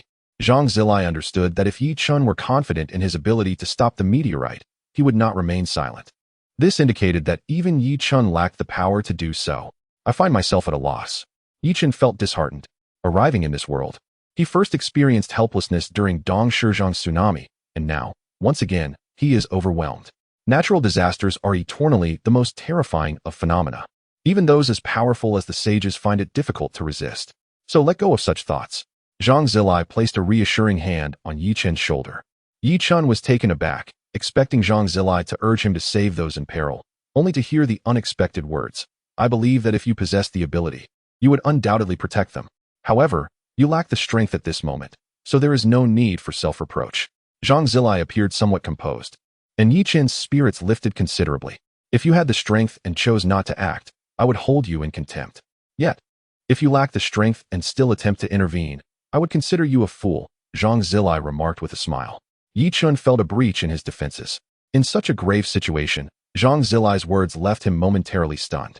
Though lacking in power, Zhang Zilai's father always emphasized that one must prioritize their own safety above all else. In the face of life and death, no one would accuse you of selfishness. Zhang Zilai patted Yi Chen's shoulder, falling silent. The decision that lay ahead was one only Yi Chen could contemplate. He nodded silently, his gaze fixed on the approaching meteorite in the sky. It was over. Everything was over. Wife, Xiaodou, where are you?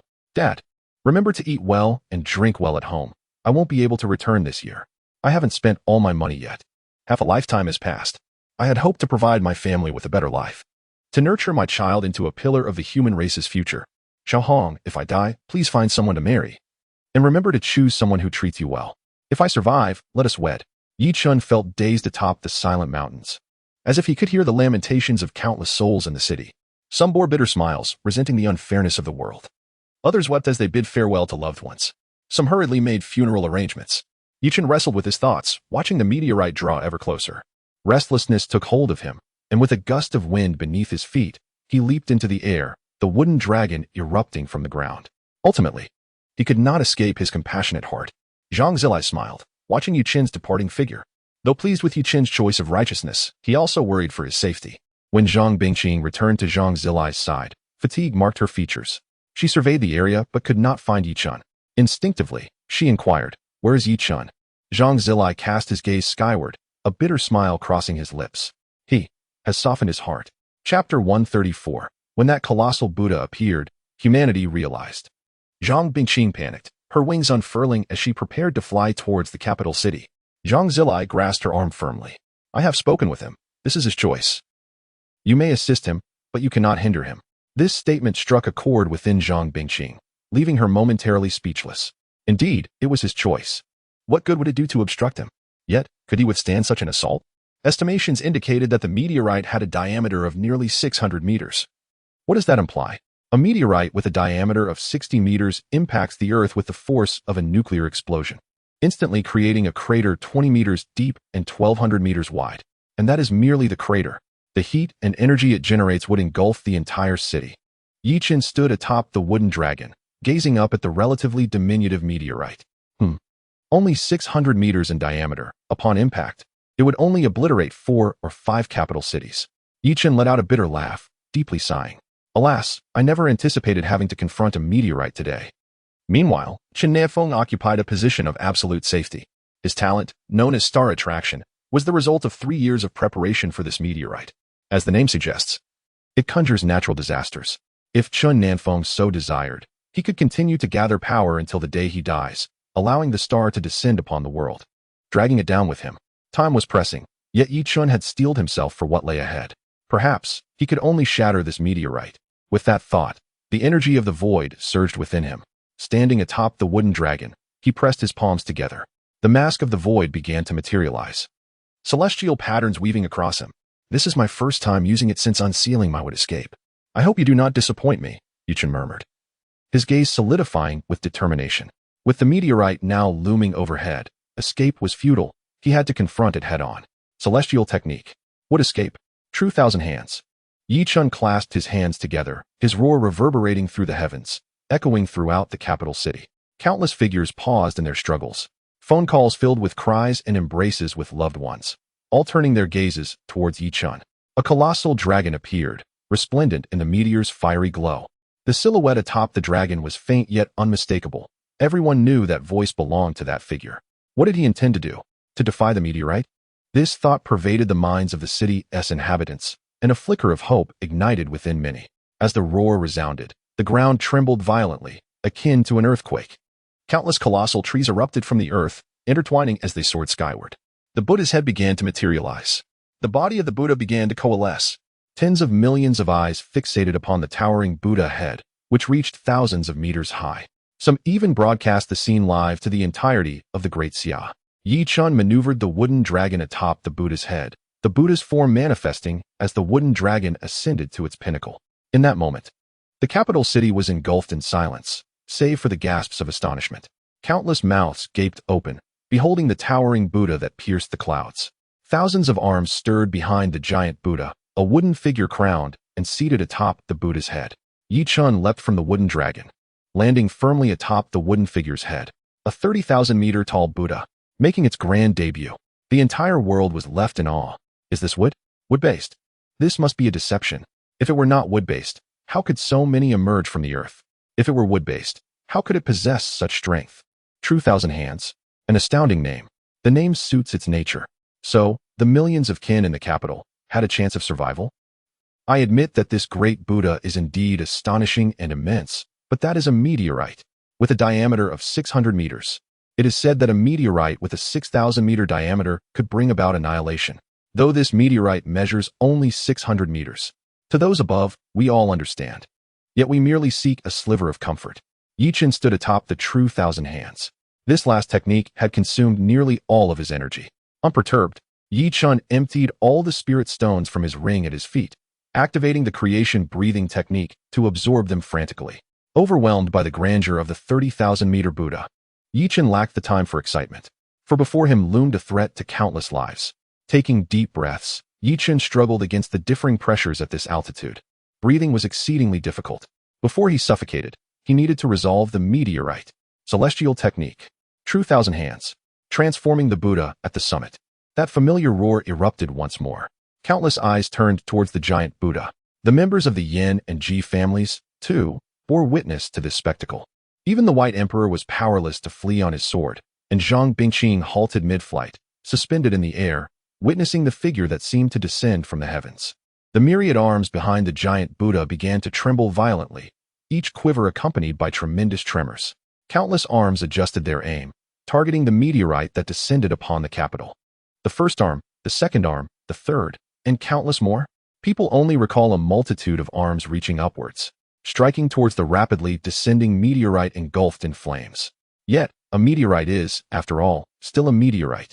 Its internal mass is unknown, perhaps denser than any metal known on Blue Star. A 600-meter meteorite appears diminutive before the Buddha's 1,000-meter palm. However, upon the Buddha's palm making contact with the meteorite's outer flames, a tremendous conflagration instantly incinerates the wood release. This sight causes the hope that had ignited in countless humans to wane once more. Enough, you've tried your best. Please, just run. A little girl in the city, clutching a book, cries out. At only 10 years old, she has just begun to grasp the meaning of death. I desperately want to beg you to save me. But now, I'd rather say, please leave. Tears stream down the faces of countless people in Kyoto. He has already exerted himself to the utmost. Please leave. The second cry echoes. The third. The fourth. The entire city resonates with a single plea. Please leave. Chen pauses slightly, gazing down at Kyoto below. His Sharingan eyes capture the expressions of the crowd with perfect clarity. The pathetic Chen feels his eyes grow moist. What a joke. Chen roars. Today, I will live or die with you all. His roar surpasses the din of the entire city.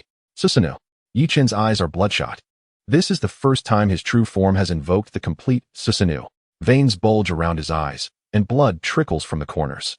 1,000 meters Susanoo envelopes the wooden figure beneath Chen. Chapter 135. Giving True several thousand hands. Gloves what? Is that blue thing? People crane their necks, gazing at the top of the Buddha's head, a blue light entering their vision. Does he have another way? This display rekindles a glimmer of hope in their hearts. May he succeed. Chen feels the pain emanating from his eyes, struggling to look directly at the meteorite. Is this as large as it can get? Chen is somewhat disappointed, but after all, this is his first time using the Sharingan. To manifest 1,000-meter Susanoo on the first try, Sasuke would be astonished. When will the goal of Susanoo-clad Buddha be realized? Chen commands a colossal arm to come before him. The Susanoo instantly affixes to the arm. I can't clad the Buddha. Then I'll just have to clad the Buddha's hand. Damn it. The enormous wood-release arm, adorned with Susanoo armor, hurtles towards the meteorite. The eyes of the world are fixed on this strike. They all understand. This figure, whose name they do not know, possesses a wood-based talent. Fire inherently counters wood, and with the meteorite's intense heat, there is no chance of even touching the meteorite. Instant incineration, let alone shattering it. The wood-release giant hand, donning Susanoo enhanced gauntlets. Makes contact with the meteorite's outer flames at breakneck speed. Bang! A deafening sound erupts. The meteorite piercing through the combination of Susanoo and would release like a bullet. However, the meteorite also splinters into several small fragments, which vanish as they are abraded by the atmosphere. There's a chance. He hit it. The world is in shock. How high is the meteorite's temperature? Under normal circumstances, friction with the atmosphere can raise the temperature to as high as 10,000 degrees Celsius. Wood release is powerful, but ultimately not fireproof. But Chen is not worried. Although the wood release arm and Susanoo were instantly destroyed, as long as he can make contact with the meteorite, that is enough. One more time. The Sharingan in Chen's eyes spins once more, and the blue Susanoo reappears, this time larger than before, but Chen doesn't notice. With the same action as before, the wood release arm dons the Susanoo armor. Bang! The sound of spatial vibration rings out once again. This time, the meteorite still only loses a few fragments. Again, the creation hang-up breathing technique is running at its limit, and the Susanoo is frantically drawing spiritual energy from Chen's body. Third time. Bang! The meteorite seems to be getting stronger, instantly piercing through the Susanoo and would release. Kyoto is deathly silent, countless people staring intently at that figure. The 1,000-meter-high blue phantom. Summoned time and time again, pierced by the meteorite time and time again. How many times has it been repeated? Chen is unwilling, blood streaming from his eyes. The white hollow mask is stained red with the blood from his eyes. Again, Chen roars once more. This is already the unknown number of times. Bai Ditian stands upon his emperor's sword, watching Chen above the Buddha.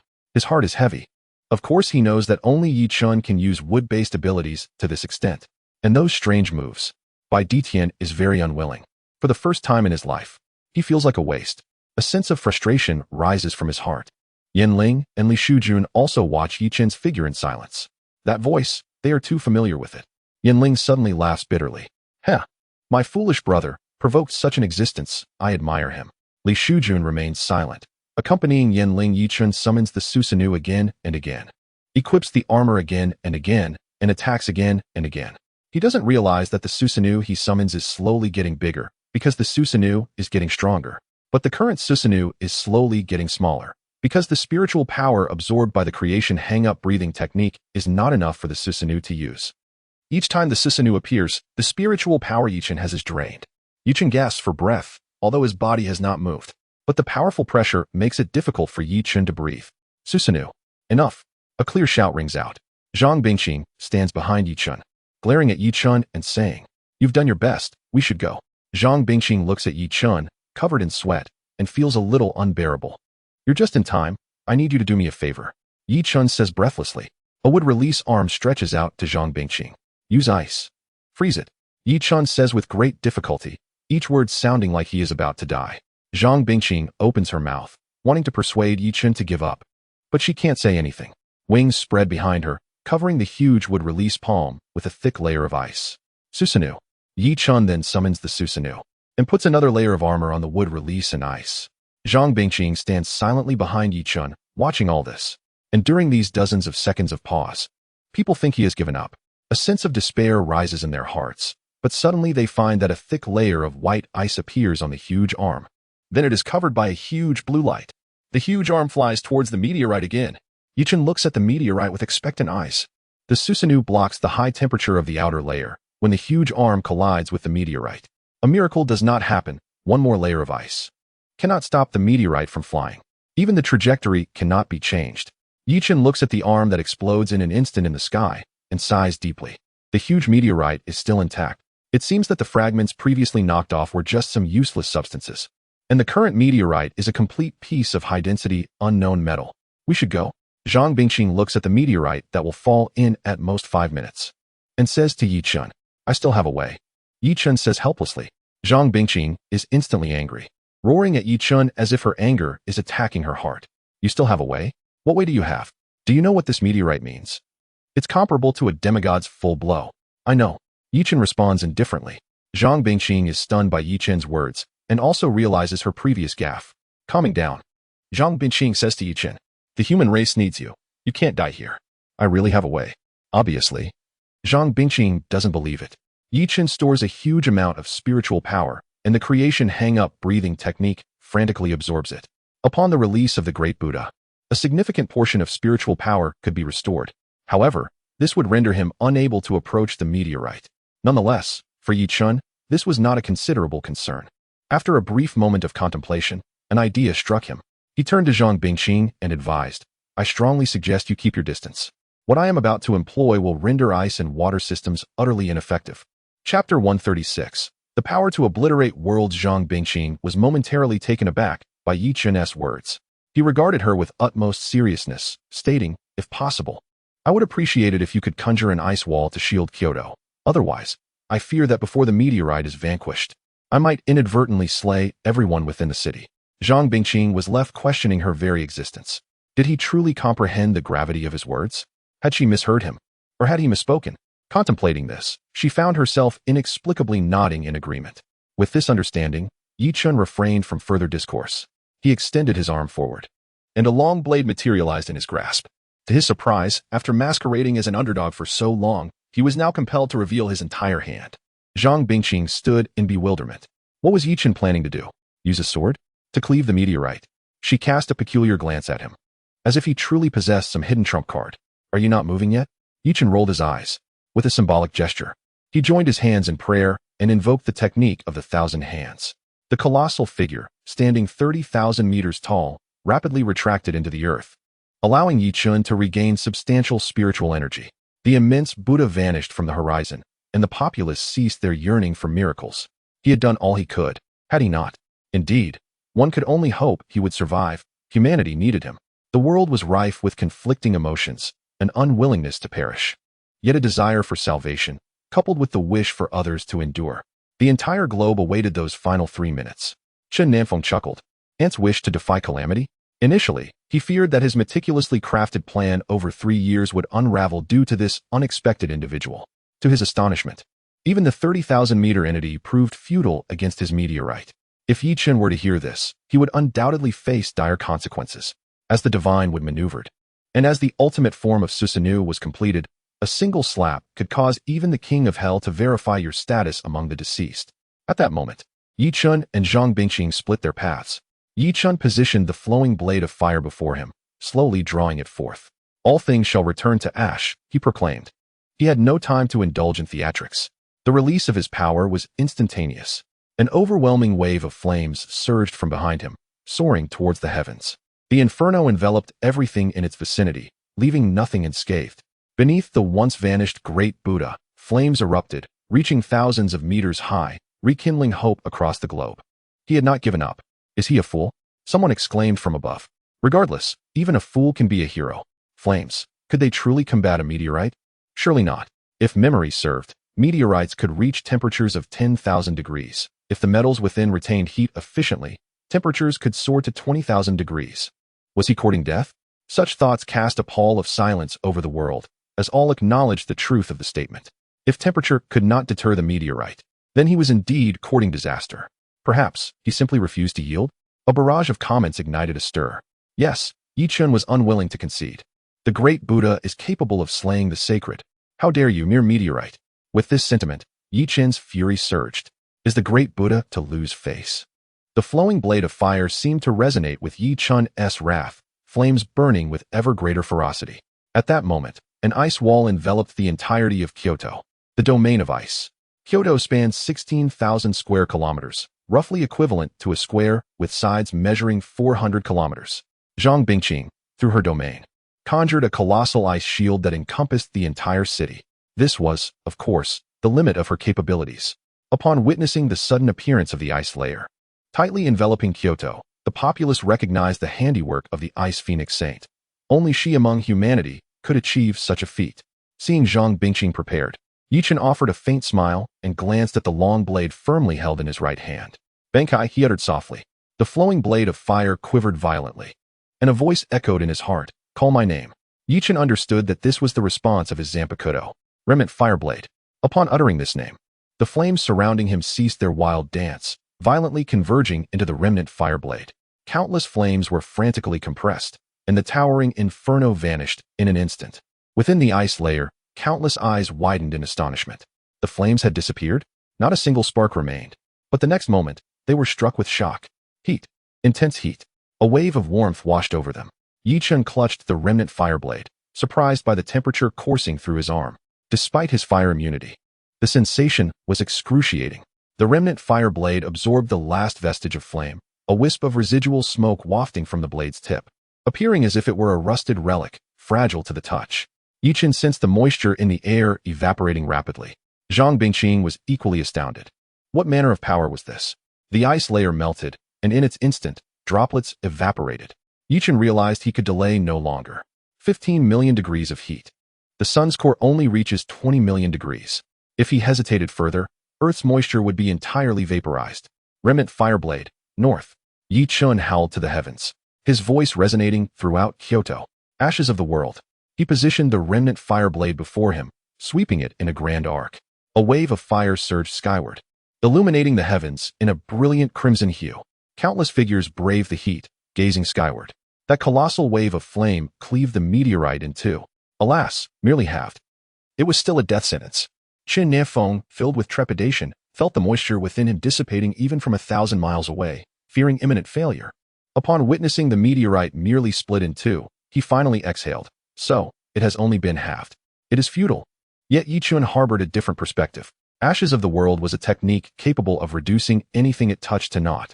He instantly relinquished his bankai, sitting upon the ground, reaching to retrieve water from his spatial ring, only to discover that it had melted away.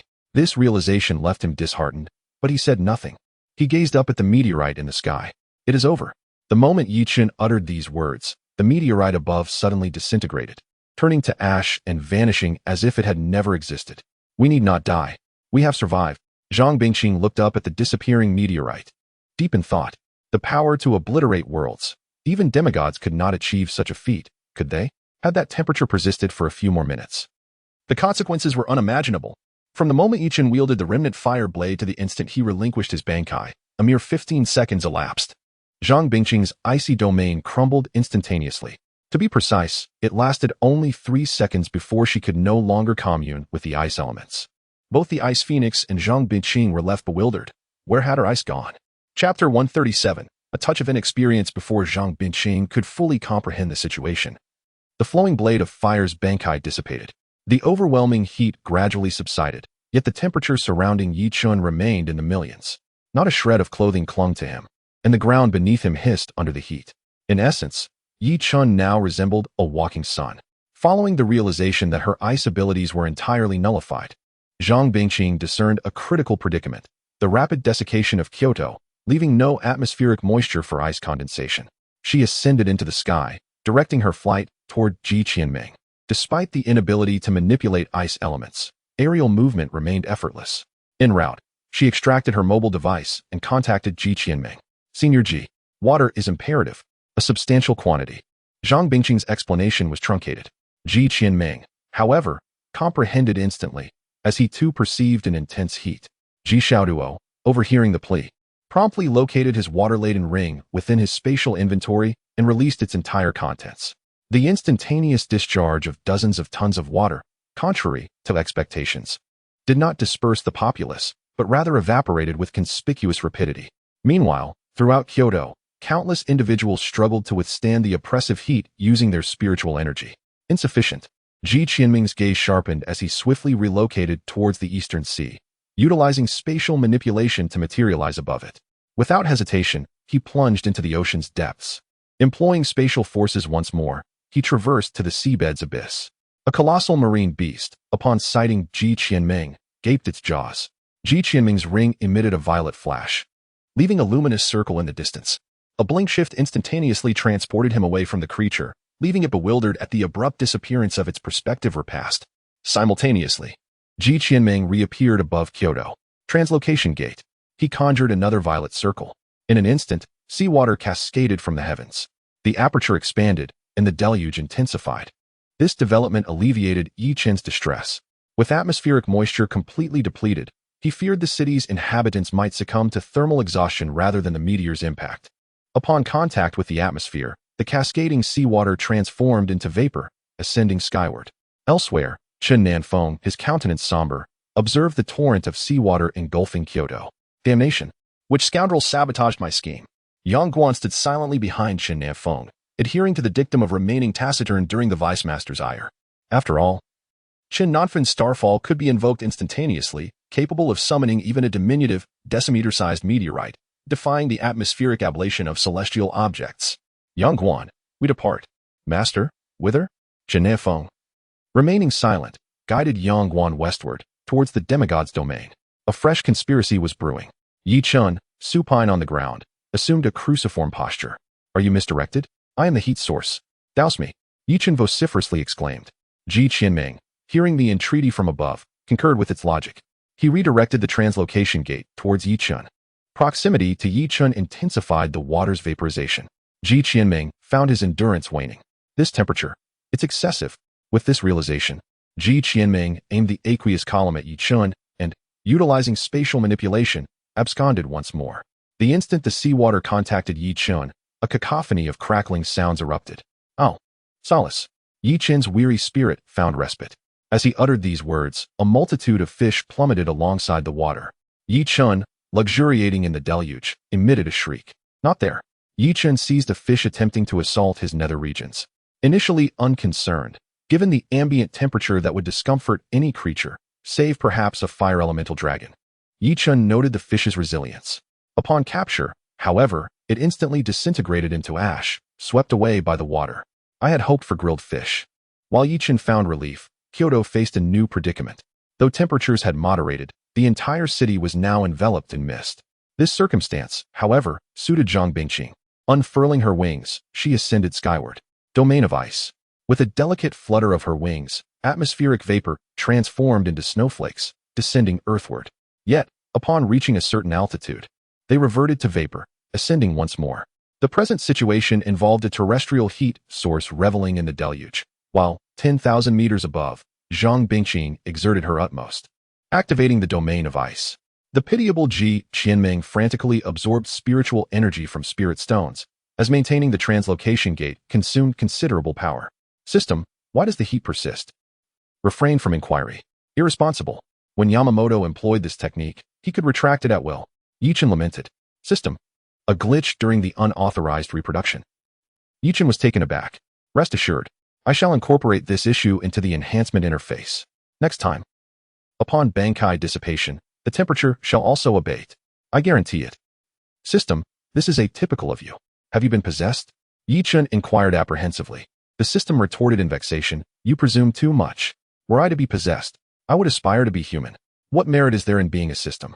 It feels akin to boarding a pirate vessel, with a sealed wood release and a castrated flowing blade-like flame. This is not my maiden voyage as a system. My proficiency is somewhat lacking. Ah, yes, you speak correctly. Yi Chun disregarded the system's pronouncements. The system's intent was clear, it acknowledged its error. But the solution remained Yi Chun's responsibility. Enhance. It can rectify all glitches. As with the previous wood release, rendered unusable without earth, upon unlocking, the issue was perfectly resolved. After an indeterminate duration, the temperature within Yi Chun stabilized. Both Ji Qianming and Zhang Bingqing were utterly drained, one maintaining the domain of ice, the other the short-range translocation gate. Conversely, Yi Chun, having engaged in combat with a meteorite, reposed for several hours, and subsequently attained the sea realm. Chapter 138. The Four Sages Confer. Yi Chun ascends to global prominence. Great Xia was in turmoil. The sudden upheaval plunged everyone into contemplation. The energy released by the meteorite was universally acknowledged. Yet, Great Xia, barring the demigods, possessed an individual capable of withstanding, nay, obliterating a meteorite. The demigods had long remained aloof. Frankly, even a demigod would incur a substantial cost in intercepting this meteorite. The emergent, enigmatic ability was unmistakably wood-based. The subsequent flames and the brilliance of the blade were bewilderingly swift. There was no explosion, no spectacular display, but a swift bifurcation, followed by instantaneous incineration. The entire Douyin platform circulated a 2-second video clip, commencing with the incantation ashes to ashes and culminating in the meteorite's division and subsequent disintegration. Numerous commentators began to expound upon the requisite power to incinerate a meteorite, the consensus being that it necessitated a temperature akin to the sun's core. The sun's core boasted a temperature of 20 million degrees, while the scorching flame's temperature reached 15 million degrees. Of course, this temperature pertained to the tip of the scorching flame's blade. The blade's remaining sections possessed a considerably lower temperature. Should Yi Chun himself touch the blade's tip, he too would be reduced to ash. The reason was that the scorching flames at this echelon employed the power of rules. Contact invariably resulted in incineration. At this level, only other rules could contest these rules. However, this tactic should not be employed indiscriminately. The mere 15 seconds of Bankai caused the temperature of the blue planet to skyrocket. Imagine, suddenly, a miniature solar core appearing. Wouldn't the temperature escalate dramatically? Had the Bankai lasted a minute, it would have triggered the melting of ice and glaciers and volcanic eruptions. Ironically, it might be Yi Chen who ends up annihilating the world. On Douyin, whether it was the upper echelons of Great Xia, prominent streamers, or military intelligence from the front lines, everyone was sharing a particular video, from the true several thousand hands to the ashes of the world. That young man gave his all. The video captured Yi Chen's actions with remarkable clarity. The footage, lasting several minutes, provided viewers with a wealth of valuable information. For instance, the two lines spoken in the video were delivered with a distinctly youthful voice, indicating that it was a young man who had saved Kyoto City. When the examinees in Kyoto City saw the gigantic Buddha, they weren't particularly surprised. However, upon hearing the faint mention of immortal art in the video, they were certain of the person's identity. His name was Yi Chen, 18 years old, and his talent was wood-based.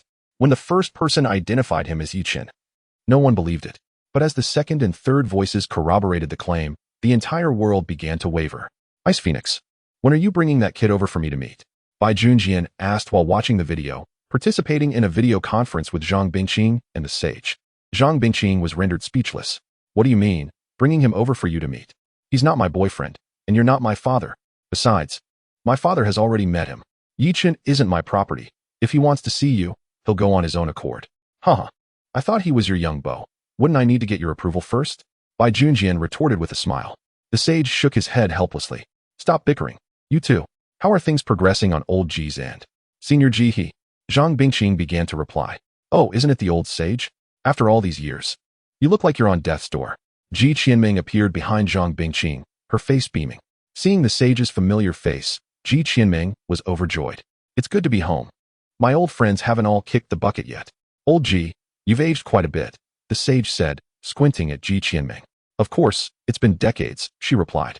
Indeed, even Yin Sheng has passed away. Of the three sages, only you and I remain. Bai Junjian and Zhang Bingqing tacitly refrained from interrupting their conversation. After exchanging a few pleasantries, they proceeded to discuss substantive matters. I'm stationed in the northern border, with the augmentations of ice and frost. The northern border doesn't require assistance for the time being. However, we do need support in terms of thermal supplies. The eastern sea requires some help. In the water, my sword is severely restricted, but I can still hold the line for now. Zhang Bingqing and Bai Junjian each outlined the challenges they were currently facing. The demigods won't be emerging from seclusion anytime soon, and we don't know how long peace can be maintained in the mainland, the sage said gravely. I sealed a semi-sage level alien beast near Zhanhai City in the past, but I lack the ability to eliminate it. The southern sea also needs close attention. Ji Qianming said, frowning. The others fell into contemplation. If Ji Qianming's assessment was accurate, they were severely understaffed.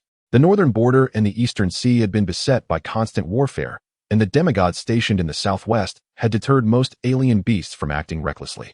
However, with the demigods currently undergoing breakthroughs, they were unable to protect humanity.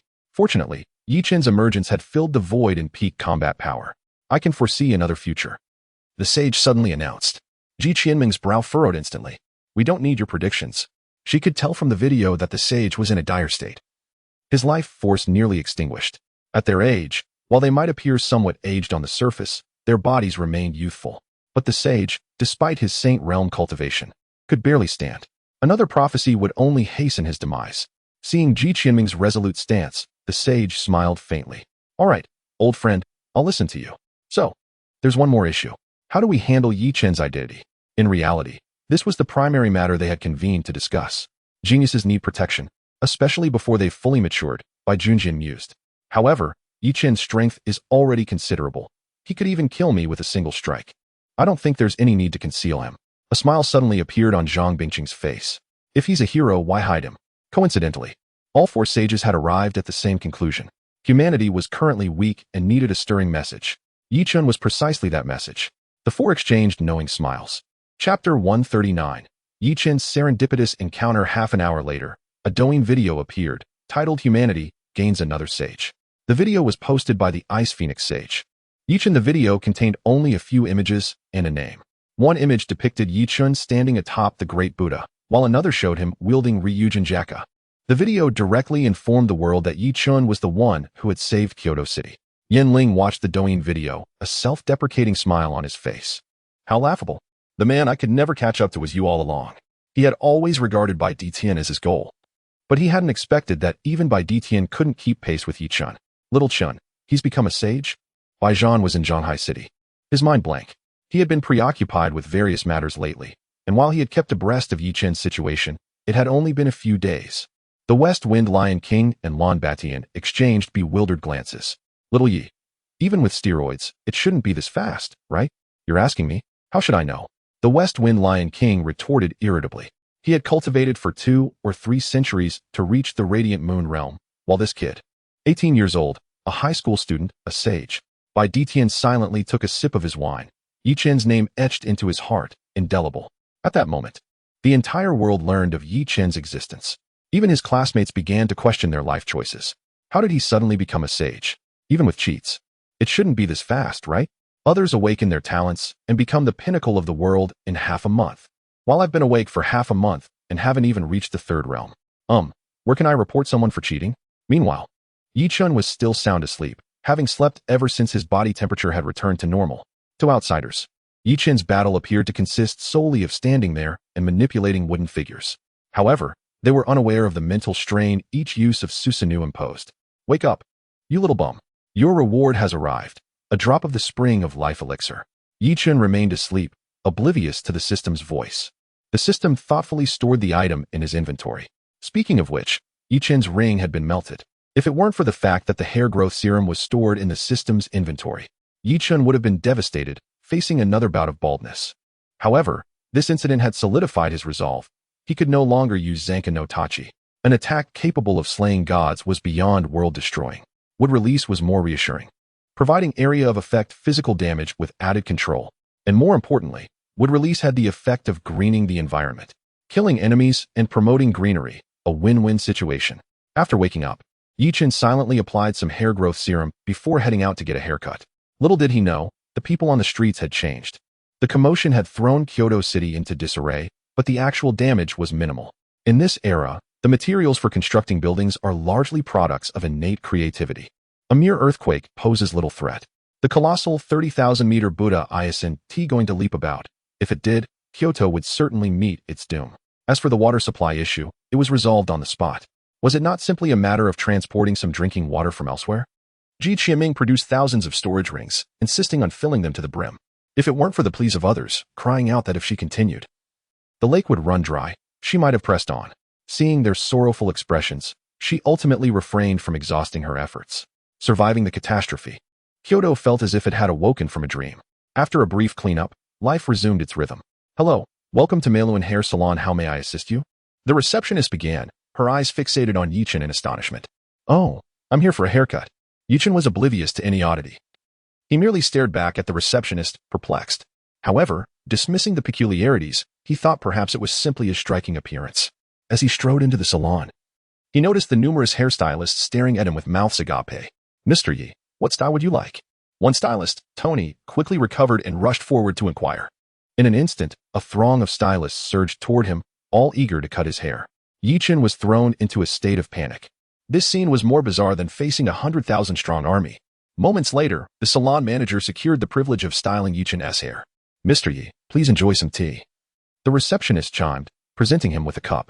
Confused and still in disbelief, Yi Chen pondered why they knew his surname and why they were suddenly so enthusiastic. Did they intend to take advantage of him? Thank you, he managed to say, causing the receptionist's face to flush with excitement. A holy figure had just expressed gratitude to her. Shyly, she asked, Mr. Yi, may I take a photo with you? Yi Chen, bewildered, nodded, only to find himself suddenly embraced, his face buried in an unknown place. A flash signaled the capture of the moment, leaving him astounded. The receptionist then switched poses for another shot, his face burning with embarrassment. Really, what if it happens again? She mused, slipping away to post on her social media. Accompanied by 2 selfies. Mr. Yi is so handsome, her post set off a flurry of notifications.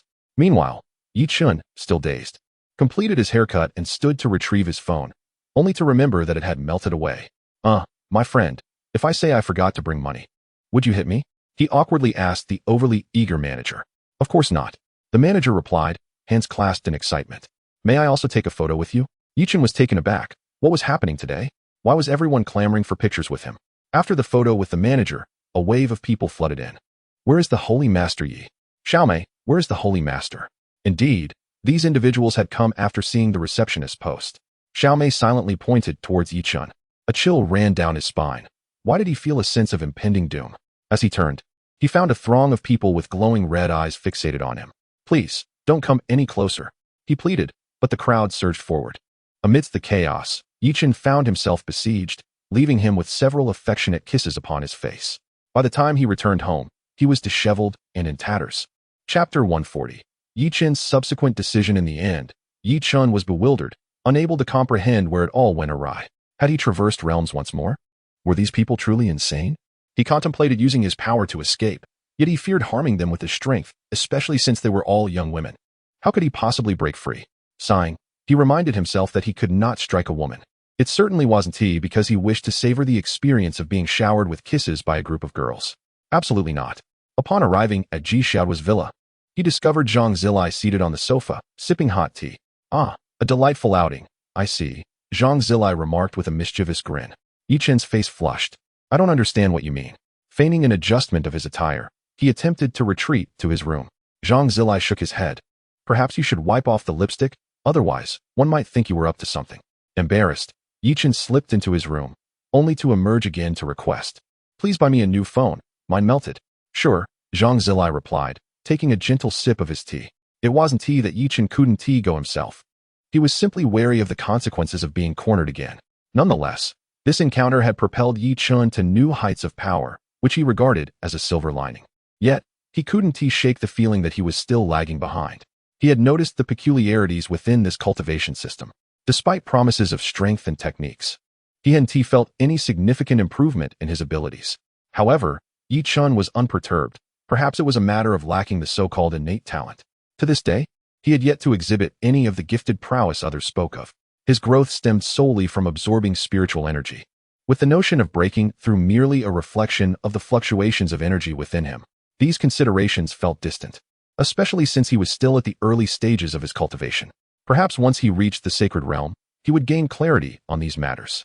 But currently, his supply of spiritual stones was nearly depleted, leaving him unable to cultivate further. That previous battle had exhausted his reserves, and with the cycle of the creation breathing technique and the Susanoo, he had consumed quite a bit. After the dissolution of the myriad techniques, he had lost track of his spiritual stones. Perhaps they had melted during the intense heat of the Flame Blade's release. Upon awakening, he discovered a drop of life essence in his backpack, said to restore all injuries and extend one's life by a century. Chen pondered its utility. His body already possessed remarkable self-healing capabilities. After enhancing his power, his regeneration speed had doubled, and combined with his innate healing abilities, he could recover from most injuries unless fatally struck. Not long after settling down, Chen retrieved a mysterious orb from his system space.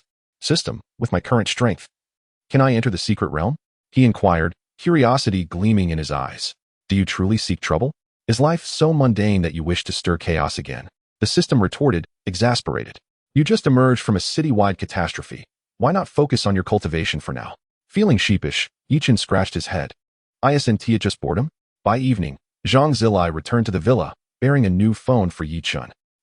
What's with all the commotion? Upon entering the hall, he was taken aback by the throng of people. Not only were Ji Qianming and Zhang Biqing present, but there were also many unfamiliar faces. Yan Mingxian from the Yan family was there, accompanied by Yan Ling and Li Shujun. Ji Qianming was followed by Ji Xiaoduo, while Fang Zhenghua and Fang Qingshan from the Fang family were also in attendance. Even the White Emperor stood silently nearby. The scene was overwhelming, and the atmosphere was palpably awkward. They had come to visit Chen, only to find two holy figures present, leading to an uncomfortable impasse. Thus, the aforementioned scenario unfolded. The heads of the two prominent families sat beside the twin saints, hesitant to utter a word. In contrast, Bai Ditian appeared rather relaxed, as he was undoubtedly the strongest among the attendees, excluding the twin saints. However, given that Fang Zhenghua was his maternal grandfather, he felt it necessary to maintain a semblance of decorum. Chen was somewhat overwhelmed. The sudden influx of guests left him feeling rather disoriented. After a rather awkward silence lasting several minutes, Chen finally spoke up, suggesting, It's meal time. Would you all care to stay for a light repast? To his astonishment, they all responded in unison, good. Yi Chun was taken aback. He had merely intended to be polite. Shouldn't they have responded with something like, no, thank you. We must take our leave? Their enthusiastic response left him feeling quite uncomfortable. Oh, I just remembered. My pantry is rather bare. Perhaps it's best to skip the meal. He hastily added, waving his hand dismissively. Not to worry. We brought provisions, they chimed in unison. Zhang Bingxing silently produced a cow from her spatial ring. A hefty creature weighing around 2,000 to 3,000 pounds. Ji Qianming's mouth watered at the sight. The Thunder Mountain's wild bull. This otherworldly beast is here too? Ji Xiaoduo also swallowed hard, recalling that the finest beef came from the realms of Blazing Sun. Upon hearing Ji Xiaoduo's remark, Ji Qianming's eyes sparkled with excitement. Indeed. My junior, you have good taste. However, your cultivation level is too low to indulge much. She then retrieved a lesser beast from her ring, a poultry-like creature, more suitable for Ji Xiaoduo's level. Yi Chen felt near tears. Was this all deliberate? By the way, Yi lad, after your valiant rescue of Kyoto, I have yet to inquire what reward you desire. Ji Qianming shifted the focus onto him. Yi Chen found himself momentarily perplexed. He truly had no pressing needs. After considerable thought, he hesitantly replied, the spirit stones the Yin family provided have mostly been consumed by flames. Upon hearing this, Yin Mingxuan's enthusiasm surged. Very well. The Yin family will graciously offer you 100,000 spirit stones as a token of gratitude for your salvation of Kyoto. Fang Zheng was shot a glare at Yin Mingxian, realizing he had missed a chance. My Fang family will also contribute 100,000 spirit stones, he added, feeling somewhat out of his depth, not as adept at flattery as Yin Mingxian. In contrast, Bai Di Tian stood, his battle spirit ignited as he gazed at Yi Chun. The Bai family can bestow 1,000,000 spirit stones, but, Yi Saint, I wish to challenge you to a duel. Chapter 141. A lack of martial virtue previously. When Bai Zhan had informed Bai Di Tian that Yi Chun had defeated an opponent of the Crescent Moon realm, Bai Di Tian had been skeptical. After all, Yi Chun's power had not been particularly noteworthy at that time. It was merely the peculiarities of his abilities that had astonished him, clones and wood dragons.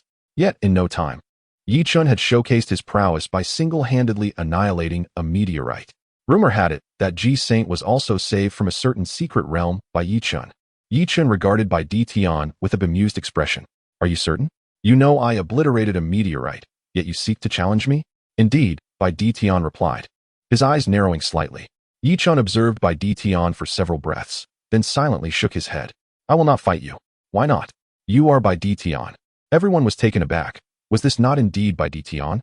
Even Ji Qianming and Zhang Bingxing exchanged glances at Bai Di Tian, their eyes twitching slightly at his audacity. Bai Di Tian began to question his own identity. Am I not Bai Di Tian? Are you? The Bai Di Tian Yi Chen knew did not exude uncertainty and doubt. What is this? Have you lost your confidence? Do you no longer trust your sword? It seemed he was not a true swordsman after all. Bai Di Tian's body trembled slightly, the image of the meteorite and the brilliance of Yi Chen's strike flooding his mind. He fell silent.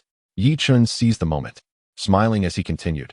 Have you considered that should we duel, if I were to lose control, and you were to be defeated, your indomitable spirit might shatter? A mere setback could easily break your resolve. You are indeed talented, but can you not accept that others may surpass you? Your mindset requires refinement. Bai Di Tian remained silent, casting a deep glance at Yi Chen before taking his seat once more, placing a spatial ring on the table. My father instructed me to give this to you. Yi Chen smiled, choosing not to elaborate further. Zhang Bingxing and Ji Qianming exchanged glances, both feeling a twinge of pity for Yi Chen's pretense of wisdom. I was merely jesting. No need to take it so seriously. Yi Chen suddenly felt he might have overstepped. Xiaoduo, where is that chef from last time? Bring him over to prepare the meal.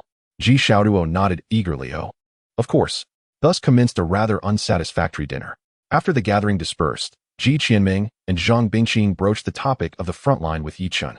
Yi lad, the situation in the Northern Territory remains stable, while in the East Sea, Bai Yunjian's underwater combat ability is relatively weak.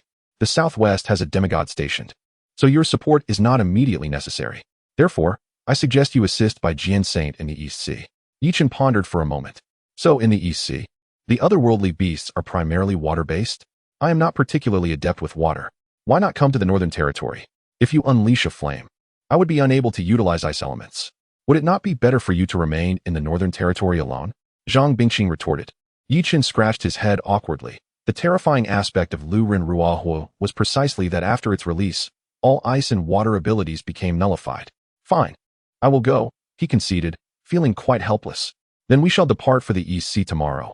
I shall escort you, Ji Qianming said with a shrug. Not so fast. I must return to Shanghai City first. There is a half-saint level otherworldly beast I previously sealed that remains unvanquished.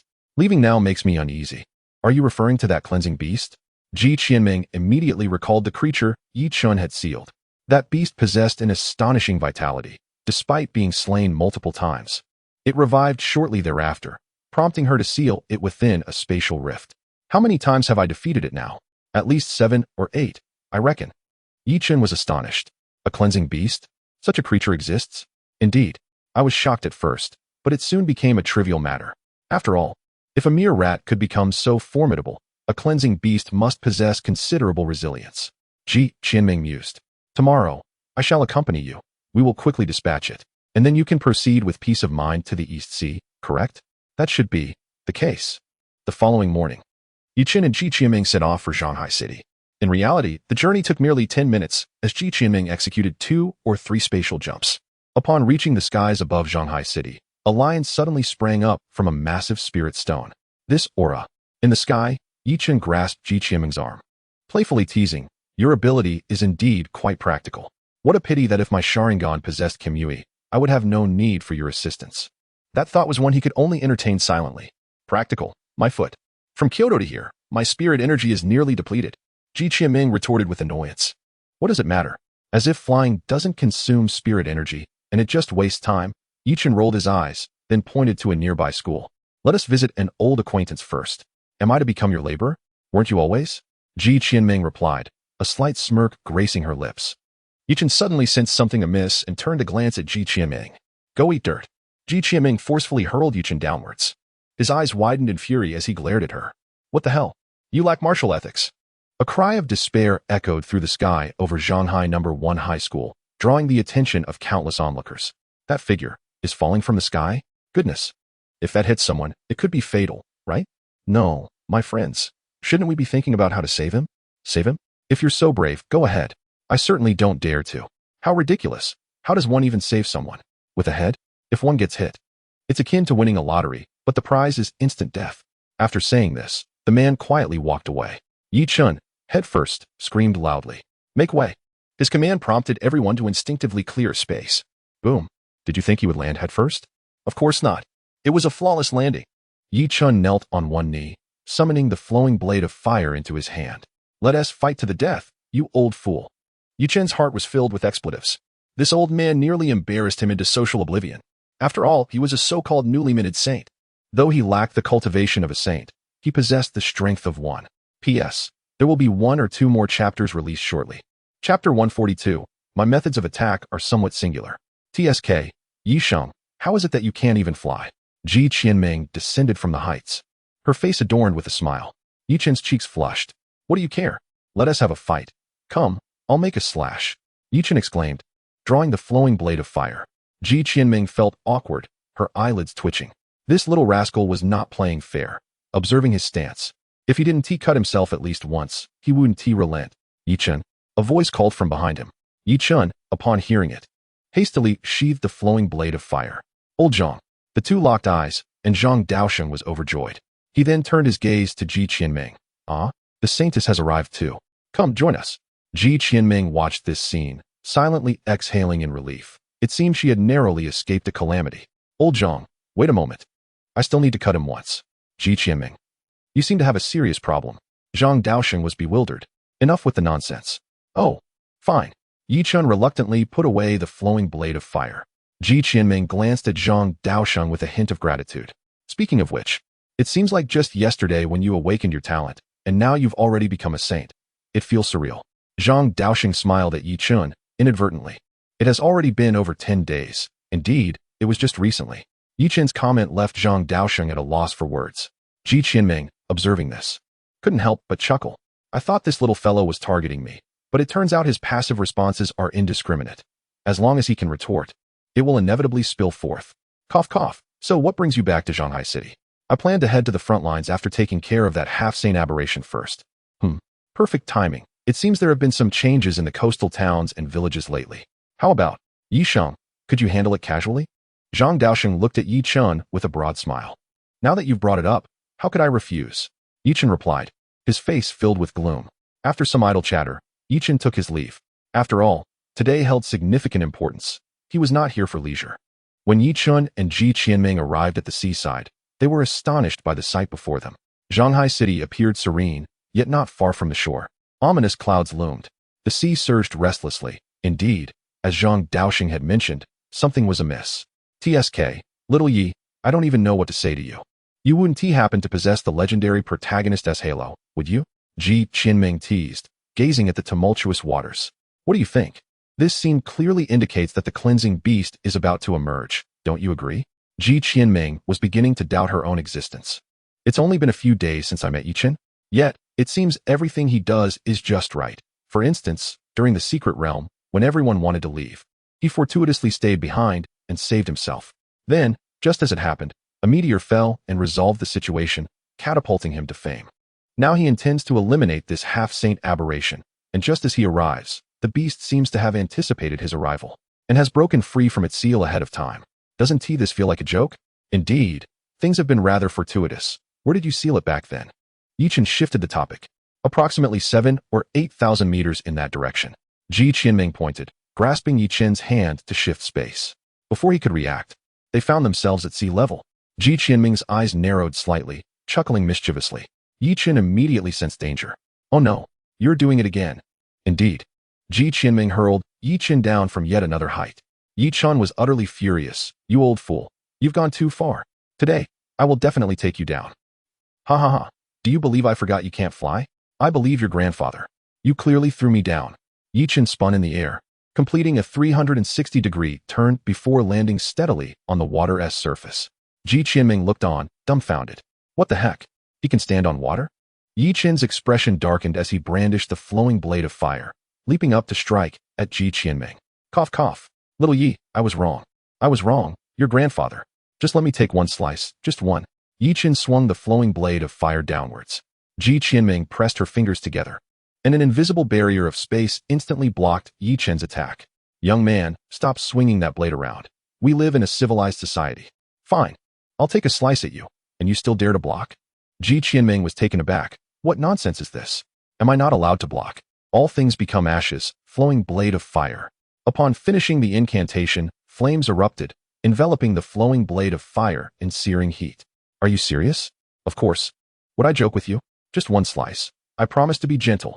Yi Chen shouted as he brought down the blade with force. Is this what you call gentle? Ji Qianming was stunned. Each strike was lethal, yet it was labeled as gentle? Nevertheless, Ji Qianming understood that Yi Chen was merely looking for an excuse to test his strength, given that he hadn't yet activated his masked state. If you wish to play, I shall oblige. Ji Qianming, intrigued by Yi Chen's resolve, declared. Space distortion. She pointed, and the space in front of Yi Chen twisted instantaneously.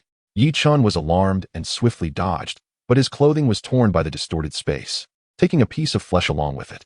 Wow, old man, are you trying to kill me? Yi Chen exclaimed, assessing his injury while being aware of his descent from the sky. Immortal technique. Wood release. Wood dragon technique. Yi Chen activated his immortal mode, and the patterns of the immortal emerged, allowing him to stand atop a wood dragon, charging once more towards Ji Qianming. The combat method of spatial power is relatively singular compared to other talents, involving techniques such as shattering, tearing, distorting, extracting, and sealing. Ji Qianming evaded Yi Chen's attack while commenting. Yi Chen slashed down, and Ji Qianming controlled a spatial barrier to block it. You could try spatial oscillation. Yi Chen swung his blade while replying. Oscillation? Well, if one could achieve spatial oscillation, then every punch and strike you deliver would carry an oscillating effect. But you call shattering, tearing, distorting, extracting, and sealing such a limited set of attacks singular. Yi Chen retorted at Ji Qianming's words, adding a touch of sarcasm. Is it not singular? Shattering is akin to fracturing space, creating turbulence. Tearing is somewhat similar to breaking, but on a smaller scale. Distortion, as you have just experienced, involves altering the shape of space. Extraction refers to making a specific area of space vanish. You can see it, but cannot touch it. Sealing merely implies an inability to escape. Chapter 143. Fish demon? Human demon? Mermaid demon? Fishman demon? Is there a singularity? Yi Chen exclaimed in anger. How many methods do you have? And me? I have only a few. Ji Qianming, while fending off Yi Chen's attacks, gazed at him in astonishment. Do you not feel a pang of conscience when you utter such words? The wooden dragon beneath your feet. And then there's the wooden man, truly 1,000 hands. A clone. I've heard there's also a defensive wooden technique. And that blue one, not to mention this blade in my hand, which is both fire and something else. How dare you say that about me? This does not even account for your mask and the so-called sage mode you are currently employing. Have you no shame? Ji Qianming was exasperated. This brat has truly pushed his luck. My offensive capabilities barely amount to a fraction of what he possesses. Yi Chen was momentarily taken aback. It seems. Indeed, there is some truth to that. Ji Qianming's blood pressure surged. What do you mean by there is truth to that? I will eventually be driven to my demise by you. Yi Chen, riding the wooden dragon, engaged in a fierce exchange with Ji Qianming above the sea. It became evident that his strength, without employing wood release or bankai, could rival that of a saint. However, Ji Qianming's combat experience was still slightly superior, as she had ascended to the saint realm step by step, while Yi Chen's rise to that level felt almost like cheating, soaring up in an instant. Old man, brace yourself. Torch. Yi Chen swung his blade, and Ji Qianming hurriedly manipulated her surroundings, creating a rift to shield herself from Yi Chen's onslaught. Yi Chen was taken aback, astonished by this capability. Yet Ji Qianming was also pondering, how could he operate entirely outside the bounds of science?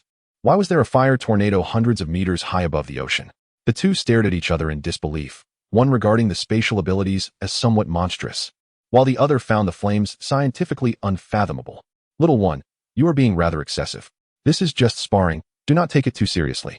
Ji Qianming said breathlessly, for although she could withstand the flames, the heat emanating from Yi Chen's fire was in the thousands of degrees. She felt as though even breathing was becoming laborious. And there is something even more outrageous. Yi Chen advanced with his blade, prompting Ji Qianming to continue her role as a sparring partner. Yet neither noticed the increasingly violent surging of the sea. Even the sky began to drizzle. Yi Chen remained unconcerned, pondering whether the sudden rain was a result of the flowing blade's heat evaporating too much water, causing the steam to condense rapidly. He understood such phenomena, recalling vividly how the second pillar had driven Obito mad with his chillin technique. Old man, you are quite formidable. If I do not employ my trump card, I might genuinely struggle against you, Yi Chen exclaimed excitedly. Kid, could you not be so reckless? My old bones cannot handle this. Ji Qianming slapped her back, speaking irritably. No way, I am far too bored until that beast shows up, especially since you have tricked me twice in a row. I only said I forgot that you couldn't fly. Say that again. Conscience check. I distinctly felt you throwing me down. Yi Chen roared, standing atop the wooden dragon, pointing at Ji Qianming. I have never endured such humiliation, being tossed from a height, not once but twice. Ahem, young man. Do not dwell on the details. Yi Chen tired of bantering with Ji Qianming and charged forward once more. Fire engulfs the city. Countless flames surged from the flowing blade, instantly trapping Ji Qianming within a fireball. Alas, kid, have you lost your mind? Ji Qianming instantaneously shifted through space, appearing behind Yi Chen. Take my fist. Ji Qianming's punch descended, and Yi Chen quickly turned to block, the flowing blade raised before him. Bang! A shockwave erupted from the blade. Yi Chen was startled, exclaiming, what the hell? I just mentioned spatial vibrations, and you immediately mastered it? Yi Chen retreated several meters, staring intently at Ji Qianming, his right hand gripping the flowing blade, trembling uncontrollably. That punch had transmitted a violent tremor through the blade into his arm. There was no helping it. Innate talent, once inspired, would flourish. Ji Qianming waved her hand dismissively. The sea roiled more violently due to the recent clash. Yi Chen smiled slightly. Then how about you experience this technique? Ji Qianming felt a chill run down her spine, sensing impending doom. This was all fun and games. But do not toy with life. Kid, I advise you to reconsider. Yi Chen laughed. Are you afraid? But I am not done yet. Ji Qianming helplessly waved her hand, suggesting that the beast would contend with him shortly. A half-saint beast? How dull. Yi Chen was somewhat displeased. Just then, a roar resonated from the depths of the sea. I have finally broken the seal. After 100 years. Do you know how I spent that century? Ji Qianming. I loathe you. Both Ji Qianming and Yi Chen stood frozen in place. Yi Chen looked at Ji Qianming with a peculiar expression. Are you certain you merely sealed him? Did you not engage in any other activities? Engage in what other activities? He is a fish, and I am a human. Ji Qianming exclaimed, her demeanor shifting dramatically. You dare question me about crossing species? I just wanted to ask, no need to rush. Your anxiety confirms my suspicion. Ji Qianming. A fissure opened beneath the sea, and a hand suddenly grasped the edge of the spatial rift. A head emerged. Upon closer inspection, it was quite handsome. That being leaped forth, floating above the water. After a century, although loneliness accompanied me, I have grown stronger. Ji Qianming, I shall find you. The beautiful figure hovered in the air, her form graceful, with hair cascading to her waist. You need not search. Ji Qianming awkwardly addressed the figure. Suddenly, the transformed beauty turned around, leaving Yi Chun and Ji Qianming dumbfounded. What the hell, a dead demon? Yi Chun cursed vehemently. The previously enchanting form, with long hair flowing freely, now revealed itself to be male. Explain what that is on your chest? Technically speaking, he is not a human demon, Ji Qianming said awkwardly. Then what about a fishman demon? Sounds peculiar. I genuinely cannot fathom what to call him. A perverse dead being? I think that could work. Ji Qianming pondered for a moment. P.S. There will be 2 more chapters later. The reason for posting this chapter first is that I depicted the transformation of the fish without clothing. I fear it may not pass the review later, leaving you all waiting for too long. Chapter 144, The King of the East Sea. Ji Qianming began to doubt her existence. Although she knew that beasts could take on bizarre forms, she had never encountered one as absurd as this. The transformed figure of the scavenger eyed Ji Qianming with narrowed eyes. Ah, Ji Qianming, you could not kill me a century ago, and now that I have achieved the saint level, do you think you can contend with me? Ugh, Ji Qianming, observing the scavenger, glanced down and could not hold back, retching atop Yi Chen's wooden dragon. Wooden dragon, what an ill omen. What do you mean, Ji Qianming? Do you look down upon me? Do you not comprehend my beauty? The scavenger glared furiously at Ji Qianming. He had traversed the human realm for centuries, eavesdropping on humans since his days as a low-level exotic beast, learning of their predilection for curvaceous women, which inspired his current form. Yi Chun, barely suppressing his nausea, implored, "Could you perhaps don some attire?" The scavenger appeared bewildered. Ji Qianming interjected, "Boy, dispatch him quickly. His appearance is revolting, and further delay risks my dignity." Yi Chun nodded in agreement. "You dare call me disgusting? Me?" The scavenger was incensed. Foul water ejection. Yi Chun and Ji Qianming were taken aback. Was he truly initiating combat? Ji Qianming was inwardly alarmed, as the name suggested formidable power, one he hadn't possessed during their previous encounter. Beware, this technique may be potent, she cautioned. Yi Chun acknowledged with a nod. The scavenger puffed out his cheeks and spat a globule of viscous phlegm. Yi Chun, unable to contain himself, retched. Ji Qianming, too, was caught off guard, and the pair vomited atop the wooden dragon.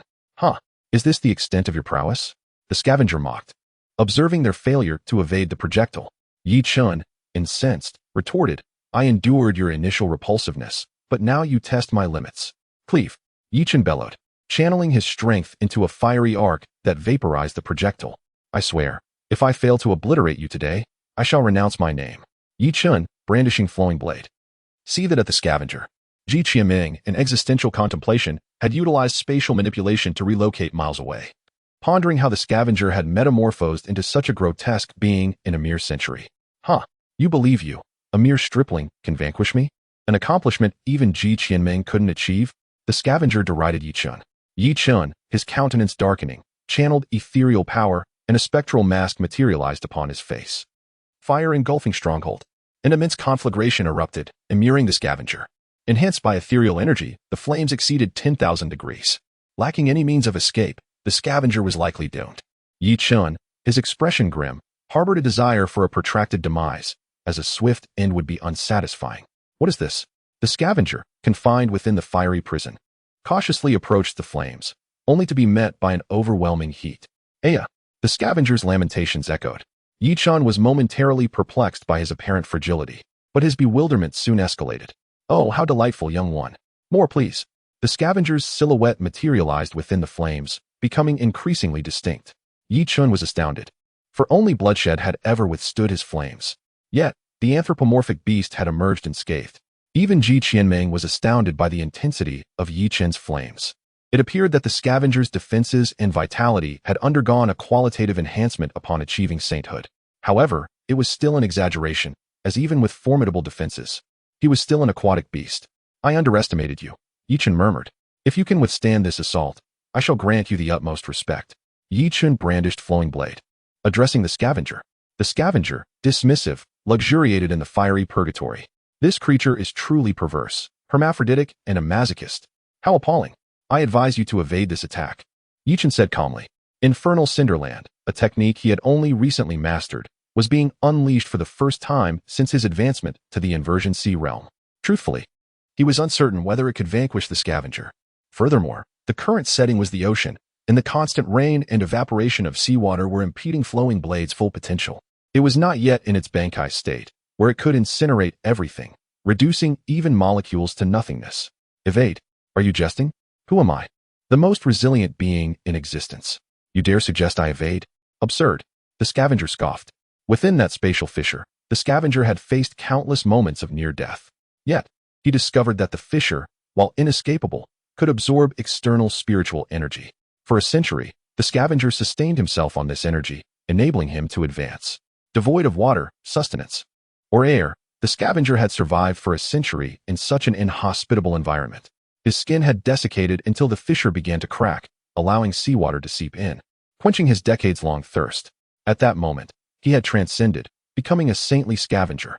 This was the tale of a fish that had survived in a wall crack, escaped a dog's jaws, been buried for years, and gradually transformed into an exotic beast. Decades passed, and it finally became a semi-saintly fish, only to encounter Ji Qianming. As the scavenger breached the seal, a pair of eyes in the depths of the eastern sea snapped open. A new saint? Intriguing. My beast clan has gained another saint. And judging by the aura, it's a sea creature. The colossal form stirred, causing underwater currents to surge. The immense figure transformed into a humanoid. I shall venture forth. Guard this place well. As you command, my liege. From the moment he moved, the entire underwater world sensed his presence. The king of the eastern sea had awakened. Ji Qianming felt uneasy. I was fortunate to have survived our encounter without being disgusted to death. Yi Chen, gazing at the scavenger, said in a somber tone, Try not to die. Infernal Cinderland. Flowing Blade was held horizontally before him, and with a single strike, the sea churned violently. The water in the area began to boil, and a pillar of fire erupted from the seabed. Ji Qianming was dumbfounded. Fire erupting from the seabed? How unscientific. The scavenger was intrigued, as it was the first time he had witnessed fire emerging from the ocean floor.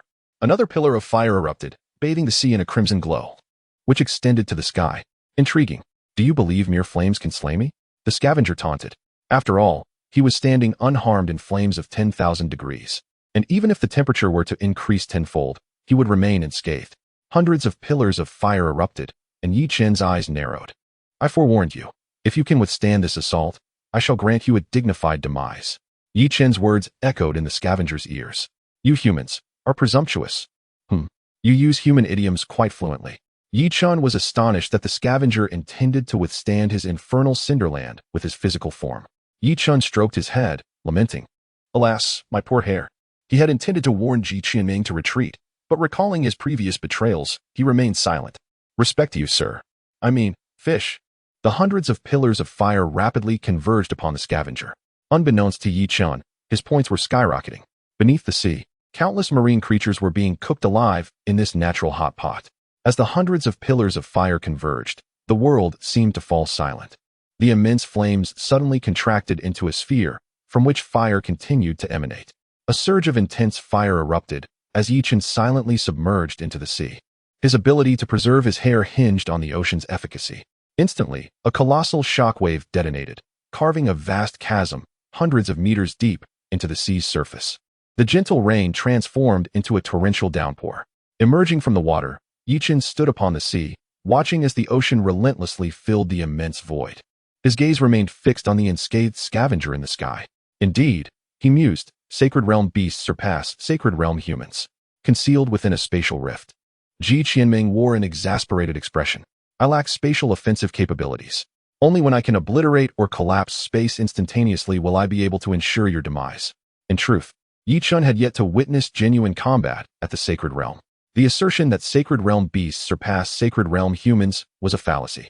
Individuals like Zhang Bingqing, who possessed the essence and physical form of an ice phoenix, could even transform into an ice egg under specific conditions, awaiting resurrection, albeit at the cost of significant vitality and spiritual energy.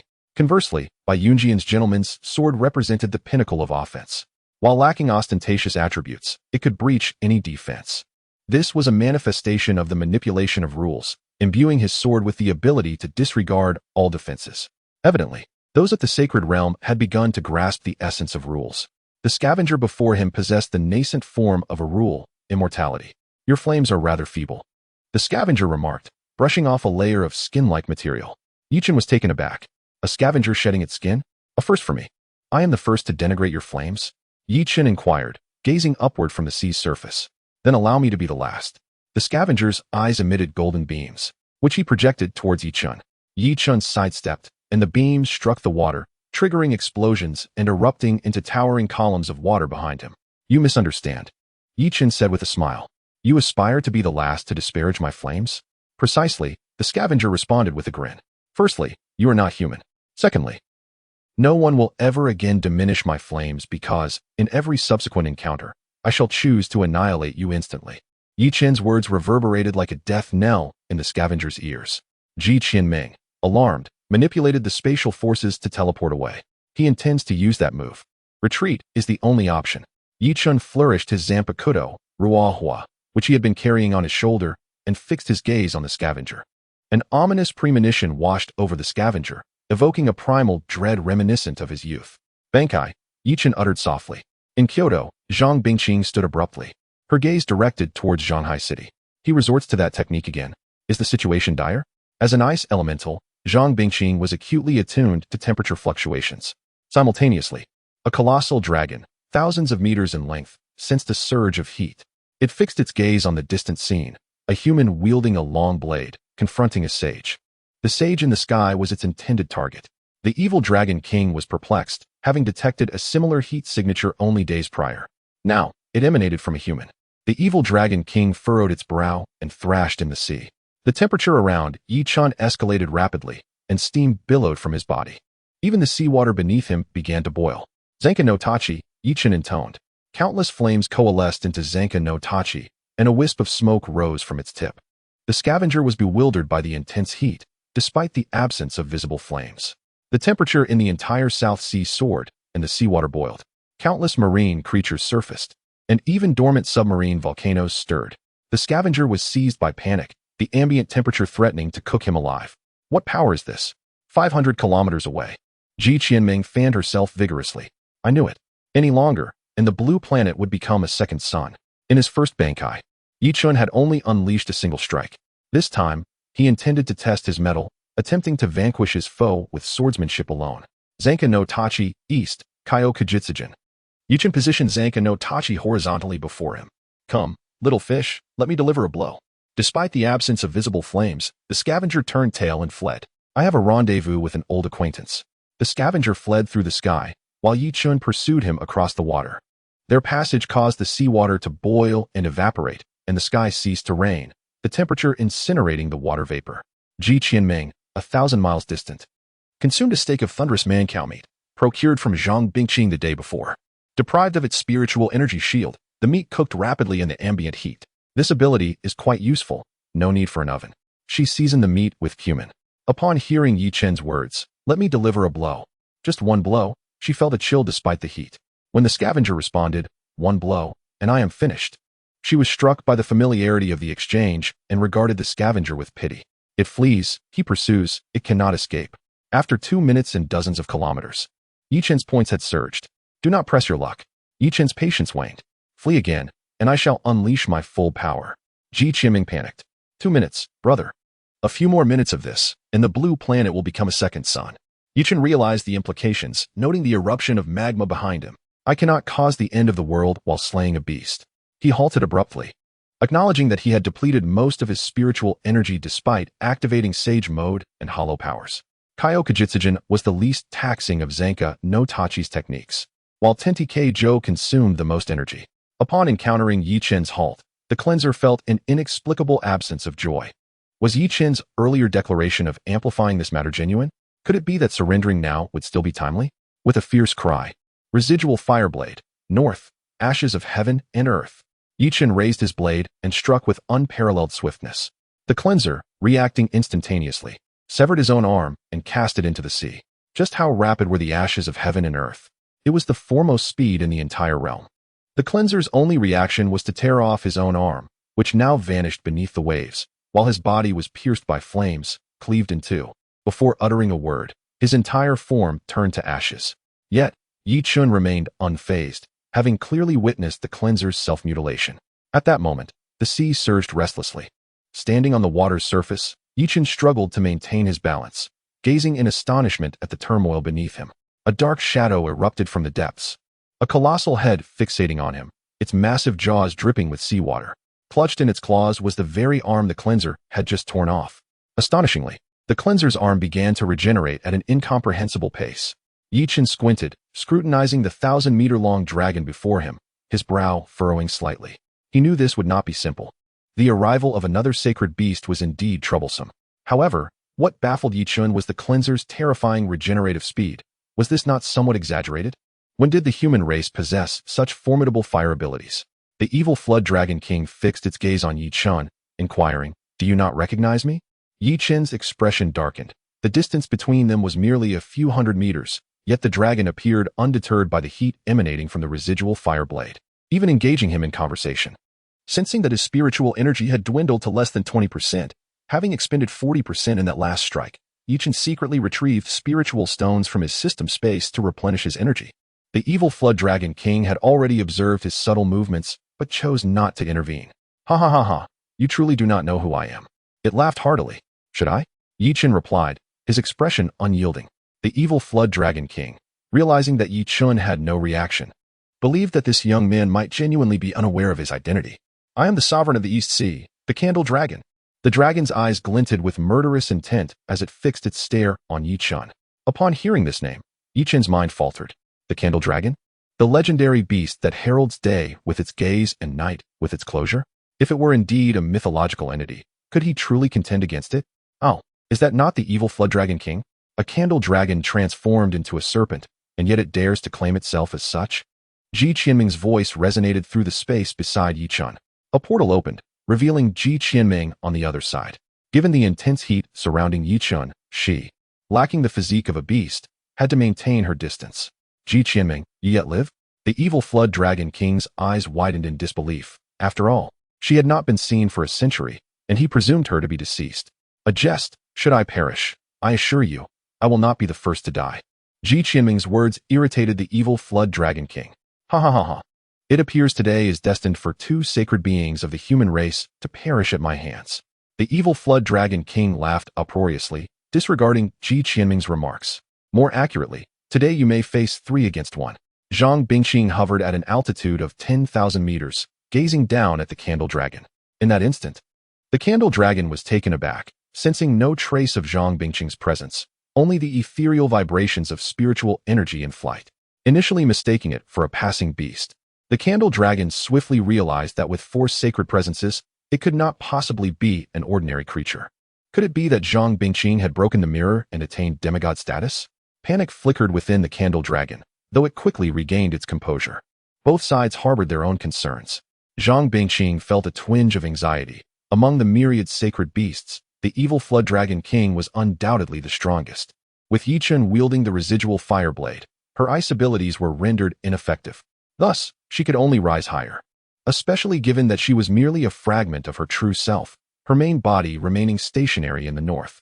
Uncertain if she could intimidate the evil flood dragon king, she considered the limitations of Ji Qianming's spatial abilities, which, although useful, could not yield formidable attacks in Chen's current state. Chen, too, was burdened. His spiritual energy burned furiously, his left hand resting behind him as he absorbed the spiritual stones, just enough to sustain the sunblade, leaving no energy for other skills. 3 sacred beings have gathered for a single sacred beast? Surely, your true objective lies with me? The evil flood dragon king narrowed its eyes. Why the need for pleasantries? A confrontation would suffice, Ji Qianming declared, her ring radiating purple light as she prepared for battle. Meanwhile, Chen stood motionless, pondering if the evil flood dragon king was merely a delusional creature. Did this mean another battle loomed ahead? Shaking his head, Chen adopted a serious demeanor, pointing the residual fire blade at the evil flood dragon king. "And just how do you suppose the 3 of you could harm me? If Bai Junjian were present, I might yield slightly, but against you." The evil flood dragon king, although somewhat weakened, spoke with unwavering resolve. "The one you just spoke of boasted of his strength. Look at his current fate." Chen remained utterly unfazed. The evil flood dragon king felt a flicker of apprehension, observing the unknown beast rapidly mending its form. Logically, a creature with such robust self-healing capacity should not possess weak defenses. Zhang Bingqing and Ji Qianming remained silent, as if Yi Chun had become their anchor. Would it be possible for me to strike you once? Before the evil Flood Dragon King could respond, Yi Chun smiled darkly once more. The dragon seemed to grasp something. The individuals before him had been issuing threats without taking action. Two possibilities emerged. Either they lacked sufficient combat capability or were daunted by the blade in Yi Chun's grasp. The evil Flood Dragon King pondered this, sensing the latter was more plausible. In the span of mere moments, the waters of the South Sea appeared to recede further. The evil Flood Dragon King laughed heartily. I had wondered why you refrained from attacking. It seems you fear that blade. Perhaps it is difficult to control? Ji Qianming and Zhang Bingqing's expressions tightened at the remark. Yi Chen's countenance shifted slightly before he replied nonchalantly, Indeed, it is quite unwieldy. With 15 million degrees of heat, even my body struggles to keep pace with the recovery. Tell me, how long can Blue Star endure before it meets its demise? The evil Flood Dragon King fell silent, instinctively glancing at the long blade. It was well aware of its own strength, but the blade emanated a palpable threat. If the temperature truly reached 15 million degrees, only by ascending to demigod status could it withstand such intensity. The evil Flood Dragon King remained silent, the atmosphere growing awkward. Did you fail to notice my previous strike? Yi Chen's voice broke the silence as the evil Flood Dragon King focused intently on him. How many underwater volcanoes erupted from that blow? Should I deliver another? The evil Flood Dragon King observed the seabed, confirming Yi Chen's claim. The depths were indeed flowing with magma. I suspect you would prefer to avoid conflict with me. While striking again would be effortless, should Blue Star perish as a consequence. Neither humans nor beasts would possess a realm to inhabit. Yi Chen spoke with a grave tone. The evil Flood Dragon King was contemplative. While he was indifferent to the demise of his kin, the destruction of Blue Star would mean his own obliteration in the void. What do you propose? The evil Flood Dragon King conceded, harboring a concealed malice deep within its gaze. This young man must not survive. And what do you intend? Yi Chen countered. Let me caution you again. This state has persisted for 5 minutes. In another 5, the beasts of the depths will likely meet their end. The evil Flood Dragon King's expression darkened, his inner turmoil reaching a boiling point. How could such a terrifying power exist? 15 million degrees of heat. Contemplating this, the evil Serpent King suddenly unfurled its massive claws and hurled the scavenger's arm towards Yi Chun. It is no longer of use to me. Let this matter rest. Yi Chun squinted slightly, watching the severed arm approach. He raised the residual flame blade, its tip making faint contact. In an instant, the scavenger's arm was reduced to ashes. The evil Serpent King shuddered. Although that arm's defense could not compare to his own, it was akin to his pre-transformation self in the Holy Realm yet, before that blade. It could not withstand even a second. The evil Serpent King felt vindicated in his decision. Meanwhile, Yi Chun was silently enduring. Maintaining the rising sun blade consumed energy differently than obliterating objects. His spiritual energy was nearly depleted. The evil Serpent King cast a silent glance at Yi Chun. You are impressive. I shall remember you. After uttering this, the evil Serpent King plunged into the sea, vanishing without a trace.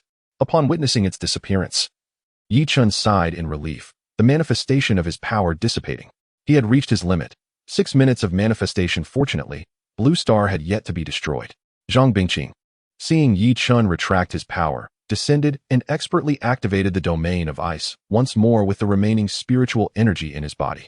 The three remained silent, aware that the evil Serpent King had merely retreated. Who could say if it was lurking nearby? The seawater around Yi Chun continued to evaporate, and Zhang Bingqing could only regulate the temperature to mitigate the effects, though his efforts were minimal. As anticipated, the evil Serpent King lay hidden in the shadows, waiting for the opportune moment to strike. Although not yet a candle dragon, it had already mastered considerable yin-yang energy, explaining its immunity to temperature. At this moment, the evil Serpent King concealed itself within the shadow realm, observing the movements of the three. Yi Chen's immortal mode and void energy had been retracted. The evil Serpent King was taken aback when it sensed Yi Chen's sudden drop in aura. Is this fellow not in the Holy Realm, yet possesses its strength? However, with Zhang Bingqing and Ji Qianming present, the evil Serpent King felt a tinge of apprehension. After all, two holy beings in a life-or-death struggle could yield unpredictable outcomes. Chapter 148. The evil Serpent King who commands yin and yang, and the white sword who has been ambushed countless times. However, the evil Serpent King's visit was not without its gains. On one hand, it had learned of the existence of a young man with Holy Realm combat prowess. On the other, it discovered that Ji Qianming was still alive. More importantly, It had preserved a powerful entity of the Holy Realm.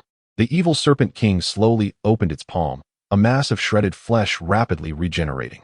It smiled slightly. You truly possess remarkable vitality. Initially, it had intended to keep a piece of the flesh, thinking that as long as this individual could revive, it would be worth it. The rest would depend on fate. Remarkably, this was indeed possible, piquing the evil Serpent King's curiosity about this Holy Realm beast. Such formidable vitality foretold a bright future for the Beast clan. Nevertheless, the evil Serpent King remained troubled. Without eliminating Chen this time, the next opportunity was uncertain. The more it pondered in the Shadow Realm, the angrier it became. Yet it was left with no option but to depart. With Chen present, she could undoubtedly ensure a safe retreat before it could strike. Unbeknownst to Chen and the others, within mere seconds, this beast had contemplated attacking them 4 or 5 times yet. The evil Serpent King never imagined that by refraining from action this time, it would lose all future opportunities. It believed that upon reaching the Holy Realm, the enhancement of combat prowess would slow considerably. In its view, while Chen had not yet attained the Holy Realm, the abilities he wielded had already touched upon the rules.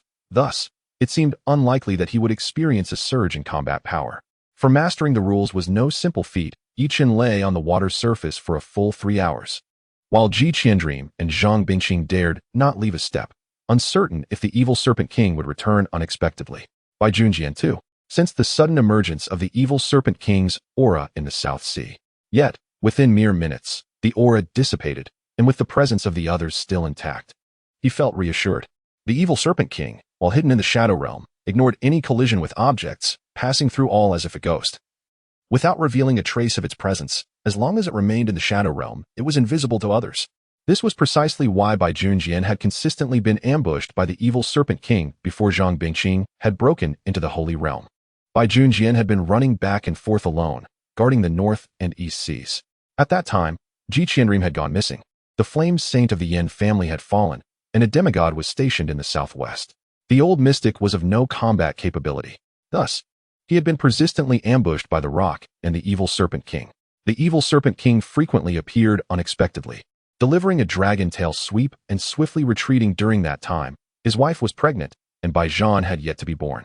The Bai family had maintained a lineage. Bai Junjian, long absent, suddenly discovered his wife was expecting and initially thought he had been cuckolded.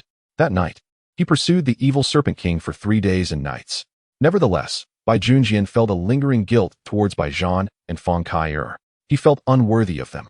Yet at that time, Qiandream's whereabouts were unknown, leaving him unable to visit his family. Of course, one must admire Bai Junjian and Feng Kai. I truly wonder how they managed to conceive a child after a year of cohabitation. Was it Bai Junjian's genetic mutation or Feng Kai's? Who could tell? As for today's reward, I truly do not know what to give. Perhaps I shall restore your hair. Just as Chen was about to speak, no Zhang Bingqing and Qiandream beside him were momentarily taken aback. What was wrong with this fellow? As Chen swallowed his words, the system's voice echoed once more. No need to be courteous.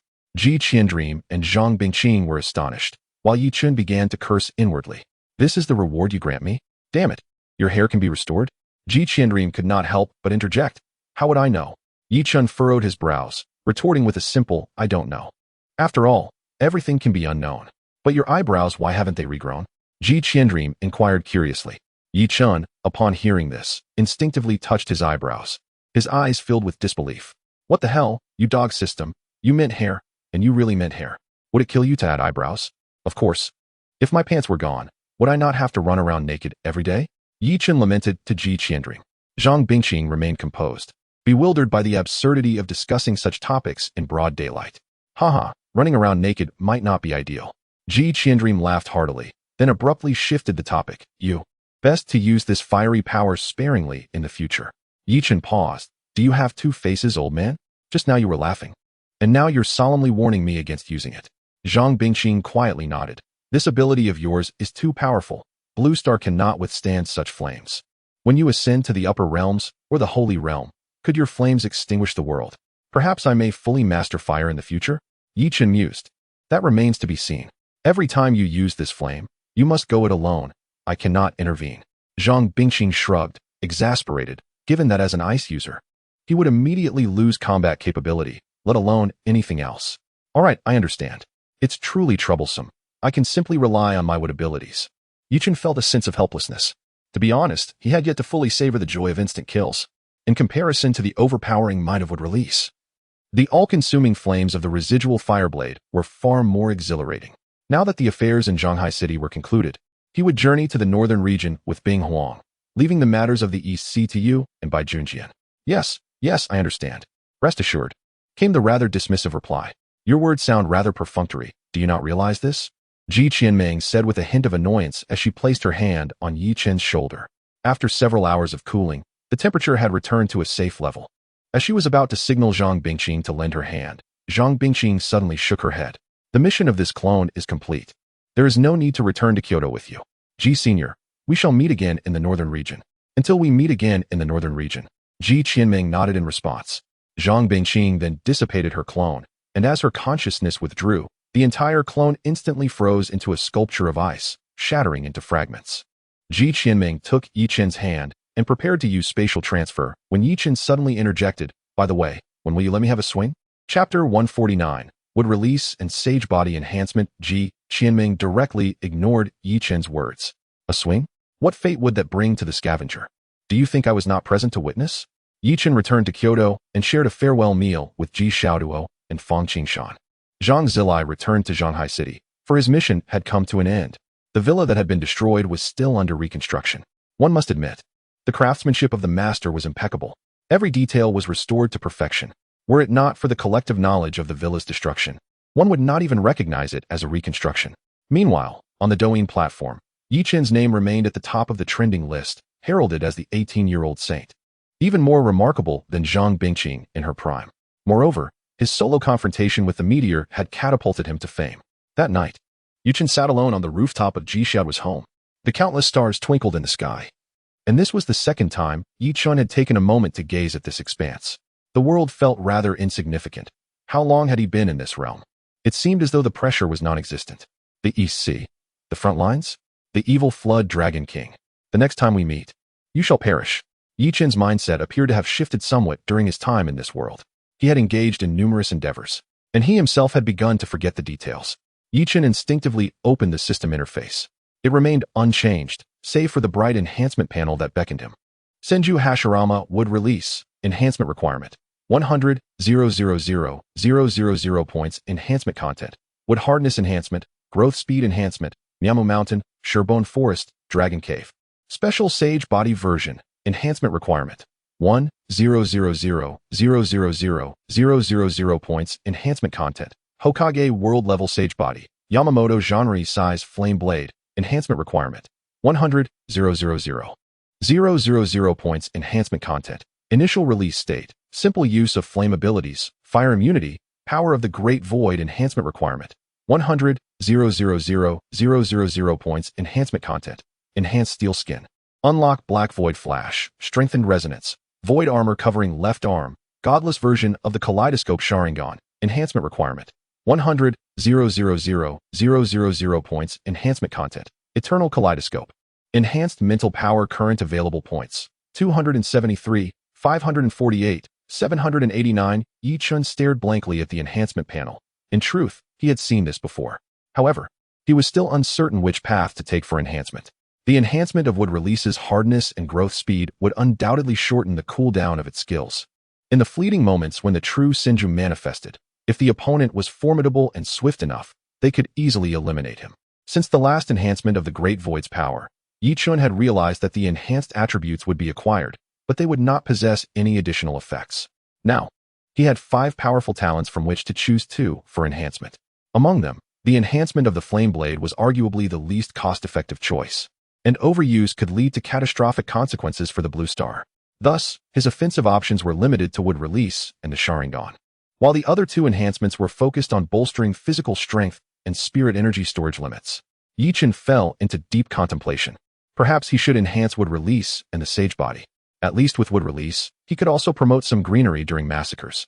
The Sage Body provided far superior survival strength compared to the Great Void's power, especially since there was no mention of accelerated regeneration enhancement on the panel. With this in mind, Yi Chen gently clicked on the enhancement for Wood Release. The enhancement panel shifted slightly. Sage Level Wood Release. Enhancement requirement. 100,000 points. Enhancement content. Infused with yin-yang shield, enhanced fire immunity, indestructible rule, Yi Chen's complexion changed slightly. It could indeed continue to evolve. However, he did not dwell on it, and swiftly formed seals. A branch forged from wood release materialized in his hand, its vibrant green hue almost blinding him under the light. Was this truly wood release? Was it supposed to be this color? Yi Chen found himself speechless. The next time he invoked the true Senju, would a colossal green Buddha emerge? That seemed rather off. He sensed the hardness of the new wood release. Compared to before, its toughness had multiplied several-fold. The previous wood release could effortlessly shatter boulders, but now, it should be capable of easily intercepting a meteor. With the enhancement in hardness, both attack and defense capabilities had risen dramatically. However, the color was a bit unsettling. Next came the enhancement of the sage body. Yi Chen was mentally prepared and clicked the enhancement button without hesitation. Hokage World Level Sage Body, not enhanceable, reached the pinnacle of the six-path sage body. For a sense of its strength, consider how Madara was kicked and remained unscathed. His body swiftly recovering even when cleaved in two. Yi Chen stared at the not enhanceable label with a dazed expression. He had expected some unforeseen delight, only to find it ending here. With the instantaneous enhancement of the sage body, Yi Chen's physical form became increasingly attuned to the spirit energy around him. The sage mode had been eradicated. Yi Chen now existed in a constant state of sage mode. The sage body and the art of creation and breathing operated in harmony, one absorbing natural energy to transform it into spirit energy, while the other absorbed spirit energy. The speed of spirit energy recovery had reached its maximum potential. If he were to utilize the residual fire blade once more, it would not merely be the ashes of the world. Even the remnant sun's prison garb and the 10 trillion death burial array could be employed. Yi Chen was unaware if his current spirit energy levels could rival that of a saint. In reality, he was not far off. The consumption of wood release and the flame blade was simply too great. That night, Yi Chen took the wood release and pierced a hole in his thigh. Then he was left dumbfounded. Where was my blood? Where was my flesh? A massive hole appeared, yet not a drop of blood flowed. And it rapidly healed at an astonishing rate. It is worth noting that Yi Chen had not activated the power of the Great Void. The conditions for accelerated regeneration only manifested when utilizing the Great Void's power. Although he seemed to be less than human now, Yi Chen felt a hint of exhilaration. Being human meant death. So why not cease being human? Chapter 150. A change in circumstances. Yi Chen stands guard over the East Sea early the next morning. Before Yi Chen had even finished his breakfast, Ji Qianming arrived at his doorstep. The scavenger is not dead. Are you jesting with me? Last night, the evil Flood Dragon King had launched a surprise attack on the Sword Saint alongside the scavenger. What? He truly survived? Yi Chen nearly choked on his bun, forgetting to swallow. Fortunately, Bai Junjian, the Sword Saint, lived up to his name, successfully fending off the two formidable opponents. Ji Qianming let out a deep sigh. The shadow space of the evil Flood Dragon King was truly treacherous. The moment Bai Junjian was attacked, his subordinates immediately sought help from the old mystic. By the time Ji Qianming arrived in the East Sea, the scavenger and the evil Flood Dragon King, two shameless holy beasts, had already slaughtered thousands of human warriors and made their escape. Yu Chen's expression darkened significantly. That little serpent had deceived me. Although the Sword Saint managed to repel the two beasts, he himself was severely injured, enduring his wounds while maintaining his position in the East Sea. This meant that during the Sword Saint's recovery, Yi Chen would have to guard the East Sea alone. Ji Qianming looked at Yi Chen with concern. He understood the strength of the evil Flood Dragon King, especially with the addition of a scavenger, not to mention the numerous semi-holy beasts under the evil Flood Dragon King's command. However, Bai Junjian's injuries could not afford to be delayed. It's fine. The East Sea? I can manage alone, Yi Chen replied, swallowing a bun as he spoke to Ji Qianming. She was momentarily taken aback, scrutinizing Yi Chen's condition closely. What? You entered the Holy Realm overnight. Yi Chen smiled slightly, floating gracefully in midair, showcasing one of the true abilities of a celestial body. Technically, he had not yet entered the starry realm. It wasn't he that exaggerated. I'm still at the overturning sea level, just a bit stronger. Yu Chen's humble words exploded in Ji Qianming's mind. Was this even a sensible statement? It would have been better if he had simply told her that he had reached the Holy Realm. At least that would have provided some psychological balance. If he said he had reached the Holy Realm, she would have been shocked, but now, it made her feel quite uneasy. Noticing her silence, Yi Chen didn't think much of it. Don't worry, my strength is growing rapidly. It's just a matter of time before I catch up. Ji Qianming felt like crying without tears. Just as she had comforted herself that everything would be fine, he mentioned his rapid strength growth. By the way, take a look at this. Yi Chen symbolically touched his hands together, and a wooden stick appeared in his grasp. Ji Qianming stared at the emerald green stick in bewilderment. Grasping it in her hand, her expression shifted slightly. What is this? The quality is astonishing. Ji Qianming was astonished. A small wooden stick weighing several dozen pounds? This is my wood escape, how about it? Yi Chen said with a cheeky grin, brimming with pride. Your wood escape? Has it grown stronger again? Ji Qianming's heart was filled with mixed emotions, realizing the vast gap between people. Indeed, rest assured, the East Sea is in my capable hands. It's just an evil flood dragon. It's doomed. Although Ji Qianming felt a pang of disappointment, she found solace in Yi Chen's words. After all, the stronger Yi Chen became, the more secure the human race would be. In terms of personal strength, the disparity was enormous, naturally leaving her feeling discontent. However, on a larger scale, it was better for their side to grow stronger. Prepare yourself. The Sword Saint has arranged for high-level warriors to await your arrival. We shall set off immediately. No need. We can leave right now, Yi Chen replied with a slight smile, a hint of coldness in his eyes. I can hardly wait to slay a dragon. Ji Qianming nodded, placing her hand on Yi Chen's shoulder. The East Sea spanned a vast area, extending hundreds of kilometers east from the Great Xia capital and required another 800 kilometers southward. Given Ji Qianming's speed, they could arrive in the blink of an eye, as 3 spatial transfers would suffice. At that moment, Bai Junjian stood in the sky, his face pale, gazing intently at the vast ocean, his eyes reflecting a hint of reluctance.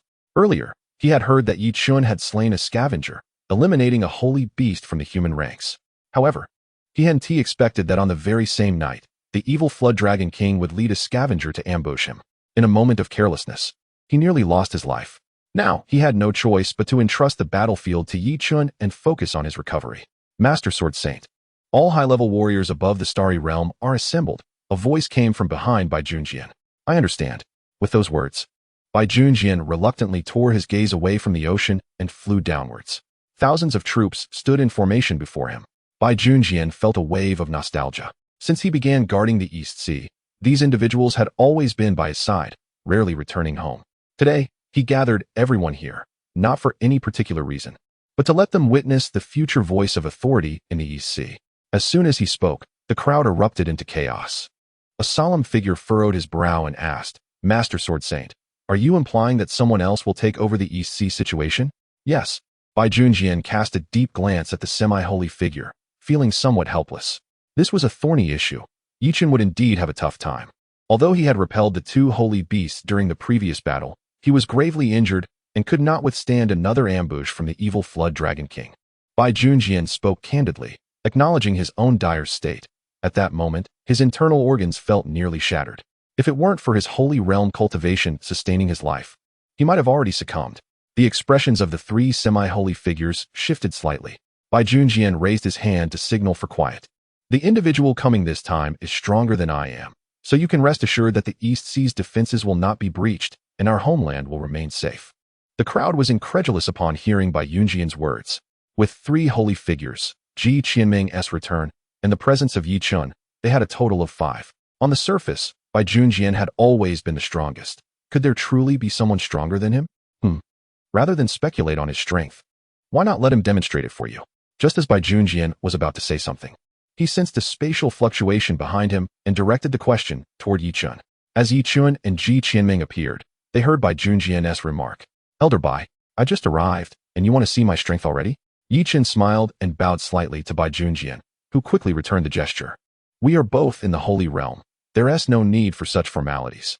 Ji Qianming, astonished, remarked, Yi Chun, you actually have a day where you're this polite? I'm truly amazed. Can you not undermine me? Yi Chen shot a frustrated glance at Ji Qianming, turning to Bai Junjian. Elder Bai, did you want to see my strength? Shall I put on a performance for everyone? P.S. Oh my heavens, I'm truly vexed by writing foreshadowing. These 2 chapters have drained my brain cells. It's more exhausting than writing battle scenes. Write, delete, revise, delete, rewrite. I'm utterly exasperated, yet I cannot refrain from writing. Otherwise, how can I justify Yi Chun becoming a dominant figure in the East Sea so suddenly? Headache. Chapter 151. Yi Chun fills the sea. Shoreline. Indeed, it was during our time in the secret realm that this lad rescued me with his mastery of wood element. Bai Junjian finally believed Yi Chen's words, realizing the truth. Yi Chun floated in the air, gazing down at the thousands of individuals below, all possessing strength above the Starry Realm. The moonlight realm was approximately 1/4 of the starry realm, while there were only about 20 from the sun realm, not to mention the 5 demigods. Chen took a step forward, facing the sea, knowing that I had just arrived and would be above everyone else. I anticipated some descent. Thus, shall I perform a grand feat of land reclamation? Chen looked at the boundless East Sea and spoke to the thousands behind him. This statement left the human soldiers utterly bewildered, questioning the meaning behind his words. Land reclamation? Did I hear that correctly? Surely, he jested. No, I did not mishear. That fellow intends to reclaim the sea. Does he think he is Jingwei? Good heavens. Even Jingwei took her time with her endeavor. Even Bai Junjian cast a deep glance at Yi Chen. The soldiers on the front line had little time for leisure and were quite unfamiliar with Yi Chen's colossal 30,000-meter Buddha. If Yi Chen were to summon this Buddha amidst the sea, it would indeed resemble a reclamation effort. The image involuntarily emerged in Ji Qianming's mind. What kind of consequences would a 30,000-meter true Buddha, with its myriad of arms, wreak upon the East Sea, attacking like a flurry of fish? In ancient times, there was Nezus stirring up the seas, and now we have Yi Chen blowing up the ocean? With this thought, Ji Qianming shook her head vigorously. What a joke. Yi Chen hovered above the sky, hands clasped in prayer, his gaze tinged with compassion. May the fish of the sea be reborn into a fortunate life in their next incarnation. Would escape secret technique, birth of the tree realm. Yi Chen vowed that this would be the first time he employed this technique since arriving in this world. The 2 saints and the thousands of soldiers silently observed Yi Chen. Suddenly, from beneath him, countless trees burst forth, their emerald green foliage glistening like dazzling jewels under the sun. An innumerable array of trees rolled towards the East Sea in full view of all. In less than 10 breaths, a verdant coastline began to rise above the surface of the East Sea, extending the shoreline by several thousand meters. The entire seabed was composed of Yi Chen's would escape. Yi Chen meticulously observed the changes in his score, instantly gaining several tens of millions of points. Truly a weapon of war, Yi Chen was immensely satisfied. Witnessing this spectacle, not only were the thousands of soldiers left dumbfounded, but even Bai Junjian fell into contemplation at Yi Chen's actions. With his presence, were these soldiers perhaps redundant? Undoubtedly, the soldiers present shared this sentiment. Bai Junjian, lost in thought, summoned his talent, gripping the Junzi sword in hand, and flew towards the newly formed verdant coastline. Upon landing, he raised the Junzi sword and struck downwards. A small fissure appeared in the emerald coastline. Bai Junjian was taken aback. He was well aware of the formidable defensive capabilities of his Junzi sword. Yet, as it struck the wood, he momentarily believed he was cleaving through the body of the evil Flood Dragon King. In an instant, he distanced himself from the coastline. He swung his sword once more, unleashing a wave of sword energy. Crash! A burst of sword energy tore a 2-meter deep chasm into the coastline. Bai Junjian narrowed his eyes. Had this strike landed on solid ground, it would have surely left a fissure of at least 30 to 40 meters. This could not simply be wood, could it? It was akin to diamond. The thousands of soldiers wore expressions of bewilderment. Did the sword saint hold back? Surely not. For such a minor chasm, even I could have accomplished that. The few demigods remained silent, pondering Bai Junjian's intent. His casual strike was far from trivial. The most powerful sword saint was not to be trifled with. The chasm he created in the northern territory was a testament to his might, forming a natural barrier with a single swing. Alas, one cannot evade the passage of time. Bai Junjian regarded the chasm, helplessly remarking. Turning to Yi Chen, he acknowledged the truth behind the name Yi Shang. Indeed, it was well-deserved. Upon hearing Bai Junjian's words, Yi Chen felt a twinge of embarrassment. Continuously being referred to as Yi Shang was hardly ideal. He was both of the wood and fire elements, and it was time to contemplate a proper title. Ji Qianming interjected with a smile. I hadn't really thought about that. Yi Chen scratched his head, as naming was something he detested. This was of little concern.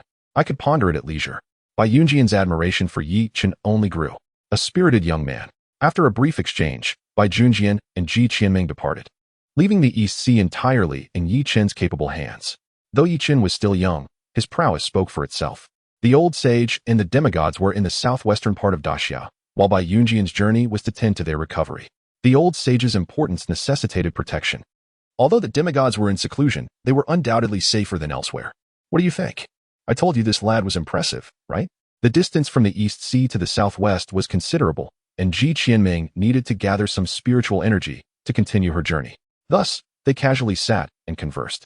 Bai Junjian contemplated Yi Chen's figure, inexplicably feeling a sense of relaxation wash over him. The potential for divinity. Bai Junjian smiled at Ji Qianming. Such high praise. I had almost forgotten when you last complimented someone.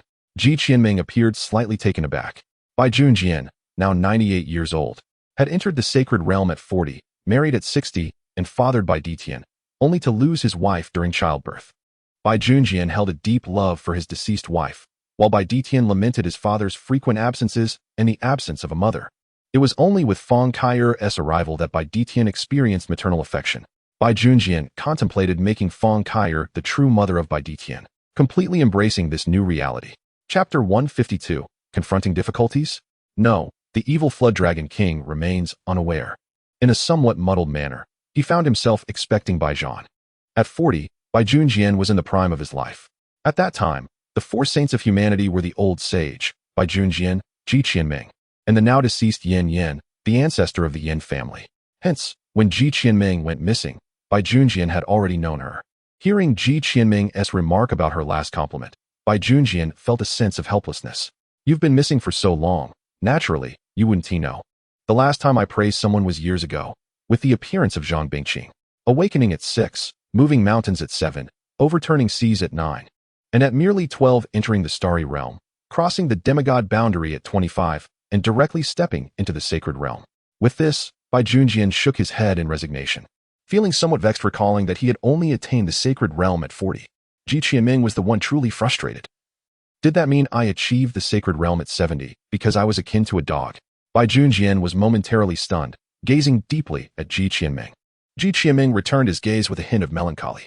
The two exchanged a knowing smile. Ha ha ha, but with so many powerful beings among humanity, I find solace. Indeed. Even if I were to perish now, I could depart in peace. It is a pity for that old fellow Yin Yin, who died too early. Otherwise, we could have shared a drink, as humanity's victory is imminent. Bai Junjian sighed. Ji Qianming turned her gaze towards the horizon. Victory, still far away. We have guarded this eastern continent for over a century, yet have seen little of the situation in the west. Bai Junjian fell silent at her words. Following the resurgence of spiritual energy, countless nations had swiftly fallen, but no one knew if there were still survivors in the west. Bai Junjian had repeatedly sought permission to venture westward, yet each time he was thwarted by the demigods, who cited a singular reason: it would be fatal. As the strongest among the sacred realm, Bai Junjian often found himself unable to breach the defenses of the demigods. Meanwhile, on Yi Chen's side, after Ji Qianming and Bai Junjian departed, the group of soldiers gazed, their faces contorted with confusion, at the youthful Yi Sheng, who appeared even younger than their own children. Suddenly, Yi Chen spoke up. Ladies and gentlemen, as newcomers, allow me to share a few words.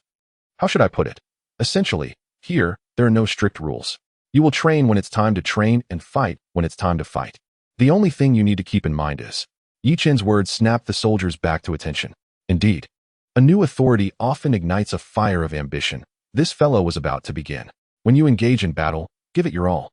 However, when I take action, you need to withdraw without hesitation and leave everything to me. In an instant, a flurry of question marks danced in the minds of the soldiers. Ahem. Perhaps you have yet to witness my true prowess. That coastal line earlier was merely a fraction of my capabilities. My talent lies in indiscriminate area attacks. I fear that you may not perish at the hands of the other beasts, but rather by my own hand. Yi Chen smiled slightly before vanishing from sight, disregarding the reactions of the crowd. Upon arriving at the original abode of Bai Junjian, he found a small room furnished only with a table and a bed, devoid of any other belongings. A nearby staff member explained that the original dwelling had been destroyed by the evil Flood Dragon King during an attack, and this temporary accommodation had been arranged. Realizing this, Yi Chen stepped outside and demonstrated the technique of creating a 3-story villa. What was this trifling 3-room, 1-hall technique? Pathetic. If he wished, he could conjure a skyscraper at this very moment. Deep in the East Sea, within a ravine, the evil Flood Dragon King listened to reports from his subordinates, who spoke of sudden anomalies along the eastern coastline. Could it be that Bai Junjian is frightened? The evil Flood Dragon King scoffed. The cleaner, training nearby in this ore-rich ravine, remarked disdainfully, the strongest of the human race? Even he must flee in defeat before my brother, the Candle Dragon. Little did they consider that it was they who had fled. Lurking in the shadowy realm, they had plotted a surprise attack against Bai Junjian. Once their energy reserves were nearly depleted, they made a hasty exit. Bai Junjian had nearly been driven to madness, recalling the last ambush from this same foe just half a month prior. This time, 2 saint-level beings had conspired to stab him in the back. Had he not retaliated swiftly, a banquet could have been laid out. Thankfully, he had remained vigilant against such treachery. Of course, Bai Junjian had forewarned Yi Chun about the insidious nature of the evil Flood Dragon King, mentioning how he would often launch surprise attacks from the Shadow Realm. Thus, Yi Chun remained ever wary of the potential for an ambush. Your Majesty, should Bai Junjian be gravely injured, what of the coastline? Stammered a subordinate. No matter. The evil Flood Dragon King replied with a sneer. The human race has no backup plans. If they did, we would not be here today. Tonight, I shall venture forth with Shao Qing. So long as Bai Junjian remains at the eastern seafront, his demise is inevitable. Your Majesty speaks wisely. The subordinate acknowledged, before bowing and retreating. The evil Flood Dragon King closed his eyes in contemplation. Shao Qing, what is your perspective on this matter? He inquired, his gaze fixed upon the cleaner. Leaning affectionately against the evil Flood Dragon King, the cleaner cooed, whatever Brother Candle Dragon says shall be done. Oh, Shao Qing. You truly understand. The evil Flood Dragon King beamed with pride. Had Yu Qin and Ji Qianming been present to overhear this exchange, they might have been unable to contain their disgust. How could they possibly relish such a relationship? But one could not fault the evil Flood Dragon King. After all, when the cleaner had undergone their transformation, their form had shifted from male to female. The nature of the cleaner's identity remained a mystery to all. The unfortunate evil Flood Dragon King. So many phrases came to mind, facing difficulties head-on, grappling with challenges, caught in a dilemma. Yet none seemed quite fitting. Ah, the beauty of love is indeed enviable, but I must excuse myself to purge my stomach of its contents. Please, carry on. Chapter 153. I still prefer the previous color. Unbeknownst to Yi Chen, upon his arrival in the East Sea, he had unwittingly caught the attention of two cunning foes, who were actually targeting Bai Junjian. Today's rewards had been delivered. The beginner level 3 color hockey was now at his disposal. Yi Chun was momentarily taken aback. The delivery had arrived later than expected. Nonsense. It arrived at the same time as yesterday. Yi Chun heard the system's haughty retort and chose not to engage further. He turned and opened the enhancement interface for the 3-color hockey. Beginner level 3-color hockey enhancement requirement. 1,000,000 points enhancement content. Upgrade to intermediate. Yi Chun was momentarily flabbergasted. How splendid that the enhancement content was to become intermediate. Marvelous, indeed. Suddenly, an idea struck him, and he swiftly transported himself to the verdant coastline he had conjured using the tree realm.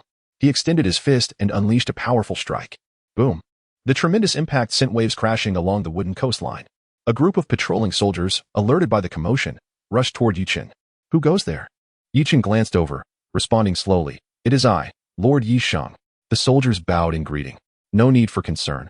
I am merely testing the power of my fist. Upon hearing Yi Chen's words, the soldiers exhaled in relief. However, Yi Chen, noticing the modest dent his fist had made in the wooden formation, felt a pang of dissatisfaction. While he had yet to wield his full power, he certainly did not expect such a feeble result. Contemplating this, Yi Chen enveloped his right hand in armament hockey. The soldiers stared in wide-eyed astonishment at his darkened arm. Is that a black hand? With renewed determination, Yi Chen struck once more. Boom! The wooden coastline was instantly transformed, a massive crater emerging from Yi Chen's powerful punch. The soldiers stood in disbelief. This seemingly ordinary punch had created such a profound impact. They had secretly tested the hardness of the coastline after Yi Chen's departure, and now, witnessing the devastation wrought by his fist, they swallowed nervously, unable to utter a word. Yi Chen, observing the situation, furrowed his brow. This level of destruction was insufficient. He promptly summoned the power of the void. A surge of strength radiating from within him. A mask materialized upon his face, and an aura of murderous intent enveloped him. Once more, he activated his armament hockey and struck down. Bang! The dull thud faded away, replaced by a cacophony of destruction. With the enhancement of armament hockey, the vibrant wooden coastline bore a gaping hole, its center obliterated. This time, however, a massive pit appeared directly beneath Yi Chen, measuring several meters in depth. Had he not been capable of flight, he surely would have found himself at the bottom of this chasm.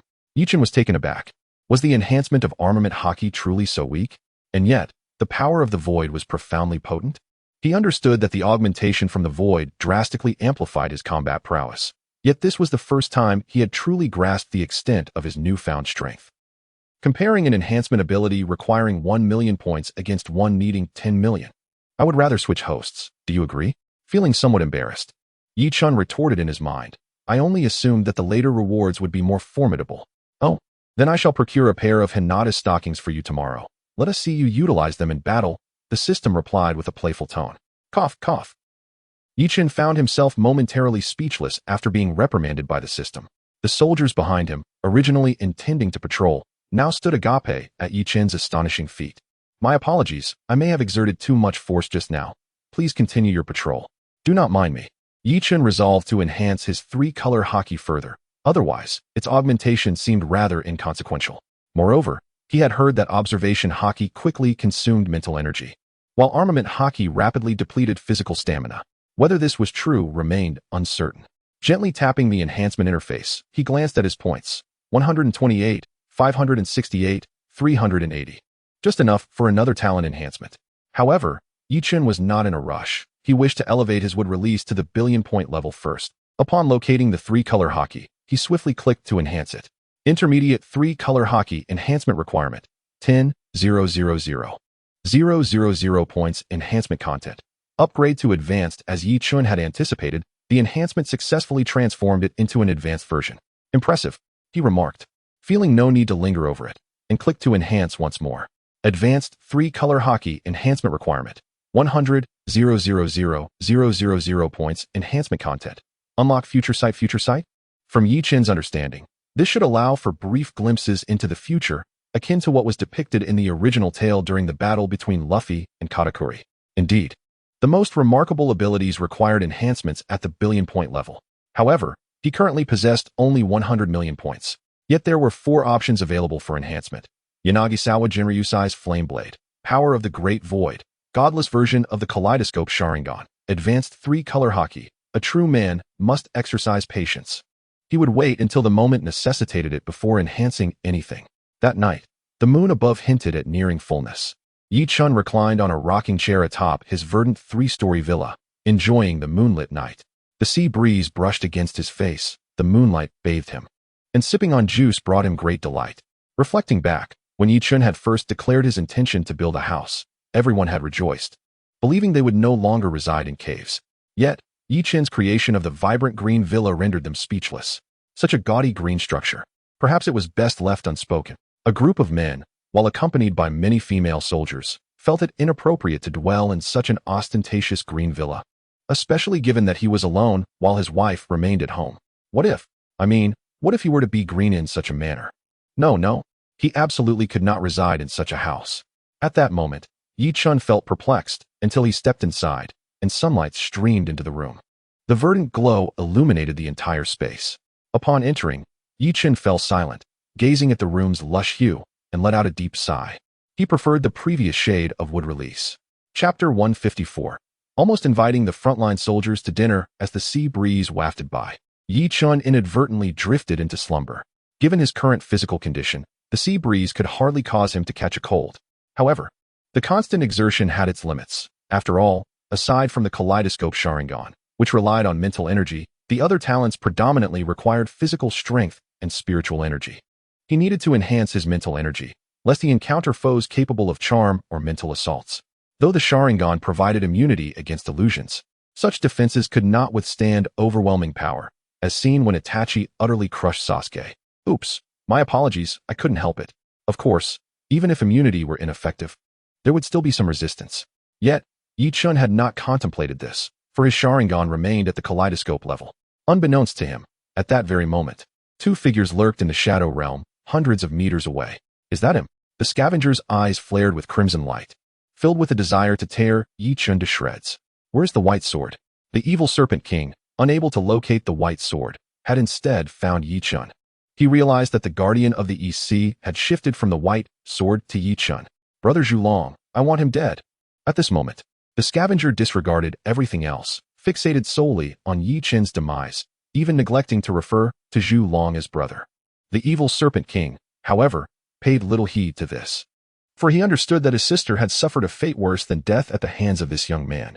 Were it not for her resilient life force, she would have perished long ago. This was, in a sense, a personal vendetta. Little Qing, let us gather our strength. When I say release, we will strike together, and I shall instantly shift to the Yang realm. After uttering these words, the evil serpent king and his sister began to channel their energy. The yin-yang power of the evil serpent king transformed into 2 realms. The yin realm was for concealment, whereas the yang realm was quite different.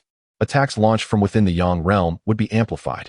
This very technique had repeatedly caused the white sword to suffer, often depriving him of restful sleep.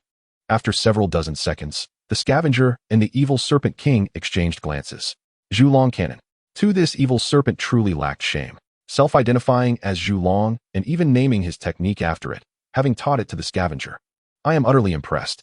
Are you two even of the same species? In an instant, the space occupied by the evil serpent king and the scavenger underwent a dramatic transformation. A golden light illuminated the pitch-black coastline.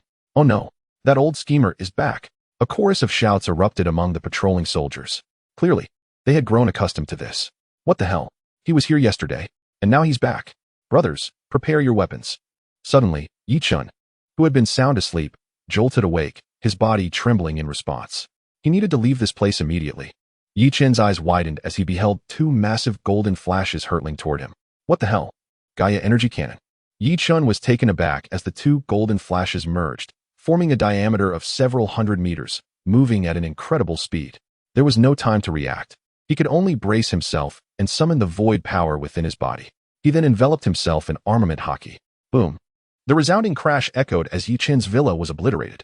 A golden energy sphere detonated on the spot, unleashing a powerful shockwave and creating a circular pit 100 meters deep at Chen's location. Thick smoke billowed forth. Lord Yisheng. The crowd gasped, clearly alarmed, for Yisheng had been unable to evade that attack. Should Chen perish, the 5 half-saints would be utterly insufficient to contend with the 2 saints. Just then, 5 half-saints arrived on the scene, their faces frozen in shock. They did not wish for this young lad to perish, despite their disdain for him standing above them. Yisheng, he won't be dead, will he? One female half-saint swallowed hard. I don't know. To have received the full-force strike from 2 saints. Within the Yang realm, the evil serpent king, his serpentine body stretching for kilometers, laughed heartily. His sister perched atop his head. Ha ha ha, don't even think about it. That guy is as good as dead. After taking our full-force assault, does he still expect to survive? What a fool's dream. Seeing the scavenger so elated, the evil serpent king chimed in. Little Qing is right.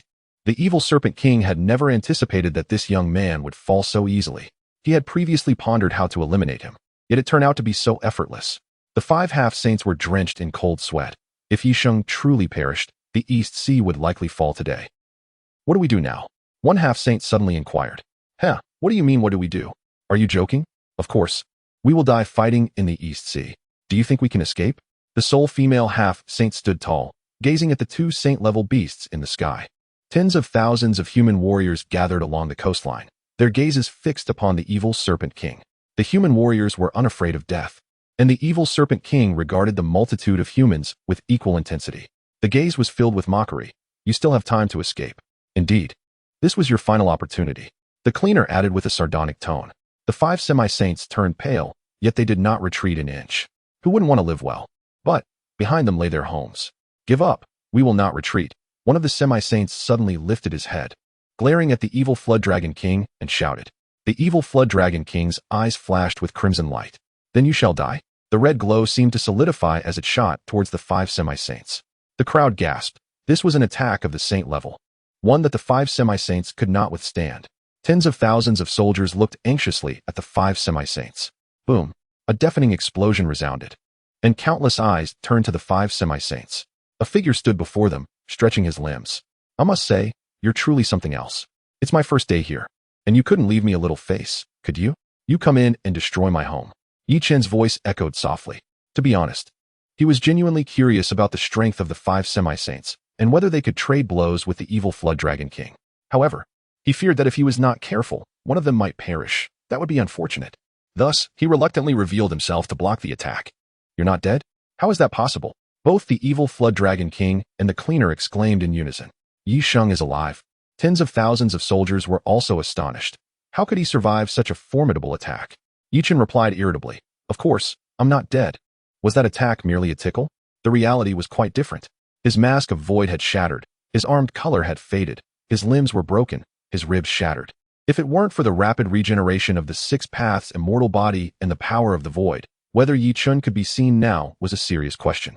It was possible that on the very first night at the front lines, he would have to treat all the soldiers to a feast. Chapter 155. Male? Female? The evil flood dragon king and the cleaner were bewildered. What was going on with this fellow? He had withstood the full force of 2 saints' attacks and emerged unscathed? The evil flood dragon king was filled with shock as he scrutinized Chen closely. Your spiritual energy has diminished significantly. It seems that attack did have an effect, didn't it? The cleaner immediately began to check on Chen's condition, confirming his weariness. So that's it. He's just putting on a show. Brother Candle Dragon. Let us take him down together. Chen's expression subtly changed. Many had sacrificed recently. After withstanding the attack with armed color, it had instantly vanished, and the mask of void had shattered. If it weren't for the overwhelming strength of the immortal body, he would already be contemplating what to prepare for his brothers after his 7th day. However, Chen was not overly concerned. He had yet to test the true strength of his wood release. Wasn't it just spiritual energy? Quite simple, really. Just extract it from the spirit stones. As for stamina, standing atop the Buddha's head, what stamina was needed? You are correct. I did pay a considerable price, but in my current state, defeating you, I believe it should not pose a problem. Chen smiled slightly, addressing the evil flood dragon king above. His words seemed to be a taunt, instantly igniting the wrath of the evil flood dragon king. The implication was clear. Even in a less than optimal state, he could easily vanquish himself. As the king of the East Sea, having his dignity trampled was infuriating. Are you suggesting that defeating me will be a breeze? As the evil flood dragon king spoke, his massive form quivered, seemingly struggling to contain his rage. Brother Candle Dragon, stop wasting time and slay him. The cleaner proclaimed, today, one of the human saints will surely fall. Since the white monarch's sword is absent, you shall take his place in death. The evil flood dragon king opened his enormous maw, unleashing a torrent of dragon breath. The immense black flames instantly engulfed Chen. Unperturbed, Chen glanced at the surrounding flames and addressed the 5 semi-saints behind him. Take the soldiers and retreat from the front lines. Leave this to me. The 5 semi-saints furrowed their brows, staring intently at Chen's figure. Chen extended his hand to touch the black flames before him, feeling their temperature. There was an apparent corrosive effect, though not overwhelmingly strong. Seeing Chen's actions, the 5 semi-saints were anxious, intending to warn him, but it was too late. To their astonishment, Chen appeared completely unharmed. Don't worry about me. If luck is on our side, today the East Sea will be liberated. Chen's casual words momentarily stunned the 5 semi-saints. The earlier scene of him touching the black flames instilled a glimmer of confidence in them. They turned to leave. Lord Yusheng, be careful. One of the semi-saints glanced back at Chen, speaking earnestly. All right. Though the evil flood dragon king did not interrupt their conversation, his expression was dark. You wish to escape? Is it that simple? The evil flood dragon king's eyes widened, and 2 beams of golden light shot forth. Chen was already exasperated. This fellow had an array of skills. With palms pressed together, rows of trees surged from behind him, forming a shield in an instant. The green bamboo wall technique, making its debut, protecting the 5 semi-saints within the wooden barrier. The dozens of meters thick wooden wall was pierced by 2 massive holes from the golden light. The evil flood dragon king was momentarily taken aback. This defense. Meanwhile, the 5 semi-saints, now shielded, were plunged into brief contemplation. Above them loomed a canopy of verdant green. I wish I were dead. Being surrounded by green is unbearable. I suddenly think death would be preferable. However, the 5 swiftly reacted, hastily vacating the perilous area. This battle was too terrifying. One could unwittingly lose half their life. To put it kindly, a semi-saint is close to the saint realm. To put it bluntly, it's merely a brush with the rules of the blazing sun realm, capable of contending with the blazing sun realm, but utterly dominated by the saint realm. As the 5 semi-saints departed, Chen called out, all soldiers, retreat 1,000 or 800 kilometers. I fear the fight might inadvertently affect you. Tens of thousands of human soldiers? What did you just say? Retreat 1,000 or 800 kilometers? Are we to move from the East Sea to the South Sea? Is he using a map cannon? Yet, since Chen had said so, they had no choice but to comply. However, retreating 1,000 or 800 kilometers was indeed an exaggeration. Typically, during battles, it was White Monarch's sword and the evil flood dragon king fighting high above. But Chen reasoned, this couldn't be blamed on him. His Buddha could not fly. If it could, he might as well construct a flying ship with wood release. Wait, a flying ship. That seems intriguing. The evil flood dragon king fixed his gaze on Chen, puzzled by his antics. Aren't you going to draw your longsword? Today, Flowing Blade like fire was quite exhausted and did not wish to move. Chen shrugged helplessly, floating in midair alongside the evil flood dragon king. I have a question for you. Do you wish to die quickly, or would you prefer to take your time? The cleaner trembled with rage, his chest heaving. Brother Candle Dragon, I can barely contain myself. It's all right. It will be over soon, the evil flood dragon king reassured. Chen looked at the 2 strange beasts with a quizzical expression. You too are rather peculiar. I have been meaning to ask, little flood. Why do you call a male cleaner? And why do you two refer to each other so intimately? Do you share a bond of dragon affection? The evil flood dragon king fell silent. Was the cleaner male? The cleaner, too, was silent. Though I was male before, I am female now. Kid, don't slander me. I have always been a woman. I recall you had a male appendage before, Chen said, frowning and staring intently at the cleaner. Under the direction of the evil dragon king, the current scavenger has transformed his exoskeleton into a garment that he can summon at will, even changing styles as he pleases. Is what he said true, Qingmei? The evil dragon king felt a wave of anxiety wash over him. Could it be that I have been with a man these past few days? No, that thought is difficult to articulate. Why is that? Brother Zhulong, how can you not trust me? What have we been doing these past 2 days? The scavenger, growing impatient, turned to the evil dragon king to explain. He then glanced at Yi Chun, accusing him, do not slander me. You are merely trying to sow discord between me and Brother Zhulong. Am I not a woman? Surely Brother Zhulong knows. Chapter 156. Be good, obey. Let us not ride this trend. Yi Chun fell into deep contemplation. The information was overwhelming. Did they just imply that they had already engaged in such activities? Yi Chun's expression grew serious as he remarked, it matters not whether he is male or female, but do you two share a common species? You are defying the theory of species evolution. Do you realize that? Yi Chun admonished loudly. Today, I shall eliminate the two of you who oppose the theory of species evolution. Both the scavenger and the evil dragon king were bewildered. How did the situation suddenly change like this? In truth, Yi Chun himself was unaware of why he had linked their situation to the theory of evolution. What was more genuine? It was that some VE author did not understand how things had turned out this way. The theory of evolution? Cough, cough. I will not disclose that I merely concocted that on a whim. Yi Chun suddenly lifted his head and yawned. He felt a bit tired and still wished to continue sleeping after this altercation. Celestial technique. Would escape. Would dragon technique. Yi Chun clasped his hands together and shouted at the evil dragon king. A massive tree, with a diameter of 100 meters, burst forth. The visage of a dragon appeared. A verdant wood dragon, 1,000 meters long, stood tall, gazing intently at the evil dragon king. Little Jiao, care to test your mettle against my wood dragon? The evil dragon king was taken aback. How did a green dragon appear out of thin air? While he pondered this, the wood dragon lunged at him to bite. Qingmei, I will tear this fake dragon to shreds. The evil dragon king sensed the aura emanating from the wood dragon, feeling no trace of dragonic pressure. It was merely a fade. Instantly, a fierce glint shone in his eyes. Upon hearing the evil dragon king's words, the scavenger nodded slightly. I will hold this creature at bay while you destroy that fake dragon. Together, we will vanquish him. Good, replied the evil dragon king. And they charged forward. The wood dragon and the Jiao dragon entwined fiercely. Their claws collided, releasing an intense shockwave. The sea surged violently. The wood dragon's claws were instantly shattered by this force, yet they reformed once more. The evil dragon king paused momentarily, intending to label the wood dragon a weakling, but its rapid regeneration was rather excessive. Since little Jiao and my wood dragon are locked in such a fierce struggle, shall we finally address our own matters? Yi Chun fixed his gaze on the scavenger. Let us not dwell on whether you are male or female. Your survival last time was the greatest affront to me. That was merely my carelessness. The scavenger eyed Yi Chun warily, observing his every move. If I am not mistaken, your previous state had usage limitations, correct? For instance, once a month? Or once a year? Or perhaps just once? Yi Chun was left dumbfounded, blinking in confusion.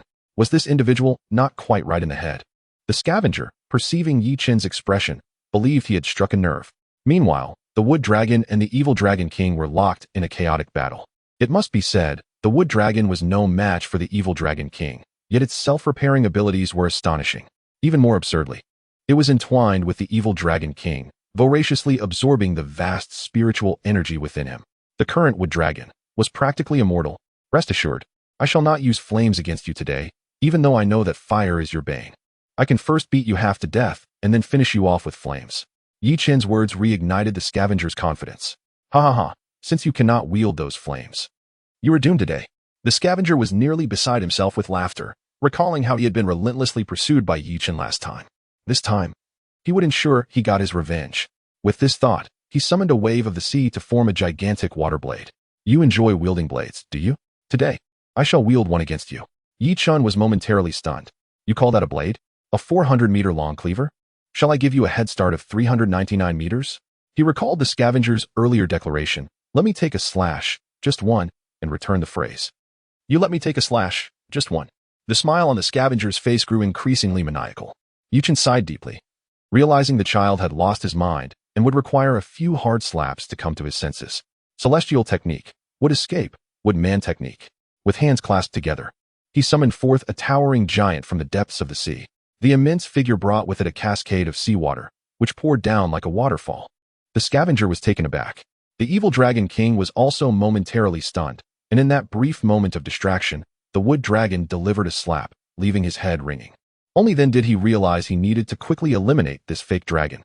Chen stood atop the woodman's head, contemplating what might be missing. He clasped his hands together again, and a long blade appeared in the woodman's hand, resembling the form of a flowing blade of fire. Now, let us engage in mutual combat, Chen declared with a smile. To be honest, when Chen saw the 400-meter water blade, he felt a sense of nostalgia. After all, it had taken Dong Shizhong all his strength to summon a 100-meter tsunami, let alone shape it into a blade. Yet now, Chen regarded such techniques as commonplace. In terms of size? Are you joking? Should I summon a 30,000-meter tall Buddha to join the fray? As he spoke, the colossal greenwood man raised the long blade and swung it down toward the scavenger. The scavenger's face paled. He too struck with his water blade at Chen. The woodman raised its arm to block the water blade, losing an entire arm in the process. While the blade surged toward the woodman's head, Chen dodged slightly, and the woodman's head was cleaved in two. Yet, it instantly regenerated, as did its arm. Now it's my turn. The woodman's long blade descended, and the scavenger hurriedly dodged. Chen smirked slyly, clasping his hands together. The massive long blade transformed into an enormous hammer. Release. Helplessly hammer. What the heck? It was a blade. How did it turn into a hammer? The hammer struck down, hitting the scavenger squarely on the forehead. The tremendous impact sent waves crashing, creating a towering water column that shot high into the air. Wow. That blow is no light matter. Your head must be buzzing now. The scavenger found himself questioning his very existence. Why did the blade turn into a hammer? After thinking for so long, he still could not comprehend the situation. Qingmei, the evil dragon king, witnessing the scavenger being bullied by Chen, was instantly enraged. His furious roars echoed as he realized that this young man's technique could not kill the wood dragon. He had to eliminate Chen to resolve the matter. True form of the Zhu Long. I have already borrowed the Helplessly hammer. Let us skip the true form, shall we? Let us avoid this trending topic and be obedient. Chapter 157. Then I shall not hold back. Chen's words left the evil dragon king in a state of confusion. Once he regained his composure, his expression turned menacing as he bellowed. You dare to deceive my Qingmei? Today you shall die. Though the evil dragon king was not yet in his true form, he was nearing it. After all, the Zhu Long was not an exceptionally powerful entity. At its core, it was merely a mountain deity. In the presence of the true form of Zhu Long, the evil dragon king's body underwent a remarkable transformation. It grew dramatically, expanding rapidly. Moments later, a dragon with a human face and dragon body, a Zhu Long, materialized before Chen. As the breath of the evil serpent king stirred the sky, fierce winds began to howl, reaching heights of 10,000 meters, piercing through the clouds. Each movement generated immense pressure. Chen was taken aback. Could this creature truly be the candle dragon? Yet, was the candle dragon so feeble? Merely 10,000 meters? The ancestral beasts and divine creatures of Blue Star were numerous. Yet most of these so-called ancestral beasts and divine beings bore only a faint resemblance to their legendary counterparts in power. The evil serpent king fixed its gaze firmly on Chen, exhaling hot air continuously. With each blink of its eyes, the sky alternated between brightness and darkness. When the serpent king opened its eyes wide, the world was instantly illuminated. Chen could hardly comprehend. Did it not require the sun? After all, it was the dead of night. Although ancient texts claimed the candle dragon wielded the power of yin and yang, where opening its eyes heralded day and closing them brought night, Chen was astonished to see this power manifest in reality. He could no longer underestimate the evil serpent king. Once the true form of the evil serpent king was revealed, its strength and size surged dramatically, mastering the forces of yin and yang with greater perfection. However, this state was not one it could maintain indefinitely. Each use cost a tenth of its lifespan. While this may seem a trivial price, the Serpent King was a creature of the extraordinary, not of humanity. As a being of the sacred realm, the evil Serpent King possessed a lifespan of a millennium. Each activation of its true form consumed 1,000 years of life. The entire world was taken aback by this sudden upheaval. Meanwhile, Bai Junjian, who had been preparing to heal his injuries, forced himself out of the recovery pod. The Serpent King had unleashed its true form, placing Chen in peril. Panic surged within Bai Junjian, causing him to spit out a mouthful of blood. Sword Saint. You cannot leave now. Your injuries are too severe. A female attendant quickly supported him. The Serpent King has revealed its true form. I must go to the front lines. Having faced the true form of the evil Serpent King before, Bai Junjian understood that the Serpent King could only contend with him on equal footing while in this state. This was precisely why it had refrained from entering its true form after ambushing Bai Junjian the previous day. Activating it would cost 1,000 years of its life. If it did not break through to semi-divinity, the Serpent King had little lifespan remaining. Given your current condition, what do you intend to do at the front lines? Seek death? An elder, Tang La, reprimanded sternly from behind the female attendant. But Yi Chun is only 18. Facing the true form of the Serpent King alone against two sacred beings, Bai Junjian was frantic. Ice Phoenix and Old Ji are already on their way. I trust them to handle it. You are deceiving me. Bai Junjian narrowed his eyes at Tang La's words. Surely the Frost Queen of the North cannot be oblivious to the Serpent King's true form? Ice Phoenix must be struggling as well, no? If I am not mistaken, both the North and East Seas are in dire straits now. Tang Qingshan's gaze was mocking. You are correct, but you cannot leave now. Even if you did, without Old Ji's presence, you would not reach the front lines in time. Bai Junjian ignored Tang Qingshan's words entirely. Even if I am late, I must go. The Junzi sword appeared in his hand, and he threw it aside, leaping onto it. I must go. Tang Qingshan watched Bai Junjian's departing figure with a deep sigh. I cannot contend with your stubbornness.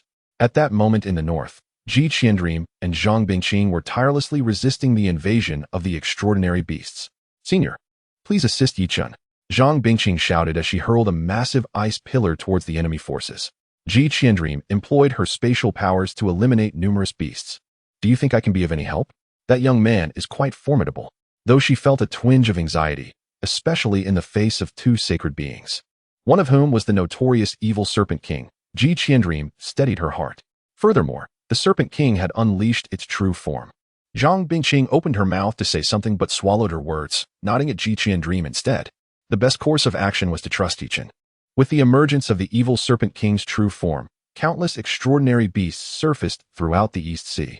A multitude of sea creatures floated ominously in the air, sending shivers down Yi Chun's spine. One might mistake this for a game of hatching a monstrous beast egg.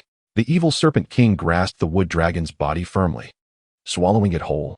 The wood dragon technique was thus effortlessly shattered. Yi Chun was astounded. This was the first time the wood dragon had been so easily dispelled. Even the thousand-handed fool's wood dragon had never been so easily dismantled. At most, it had been scattered, and restoring its dragon form was a simple matter. But this time, it was truly eradicated. Just then, the scavenger revealed its true form, rising from the depths of the sea, its colossal frame towering beside the evil Serpent King.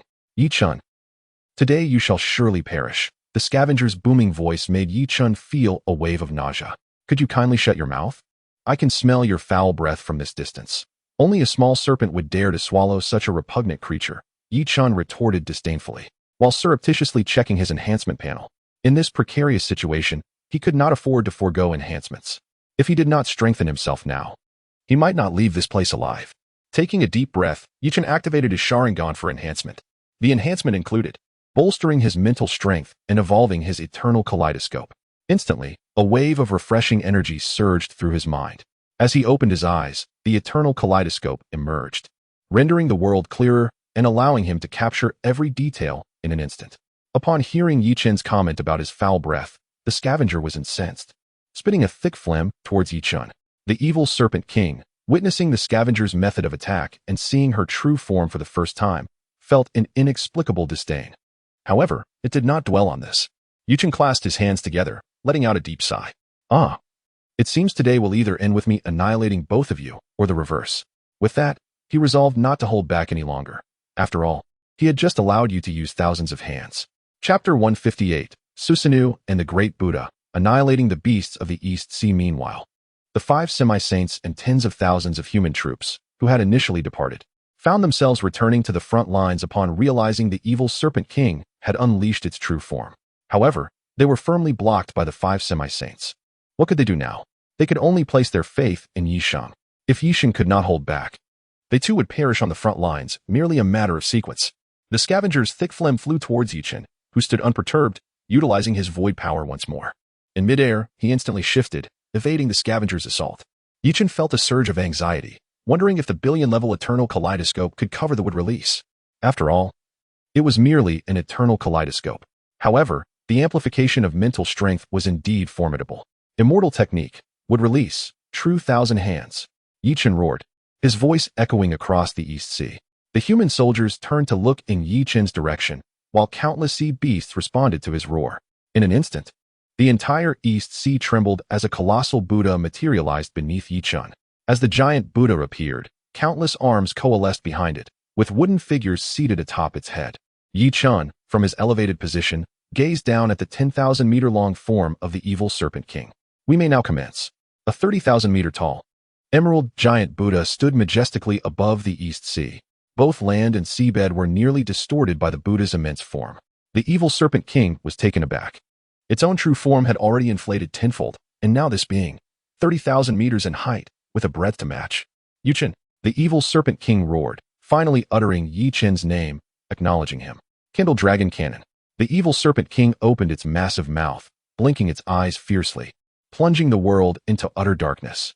This was one of its abilities, to extinguish all light within a specific range, concealing its own form. With a thunderous blast, the evil Serpent King writhed, preparing to unleash its might. Chen remained unperturbed. Having summoned the true thousand hands, he was prepared for a fierce battle. With his palms pressed together, he manipulated the myriad arms to launch toward a general direction. His target was not the evil Flood Dragon King, but rather the vast army of sea beasts behind it. If he could strike down even one, it would be a tremendous gain. This move could be described as inflicting 1,000 casualties upon the enemy while sacrificing 800 of his own forces.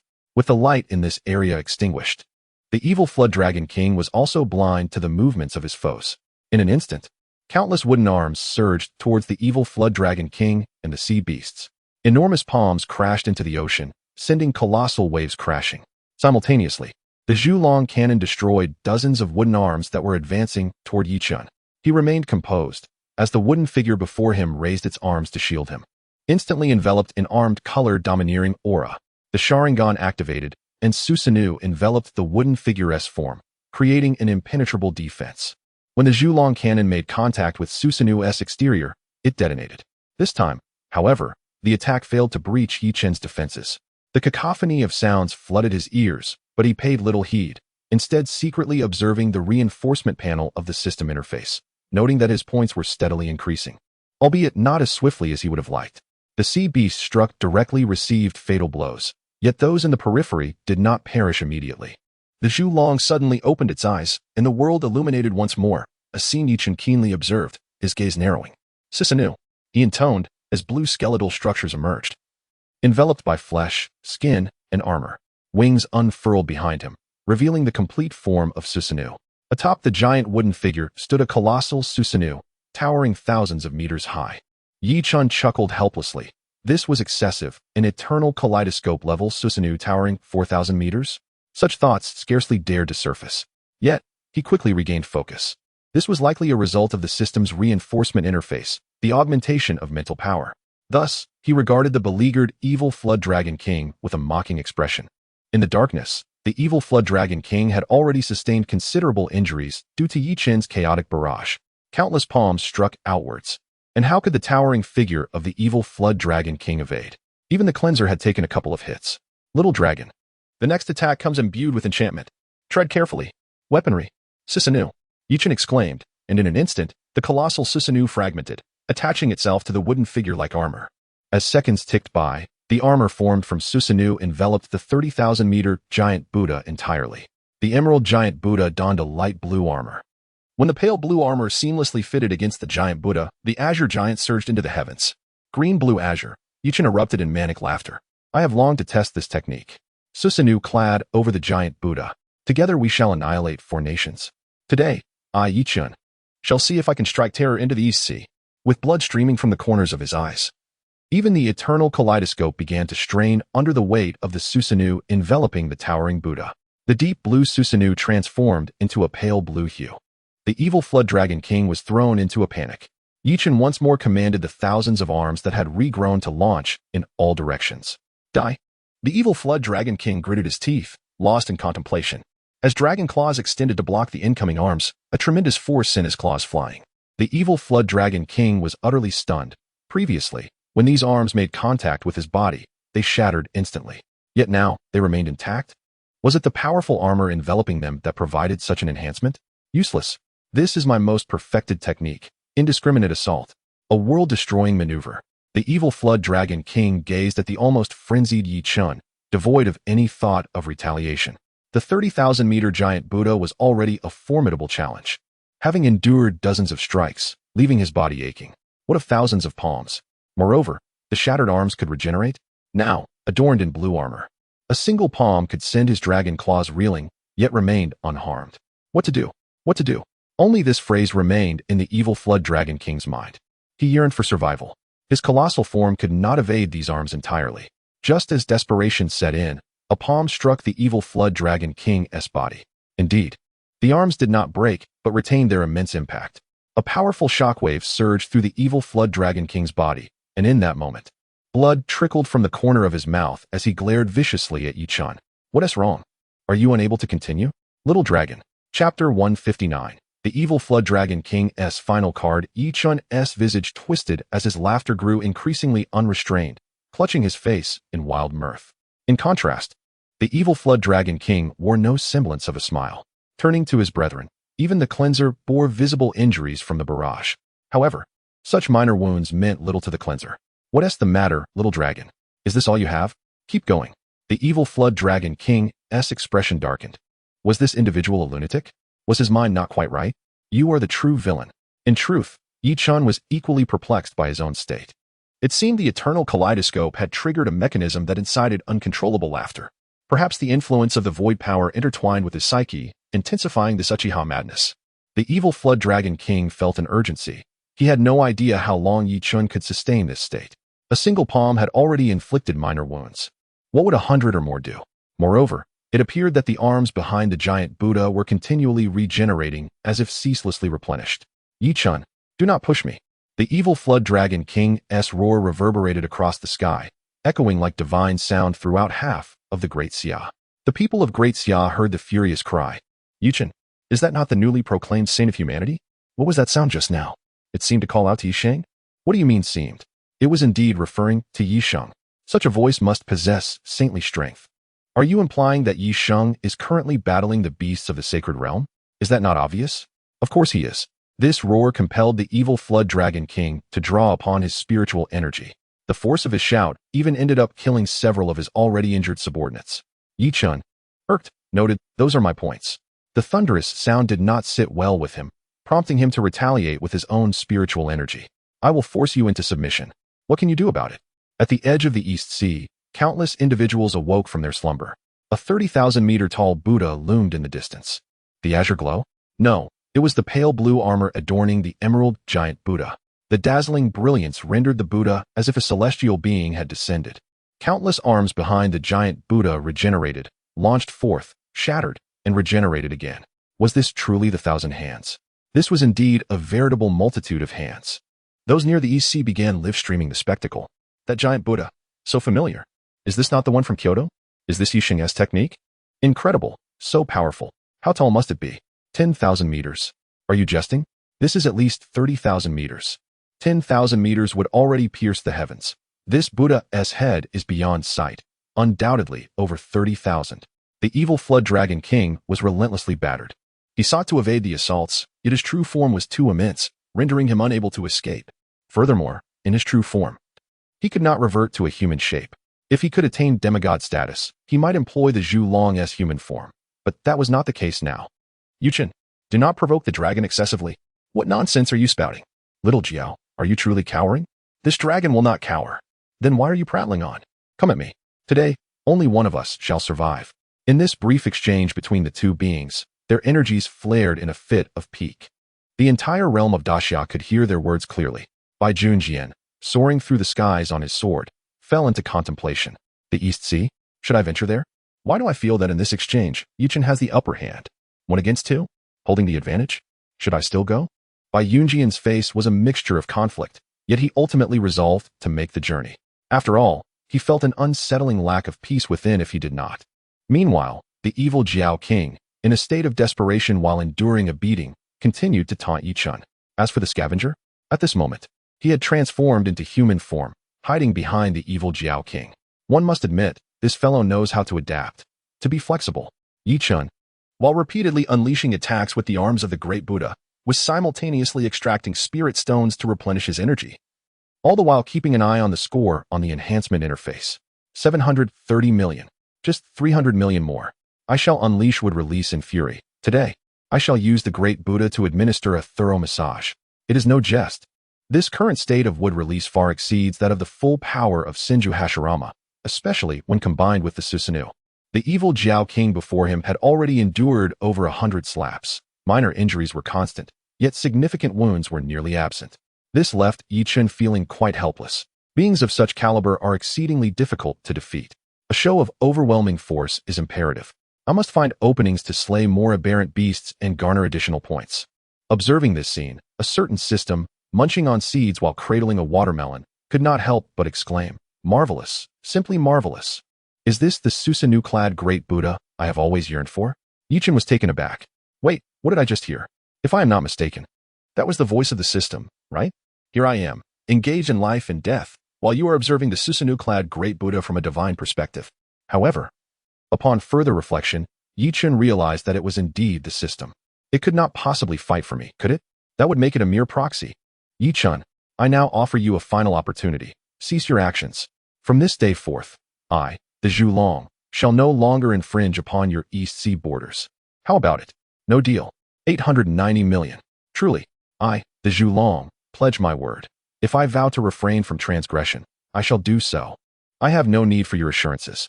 910 million. Then what do you truly desire? I wish for your demise. 930 million. The dialogue between man and beast continued unabated. The entire world stood in bewilderment. In the live broadcast, a 30,000-meter-tall Buddha was unleashing relentless strikes upon a 10,000-meter-long dragon-like beast. Each arm, akin to a mountain, descended upon the evil Jiao King in the sea. Every slap that made contact with the beast signified certain death. Each hand that struck the ocean sent waves soaring into the sky. Yet that long creature remained defiantly opposed to the colossal Buddha. Chen, do not push me. I am not pushing you.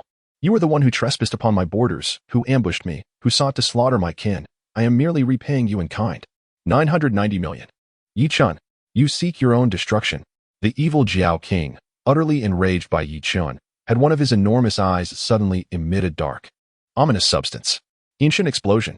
The left eye of the evil Jiao King unleashed a streak of black matter that engulfed everything around it. No, to be precise, it enveloped the entire space. An absolute domain of darkness formed around the evil Jiao King. Chapter 160. A desperate gamble. Chen furrowed his brow slightly. This evil Jiao King had an endless array of tactics. What strange technique is this? Just as Chen pondered this, the pitch-black space immediately revealed its nature. The moment the wood release arm made contact with the dark expanse, it lost all connection, as though it were truly being drawn into a black hole. The evil Jiao King's expression was one of utter ferocity. The cost of this technique was akin to that of the celestial gods. The loss of 1,000 years of light from one eye was the price for wielding this powerful technique.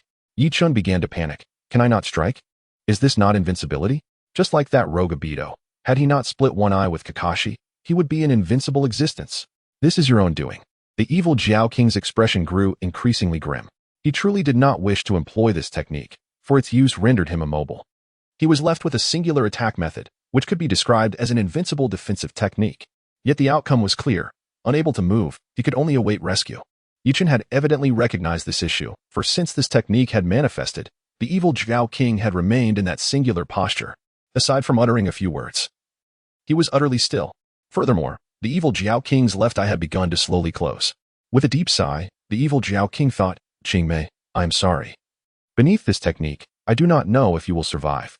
With the one remaining eye, he glared at Chen. In an instant, the right eye slowly shut. Yangshan explosion. A small golden orb suddenly appeared upon Chen's chest, firmly affixed in place. This unexpected development sent alarm bells ringing in Chen's mind. He hastily began to pat the golden orb. In the evil Jiao King's final moments of vision, he witnessed Chen's frantic attempts to strike the orb. He erupted into boisterous laughter. "Futile. This technique will manifest upon your chest, inching ever closer to your heart until it burrows deep within, and then, boom. Do you understand? The eyes of the Zhu Long hold the most potent offense.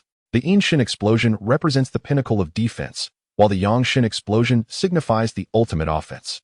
This shall be my most formidable attack, capable of annihilating the entirety of humanity. Yi Chen's expression shifted dramatically. This is no jest. At such close range, the Zhulong's full power strike erupting from my own heart. Am I not doomed? The scavenger, hearing this, immediately began to flee into the distance. For the scavenger, survival was paramount. Of course, he must escape. Yi Chen was instantly infuriated. This fellow seemed genuinely pushed to his limits. According to the evil Jiao King's words, his two eyes, one representing supreme defense, the other supreme offense, implied that after executing this technique, the evil Jiao King would also suffer. Upon taking a closer look at the enhancement interface, with 12 billion points at stake, Yi Chen was uncertain if he could survive this technique. True Thousand Hands. Release. As the True Thousand Hands dispersed, Yi Chen's spirit energy was significantly replenished. The gigantic Buddha sank into the earth, and the live stream erupted with chaos. Yi Chen canceled the technique? Why? Is he dead? Impossible. Yi Chen had no time to ponder. The golden orb was frantically burrowing into his heart. Had it not been for the power of the void desperately resisting, it would have already detonated. Yi Chen summoned the flowing blade of fire and soared towards the evil Jiao King. He then opened the enhancement interface that had reached its limit. Thus, the only means of survival lay in the augmentation of the great void power. Without hesitation, Yi Chen tapped the great void power twice. The power of Yachuka's enhancement requirement, 1 billion points enhancement content, pinnacle steel skin. Void armor covering the head, the power of Vastad enhancement requirement, 10 billion points enhancement content, perfect steel skin.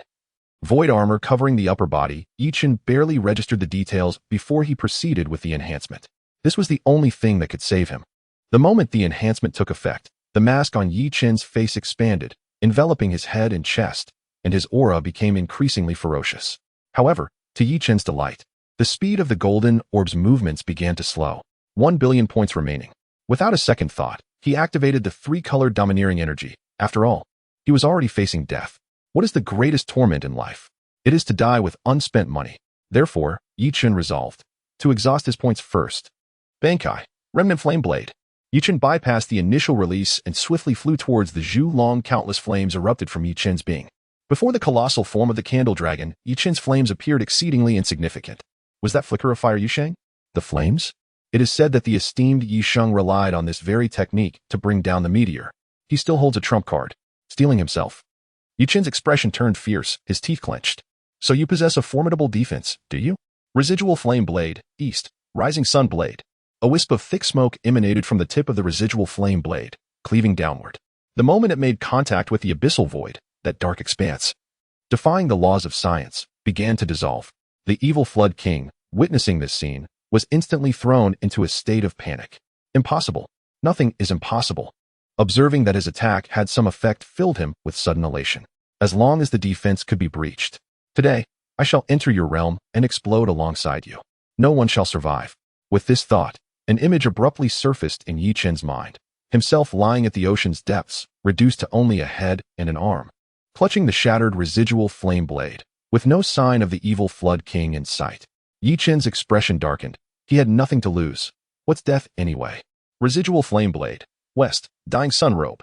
Countless flames surged forth from the residual flame blade, transforming into a long robe that enveloped Yi Chen.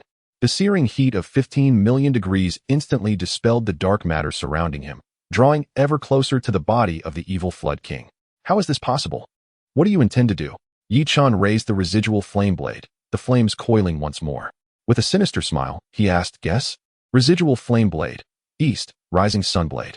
The residual flame blade plunged into the body of the evil Flood King. The golden orb within Yi Chen's chest radiated a tremendous light.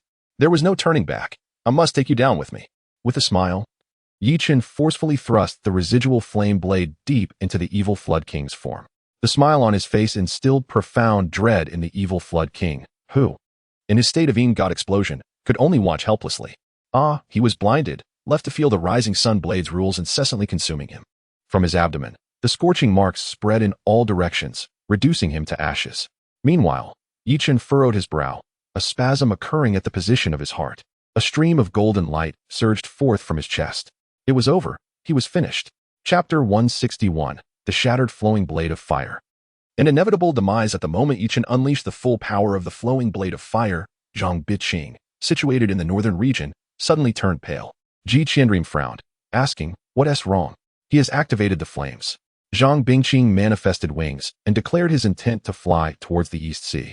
Ji Qinring, momentarily stunned, unleashed spatial power, instantly appearing before Zhang Bingqing.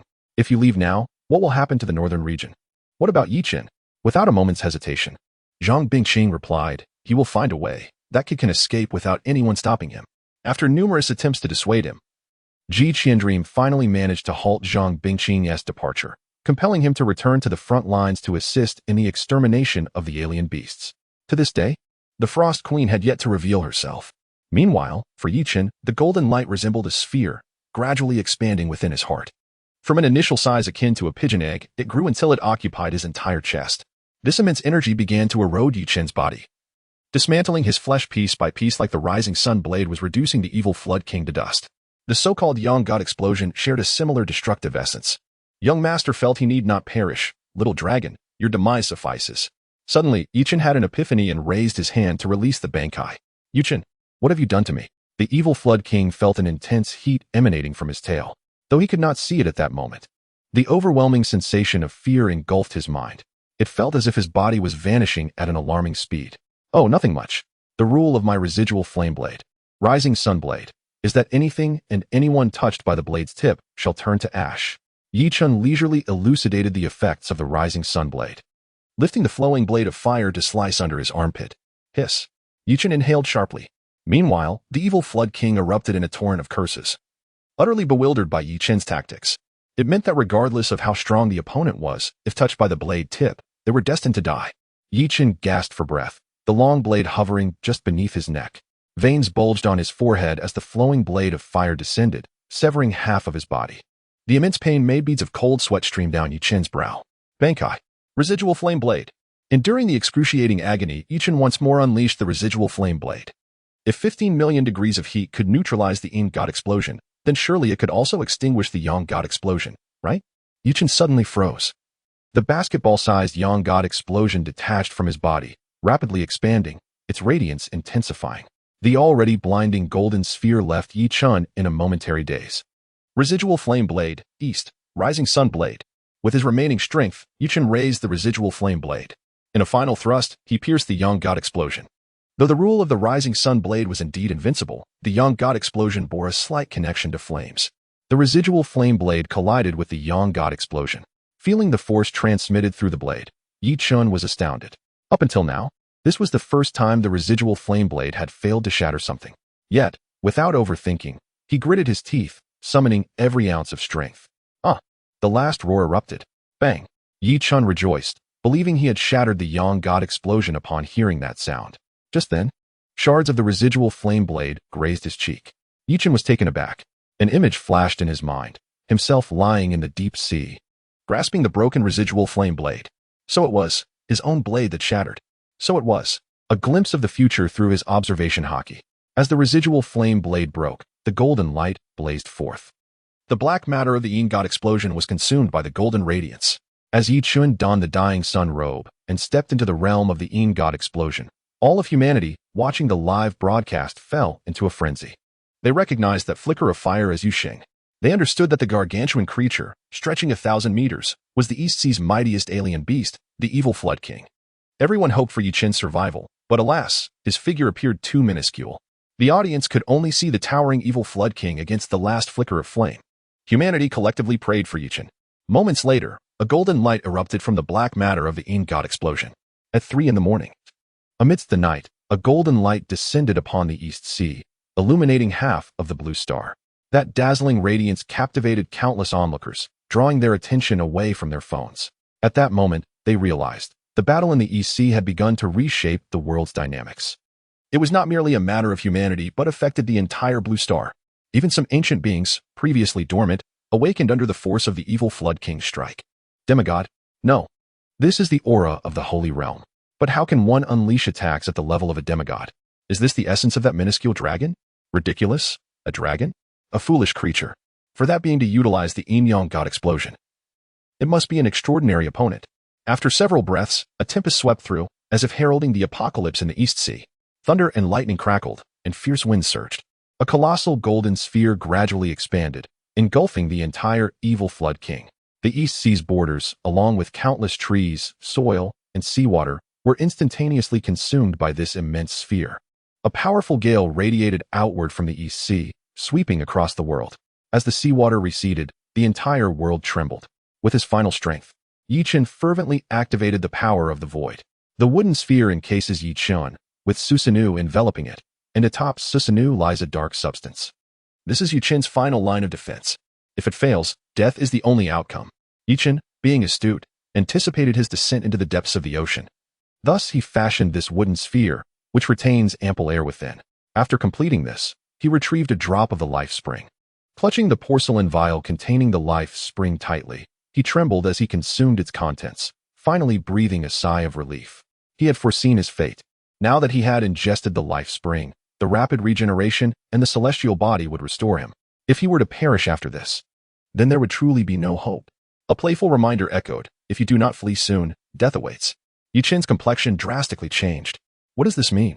It implies that the future glimpsed through observation hockey remains unchanged. Even after drinking the life spring, death still looms. What in the world is this? How can I not survive? Chen was filled with rage, utterly bewildered that he could still be in peril despite exhausting all his trump cards. The first layer of protection from the celestial body, the second layer from the power of the void and armor, the third layer from wood release, the fourth from Susanoo, and the fifth from armed color. Please, I simply cannot fathom what could possibly breach my defenses. The sun god explosion could only reach the demigod tier at most. Yet alas, the broken flame blade shattered. The rules of energy it contained were devoured, now estimated to possess divine-level power. The system, devoid of empathy, chimed in again. Chen was stunned. Are you suggesting I have brought about my own demise? Indeed. Quite clever. So, this is the conclusion? Correct again. Don't freeze me. If you do, I swear I'll lose my sanity. Who are you talking to? The system responded, Oh dear host. Would you truly wish for your beloved master to perish? Does that concern me? System, you are the best. Goosebumps crawled across him. When it's fine, it's you. When there's trouble, it's the system. Truly, you are consistent. The last time I provided you with the secret realm bead, it allowed for a temporary escape. But be prepared, you cannot return for now. The system's words jolted Chen awake. Right, he still had that. He extracted the secret realm bead and infused it with spiritual energy.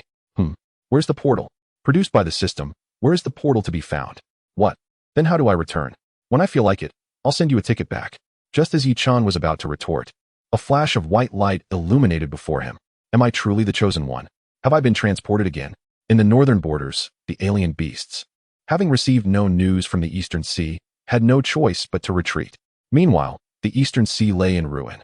A vast pit extending 1,000 kilometers from the shore had formed a colossal inland sea. Bai Junjian was the first saint to arrive at the scene. Gazing down upon the battlefield in deep contemplation, tears streaming down his cheeks. Chen. The terrifying aura of the explosion lingered. The air still suffused with searing heat. Days passed after the great battle, and the 4 human saints gathered, a rare occasion. Little Yi. Though they were all aware of the situation, no one dared to speak. This is my fault. I entrusted the Eastern Sea to Chen. Bai Junjian abruptly stood, slamming his palm onto the table, which splintered instantly. The other 3 saints remained silent. Qiandream felt immense guilt, often proclaiming Chen's strength and urging faith in him. Yet, they seemed to forget that Chen was merely an 18-year-old boy who should be living a carefree life. Not dying on the front lines of the Eastern Sea, Zhang Bingqing found herself at a loss for words. Having once promised her father and brother that Chen would be fine. Now, how could she explain this to them? Although the so-called diviner had yet to meet Chen, the name was all too familiar. The boy who had dealt with the meteor, she had longed to meet him. And now, it seemed, that opportunity was lost forever. Had I known, I should have divined again. The old man dies, and Chen. The atmosphere grew heavy, and silence enveloped them. Meanwhile, the demigod remained in seclusion. However, the human race could at least breathe easier with the absence of the formidable enemy, the evil Flood Dragon King. All thanks to Chen. In the capital, Ji Xiaoduo and Feng Qingshan sat on a sofa, enveloped in silence for a long while. I've made my decision. So have I. They exchanged glances. I will grow stronger and eradicate the alien beast for Brother Yi. In perfect harmony, they uttered the same phrase.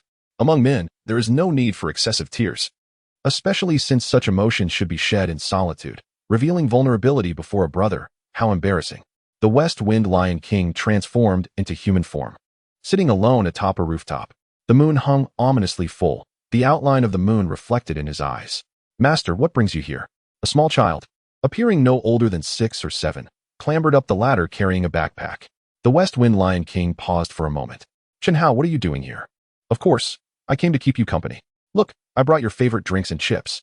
The boy grinned, retrieving snacks and beverages from his backpack, his eyes crinkling with delight. The West Wind Lion King smiled in return. Very well. Master, what are you thinking about? Nothing much. Master, I know you're thinking about Brother Yi, right? Ah, you clever little one. Don't worry, Brother Yi is so strong. He will be fine. Chen Hao tilted his head, observing the West Wind Lion King. The lion extended his right hand, ruffling Chen Hao's hair. Yes, he will be fine. Chen Hao enjoyed the affectionate gesture, but playfully pouted. Master, don't mess up my hair, or I want to grow tall. The West Wind Lion King chuckled. That won't happen. He turned his gaze back to the moon, a tale of a soaring eagle in the sky. Though arriving a tad late, I have succeeded.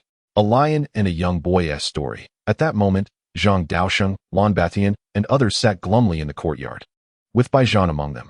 Ever since Yi Chun agreed to join Song Qiong, their relationships had warmed. Now, however, Yi Chen's sacrifice rendered them speechless. The atmosphere grew increasingly somber, the laughter that once filled the air now absent. Lan Lungshuang reverted to her former indifference, even ignoring her father. Zhang Zilai secluded himself, refusing to eat or drink. Meanwhile, a refreshed Yi Chun strolled down a bustling street. This world bore a striking resemblance to Blue Star, except there was no one. Indeed, no one. After wandering the city for hours, Yi Chun encountered not a single living soul. P.S. The cosmic-level worldview is about to unfold. 3 writing approaches are proposed. Please provide your suggestions. 1. Traverse the star system and then the universe in a high martial world. 2. Explore dimensions and then the 3,000 worlds. 3. Begin with high martial arts and then delve into dimensions. Additionally, the current writing style of this small secret realm can also be categorized into several types. 1. Leverage opportunities to expand the worldview. 2. Treat it as a side quest. So, please offer your invaluable suggestions. Also, I humbly request some gifts. Free gifts and gold gifts would be appreciated. As for substantial gifts, I believe no one would refuse. But one must act within their means. Thank you for your support. Chapter 163. I certainly do not resemble a villain. Yi Chun was perplexed as he wandered through the eerily silent city, which appeared to be preserved in a perfect state, as if people had only just vacated the premises moments ago. The stillness was unnerving. He quietly found a hotel, checked into a room, and fell asleep, indifferent to the solitude surrounding him. It was only until dusk that he awoke. The system had already deposited today's rewards into the system space, but when Yi Chun would notice them remained uncertain. Upon waking, his first instinct was to raid the hotel kitchen for something to eat. After rummaging about, he finally discovered some steaks frozen in the cold storage. Without hesitation, he found a place to cook them and savored a delightful dinner. He then sat on the bed and retrieved the broken version of his sword, Lu Ren Ruahua, from the system space. Can a broken version even be considered a version? Yi Chun sighed, contemplating the materials needed for its repair. To his astonishment, it required 10 of a certain type of sword, which left him momentarily bewildered. Is this truly so haphazard? He muttered, rolling his eyes. Understanding the repair requirements for Lu Ren Ruahua left him feeling somewhat defeated. Although the system insisted that 10 swords were necessary, Yi Chun recognized that this was merely a formality. They had to be delivered to him first. Standing atop the hotel, he surveyed the city below. Vibrant and illuminated by an array of lights, street lamps and large screens glowed automatically. Yi Chun found himself lost in thought, pondering whether the city was truly devoid of life, or if the entire world was so. This question lingered in his mind. The world around him was saturated with spiritual energy, far exceeding that of Blue Star, suggesting that if there were practitioners, their potential would surpass that of Blue Star significantly. Yet, he had encountered no one. As he sat atop the high-rise, staring intently at the moon, he began to notice something amiss. The moon was red. Is this an infinite moon reading? Yi Chun's gaze intensified on the celestial body, questioning its color. If it were red, why had he not noticed earlier? Suddenly, he heard voices, his instincts warning him of danger. Without a moment's hesitation, he appeared before 2 frightened girls, confronting a strangely dressed individual, a disheveled creature, marred with scars, and wielding a large knife. The girls seemed to find hope in Yi Chun's sudden appearance, trapped as they were between a wall and this menacing figure. Yi Chun scrutinized the bizarre being, which began to approach them, muttering incoherently. The girls trembled in fear, remembering the creature's earlier brutality. Yi Chun sighed deeply, lamenting the lack of peace in this world. Habitually, he reached out, but this time, Lu Ren Ruahua did not manifest.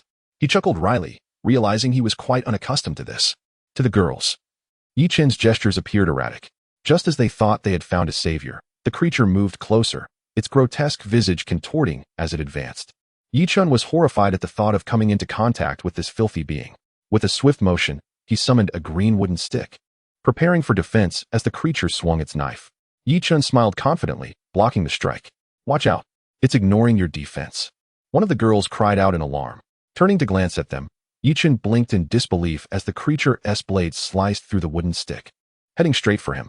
Why didn't you say so earlier? I thought you knew. The girl nearly sobbed. Realizing he could evade the strike, but that the girls were still in peril, he activated his power, preparing for the worst. A sharp clang echoed as the creature's knife met his forehead, the force of the blow reverberating through him. The mask of illusion he wore failed to shield him from the attack, penetrating through. However, at the moment of contact, his defensive abilities finally took effect. Yi Chen was shaken. Had his mask truly been disregarded? He realized he could have met a dire fate without his defenses. The creature, stunned by the unexpected turn of events, staggered backward, bewildered. It had never encountered an adversary that could disregard its attacks. In astonishment, it stared at its weapon before striking again. Yi Chen, furious, unleashed his might. With the power of his ocular technique manifesting, a colossal fist descended upon the creature. Take that, he shouted, delivering successive blows with remarkable ferocity. After a brief moment, he surveyed the aftermath, contemplating whether he had gone too far. The two girls stood in stunned silence, their expressions pale. Yi Chen turned to them, holding his mask in hand and smiling gently. Are you both all right? Snapping back to reality, the girls stammered, We won't tell anyone. Please don't harm us. Please, big brother, spare us. Yi Chen's smile faltered. Do I really appear to be a villain? A bit. What? No, big brother, you're not. Of course I'm not a villain. I'm truly one. Yi Chen grinned wickedly, obscuring half his face with the mask. Chapter 164, A Trifold World? The sight of Yi Chen's playful demeanor caused the two girls to faint in terror. Yi Chen, at a loss for words, pondered how he had frightened them so severely. Had he truly seemed that terrifying? The creature had not intimidated them, yet he had. He summoned two clones to carry the unconscious girls away. As they traversed the desolate streets, Yi Chen scrutinized his surroundings. While he had initially focused on rescuing the girls, he had overlooked the ominous changes in the environment. Now, as he examined the area closely, he realized the once vibrant city was now cloaked in darkness. The streets that had been aglow were now lifeless, illuminated solely by the moonlight. A foul stench permeated the air, the odor of decay and death. Yi Chen loathed such bleakness, which felt akin to a hellish realm. All of this was linked to the blood-red moon. Before its emergence, everything had seemed normal. After passing several tall buildings, Yi Chen abandoned his search for shelter, as not a single place remained habitable. Having no choice but to find a place, I resorted to the wood release technique to construct a modest dwelling. Though simplistic, it was certainly better than being without shelter. I am unsure how much time has passed when the two girls finally awakened. The first thing they did was glance at their clothing, then lift their garments to inspect their undergarments, visibly relieved afterward. Did you truly perceive me as a villain? Yi Chen, seated nearby, observed the entire scene with a profound sense of incredulity. I consider myself rather presentable, fair-skinned, and clean, even if my hairstyle leaves something to be desired. However, that does not detract from my charm, does it? Though I often forget to mention that Yi Chen is bald. One can understand the implication once the flowing blade is utilized. It was only upon hearing Yi Chen's voice that the girl noticed his presence. Her cheeks flushed instantly, realizing her initial actions. No need to fret. I am not a malevolent individual. Rather, I was merely teasing you. Who could have anticipated your reactions? Upon hearing Yi Chen's words, the girl nodded, acknowledging her understanding. She had witnessed many nefarious deeds against other girls firsthand. Both she and her sister possessed commendable appearances. Given the circumstances, the fact that nothing untoward had befallen them suggested he was not a bad person. However, dear girl, have you considered that perhaps he simply does not enjoy the act of rendering someone unconscious? Yi Chen interjected, expressing his exasperation. Author, do you not have any regard for humanity? Could you not drive more cautiously? Just open the door. I shall exit. The author retorted, the door is welded shut. The brakes have just been dismantled. Act accordingly. During their conversation, Yi Chen learned the girl's name, Chen Mo. Indeed, her demeanor was rather subdued. While her sister bore the name Chen Wei, their names were merely differentiated by a single stroke. Chen Mo, the elder, spoke less, while Chen Wei was more loquacious. After a brief exchange, Yi Chen gleaned the nature of this world, a reality that seemed normal yet concealed an absence of humanity. When Yi Chen first arrived, he found himself in this world, and now he was situated in the inner realm, The most perilous of domains. Imagine a modified version of the Silent Hill universe. As they conversed, Chen Mo's stomach emitted a low growl. I apologize. Her soft voice reached Yi Chen's ears. He paused, contemplating the normalcy of hunger as a bodily necessity. He then retrieved an assortment of food from the system space, provisions he had casually gathered from the hotel. At that moment, he fixed his gaze on a specific compartment in his backpack, rubbing his eyes in disbelief. Is the system playing tricks on me? Inside the compartment lay a shallow strike. Yi Chen hastily accessed the enhancement interface. The earlier mention of repair was, in fact, a form of alternative enhancement. Otherwise, according to the rules of the Broken Blade, repair would be impossible without the sword deity's intervention. Yet, the system was omnipotent. Upon selecting the repair option, Yi Chen was flabbergasted. Flowing blade, broken version, could be repaired, with the condition of obtaining 10 shallow strikes. Tears of frustration welled in his eyes. It seemed the system had anticipated his needs, yet a careless comment had led to this predicament. The aroma of food stirred the sleeping Chen Wei. Upon awakening, she immediately spotted the meal laid before her and began to devour it without hesitation. Yi Chen was taken aback by her demeanor. Her refined appearance contrasted sharply with her voracious appetite. "Do not rush. There is more," he exclaimed with a smile. He had taken everything from the hotel kitchen, yet he could not utilize his fire abilities nor find a means to cook the frozen meats. Upon hearing Yi Chen's words, Chen Wei quickly shielded her sister behind her.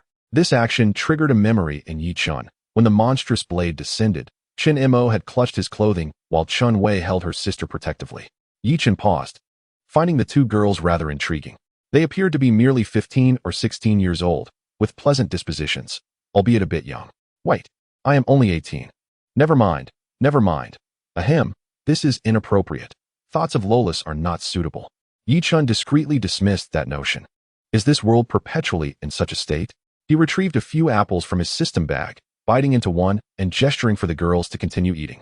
Chen Mo exchanged a glance with Chen Wei, subtly shaking her head to indicate all was well, before explaining to Yi Chen. It had been 3 or 4 days.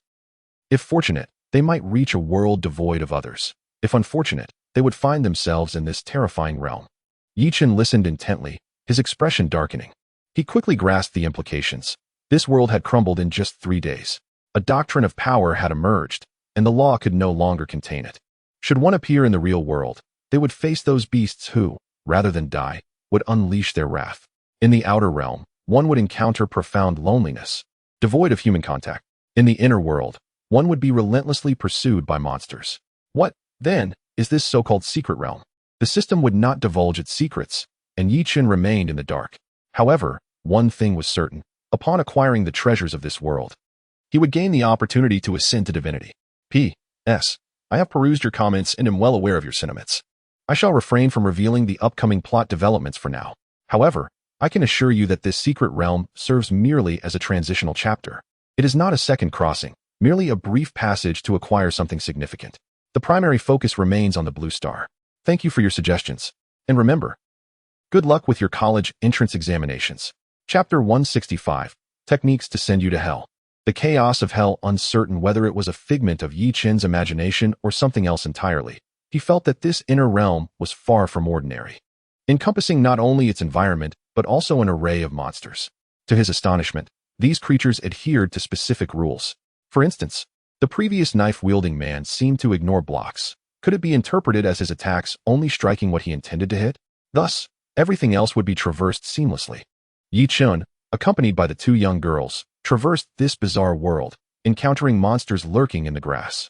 Each possessed unique rules, such as a creature that would instantly appear behind you if you turned away, or another that would relentlessly pursue you until your gaze met its own. These peculiar regulations were unlike anything Yi Chen had encountered on Blue Star. Yet, they were undeniably powerful, enough to instill caution in even Yi Chen. Indeed, he was formidable. But he could not afford to disregard the rules. In Blue Star, only by comprehending an entire set of rules could one attain godhood. Yet, in this world, rules appeared to be mere skills possessed by minor monsters. Unbeknownst to him, while navigating the inner realm, Yi Chen had vanquished countless monsters alongside the 2 girls. As time flew by, 3 days slipped away, and Yi Chen received 3 shallow strikes as gifts from the system. This left him feeling somewhat exasperated. Suspecting that the aloof system was doing this intentionally, however, he chose to remain silent. Throughout these 3 days, he had scarcely utilized his wood release, instead employing the wooden spikes crafted from it to eliminate foes. Though their sharpness was somewhat lacking, a single headshot proved fatal. Experiencing a growing apprehension that his reliance on the system's abilities was hindering the development of his combat acumen, Chen deliberately refrained from employing them. This persisted until the stroke of midnight on the third night, when the sanguine moon vanished from the firmament. Observing the two girls beside him, Chen's brow furrowed in concern. In a sudden flash, Chen Mo and Chen Wei disappeared, accompanied by a chorus of voices. "I'm back. I've returned. So terrifying. Don't eat me. Someone, please save me." Chen was taken aback, finding himself inexplicably transported to the city's epicenter. "What is happening? Chen Mo, Chen Wei, where are you?" He swiftly unleashed his spiritual energy to locate the girls. Finally, he discerned their presence in a secluded corner. Upon closer inspection, Chen was consumed by incandescent rage. Seeking death, instantly employing the power of the void, he traversed space with a resounding snap. A wooden splinter materialized in his grasp, piercing a man's skull with lethal precision. Blood and cerebral matter splattered, staining Chen's mask. Unperturbed, he extracted the splinter and, with swift efficiency, dispatched the others before they could react. "Murderer!" someone cried out, drawing the attention of the masses to Chen. His heart seething with fury, he cast a glance at the two tattered girls, barely 15 or 16 years of age. Silently, he retrieved 2 sets of clothing from his system inventory and tossed them to the girls. Then, with a swift hand gesture, he conjured a small wooden cabin, sheltering them within. He regarded the onlookers with a detached gaze, observing the lustful glints in their eyes, the fear directed at him, and the despair and resignation that permeated others. Chen felt a pang of anguish. The people of Blue Star were renowned for their unity, yet here, these individuals were merely preying upon each other. The realization ignited a murderous intent within him, and his Sharingan activated. He locked onto those whose eyes betrayed violence and lust. A sardonic laugh escaped his lips, echoing across the square. How amusing. In the face of such adversity, the dregs of society reveal their true nature. If your existence is predicated on ruining the lives of others, then perhaps I shall grant you liberation. With a smile, Chen partially unveiled his mask, revealing a crimson eye. The sight instilled terror in many, causing them to recoil. The entire square was fixated on Chen. Several, emboldened by his words, voiced their discontent.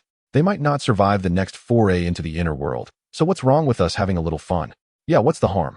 The world's already like this. Several hooligans chimed in. Chen's countenance darkened. More and more people echoed their sentiments. "Ha ha ha ha, I've been wanting to use this technique."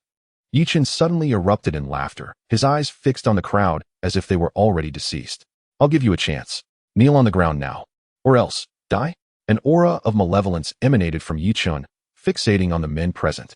Ironically, the sight of one man forcing a woman to the ground emboldened others. What does it matter if I join in? The darkness within them began to surface.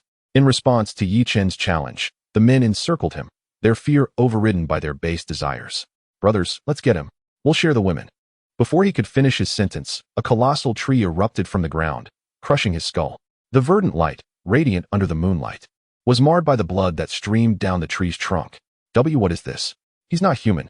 Run. Chen grinned, his smile growing maniacal. Calamity of hell. As the words left his lips, the tree began to grow uncontrollably. Chen's Sharingan tracked the men who had spoken out. The massive tree became a killing machine, and within seconds, its branches were laden with corpses. Blood cascaded down the verdant limbs, staining the ground. Chen gazed upon his creation. Such filthy blood. Turning to depart, Chen paused and addressed the remaining women and the few men who retained their integrity. "Do not be afraid. I am not a villain." The crowd stared at him in disbelief. A massacre of 1,010 seconds, and he claims not to be a villain? It seemed he was a villain who specialized in killing other villains. As Chen walked away, a girl hiding in a corner whispered, "Thank you." Chen hesitated, then quickened his pace. "Thank you." The resounding cry echoed behind him, and Chen smiled faintly. He dispelled the wooden cabin, choosing not to bring Chen Mo and Chen Wei with him. His next undertaking was too perilous.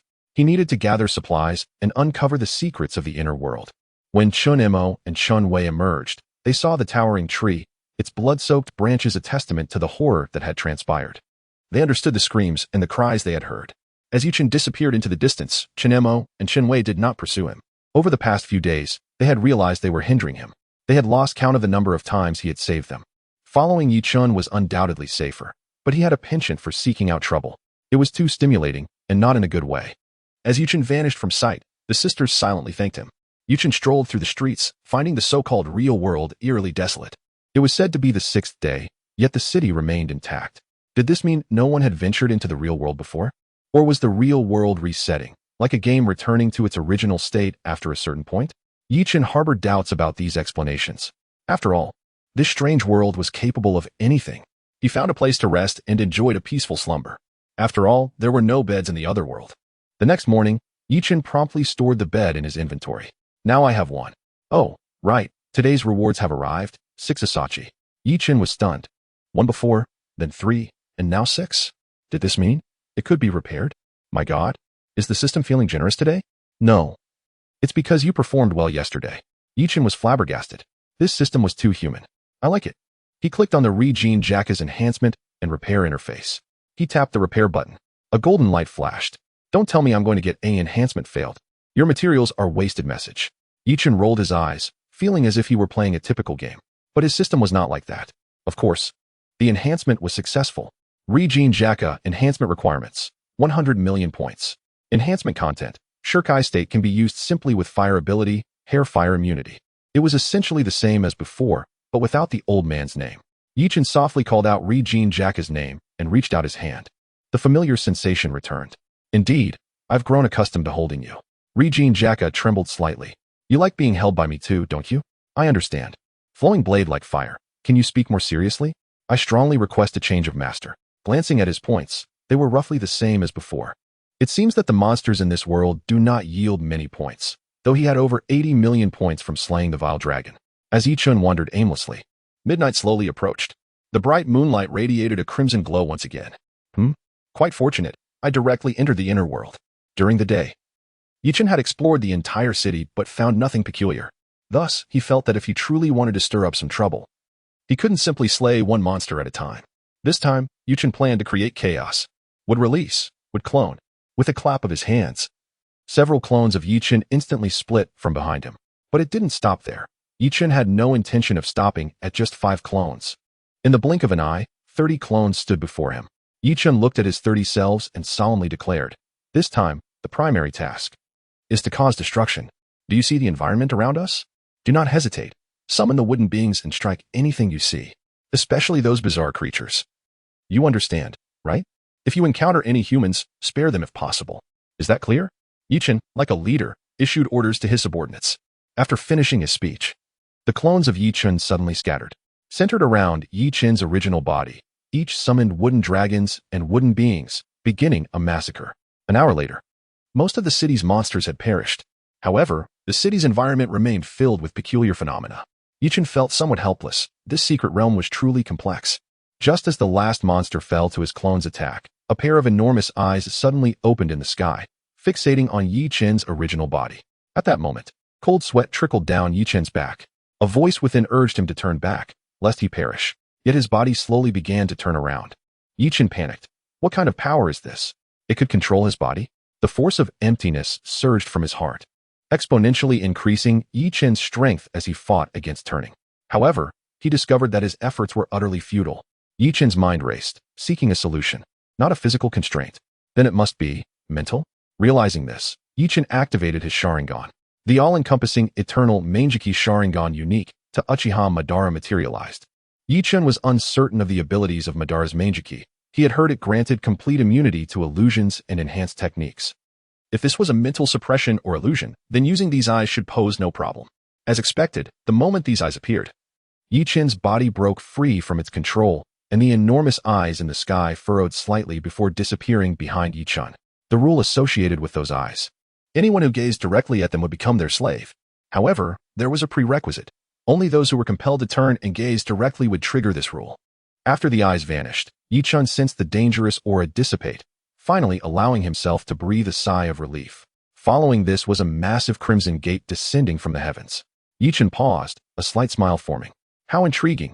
It seems the answers I seek lie beyond this door. Chapter 167, The Mad Blade King. The enormous blood-red gate descended from above.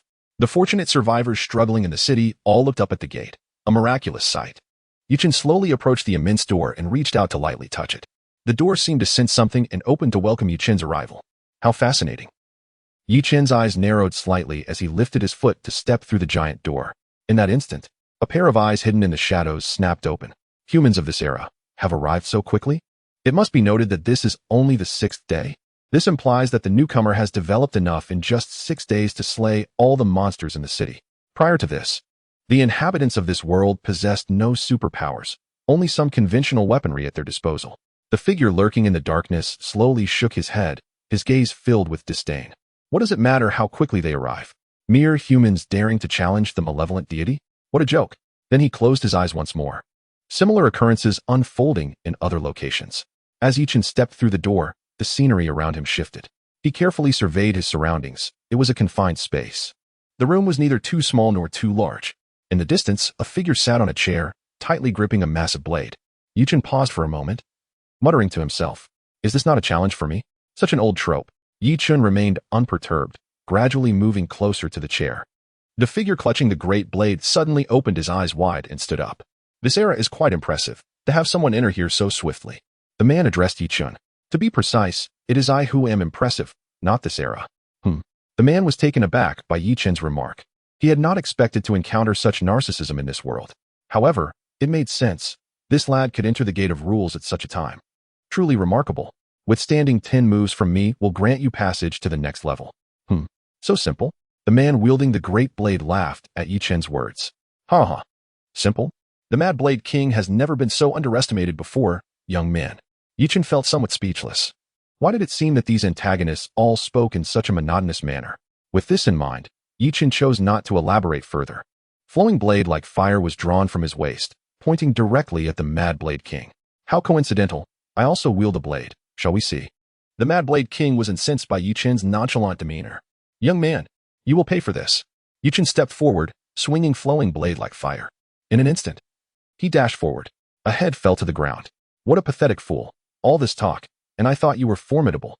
He then casually walked towards the door behind the chair, leaving a headless corpse in his wake. This was undoubtedly Chen's easiest battle yet. Just one strike. Along with the use of the Grim Reaper's steps, someone named Chen had survived for 2 chapters, while you, named King, lasted less than 1,000 words. How embarrassing. The subsequent 9 levels were guarded by so-called kings. However, for Chen, they lacked any semblance of challenge. It wasn't until the 11th level, as Chen gazed at the figure seated in the chair, that he fell into deep thought. "Fine. I take back what I said about your embarrassment for lasting only 1,000 words. You at least survived 1,100 words. Young man, quite strong indeed. That last strike showcased my face well. Enough with the nonsense. How do you plan to die?" Chen impatiently raised flowing blade like fire. "Don't rush. Let's sit and chat for a moment. It's my first time meeting a human capable of annihilating my first clone in an instant." The Mad Blade King squinted, fixated on Chen. Chen felt a chill creep down his spine under the man's gaze. He lifted flowing blade like fire and slashed towards the Mad Blade King. "My apologies, but I fear I may be led astray by you." Meanwhile, deep within, the Mad Blade King's true self was exceptionally thrilled. How fascinating. How fascinating. After so many years, someone managed to slay my 2 lower-level clones in succession. Utterly fascinating. At this moment, Chen remained oblivious to the nature of the perverse entity that had set its sights on him. However, he found it peculiar that some of the clones in certain levels seemed devoid of independent consciousness, unable even to speak. Only the doppelganger of the Mad Blade King in the 1st level could speak. Chen was somewhat astonished. If that were the case, what about the 21st level? Was it once again that Mad Blade King? With such thoughts in mind, Chen cautiously stepped inside. The moment he entered, he became anxious. "You again. I've been waiting for you for ages. Damn it, it's you. I knew it." Frustrated, Chen wielded his sword, flowing blade like fire, and struck. This time, the doppelganger was evidently more formidable than before, able to anticipate Chen's movements and the trajectory of his blade. How could I possibly fall for the same trick thrice? The Mad Blade King laughed heartily as he raised his blade to block Chen's attack. In an instant, the Mad Blade King's sword was severed by flowing blade like fire. The Mad Blade King was defeated. A slap to the face came swiftly. "Indeed, you saw it clearly? You blocked it, yet you did not completely block it." Someone deep within laughed maniacally again, 3 times now. "Kid. Haha. How amusing." Carrying a mix of trepidation, Chen swiftly eliminated the 9 challengers that followed. Standing before the door of the 31st level, he felt despondent. What had to be faced, still had to be faced. He pushed the door open. "Kid, come again." Upon hearing this, Chen wasted no time and charged forward with flowing blade like fire once more. This time, the Mad Blade King directly intercepted Chen's attack. "Kid, you're quite interesting. Why not become my contractor? What do you say?" Yi Chen remained silent, fixated on the Mad Blade King, his mind echoing a singular thought: I will absolutely annihilate you.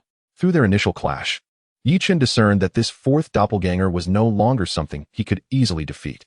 While the first and second ones were relatively weak, the third had caught up in physical prowess but lacked proper equipment. Now, the fourth doppelganger had both physical strength and decent gear. Thus, flowing blade like fire could not easily shatter the opponent's sword. Heh, this time, you won't be able to break my blade, will you? The Mad Blade King taunted with a grin. The two distanced themselves, and the Mad Blade King charged at Yi Chen again. Yi Chen, with a calm demeanor, regarded the Mad Blade King, a mask now adorning his face. His feet naturally floated, and his right hand pointed flowing blade like fire directly at the Mad Blade King.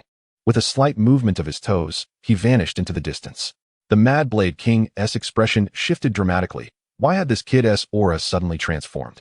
It became exceedingly violent and sinister. Was this fellow an evil deity? Chapter 168. The Super Mad Blade King. At that instant of distraction, Yi Chen's figure reappeared behind him. Too slow. Yi Chen's voice left the Mad Blade King momentarily stunned, resigned to the fact that his doppelganger had once again been slain. The distinction between the Reaper's instant step and the Void's resonance was no trifling matter. One was rapid movement, the other was instantaneous. Relying on his current state, Yi Chen easily advanced to the 41st level. This was his fifth encounter with the Mad Blade King, and having grown accustomed to the King's incessant chatter, Yi Chen simply raised his sword and charged. You think you can kill me this time? The Mad Blade King declared, lifting his sword to shield his neck with an air of arrogance. The next moment, Yi Chen appeared before him and struck down. What the hell? You're not following the script. Aren't you supposed to appear behind me? Yi Chen frowned beneath his mask. Did this fool have a screw loose? Was he too full of himself? Meanwhile, the Mad Blade King thought to himself that before Yi Chen donned the mask, his instant movement always brought him to the front. After putting it on, he appeared behind. After all, in this world, the rules were plentiful. Yet Yi Chen was baffled. It felt as if the people of this world had somewhat deranged minds. Their next encounter with the Mad Blade King occurred at the 51st level. Yi Chen had grown numb, having gotten used to it. Kid, didn't he expect to see me again, did you? I have good news and bad news. Which do you want to hear? Yi Chen completely ignored the Mad Blade King and once again raised his sword. This time, the Mad Blade King effortlessly blocked Yi Chen's attack. Let me tell you, the good news is that I won't kill you. The bad news is, Yi Chen was at a loss for words. The bad news was that you should be dead. All things in existence shall turn to ashes, flowing blade like fire. The two, in a stalemate, had barely exchanged words when Yi Chen unleashed flowing blade like fire, a wave of heat washing over them. The massive flames instantly fused with the Mad Blade King's great sword. With one stroke, the Mad Blade King was defeated. The Mad Blade King's true form was left bewildered. What is happening? The sword is on fire? And it melted my blade? No matter. I'll be stronger next time. Yi Chen leapt into the 61st level. As the Mad Blade King was about to speak, Yi Chen struck again. Torch. I haven't even said anything. The Mad Blade King was defeated. At the 71st level, fiery hell. Let me just say one thing. Just one. The Mad Blade King was defeated. At the 81st level, kid, you're quite strong, but in the 81st level, I have already attained 2 layers of my true form's power. What the hell? Let me speak.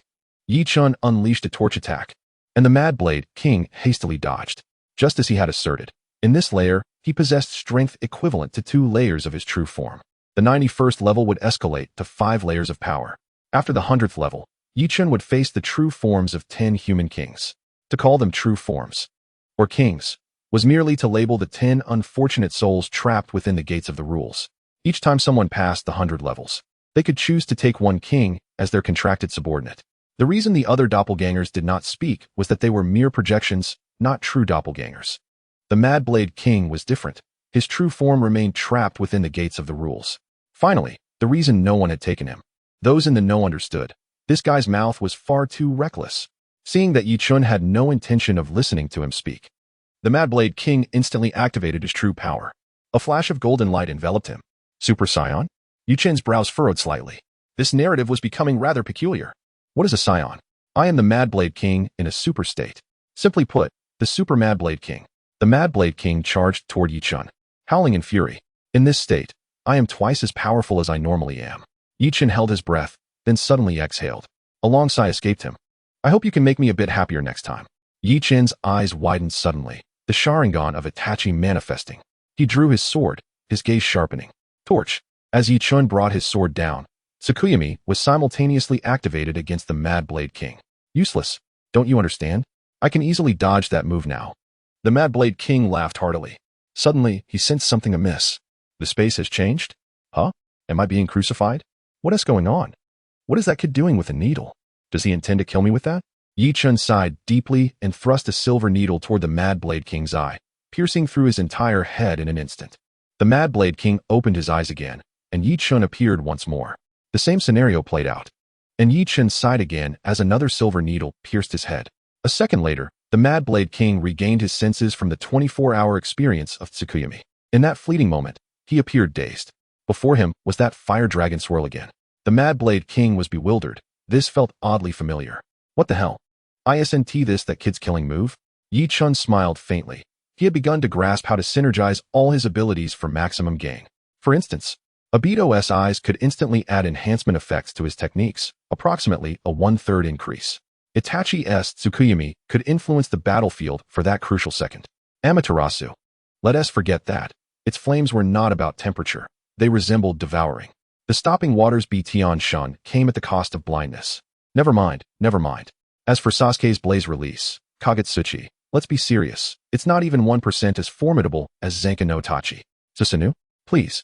It's laughable, non-existent. Simply put, the Sharingan's current function is to provide armor for the great Buddha. However, Yi Chun eagerly anticipates the next enhancement of the Eternal Mangeki Sharingan and the surprises it will bring. Eternal Mangeki Sharingan without Susanoo. Enhancement requirement. 1 billion points enhancement content. Amplified mental fortitude. Addition of Susanoo indeed. Addition of Susanoo. Since his confrontation with the evil Flood Dragon King, Yi Chun has deeply regretted his underestimation, which plunged him into a grave crisis. Had he employed Tsukuyomi against the evil Flood Dragon King and subsequently annihilated him with Zenka no Tachi, he wouldn't find himself in this bizarre realm, nor be inexplicably pestered by a simpleton. In truth, the Mad Blade King doesn't desire this either. He is inherently loquacious. And the other 9 human sovereigns who were trapped here with him have already been taken away. The human sovereign pagoda now contains only him. Finally encountering Yi Chun, he naturally wishes to converse with him at length. Chapter 169. The Mad Blade King's enigmatic ability. This world undergoes a new cycle periodically. Much like a script, 10 new human sovereigns emerge, along with new evil gods, each wielding new rules and a new cycle.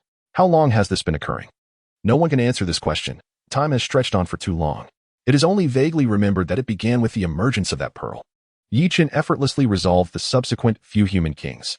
For him, it couldn't be simpler, as they were merely devoid of consciousness. Until Yi Chun stepped onto the 91st floor.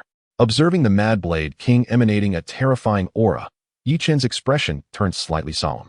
The Mad Blade King before him already possessed the power of a quasi-saint, coupled with his secret art, the so-called super state. What then? Is the strength of his true form beyond the saint realm? What? My strength is beginning to intimidate you? The Mad Blade King squinted at Yi Chun. This avatar now possesses a full 50% of his true form's power, having already entered the quasi-saint realm. The Mad Blade King has absolute confidence that Yi Chun cannot defeat him in his current state, provided he has no more potent moves. Yi Chun stared intently at the Mad Blade King, taking a deep breath before letting out a sigh. Do you know how annoying you are? Upon hearing this, the Mad Blade King laughed, not in anger, but in amusement. Ha ha ha. After all these years, someone has finally said I'm annoying. I'm overjoyed. Amidst his laughter, the Mad Blade King's eyes suddenly flashed with murderous intent as he pointed a finger. Die. Yi Chun was momentarily stunned, as a cavity appeared in the location of his heart when the Mad Blade King uttered those words. However, Yi Chun was unconcerned. In his hollowification state, laughable, he doesn't even have a heart. Even if he did, with the properties of his sage body, he could survive as long as his head remained intact. Intriguing. What ability is this? Yi Chun narrowed his eyes, piqued with interest, seeing that Yi Chun was unharmed and found his move intriguing. The Mad Blade King assumed this meant the youth was finally willing to converse with him. My ability? You wish to know? He proclaimed with pride. Awaiting Yi Chun's next words, even anticipating that he might beg, please, I want to know, or something of the sort. Never mind if you don't want to say, Yi Chun said with indifference. Yi Chun's words plunged the Mad Blade King into contemplation. Have I been out of touch for too long? Or does this youth simply lack conversational skills? Or perhaps, this is the current style of communication? In the instant the Mad Blade King was lost in thought, Yi Chun raised Rijin Jaka, instantly launching an attack, towards the Mad Blade King. Matsumoto, enough with these unoriginal moves, will you? The Mad Blade King unleashed a slash, generating a whirlwind that collided with the fiery tornado of Matsumoto. Chen was also dumbfounded by the Mad Blade King's bizarre maneuver. This was the first time he had seen Matsumoto countered in such a way. Matsumoto, unlike Inetsu Jigaku, does not erupt from the earth, but rather consists of a tornado infused with Regine Jacka's flames. The Mad Blade King, having witnessed it twice, was able to easily counter it, demonstrating considerable adaptability. Your move has decent lethality, but it lacks versatility, the Mad Blade King taunted. In his opinion, he could easily replicate such an attack, were he to possess fire abilities. Oh, what about this move then? Inetsu Jigaku. Chen remained stationary, without any movement. Suddenly, dozens of sky-piercing pillars of fire erupted from the ground. This move is quite interesting, but have you forgotten? You've already used it before. The Mad Blade King's eyes widened as he unleashed another slash. Despite making no contact, the dozens of sky-piercing pillars of fire instantly disintegrated, vanishing as if they had never existed, leaving behind only dozens of craters on the ground. Chen was stunned. What was happening? What was going on? He could understand Matsumoto being countered, but this too? Your expression is priceless. I bet you're wondering why, aren't you? Chen did not respond to the Mad Blade King's words, but his expression betrayed his thoughts. Yet, Chen remained silent, frustrating the Mad Blade King even more. Why wouldn't this youth ask about his ability? How vexing. Increasingly irritated, the Mad Blade King suddenly uttered a soft cry, unleashing a slash. Left hand. Before Chen could react, the fabric on his left arm instantly exploded, and a gash appeared on his arm. The Mad Blade King was bewildered. What the? Although it was a random slash, why wasn't any blood flowing from his arm? Chen was equally bewildered. What the? His clothes had instantly exploded. And his arm was injured? Just because he swung his blade? Chen no longer disregarded the Mad Blade King. If he could silently wound his arm, he could also sever his head. Youth, I acknowledge your impressive physique, but people have weaknesses. After uttering these words, the Mad Blade King unleashed a slash. Left eye. Chen hastily dodged, with speed exceeding the speed of sound, but blood gushed from his eye. Chen was stunned. He couldn't evade it. Lowering his head in contemplation of his opponent's ability, Chen covered his left eye, staring intently at the Mad Blade King with his right eye. Youth, haven't you figured out my ability yet? I've revealed so much already. Chen remained silent. This fellow might not be strong, but his abilities were more bizarre than his own hacks. Realizing this, Chen sheathed Regine Jacka and clasped his hands together. Youth, have you finally seen reason and wish to have a proper conversation with me? The Mad Blade King was overjoyed. In his view, Chen's clasped hands indicated he was about to bow. But reality is often cruel. Sage art would release true several thousand hands. Chen lowered his stance, and a massive head emerged from beneath his feet. In this secret realm, Chen unleashed such a buggy move for the first time. The Mad Blade King was dumbfounded. Would continuously emerge from the floor beneath his feet. Chen's form grew taller and taller, and the Mad Blade King could only retreat amidst the wood release. When the true several thousand hands manifested, the Mad Blade King stood before the great Buddha. Good heavens, he suddenly felt that his own ability was inferior. At this moment, the Mad Blade King was like a bumpkin, swallowing hard as he gazed at the giant Buddha. This was too impressive. But he was no fool. Upon seeing Chen use such a move, he immediately reacted. The familiar golden light enveloped his entire body. And the superstate Mad Blade King appeared once more. Chapter 170, Where the Gaze Falls, the Strike Lands. Youth. Your move is impressive, but it's useless against me. The frenzied Blade King shouted towards the towering Buddha. Is it useful? You won't know unless you try. Chen abruptly opened his eyes. And his recently injured left eye had already returned to its original state, thanks to the bug of rapid regeneration. Your eye is healed, the Blade King mocked. Then this time, let's see if your right eye is fine. This time, the Blade King did not swing his sword but merely pointed a finger. Chen's complexion changed dramatically as he felt a sudden jab at his eye. The pain was excruciating, far worse than the earlier wound inflicted by the blade. Why? My Buddha is 30,000 meters tall. Even if he were to attack, it would take ages to reach me. How could he strike me so quickly? Chen was drenched in cold sweat, bewildered by the nature of this ability. It was utterly bizarre. He could no longer afford to ponder. His immediate priority was to eliminate the Blade King, or else he would be the one to perish. True Thousand Hands. Transform into the Buddha. Chen commanded, manipulating thousands of wooden arms to crash down upon the Blade King. The Blade King's expression turned pale. This is a bit excessive, isn't it? I am strong, but not to the extent of withstanding thousands of mountains crashing down upon me simultaneously. Damn it, I admit I can't take it. but I can retaliate. In a fit of rage, the Blade King unleashed a strike aimed at Yi Chen's groin. Yi Chen panicked. What the hell, you old rascal? Have some martial virtue. The Blade King burst into laughter upon witnessing Yi Chen's anxiety. However, after the laughter, he was soon flattened into a meat patty by the multitude of strikes. As Yi Chen felt a sharp pain below, a wave of relief washed over him as he glanced down to see a fissure appear. Thank goodness. It's still there, that wretched Blade King. Luckily, the presence of steel skin had mitigated much of the force. Although Yi Chen possessed rapid regeneration, he dared not contemplate the implications. What was that supposed to mean? The new growth counts as original, right? Having never smoked, Yi Chen suddenly craved a cigarette. Sitting atop the Buddha, Yi Chen pondered for a considerable time, deliberating whether to take revenge on that fellow. After a moment, he sprang to his feet. If I don't avenge this, can I still call myself a man? Blade King, just you wait. With that, Yi Chen brandished his sword, flowing blade, like fire, and strode towards the next challenge. The more he thought about it, the angrier he became. Bankai. Upon entering the next level, Yi Chen immediately activated his Bankai. With the residual flames of his blade in hand, his speed surged as he became increasingly furious. In this realm, aside from the Blade King's true form residing within the Rule Gate, all other manifestations were merely projections. Their perception of danger was not as acute as that of a living being. In an instant, Yi Chen appeared before the Blade King, the tip of his blade barely grazing his foe's body, before confidently proceeding to the next level. At the 100th floor's threshold, the intense heat radiating from Yi Chen, reaching 15 million degrees, caused even the Rule Gate to feel overwhelmed. The Blade King awaited Yi Chen at the top level. Originally, the last stage was meant for a battle against one of 10 potential avatars, yet now only the Blade King remained. Oh, this person looks familiar. How are you, young brother? Oh dear, I shouldn't ask you that. Don't worry, sister. I'll find you some strong men. The Blade King sat comfortably, witnessing Yi Chen enter, and commenced his performance.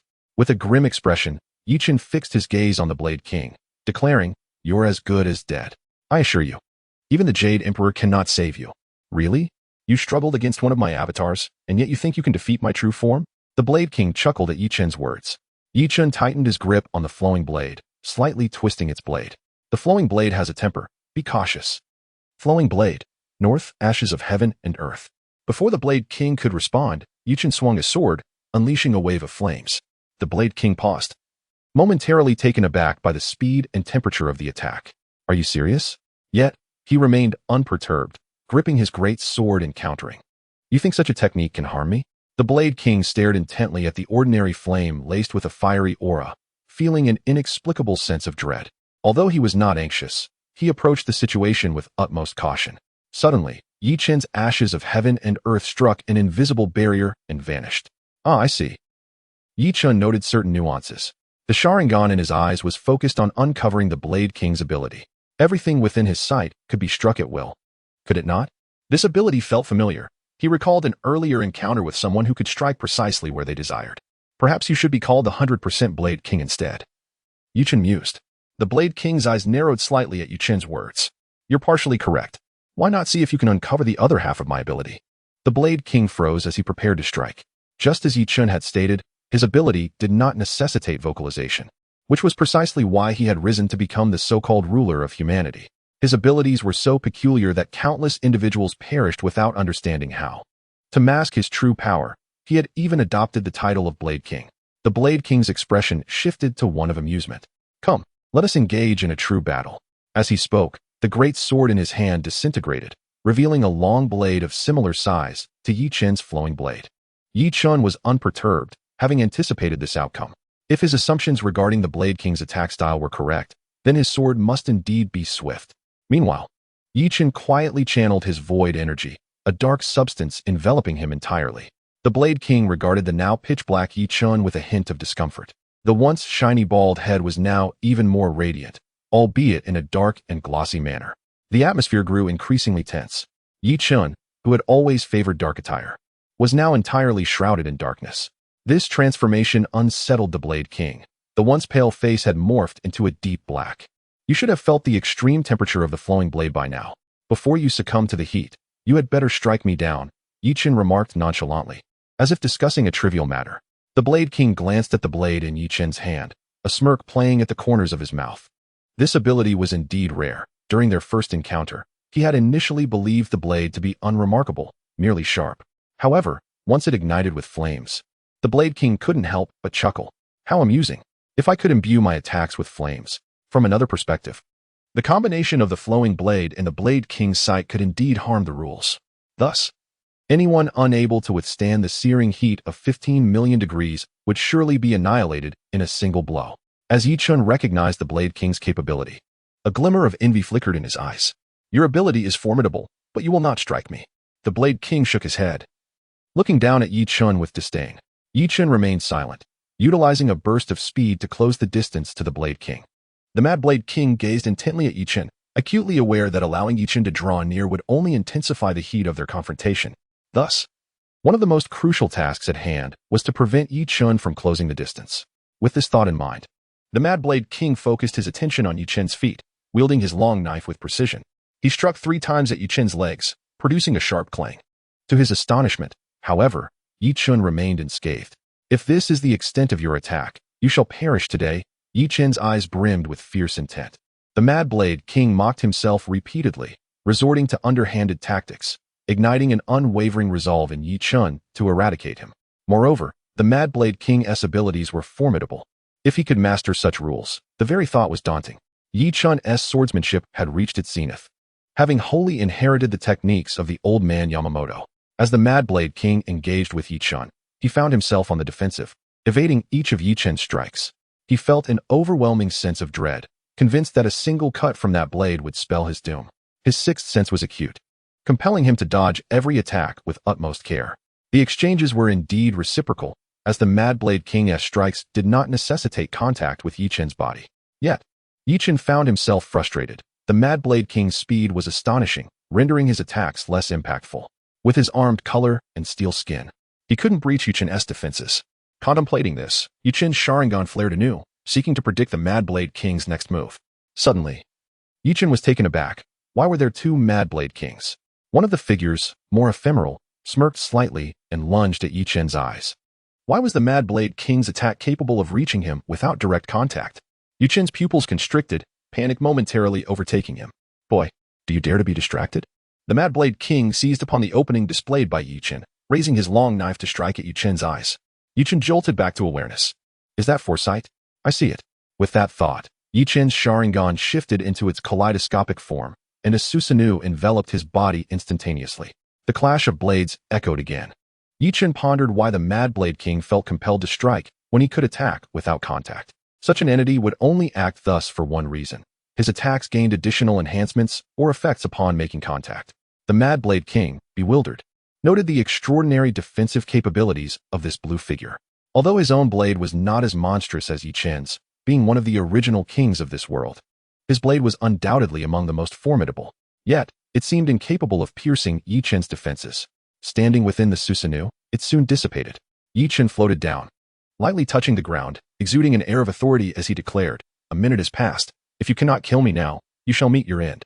The Mad Blade King remained unfazed, reflecting on his long life, devoid of fear of death. But you, time and again, you have impressed me. To duel with a master before my demise is a satisfaction. With that, the Mad Blade King's gaze hardened. Golden light radiated from him, intensifying until a white glow suppressed the golden brilliance. The black hair atop his head transformed into white.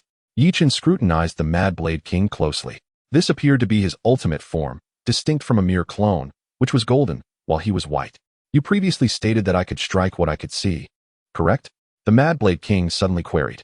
Chen was puzzled. Was that not accurate? I recall telling you that you were only partially correct. A wicked smile crept across the Mad Blade King's face. Do you know? Among the 10 kings within the Gateway of Rules, the strongest has never been the celestial king they pursue, but rather I, the Mad Blade King. Chen's expression shifted slightly. The aura emanating from the Mad Blade King in this state was more terrifying than that of the evil Flood Dragon King. The Mad Blade King had no need to waste words at this moment, which indicated one possibility: his claims were genuine. What is your ability? Chen rasped, sensing a flicker of fear, an emotion he had never felt even in the presence of the evil Flood Dragon King. Yet, now, before the Mad Blade King, it had manifested. Since you have inquired earnestly, I shall mercifully enlighten you. However, that knowledge will only be bestowed upon you posthumously.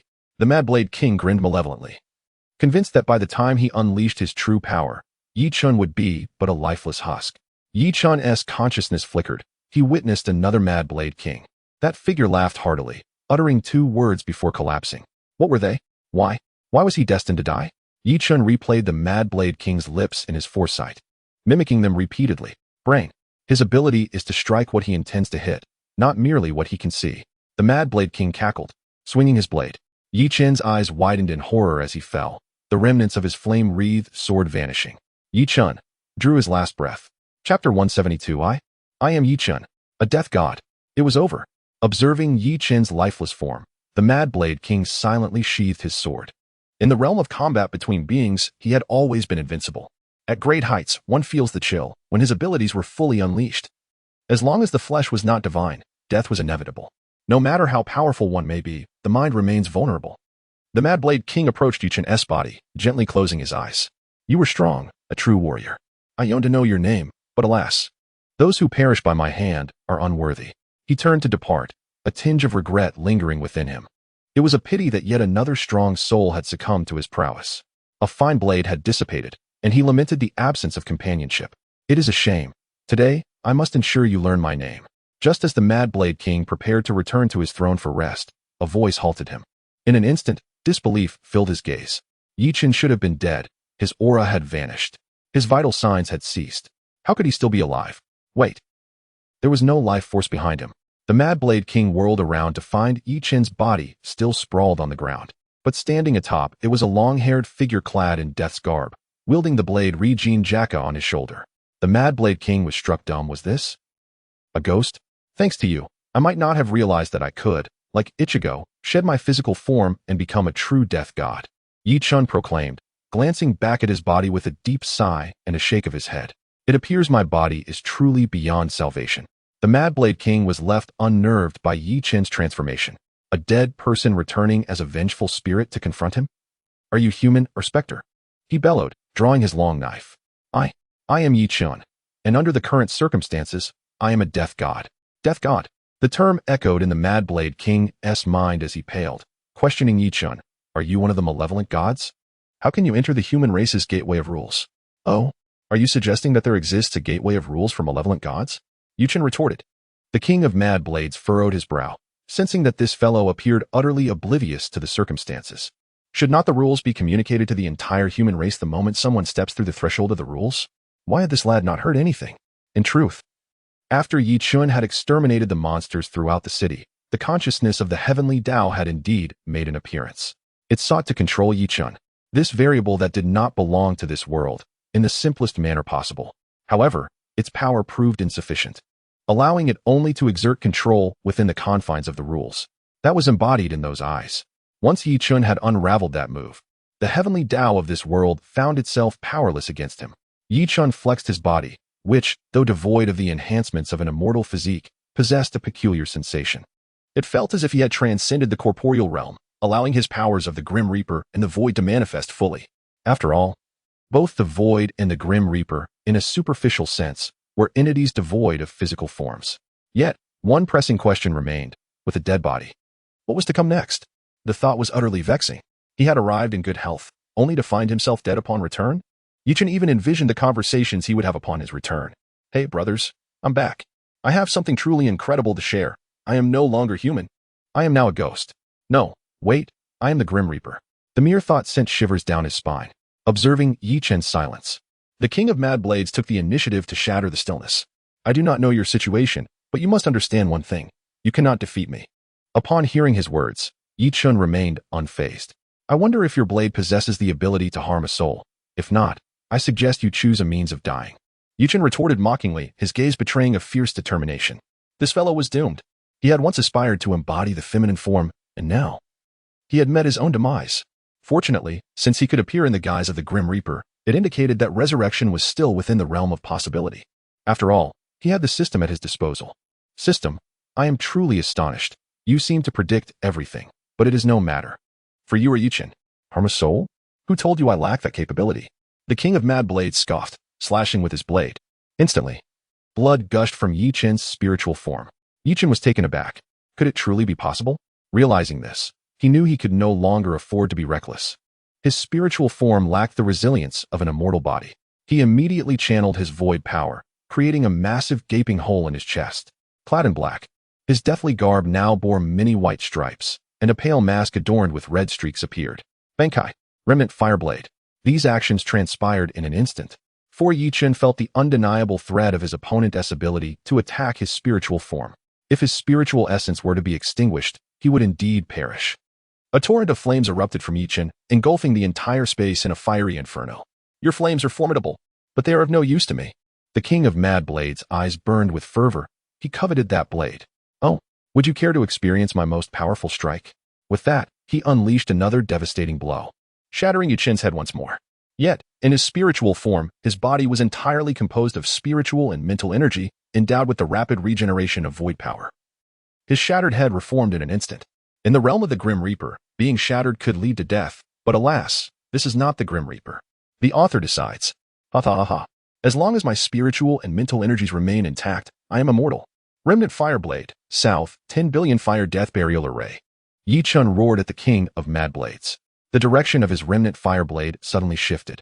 The searing blade plunged into the ground, and in an instant, flames surged skyward. The entire space ignited, the ground flowing like molten lava.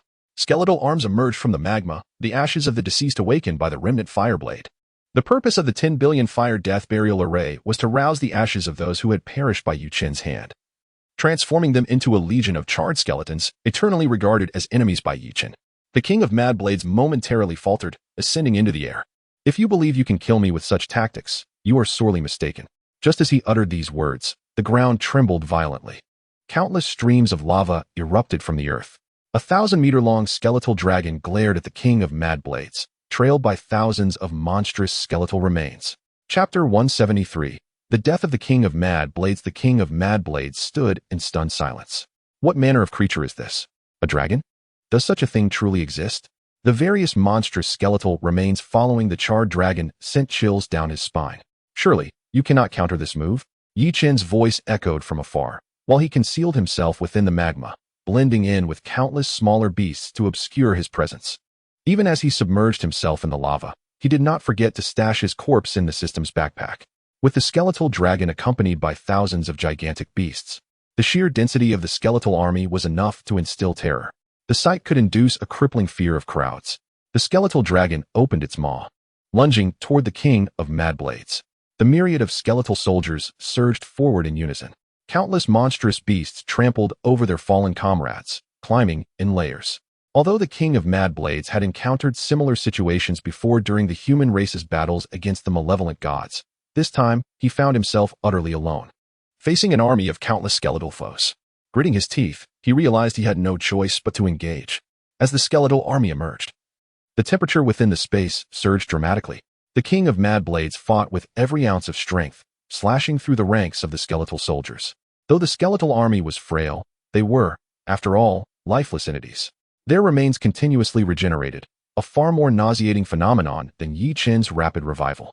Hundreds of thousands of lifeless bones charged toward him, moving with alarming speed and inflicting considerable harm, including a near demigod-level dragon. The king of mad blades found himself overwhelmed. After battling for several minutes, he was finally dragged into the sea of bones. Countless skeletal hands tore at him mercilessly. His physical form, though resilient, could not withstand the sheer number of attackers. Chen, though your methods are somewhat despicable, you are indeed a formidable opponent. The king of mad blades murmured with a smile, enduring the relentless agony of countless bites. The intense pain did not elicit a single cry of despair. Instead, he awaited death in silence. For him, perhaps he had long since died. Since stepping through the threshold of the rules, he had been imprisoned in this world for an unfathomable number of days. Initially, 10 prideful individuals ignored one another, yet companionship allowed for moments of idle chatter. Over time, the 10 kings had forged some bonds. But after the first king was defeated and taken away by an intruder, and subsequently, the others fell. Eventually, only the king of mad blades remained. In the dark confines of the rules, he slept and dreamt. The king of mad blades recalled the sorrowful half of his life, a bitterness he had never revealed surfacing at that moment. Chen dispelled the 10 billion fire death burial array and approached the king of mad blades, whose breath was nearly extinguished, wielding the remnant fireblade. The king of mad blades looked at Chen and smiled. Perhaps death is a form of liberation for me. Thank you, Chen. If there is a next life, I would prefer a simple existence, marrying and raising children, rather than being trapped here for 1,000 or 10,000 years. Chen observed as the king of Mad Blades faced death without fear and sighed in resignation. In the next life, I am uncertain whether you will have one, but I can ensure you depart this world with tranquility. At this moment, Chen's eyes brimmed with the kaleidoscope of Uchiha Itachi's Tsukuyomi. High above, the chill of solitude reigns, for the strong have always walked alone. Perhaps one day, I too shall fear loneliness as you do. This was Chen's utmost manifestation of Tsukuyomi, conjuring an ordinary city. Within it, the Mad Blade King lived an unremarkable life until his demise. There, the Mad Blade King possessed no formidable power, no privileged existence, only a simple, unadorned life, marrying, raising children, witnessing their marriages, and basking in the joys of family. Chen turned to depart. This is the gentlest way I can grant you death. As Chen left, a faint smile graced the Mad Blade King's lips, vitality fading away. Chen stepped through the final layer, reappearing in the city once more. Yet, the gateway of rules abruptly contracted, ultimately forming a tiny orb of light. Chen paused, extending his hand to receive the orb. In an instant, it vanished into his palm, leaving a circular white dot imprinted within. A method to summon the gateway of rules flashed vividly in Chen's mind. However, he was perplexed. Hadn't the gateway already been unlocked? What purpose did the summoning serve? With that thought, Chen acted without hesitation, summoning forth a colossal door from his palm. This time, it was not the ominous crimson hue, but rather a golden, divine door radiating an air of prestige. Chen was taken aback. Why did the human realm's gateway resemble hell, while that of the malevolent gods appeared akin to paradise? I failed to comprehend. Despite this, Chen harbored no doubts, stepping boldly through the entrance. Prepared for battle, he was suddenly struck dumb by the sight before him thousands of colossal light pillars. Varying in size, some as stout as mountains, others as slender as needles. Chen stood bewildered, struggling to process the scene. Esteemed warrior, here you may choose a unique rule to enhance your strength. Just as Chen contemplated the situation, a voice resonated in his mind. For a moment, he almost believed it was the system addressing him. But then he recalled, the system would never refer to him as esteemed warrior. It would merely call him a foolish idiot. Choose a unique rule, similar to that of the Mad Blade King? Indeed, esteemed warrior. The response ignited a spark of excitement within Chen, for he had long desired such a rule. What if he were to select the Mad Blade King's rule? Would that not permit him to slay gods and Buddhas alike? Could he select freely from these options? Chen surveyed the myriad of light pillars, his vision overwhelmed by their brilliance. In that moment of elation, he was dizzy with the prospect of mastering a rule. It was known that demigods could only wield them skillfully, while only those of divine realm could truly grasp them. Yet, Chen pondered, if only those of divine realm could command the rules, then why could those not of divine realm possess such power? Are you foolish? It is, of course, due to this gateway of rules. Chapter 174. The malevolent gateway of rules. As Chen pondered these matters, the system's voice suddenly broke through. Chen was momentarily stunned. Was that the system's voice? Of course, it is my voice. The system retorted irritably. Chen regained his composure, suppressing his joy and adopting a wary demeanor. Whenever the system appeared, it either presented rewards or indicated that he was in a perilous situation. Oh, at least you possess some awareness. Did you not desire a rule? Go ahead, choose. Once you do, you shall never enter the divine realm. Not even I can assist you with that, understand? Upon hearing the system's words, Chen's expression shifted dramatically. This was no trivial matter. The system could not resolve it. Instantly, the golden rules before him appeared as demonic as they could be. Did you think the Mad Blade King was not of divine realm? By accepting the gifts of the gateway of rules, one would be bound by its control, unable to ascend to divinity. Destined to aid the gateway in refining its rules until death, allowing the rules to return to the gateway. The system's words left Chen feeling utterly disheartened. If that were the case, this gateway of rules was akin to a gate of demons. It might even possess life itself, granting rules to others only to reclaim them later. Esteemed warrior, do you harbor any further concerns? As Chen grappled with fear, the voice echoed once more. His complexion turned pale, uncertainty clouding his mind. The system sighed deeply, genuinely at a loss, merely cautioning Chen against accepting the gifts of the gateway. Chen's thoughts raced, a sudden epiphany striking him. If he accepted the rule, could he then combat the malevolent gods? Of course, esteemed warrior. Then may I customize a rule? As the first individual of this era to conquer the human realm's gateway of rules, you certainly may. Then, could you grant me some time to prepare? I have yet to determine what rule I require. Chen replied cunningly. The gateway of rules was momentarily taken aback. After all, it had merely been responding casually to Chen. As long as Chen articulated the type of rule he desired, it could find a suitable match. Yet, if Chen remained silent, it could do nothing. The rule possessed by the Mad Blade King was among the most formidable the Gateway had distributed over the years.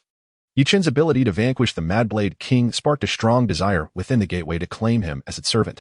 For a time, the Gateway hesitated, should it compel Chen to choose immediately, or allow him to ponder further. Seeing the Gateway remain silent, Chen grasped the underlying truth. My strength is formidable, thus the rule I seek must also be powerful. Therefore, I cannot hastily select an arbitrary rule. Chen spoke with resolute conviction, as if there was no room for negotiation. Esteemed warrior, you undoubtedly possess that right. When you have determined the rule you desire, summon the Gateway once more, and I shall await your call. Upon hearing this, Chen nodded slightly. After exiting the golden gateway of rules, he finally exhaled a sigh of relief. His entire being was drenched in cold sweat. Hey, system, your ethics are questionable. This so-called secret realm is far too perilous. Just as he emerged from the gateway, Chen began to express his grievances to the system. The system fell silent, explaining that the secret realm was intended for him to strengthen his power. It was supposed to be a brief respite. At least, unlike the sun god explosion of the evil Flood King, where his physical body perished, his spirit would also die within the explosion. Initially, it was believed that upon entering the secret realm, he would cultivate in an environment rich in spiritual energy, exponentially greater than that of Blue Star. But look at this. It has only been 6 days.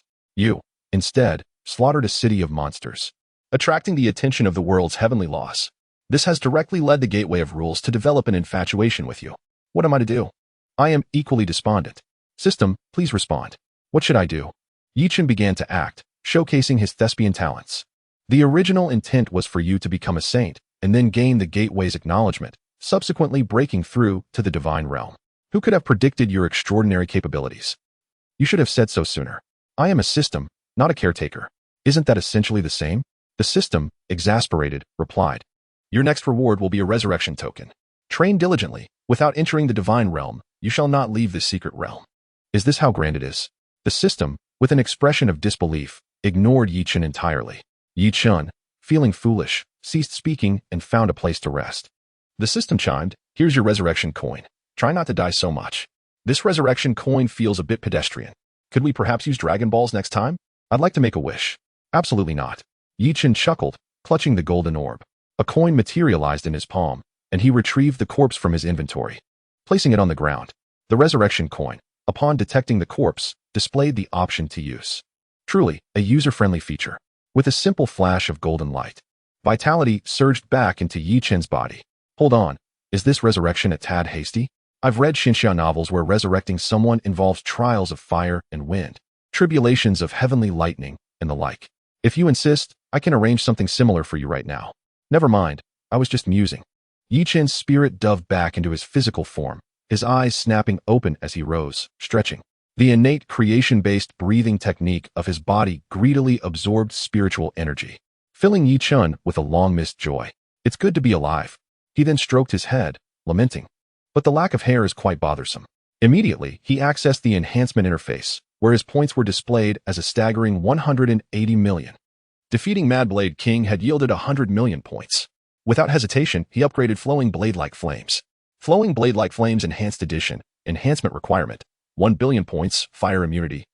For real this time. Enhancement details. Shirkai State Flames now possess destructive properties. Chen grinned, having secured fire immunity. Now, he deftly retrieved hair growth cream from his inventory, unscrewing the cap and applying it evenly to his head. The practiced ease of the routine was almost heartbreaking. Chapter 175. The vast star sea. Having completed this task, Chen once again raised flowing blade-like flames. This time, he could wield flames without even entering Shirkai. Controlling the flames, he attempted to burn the newly sprouted hairs on his hands, which were covered in hair growth cream. Suddenly, Chen froze, staring intently at his hands. Eyes wide. Crap, I forgot about fire immunity. He was dumbfounded. What now? It won't burn off. I'm doomed. Hairy hands? No, not hairy feet. Distraught, he resorted to using flowing blade-like flames to shave off layers of skin and flesh from his palms. One might ask, was this really necessary? But Chen saw it differently. It was simply a habit. Yes, just a habit. Definitely not a matter of intellect. Meanwhile, the Gate of Rules was slowly encroaching on the heavenly Tao of this secret realm, unbeknownst to Chen. His current mission, as assigned by the system, was to quickly break through to demigod status, seize the gate of rules, and then return to Blue Star. Having been resurrected, Chen was acutely aware of his body's fragility. The enhancements from the sage body and hollow powers both suffered from a critical flaw. The brain was unprotected. A swift destruction of the brain would kill him, no matter how powerful his body. He could only address this by diligently cultivating. The spiritual energy in this world was far denser than on Blue Star.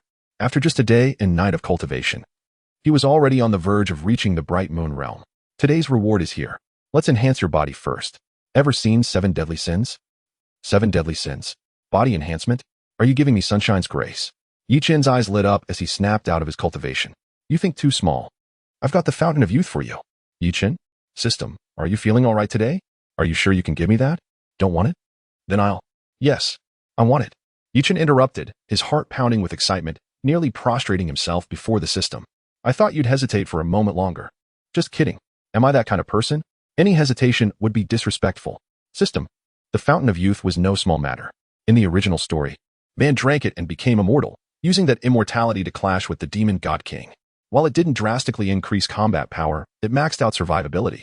A minor rule of immortality from a mid-tier world, but for Chen's current situation, as long as his spirit wasn't instantly obliterated, he would be virtually unkillable. Chen seized the bottle of fountain of youth, unhesitatingly downing it in one go. Instantly, flowers, plants, and trees sprouted around him. Plant life was inherently robust. And the fountain of youth, as the treasure guarded by the fairy clan and 7 deadly sins, its vitality was extraordinary. Even Chen's wood release was stirring.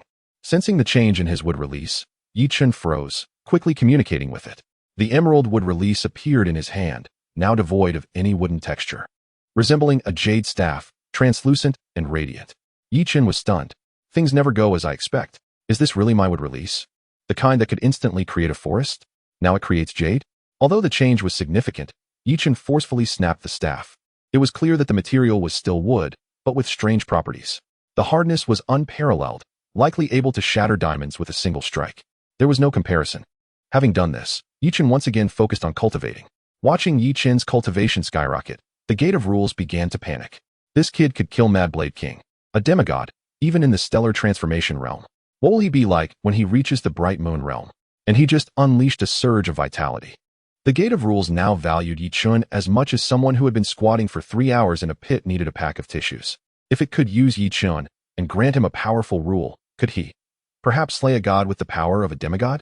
That way, it wouldn't have to flee across the myriad star systems, dodging gods who coveted it.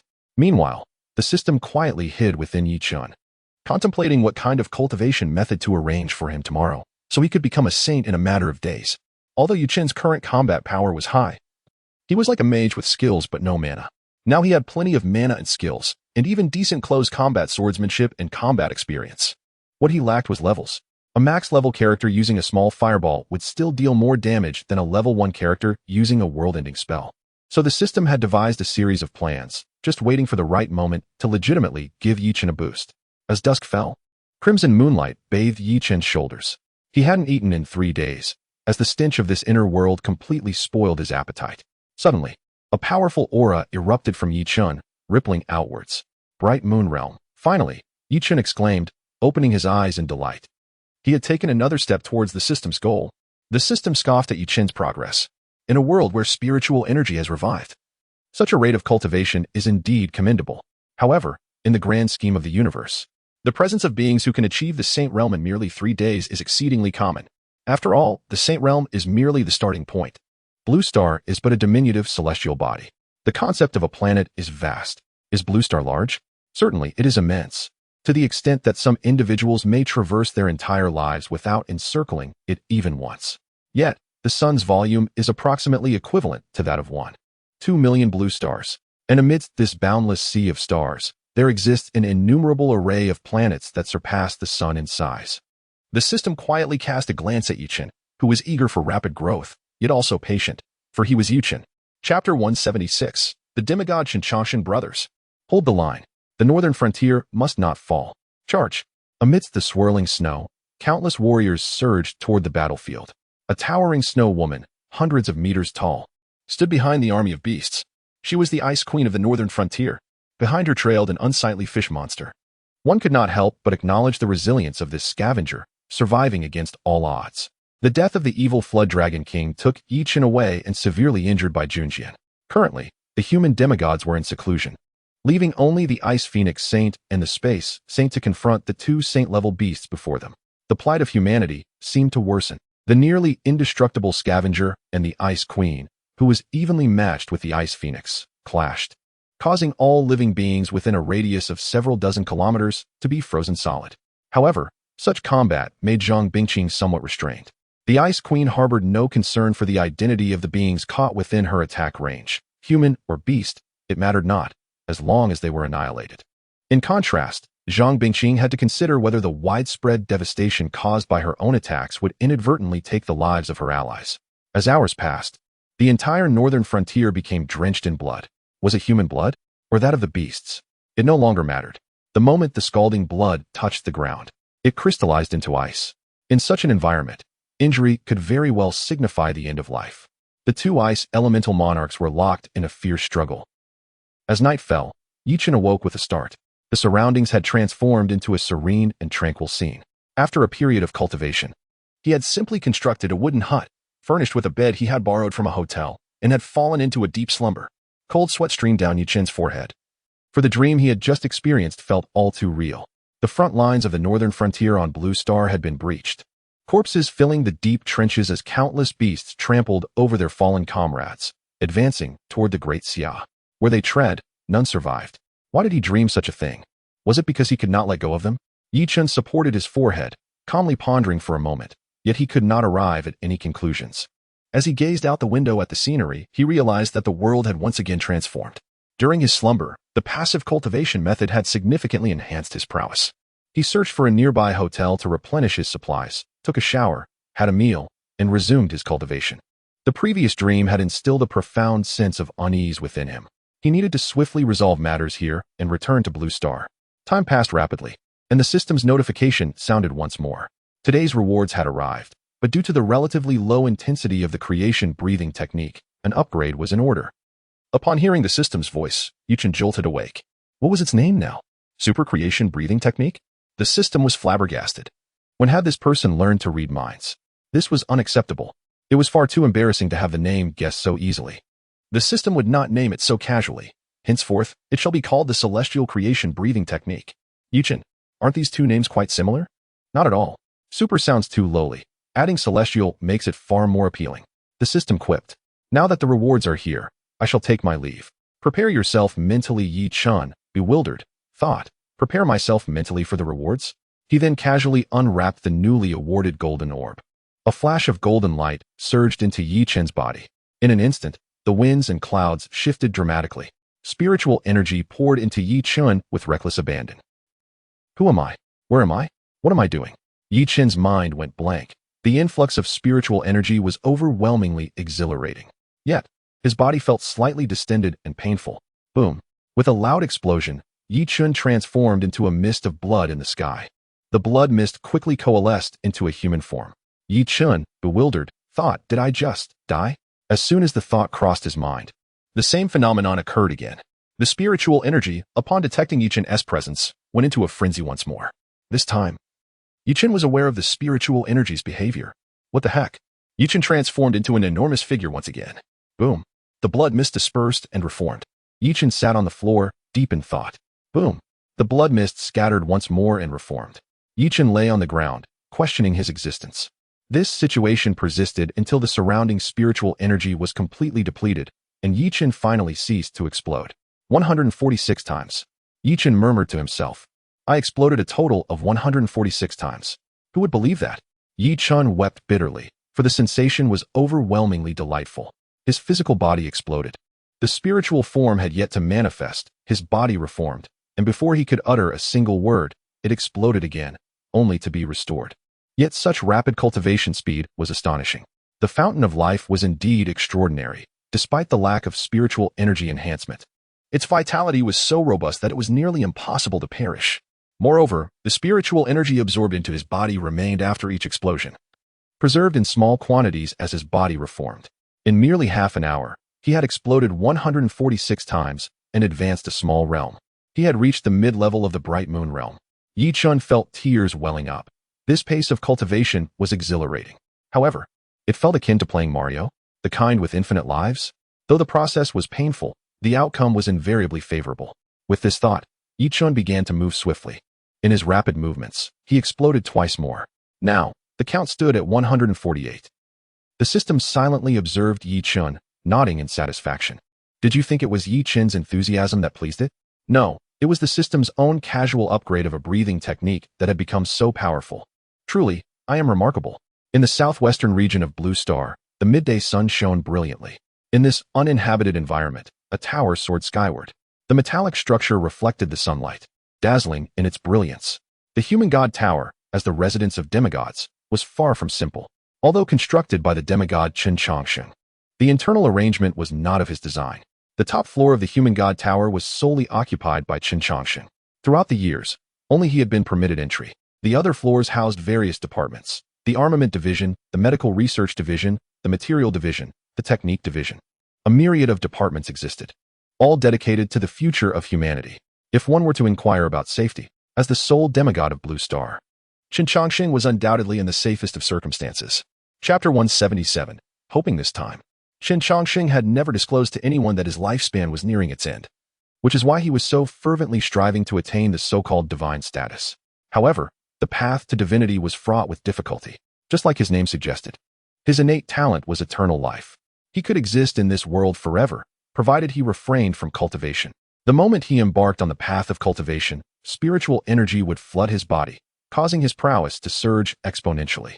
With each advancement in realm, his innate talent would diminish a tier, from eternal life to longevity, to long life, to short life. Until now, as a demigod, his talent had devolved into the misfortune of a short lifespan. Standing atop the human god tower, Chen gazed at the sky, lost in contemplation for an extended period. Abruptly, he lowered his head, a bitter smile playing on his lips. Fate, it seems I must bid farewell to this world. I wonder, what will become of humanity after my demise? A demigod, yet with a mere few centuries to live, not even as long as that old charlatan. Fate is indeed capricious. From the moment Chen began his cultivation, he noticed the problem. The vitality within him was gradually fading. His cultivation was fueled by his own life force, with genuine self-cultivation being minimal. To safeguard humanity for 3 centuries with an immortal's lifespan, he wondered if it was truly worth it. But with the arrow already loosed, he resigned himself to let nature take its course. When Chen sensed that his lifespan was dwindling, he chose seclusion. He was uncertain what would transpire after breaking through to the divine realm. Would his talent level decline further due to his enhanced realm, or would his lifespan be restored? He didn't know, and he dared not gamble. Chen awoke from his cultivation once more, now possessing the strength of the blazing sun realm. One step further, and he would reach the so-called saint realm. Hey, system bro, Chen said, gazing at the sky as was his habit. There's something I've been meaning to ask you. The system hesitated momentarily before replying instinctively. What is it? Well, it's just, do you have a name? The system froze, falling silent. A name is no longer important. Chen was taken aback by the system's words. No longer important? Why? Chen didn't ask aloud, but he knew the system could hear his thoughts. But if the system wouldn't speak of it, then there was no need to press the matter. Chen sighed deeply, unsure of the system's motivations. However, he knew that, at least for now, he had to grow stronger in order to survive. The future can wait. In his recent cultivation, Chen had gleaned some of the truth. The Gate of Rules cultivated humans to fight against the so-called evil gods. And these evil gods were, in reality, deities from various planets with relatively low strength. The Gate of Rules had been fleeing through the vast star systems, so it urgently needed to cultivate a god of its own. Alas, the Gate of Rules possessed a fatal flaw. Those it cultivated would forfeit their right to become gods. Yet, when the power of the rules was sufficient, even a mortal wielding advanced rules could slaughter deities. Thus, the Gate of Rules' objective was clear: to seek vengeance, to cultivate humanity and turn them against the celestial pantheon. Ice Phoenix, what should we do now? Ji Qianming asked, her voice filled with worry. The northern border had collapsed, and the alien beasts had somehow learned that the human demigod was on the verge of breaking through to the divine realm. They claimed that once a god was born, there would be no place for alien beasts in this world. In an instant, the entire Blue Star was in turmoil. This time, it wasn't just the sea beasts of the Southeast Sea, but alien beasts from all 8 oceans and various regions of Blue Star. The Great Xia was in a state of crisis. Bai Junjian was still recovering from his injuries, and Ji Qianming's strength was limited. Zhang Bingqing had to contend with the Ice Queen, and the old diviner had fallen into a deep slumber after his final prophetic dream, nearing his end. And the demigod was unreachable. Chen Changsheng was well aware of the Great Xia's plight, but he couldn't intervene. The moment he did, his own demise would be imminent. That is to say, his next action would be his last. Countless lives were lost on the front lines, and reports of alien beast attacks came from dozens of cities. Some cities were fortunate enough to have a blazing sun realm cultivator station there. But some cities had no protection at all and were razed overnight. This series of news reached Zhang Bingqing's ears. Ji Qiaming and Zhang Bingqing were now the Great Xia's last high-end combat forces. Zhang Bingqing bit her lip, her eyes reddening, unsure of what to say. She was a saint, but also a young woman in the prime of her life. The weight of the entire Great Xia was on her shoulders. How could it be easy? Bai Junjian had a fine son. Bai Ditian led several blazing sun realm cultivators from the capital city and slaughtered all the alien beasts within, finally achieving the semi-saint realm. Coupled with his emperor's sword talent, he was virtually invincible below the saint realm. But he was not a saint after all. The Great Xia had already lost half of its territory. The lands reclaimed by their predecessors were being lost at an alarming rate. Even Ji Xiaoduo and Fang Qishan had taken up their swords, and Zhang Zilai followed Zhang Daoxing from the fallen Zhanghai city to the southwest. Currently, the safest place in the entire Great Xia was within the vicinity of the Human God Tower, and the Azure Sky Academy happened to be located near the Human God Tower. When Zhang Zilai arrived at the Azure Sky Academy, he stared at the words Azure Sky above the academy entrance as if entranced, standing there for a long time. The phoenix egg in his arms trembled slightly. Yi Chun absorbed spiritual energy until he exploded once more. He noticed that as his cultivation increased, the speed of his explosions was slowing down. It used to take 3 seconds. Now it took 10. He could have rested for a while, as he could avoid exploding in areas with insufficient spiritual energy. But for some reason, he sensed that something bad was about to happen, so he cultivated with all his might. Die? Of course not. But the swelling, tearing pain of his body exploding, and the momentary loss of consciousness. Just as his spirit was about to emerge, his body would recover. If Yuchen didn't possess a strong mental fortitude, he might have gone mad by now. But what was this impending misfortune? Yuchen asked himself again and again, pondering in his mind. Time is running out. You have half a day left. Tomorrow, after I give you your reward, you have to enter the Gate of Rules. The system's voice suddenly interrupted his thoughts. Yi Chun was startled by the sudden voice and said nothing, moving to another location to continue his grinding. I hope this time, you won't have any regrets. Chapter 178. Fragment of Heavenly Tao Rules. The system was somewhat surprised that Yi Chun didn't speak and simply went to cultivate, but it didn't say much. After all, Yi Chun wasn't stupid. Every time it spoke, it meant something unfavorable was about to happen to him. Anyone would know that, right? With trepidation, Yi Chun returned to his daily life of self-destruction. Today's reward has been delivered. Rule Immunity Shield, one-time use. Yi Chun abruptly stood up from the ground. The time had come. He had to venture into this Gate of Rules. However, Yi Chun's realm was still the blazing sun realm. Upon seeing the so-called Rule Immunity Shield, one-time use, Yi Chun immediately understood. This was a safeguard the system had prepared for him, meant to counter the Gate of Rules. But the specifics still required Yi Chun to act personally. Without hesitation, Yi Chun opened the Gate of Rules in his palm, and the sacred, colossal gate appeared before him once more. With a mix of trepidation and anticipation, he stepped into the Gate of Rules. Esteemed warrior, it seems you have decided on the type of rule you desire? That crisp, melodious voice rang out once more. Yi Chun surveyed his surroundings, unsure of how to proceed. Seeing that Yi Chun didn't speak, the Gate of Rules spoke again. Come, esteemed warrior, please tell me, what kind of rule do you seek? Yi Chun lowered his head and said softly, being the first person in this era to step into the Gate of Rules grants one the right of first choice, correct? Esteemed warrior, that is indeed the case. Yi Chun smiled slightly, narrowing his eyes as he said, then, I want you. The Gate of Rules was stunned. What was happening? What was this potentially promising ant saying? You, what did you say?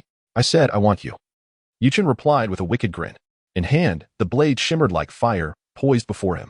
With a swift motion, he drew the blazing blade. Bankai, the residual flame saber.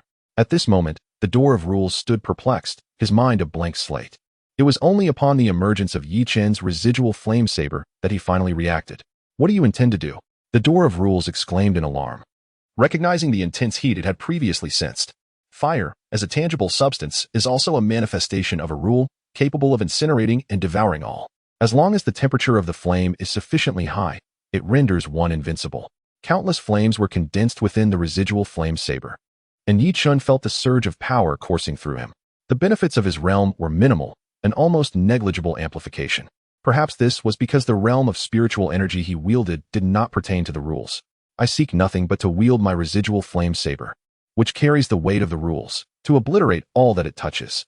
Upon hearing this, the door of rules was instantly thrown into a state of panic. Esteemed powerful one, could there be a misunderstanding? State your desires, and I shall comply. The tone of the door of rules resembled that of a supplicant. Yet Yi Chen's brow furrowed in determination. I have stated my desire. I wish for you to acknowledge me as your master. Silence enveloped the door of rules. Moments passed, and when it remained mute, Yi Chen grew impatient. If that is the case, there is nothing left to discuss. He turned the tip of the residual flame saber downward, poised to release his grasp. Wait. Yi Chen initially assumed the door of rules had capitulated in fear of death. I shall bestow upon you my mightiest rule, and we shall remain unconnected. How does that sound? Yi Chen burst into laughter at this proclamation. Do you jest with me? In that case, I have no choice but to eliminate you, foolish mortal. As his words fell, an overwhelming mental assault surged into Yi Chen's mind, causing it to shatter into chaos. Meanwhile, the system observed with keen interest. Everything unfolded as anticipated. The door of rules possessed only rudimentary rules, including the one previously wielded by the Mad Blade King, which was also a mere low-level rule. In contrast, the immortal rule granted by the Spring of Life and the annihilation rule of the residual flame saber were undeniably high-level. Why was the Mad Blade King's rule deemed low-level? Although it could deliver a fatal blow, why was it classified as such? The answer lay in the fact that Yi Chen, in his current form, stood before him impervious to death, capable of enduring for 3 days and nights without succumbing. Moreover, once he ascended to divinity, his divine form would manifest. Such tactics of striking one's head bore no efficacy. As Yi Chen collapsed, the disdainful voice of the door of rules echoed.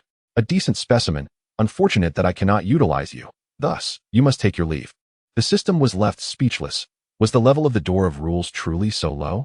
It seemed even the rule of resurrection eluded its grasp. Indeed, in low-level rules, resurrection would not manifest. Yet, unbeknownst to the door of rules, the residual flame saber was embedded firmly in its own floor. In mere moments, the entire spatial realm of the door of rules became stiflingly hot, akin to a microwave. Yi Chen slowly rose, yawning. You too are quite the cerebral assailant. I must commend you. Your rules seem designed for trickery. What have you done to me? Why are you still alive? Impossible. You are but a mortal. The door of rules was left in utter disbelief. Previously, when Yi Chen was slain by the Mad Blade King only to be resurrected, the door of rules had sensed something amiss but dismissed it, assuming it was merely an unusual rule he had mastered, akin to a feigned death followed by a spirit manifestation. However, this time, it seemed excessive. You resurrected directly? You ought to be more concerned about your fate. Yi Chen ominously gestured towards the residual flame saber embedded within the realm of the door of rules. The ground surrounding the blade had turned a charred black, threatening to collapse at any moment, and this condition was spreading outward. Upon hearing Yi Chen's words, the door of rules scoffed. What of it? Do you believe this space is my essence? Suddenly, the system's voice resounded. Indeed, this is not your essence. Your true form is but a dot in the palm of your hand. Yi Chen, the door of rules, what? Had I known, I would have simply inflicted a wound upon my palm with my bankai. How simple. You never inquired. The door of rules was left disoriented amidst the chaos. The door of rules, a fragment of rule extracted from the shattered celestial sphere as a low-level rule fragment. Your growth thus far is commendable. The system's voice resonated like a divine decree. Eliminate him. With his consciousness extinguished, the rule fragment shall emerge. Chapter 179. Conclusion of the secret realm. The system's proclamation sent the door of rules into a frenzy. From where did that ethereal voice originate? It couldn't comprehend why someone could exist within its space without its awareness. Who are you? What do you desire? The tone of the door of rules shifted from lighthearted to one of terror. Humans naturally fear the unknown, and the door of rules was no exception. It was merely a fragment of the celestial order that had fled from a fragmented planet inferior to the celestial order above and to complete rules below. Yet, the system held a begrudging admiration for this entity, having evaded capture for so long and still managed to grow to this extent. I am an existence beyond your comprehension. The system's voice was calm, yet resolute. Yi Chen refrained from disrupting the system's grandiosity, instead silently raising the residual flame saber, plunging it towards his palm. No, do not do this. I comprehend many rules. I can teach you. Upon hearing the voice of the door of rules, Yi Chen paused momentarily. You have misunderstood. I require no teachings from you. With that, he drove the blade into his palm. Ah, I curse you. Curse your mother. No, wait, you likely have no mother. Such civilized language could only belong to Yi Chen. In an instant, the dot in Yi Chen's palm transformed into a wisp of azure smoke, and the realm of the Door of Rules dissipated. Simultaneously, a peculiar fragment of rule ascended from Yi Chen's palm. As a golden circle suddenly unfurled before Yi Chen, the rule fragment soared towards its center. Mission accomplished. Tomorrow, I shall arrange for your return key. However, your cultivation must not falter. With that, the system vanished. It needed to hastily modify the rule fragment it possessed to transform it into a genuine Door of Rules. This fragment concealed a portal to the evil god S realm, which imprisoned numerous low-level deities from various planets, serving as a perfect training ground for Yi Chen. System brother, your previous show was quite impressive, Yi Chen remarked suddenly. But alas, the system had already disappeared. Even if it had heard, it would have remained unresponsive. After the system analyzed the rule fragment, Yi Chen returned to his self-destructing state. Yet, mere minutes later, he sensed something amiss. Has my self-destructing speed increased? Upon uttering this, he detonated once more. The celestial order of this world silently bestowed a buff upon Yi Chen. Thus, the already swift absorption of spiritual energy became that of a formidable siphon. While the abundance of spiritual energy was crucial for any world, Yi Chen had resolved the Door of Rules' ambition to assimilate him and become the new celestial order of this realm. However, the world now lies in tatters. Although the spiritual energy is abundant, various rules have been thrown into chaos by the Gate of Rules. The only aid left for Yi Chen is the spiritual energy. Thus, Yi Chen's self-detonation speed has reached 1 explosion per second. In the southwest central region of Blue Star, as the human race suffers continuous defeats, their footholds dwindle. The entirety of the Great Xia has retreated into an area no larger than 1/10 of its original expanse. With cities uninhabitable, they resort to constructing temporary shelters in the wilderness. The voices of the people are filled with lament, yet what can be done? The soldiers valiantly resist the alien beasts at the front lines, sacrificing their lives in the process. Zhang Biqing and Ji Qiandream have gone 3 days without rest, compelled to confront the incursions of saint-level alien beasts. It remains a mystery from where the Ice Queen and the Scavenger summoned their allies. The number of alien beasts has surged exponentially, while the human soldiers are limited in number. Consequently, many powerful wanderers have flocked to the battlefield. Having lived in peace and stability for so long, it seems that life should be simple. Yet, standing on the battlefield reveals a harsh truth. Peace and stability are built upon the corpses of one's compatriots. Zhang Bingqing stands in the void, her expression dark. Opposite her is the Ice Queen.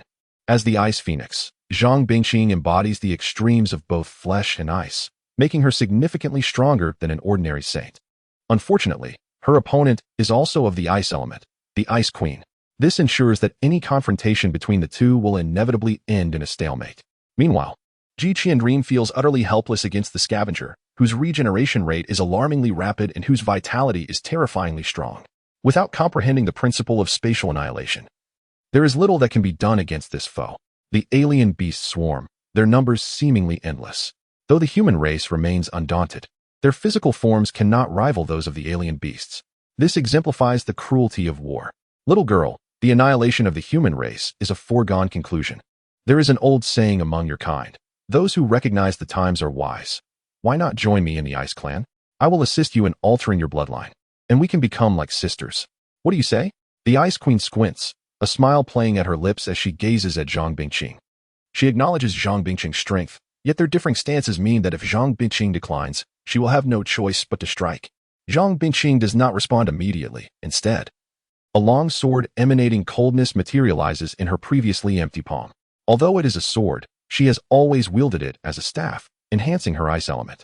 She positions the sword before her chest, her expression grave.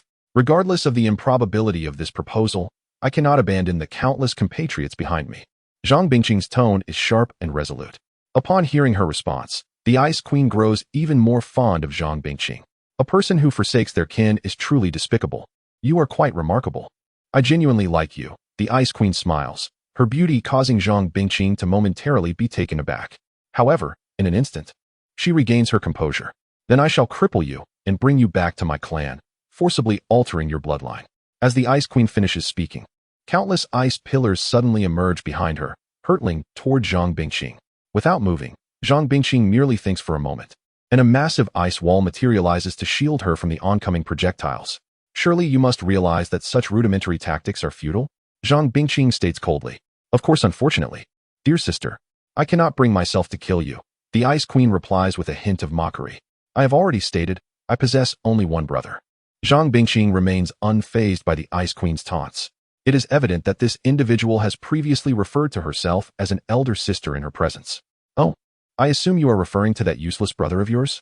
The Ice Queen scoffs, dismissing the matter as trivial. Having held dominion over the Northern Territory for many years, she is well aware of her opponent.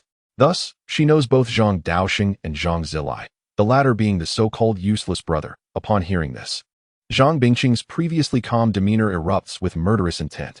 Even without uttering a word, the Ice Queen senses the intensifying hostility radiating from her. Did I speak inaccurately? At 30 years old, you have yet to step into the realm of moving mountains. What else could you be but a waste? Zhang Bingqing's eyes widen in fury. Silence. The Ice Queen is momentarily taken aback. This girl, who usually remains composed even in the face of her subordinates' deaths, is now angered over her so-called useless brother? You are unworthy to speak of him. Zhang Bingqing's expression darkens, nearly dripping with rage, her eyes exuding a palpable aura of menace. The Ice Queen is momentarily stunned, for the once ethereal beauty of Zhang Bingqing now appears as a vengeful specter risen from the depths of hell. Yes, while Zhang Bingqing may have a strained relationship with her family, it does not equate to a lack of love for her father and brother, regardless of circumstances. Family is not something others can defame. Oh, are you angry? Do you wish to kill me? What gives you the right? The Ice Queen mocks once more. By virtue of the sword in my hand, Zhang Bingqing declares, raising her sword, wings unfurling behind her. With her speed at its zenith, she strikes toward the Ice Queen. That sword? It seems rather ineffective, the Ice Queen taunts. If you think you can use that to kill me, I advise against wasting your effort. The Ice Queen possesses a comprehensive understanding of Zhang Bingqing's strength, especially considering the recent struggles of the human race. Zhang Bingqing, already fatigued, is in no condition to contend with her. As she speaks, the Ice Queen extends her finger, summoning a colossal ice pillar that descends from above. Aiming directly at Zhang Bingqing furrows her brow. Evading such an attack seems deceptively simple. Dismissing the threat, she instinctively prepares to fly beneath it. However, she is suddenly struck by the sight of a smirk on the Ice Queen's lips. What? Zhang Bingqing is taken aback. This ice pillar? It has affected my speed? This technique is quite effective. Yet why do so many believe I would resort to meaningless maneuvers? The Ice Queen mocks. This move is among her simplest. Though its psychological effect is considerable, ultimately, it is merely a massive ice pillar descending from the heavens. Seeing herself unable to evade, Zhang Bingqing grits her teeth and braces for impact. A massive ice wall appears, absorbing the force of the colossal ice pillar, allowing her to narrowly escape the attack. Impressive reflexes. Now how about this next technique? Frost Storm. As the Ice Queen's words fade, a tempest of icy winds engulfs the space. The chilling gusts slice across Zhang Bingqing's face, leaving a gash from which blood flows. Stunned, Zhang Bingqing furrows her brow slightly, summoning frigid air that coalesces into a suit of ice armor enveloping her. Oh, armor. Interesting, but to withstand this attack may prove insufficient, the Ice Queen observes. Resembling a cat toying with a mouse, delighting in Zhang Bingqing's struggle. Her intent is not to eliminate Zhang Bingqing here, but to ensure her opponent has no moments of respite, waiting for more alien beasts to join forces and eradicate the human race completely. Meanwhile, Ji Qiandream engages in an equally challenging battle against the scavenger, with neither able to gain the upper hand. It can be said that Ji Qiandream cannot breach the scavenger's defenses, while the scavenger's attacks fail to land on Ji Qiandream. Thus, they dance in a deadly game, transforming a fierce battle into a turn-based contest. The space rips apart. I am unharmed. Behold my foul breath. Spatial transfer. I exhale once more. I shall transfer again. How dare you? I shall unleash a thick phlegm from 82. Thick indeed. I shall continue to transfer. What is fire? Temperature? Matter? Or perhaps a kind of principle? And what then is temperature? What is matter? Zhang Zilai stood at the entrance of the Celestial Academy, fixated on the two characters of Celestial engraved on the plaque. Those two characters seemed to possess an enchanting power, indelibly etched into Zhang Zilai's heart. He recalled his youthful self, having heard tales of demigods, pointing at the characters Celestial, vowing to become a powerful being like a demigod, to guard humanity. In the blink of an eye, over 20 years had passed. He had gradually been worn down by life, losing his heart of a warrior. Were it not for Yi Chun, were it not for these two characters Celestial, his life might have remained thus. Would you not agree? Fire Phoenix. Zhang Zilai gazed down at the precious egg in his arms, gently stroking it. The egg trembled slightly, a red light surged forth. The shell shattered, a crack opened. A small head poked out of the shell, and Zhang Zilai was momentarily taken aback. He watched as the fire phoenix opened its mouth wide, devouring the entire shell. Simultaneously, the spiritual energy within Zhang Zilai erupted uncontrollably. He was astounded, having never witnessed such a phenomenon before. His eyes widened as a fiery red beam shot into the sky, illuminating the entire heavens. Zhang Daoxing burst out of the door, gazing at the crimson beam on the horizon. That direction? Is it Zilai? For reasons unknown, Zhang Daoxing felt a premonition that this extraordinary occurrence was instigated by Zhang Zilai. Without a second thought, he raced towards the entrance of the Celestial Academy. Zhang Zilai felt the chaotic spiritual energy within him, layer upon layer breaking through his limits. His face was alight with joy and disbelief. Those present were equally astonished. Zhang Zilai raised his hand, gently caressing the fire phoenix's head. Having finished devouring the eggshell, the fire phoenix had already grown to human size. With a single step, Zhang Zilai's aura surged. The aura of the starry realm emerged from him. Zhang Daoxing stood behind Zhang Zilai, his expression dazed. Zhang Zilai took another step forward, entering the blazing sun realm. Tears welled in Zhang Daoxing's eyes. He knew well how proud his son was. The blow from his fall from grace had been immense. How could he not feel for him? At last, Zhang Zilai stepped forward for the third time, achieving the holy realm. Today, 3 steps to sanctity, ready to slay countless alien beasts, to heal the wounds of humanity. Chapter 181. Coincidentally, this is Yi Chen's doing. Zhang Zilai turned back to glance at Zhang Daoxing, a smile of confidence radiating from his face. Zhang Daoxing was stunned. Such an expression had not graced Zhang Zilai's face in many years. Zhang Zilai opened his mouth to say something, but the words caught in his throat. Unsure of how to express himself, Zhang Daoxing looked up at Zhang Zilai, offering a faint smile, his eyes crinkling in joy. He had aged. Go on. Remember to return for dinner, and bring along Xiaoqing. Zhang Zilai was momentarily startled, then nodded with a smile. A pair of fiery red wings appeared behind him as he soared towards Zhang Bingqing. Sister, wait for me. At this moment, Yi Chen was still immersed in his blissful existence, unaware that the world's heavenly Tao would be so enthusiastic, treating him so kindly. The spiritual energy of the entire world surged towards Yi Chen. Fortunately, the heavenly creation breathing technique, no matter how potent, had its limits. Otherwise, the self-detonation speed would have to be accelerated. On by Yunjian's side, his injuries had also mostly healed. The remaining wounds would require time to mend, allowing him to assist at the front lines. Meanwhile, the old diviner remained in a coma, teetering on the brink of death. Chen Chongqing stood atop the human god tower, gazing down upon this cruel world. The choice lay in his hands. He had already grasped the final barrier of the divine realm. To step forth or remain stagnant. The Ice Phoenix? Merely that.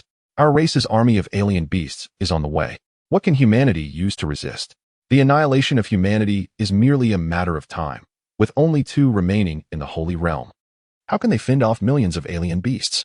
Instead, why not join my Snow Maiden clan? I will propose to the lords to raise humanity, ensuring the survival of 100,000. No, millions. I will safeguard your kind from extinction. What say you? The Ice Snow Queen proposed a shocking condition. Zhang Biqing, in her tattered garments, found her ice armor's recovery slowed. Gasping for breath, she stood tall in the sky, raising her fractured sword before her. Humanity vows not to be enslaved. Zhang Bingqing, nearly depleted, had almost exhausted her spiritual energy. She was but a newly ascended saint, battling an experienced alien beast saint in a war of attrition. Such a situation was inherently disadvantageous for her, especially as her control over ice paled in comparison to that of the Ice Snow Queen. Not to be enslaved? On what grounds do you refuse? By your side stands that old man. The Ice Snow Queen mocked, pointing a finger, causing an ice pillar to materialize above Zhang Bingqing's head. The corners of the Ice Snow Queen's mouth twitched, revealing a hint of regret. Alas, I rather liked you. Allow me to escort you on your journey. The massive ice pillar descended upon Zhang Bingqing. Powerless to resist, she helplessly gazed up at the colossal object above. A bitter smile touched her lips. She had once envisioned many ways to die, yet never anticipated what her mindset would be at the moment of her demise. Would she die smiling? Does that count? Perhaps not. She felt a profound unwillingness. At the very least, let her trade places with a saint. Forgive me, I shan't return to see you one last time. With this thought, the resolve that had sustained her vanished. She plummeted from the heights. Ice Phoenix. Ji Qiandream noticed Zhang Bingqing's plight and was instantly alarmed. Channeling her spatial powers, she aimed to rescue Zhang Bingqing. Yet a voice behind her suddenly rang out. You cannot even protect yourself, and you wish to save another? The cleaner transformed into human form, his speed multiplying as he hurled a punch toward Ji Qiandream.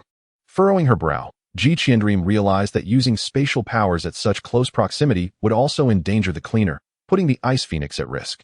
Yet if she did not act, the Ice Phoenix's current state, struck by that ice pillar, would likely spell disaster. Caught in a dilemma, she hesitated. Just then, a fiery red light surged toward the massive ice pillar at an astonishing speed. Upon collision, the unyielding ice pillar shattered instantly. A figure emerged, securely cradling Zhang Binqing in his arms. The fiery red wings behind him blazed with flames, and Zhang Binqing felt a long-lost warmth. Slowly, she opened her eyes, only to be met with a face she knew all too well. That face, which should radiate warmth and kindness, now bore an expression of fierce intent. Zhang Zilai glared at the Ice Snow Queen above, then looked down at the battered Zhang Binqing in his embrace.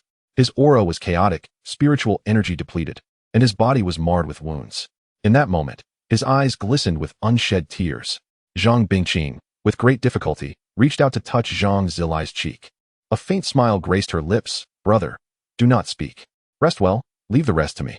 Seeing Zhang Binqing smile even now, Zhang Zilai felt a surge of anger rise within him, yet he could not bring himself to scold her. Ji Qiandream, too, was taken aback. The figure with wings emanating Zhang Zilai's visage was astonishing enough, but the divine energy radiating from him was even more so. Moreover, the aura of the sacred realm had nearly reached perfection. Beyond this lies the demigod level. Even the Ice Queen was taken aback. Where did the humans find another saint? Furthermore, this formidable surge of spiritual energy was mightier than anyone she had ever encountered. Zhang Zilai had no time to ponder the Ice Queen's expression and soared directly towards Ji Qiandream. Ji Qiandream was momentarily stunned, unable to react before a figure lay in her arms. I entrust my sister to you. Ensure she rests well. Zhang Zilai's speed was astute, flames trailing behind him like a radiant tail. His entire being was enveloped in crimson flames as he hurled a punch towards the cleaner. Fire Fist. Zhang Zilai's strike unleashed a force that shattered the sound barrier, a shockwave infused with flames soaring towards the cleaner. In this world, apart from Yi Chen's flames, I fear nothing. Alas, that brat is dead. The cleaner cackled, showing no intention of evading the punch. In his view, Zhang Zilai's flames paled in comparison to Yi Chen's. Witnessing such a scene, Zhang Zilai turned and flew towards the Ice Queen. What does this mean? Do you look down upon me? The cleaner fumed. Today, I shall endure it and show you. Zhang Zilai remained silent, dismissing the cleaner entirely. The fiery fist collided with the cleaner, vanishing in an instant. Indeed, this is Yu Chen's flame, or rather, a fusion of the Phoenix's divine fire with Yu Chen's flames. Chapter 182. More reinforcements? Zhang Zilai's voice echoed softly into the cleaner's ears, leaving him momentarily stunned. Not just the cleaner, even the Ice Queen was taken aback. The magnificent-looking flame, devoid of any warmth, erupted in an instant, enveloping the cleaner in myriad tiny flames. The cleaner, oblivious to the gravity of the situation, stared blankly at Zhang Zilai's figure. Ascend. Zhang Zilai silently chanted within. During his journey, he had come to understand the Phoenix's circumstances. The Phoenix inherently belonged to the fire element, although some, like Zhang Binqing, could transform into ice. Nonetheless, flames were the most potent gift of their lineage. The Phoenix fire could no longer be classified as mere flames. Coupled with the fact that the Phoenix had harnessed Yi Chen's flames during its rebirth, it now possessed a temperature of 1,000,000 degrees, albeit not as extreme as Yi Chen's astonishing 15 million degrees. Reducing the cleaner to ashes was sufficient. The cleaner perished under these inexplicable circumstances. In his final moments, he opened his mouth as if to speak, only to find that his body had been reduced to little more than half a skull, still unturned to ashes. Why? Why can I not be reborn?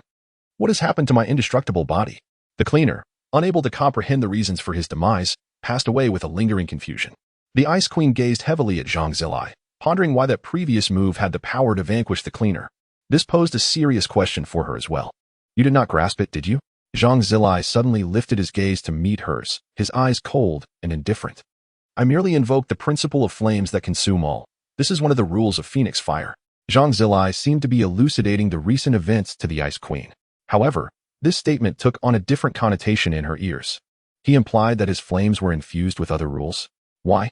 Were elemental rules not fixed? Ji Qiandream swallowed hard, relieved that she had not bullied him, nor looked down upon him. By the way, did he acquire such flamboyant skills from Yi Chen, or did he master them independently? Nonetheless, Ji Qiandream did not dwell on this. Now that the cleaner was dead, her priority was to bring Zhang Bingqing back to the human god tower for recuperation. Feeling the spatial fluctuations behind her dissipate, Zhang Zilai finally exhaled in relief. No one would disturb them now. Speak. How do you wish to die? The Ice Queen's expression darkened considerably, provoked repeatedly by Zhang Zilai's taunts and disdain. She had long been displeased, and now he dared to ask how she wished to die. Yet she hesitated to act rashly, for she could not fathom why this man had suddenly become so powerful. Was it not said that Zhang Bingqing's brother was a waste? Who dared to label a being capable of annihilating a saint as a waste? What would that make her? A discarded dog? She had once grasped the cleaner's immortality. Her ice element possessed the effect of absolute zero, yet she had not fully mastered the temperature of -273. 15 C, which could obliterate everything. Currently, she could only reach -200 C. This was not Zhang Daoxing's absolute zero. Zhang Daoxing's was a skill, hers was a rule. However, the temperature that erupted from Zhang Zilai's flames moments ago undoubtedly reached 1,000,000 degrees. Her -200 C seemed utterly incomparable. Pray tell, what was the Ice Queen's current psychological shadow? Although Ji Qiandream had little spiritual power remaining, the distance from the human god tower to the front lines required minimal energy.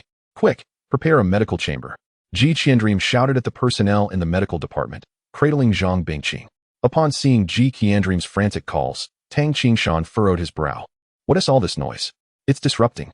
But he was abruptly struck by Ji Qiandream's battered form and the nearly lifeless Zhang Bingqing in her arms. Panic surged within him. This was the pillar of humanity. Quick, a top-tier medical chamber. Tang Qingshan instantly forgot his previous complaint about Ji Qiandream's noise. Shouting to the nurses behind him, with a flick of his right hand, a sapling appeared, enveloping Zhang Bingqing. Injured so severely? What happened? The Ice Queen is far too powerful. Being of the ice element, she understands it better. I tried my best, Ji Qiandream expressed with a heavy heart. What? In the front lines. Do not worry, her brother is there. As soon as Ji Qiandream heard Tang Qingshan's words, she anticipated his query and responded directly. Her brother? Zhang Zilai? Nonsense. Ji Qiandream paused, realizing he was unaware of Zhang Zilai's situation. She quickly explained, rest assured. That lad must have undergone a second awakening of his talent, directly stepping into the sacred realm, annihilating the cleaner with a single strike. With him at the front lines. We are quite safe. Tang Qingshan was left dumbfounded, his mind swirling with questions. His brain was overloaded, and he could not process it. This was something he had never considered. A being deemed irredeemable, a waste, suddenly transformed and declared, I am a saint. Just how are you to react? The Ice Queen now dared not move, feeling as though she would be annihilated at any moment. Shall I grant you the first move? What say you? Zhang Zilai inquired gently. The Ice Queen fell silent. What? You hesitate to strike first? If I were to act, ending your existence would require but an instant. Zhang Zilai stood with his hands clasped behind his back, his tone laced with mockery. You insult me? The Ice Queen seethed, yet remained vigilant against Zhang Zilai. Zhang Zilai sighed deeply. If you choose this path, then, within the Ice Queen's line of sight, Zhang Zilai's figure vanished in an instant. Boring. Zhang Zilai's voice resonated in her ear. The Ice Queen whipped around, only to find him standing behind her, a flame held aloft in his hand. Phoenix fire. Wrath of flames. Zhang Zilai pointed decisively. The speed was so swift that the Ice Queen could not evade it. Contact would spell her doom. Her eyes widened in horror. Absolute zero. A chill overwhelmed the temperature emanating from Zhang Zilai's fingertip. Zhang Zilai furrowed his brow slightly, yet did not take it to heart. As his finger pierced through the Ice Queen's body, boom. Countless flames erupted from the Ice Queen, a stream of blood spilling from her lips. Do you have any reinforcements? If not, I shall send you on your way, Zhang Zilai stated calmly. The corner of the Ice and Snow Queen's mouth curled into a mocking smile. Reinforcements? At this point, they had yet to make a move. Perhaps they were waiting for her downfall. Just then, a feather descended from a higher altitude. The Ice and Snow Queen was taken aback. Someone truly was coming to her rescue? Chapter 183. Is Zhang Zilai male or female? Oh. ISNT that the Ice and Snow Queen? It's been years. Has she really let herself go? The Ice and Snow Queen looked up to see a figure draped in white feathers striking a delicate pose. She was momentarily stunned. She never imagined that this little scoundrel would come to her aid. What else with that expression? After all these years of banter. I was merely concerned that if you perished, I would have no one to argue with, Frostwater Crane remarked with a hint of amusement. It's not like I asked for your help, the Ice and Snow Queen retorted, struggling to freeze her wound. Frostwater Crane sighed in exasperation. You've sustained serious injuries today. I'm not in the mood for our usual bickering. You might die from anger at this rate. There was a reason for their banter. Although Frostwater Crane was associated with both wind and water elements, every time the Ice and Snow Queen appeared, her water abilities became nullified. Of course, this was not the Ice and Snow Queen's intention, as she could only wield ice. Have you finished your chatter? Is it just you? Zhang Zilai asked, his expression unyielding as he looked at Frostwater Crane, who had flown beside the Ice and Snow Queen. Has the human race fallen to such a state? Yet Chen Chongqing still hasn't he shown up? The information provided by the Beast God sect was quite accurate. Frostwater Crane surveyed the battlefield. Aside from the devastation caused by the sacred realm, the land was littered with corpses. Creatures and humans fell from the sky incessantly. It was impossible to discern who still drew breath amid the carnage. Zhang Zilai remained silent. It was his first day as a saint. How was he to know about demigod matters? However, he felt no fear, even though Frostwater Crane was formidable, perhaps even stronger than the Ice and Snow Queen. Are you two coming at me together, or one at a time? He challenged. Oh, so you prefer a simultaneous approach, huh? Zhang Zilai was rendered speechless, his brow furrowing slightly. Then I'll assume you choose a one-on-one fight. With a flick of his wrist, a long spear materialized in his grasp. The flames danced vividly, lending the spear an imposing aura. Zhang Zilai murmured to himself, I can't name my moves as powerfully as Yi Chun. So I'll settle on something random. Frostwater Crane observed him with keen interest. You intend to use that against me? Infuriated. She thought Zhang Zilai's flaming spear was merely a feeble elemental attack.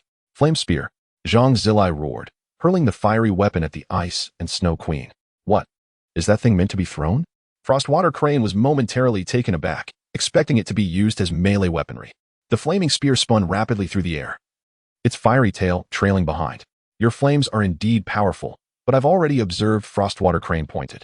Suddenly, a waterfall appeared out of thin air, expanding under her command. The massive water flow hung suspended, forming an enormous water prison before her. Zhang Zilai was stunned. He had witnessed water manipulation, but never the creation of water from nothing. Yet he retained confidence in his technique. The flame spear did not explode violently upon contact with the water prison. Instead, it penetrated through. In an instant, the entire prison boiled violently, steam billowing upwards. Zhang Zilai smiled faintly. This was the outcome he desired. In his mind, the flame spear was meant to embody speed and piercing power, ensuring it could breach the opponent's defenses. The water prison? How could it possibly stop him? Unbeknownst to Zhang Zilai, Frostwater Crane's technique was aptly named Water Prison, inviting the opponent into its confines. Just as the flame spear was about to break through, an unexpected event occurred. Boom. Zhang Zilai was taken aback. The flame spear did not penetrate the watery shield as he had anticipated. Rather, it detonated within the water. Have you misunderstood something? When did I ever claim this was a water shield? Frostwater Crane said with a teasing laugh. Clever move. Zhang Zilai narrowed his eyes. In truth, all the techniques he had employed thus far were conceived on the spot. After all, he had no prior knowledge and could only rely on his creativity. I just embraced this power, and Haven T had the chance to adapt. Zhang Zilai suddenly smiled, a miniature fire phoenix appearing on his shoulder. He turned to the fire phoenix and said, In our first battle, you must make an appearance. Clang. The little fire phoenix chirped and soared into the sky. The Ice and Snow Queen and Frostwater Crane involuntarily emanated an aura of fear at this sight. Was this a suppression of bloodline? Why was it so much stronger than the Ice Phoenix S? The Ice and Snow Queen shrieked, The fire phoenix is a true divine beast.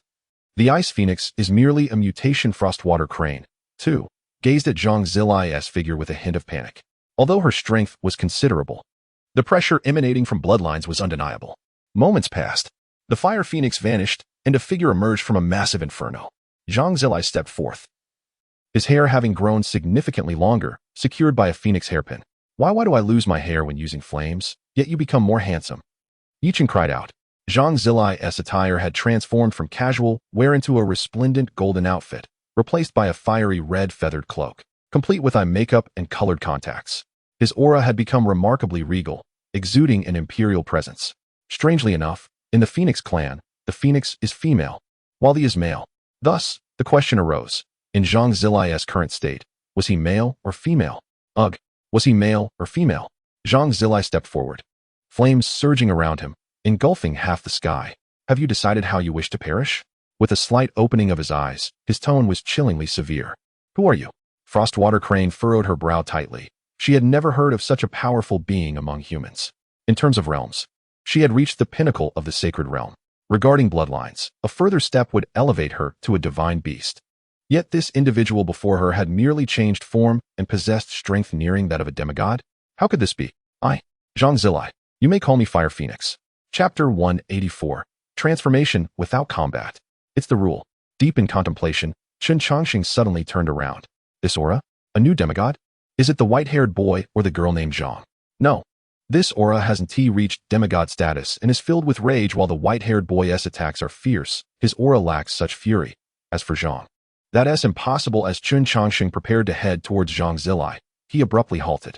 If he became a demigod, then he would handle this matter well, wouldn't he? Ultimately, a lingering selfish thought caused Chen Chongqing to pause. Meanwhile, Yi Chun, freshly emerged from the portal, was still perplexed. System, did we come to the wrong place? Yi Chun observed the barren surroundings, the air thick with a sense of violence and destruction, as if a great battle had just transpired. You have not erred. It is time for you to save lives. If you delay any longer, it may soon be too late. Yi Chun was momentarily taken aback. Pondering the meaning behind these words, he accelerated towards the southwest with all his might, urging himself not to hesitate. Perhaps he could still arrive in time. After delivering this message, the system vanished once more without a trace. It is worth noting that until this moment, no one had recognized a significant occurrence. At the very moment the scavenger perished, a figure concealed in the shadows quietly produced a luminous vial to collect the scavenger's soul. Then, that figure seamlessly retreated into the darkness, as if they had never existed. Zhang Zilai's transformation revealed a silhouette in the sky to countless human observers. For a fleeting moment, no one could identify this individual. Then, a voice suddenly broke the silence. Zhang Zilai, the brother of Lord Ice Phoenix? What? What is happening? Wasn't he unable to cultivate? Indeed, wasn't he considered worthless? Before the voice could finish, it abruptly covered its mouth. The figure in the sky was single-handedly combating two formidable sacred beasts. What right did they have to speak ill of him? After enduring years of mockery, he stood forth to defend humanity. Zhang Zilai possessed an acute ability to perceive, and he naturally caught wind of their whispers. A smile involuntarily graced his lips. This is my home, my parents' home, my sister's home. Am I safeguarding humanity? Or rather, I am merely protecting what I hold dear. Take heed. This time, the flame spear may grow more potent. Suddenly, Zhang Zilai spoke, a flame-clad long spear materializing in his grasp once again. Frostwater Crane's expression shifted as he gestured with both hands. The previously conjured water prison transformed, forming a massive circular water column that stood before him. Zhang Zilai could not help but admire this fellow for attempting to withstand it head-on. Whoosh! This time, the flame spear was not hurled by Zhang Zilai. Rather, he released it, and it soared forth as if propelled by a rocket. Its velocity starkly contrasted with the previous spear. Boom! The spear, with its incredible penetrating power, pierced through the water column instantaneously, causing it to explode. Foolish woman, freeze it with your ice. Frostwater Crane exclaimed in alarm, realizing that within mere moments, the spear would breach the entire water column. I know without your prompting. Absolute zero. The Ice Queen gritted her teeth, unleashing her spiritual energy. The massive water column rapidly transformed into an ice pillar. Get out of the way. Upon witnessing the emergence of the ice pillar, Frostwater Crane swiftly took flight, narrowly avoiding the oncoming assault while also cautioning the Ice Queen. The speed was overwhelming. One could hardly blame Frostwater Crane. The flame spear was simply too swift. Boom. The spear rocketed past the two sacred beasts, detonating miles away. A resounding explosion engulfed the battlefield, with smoke lingering long after. Luck is on my side this time. I managed to evade it. But what about next time? Zhang Zilai remarked with a smile, holding a flame spear in each hand. At that moment, his grin appeared devilish in the eyes of the two beasts. Was this a skill? Was this a technique? Why did it feel as though this individual was merely employing standard attacks? He had hardly depleted any of his internal spiritual energy. Frostwater Crane grew anxious and shouted to the heavens, "Why must you all wait until we are dead to act? Do not fret. Once you perish, they shall follow suit." Zhang Zilai replied, narrowing his eyes. "Oh, do you believe yourself to be powerful?" A voice suddenly emerged from behind Zhang Zilai. A shadowy arm extended from a dark void, attempting to intimidate him. When that ebony arm made contact with Zhang Zilai's shoulder, his fiery red cloak erupted in flames. The arm retracted instantaneously. "Are you foolish? Did you truly think to challenge him with your half-baked spatial abilities?" Frostwater Crane was nearly exasperated. What a disastrous ally, inflicting wounds upon oneself upon approach. That flame was something even the scavenger could not endure. To dare touch it? A large black rat appeared beside Frostwater Crane. I forgot." The Ice Queen's expression was filled with disbelief. Is this creature your subordinate? I do not possess such a foolish subordinate. By the way, what are you doing here? Frostwater Crane glared at the little mouse. I was merely concerned for your safety. The spatial mouse whimpered, gnawing at its own arm. Frostwater Crane, exasperated, splashed some water on the mouse's arm. This large black rat was proving to be quite useless. Given the current circumstances, it seemed quite simple to eliminate you. Zhang Zilai patted his shoulder with a hint of disdain. Had he known he could have avoided it earlier, he would have. The mouse certainly looked filthy. Are there no reinforcements? If not, prepare for the journey ahead. Zhang Zilai brought his fingers together and pointed skyward. A colossal flame sword materialized above him. Frostwater Crane was drenched in sweat. How could one defend against a sword forged from flames, spanning thousands of meters? Mouse, take this lady and leave. The spatial mouse paused for a moment, comprehending Frostwater Crane's intentions. It quickly nodded and rushed to the Ice Queen's side, opening a spatial portal to pull her in. The Ice Queen, disdainful, broke free. I can walk on my own. Zhang Zilai did not impede their departure. His current objective was merely to provide his sister and Bai Junjian with some time to heal their injuries. Though he yearned to vanquish the Ice Queen immediately, the greater good prevailed. Frostwater Crane took a deep breath, facing the colossal flame sword. You are formidable, thus I must resort to my trump card against you. Upon hearing this, Zhang Zilai wasted no words, unleashing the massive flame sword upon Frostwater Crane. Despite his impassive expression, his thoughts were, to hell with this. You wish to use a trump card? First, taste my sword. As Frostwater Crane beheld the sword descending towards her, she was instantly alarmed. You cannot attack during transformation. That is the rule. Chapter 185. On copyright. Zhang Zilai showed no mercy in response to Frostwater Crane's protest. The 1,000-meter flame sword accelerated further. Frostwater Crane, in her beast form, was momentarily stunned. This individual had no regard for combat ethics. Super evolution. Frostwater Crane roared, transforming into her beastly form. Zhang Zilai furrowed his brows. Super evolution? I shall ensure your demise today. With this thought, Zhang Zilai felt somewhat ridiculous for naming his skill. He bellowed. This technique is called Heavenly Flame Sword Slash. As Frostwater Crane was in the midst of her transformation, she froze momentarily. Good heavens, is there a technique named more cliché than mine? Had we belonged to the same race, I might have made a friend. Frostwater Crane unfurled her wings, unleashing torrents of water that enveloped her body, causing her form to swell. Will you make it in time? Zhang Zilai, the epitome of a straightforward man, harbored no sympathy. Moreover, the opponent was a savage beast. A birdwoman at that. Wait. It seems that with your fusion with the Fire Phoenix, you too are a bird woman. Frostwater Crane's eyes flew open, her aura surging dramatically. With a powerful flap of her wings, a fierce wind mixed with numerous streams of water intercepted the heavenly flame sword slash. As the forces of wind and flame clashed, an ethereal yin-yang symbol emerged, serving as a barrier against all of Zhang Zilai's attacks. This state, I have only used it twice. Each time I invoke it, I must slumber for a decade. So, cherish your remaining moments. And congratulations on witnessing my true form. The voice of the Tai-Su Water Cloud Crane became piercingly sharp. In this form, she exuded an aura reminiscent of a divine beast.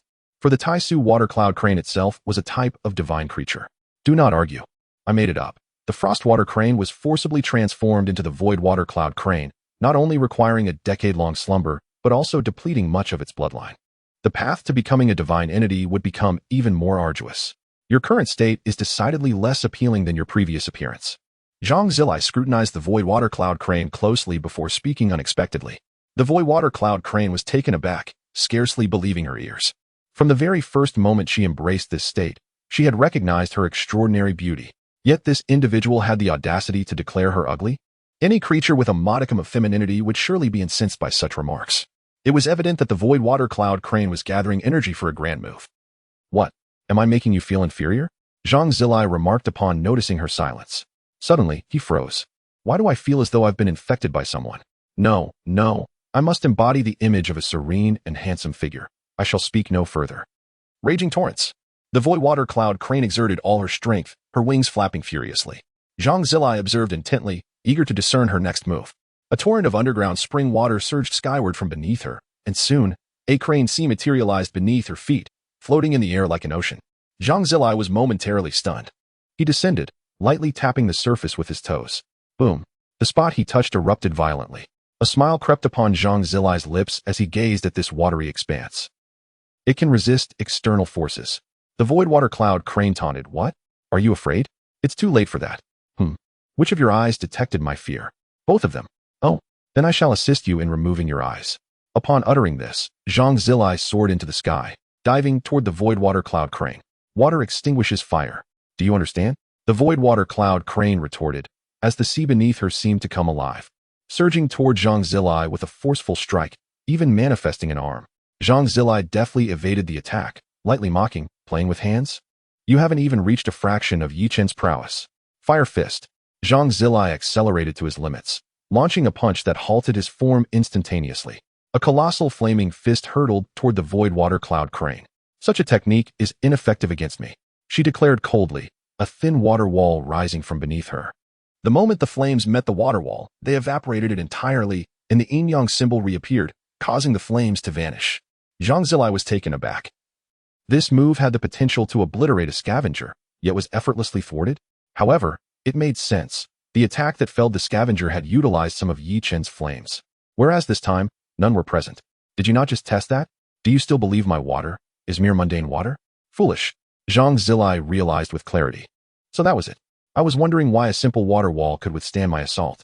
Are you implying that you are considerably stronger now? Flame spear. Zhang Zilai flung a fiery spear with a reverse motion. The void water cloud crane had already ascended, believing that any fire would surely be subdued by her water. I told you. It's futile. Another water wall intercepted the flame spear. Zhang Zilai's expression shifted slightly. Even my second ordinary technique was easily blocked? And what of that previous heavenly flame sword slash? It seems I must employ a more powerful technique. Flames. They shall never breach my defenses. Zhang Zilai remained unperturbed, conjuring a fiery crimson flame in his right hand, while a golden flame manifested in his left. The void water cloud crane paused, noticing the differing colors of the flames. Is there any significance to this? Zhang Zilai contemplated the flames in his hands and, after careful consideration, silently retracted the golden flame, as it was but a fraction of the fire absorbed by Yi Chen's phoenix. Although the phoenix could wield this flame now, it lacked the capability to manifest it. And with Yi Chen absent, it would be prudent to conserve the flames. Yi Chen relished in playing with people's psychology. I have yet to experience that. Perhaps I shall give it a try today? Zhang Zilai mused, his eyes suddenly brightening. Though I may lack the techniques, I can certainly steal. This is the plan. With a clap of his hands, he exclaimed, Fire human technique. 1,000 hands pillar? Yi Chen? Hurry and pay the copyright fee. 1,000 hands pillar. What does it matter to you? It's my copyright. Kishimoto Masashi. Shouldn't it be mine? Zhang Zilai. No, it's mine now. Some chuckler. It's mine. The void water cloud crane observed Zhang Zilai's inexplicable actions, hands clasped in prayer, wondering what he was up to. Suddenly, a brilliant aura emanated from Zhang Zilai, as his flaming feather cloak radiated a fiery glow. Behind him loomed a towering fire giant, 2,000 meters tall.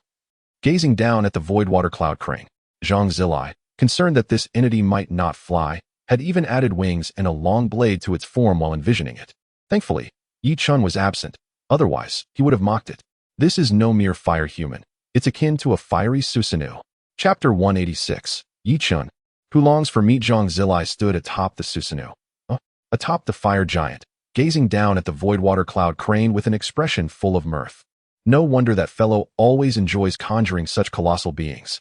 This is simply delightful. The fire giant crafted by Zhang Zilai resembled an ancient warrior. The flesh of its body flickered with a subdued flame, whilst its armor and blade danced with fiery abandon. Zhang Zilai was immensely pleased with his creation. Meanwhile, the void water cloud crane stood motionless, contemplating the situation. How does one navigate this? The void water cloud crane scrutinized the towering fire giant. If she were to construct a similarly sized water giant, she would require at least tenfold the water she had just drawn from the depths. Upon hearing the void water cloud crane's lament, Zhang Zilai spoke up. You haven't seen anything more outrageous. Had Yi Chen stood before you today, you wouldn't dare label my 2,000-meter creation as excessive. At that moment, the void water cloud crane's mind was consumed by the sight of the towering fire giant. Casting a furtive glance at her own form, merely a few dozen meters tall, and chose silence. Though many beasts are larger than humans, only a select few possess a height of 1,000 meters. Go forth, fire giant. Utilize yin return. The fire giant. Zhang Zilai envisioned the use of yin return in his mind, and the fire giant comprehended instantly. However, this distance for yin return? Are you unwell? Watching the fire giant swing its blade and miss, Zhang Zilai remained undeterred. Once more, let us unleash a wave of blade energy. The void water cloud crane regarded him with an expression of exasperation, as the fire giant, living up to expectations, executed yin return once more. sending a blade of energy flying toward her. The void water cloud crane was speechless. I acknowledge your strength, but are you certain you aren't here for comedic relief? As she subtly directed her thoughts, another water wall materialized, and the same outcome unfolded. Zhang Zilai felt a twinge of frustration. If this is truly invincible, how can one engage in battle? Just then, a voice rang out. Wow, so impressive. Zilai, brother, how have you become so formidable in just a few days? Yi Chen floated in midair, calling out to Zhang Zilai. Zhang Zilai was momentarily stunned, the voice from behind. So familiar? Could it be Yi Chen? He turned around in disbelief, beholding that familiar smiling face. With flowing blade, Ruohuo resting on his shoulder, his raven-black hair cascading, and his teeth gleaming brightly. Zhang Zilai rubbed his eyes, staring intently at Yi Chen. Yi Chen. This scene did not escape the notice of the void water cloud crane, who recognized a splendid opportunity. In an instant, the shimmering droplets of water danced through the air. At this moment, the Taishu water cloud crane was oblivious to the circumstances involving Zhang Zilai and the sudden appearance of the young man before him. It was simply a matter of seizing the opportunity to launch a surprise attack. Yi Chen observed the assailant targeting Zhang Zilai and quickly shouted, "Be careful." Zhang Zilai glared fiercely, commanding, "Get lost." In an instant, the fireman executed a swift strike, effortlessly intercepting the Taishu water cloud crane's assault.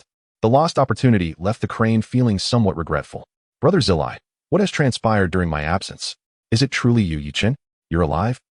What a joke. Am I so easily killed? Yi Chen smiled slightly, speaking with pride, but suddenly he recalled something and exclaimed, "Did you all think I was dead?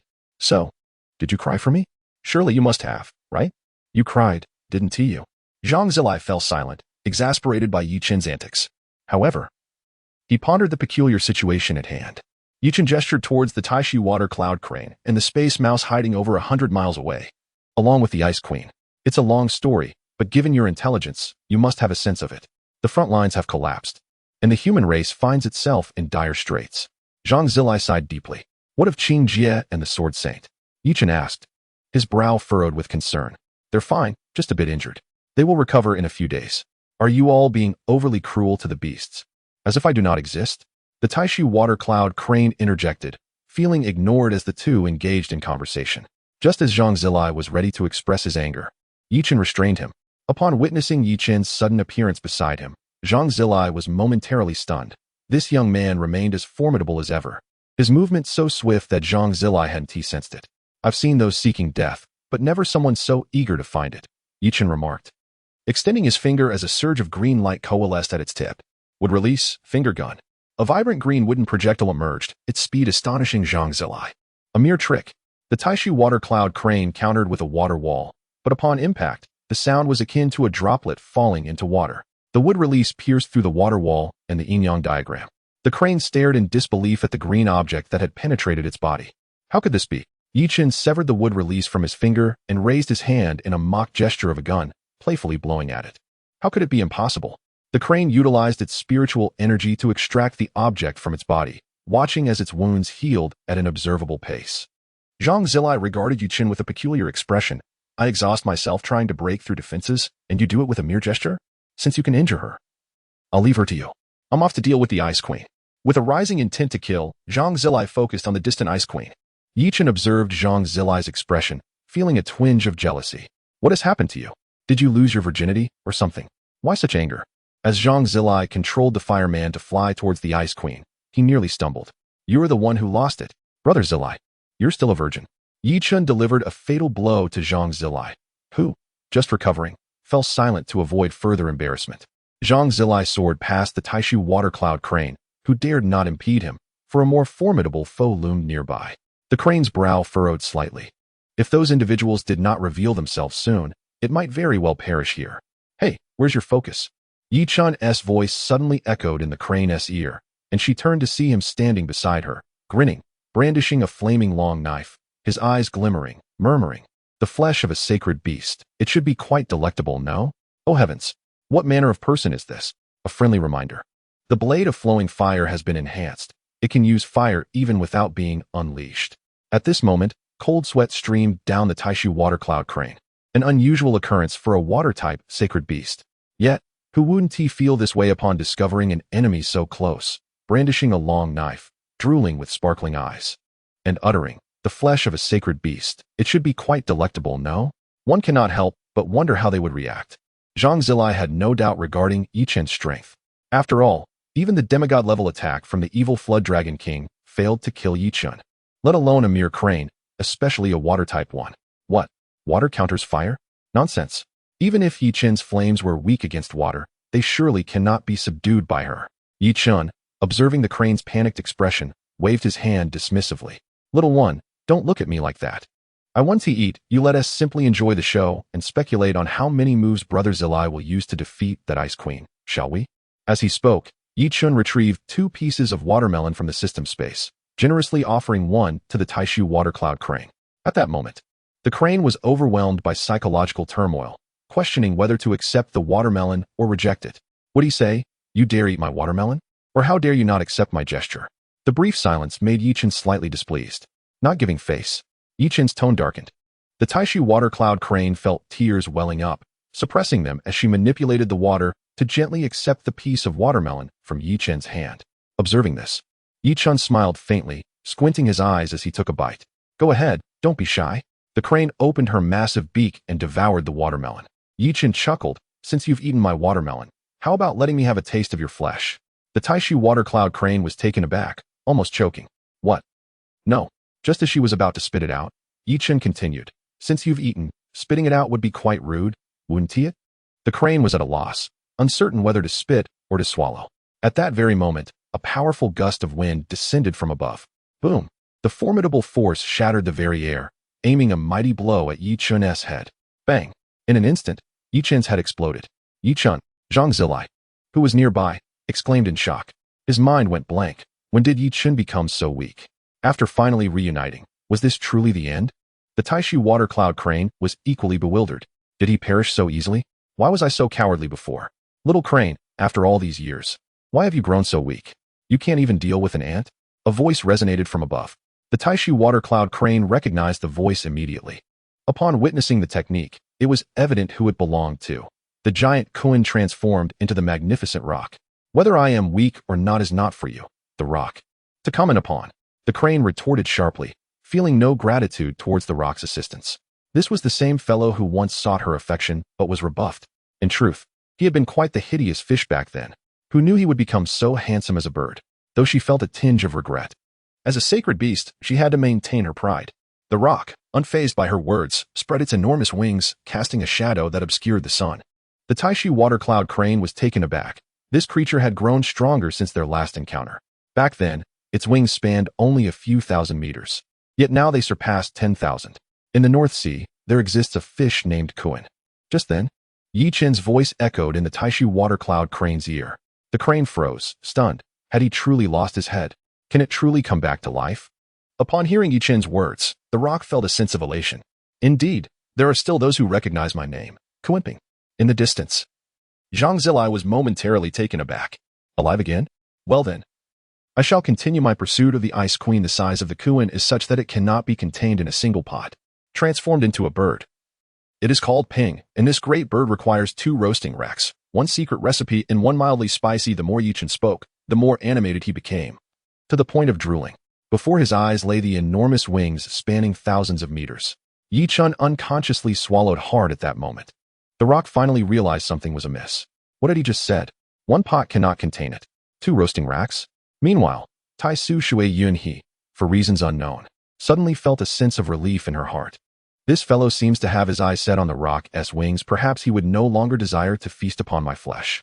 I wonder, which is more delectable, crane meat or rock wings? As Chen pondered, saliva flowed freely. The rock's fury was at its zenith. Never in its life had it endured such indignity. Even the king of the East Sea's evil dragon would address me as brother bird. How dare you, a mere human, insult me? Are you courting death?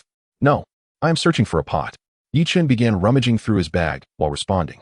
Meanwhile, Tai Su Shui Yun He silently took 2 steps back. Sensing her movement, Chen looked up and asked, "Where are you going?" Tai Su Shui Yun He swallowed hard, casting a glance at Chen before glancing at the rock. "If you wish to eat me, that is fine, but if you intend to consume him, then you must step over my body first." "Very well. Wait a moment while I deal with you." Chen blinked and replied, No, I meant if you wish to eat him. Then you need not eat me, Chen. You bird have no sense of dignity. Rock, Truly disgraceful for a bird. Tai Su Shui Yun He. I am a crane, not a bird.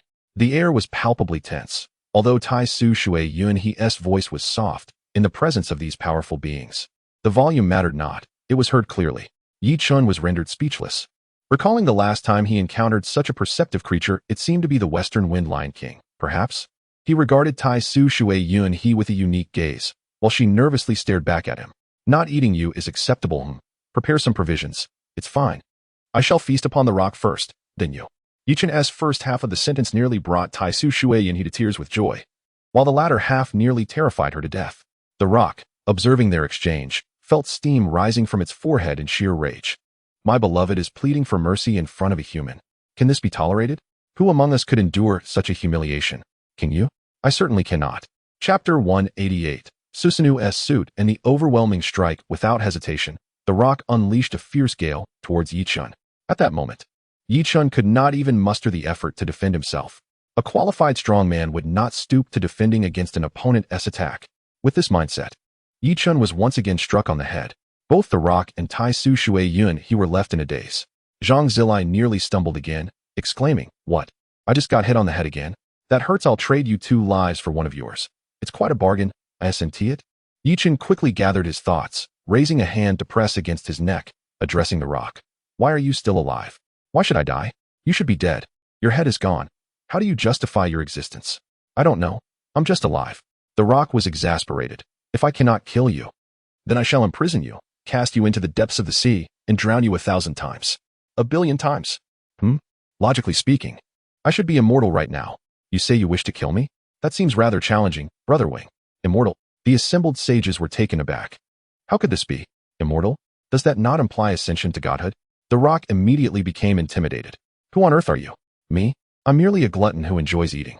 It's a pity that the last evil dragon left no meat to savor. What a shame."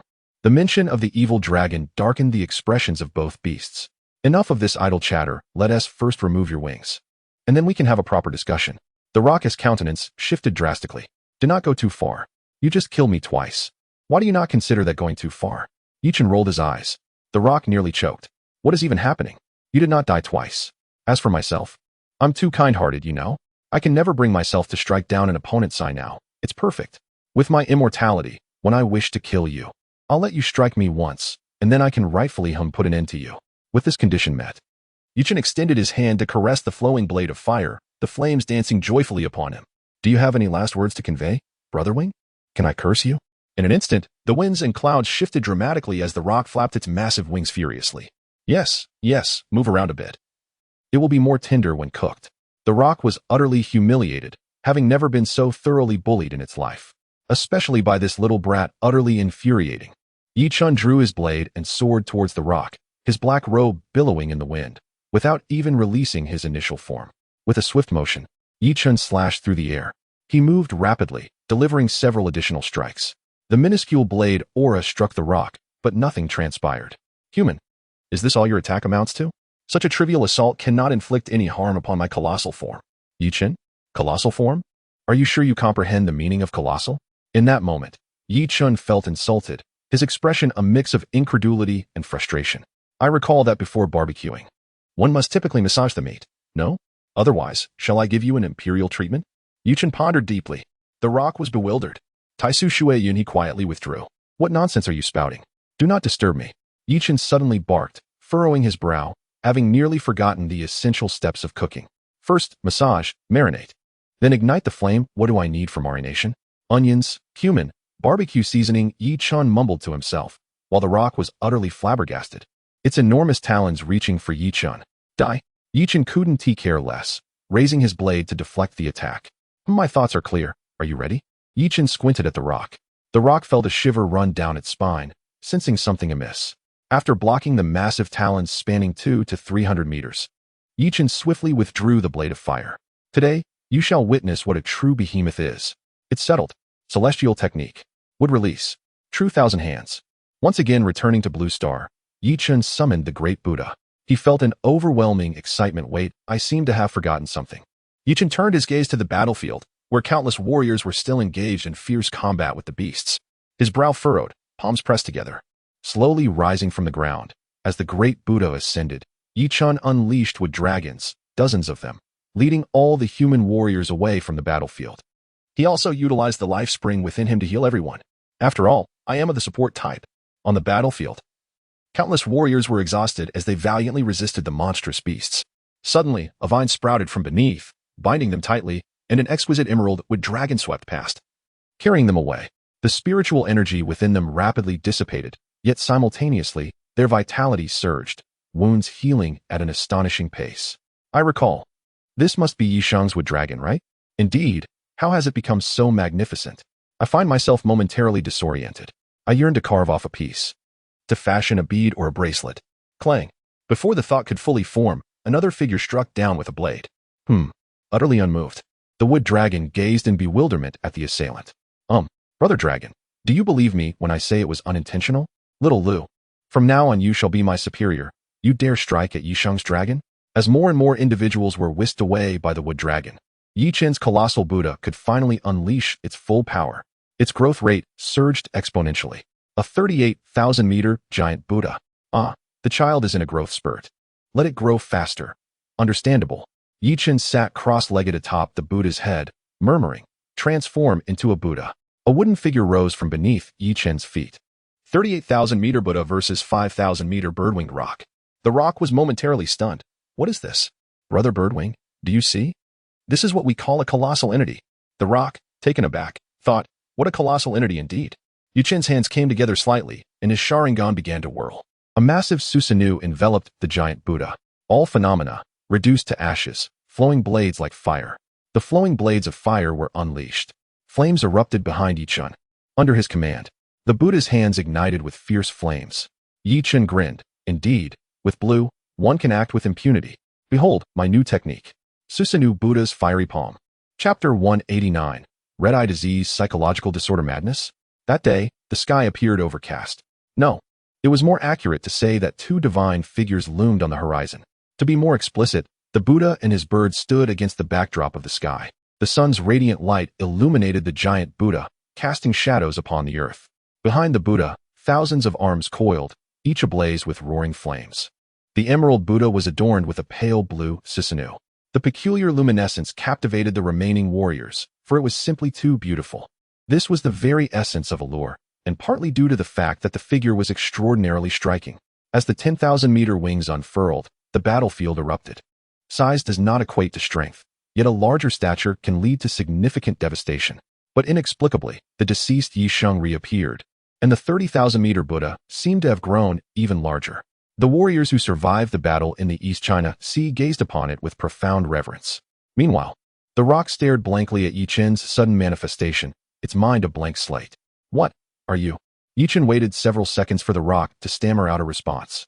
Instantly, his demeanor shifted, furiously pointing at the rock, which prompted the Buddha to raise its palm in unison. Chen shouted, "You are the one who's an abomination. Your entire family is an abomination. You dare call me an abomination?" The rock, momentarily at a loss, blurted out, "Not possible. Indeed, you are no abomination. Your family is nothing of the sort." The rock had never before endured such a grave insult. Previously, I had heard that ensuring a pleasant state of mind for food before its demise is crucial for enhancing the quality of the meat. Chen suddenly interjected, "Now, you shall experience the joy of my iron sand palm. Truly 1,000 hands. Transform into a Buddha. Prepare yourself, rock." The rock panicked, its size, while swift, could not evade. Release true form. With a shriek, the rock's immense figure shrank instantly. In no time, the 10,000-meter rock became a mere 1,000 meters. Chen was left aghast, his eyes nearly bulging. Transform back. Transform back? You seek death. This is your final chance. Return to your former size. I shall only consume your 2 wings. If you do not comply, I will chop you into pieces to feed the fish. The rock's expression changed dramatically. Do not provoke the beast too much. Hiding in the distance, the trembling Tai Su Shui Yun, he suddenly froze. That phrase seems somewhat familiar. Chen also paused, pointing towards the distant Tai Su Shui Yun he. Why not marry on the spot? She had previously uttered that line. Tai Su Shui Yun he and the rock stood dumbfounded. Is it now trendy to officiate weddings for beasts? And then, I shall boil you both for a delicious soup? Brilliant. In an instant, cold sweat poured from Tai Su Shui Yun he as she turned and fled. Why am I being dragged into this? Chen, seeing her escape, barked, "If you run that way, I will kill you. Yi Chen's expression darkened, his eyes brimming with murderous intent. The direction in which Tai Su Shui Yun he fled was precisely where Zhang Zilai had previously pursued the Ice Queen. I will head this way. Tai Su Shui Yun he halted and turned, fleeing in another direction. Today presents a more suitable ingredient. Consider yourself fortunate, next time. Seeing her sensibly retreat, Yi Chen left a parting remark and allowed her to go. Yi Chen felt an absolute confidence in himself. Should this creature continue to offend, it would meet its doom, regardless of its hiding place. Moreover, if he were to eliminate the sacred realm beasts in one fell swoop, what would he consume in the future? After all, what is most essential in life? It is to possess foresight. One must have grand aspirations. How grand? Truly as vast as 1,000 hands. The rock, fearing capture by Yi Chen, fled. Though its combat prowess diminished upon shedding its true form, the enhancement in speed was a qualitative leap. Hey, did I grant you permission to flee? Yi Chen clapped his hands, and the true 1,000 hands sprang into action. Thousands of powerful arms extended from the Buddha's back, each brimming with strength. Intense flames danced upon the arms, swirling with ferocious winds, yet showed no signs of extinguishing.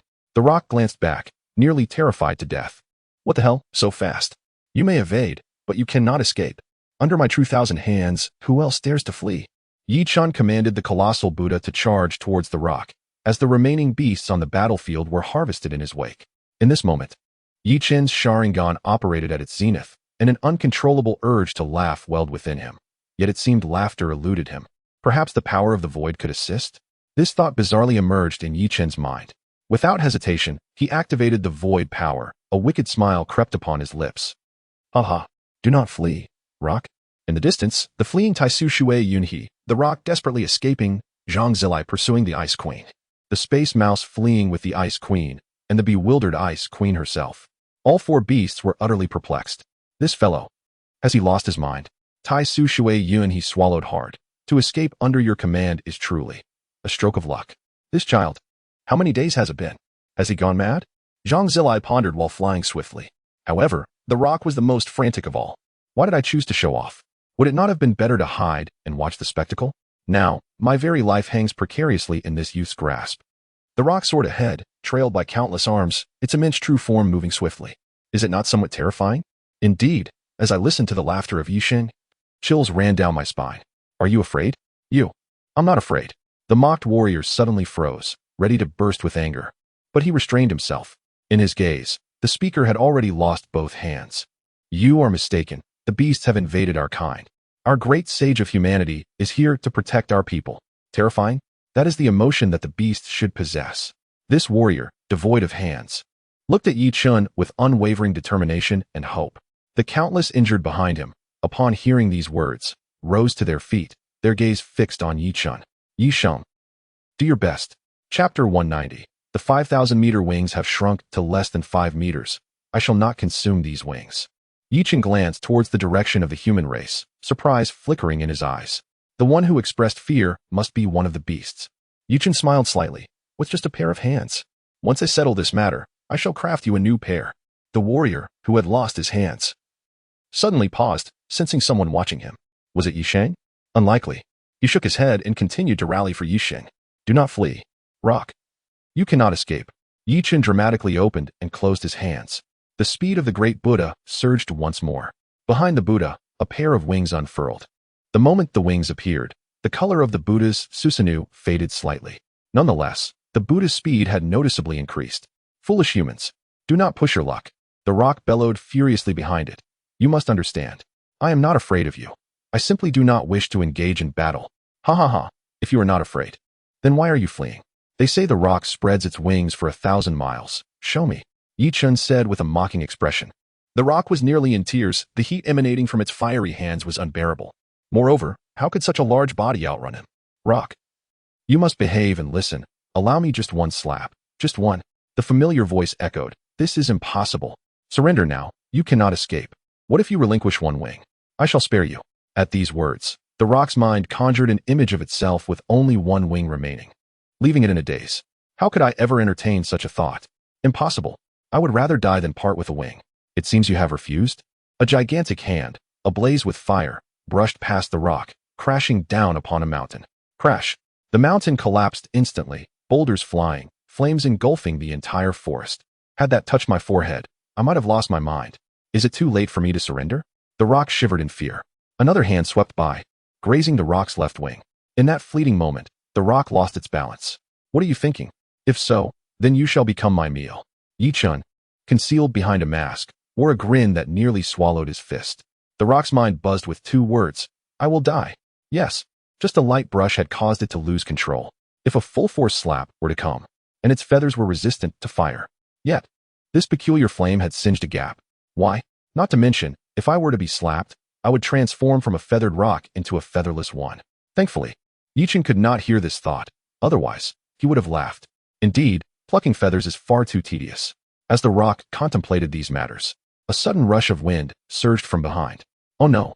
The rock's eyes widened, shrinking in size once more, this time transforming into human form. It frantically flapped its wings, narrowly evading Chen's attack. Chen was taken aback, rising abruptly from the wooden figure's head.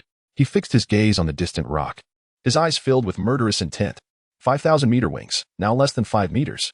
The rock remained unaware of the gravity of the situation. Chen's slightly formed seals with his hands would release. Would clone. The wooden clone peeking out from behind Chen was momentarily stunned. What is going on? You summoned me with the great Buddha? The true Chen took a step forward, drawing the flowing blade of fire, and offered a slight smile to his clone, which was engulfed in a rage. You shall control the great Buddha. After uttering those words, the true Chen leaped onto one of the Buddha's arms, advancing towards the distant rock. The clone, witnessing this scene, suddenly grew excited. There's a chance for some fun with the great Buddha? Perched atop the wooden figure's head, it began to operate enthusiastically. Meanwhile, the rock was desperately evading Chen's assault. Though it was a challenging endeavor, at least it had not been struck. Is that all? I thought this would pose a challenge, as long as I am swift. He cannot hit me. Fully focused on dodging, the rock persisted. Just as it uttered these words, a chill crept down its back. You are doomed. Even King Yama's pleas will be in vain, I assure you. Chen crouched upon the wooden arm, removing the mask from his face. The distorted features struck the rock's fragile psyche. What a pity. I shall not feast upon bird wings today. Chen abruptly stood. The rock stared at him, momentarily dazed. Bang! The Buddha smote its head. In an instant, the rock was sent flying. Yes, a hit. Again. The clone of Chen shouted excitedly. The true Chen cast a well-done expression at him. Bankai, remnant fireblade. Chen brandished the remnant fireblade, leaping from the wooden figure towards the rock, which lay embedded in the ground. Odd. Why is it becoming increasingly hot? The rock murmured from the pit, glancing up at the sky, only to see a figure enveloped in raging flames, akin to a fireball hurtling towards it. That was the remnant fireblade, west, remnants of the sun's garment, cloaked in temperatures soaring to 15 million degrees. Return my 5,000-meter wings. Chen swung down, invoking the remnant fireblade, north, ashes of the world. A wave of blade energy transformed into flames, racing towards the rock. For reasons unknown, panic surged within the rock. It felt as though accepting this blow would mean its demise. As Chen's form approached, the rock's mind snapped. With hands and wings working in concert, it dug a pit to escape. The ashes of the world struck the ground, instantly transforming it into a sea of magma. Chen descended, utterly bewildered. Did the rock just dig a hole? Wasn't it a bird? Why could it dig? P.S. Some say I have manuscripts. Hilarious. I don't have any. How could someone so attuned to current events possibly have manuscripts? Wouldn't you agree? Chapter 191. A sword breaks the sky for 10,000 miles. Chen was utterly astonished by the rock's actions. The previous frustration vanished entirely, replaced by amusement. Brother Bird, have you attended excavator school? After evading the ashes of the world, the rock dashed away, desperate to escape Chen's attack range. The unbearable heat was simply overwhelming. Moreover, Chen, akin to a descending fire god, pursued him, muttering incomprehensible phrases. I had no idea you were so studious, Brother Bird, even finding time to learn new skills. I must express my thoughts on what holds the utmost significance in today's society, education, without a doubt. My dear friend, have you considered pursuing a self-taught bachelor's degree? Trust me. Chen, never deceive. I assure you that through your relentless efforts, you can elevate your academic qualifications to a bachelor's level. Once you achieve this, employment will no longer be a daunting task, and you shall ascend to the pinnacle of your life. As Chen pursued the great rock, brandishing his blazing sword, he chattered incessantly, creating an unbearable cacophony. I am not a mere beast, but a creature of significance, he exclaimed in frustration. The rock, overwhelmed by his incessant prattle and cryptic utterances, could no longer endure. It unleashed a whirlwind with a furious flap of its wings. Are you attempting to lecture me on science? I am a sacred beast, the rock retorted, nearly losing its composure. Who are you addressing so aggressively? Do you dare threaten me? Their exchange escalated as the two continued their banter. Chen, growing impatient, pondered his inability to keep pace with these wind-based creatures. The rock soared ahead while Chen, engulfed in flames, pursued closely, accompanied by a multitude of arms and a colossal Buddha. The sight was almost surreal. With no other recourse, Chen resorted to his only effective technique, the blazing sword of ashes. The rock, drenched in cold sweat, recognized the impending danger. In a desperate attempt to evade this powerful attack, it maneuvered through the air, but the fierce flames pierced through the whirlwinds, racing towards the rock. The ferocity of the attack rendered the whirlwinds powerless, dissipating them entirely. In a sudden twist, the rock ascended to the heavens, evading the assault. Yet, it found itself cornered by Chen, who had forced it into a dire predicament. The rock, a physically imposing creature, found its size to be a disadvantage against Chen's relentless pursuit. Despite its ability to manipulate wind for cutting attacks, it was no match for Chen, who had defied death twice. Faced with the reality of its inferiority in size and strength, the rock resolved to flee, accelerating toward the sun. Chen watched in astonishment as the rock's form gradually vanished in the sunlight, the brilliance of the rays causing him to squint. Upon reopening his eyes, he perceived a figure before him, standing with poise, wielding a sword that seemed to slice through the very fabric of the sky. What unfolded next was a breathtaking spectacle. The sword saint unleashed a strike that transformed the serene sky into chaos. As the sword descended, the atmosphere trembled, and a shadow of immense proportions took shape, resembling a sword itself. The rock, taken aback, gasped, "The sword saint?" Chen, equally astonished, could hardly believe his eyes. The sword strike brought forth a silence that enveloped the land, leaving devastation in its wake. The very earth trembled as a chasm manifested before Chen, who marveled at the enormity of the rift. The surrounding landscape had been flattened for miles, leaving behind a breathtaking yet terrifying sight. As the dust settled, Chen grasped the sword of the White Monarch, channeling the essence of life within to stabilize its aura. "Oh, I see you've gone all out in your attack while neglecting your defense," he teased. The sword of the White Monarch, weary yet relieved, acknowledged Chen's assistance, noting the rapid healing of its wounds. "To think you are indeed a support type," it remarked, astounded. "But truly, your physical resilience leaves much to be desired." Chen rolled his eyes, pondering the differences in choices between individuals. He recalled the numerous ambushes by the evil flood dragon, muttering to himself about the sword's remarkable survival. The sword of the White Monarch, now in its true form, awaited Chen's next move. "Rest for a moment. I shall deal with that creature," he declared, ready to confront the rock, whose wings had finally succumbed to defeat. Thus, the saga continued, culminating in a confrontation that would etch itself into the annals of their journey. It is evident that this fellow was firmly trapped. The depth was around 1,000 or 2,000 meters, and the width several hundred meters. The rock, towering at just a few hundred meters, had wings that were slightly larger. Chen dispelled the power of illusion and sheathed the blade, flowing blade like fire. He leisurely approached the rock, leaped onto its head, and with a swift motion, smacked his palm against the creature's forehead. "Run, go ahead and keep running." This single remark nearly extinguished the already fading life of the rock. "Why you mustn't bully birds too much." At that moment, the rock had endured a strike that shattered several hundred bones and severely injured its organs, making speech a challenge. Observing the rock's pitiful state, Chen let out a deep sigh. "Given your miserable plight, I shall send you off to die. No need to thank me." The rock, taken aback, could only respond with confusion. Chen unsheathed flowing blade like fire, instantly activating its first form. With a decisive stroke, he severed the rock's wings. The immense pain rendered the rock nearly incapacitated, yet it did not cry out, instead glaring at Chen with unwavering determination. "The Lord of Gods will not spare you." Chen stored the two colossal wings in his system space, slightly furrowing his brow. "The Lord of Gods? Let him come. If he dares to take a blow from me, I shall respect him as a true man." Chen scoffed. "You? What do you mean by that? Hurry up and die." In exasperation, Chen delivered a fatal strike. The rock's head was severed, marking the fall of a once mighty ruler, the Sacred Realm rock.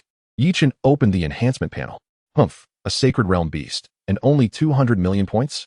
However, after tallying the residual points from the beasts I harvested on the battlefield, my total now stands at 800 million. Just one more Sacred Realm beast, and I can enhance." Contemplating the rock's immense corpse, Chen casually placed it into the system space. After all, Sacred Realm beast meat should be a significant boon, right? It must not go to waste. Upon returning to Ji Qinming's side, he had yet to speak when Zhang Zilai returned, looking disheveled, having struggled to catch a space-type mouse. The four finally reunited. And Yi Chen looked at Ji Qianming and Zhang Zilai with a grin. So, did you miss me? Ji Qianming playfully greeted him with a light smack on the head. Hey, that doesn't hurt. Yi Chen chuckled. She rolled her eyes and shifted the topic. How did you survive? Well, that's a long story. Then make it short. Oh, it was like this, then that, and then this, and I survived. Speak plainly. Ji Qianming retorted. I hid in the secret realm. Yi Chen replied, exuding a sense of nonchalance. Zhang Zilai and Bai Junjian exchanged amused glances at the duo's antics. Yi Chen, with a mischievous glint in his eyes, inquired. By the way, Zilai, what about your strength? Zhang Zilai was taken aback. Wait, why are we discussing me? Yi Chen's eyes sparkled with kindness. This tactic was called diverting attention. Indeed, the group's focus shifted entirely onto Zhang Zilai. Well, my talent has undergone a rebirth. And the spiritual energy I had accumulated before has been restored, and then I became a saint. The trio exclaimed in unison, particularly Bai Junjian, whose twitching eyes could signal Morse code. Is this cultivation akin to child's play? Yi Chen murmured, then broke into a sly grin. By the way, Zilai, your outfit. It looks quite festive, but quite handsome too. Where did you get it? Was it from a discount site? Zhang Zilai was at a loss for words. His flamboyant attire instantly retracting into flames that swirled toward the phoenix ornament atop his head. His hair returned to its original length, with a miniature fire phoenix perching proudly above him. Yi Chen, unable to resist, reached out to poke the fire phoenix. Did this hatch from an egg? Ji Qianming, intrigued, also reached out to touch the phoenix, only to be swatted away by its wing. Why is it that when he touches it, nothing happens, but when I do, I get dismissed? She lamented. Zhang Zilai paused. Because the fire phoenix was reborn through Yi Chen's flames, it must be that way. Yi Chen recalled a moment when someone had placed ice next to the fire phoenix and remarked on its reaction. A peculiar glint crossed his eyes. Why is it that when I use fire, my hair gets burned off, but when you use fire, your hair grows longer? Ji Qianming finally voiced the question that made Yi Chen question existence itself. Exactly? Why? On what grounds? Yi Chen exclaimed in disbelief. In the end, amidst laughter, they returned to the human god tower. This battle had concluded with a resounding victory. The rock was slain, and the ice queen gravely injured. Meanwhile, thanks to Yi Chen's healing, everyone was recovering well. Chapter 193, Titanium Alloy Dog. Super Evolution. Golden Kirin, Yi Chen's return brought joy to the group, and their brief victory in this skirmish instilled hope for the continuation of human life. However, the disparity in strength was stark, once a sacred realm being engaged. Others had no choice but to retreat. Thus, under normal circumstances, sacred realm beings would refrain from taking action unless absolutely necessary. The recent frequent interventions by sacred realm beasts were quite evident. The close training of Chen Chongqing left the human race in a vulnerable position, with demigods absent. It was the perfect opportunity for the extermination of humanity. It was for this reason that the beast kings across Blue Star were awakening. Their first thought upon absorbing spiritual energy being the annihilation of humanity. While these beasts were indeed creatures like the rock, many were ancestral beasts that could never ascend to the demigod realm. Lacking the true bloodline of divine beasts, the notion of becoming a god was mere folly. In contrast, humanity possessed immense potential, although their lifespans were shorter with the increasing number of sacred realm powerhouses. It was only a matter of time before another human would reach the demigod level. Thus, the moment Chen Chongqing entered seclusion marked their best opportunity. If Chen Chongqing were to ascend to the divine realm, sacred realm beasts would cease to exist. In the void, several shadowy figures whispered in secret. What do you all think of the rock's demise? Just a foolish bird. What else is there to consider? Was it worth sacrificing its life for a frostwater crane? The moment these words were uttered, many present felt instant disdain. They frowned, ready to retort. Just then, the figure seated at the head spoke up. Well, it cannot be said that way. The frostwater crane was also trying to save Xiao Shui, was it not? This statement silenced the room. Those present were seasoned sacred realm beings. Since Chen Chongqing ascended to demigod status, the tasks assigned by the beast god had seen no progress. Now that a rare opportunity had arisen, what was everyone afraid of? The figure at the head clasped his hands and scanned the assembly with a cold gaze. Or perhaps, you no longer regard the beast god with respect? Or have you grown too accustomed to a life of comfort? 17 sacred realm beings, the last remaining on Blue Star, were all present, excluding the recently deceased rock, the evil flood dragon king, and the scavenger. Such a formidable number dared not invade humanity while Chen Changxing presided. They could only resort to sporadic beast waves to hinder human development, illustrating just how formidable Chen Changxing truly was. Upon hearing the words from the figure at the head, the assembly fell into silence. Today, regarding the rock's death, none dared to act rashly. Before Yi Chen's advent, or rather, before Zhang Zilai's emergence, Chen Changxing had once unleashed his aura, seemingly poised to intervene, only to retract it upon sensing Zhang Zilai's presence. The assembled individuals harbored no inclination to resist the so-called sacred beast Qilin, given the inherent suppression of bloodlines, a hallmark of even auspicious creatures lacking divine lineage. What? Keck out your tongues? The golden Qilin's visage darkened upon witnessing the beast's silence. Thump! A boisterous crash echoed as a hulking figure slammed his fist upon the table, his patience frayed. Damn it! I've endured you for far too long, you gilded cur. Don't think that half-drop of divine blood you wheedled from the beast god grants you the right to swagger before me. The Titan warbull bellowed, unleashing a torrent of invective upon the golden Qilin. A flicker of delight rippled through the assembly as the Titan warbull's tirade commenced.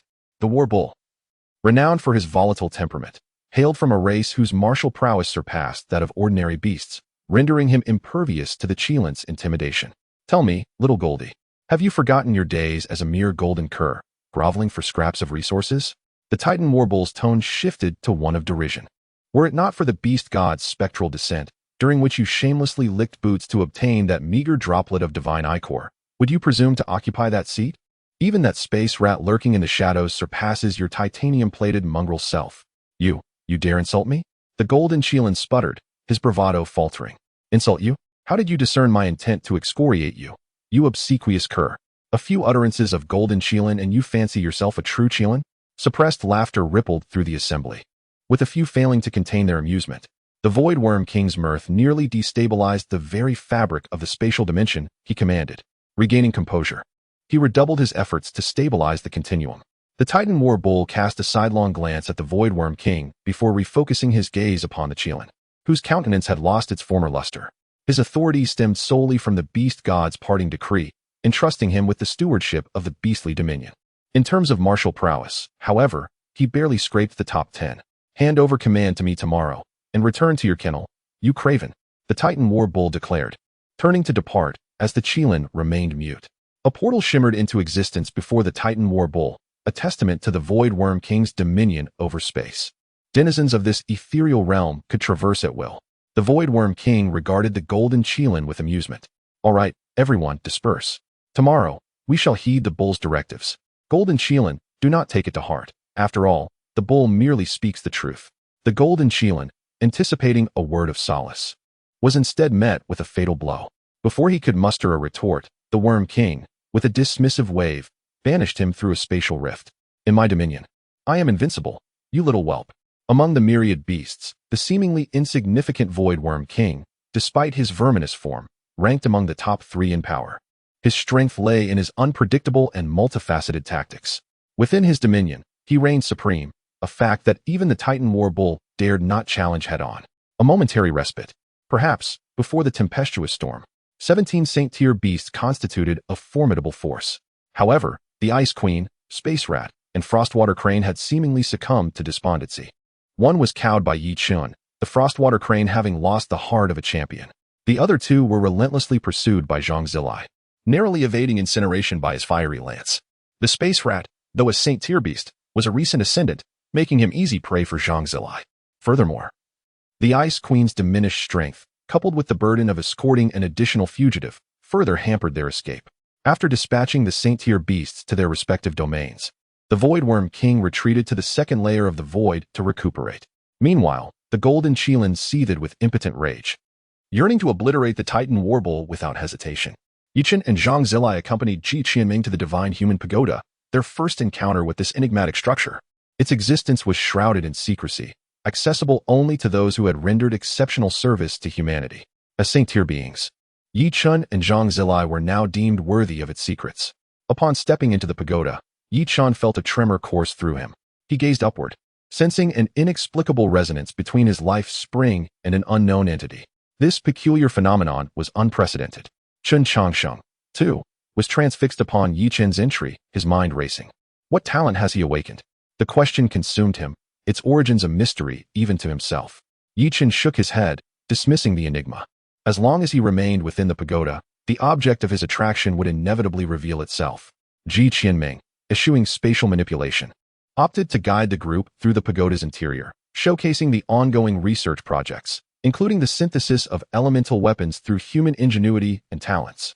While Chen remained indifferent, the concept of augmenting elemental power intrigued him. Zhang Bingqing's shattered ice sword, despite its destruction, had demonstrably amplified her abilities. Chen remained unimpressed, secure in the knowledge of his flowing blade-like fire. Although its capabilities seemed to lag behind his growth, it remained a world-ending Zanpakuto. Its area of effect attacks were unparalleled, while the Rising Sun blade excelled in single-target annihilation. However, lacking a speed-enhancing talent, the Rising Sun blade had become somewhat cumbersome, while high temperatures possessed formidable destructive potential. Saint-tier beasts could endure them for a time. Prolonged activation of his Bankai, however, threatened the very stability of the planet. Ultimately, Chen's individual combat prowess remained his Achilles heel. His wood-release techniques, while potent in area of effect, were ill-suited for one-on-one engagements. A walking embodiment of forbidden arts, capable of obliterating worlds, yet woefully inadequate in individual combat. Upon reuniting with Zhang Bingqing, Chen observed that her condition had stabilized, though her injuries remained extensive. The sheer number of fractured bones defied comprehension. While the resilience of a Saint-tier being's skeletal structure surpassed mortal limits, the complexity of repairing such fractures was commensurately amplified. Chen approached Zhang Bingqing, prompting Tang Qingshan to interject. "What do you intend to do?" Taken aback by the abrupt reprimand, Chen was momentarily bewildered. Ji Qianming swiftly intervened. "Old Tang, what are you doing?" "What am I doing? Binghuang's condition is unstable. No one is to approach her," Tang Qingshan retorted. Ji Qianming sighed. "I understand your concern. But Chen is a support-type saint." "A support-type? A saint?" Tang Qingshan stammered, dumbfounded. "When did our human race witness the emergence of a supporting saint?" "Wait a moment. Is this fellow truly a saint?" "No, how old can he be?" At this moment, Tang Qingshan gazed vacantly, utterly incapable of associating the name Chen with the phrase supporting saint. "Chen," Tang Qingshan muttered, suddenly enlightened. "Is he the genius of the wood element you mentioned earlier?" "Indeed, that is him." Observing the constant changes in Tang Qingshan's expression, Bai Junjian could no longer contain himself. He lifted his shirt slightly, revealing, "He healed my injury in mere seconds." His shoulders shrugged helplessly. At this, Tang Qingshan was left utterly dumbfounded. Hadn't he perished? Chen turned to him with a slight smile. Something happened, but it turned out to be a blessing in disguise. Realizing this, Tang Qingshan refrained from further comments. After all, Chen was a saint. Despite being his elder, one must not disrespect a saint, for they are the backbone of humanity. Chen scrutinized Zhang Bingqing's condition with astonishment. Her injuries were gravely severe, yet the medical apparatus was forcefully sustaining her life. It was gradually repairing her wounds. Without this device, Zhang Bingqing would likely have perished by now. Chen let out a wry smile, realizing why no one valued the healer before. A medical apparatus capable of healing saints could easily rival a healer of the blazing sun realm. "Xiao Chen, can you heal her?" Zhang Zilai, who had been standing at a distance since entering, had not approached Zhang Bingqing, yet his gaze remained fixed upon her, filled with pain. Upon hearing Zhang Zilai's inquiry, Chen turned and offered a confident smile. "No problem." He inspected the medical chamber, locating a conduit for adding medical fluid. Under the watchful eyes of the crowd, Chen unsheathed his blade, Lurin Ruohuo, and made a swift incision on his left wrist. Plop! A hand fell into the conduit, startling everyone. "Xiao Chen, what are you doing?" "Sheng, what is the meaning of this?" Chen furrowed his brow, realizing he had miscalculated the force, and severed his hand. "What are you doing?" "Quickly retrieve the severed hand. It can still be reattached." Tang Qingshan rushed forward to salvage the dismembered limb. Chen chuckled softly. "No worries. It's no longer needed." At the point where his hand had been severed, his arm began regenerating rapidly. Within moments, Chen's hand returned to its original state. The onlookers stood in stunned silence, their scalps tingling from Chen's astonishing display. Bai Junjian pointed at Chen and addressed Ji Qianding and Zhang Zilai. "You are more familiar with him. I wish to inquire. Is he truly human?" Chapter 195. How does that sound like a line from a villain? Zhang Zilai and Ji Qianding were equally taken aback. While they were aware of Chen's remarkable self-healing abilities, the regeneration of severed limbs? Presently, only the demigod Chen Chongqing possessed such capabilities. They had initially thought Chen merely healed quickly, but this was an entirely different concept. "Don't ask me. I have no idea. Zilai has spent more time with Chen. You should ask him," Ji Qianding swallowed hard, deferring the question to Zhang Zilai. Zhang Zilai, puzzled, replied, "You don't know, yet I do?" Faced with Bai Yunjian's eager gaze, Zhang Zilai found himself at a loss for words. Just then, a soft gasp escaped Tang Qingshan's lips. This is incredible, a medical miracle. Tang Qingshan had been astonished by Yi Chen's arm regeneration, and his first reaction was to consider if Yi Chen had employed sleight of hand. However, upon focusing on the severed hand within the medical chamber, Tang Qingshan lost his composure entirely. The severed hand, accompanied by blood, entered the medical chamber, and the originally red blood began to emit a faint green glow, enveloping Zhang Bingqing. Her injuries visibly began to heal at an observable pace. The broken bones of her left arm were intended to be reattached once her bodily injuries were sufficiently mended. Yet, now, astonishingly, they were healing. All done. She will recover once she awakens, Yi Chen remarked as he flexed his newly regrown hand. The crowd regarded Yi Chen as if he were a creature of myth. Except for one individual, who fixed an unrelenting gaze upon Yi Chen, eyes brimming with an unmistakable desire. That person was intent on dissecting Yi Chen. A chill ran down Yi Chen's spine as he turned to see Tang Qingshan, nearly drooling. So, the supporting saint possesses such strength. Tang Qingshan exclaimed excitedly. Ji Qianding interjected, "Is it possible that the strength lies with Yi Chen, not the support?" Yi Chen observed Tang Qingshan's increasingly bizarre demeanor and quickly interjected. "Well then, since Sister Bingqing is fine, I shall take my leave." Tang Qingshan grasped Yi Chen's arm, eyes alight with longing. "Yi Sheng, could you fulfill a small request of mine?" Yi Chen, taken aback, withdrew his arm from Tang Qingshan's grasp. "What request? It's not anything difficult, merely." Tang Qingshan stammered. Yi Chen, feeling uneasy, questioned, "If it's not difficult, why the hesitation? I merely desire an arm, a leg, and perhaps two. No, for pounds of blood." At that moment, Yi Chen's expression was one of utter disbelief. "Old Tang, if we hadn't known each other for years, I might have thought." Yi Chen interrupted Ji Qianding, exclaiming, "Do not say more. I am beginning to envision a scenario where a thug is being paid to sever my limbs. How could that be? Am I that sort of person? I simply believe your blood possesses unusual qualities, seemingly imbued with potent vitality." Tang Qingshan quickly realized the inappropriateness of his words and rushed to clarify. "In that case, could you provide me with some blood? For research purposes?" Yi Chen waved his hand dismissively. "No issue, it's not a problem." With a swift motion, he severed his left hand and foot.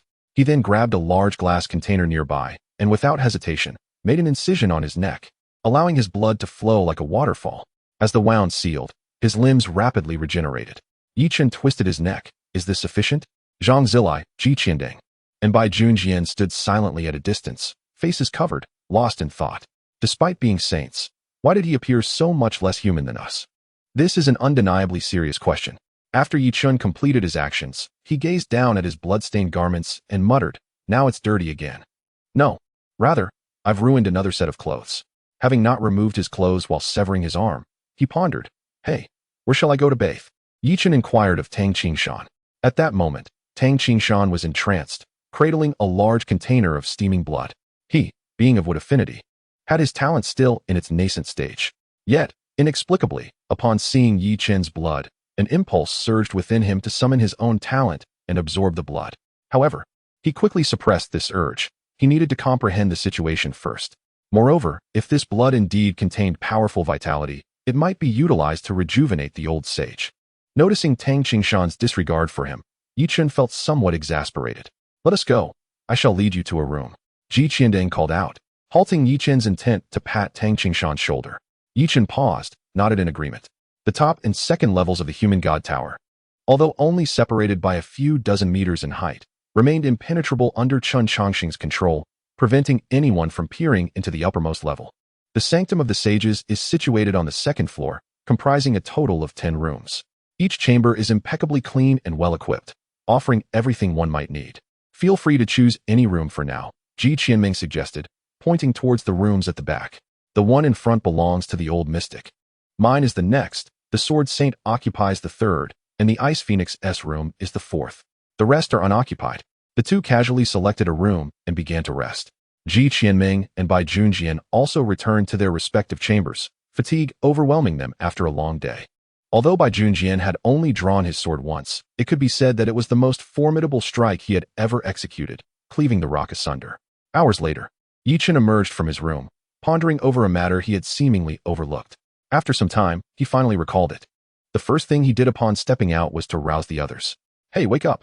Come on, get up." He knocked on their doors with urgency. The sages awoke at the sound of his knocking. Bai Junjian hurriedly donned his trousers, his bare upper body exposed as he rushed out. "Is there an attack from beasts? Damn it. I can't even get a good night's sleep." Chen was taken aback, not expecting that his call to wake them would lead Bai Junjian to believe they were under siege. At a loss for words, he stammered. Ji Qianming and Zhang Zilai strolled out leisurely. "Sword Saint, I suspect Chen isn't waking us for that reason," Ji Qianming remarked with earnestness. Though Zhang Zilai remained silent. He cast a glance of agreement towards Ji Qianming. Chen awkwardly scratched his head. "My apologies. I suddenly remembered I have something wonderful to share with you all." "What is this wonderful thing?" Ji Qianming inquired with curiosity. Anything deemed wonderful by Chen surely could not be trivial. Bai Junjian and Zhang Zilai also displayed a hint of intrigue. Chen surveyed their surroundings. "This won't do. There's no space here." His gaze then settled on Ji Qianming. "Elder Ji, could you take us outside the tower?" Ji Qianming nodded, gesturing, and a portal of space opened. The four entered, and Chen looked around, nodding in satisfaction.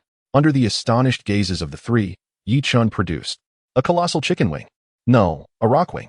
Regrettably, it measured only 500 meters. However, I doubt we can finish it all. As the enormous wing landed, it flattened the surrounding forest. "Roasted chicken wing?" Zhang Zilai exclaimed in shock, never having envisioned that Chen called them down merely for a meal. Ji Qianming and Bai Junjian, however, were quite intrigued, for this was indeed the flesh of a sacred beast. "Eating is simple, but how do you intend to cook this?"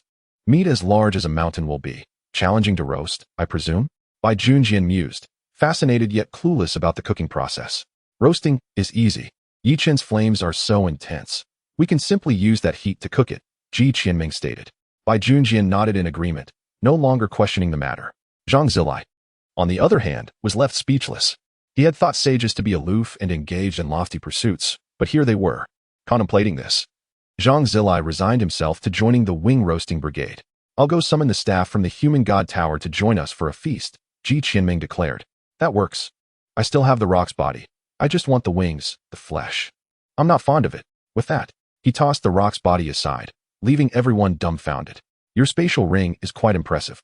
After the arrangements were made, Ji Qianming went to summon others, while Chen commenced his enigmatic operations. Would release, would clone. From Chen, 4 to 5 dozen clones emerged. Before the clones could utter a word, the original Chen shouted, "Brothers, pluck all the feathers from that future roasted wing."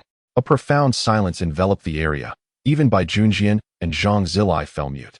"You create clones, summon 50 just to pluck feathers?" Though reluctant, the 50 aides began to work. Some even summoned wooden dragons to assist in the feather removal.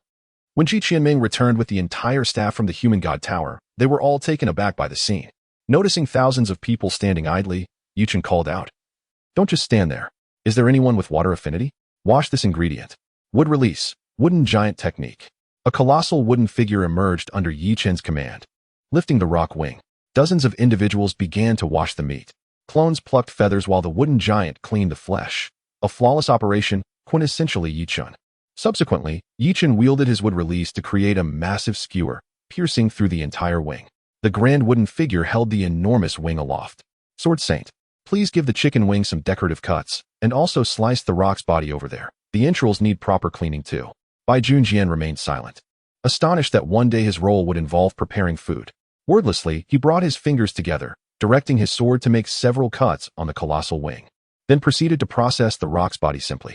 Once everything was nearly ready, Chen used wood release to fashion a gigantic pot and, after another wash, enveloped the meat securely. He then encased it in Susanoo, adding a layer of flame. The final flourish commenced. "All things shall turn to ashes. The blade flows like fire." With that, Chen drew his sword, standing beneath the rock wing, unleashing a tremendous flame. The fire engulfed the wooden structure encased in Susanoo. Who would have thought that cooking could be so exhausting? Chen remarked, wiping the sweat from his brow. The wooden giant obediently turned the wing over the flames, and Chen nodded in satisfaction at the scene.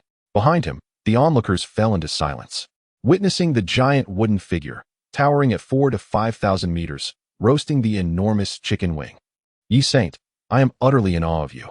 Bai Junjian quietly approached, gazing at the magnificent spectacle before him. "Too kind. This is nothing." Chen laughed in response, suddenly recalling something, and asked, But how long does this sacred beast meat need to roast? Can everyone eat so much? How would I know? This is our first time eating sacred beast meat. Ji Qianming rolled his eyes, somewhat irked. Before the human race faced its crisis, Yi Chen's series of actions sparked a mix of reactions among the crowd, with some feeling a tinge of annoyance. Yet, a few admired Yi Chen, perceiving him as carefree. As for the detractors, their sentiments seemed rather absurd. Those on the front lines had little right to criticize others. The brief moment of joy came to an end after Yi Chen savored the last bite of roasted rockwing. Back in his room, he lay on the bed, gazing at the starry sky outside. Oh, by the way, how vast is the world? It doesn't matter if you don't want to answer. I'm accustomed to it. It's immense, vast enough that you could spend a lifetime exploring it. Just say that I will never comprehend the world's vastness before I die. No need to mention a lifetime of exploration. This is precisely why I dislike conversing with you. You always find a way to extinguish the conversation. Is it really that exaggerated? I believe I am quite likable. Haha. P.S. Ahem. This chapter was purely born from a desire to eat roasted chicken wings, which somehow turned into this narrative. Now that the sacred beast battle has concluded, the next reward is set to usher in a divine war. Given the established foreshadowing, I have already arranged the gods.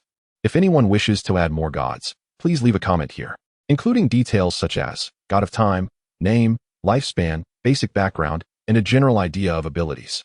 Realistically, just the name and abilities are sufficient. I can devise the rest myself.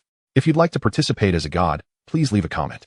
Chapter 197, Dialogue with the Celestial Tao. The genesis of talents, a night of bonfires and roasted meat, served as a respite from the tension among the human race. As the rock was, after all, a sacred beast, most people couldn't consume too much. Therefore, Yi Chen divided the majority of the meat into small pieces to provide an extra meal for all the warriors. The excess was distributed little by little, ensuring that every member of the human race could taste the rock's flesh. The rock, in its wildest dreams, never imagined that it would be devoured by the entire human race. That night, Yi Chen slept soundly. From the demise of the evil flood dragon king to the interdimensional sojourn, the series of actions, though seemingly effortless, had left Yi Chen somewhat weary due to the rapid pace. It was as if he hadn't rested at all, and the truth was he hadn't. In his slumber, Yi Chen found himself in a peculiar space, neither dream nor reality. In this dream, the entire blue star lay beneath his feet, evoking a sensation of being superior to all living beings. Beautiful, isn't it? A hollow voice echoed, interrupting Yi Chen's experience of this unique feeling. Beautiful. Yi Chen replied without hesitation. Sadly, it won't last much longer. The hollow voice chuckled softly and spoke again. Yi Chen was perplexed. Why do you say that? However, Yi Chen's words were met not with a response, but with a statement that sent a chill down his spine. Where do you come from? What is your purpose? Where are you going? Having just recovered from his infatuation with the zenith of the world, Yi Chen's face instantly turned ashen. He immediately roared. Who are you? Who I am is not important. What matters is who you are. Yi Chen was rendered speechless by this statement. The voice continued. I exist within this world, from the moment life began to emerge from Blue Star. My existence will not have any adverse effects on this world, but you. You should not exist in this world. You are the variable of this world. Who are you? The barrage of words caused Yi Chen to furrow his brow, unable to comprehend their meaning. After a moment of calm reflection, he composed himself. It's rather impolite to not introduce oneself before questioning others, wouldn't you agree? You claim that I shouldn't exist here, yet you lack the ability to expel me. Hence, you seek to converse with me, correct? In that case, how can you expect to obtain information from me without revealing your origins or introducing yourself? Such a fortunate occurrence is unheard of. Yi Chen's mind raced. Perhaps at its most astute, the hollow voice suddenly fell silent, but Yi Chen knew it was still present. Since it hesitated, it indicated that his assumptions were correct. It could not expel him in his current state. If he wasn't mistaken, it was the celestial Tao of Blue Star. When a planet reaches a certain stage of development, it generates spiritual energy, leading to the so-called spiritual revival. According to human understanding, similar to a game, the price of spiritual revival is the invasion of more advanced civilizations. Whether it was a cause for joy or sorrow, this so-called invasion came with novice protection. Before Blue Star gave birth to a god, foreign entities were not permitted to enter. The voice expressed a sense of helplessness. I had hoped for rebirth, but it seems it will be annihilation. And when I mastered the means of bestowing spiritual energy, I attempted to grant abilities to the beasts, but those creatures, after gaining power, only became tyrannical and even submitted to the beast gods from other realms. Just as I was in despair, the human race, whom I had the least hope for, displayed a united cohesiveness at the most crucial moment. Witnessing this, I decided to take one more chance. I bestowed most of the spiritual energy upon the human race. As I had hoped, the human race grew rapidly. However, the vampires of the West, the ice and snow tribes of the North, utterly disheartened me, a group of scum who abandoned their human identity to join foreign races. Unlike the other countries of the world, during the global collapse, the dozens of individuals who were the first to receive my spiritual energy led the young children and frail women, breaking through the encirclement, using their flesh and blood to create a livable environment for their descendants. I chose Great Xia, or rather, Great Xia chose me. At this point, the voice paused. Chen gleaned several key points from it. For example, the bestowment of spiritual energy, the vampires and ice and snow tribes, presumably the Ice Queen. He also understood why Great Xia was the only nation remaining in this world. The talents of this world are merely constructs of my creation. Divine beasts, divine weapons, elements, all of these are based on the myths of the human race. Therefore, in this world, every human is granted an ability or talent through the rules I employ. However, you are not granted a talent. Therefore, you are not from this world, are you? Chen nodded, neither avoiding the question nor finding it necessary to do so. The celestial Tao of Blue Star, correct? The hollow voice did not deny it. Indeed, Chen sighed. I am indeed not from this world, and I do not harbor much attachment to my previous world. On the contrary, here I have found friends, elders, and a good life. Perhaps you won't believe me, but I must say it nonetheless. As long as I am here, Blue Star will endure. Chen spoke with unwavering conviction, his eyes devoid of any hesitation. The celestial Tao was taken aback. As the celestial Tao, it possessed countless rules. Yet it could not see through Chen's heart. And from the few words Chen had just spoken, it perceived only sincerity. Having received Chen's answer, it had no need to say more. Thank you. Chen slowly opened his eyes, the sun already high in the sky, standing atop the human god tower. He overlooked the world. Although it lacked the grandeur of seeing the world from atop the great Buddha, it possessed a unique charm. Standing on the great Buddha was for the sake of slaughter, for the sake of protecting the human race. Standing atop the human god tower was to appreciate the land he had protected. Celestial Tao. Chen gazed at the sky. What was the celestial Tao? It was merely the consciousness that arose from the rules of a planet. Since it possessed life, it naturally did not wish to die. And so it was with the celestial Tao. Chen's heart was calm. The purpose of those so-called advanced civilization invasions was to seize the celestial Tao, just as the Gate of Rules had devoured the small celestial Tao of that world. Although that was true, Chen dared not gamble. If the celestial Tao were to disappear, would Blue Star also perish? After all, the celestial Tao was the very fabric of the world. Even if it did not perish, how would those so-called gods treat the human race on Blue Star? Would they slaughter them? Or would they keep them as livestock? Chapter 198, Beast God. Black Prison Dragon King Chen Changsheng also stood at the apex of the human god tower, his heart in turmoil. As long as he entered the divine realm, the human race's perilous situation would vanish. However, he had been repeatedly experiencing a dream in which a voice told him not to enter the divine realm. Although he had already reached this level and could easily forego sleep, he would still fall asleep from time to time. Hey, system bro. Last night in my dream, I heard you. Stop babbling and focus on cultivating. Little kids shouldn't ask so many questions. I haven't even asked anything yet. Then ask now. How strong are the gods? One strike is enough. The system said irritably. Chen was stunned. One strike? It was fortunate that Ji Qianming hadn't heard that. Otherwise, one might go mad. The recollection of someone once trailing behind, urging me to strike. Is there a hierarchy among gods? God is merely a title. When you ascend to the realm of demigods, I shall then enlighten you on the distinctions of divine realms. The system replied with palpable indifference. It is still too early for Chen to grasp these concepts. There is no necessity for it. Although he currently resides in the sacred realm, the density of spiritual energy on Blue Star means that even with his exceptional ability to absorb it, reaching the demigod level would require at least a year or so. Of course, with the system's assistance, the duration will undoubtedly be significantly reduced. After a brief exchange, Chen arrived at the front line. At this moment, the other sages, including Zhang Biqing, were deliberating strategies. The notion of capturing all the otherworldly beasts in one fell swoop was utterly implausible. The most prudent approach would be to eliminate the major sacred realm beasts. Ji Qianming expressed her opinion. As Chen entered the conference room, he interjected with a smile. Isn't this simple?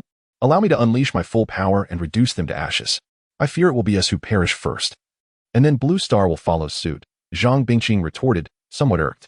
Haha, just a jest. Chen's presence brought a sense of calm to everyone.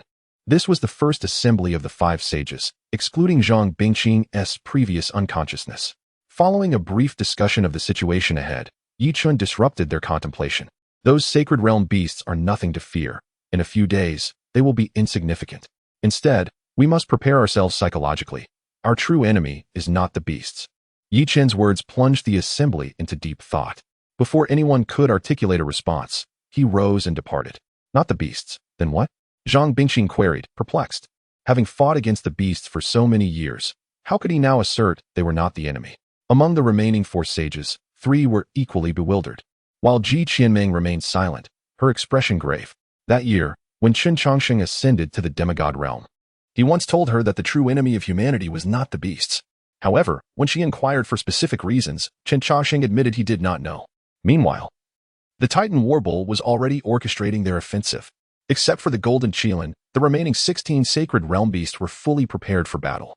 Naturally, the Frostwater Crane, Ice Snow Queen, and Space Mouse might not be ready. Tomorrow, vampires, Ice Snow Queen, Frostwater Crane, and Space Mouse, you will launch an attack from the right flank. Voidworm King, you are accustomed to solitary combat. Assess the situation and act accordingly. Phantom Tiger, Golden-Haired Roar, and Scarlet Flamebird, you 3 are more powerful. So the left side is entrusted to you. The rest will follow me in a frontal assault. No objections?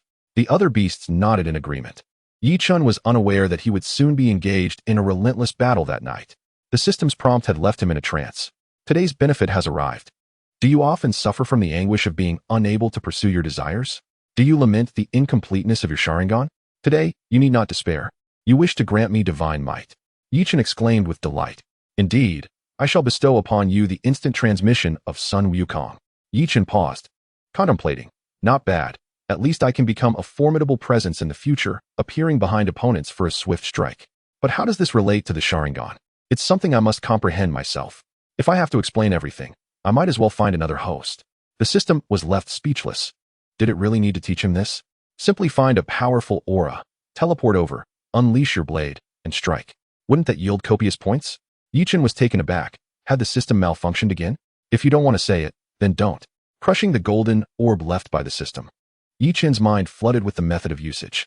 By placing his fingers on his forehead and sensing the surrounding spiritual energy fluctuations, he could achieve instantaneous transportation. He began his audacious maneuver. Suddenly, Ji Qianming felt a chill behind her, sensing a spatial disturbance. As she turned around, she saw no one. In the next moment, Yi Chun materialized before her. What the? Ji Qianming exclaimed in shock. Oh, isn't this Ji old-timer? It hasn't been long. Why the fright? When did you acquire spatial abilities? Ji Qianming pointed at Yi Chun, demanding an explanation. Not telling you. I'm off to tease the others. With that, Yi Chun vanished before her eyes. Space. No, it can't be. Space isn't that swift. Ji Qianming began to doubt her understanding of reality. However, considering it was Yi Chun, she felt reassured. Subsequently, Yi Chun utilized this technique to surprise everyone in turn. In the void of the cosmos, not far from Blue Star, a colossal figure floated like a lifeless corpse. Suddenly, 2 eyes snapped open, gazing towards Blue Star. It is nearly time. Once the beast's souls are replenished, my avatar can descend upon Blue Star. The gigantic form was indescribable. Even the great Buddha would struggle to contend with it. The Black Prison Dragon King's plan was straightforward, to descend upon Blue Star with demigod strength through his avatar. Should the human demigod fail to reach the divine realm, they would not be able to withstand his avatar. If one were to enter the divine realm, it would signify the arrival of his true form on Blue Star. Black Prison Dragon King, referring to the beast god, is essentially a dragon of divine status bearing the title of beast god. There is no notion of a dragon clan in this narrative. Any entity detrimental to humanity deserves demise. When all the sacred beasts are extinguished, it will mark the completion of the beast god's soul replenishment. However, the dragon would never dream that Yi Chen's blade could sever souls. For instance, when the beast god's followers arrived at the site of the Great Peng's fall, they found nothing but a colossal bird's head, and nothing else. Not even a trace of its soul. Chapter 199. How about a cup of cola? Following Yi Chen's series of maneuvers, the entire Divine Tower was now aware of his ability to teleport. Even the hidden heavenly Tao was taken aback. Did I not just speak with him? How did he suddenly acquire teleportation? With this thought, the heavenly Tao hastily reviewed the rules at its disposal. No, my teleportation rule still exists. Moreover, the simple teleportation rule is not particularly powerful. It primarily serves to catch opponents off guard. After locating all familiar presences on Blue Star, Chen suddenly recalled something. As long as I can sense an aura, I can teleport right beside them. The system observed Chen's astonished expression, feeling a sense of pride akin to that of a parent witnessing their child grow. I can use this to locate demigods, and that beast god as well. The system was momentarily taken aback. All right, I suppose I didn't just say that. Goodness, I intended for you to be the one to surprise others. Now, right this moment, unleash your full power and teleport to obliterate them. Then use your points to enhance your godless eternal kaleidoscope Sharingan. My heavens. How could someone be so foolish? Is my intelligence too high, or is this too low? I simply don't understand. Unaware of the system's good intentions, Chen promptly sat down. He placed his fingers upon his forehead, meticulously sensing the surrounding spiritual energy fluctuations. Familiar auras were captured by Chen, yet his target was not among them. Amidst the surrounding energies, there existed a distinct presence, unlike any ordinary individual's aura. However, as Chen was unaware of who it belonged to, he found it quite unfamiliar. Upon reflection, the only individual who would stand out among the surrounding energies was Chen Changxing, as he was a demigod. Even if he still appeared human, there should be some discernible difference from ordinary mortals, right? Just then, a terrifying aura surfaced in Chen's mind, radiating an essence of death. Chen meticulously sensed the spiritual energy around him. Although it appeared rather peculiar, he could detect a faint vitality emanating from it, albeit extremely weak. If he was not mistaken, this must be the demigod. Chen's eyes widened suddenly, a slight smile gracing his lips as his figure vanished in an instant. Moments later, he found himself in a confined space. The stark whiteness of the surroundings unsettled him. After all, he had previously encountered a similar white environment at the Gate of Rules. How did you get in here? An elderly man clad in a white robe, sporting a well-groomed beard, materialized before him. Chen regarded this figure, sensing that he might indeed be the demigod Chen Changxing he had been searching for. Yet, he was perplexed. How could Chen Changxing, a demigod, appear so aged, while Ji Qiandream, a saint, looked so youthful? This contradiction left him bewildered. Chen Changxing furrowed his brow, the wrinkles on his face becoming more pronounced. You have yet to answer my question, he remarked, irritation lacing his tone, seemingly displeased by Chen's momentary distraction. Oh, my apologies. I was lost in thought. Chen quickly responded, you must be the esteemed demigod. After being roused from his stupor, he hastily apologized. Despite Chen Changxing's brusque manner, Chen discerned no malice. Instead, he expressed his enthusiasm. I've long heard of your illustrious reputation, and I've always yearned for the chance to meet you. This moment feels remarkably familiar. You truly embody the elegance and grace ascribed to you. A celestial amongst mortals, a dragon among men, soaring through the cosmos. For a moment, Chen Changxing appeared taken aback, unable to process Chen's flattering words until he stumbled over his own speech. Ha ha ha, you young lad, you have quite the charm. He chuckled heartily, gesturing for Chen to sit. Chen was momentarily stunned. Oh, all right. Chen Changxing had spent considerable time in this realm, and the sudden appearance of another person brought him a sense of relief from the monotony of solitude. As Chen settled into his chair, he felt a bit stiff. Attuning himself to Chen Changxing's aura, he found himself at a loss. Wasn't it said that a demigod could vanquish with a mere stroke? Yet here he was, feeling as though his very existence was at risk. Strangely, he had previously encountered entities like the Tai Su Water Cloud Crane and the evil Flood Dragon King, all of whom grazed the demigod level, but they seemed comparatively feeble next to the man before him. Chen Changxing skillfully summoned a tea set, exhibiting an ease that suggested he could manipulate this space at will. With a flick of his finger, a tea table appeared, followed by the tea utensils, and even water that boiled on command. Chen watched in astonishment. While these may have seemed trivial acts, it felt as though Chen Changxing conjured them from thin air. Would you care for some tea? Chen Changxing inquired with a smile after completing the tea preparation. I'd like iced red tea. Thank you. Chen replied without hesitation.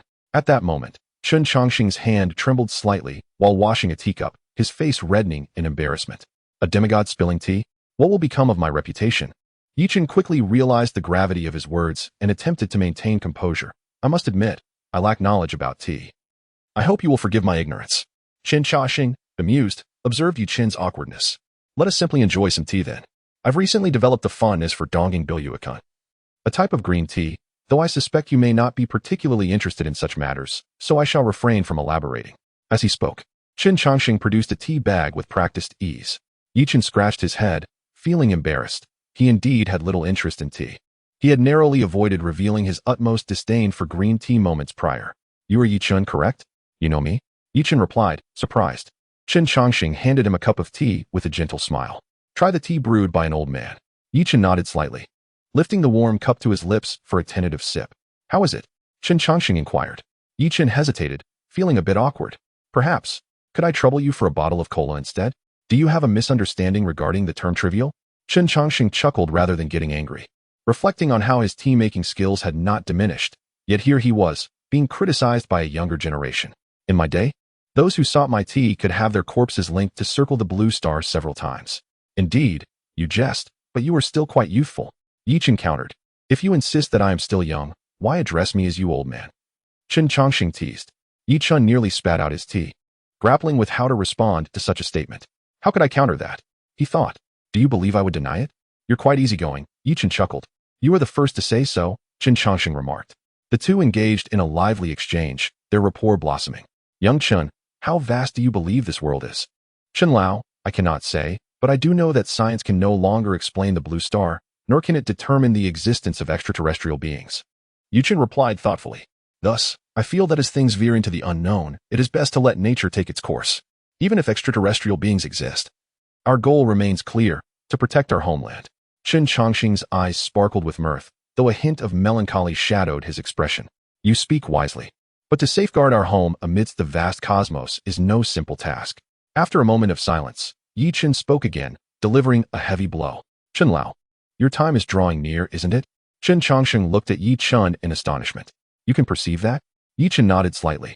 Your spiritual energy carries a dense aura of death, yet within it, a flicker of tenacious life. Indeed, you are perceptive. No wonder you achieved sainthood at such a young age. Chen Chongqing responded with a smile. My gift is eternal life, but my cultivation method differs from others. I must sacrifice my lifespan to gain strength. Now, I have reached my limit. Another step forward may not lead to rebirth, but rather to death. As he spoke, he gazed intently at Chen. Each ounce of spiritual energy I wield is supported by my remaining lifespan. Without engaging in battle, I can survive for 3 more years. Should I take action? I have only 3 minutes left. Chen was taken aback. This was no jest. He understood that he had but one opportunity to act. With the beast horde poised to launch an assault that very night, his brow furrowed in concern. Chen Chongqing, noticing Chen's apprehension, reassured him. Do not worry. I will not allow humanity to perish. When the time comes, I shall act. But, Chen began, only to be interrupted by Chen Chongqing. Alas, there is no but. I, Chen Chongqing, have devoted my life to safeguarding humanity. Before I depart from this world, I wish to contribute further to our kind, thus granting me peace in my final moments. Upon hearing Chen Chongqing's words, Chen felt a pang of sorrow in his heart. If I were to ascend to the divine realm, Chen suddenly spoke, only to fall silent. The heavenly Tao had once told him that once the first being of the divine realm emerged, the protective barrier of Blue Star would vanish. At that moment, countless extraterrestrial deities would descend upon Blue Star to vie for dominance. If I were to step into the divine realm, it would herald true calamity for the world. Chen Chongqing smiled faintly and rose to leave. It is time for you to go, he urged, seemingly eager to usher Chen away. Before Chen could utter a word, Chen Chongqing waved his arm, and in an instant, Chen found himself seated in his own chamber. Goodness, he really sent me away just like that? Chen thought, momentarily rendered speechless. Just then, a voice echoed at his door. Yi Sheng, a horde of alien beasts has appeared at the front lines. Sword Saint requests your presence. Chen paused for a moment, pondering the uncanny timing. Was it that the semi-divine had foreseen the impending beast attack and thus expedited my return? Understood. I will head there immediately, he replied, directing his response towards the door. With 2 fingers pressed against his forehead, he swiftly sensed the Sword Saint's aura. In the vast sky, Bai Junjian stood tall, trembling at the sight before him. A surge of frustration welled within him. How on earth am I to fight this? 8 heads of divine beasts, and I have never encountered even one. He lamented inwardly. Ox, rabbit, snake, horse, sheep, monkey, chicken, pig. All of them at the divine level. Why not gather all 12 zodiac animals? He thought. Rat, ox, tiger, rabbit, dragon, snake, monkey, chicken, dog, pig? If only there were a space rat near the Ice Queen and a tiger somewhere else. The fake dragon, evil flood dragon, is dead, and the titanium alloy dog has transformed into a Qilin. Otherwise, we could have indeed gathered the entire zodiac. Bai Junjian felt tears welling up. Had he known, he wouldn't have stood at the forefront. Zhang Bingqing and Ji Qiandream were at the Ice Queen's side, while Zhang Zilai faced 3 divine beasts alone. But what about me? 8 divine beasts stand before me. Look at that human. Does he intend to face us alone? A flamboyant chicken suddenly chuckled. Who knows? Perhaps there are no humans left, a nearby little rabbit jested. Bai Junjian felt utterly humiliated. Never had he felt so stifled in his life. The colossal form of the Titan bull was what truly terrified him, a bull's head towering at 10,000 meters.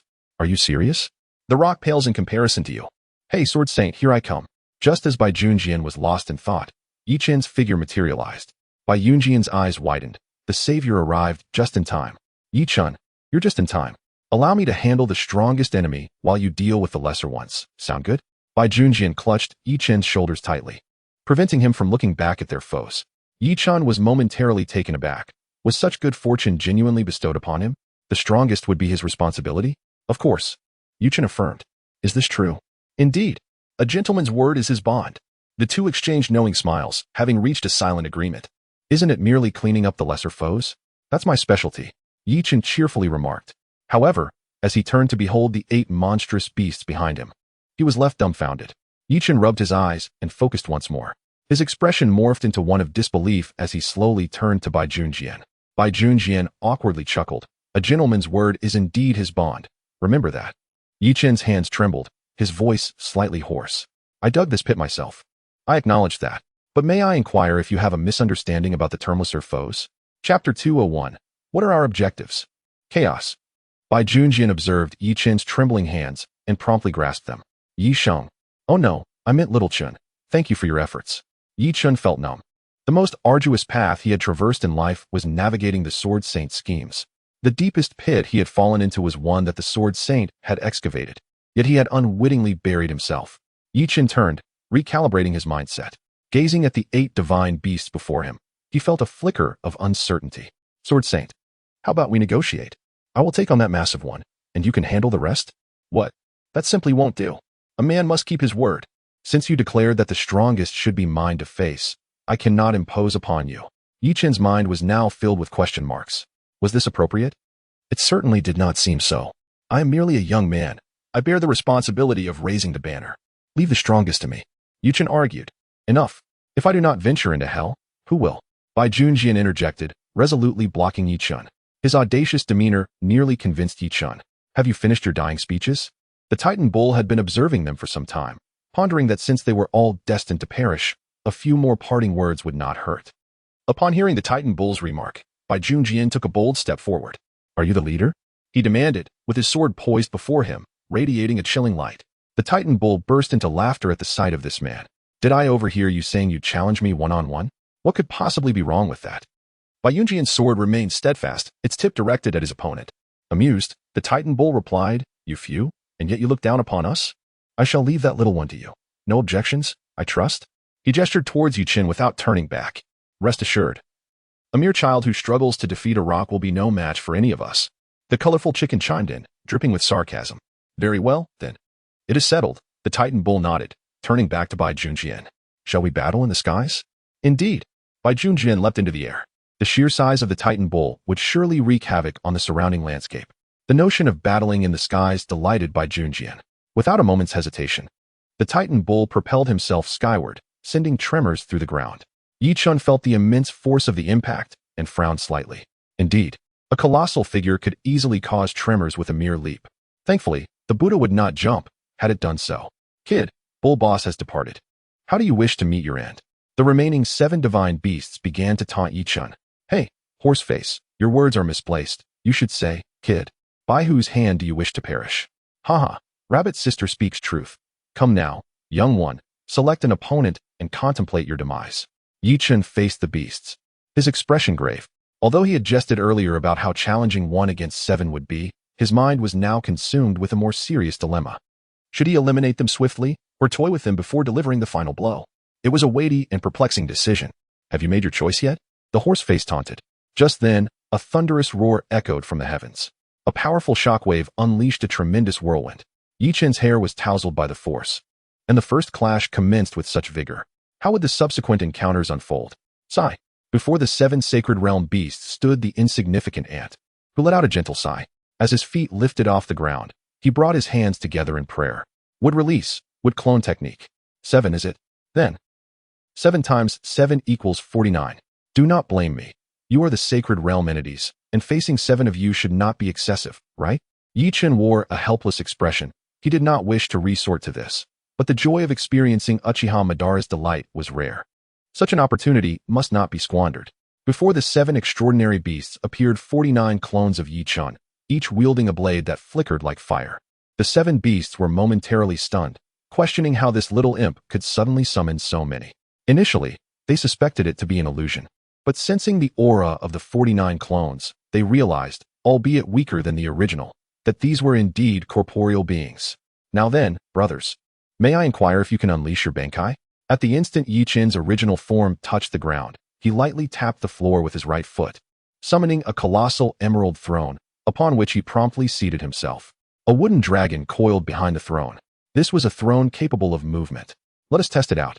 One of the clones declared, "Brothers, proclaim loudly our intention. Black silk, white silk, long legs. Smack. What are you thinking? Repeat after me. Our battle cry is, stir up trouble, stir up trouble, stir up trouble." 49 The original Chen, seated upon the throne, nodded in silent approval. Indeed, my Chen army is here to stir up trouble. The Naruto army relies solely on sheer numbers. I am different. My Chen army can crush the opposition with large-scale area of effect skills. For a moment, none of the 7 extraordinary beasts dared to make the first move. Instead, the Void Worm King, lurking in the void, watched Chen's series of maneuvers with keen interest. "Come forth." The Void Worm King waved his small hand.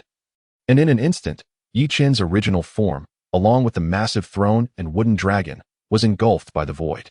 Initially, he had rested his chin on his hand, anticipating the spectacle of this 7 against 1 confrontation, but in a sudden shift, darkness enveloped him. Chen was momentarily bewildered. He had been perfectly fine. What was happening? Contemplating this, Chen extended a finger, igniting flames upon it. Flowing blade like fire's initial release can now summon flames. As long as it is the fire of flowing blade like fire, it can be controlled. The instant the flames ignited, Chen's brow furrowed. Logically, the flames of flowing blade like fire belong to the category of illumination, and their radiance should illuminate the surroundings. Yet now, they only illuminated a radius of 1 meter. Reflecting upon this, the flames at his fingertips surged forth, blazing like the sun in the encompassing darkness. Alas, still, he could not discern the situation around him. Futile. In my void, all rules are dictated by me. Chapter 202. The Gentleman's Sword and the Nameless Sword. The 49 clones of Bankai Chen. Titanic Wild Bull. You are formidable. The White Gentleman's Sword, resembling a celestial swordsman, gazed intently at his opponent. Clad in flowing white, his left hand rested behind him while his right firmly grasped the longsword. Little one, you are not without merit. The Titanic Wild Bull, exuding an aura akin to a deity, fixed its gaze filled with combat fervor upon the White Gentleman's Sword. As a member of the Titan race, few dared to confront him directly, for his physical prowess was immense. Yet this swordsman before him showed no hint of retreat. Engaging in direct combat was the true joy of battle. Old bull, I find myself appreciating you. Haha. As a swordsman, when one sword can break myriad laws, no matter how strong you may be, I shall not cower. Very well. A splendid swordsman. Haha. A splendid lack of fear. The Titanic Wild Bull let out a thunderous roar. As the strongest creature of Blue Star, the mightiest beast, his physique had reached the pinnacle beneath the divine realm. Even enduring a relentless pursuit by the demigod Chen Chongqing for 3 days and nights without succumbing. And now, a swordsman appeared. After a century of absence, such a powerful human had emerged. Intriguing. Those days when he was pursued by Chen Chongqing, though perilously close to death, turned out to be a blessing in disguise. He had obtained the Titan race's most potent secret technique. Each time he sustained an attack that sufficiently injured him, his physique would strengthen incrementally, and this could stack infinitely. During this century, he had amplified his physical form to the extent that even the Void Worm King, using its strongest abilities, struggled to inflict harm upon him. Naturally, he could not defeat the Void Worm King, for its powers were too bizarre. While it could not kill him, it could banish him into the void. I can see that our battle excites you. The White Gentleman's Sword trembled with anticipation. This world is utterly revolting, so much so that even the sword in his hand felt difficult to wield. Especially that wretched evil Flood Dragon King, who constantly ambushed him. And now, at long last, someone dared to engage him in a fair fight. The Titanic Wild Bull also noticed the peculiar excitement of the diminutive White Gentleman's Sword. How unfortunate. I too am quite exhilarated. The expression of the White Gentleman's Sword shifted dramatically. What is this thrill? It had been so long since he had experienced it. After a brief exchange of blows, he found himself deeply intrigued by his opponent. Let us battle fiercely. The titanic wild bull raised his colossal arm skyward. A heavy sword manifested in his grasp. This is my innate weapon, nameless. Are you prepared to meet your demise? Swordsman, the gentleman's sword, the white gentleman's sword, shall be the one to slay you. Annihilate. Open the heavens. The titanic wild bull's massive form bore an unwieldy weight. His natural speed was lacking. He had only managed to escape from the demigod due to the depletion of its spiritual energy. Hence, in his vocabulary, the concept of evasion did not exist. That 1,000-ton heavy sword descended, a force of several tens of thousands of tons crashing toward the white gentleman's sword. He cared not whether the swordsman would evade. This was merely an appetizer. As the heavy sword struck down, a blade-like aura coalesced. The two massive swords collided. Boom! The sky changed color, and the immense gusts of wind scattered the clouds. When the two swords clashed, a fierce collision generated faint currents of electricity. Those currents mingled with the sound of wind, instantly engulfing the entire battlefield. What of his original form? I have no idea. It seems he was just taken by that Worm King, right? How unfortunate for him. To be targeted by the Worm King, my heart aches for him. The 7 sacred realm beasts mockingly taunted Chen from the sidelines. Meanwhile, the clones of Chen felt somewhat speechless. Just like that, the original was gone? What a predicament. Brothers, do not concern yourselves with that fool-less fate. Let us seize the 10 billion points before us. Each extraordinary beast yields over 1 billion points. Surely 7 heads would accumulate to at least 10 billion, right? A splendid plan. That original character is undoubtedly not dead. If he dies, we cannot possibly survive. Can we? So, shall we continue to stir up trouble? I believe that is agreeable. With the 49 clones organizing into groups, 7 floated before the 7 sacred realm beasts. Setting aside the matter of the original, since he instructed us to dispatch you, we must extend our apologies. Ha ha. What do I hear?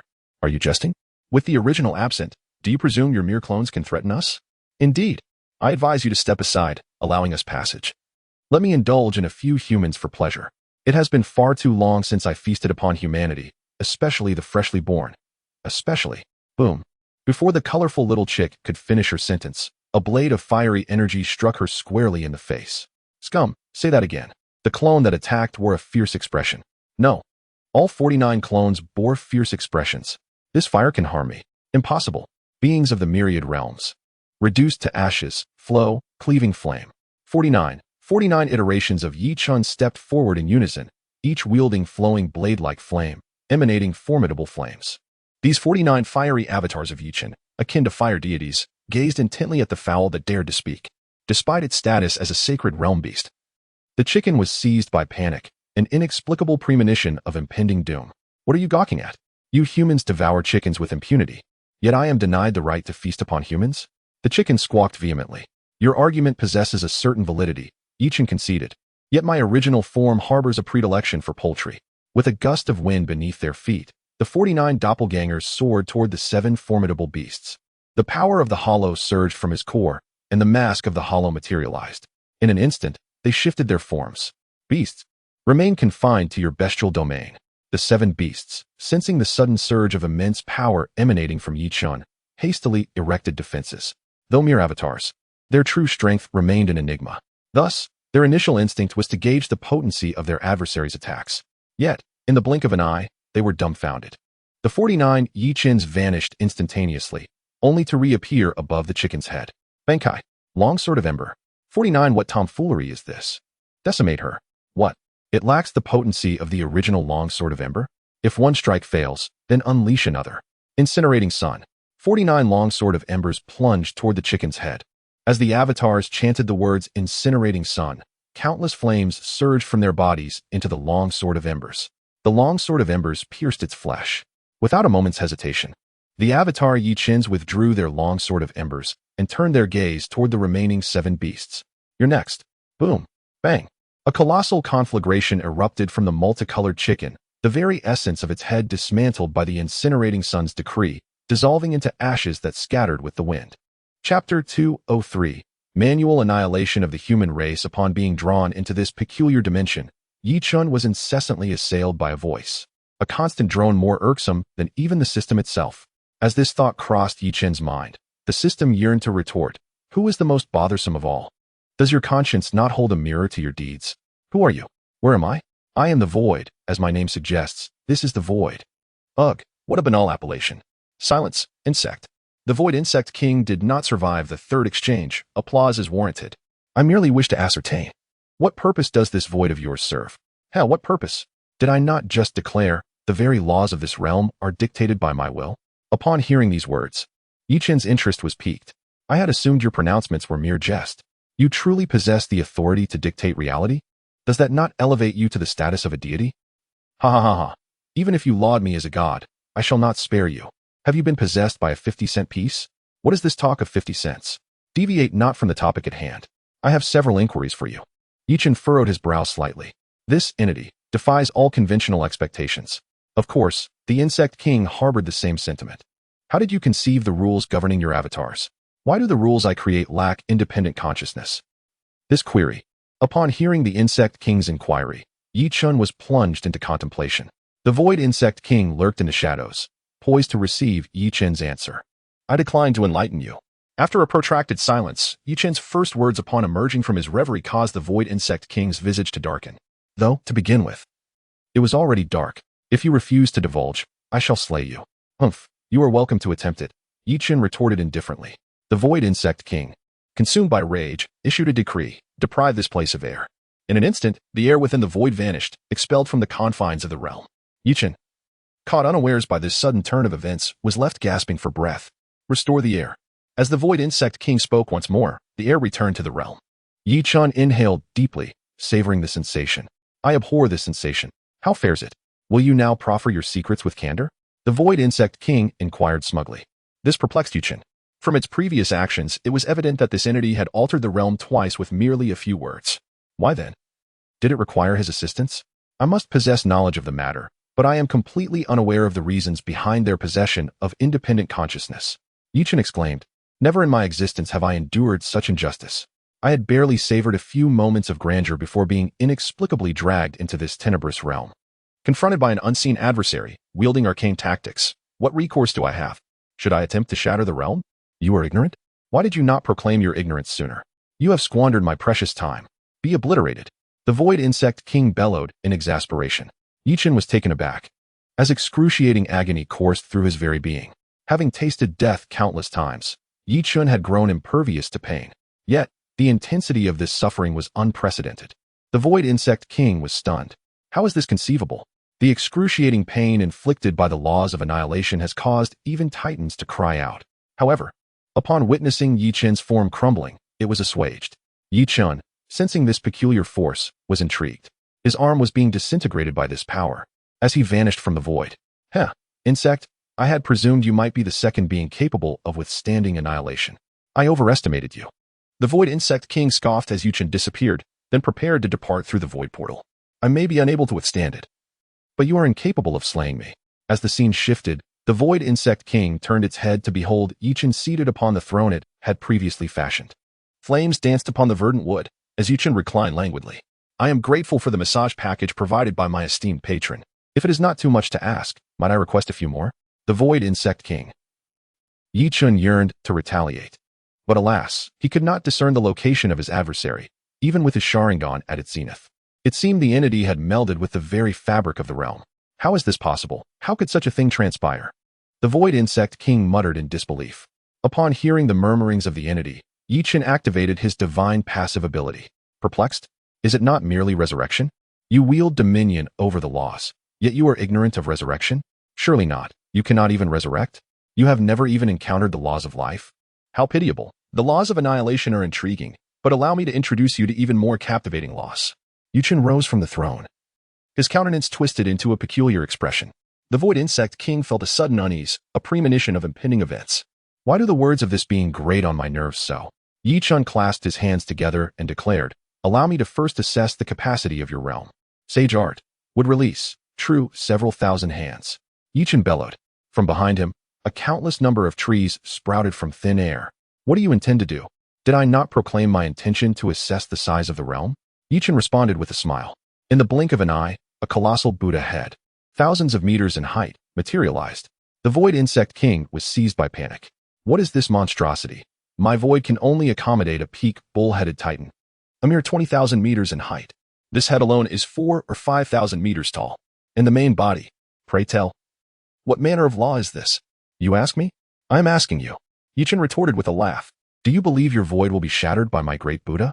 Begone from the void. The void insect king shrieked in desperation. With a flick of its hand, the entire void convulsed violently. Chen shuddered, as he and the great Buddha were forcibly expelled from the void. High above the heavens, Baijian and the Titan bull engaged in a spirited clash, their swords colliding in a joyous dance. Suddenly, a shadow as vast as the heavens enveloped both a man and a beast.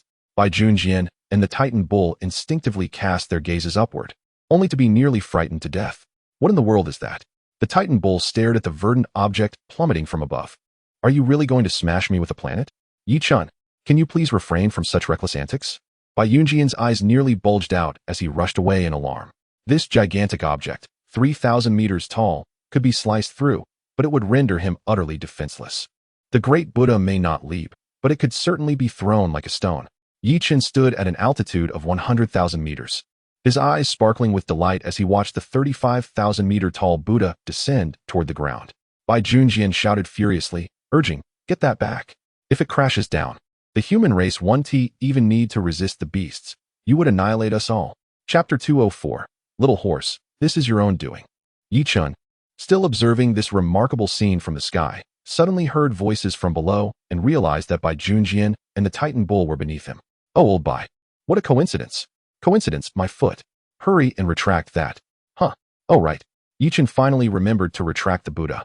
With the dispelling of the 1,000 hands of truth, the sky cleared once more. Baijian and the Titan bull regained their senses and ceased their flight. Meanwhile, the 49 avatars of Chen and the remaining 6 holy beasts on the ground stared dumbfoundedly at the appearance and subsequent disappearance of the great Buddha. The main body is truly excessive, isn't it? If that 1,000 hands of truth had fallen, we would have been obliterated. Hey, stop watching others fight. Our 49 remnant fireblades. If we don't resolve this battle quickly, the world is doomed. A hidden observer in the shadows murmured, aren't you aware? Shouldn't you wrap up the fight promptly?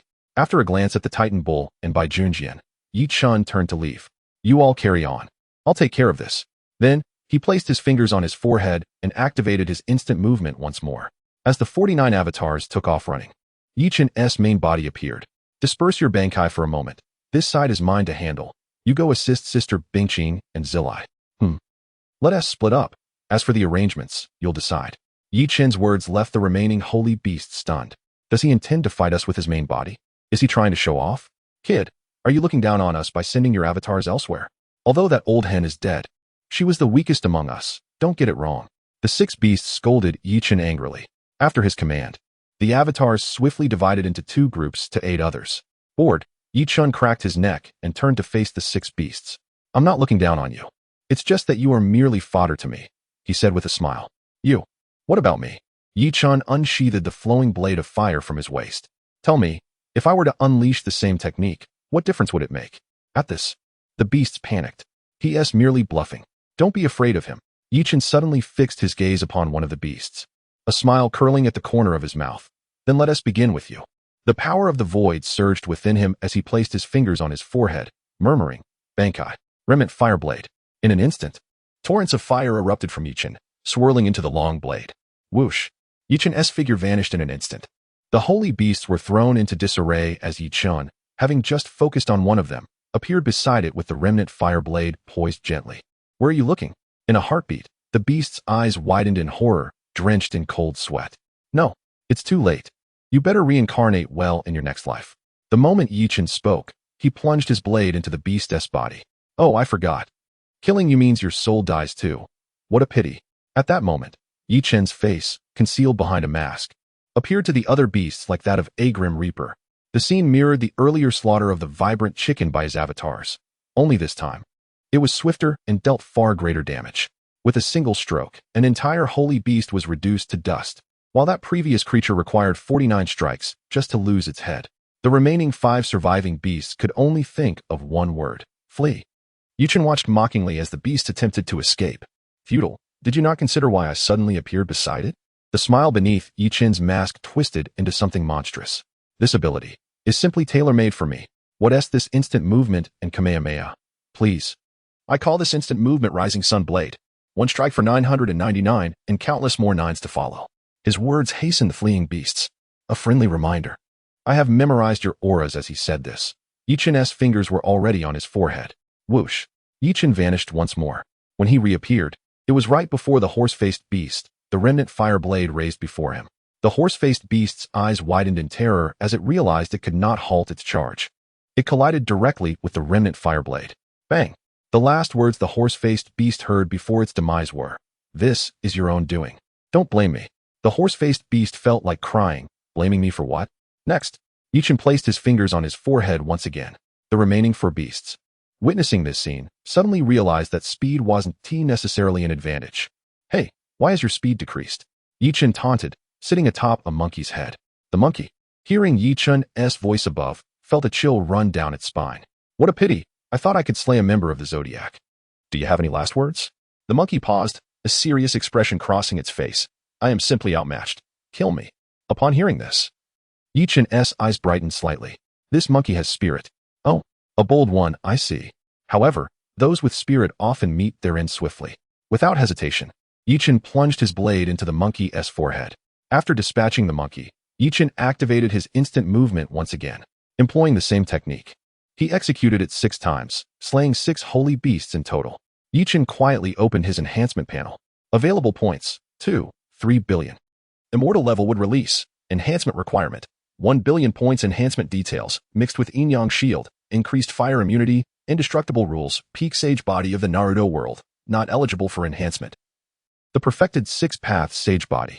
Enhanced version of flowing blade of fire, enhancement requirement, 1 billion points. Enhancement details, flame carries destructive effects in Shurkai state, power of Vastad, enhancement requirement, 10 billion points. Enhancement details. Perfect steel skin.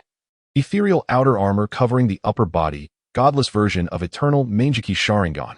Enhancement requirement, 1 billion points. Enhancement details, strengthened mental power. Added Kamui, advanced 3-color domineering, future sight. Enhancement requirement, 1 billion points. Enhancement details. Unlock flowing cherry blossom, I can enhance 2 of these. Although there are 4 options available, Yichen has already decided what he needs. An eternal Mangeki Sharingan without Kamui cannot be considered a perfect eternal Mangeki Sharingan. Of course not. So, Chapter 205, is this what you call the sword intent of destruction? Are you certain it is not a nuclear?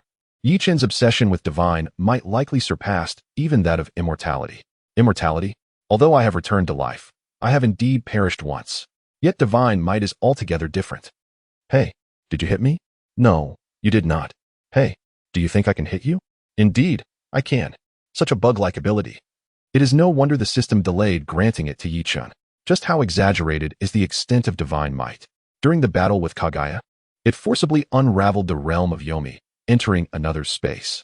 After death, it briefly communicated with the mortal realm from the Pure Land. Moreover, there was never a second means of entering the divine space revealed, indicating it is an independent realm. If not for gifting an eye to Kakashi, Obito would have never suffered even a scratch in this lifetime. The simultaneous use of dual divine might even accelerates the entry into divine space. Is this not a divine technique? The moment the eternal kaleidoscope was activated, Yichen's eyes suddenly felt a surge of warmth. A comforting warmth enveloped him. Omni-type kaleidoscope, enhancement requirement, 10 billion points. Enhancement content, elementary reincarnation eye, with switch. As for the remaining 10 billion points, Yichen had no intention of using them just yet. Currently, Wood Release and Flowing Blade Row both stood at the 10 billion level. Yet their destructive capabilities had reached a world-class magnitude. Under the full force of the Great Buddha, it effortlessly pierced through the blue star, quite easily.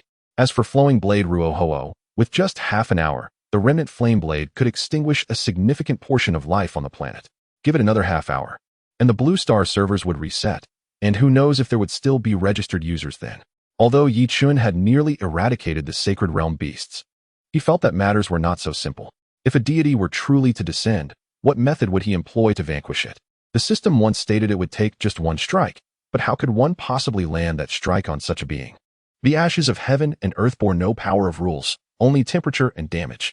Only when the tip of the rising sun blade made contact could the explosive flames incinerate what it touched. Yichen did not believe his current strength could strike a god. Therefore, it was better to conserve points for now. If necessary, he could enhance Flowing Blade Ruohuo later and see if the ashes of heaven and earth could slay a deity. After completing this series of actions, Yichen resorted to his old methods, plucking the colorful feathers from the remaining body of the multicolored chicken. He seasoned it, wrapped it in wood release, and began stewing the chicken. The rock expressed, "I am quite familiar with this." The chicken remarked, "Thank you, I shall soon be well done." He then resumed his throne, eagerly watching the battle between the White Lord's sword and the Titan bull. This diminutive human dares to engage me in combat for hundreds of rounds. The Titan bull grew increasingly exhilarated, showering praises upon the White Lord's sword. However, in doing so, he inadvertently included himself in the praise. "Heh, you are the only beast I have encountered bold enough to face my sword strikes head-on. Are you suggesting I should thank you for your commendation?"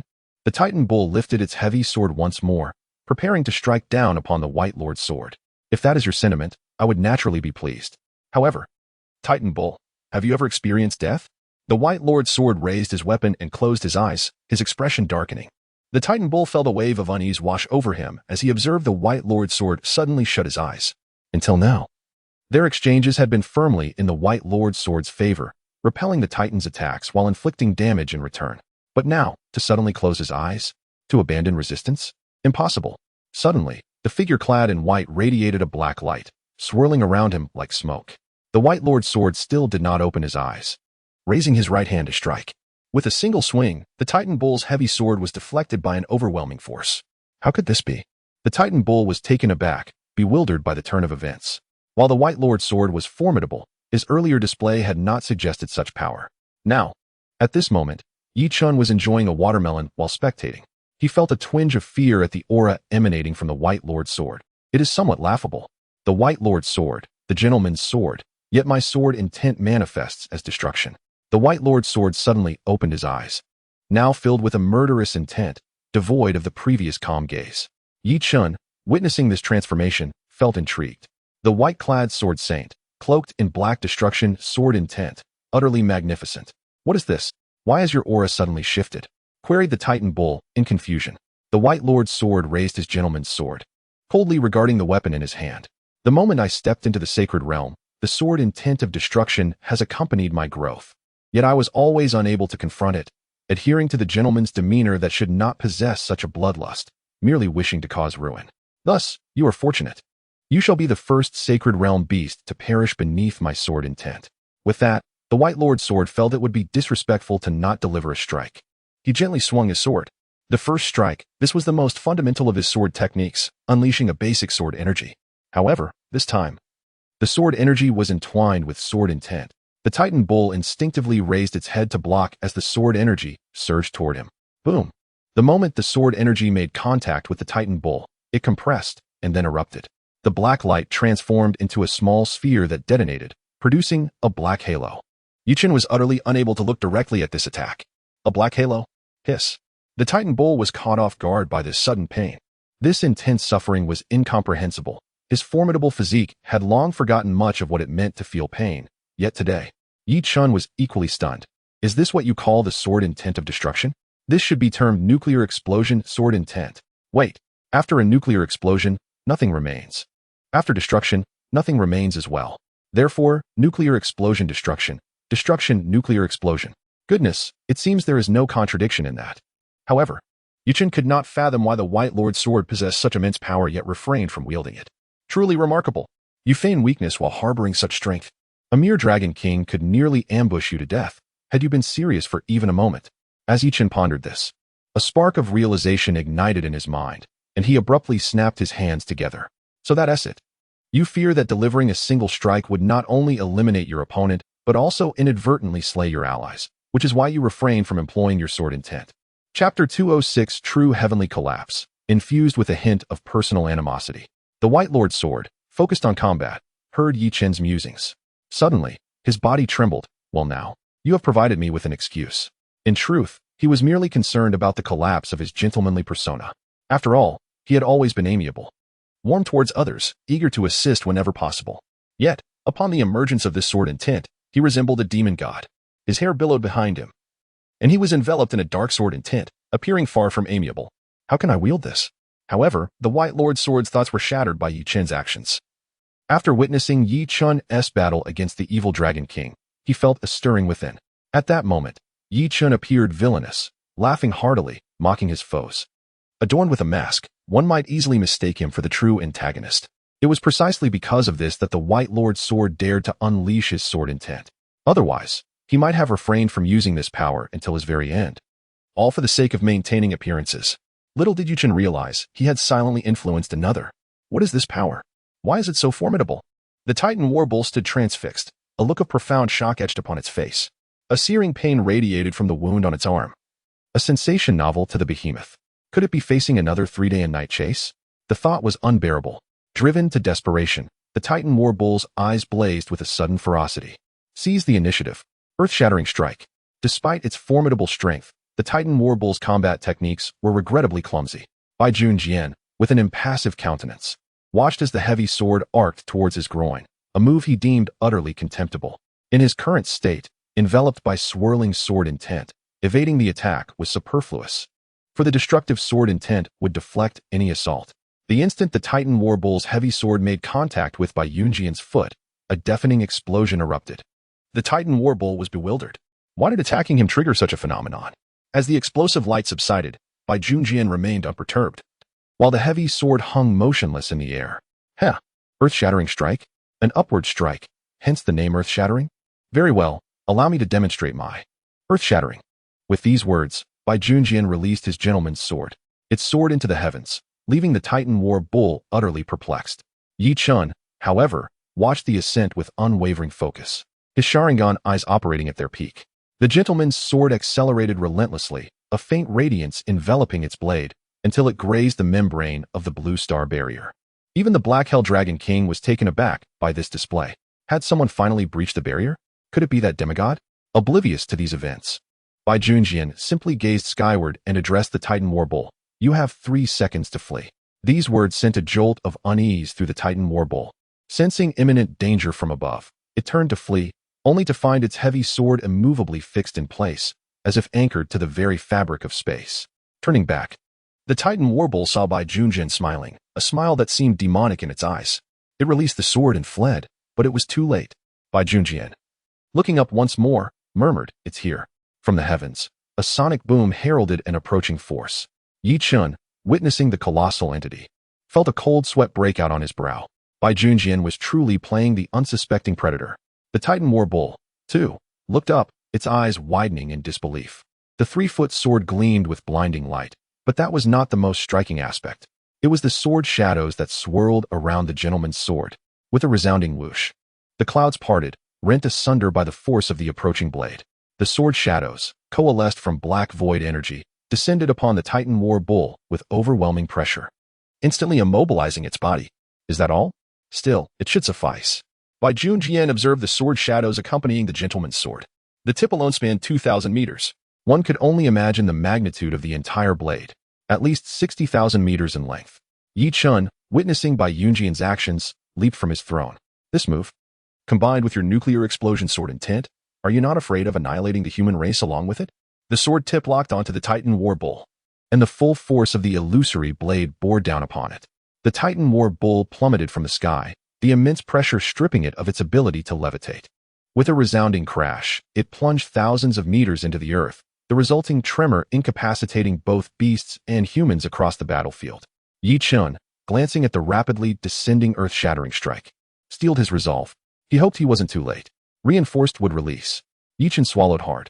World class would release. If this couldn't stop it, nothing could. Sage art. Advent of a world of trees. He added silently. Ultra-large scale. Countless colossal trees erupted from beneath the Titan war bull, lifting it from its earthen prison. Feeling this was insufficient, Chen gritted his teeth.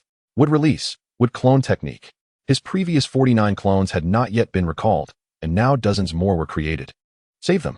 The clones barely materialized, since the terrifying power descending from above.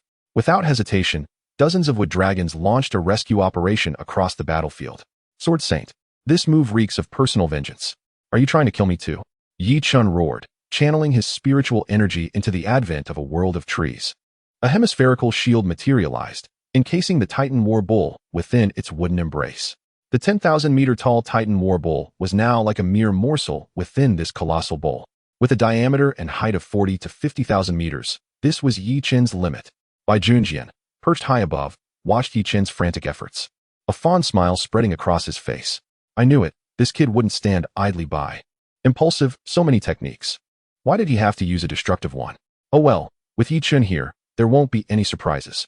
Bai Junjian settled in to watch, finding the spectacle utterly captivating. He had originally intended to use a more elegant technique, but the Titan War Bull had made the fatal mistake of using Earth-Shattering Strike. Bai Junjian couldn't resist.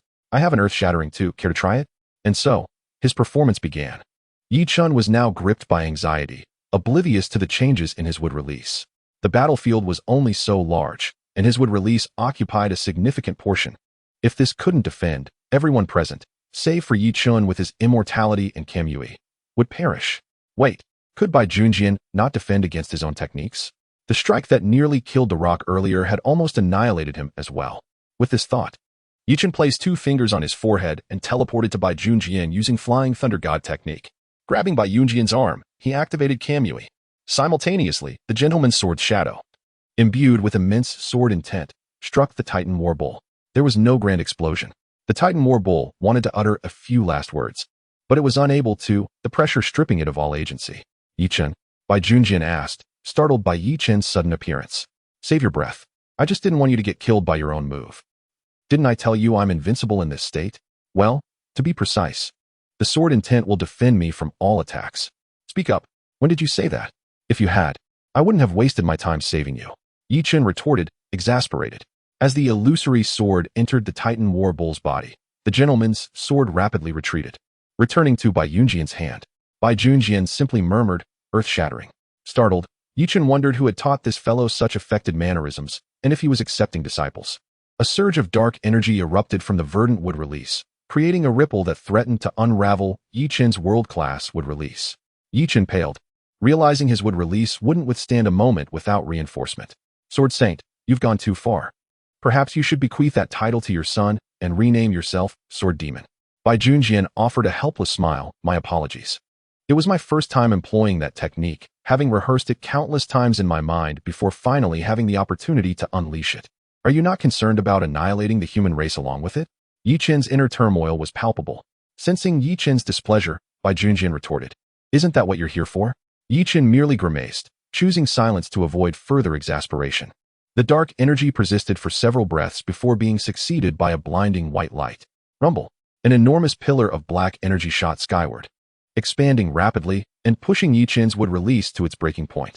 Frustrated, Yi Chen gestured towards his failing defense. My wood release can't hold any longer. What do we do now?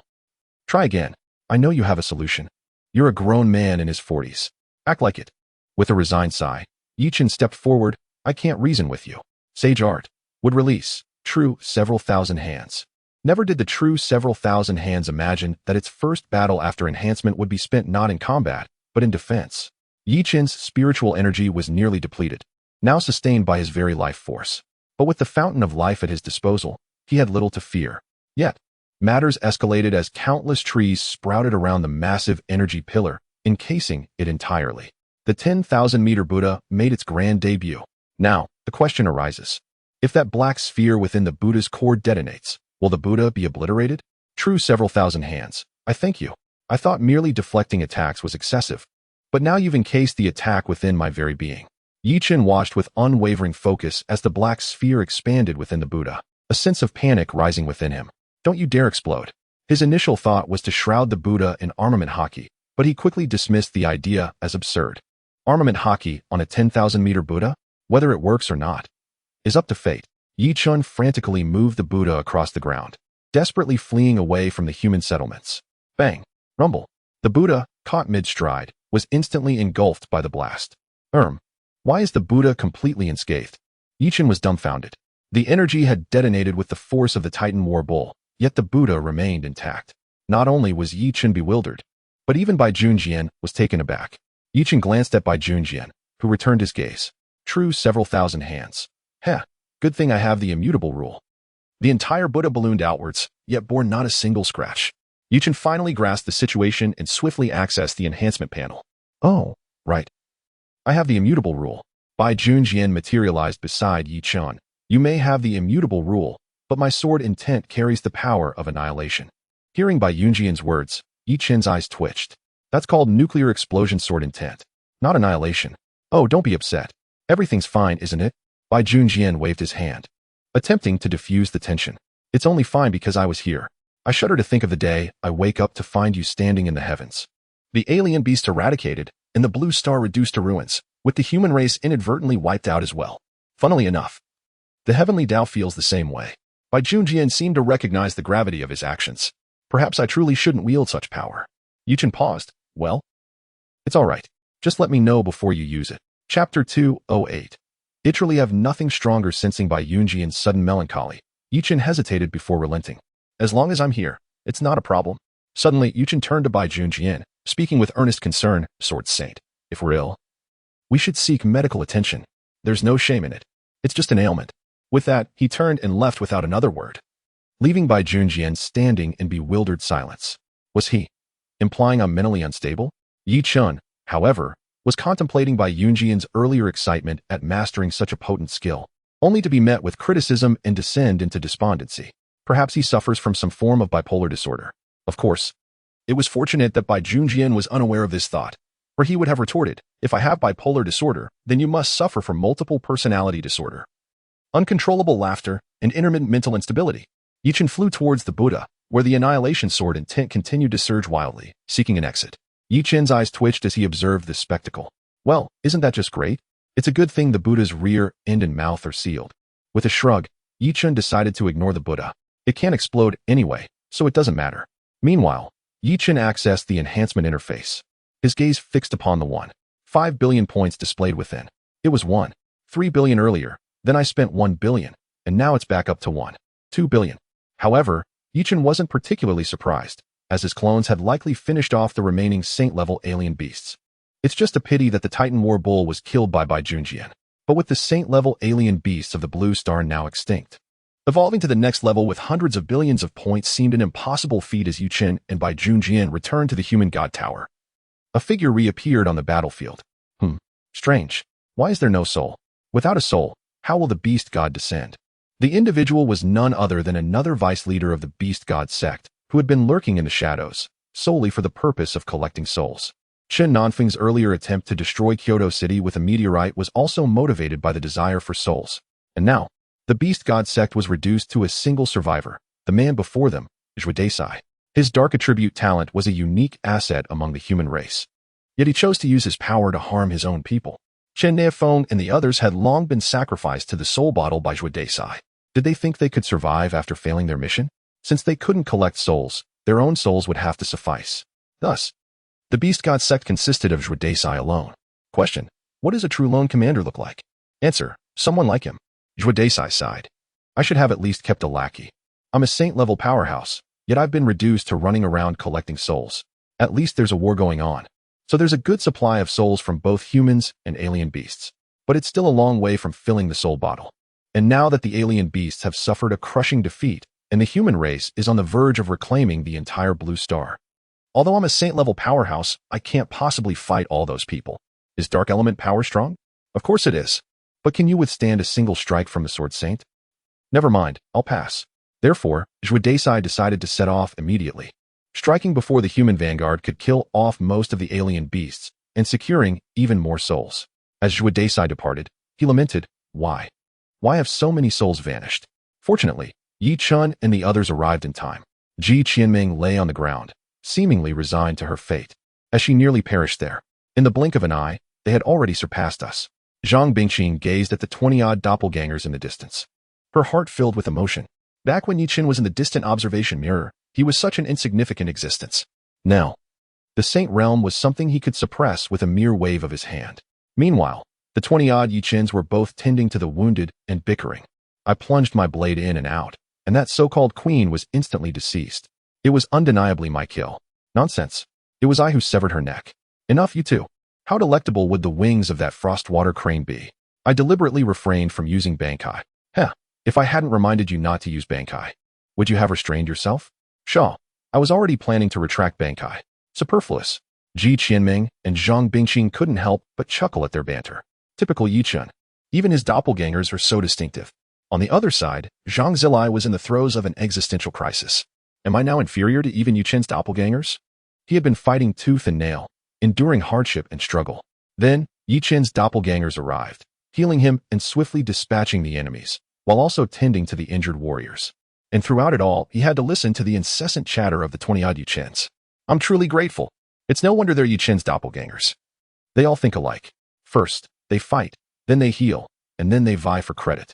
Meanwhile, Chen and Bai Junjian had returned to the human god tower. Tell me, Sword Saint, are you certain you don't possess a more formidable attack?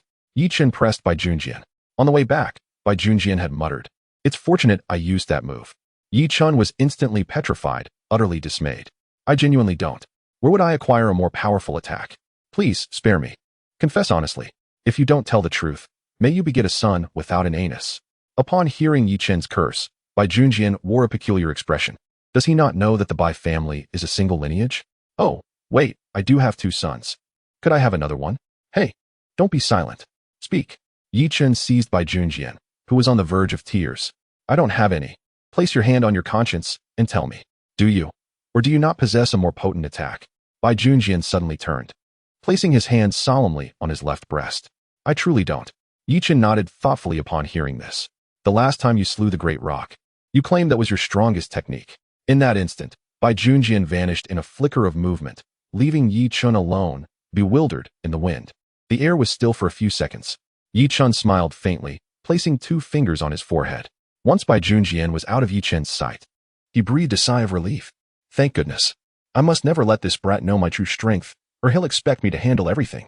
Oh, old Bai, that's not very righteous of you.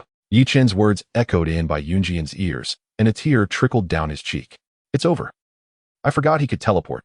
I'm truly doomed. Bai Junjian turned slowly, a look of embarrassment on his face. Yi Saint, I was just jesting. You believe me, right? Chen responded with a smile. Of course I do.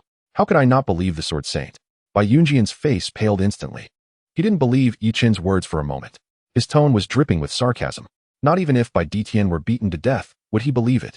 Before Bai Junjian could speak, Chen continued, I think, after the demigods retire, you can just take charge of the human god tower. After all, you have even more powerful moves. This heaven-shattering technique nearly broke me. Wouldn't something even stronger slay gods? Perhaps you could lead the charge when the extraterrestrial deities descend? Chen stroked his chin, planning everything with meticulous detail. That wouldn't be appropriate. You see, I have nothing special, just a longsword. And it's quite ordinary. Gentleman's sword. Are you disavowing our bond? Chen narrowed his eyes at Bai Junjian's words. It's fine. You still have nuclear explosion sword intent, don't you? That's destruction sword intent, not nuclear explosion. All right, destruction. So you do have destruction, which is incredibly powerful. Chen shrugged, indicating that he understood. He then chuckled. What do our enemies have? Gods. What do we have? Bai Junjian. Bai Junjian's face was etched with consternation. I was wrong, all right. Just give me a break. Can you please stop teasing me? Teasing you? I'm going to tell old G Zilai and Bingqing that someone who wields a sword has been playing possum all along. They could have killed with a single move, but pretended to be grievously wounded. TSK. Typical gentleman's sword, never using their true strength, even in death. Chen turned to leave, intending to confide in others. Being deceived by a big shot for so long. It stings a bit. If Bingqing and old G hear about this, they might be enraged on the spot. Chen's steps were slow. Bai Junjian was torn.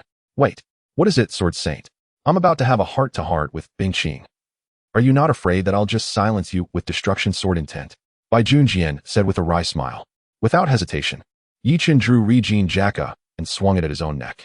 Bai Junjian was stunned. What the hell? Is this guy suicidal? He knew Chen could regenerate limbs, but could he regenerate his head? But that's exactly what happened.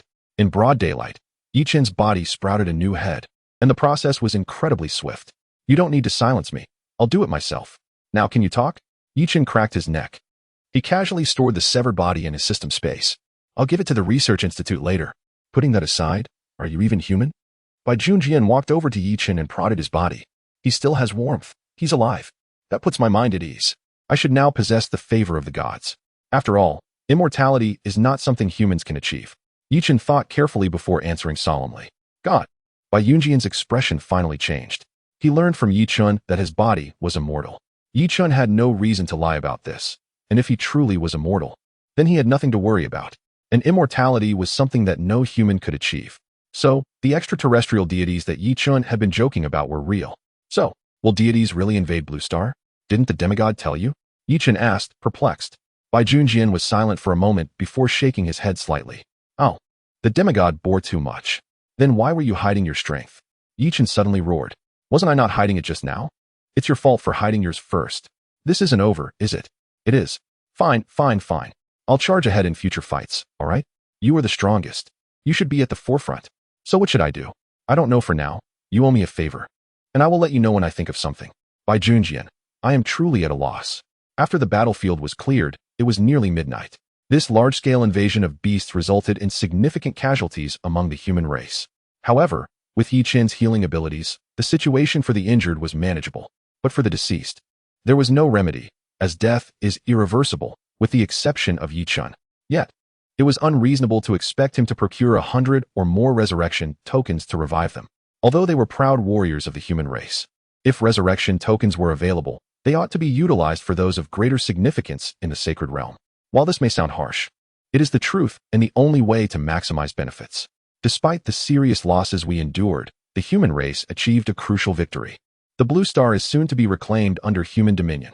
The leader, an elderly man, sat in a wheelchair, tapping a small wooden stick against a blackboard. Below, Chen and others listened attentively as the old man spoke. Among them were 5 sages, along with some semi-sages whom Chen had never met before, including a familiar face, a warrior who had lost both hands but fought valiantly against the giant rock. Chen had sacrificed his own arms to help him. The old man had always been a constant presence, often on the brink of being written off by the author. This time, the credit for the victory belonged to Chen, who single-handedly slew over a dozen sacred beasts. Ji Qianming nodded and glanced in Chen's direction, causing him to feel a bit embarrassed. Wasn't this a discussion about the battlefield? Suddenly receiving praise made him uneasy. Certainly not. Indeed, Elder Tang found a rich vitality within this young man. He had even extended my lifespan a bit. The old man chuckled as he regarded Chen. Who wishes for death when they can live? Oh dear, you are making me blush with such compliments. Chen's words left the audience in astonishment. So this is the true nature of Saint Yi. The warrior, whose hands had been healed, gazed at Chen with starry eyes, thinking to himself, indeed, he is Saint Yi, so approachable. Absolutely wonderful. I may have forgotten this warrior's name, or perhaps I never established one, but it doesn't matter. When I remember, I shall write something impressive for him. If not, I apologize. Chen, temper your enthusiasm. We are still in a meeting, Ji Qianming said sternly. The old man waved his hand. How can you speak so? Be courteous when addressing Saint Yi. Ji Qianming retorted. I have lived so long without experiencing such treatment. However, Chen, your presence is a tremendous blessing for the human race. Without you, we might not have survived this ordeal, the old man expressed with deep emotion. Chen shot a peculiar glance at Bai Junjian, who widened his eyes and subtly shook his head, gesturing for Chen to remain humble. Though subtle, this exchange did not escape the notice of the sages. Chen narrowed his eyes as Bai Junjian grew anxious, quickly rapping on the table. Now, let us discuss the issue of the beast army. The crowd, hearing this, nodded in agreement, unaware of any underlying tension. The remnants of the vile serpents in the East Sea were few, but still posed a formidable threat. The North was manageable, being home to ice-loving beasts that posed no danger without the Ice Queen. However, in the West, the stronghold of the sacred beasts was no trifling matter. I will take charge of clearing the remaining beast army, Chen declared with determination. The crowd responded with surprise, youthful vigor indeed. But I have yet to finish. The old man chuckled before turning serious. My prophetic dreams reveal that the strongest sacred beast still lives. This statement left everyone bewildered, with only Bai Junjian and Chen pausing, as if recalling something. There is still another? Yes, there is one more. I cannot discern its appearance, but I know it is the strongest. Chen's expression turned grave as he sat down. The elder's words rang true. If it is indeed that beast, those present, aside from myself, would likely perish in a one-on-one confrontation at this. Bai Junjian's face paled. The others remained composed, recognizing the vast gap in strength between themselves and Chen. Yet Bai Junjian understood. Chen was aware of his own power and had admitted he could not win in a duel. Chen recounted his experience being drawn into the void by the Void Insect King. The room fell silent, particularly when Chen described how the air had been siphoned away, causing his lungs to collapse. Only Chen's undying nature allowed him to withstand such an attack. Otherwise, none present would have survived. Ensure everyone carries an oxygen mask and several spare oxygen tanks. The old man immediately reacted, emphasizing the gravity of the situation. This is no jest. We must formulate a strategy without delay. Indeed, Bai Junjian, however, was troubled. Why would the insect king wield destruction? Moreover, from Chen's description, It was evident that its destructive prowess did not rival his own sword intent. Why was that? Was it because of my superior strength? Or was it truly a nuclear explosion sword intent? At this moment, Bai Junjian found himself doubting his sword intent. The pressing question arose. If he unleashed his full destructive sword intent, could he emerge from the insect's void? If there are no further matters, we must expedite these plans, the old man said with a smile. After the significant defeat of the sacred beasts, he felt a sense of relief and joy. This matter is manageable. I will send my avatars to handle the remaining beast forces. Yi Chen, however, crossed his fingers on the table, his expression grave. There is still one more thing that must be clarified. Seeing Yi Chen's serious demeanor, the crowd furrowed their brows. Although they felt relieved about the clearing of the beasts in the Blue Star, they had yet to consider how did the beasts come to be? What was their purpose? This question has been discussed, but at that time, our manpower was insufficient, and we lacked the time for thorough analysis indeed. Even before I was trapped in the secret realm, the human race lacked sufficient personnel, let alone now Yi Chen, though his eyes were closed, spoke clearly. What I am about to say may seem far-fetched to you, but it is the truth. I care not whether you believe it. It is a matter of personal judgment. The awakening of the beasts is a result of the revival of the world's spiritual energy, and the heavenly Tao reserves the right to allocate this energy. From the heavenly Tao's perspective, humanity has ravaged nature excessively, leading it to allocate the majority of the spiritual energy to the spirit beasts first. However, it had not considered that the so-called spirit beasts would transform into monstrous beasts, preying on humans and causing more devastation to Blue Star than humanity itself. By the time it realized it should favor humans with spiritual energy, it was already too late. Thus, it employed its own origin to forcibly impose a rule upon the human race, the so-called talent, which is itself a form of regulation. None of this would have mattered if the monstrous beasts had been obedient. The human race would have been irrelevant until the advent of the beast god. The monstrous beasts, though of diluted blood, were still suppressed by the so-called beast god, the bloodline suppression. When someone from Blue Star transcends into godhood, the beast god from beyond will invade Blue Star. Yu Chen's words echoed in everyone's ears, each person's perception of the world being fundamentally altered. As for whether Yi Chen was telling the truth, they never questioned it, for Yi Chen had no reason to deceive them. Yi Sheng, where did you learn all this? The celestial Tao spoke with me earlier, and it told me all of this itself. Yi Chen waved his hand, then shook his head with a wry smile. It's quite amusing, really. The entire Blue Star is like a game, with all sorts of rules. For example, Blue Star is devoid of gods, so deities cannot approach. When Blue Star has a god, deities can invade. That demigod, is he? Old Shingun interjected in surprise. Yi Chen understood what he wanted to ask and immediately explained, I've also visited the demigod senior. He's also hesitant about whether to step into godhood. If he doesn't, he can live for another 3 years. If he does, he might die immediately, or his lifespan might be extended. He has always been considering the human race. He hasn't acted recently because if he does, he will die. Each of Yi Chen's words seemed to be overturning the worldview of everyone present. Yi Chen could still meet the demigod after he had been in seclusion for so long. As for the affairs of the celestial Tao, they had never heard of them.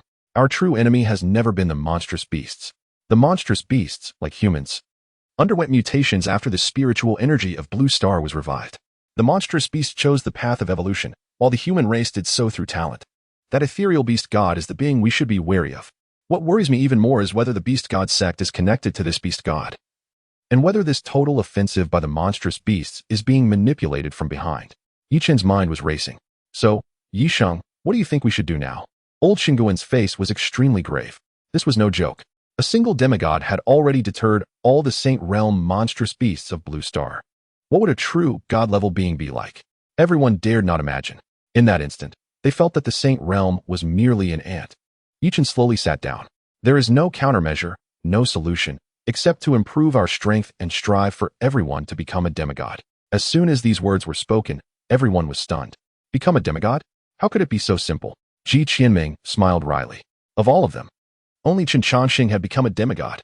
Chen Changxing's method of becoming a demigod was also through his own talent. Yi Chen shrugged. I'm just telling everyone about the future. As for solutions, I don't have any. But at least saying something will allow everyone to die knowing why. Well, thanks a lot. Bai Junjian rolled his eyes and said, Hey, don't thank me yet. I think your nuclear explosion sword intent is quite strong. If you can enter the demigod realm, you might even be able to exchange a few blows with a god. Nuclear explosion sword intent. What is that? Does the sword saint have hidden cards? What is nuclear explosion sword intent? Bai Junjian was going crazy. You promised to help me hide it. Oops, I accidentally let it slip. The Sword Saint clearly told me to keep it a secret, alas. Sword Saint, I'm sorry. Chen said playfully. I told you to thank me. Since that's the case, I'll let you thank me thoroughly. Bai Junjian glared at Chen, but didn't say anything. Anyway, to put it bluntly, this nuclear explosion sword intent couldn't be hidden for long. Sooner or later, everyone would find out. Sooner or later, it would die. Thinking of this, Bai Junjian sighed deeply. I only recently learned about the existence of sword intent. When I comprehended sword intent, I felt that this power was too terrifying. So I never used it. Chen smiled. The speed of this confession was quite fast. However, I only recently learned about the existence of sword intent was utter fabrication. Of course, Chen did not expose Bai Junjian's lie. Sword intent, what is it? Ji Qianming murmured to herself. It was the first time she had heard this term. I can't really say. My talent is the sword, a weapon-type talent. My attack method is relatively simple. It wasn't until I touched sword intent that I realized. For a swordsman, sword intent is his foundation. I'm so envious. When will I have saber intent? Yes, I also want to have fist intent, or something else. Chen and Ji Qianming, two drama queens, never missed an opportunity to act. In contrast, Zhang Bingqing and Zhang Zilai seemed somewhat calm. Well, these two were just aloof and taciturn. No wonder they were siblings. Don't ask, just don't know. Bai Junjian looked helplessly at the curious gazes of everyone. I also just discovered this about sword intent, and before this, I have never heard of anyone using a sword to cultivate sword intent, so I also don't know anything. Looking at me won't help. No, we're not curious about how sword intent comes about. We're just curious why you boy said your sword intent is called nuclear explosion. Ji Qianming and old Shingun exchanged glances and said with a smile, don't listen to his nonsense. My sword intent is destruction sword intent. He said nuclear explosion because the power of the sword intent is too great. Bai Junjian glanced silently at Chen. Chen shrugged, indicating that it was none of his business. Why don't you show us all a little bit? Hearing Ji Qianming's words, Bai Junjian didn't even have time to refuse. Chen refused outright. Don't. Using sword intent is simple for him, but cleaning up the mess is tiring for me. We want to see the Sword Saint's moves. What does it have to do with you? Ji Qianming said to Chen. Yes. It's simple for him to use moves, but he can't control the power of the moves. I'm afraid he'll destroy Blue Star. Chen covered his face and said with a wry smile. Everyone heard this and turned their attention to Bai Junjian. Bai Junjian blinked innocently. He couldn't be blamed for this. The main thing was that he didn't know this move would be so strong. So, Sword Saint, you've been pretending to be weak all along. Are you afraid that you're too strong and will feel inferior? Ji Qianming blurted out. Zhang Bingqing also opened her mouth, looking at Bai Junjian with disdain. Even Chen found the move difficult to resist. How could he not beat an evil Flood Dragon King? Bai Junjian looked at Chen resentfully. Chen smiled wickedly. This was the effect he wanted. After a brief chat, Chen set off to clear out the monstrous beast army. The saying goes, cut the weeds and eliminate the roots. Although they had lost their monstrous beast leaders, the existence of monstrous beasts was still a threat to the human race. What Chen had to do now was to kill all the monstrous beasts with the strength of the upper three realms. To this end, Chen also made a series of plans. That was to send clones out to explore the way first. If the clones couldn't beat them, the main body would go. In ancient times, Hashirama's clones captured tailed beasts. Now, Chen's clones slaughter monstrous beasts. However, Chen did not neglect cultivation. After all, he was only one step away from entering the demigod realm. At least before the beast god descended, he could enter the demigod realm. Although the system claims that defeating the opponent requires merely a single strike, one must first manage to land that blow. Teleporting to strike? Nonsense. In the face of absolute strength, all efforts are futile. The more formidable the power, the keener the awareness of danger. The terrifying aura of the remnant flame Daiko is recognizable as perilous by anyone, let alone a deity. As long as the opponent does not wish for Chen to land a strike, he will never have the opportunity to do so in his lifetime. After all, strength speaks volumes. Chapter 212. I consider you my elder brother, yet you. In the blink of an eye, half a month has passed. Chen's avatars have nearly eradicated the beasts across the entire Blue Star. It can be said that now, the upper three realms of beasts on Blue Star can be counted on one hand, with the exception of the West Wind Lion King, who has taken up the role of a teacher in Zhanghai City. The previous Chen Hao was his student. However, during his campaign against the beasts, Chen discovered some discrepancies.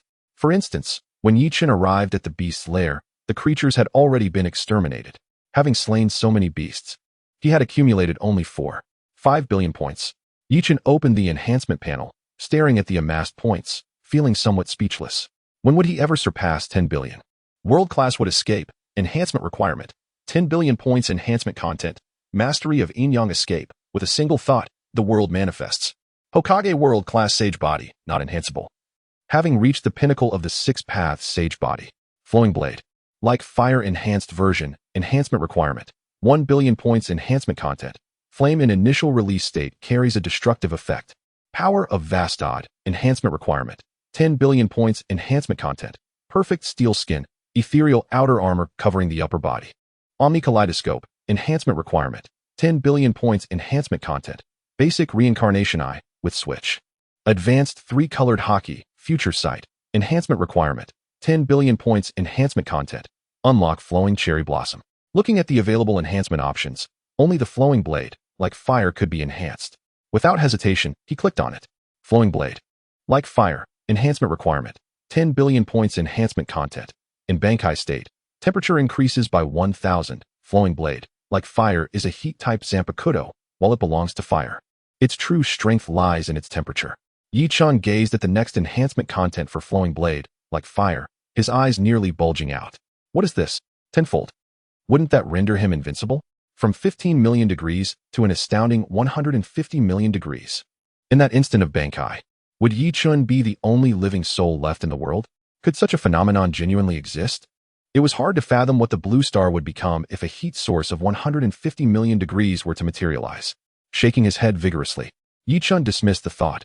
After all, 10 billion was still a long way off. Having just spent 1 billion, he now had 5 billion left. Would he truly need to slay a deity to achieve 5 billion? Yi-chan shook his head, producing a spirit stone to commence his cultivation. Over the past half-month, the system had not bestowed any more powerful skills. Instead, it had provided a plethora of spirit stones, the finest quality imaginable. One could say this suited Yi-chan's intentions perfectly. First, elevate his realm, and other matters could be addressed later.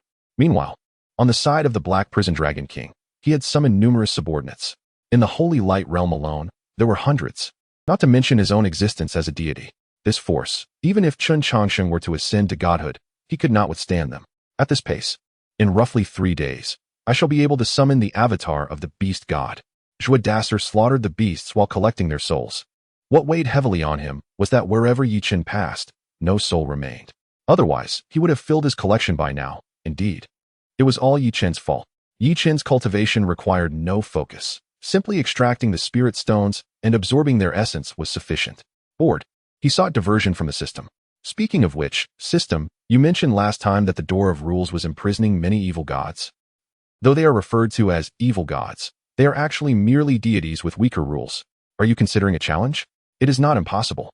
But it must wait until I reach demigod status, Yi-chan awkwardly replied, having asked out of mere curiosity.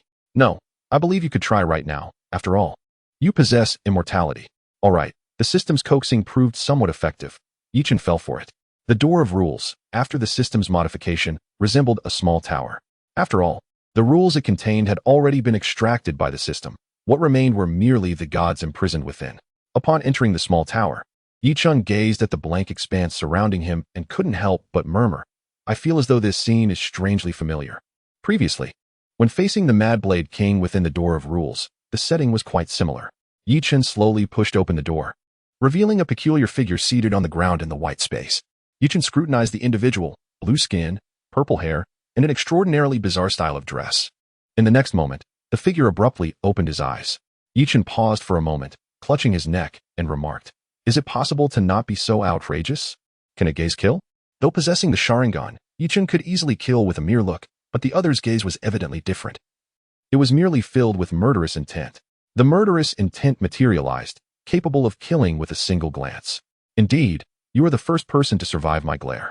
The figure stood, scrutinizing Yi-chan's attire. Are you a deity? Yi-chan cautiously inquired.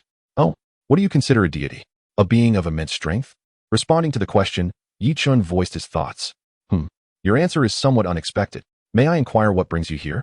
The figure moved with the wind, appearing suddenly beside Yi-chan before he could react. Observing this scene, Yi-chan fell into brief contemplation. This dog of a system has led me astray. How should I contend with this? I could say I am here on vacation. Would you believe me? Do you think I should believe you? I believe we can come to an amicable arrangement. As civilized beings, let us refrain from resorting to violence at every turn. Yi-chan asserted with righteous indignation. An intriguing human.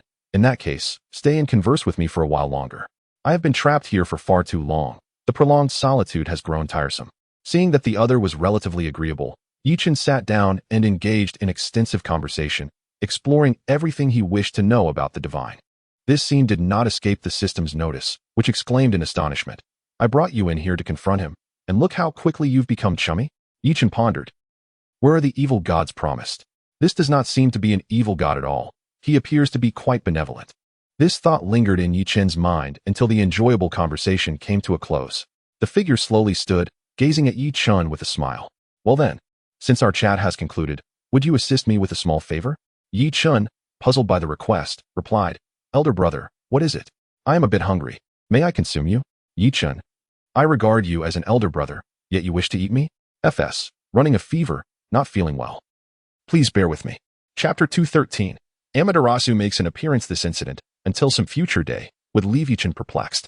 Why, just a moment ago, they were engaged in cordial conversation, calling each other elder brother and younger brother with great enthusiasm. The very next moment, the request came. "Could you assist me with a favor? May I eat you? I would truly be grateful." It was only when Chen felt a hand pierce through his chest that he finally grasped the gravity of the situation. After his heart was extracted, the figure held it aloft and remarked, "How many years has it been? Do you have any idea how I have endured all these years?" With that, he swallowed Chen's heart whole. "Marvelous. If only there could be a few more," he said, his voice trailing off with a lingering desire. Chen gazed at him, momentarily lost in thought. Should I shatter his illusions? Yet, that notion swiftly faded from Chen's mind. The man slowly turned, addressing him, "Brother, it's not that I wish to harm you.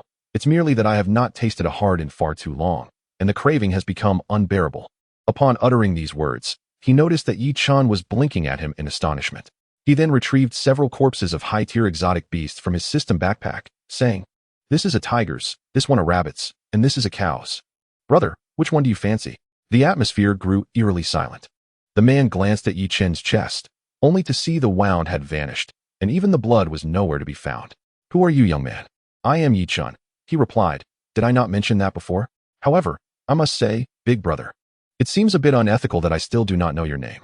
As he spoke, Chen drew the blade, known as flowing blade row, extracting hearts from the exotic beast bodies. He held up a massive heart, proclaiming, "Brother, look at this tiger's heart. It's quite substantial and undoubtedly delectable. You are rather amusing." The man remarked, taking the heart from Chen's hand and swallowing it whole. After consuming the tiger's heart, he continued, "Can you explain why you are still alive? Among those I know, only those with regenerative abilities can regrow their heart instantaneously after it has been removed. However, if it is the brain..." "Ah, brother, have you had your fill? If you're satisfied, shall we engage in a duel?" Chen replied with a cheerful grin. "Oh, you wish to fight me?" The man scoffed. In his eyes, Chen was merely a being not even worthy of semi-divine status, unfit to challenge him. Even though his own strength was only average among divine beings, he felt no threat from a mere saint. Chen tightened his grip on flowing blade roho, saying, "Big brother, would you like to have another? Otherwise, if we fight and you lack time to eat, that would be unfortunate. Unnecessary. Killing you would be child's play for me," the man stated, shaking his head. Chen smiled slightly, flicking the blood from his blade. "All things shall return to ash, flowing blade roho." Upon witnessing this, the man's expression turned to one of surprise. "This blade. Intriguing, but still not enough. Then allow me to add this," Chen exclaimed, a surge of void energy emanating from within him. A mask began to form upon his visage, and in mere seconds, his aura shifted twice. The blade became enveloped with flames and a sense of destruction, while the mask and armor-like features radiated an aura of malevolence. The contrast between his once innocuous appearance and the current transformation was stark. Realizing this, the man finally took an interest in the seemingly insignificant creature before him. His eyes gleamed with a white light, causing Chen to momentarily freeze. In an instant, a crack appeared around Chen's neck. The overwhelming void energy shattered his defenses, nearly severing his head. Yet, to the man's astonishment, Chen's neck began to regenerate. "So you truly possess the ability to regenerate? How fortunate for me. Keeping you here will provide me with an endless supply of hearts." Chen flexed his neck, which had almost been severed, adding, "That depends on whether you possess the capability to do so." After uttering these words, Chen shed his casual demeanor, and the eternal kaleidoscope Sharingan manifested in his eyes. Upon hearing the man refer to himself as Lingyan, Yi Chen's suspicions were aroused. Given the name, it must be connected to his eyes. The man's actions soon validated Yi Chen's suspicions. Yi Chen raised flowing blade Ruohuo, pointing the blade at Lingyan, and slashed downward. Flame hell. A deep rumble resonated as hundreds of fiery pillars erupted from the white ground. Lingyan, witnessing this spectacle, felt a surge of blue light emanating from his eyes. A blue shield enveloped him instantly. Yi Chen was taken aback by Lingyan's quick response, which confirmed his hypothesis that the stronger one is, the greater their awareness of impending danger. Though flowing blade Ruohuo was only in its initial release state, its flames carried an aura of destruction, significantly enhancing its destructive power. Hundreds of towering fire pillars rapidly converged upon Lingyan. Boom! In an instant, flames soared skyward, engulfing the entire white expanse. Once the eruption subsided, Lingyan dispelled his shield. Ants can wield such techniques. Astonishing. Lingyan gazed in disbelief at the devastation wrought by Yi Chen. Even more incredible. Today, I shall ascertain whether your Lingyan or my Sharingan is superior. As he spoke, Yi Chen symbolically utilized a technique known as Amaterasu. After all, having invoked the name of Sharingan, it would be remiss not to employ Amaterasu, wouldn't it? What sort of technique is this? Lingyan inquired, intrigued by the insatiable black flames consuming him. He had never felt such joy in his life. A mere insect was unveiling one astonishing technique after another. These black flames are quite fascinating, though they lack the potency of the previous flames. A purple light flickered in Lingyan's gaze. The unquenchable black flames vanished without a trace. Yi Chen watched in horror as the white light cleaved through the distance, while the blue light formed a shield. But the purple light? Was it devouring everything around it? Or perhaps dispersing it? Otherwise, there seems to be no other explanation. Amaterasu may be considered weak, yet it is renowned as the black flame that never extinguishes. Chapter 214. My evaluation is not as good as the Mad Blade King. Divine beings are indeed troublesome. Yi Chen sighed slightly, acknowledging the strength of his physical form and diverse techniques. Young man, do not feel inferior. You are, after all, the most powerful saint I have encountered thus far. Lingyan consoled him warmly. I suddenly find myself disinterested in fighting. Could you perhaps let me leave? Yi Chen inhaled deeply, exasperated. And what do you think? Lingyan retorted playfully. Then it seems I must reluctantly proceed with slaying a god. Slaying a god? What are you saying? You wish to kill me? Ha ha. You intend to kill me? Yi Chen's proclamation sent Lingyan into a fit of laughter, as it was the first time he had heard a saint declare their intention to slay a god. Indeed, I shall first slay a god to calm my nerves. Yi Chen took a step forward. Final release. Scorching fire blade. Yi Chen's aura surged once more, the sense of destruction receding, leaving only an intense heat. A torrent of flames erupted from him, surging into the scorching fire blade, which began to emit a wisp of azure smoke. Lingyan fixed his gaze intensely upon Yi Chen's blade, a glimmer of greed flashing across his mind. His eyes possessed the ability to perceive all unknown entities below his level, and Yi Chen's long blade was laid bare before him. Yet, regrettably, this blade was intrinsically linked to Yi Chen's soul, rendering it impossible to seize. Do not blink. I assure you, killing you will be swift. Yi Chen smiled subtly, placing 2 fingers upon his forehead. Lingyan felt perplexed. Did he have another hidden card? In the next moment, a chill ran down Lingyan's spine. Turning to look behind him, he saw Yi Chen raising his long blade to strike down upon him. Without hesitation, blue light flashed from Lingyan's eyes, and a blue shield erupted into existence. Yi Chen observed this scene without wavering. To defend against the scorching fireblade's assault was to invite death. As the remnants of the flame sword made contact with the azure shield, a torrent of explosive fire surged forth from the blade. The terrifying heat instantaneously melted the blue barrier. How is this possible? Lingyan exclaimed in shock. A flicker of panic flashing in his eyes, soon overshadowed by a golden glimmer. In less than a breath's time, Lingyan vanished from Yi Chen's sight. Quite swift. Yi Chen halted, gazing down at the empty floor before him. Why could your attack penetrate my shield? Though Lingyan narrowly evaded the lethal strike, he still felt a lingering dread, as if he had brushed against death itself. Yi Chen once again placed his fingers upon his forehead. The moment he uttered those 2 words, his figure disappeared once more. My remnant flame sword possesses the ability to erase whatever it touches. Lingyan's expression soured, for he distinctly sensed Yi Chen's presence re-emerging behind him. Are you cheating? He asked, eyes fixed on the remnant flame sword poised above him. Gritting his teeth, a purple radiance enveloped him once again. Yi Chen's gaze narrowed slightly. Not evading? Then you shall be the first deity I, Yi Chen, have slain. His Sharingan spun wildly, and as the purple light faded, the power of the divine was unleashed. The remnant flame sword pierced through Lingyan, halting midair as it lingered upon his form. Sigh. I had expected the divine to be formidable, yet this is all it amounts to? My assessment is that you are inferior to the Mad Blade King. Ling Yan stood frozen as the remnant flame sword penetrated him in an unconventional manner, the overwhelming heat flooding his body, rendering him utterly incapacitated. The only thought echoing in Ling Yan's mind was, how could this be? I am a deity. Meanwhile, Chen slowly sheathed his blade, eagerly opening the enhancement panel. Slaying a deity, Ling Yan, points accrued, 1, 3 billion. Adding the remaining 3, 5 billion, he calculated a total of 4, 8 billion. Only 1, 3 billion for killing a deity? This business seems rather unprofitable. The holy realm is far easier to slay, with the time it takes to vanquish a deity. How many holy beings could I have dispatched instead? Do not get too carried away. Do you believe that if a deity were truly powerful, they could be trapped by a mere doorway of rules? The system's voice interrupted Chen's self-satisfaction. System, since you claim I can now kill deities, shouldn't you enlighten me about the realm of deities? Upon the system's utterance, Chen's demeanor shifted entirely. Did I not just mention? You have only slain a very weak deity? Ling Yan would be easily dispatched by Junjian. Is that true? I thought he seemed quite formidable. Do you truly believe his shield could withstand Junjian's celestial collapse? Chen pondered for a moment. I suspect it may be a tad challenging. Shall we try another deity for practice? If you slay one more, I assure you, or even if you break through to semi-divinity, it would suffice. Why not wait until I become a deity to discuss this matter? Since you are so insistent, we shall wait until you ascend to godhood before I delve into the matters of the divine. Are you truly unwell, system? Chen exclaimed in exasperation. The system fell silent, quietly creating an opening beneath Chen's feet, a surge of immense pressure forcing him downward. Unbelievable, what a breach of martial ethics. Chen found himself transported from his original space to another, yet the surroundings remained a blank expanse of white.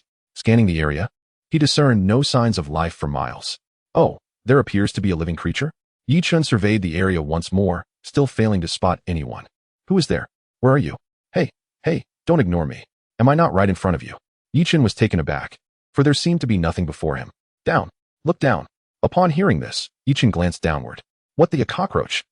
You call me a cockroach? Your entire family is cockroaches. The peculiar creature immediately became irate, for although it had been mistaken for a cockroach many times in its long life, it was still unaccustomed to it. If not a cockroach, then what are you? You are the thing here. I am a water bear. The immortal race, understand? All right. You are not a thing, but an immortal race. How coincidental. I belong to the undying lineage. Chen regarded the diminutive water bear with curiosity. In this day and age, even water bears can ascend to divinity? The cockroaches from the neighbor's house would be astonished. I must say, water bear brother, are you truly of the immortal race? Chen queried as he unsheathed the remnant flame sword. Of course. I never speak lies. Then how about I take a swing at you? Chapter 215, a mere strike? I'll allow you to strike 100 or so first. The water bear, initially taken aback by Chen's request, quickly regained composure. What did you say? I asked. Great one, can I strike you just once? Are you looking down on me? A mere strike? I'll let you strike 100 or so first. After confirming Chen's words multiple times, the water bear responded with enthusiasm. What a joke. What am I? A water bear, the most resilient life form on this planet, able to survive absolute zero and thrive in extreme heat. Upon attaining divinity, these abilities are amplified infinitely. Really? Great one. Are you certain you want me to strike you 100 times? Chen was elated. Having never encountered such an accommodating being before, or rather, creature, Chen suddenly realized something and turned to the water bear. By the way, great one, you won't go back on your word, will you? Backtrack? I said 100 strikes, and I mean it. Am I the type to regret? The water bear boasted with pride. Great one, are you truly an immortal race? Chen, thrilled, gripped the remnant flame sword, eager to engage. Absolutely.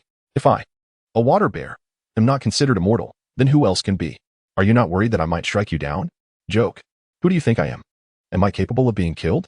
If I could be killed, would I still be an immortal race? Are you saying there is a chance that if I strike you once, you might perish? Impossible. That is absolutely inconceivable. What am I, a water bear? To die from a single strike? Huh, young man. Are you doubting me? The water bear was infuriated, for there were only two things it loathed in life: being mistaken for a cockroach and being looked down upon as a water bear. Great one, you shouldn't speak so lightly. I worry for your well-being. Upon hearing Chen's words, the water bear froze, eyes wide and mouth agape, staring intently at Chen. Oh, after all these years, you are the first to worry about me. Chen was taken aback. bewildered by the sight of the water bear almost shedding tears. How am I to strike you now, knowing this? Great one, please maintain your dignity, Chen urged solemnly. The water bear quickly composed itself, suppressing its emotions. Forget what just happened. All right, Great One, may I strike you now? Chen asked eagerly. Strike away, strike away. It matters not. There will always be those who believe I, an immortal race, can be slain. What a farce. The water bear stood tall, seemingly ready for Chen's first strike. Great One, I still want to confirm, you truly won to die from my strike, correct? Chen narrowed his eyes, already envisioning the billions of points beckoning to him. The water bear turned away, raising a finger and shaking its head with pride. Naturally, there is but one method to kill me, the water bear. That is, Vankai, remnant flame sword. Chen softly called the name of the residual flame saber. And a terrifying wave of heat surged forth, exceeding 10 million degrees. The water bear, sensing the sudden rise in temperature behind it, felt a twitch at the corner of its eye. Impossible. This temperature. What on earth is happening? Is it truly my misfortune? Are you prepared, great deity? I will only strike once. The moment Chen finished speaking, his figure vanished from sight, and the residual flame saber descended upon the water bear. No way. This is utterly impossible. The water bear gazed upward at the residual flame saber, overwhelmed with dread. Its kind was born without any exceptional abilities, merely possessing tenacious vitality. In a world devoid of spiritual energy, they could survive in temperatures of 150 degrees. Yet now, it found itself capable of traversing through temperatures of 3 to 4 million degrees. But today, it encountered something even more absurd, a person. Yes, a person. The very blade in their hand radiated a heat akin to that of the sun. This was beyond ridiculous, absolutely absurd. Great deity, you cannot evade. You promised me 180 strikes. Upon hearing these words, the water bear turned and fled. How could I have agreed to be struck by the sun? Chen watched the water bear flee, albeit its speed was not impressive. Don't run. You promised me 180 strikes. You can treat my previous words as mere nonsense. The water bear dodged Chen's attacks while shouting back at him. Chen pursued relentlessly, determined to land a strike. Impossible. It will never happen. The water bear roared. You cannot go back on your word. You promised me 180 strikes. Put away your blade. I will consider letting you strike. You must be joking. If I put away my blade, how can I strike? Then get another blade. Not a chance. I'll use this one. Then I will never allow you to strike me. Absolutely not.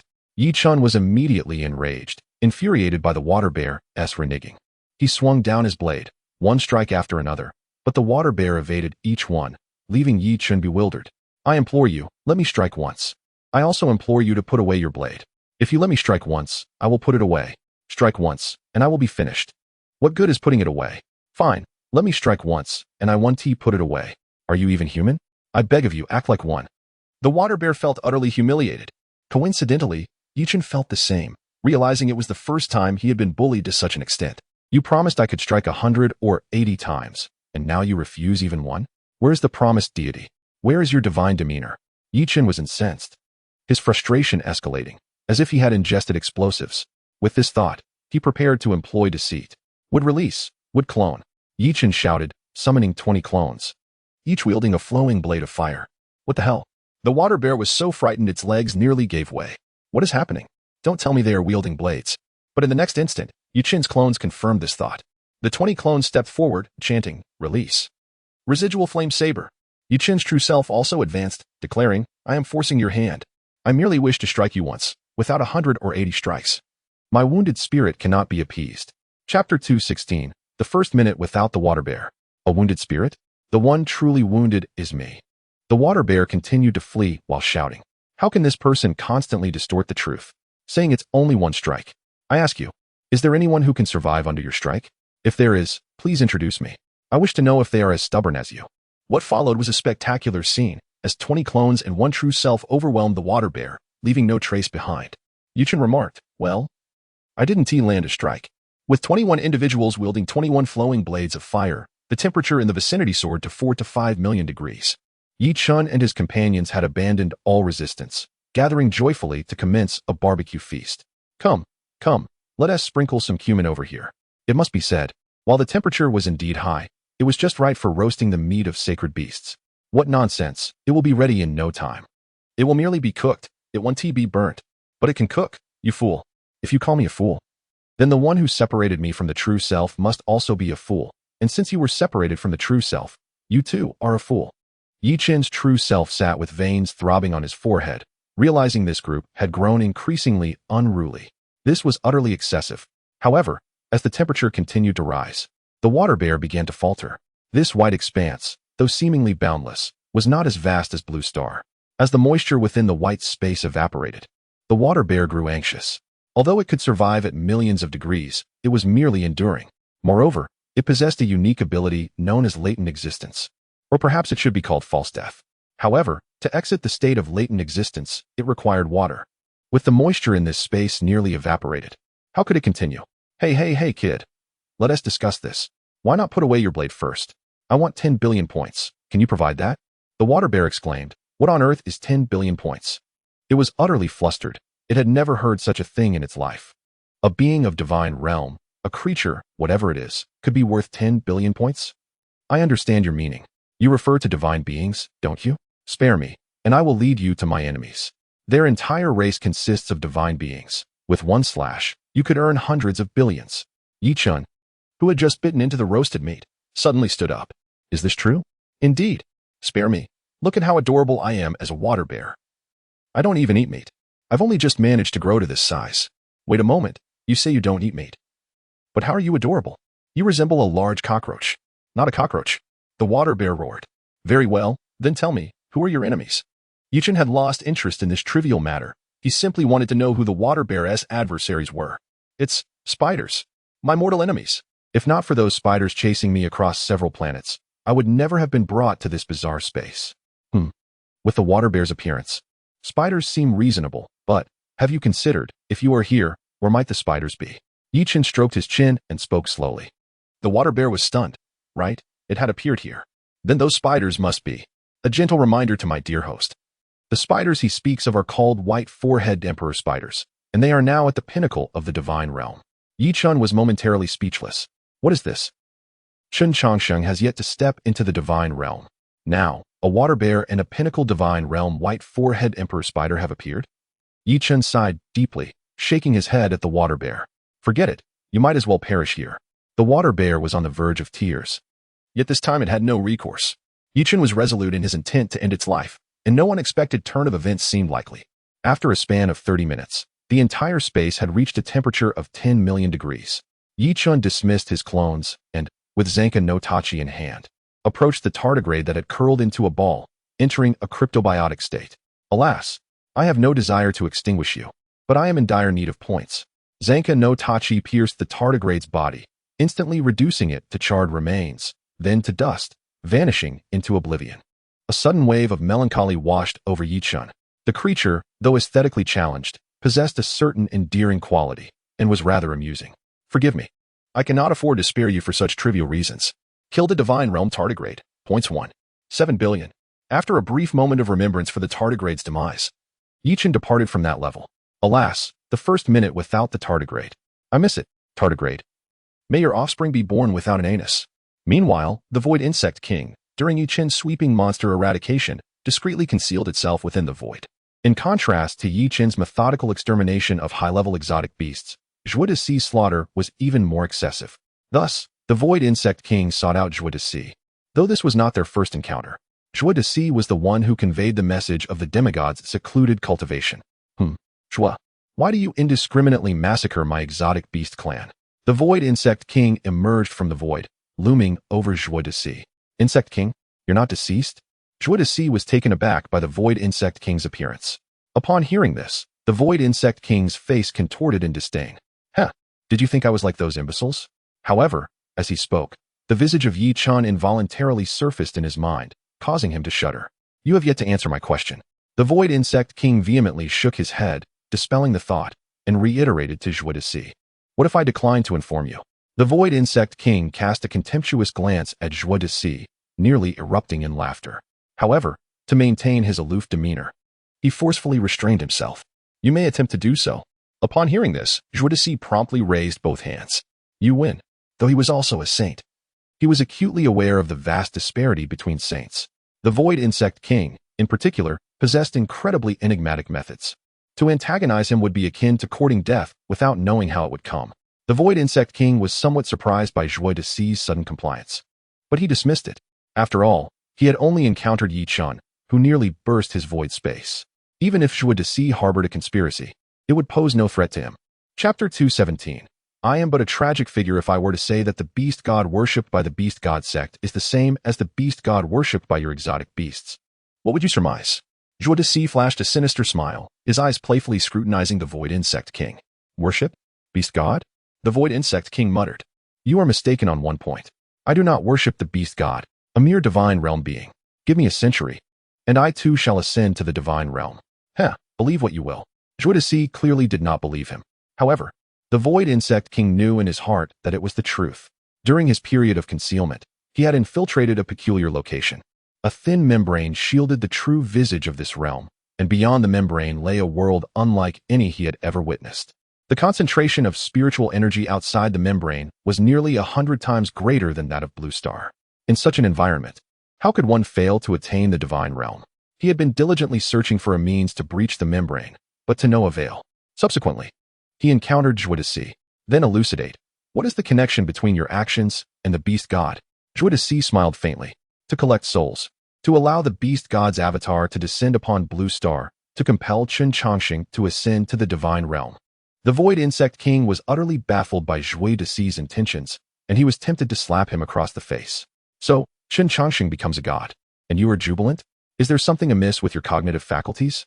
His aloof demeanor was completely shattered. Hearing the void insect king's words, Zhuodisi remained unfazed. After all, the void insect king was unaware of the means to circumvent the limitations of this realm. He said cryptically, when the first divine realm being appears on Blue Star, the restrictions on Blue Star will also be lifted. Restrictions? Lifted? The void insect king paused, a glimmer of understanding in his eyes. He hastily inquired, so how many more souls do you require? Zhuodisi's mind went blank. Is this fellow truly so amenable? Another 10,000 or so souls of low-level exotic beasts should suffice. Before Zhuodisi could finish, the void insect king interjected. Would a Saint Realm Peak exotic beast suffice? It would, but aren't you the only Saint Realm Peak exotic beast remaining? Zhuodisi was rendered speechless. He doubted that this fellow would commit suicide. Nay, there is another. The void insect king wore a malicious grin. At that moment, deep within Blue Star, within a magma cave, a Qilin radiating golden light was bathing. Though it was of the metal element, it was impervious to fire. This defied scientific principles. Could it be that true gold fears no fire? TSK, fortunate that I did not participate in the battle, lest I be forced to accompany those imbeciles to the netherworld. The golden Qilin could not contain its glee at the demise of the other sacred beasts who had once been its equals. I have long harbored animosity towards that Titan Mad Bull. Finally, he has been slain. A most gratifying outcome. The golden Qilin laughed and frolicked. Suddenly, it inexplicably sneezed. How peculiar. I am capable of sneezing.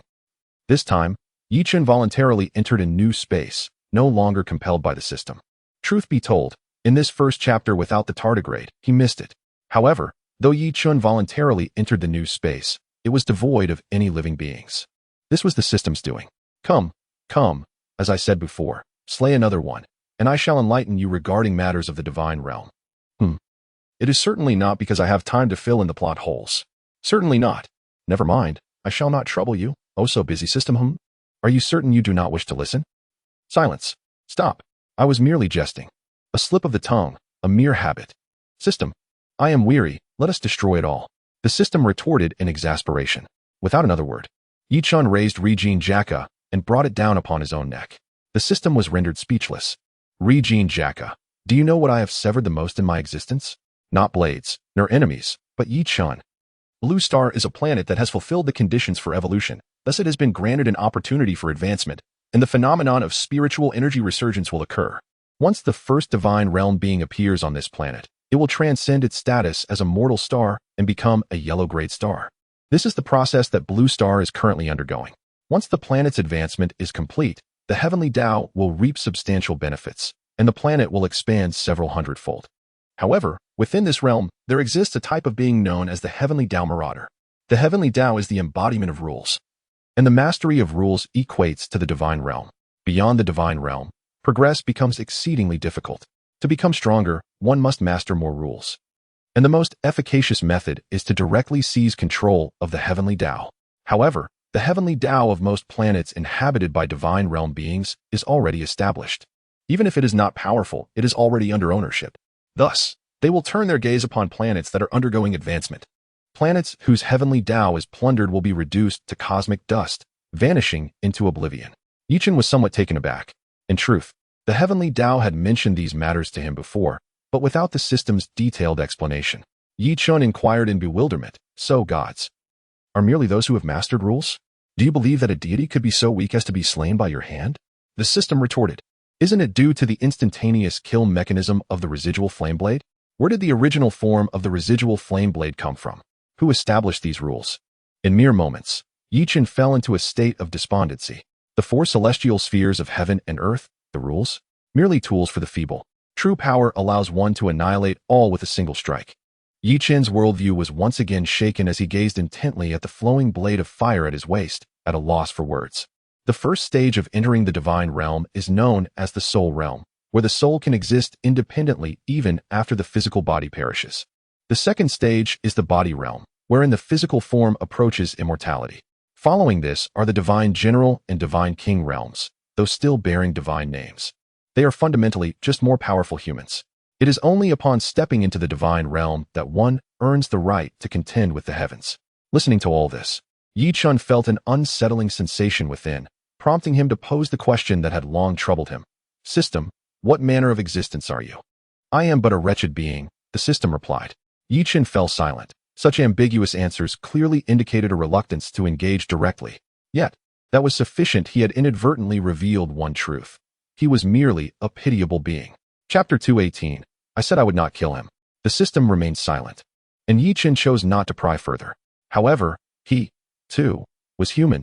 He had inexplicably arrived in this world, seemingly following a path laid out for him. Indeed, though life here was undeniably better than before, no worries about food or uncertainty about the future. This world had granted him a warmth previously unknown. Chen found himself quite fond of this place, yet his heart remained heavy, as if he were shrouded in ignorance, advancing like a marionette. Initially, the joy of gaining strength filled Chen's heart, a peculiar sensation that brought him satisfaction and security. But now it felt different. It was not weariness, but rather a sense of absurdity, as if he were merely a pawn. The more indifferent Chen appeared, the greater the guilt the system felt. Yet there was no escape from their fate. They must grow stronger, surpassing all others. To be the strongest in the world? Not enough. One must become a being that suppresses the heavens. The system unexpectedly interjected. Do you regret it? Chen was taken aback, momentarily at a loss for words. The system was not in haste for an answer, merely biding its time. Suddenly, Chen looked up, his expression conflicted yet his tone resolute. I do not regret it. What troubled him was the system's constant concealment of the myriad affairs surrounding him. Yet his resolve lay in the thought that rather than languishing in solitude in his former world, he would rather boldly relish the admiration of all beings. Wasn't it just divinity? Even as a divine king, Chen felt no fear. I know, the system replied with equal determination. It is good that you understand. Chen blurted out, Wait, what do you mean, you know? What do you know?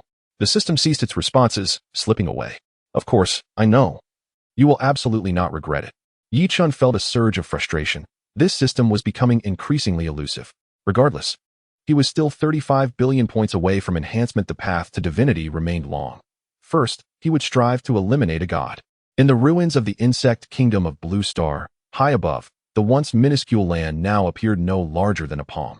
Zhuodesai and the Void Insect King surveyed the desolate terrain, prompting Zhuodesai to inquire, Insect King, are you certain that creature is here? Rest assured, based on my understanding of that foolish beast, it is undoubtedly here, the Void Insect King replied confidently. The country, once adorned with cherry blossoms, was now marred by rivers of lava. The entire island was enveloped in molten rock. One could only wonder what that beast found appealing about such a wretched environment. Other sacred beasts, though equally powerful, resided in places of breathtaking beauty or grandiosity. Only this beast's dwelling resembled hell itself. Insect King, shall I strike first, or? Zhuodesai gestured with a hand to his throat. The Void Insect King cast him a disdainful glance. Just hide well. Killing him will take but an instant. Upon hearing this, Zhuodesai said nothing further, opting instead to smile knowingly and retreat into the shadows. The capabilities of dark elements were indeed useful. Wherever there was light, darkness would inevitably follow. The Void Insect King, considering this, extended a finger, opening a purple-black void. He stepped inside, followed closely by a shadow of darkness. Wash it out, or eat it, the golden Qilin lamented while soaking in lava. Golden dog. You have quite the taste. The void insect king suddenly appeared before him. The golden Chelan's eyes widened in shock. You're not dead. Why should I be? The void insect king said with a smile. The golden Chelan, sensing no malice, dismissed the concern. After all, if this being sought to kill, even the Titan bull could not intervene. If he was to be slain, there would be no need for idle chatter. That's not it. I was merely surprised. However, it makes sense. You are the strongest among us. You would survive regardless of who perished. The golden Chelan stretched lazily. You, of all beings, would compliment me. The void insect king remarked, somewhat taken aback. All have perished, those who bickered. Only you remain. There's little left to argue about. The golden Chelan shot a glance at the void insect king, and I speak only the truth. Ha ha ha. If I could grant you a wish, what would it be? The void insect king laughed heartily, abruptly changing the topic. A wish? Would the insect king be so kind-hearted? The golden Chelan replied with a hint of sarcasm. As soon as the words left his mouth, the atmosphere fell silent. After a moment of contemplation, the insect king remained reticent. The golden Chelan suddenly submerged into the lava, prompting Zhuodesai, hidden in the darkness, to furrow his brow, preparing to act. Yet, a purple-black void chain appeared before him, binding him tightly. After a few moments, the golden Chelan emerged from the lava, tossing an egg to the void insect king. The insect king caught it, momentarily speechless. I understand your intention, after all. I cannot evade this fate, the golden Chelan said with a wry smile. Should I perish, my child will fare no better, so please take care of him. The void insect king paused, taking several deep breaths. He tossed the egg back to the golden Chelan. I regret it. You should care for your own child. With those words, the void insect king soared toward the void's opening.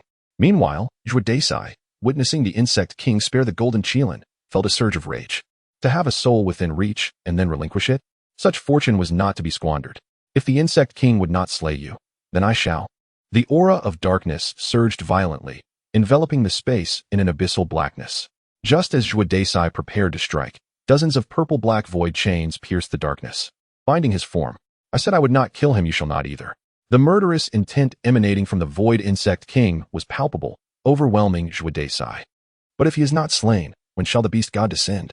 You must understand, I have nearly exterminated all other beasts. Zhuodesai roared, dismissing the insect king's threat. Then let us slaughter humanity. Zhuodesai roared in fury. Have you lost your mind? Chapter 219. Celestial Technique. True Countless Hands. Whether I am mad or not, I am well aware. The void insect king cast a sidelong glance at Zhuodesai, and the chains binding the void were loosened. Hand over the soul-collecting vessel. I shall make a visit to the human realm. Zhuodesai hesitated, his face a mask of reluctance, yet he ultimately surrendered the soul bottle to the void insect king. A void aperture materialized before the king, who turned back to say, if he dies, you shall not live either. Zhuodesai bristled at the void insect king's words, feeling quite irritable. Meanwhile, the golden Chelan remained in a state of bewilderment, pondering what had transpired in such a brief span. Zhuodesai shot a disgruntled glare at the golden Chelan before retreating into the shadows, vanishing from sight, leaving the golden Chelan to question the meaning of existence. At this moment, Chen remained within the small tower, currently on the third floor, blissfully unaware of the happenings outside. Standing before him was his target. A figure adorned with flowing flames for hair, radiating intense heat. He bowed courteously and spoke politely. I am the fire god. I look forward to your guidance. Chen, witnessing this, also bowed in response. What a coincidence. I too am a fire god. I look forward to your guidance. The fire god froze momentarily, scrutinizing Chen. You are also a fire god? Then why do you bear no flames? Must one be engulfed in flames to be considered a fire god? Chen queried, perplexed. The fire god pointed at him, noting, after all, you possess not a single spark. Yet you too lack flames. How can you claim to be a fire god? Upon hearing this, Chen pondered, realizing there was merit in the fire god's observation. In that case, I shan't deceive you any longer. I am, in fact, the wood god, revered as the Green Emperor. A surge of vitality erupted behind Chen, a verdant hue crowning his head. When I grow fierce, I turn green, even myself. Do you dare to fear? Wood god, Green Emperor, you must be formidable. I hope you can slay me, so I may atone for my sins. The fire god, upon hearing Chen's declaration, grew agitated yet quickly bowed his head. The notion of a wood god wishing to kill him seemed a daunting prospect. As you wish, I have come to end your life today. Chen clasped his hands together, his expression grave, declaring, would escape. Green wood entwines. The fire god, witnessing Chen's display, braced himself defensively. Suddenly, several green tendrils shot toward him, and in a moment of confusion, he thought, what is he doing? Is he mocking me? Or is he truly that powerful? Is Green Emperor a title he claims for himself? Or is it that I am simply too strong? Should I just stand still if I wish to perish? But can he truly kill me? A barrage of questions flooded his mind. Initially, he had anticipated a glorious battle followed by his demise. But now it seemed even that was a distant possibility. The fire god abruptly dropped his guard and addressed Yi Chun. Forget it. You may leave. You cannot defeat me. Yi Chun bristled at this assertion, declaring, if you insist on saying that, then I shall indeed test whether the wood element can overcome the fire. Words should not be spoken so lightly. One must engage in combat to know the outcome. The fire god, who had nearly surrendered, suddenly witnessed the green would accelerate dramatically. The once vine-like forms transformed into sharp spikes, lunging toward the fire god. Whoosh! The speed exceeded that of sound, instantly piercing through the fire god's body. Although the strike landed successfully, Yi Chun felt no joy. Instead, he frowned, sensing that the attack had not truly penetrated but merely passed through. The fire god, experiencing this, wore a look of disappointment as he shook his head. Useless. Such an attack cannot harm me. Whoosh! Bang! Before the fire god could finish his thought, another wooden spike surged toward him. This time it struck true. The tremendous force sent the fire god flying. Although the technique was not particularly powerful, speed equates to strength. The fire god was left dazed by the impact, wondering, what just happened? Wasn't I unharmed before? Yi Chun gazed at the fire god with a curious expression, hesitant to speak. While this maneuver had indeed sent the fire god reeling, it had not inflicted any true damage. Thud! As the fire god regained his composure midair, he landed firmly on his feet. He urgently inquired, can you explain how you managed to hit me? Yi Chun, equally intrigued, replied, can you first tell me if you have ever consumed a spiral-shaped fire fruit? What fire fruit? What is that? The fire god looked utterly bewildered. Yi Chun exhaled in relief. It seems you have not consumed it. That eases my mind. In the previous attack, Yi Chun had infused his wood with armed color hockey. Initially driven by curiosity to test it out, he found it surprisingly effective. It appears you possess the capability to slay me, but relying solely on your wood may not yield much hope. The fire god clenched his fists and readied his body. His desire for battle ignited. Let the fight commence. Before Yi Chun could respond, two flames erupted beneath the fire god, propelling him skyward like a rocket, diving downwards with renewed flames erupting beneath him. Flame plunge. The fire god descended upon Yi Chun like a meteor, his speed shattering the sound barrier. Within mere seconds, he stood before Yi Chun, unfazed. Yi Chun crossed his arms to block the impending attack. You dare to forcefully deflect my strike? Are you not afraid of injuring your hands? Before the fire god could finish, he was captivated by the dark substance enveloping Yi Chun's hands. Ah, so that's how you managed to strike me? He mused, ignoring elemental transformation. I have a question.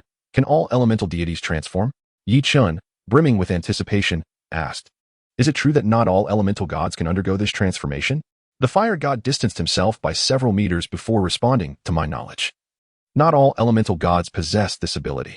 Well, that is a relief. I was beginning to fear I had crossed into the realm of pirates. Yi Chun sighed, grateful for the time he had spent here. Now, I intend to get serious. Are you prepared for what comes next? A smile graced Yi Chun's lips. The fire god, sensing the gravity of the moment, felt a chill run down his spine as Yi Chun clasped his hands together, his gaze fixed intently on him. Although I would prefer to make your end less painful, to spare you from undue suffering, I must honor my prior commitment to use the wood element. Celestial technique, true countless hands. Chapter 220. Can your flames ascend to divinity? At the utterance of Yi Chun's words, the fire god was left in utter shock.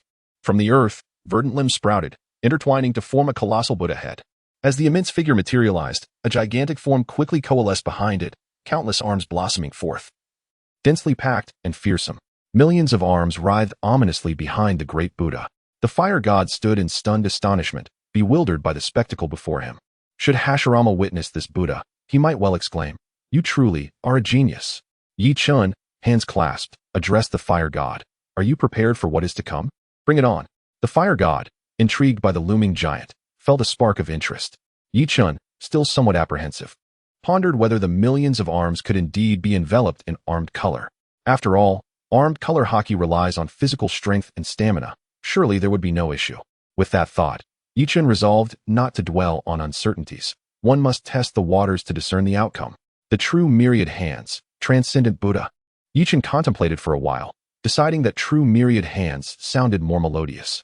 The term true myriad billion hands seemed to be merely a whimsical jest in reality. The operational method of the technique had not changed. It simply involved making the arms behind the great Buddha smaller and more numerous. Before him loomed the mighty Buddha of Susanoo, and behind him, the Buddha entwined with overwhelming aura. As the wooden figure materialized beneath Chen, the nearly 40,000-meter-tall Buddha was surrounded by countless tightly packed arms imbued with dark matter. Go! With a commanding shout from Chen, innumerable arms adjusted their aim towards the fire god. The fire god furrowed his brow in sudden alarm. Although he had begun to suspect something upon witnessing this scene, the reality exceeded his wildest assumptions. Seeing this, the fire god propelled himself into the sky like a rocket, flames erupting from his feet. As countless arms sped towards him at an astonishing pace, Chen gazed upon his creation with immense pride. Originally, the palms of the true myriad hands were already quite large. As their size expanded from 3,000 to 30,000 meters, the hands grew larger as well. Though the palms remained agile, their speed was undoubtedly compromised. Now that the arms had shrunk, the speed advantage of the true myriad hands was once again revealed. The fire god had already pushed his speed to the limit, but still could not shake off those arms. He conjured two flames in his hands, merging them together. You can perform this technique too? Chen exclaimed in astonishment. He had long desired to try it himself, but lacked the necessary rights. The fire god heard Chen's remark, but showed no reaction. Instead, he hurled the flames towards the approaching arms, bellowing, flame fusion. The two flames were compressed to the size of glass beads, and once the fire god's spiritual control was lost, the beads detonated with a thunderous roar. Boom! A tremendous explosion unleashed a torrent of heat. The fire god felt a surge of confidence. With such a technique, the wooden element would surely be reduced to ashes. However, his smile lasted a mere 0.018 seconds, for the palm of the true myriad hands had already struck him. Despite the arms having shrunk significantly, they still spanned several meters. Before the fire god could react, he was sent flying by a single blow. How could this be? The wooden element can withstand my flames? He roared as he was propelled backward. This scene shattered his previous perceptions. He had never encountered anything like it in his life. Meanwhile, Chen leisurely remarked, how could it be impossible? Sigh. My assessment is that it pales in comparison to Baijunjian. Upon hearing Chen's comparison, the fire god's face turned ashen. A fierce blaze erupted from him as he halted mid-air. Who is Baijunjian? What deity is that? I am inferior to him. You actually find this intriguing? He is merely a sage. Chen responded. A sage? Am I to be outdone by him? What a joke. The fire god laughed, believing Chen was merely attempting to undermine his fighting spirit. If you don't believe it, then so be it. I am not forcing you to. Chen waved his hand dismissively, then focused on the fire god once more. But for you, it matters little, for you are about to meet your demise. You think that by fortuitously striking me once, you can defeat me? Chen observed as the fire god skillfully evaded the attacks of the true myriad hands, contemplating. At present, it seems I cannot defeat you. But neither can you kill me. Once your stamina wanes, that will signal your end. After jesting, Chen conjured a throne above the wooden figure's head, reclining upon it leisurely and even yawning. What a fellow, Hashirama exclaimed. I never displayed such arrogance while battling Madara. Are you mocking me? The fire god felt a burning shame wash over him. Just as Chen had indicated, if his attacks failed to damage the peculiar wooden form, he would indeed have to target Chen's true body. However, given the formidable defense, making contact would be a considerable challenge. The fire god had pondered these matters and sought solutions. Yet, Chen's sudden throne and intention to nap during battle was rather unseemly. Who could tolerate such insolence? If it were you, could you endure it? A thought crossed the fire god's mind. Wait, if he spares my life, I might be able to endure. Although the fire god had long since turned over a new leaf, he was still of the fire element, and his volatile temper was hard to suppress. Suddenly, his aura surged violently, and the surrounding temperature soared. I have restrained myself, preventing the use of my true power. This is of your own making. I merely wish to engage in a friendly spar, but if this is the case, then I must eliminate you. The intense flames radiating from the fire god surged upward. The figure, originally standing at around 1.78 meters, transformed, shedding his human guise. Before Chen stood a deity composed entirely of flames, as though he were made of fire itself. Chen observed with keen interest. The script has changed again? No, it's not quite a change. It's merely a transformation into a fire deity, which is not unacceptable. So, from the outset, you were never human. You became a god through fire cultivation, correct? Chen smiled confidently at the fire god. The fire god, taken aback by Chen's sudden statement, thought, brother, I intend to kill you. Can you not be more serious? Then he uttered a statement that filled Yi Chun with profound embarrassment. Your flames can become a deity? I am in an explosive state. I am human. Chapter 221. The aura of despair envelopes by Jean the Void Insect King had truly gone too far. The dark elements had reached their zenith, yet Zhuodashu still could not locate the Void Insect King's whereabouts. He lamented that he should have followed directly after him. However, this too had its merit. If the Void Insect King were to be slain, he could claim the king's soul for himself. A smile blossomed on Zhuodashu's face, reminiscent of a blooming chrysanthemum, as he envisioned success within his grasp. Thus, his best course of action was to await news of the Void Insect King's battle. As for the outcome, it was of no consequence. After emerging from a certain insect island, the Void Insect King made his way towards the Great Xia. He required the souls of millions of ordinary, which implied an equal need for human souls. This necessitated a citywide massacre, which posed a significant challenge. What would he do if he encountered that madman? The Void Insect King felt a tinge of fear. Yi Chen's display had instilled terror within him. Nevertheless, having boasted earlier, he felt compelled to proceed. Throughout his journey, the Void Insect King repeated a single mantra, as long as it is not that guy, I fear nothing else. As these thoughts crossed his mind, the Void Insect King arrived above a city, the city of Shanghai. The circumstances of his arrival were quite inexplicable, having flown hither without intention. At that moment, Shanghai was still undergoing reconstruction. After the previous abandonment, much had been ravaged by, despite half a month of rebuilding. A significant portion remained incomplete. The pace was not slow. Rather, the entire Great Xia was undergoing reconstruction. Resources were simply stretched too thin. Hovering above Shanghai, the Void Insect King observed the bustling figures below and could not help but scoff. Mere ants. His presence was felt by many, including by Zhang and his companions, who had already sensed the ominous aura. Zhang Daosheng and the West Wind Lion King immediately looked to the sky. At this point, both Zhang Daosheng and Bai Zhan had reached the pinnacle of the Crescent Moon realm, having consumed copious amounts of sacred beast meat, even if their individual capacities were limited. The stockpile was substantial. The Lion King, you are the fastest. Take the teacher away. Bai Zhan gazed grimly at the figure in the sky. Zhang Daosheng cast a glance at Bai Zhan, saying, I am not yet so old as to require your protection. The West Wind Lion King looked at the two before him, an elderly and a young one, with a face full of helplessness. There is no need for you two to argue. The creature before us, if I am not mistaken, is the most formidable among the remaining sacred beasts. None of us shall escape. Upon hearing the Lion King's words, both Zhang Daosheng and Bai Zhan's expressions changed drastically. If it is truly him, then today, it seems, none shall flee. Zhang Daosheng and Bai Zhan exchanged glances with the otherworldly beast, soaring toward the Void Insect King, albeit merely to buy time. They must await Ji Qianming's arrival with reinforcements. Master, Chen Hao, concealed in a corner, observed their unyielding advance toward the enemy, feeling a mix of panic and helplessness. After all, he was still but a child. The Void Insect King had evidently noticed the three approaching him. Interesting. They managed to detect my presence so soon. The Void Insect King gauged the strength of the three, all at the Crescent Moon realm. His gaze settled on the West Wind Lion King, a smirk of derision gracing his lips. As a beast, you choose to ally with the human race? As his words fell, the killing intent of the Void Insect King surged toward the West Wind Lion King like a tidal wave. In an instant, the strongest among them, the West Wind Lion King, was obliterated, reverting from his half-beast form to his animal state, crashing to the ground. Lion King, Bai Zhan and Zhang Daosheng stood frozen, helpless at the sight. Master, Chen Hao, too, grasped the gravity of the situation, rushing toward the Lion King's direction without a second thought. What do you mean by this?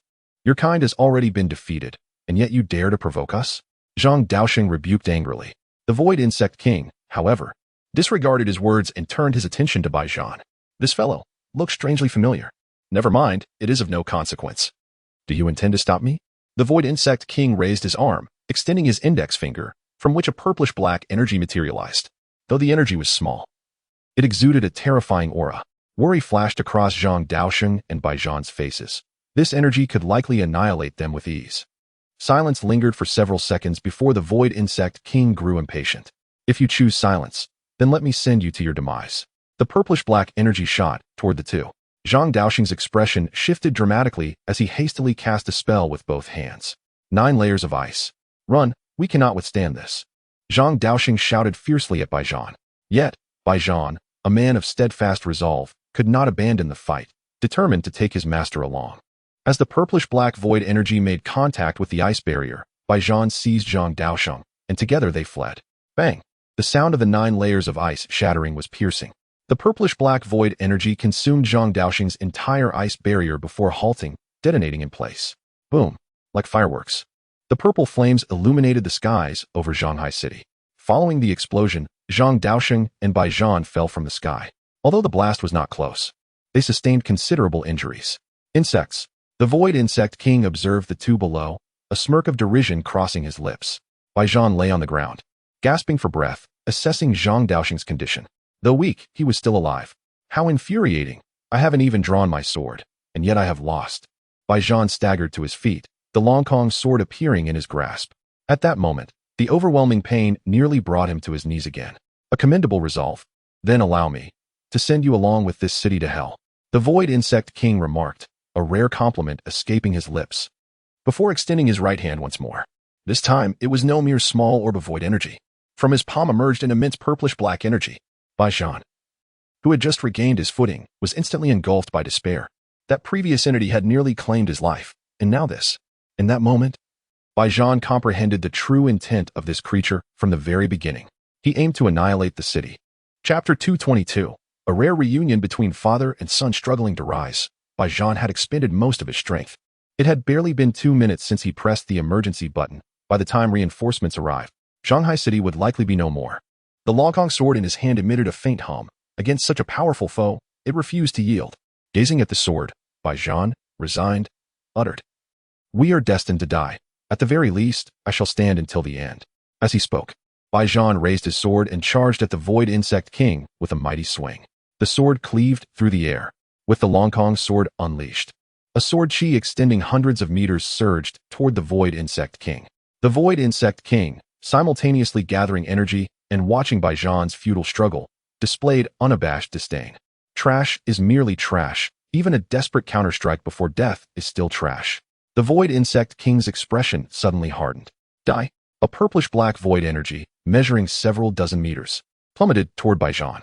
Meanwhile, Baijan's so-called attack was devoured by the void energy. Witnessing this, Baijan surrendered completely. He gazed skyward, fixated on the energy capable of obliterating Shanghai City, on the verge of detonation. He still clutched the Long Kong sword tightly. As the purplish-black energy erupted, a flicker of confusion crossed Baijan's eyes. An immense wind surged from behind him, racing toward the energy mass. Sword cleaving through the air, a commendable technique. The voice of Bai Junjian resonated behind Baijan, as a sword chi surged toward the Void Insect King, mirroring Baijan's actions. The Void Insect King recognized Bai Junjian immediately. He had witnessed the latter subdue the Titan Bull that very day. With a subtle shift, he evaded Bai Junjian's attack, silently observing the newcomer. No Yi Chun, then I shall be at ease. The sword Bai Junjian casually unleashed far surpassed Baijan's full-force strike. Well done. We shall take it from here. Bai Junjian patted Baijan's shoulder. Over the years, he had been well aware of Baijan's exploits, but had chosen not to intervene in his life. Baijan remained in a daze, a thought echoing in his mind. It would have been worth it even to die. Leave that fellow to me. Can you handle this strange energy? Bai Junjian inquired of the three behind him. It seems a bit challenging, but it should not pose a significant problem. Ji Qianming furrowed her brow slightly at the sight of the energy mass. I will freeze it first, then use my spatial abilities to relocate it. What do you think? Zhang Bingqing proposed her thoughts. That should be fine. Creating a spatial gateway of 100 meters is no trouble for me, Ji Qianming assured, patting her chest. Then you shall proceed. I will check on father. Zhang Zilai, upon witnessing the clear division of labor, felt no need to assist and promptly departed. Meanwhile, Bai Junjian continued to boast before his son. Stay here and watch how I slay this insect. Without waiting for Baijan to respond, Bai Junjian's figure vanished into the sky in an instant. One hand wielding the sword, the other resting behind his back, he declared, Speak. How do you wish to die? The Void Insect King appeared speechless, contemplating whether to strike the other. Must you flaunt your arrogance? Now it was Bai Junjian's turn to be at a loss for words. In this day and age, even boasting was frowned upon. Since you refused to speak, allow me to select for you. Bai Junjian waved the long sword in his hand, his aura retracting. The demeanor of a modest gentleman vanished in an instant, replaced by an overwhelming ferocity and a torrent of immense energy. Whispers of dark mist began to swirl around him. Was this the very state in which he had slain the Titan Bull? The Void Insect King narrowed his eyes slightly, experiencing this tremendous aura up close. He realized that the demise of that creature was indeed justified. The dark mist enveloping Bai Junjian exuded a sense of destruction, wild and unrestrained, even possessing a certain suppressive effect on recovery. The Titan Bull was merely a meat shield. How could it possibly withstand such power? Were you present that day when the Titan Bull fell? Bai Junjian's tone shifted abruptly, no longer gentle but laced with murderous intent.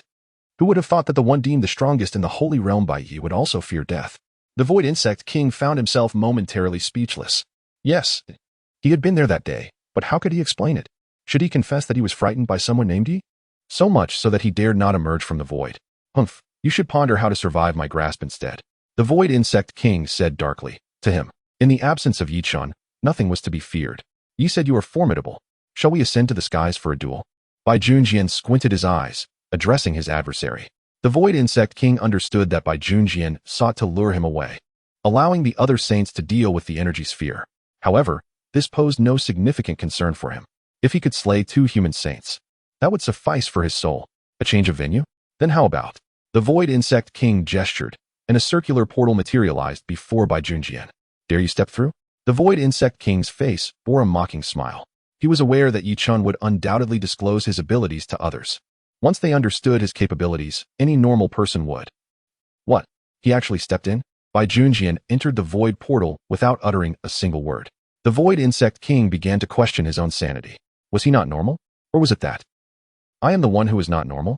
However, he quickly dismissed these thoughts, since the other party dared to enter. Was there any need for further dialogue? In the next moment, the Void Insect King's form appeared within the void. In this realm of nothingness, he was the sovereign of rules. You are the first human I have encountered who dared to willingly step into my void. Truly, you have left me with an excellent first impression. Submit to me, and I shall spare your life. What say you? In the peculiar void, darkness enveloped him. Bai Junjian looked in the direction of the voice, but saw no figure. I find that rather unappealing. Perhaps we could negotiate differently? You submit to me, and I shall spare your life. What say you? Chapter 223. He departed peacefully. The fire god perished in flames. Hey, fire god, you're not about to give up, are you? Yi Chen lounged in a chair, observing the fire god, who was barely clinging to life, and spoke mockingly. Though the fire god had exerted all his strength and initially evaded attacks with ease, the prolonged high-speed movement and evasion had severely drained his stamina. After enduring thousands of blows from the true thousand hands, he finally ceased. Though he was on the brink of collapse, the fire god still managed to speak. You are strong. Among those I have encountered, while you may not be the strongest, you certainly possess the highest potential. The fire god lay on the ground, limbs splayed, forming a giant character. Seeing that his opponent could no longer fight back, Yi Chen retracted his manifestation and slowly approached him. It seems my strength has earned your acknowledgement. Heh, acknowledgement? Don't jest, you still have trump cards, don't you? The fire god smiled wryly, his bitterness evident. Yi Chen nodded, remaining silent. Kill me. This is the retribution I deserve. The fire god spoke again, this time devoid of forced mirth, instead wearing a smile akin to one on the verge of liberation, even somewhat joyful. Yi Chen paused momentarily. Want to you share your story? What is there to tell in the tale of a sinner? The fire god was taken aback. That sentiment cannot be generalized. Good people have their stories, and the wicked have theirs. Sinners too have their narratives. After Yi Chen spoke, he sat beside the fire god, retrieving 2 bottles of white liquor from the system space. Minors should not drink. Yi Chen, I am of age. Here, have a drink. If you don't mind, I'd like to hear your tale. Yi Chen offered a bottle of white liquor to the fire god, gesturing subtly. The fire god observed Yi Chen's antics, utterly astonished. First, a beating, then a drink. A chat, only to be killed afterward. This fellow is quite eccentric. I originally lived in an ordinary world, but suddenly it underwent a transformation. The world changed drastically, and countless humans acquired various abilities. The subsequent details are omitted. Yi Chen refrained from interrupting the fire god's narrative, gathering an understanding of the circumstances. It was said that the heavenly Tao forbade the fire god from breaking through to the divine realm. Yet he did not heed the warning. Alas, I broke. Then, a multitude of divine beings descended, creating chaos in his world. Yi Chen had no retort. Such weak divine beings, and yet he dared to pursue ascension. Merely surviving was already a stroke of luck. No wonder he deemed himself a sinner. Thank you, for before my demise, I could engage in a satisfying battle and have someone to converse with. A warm current coursed through the fire goddess' heart, which had perished along with his home planet. What is a god, after all? Still just a larger ant? Yi Chen remained silent, his expression grave. For what the fire god spoke resonated with what Blue Star was currently enduring. Alas, I must go back on my word. I had intended to slay you using wood release, but now, I shall grant you a swift end. Chen hesitated briefly, then solemnly declared. Hearing this, the fire god did not ponder further, merely smiling faintly. Thank you. Chen spoke no more, unsheathing the flowing blade of fire. Bankai, scorching flame blade. As Chen's words fell, flames erupted from his form, enveloping the long sword. The temperature around them soared instantly, leaving the fire god in shock. Good heavens. No wonder my ultimate technique earlier had no effect on him despite the surrounding temperatures soaring into the tens of thousands of degrees. Feeling the heat radiating from the sword, the fire god could not help but smile wryly. This time, I've played with fire before, Chen, only to find it self-defeating. Chen pointed the sword at the fire god, speaking coolly. It will be swift. Just a moment. You may depart peacefully. The fire god fell silent, allowing the long sword to pierce his chest. A searing sensation surged within him. It was a peculiar feeling he had never experienced before. A fire god, slain by fire. The killing of the divine realm fire god yielded 1.8 billion points. Well, this now leaves just 1.7 billion to go. At that point, the 100 billion level of wood release should possess enough power to protect the entire Blue Star. After all, the enhancement description stated it would grant an additional yin-yang shield, creating worlds with a mere thought. What does that even mean? By Junjian. The title of Sword Saint is an understatement for you. Were there to be immortals in this world, you would undoubtedly be the foremost sword immortal. As the Void Insect King unleashed void energy, he remarked. In this space, each burst of energy gradually transformed into void energy, becoming the sole possession of the Void Insect King. Thus, within this realm, he not only possessed a multitude of methods but also infinite resources. Although Bai Junjian was hindered in visibility within the void, he still managed to navigate the situation with ease, relying on the sounds of the wind and the direction of the aura, and thus, he continued to endure the assault. There is no escaping it. But is this truly a problem? What is our current state? It is the state enveloped by the nuclear explosion of sword intent. It is precisely because the series of maneuvers executed by the Void Bug King could not breach the defenses of the White June sword that he could not help but extol its virtues. Your recognition of my strength speaks to your discerning eye. This sword saint shall undoubtedly become invincible in this world. Thus, it would be wiser for you to pledge your allegiance to me. I shall certainly implore Chen to spare your life. The White June sword responded with a hint of mockery. So you think that a mere compliment will impress me? The Void Bug King, witnessing the shamelessness of the White June sword, could not refrain from taunting. Do you truly believe that I am powerless against you? At this moment, the White June sword felt an exhilarating surge of excitement. It was coming.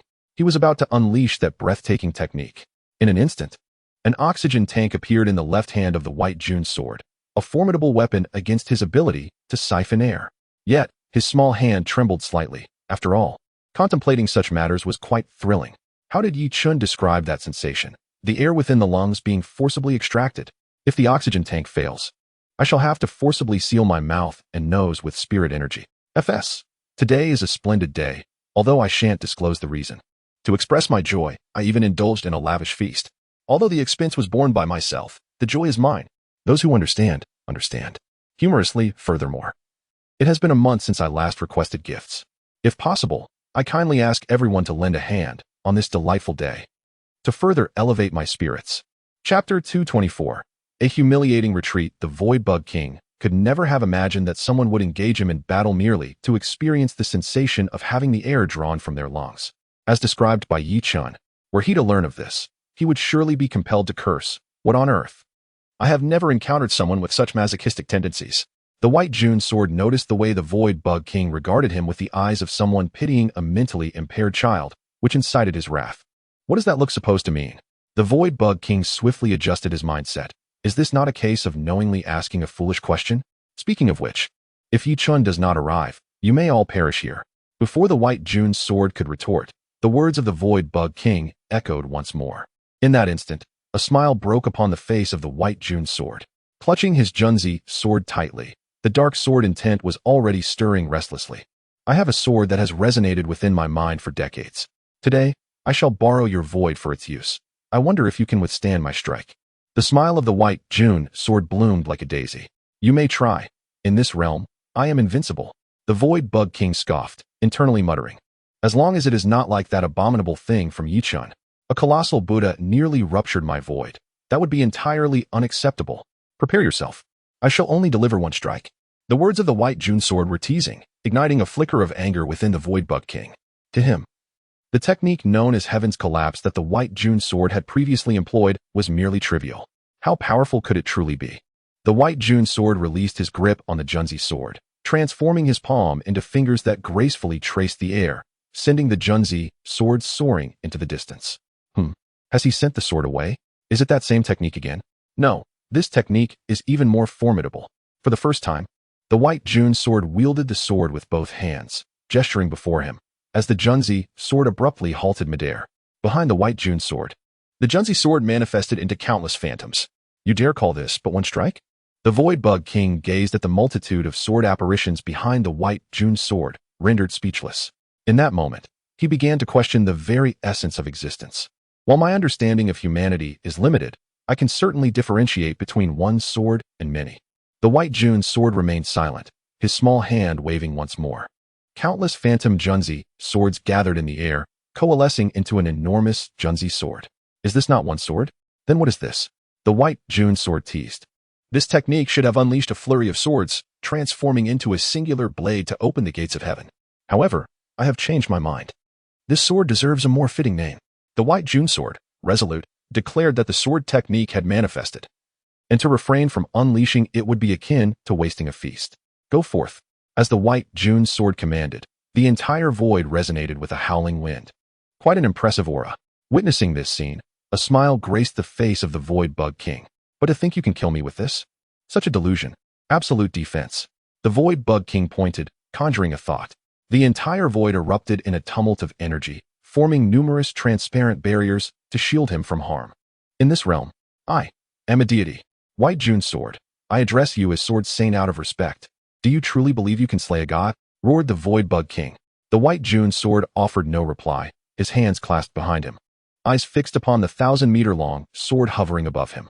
If gods truly exist, I wish to witness whether they are indeed immortal. As the tip of the 1,000-meter-long sword made contact with the Void Bug King's intangible barrier, the entire sword disintegrated into countless fragments, scattering through the air. The White June sword gently extended his hand, brushing against the swirling shards. This spectacle left the Void Bug King momentarily stunned, yet he quickly regained composure. Do you intend to slay me with a sword that shatters upon contact? Are you mad? Or am I? The Void Bug King hurled 3 rapid-fire rhetorical questions, his tone brimming with derision. The White June sword remained unperturbed, stating calmly, "It is imminent." With the sound of a sword's cry, the Junzi sword approached on the wind. Clash!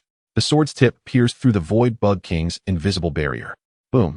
In an instant, a terrifying aura erupted from the Junzi sword. How can this be? The Void Bug King was stunned. Absolute defense signifies that within this realm, this barrier is an invincible entity. Yet now it has been breached by a single strike. What is impossible? The White June sword remarked nonchalantly, casting the fragments from his hand. Sword that shatters the sky. As the White June sword enunciated the name of his technique, his voice resonated powerfully, piercing the void. Boom! The aura of the Junzi sword surged once more. The intangible barrier was instantly breached. Impossible! The Void Bug King panicked, waving his arm toward the Junzi sword. Get out of my void! Yet no matter how the Void Bug King attempted to expel the Junzi sword, it remained steadfast within the void. Impossible! The eyes of the Void Bug King widened, 2 consecutive impossibilities utterly transforming his comprehension of swords. In an instant, the Void Bug King's form vanished, merging into the void. Evade? Can you truly evade? Can your void hide from me? The White June sword mocked. Previously, Chen had analyzed that the void space possessed by the Void Bug King was of utmost importance to him. Otherwise, he would not have been so eager to expel the colossal Buddha during Chen's assault. Do you think my void can be so easily shattered? The voice of the Void Bug King reverberated throughout the entire space. The White June sword brought his fingers together. The massive Junzi sword aimed toward the seemingly infinite void. Bang! An explosive sound erupted. All eyes turned skyward as a long sword burst forth from the void. One sword soaring westward. The sky was swept clear of clouds by the force of this sword energy. Where the long sword emerged, the black void intertwined with the heavens. A figure stepped forth from the void, drawing the gaze of countless individuals within Zhanghai City. The figure spoke softly. This sword, originally I intended to name it something akin to sword that clears the clouds, but coincidentally, my son bestowed upon it a name. Void Bug King. What do you think of my technique, sword that shatters the sky? With a single strike, I shall slay you. Is that sufficient? Bai Junjian turned with a beaming smile, addressing the disheveled figure in the void. At that moment, the Void Insect King had yet to recover from the recent shock. That minuscule sword, that feeble blade. That sword akin to an ant. By what right? By what right could it pierce the void? The Void Insect King opened his mouth, seemingly on the verge of uttering something, yet no harsh words could escape his lips. Defeat is simply defeat. If there exists a celestial being, the title of Sword Immortal is rightfully yours. We shall meet again for another battle in the future.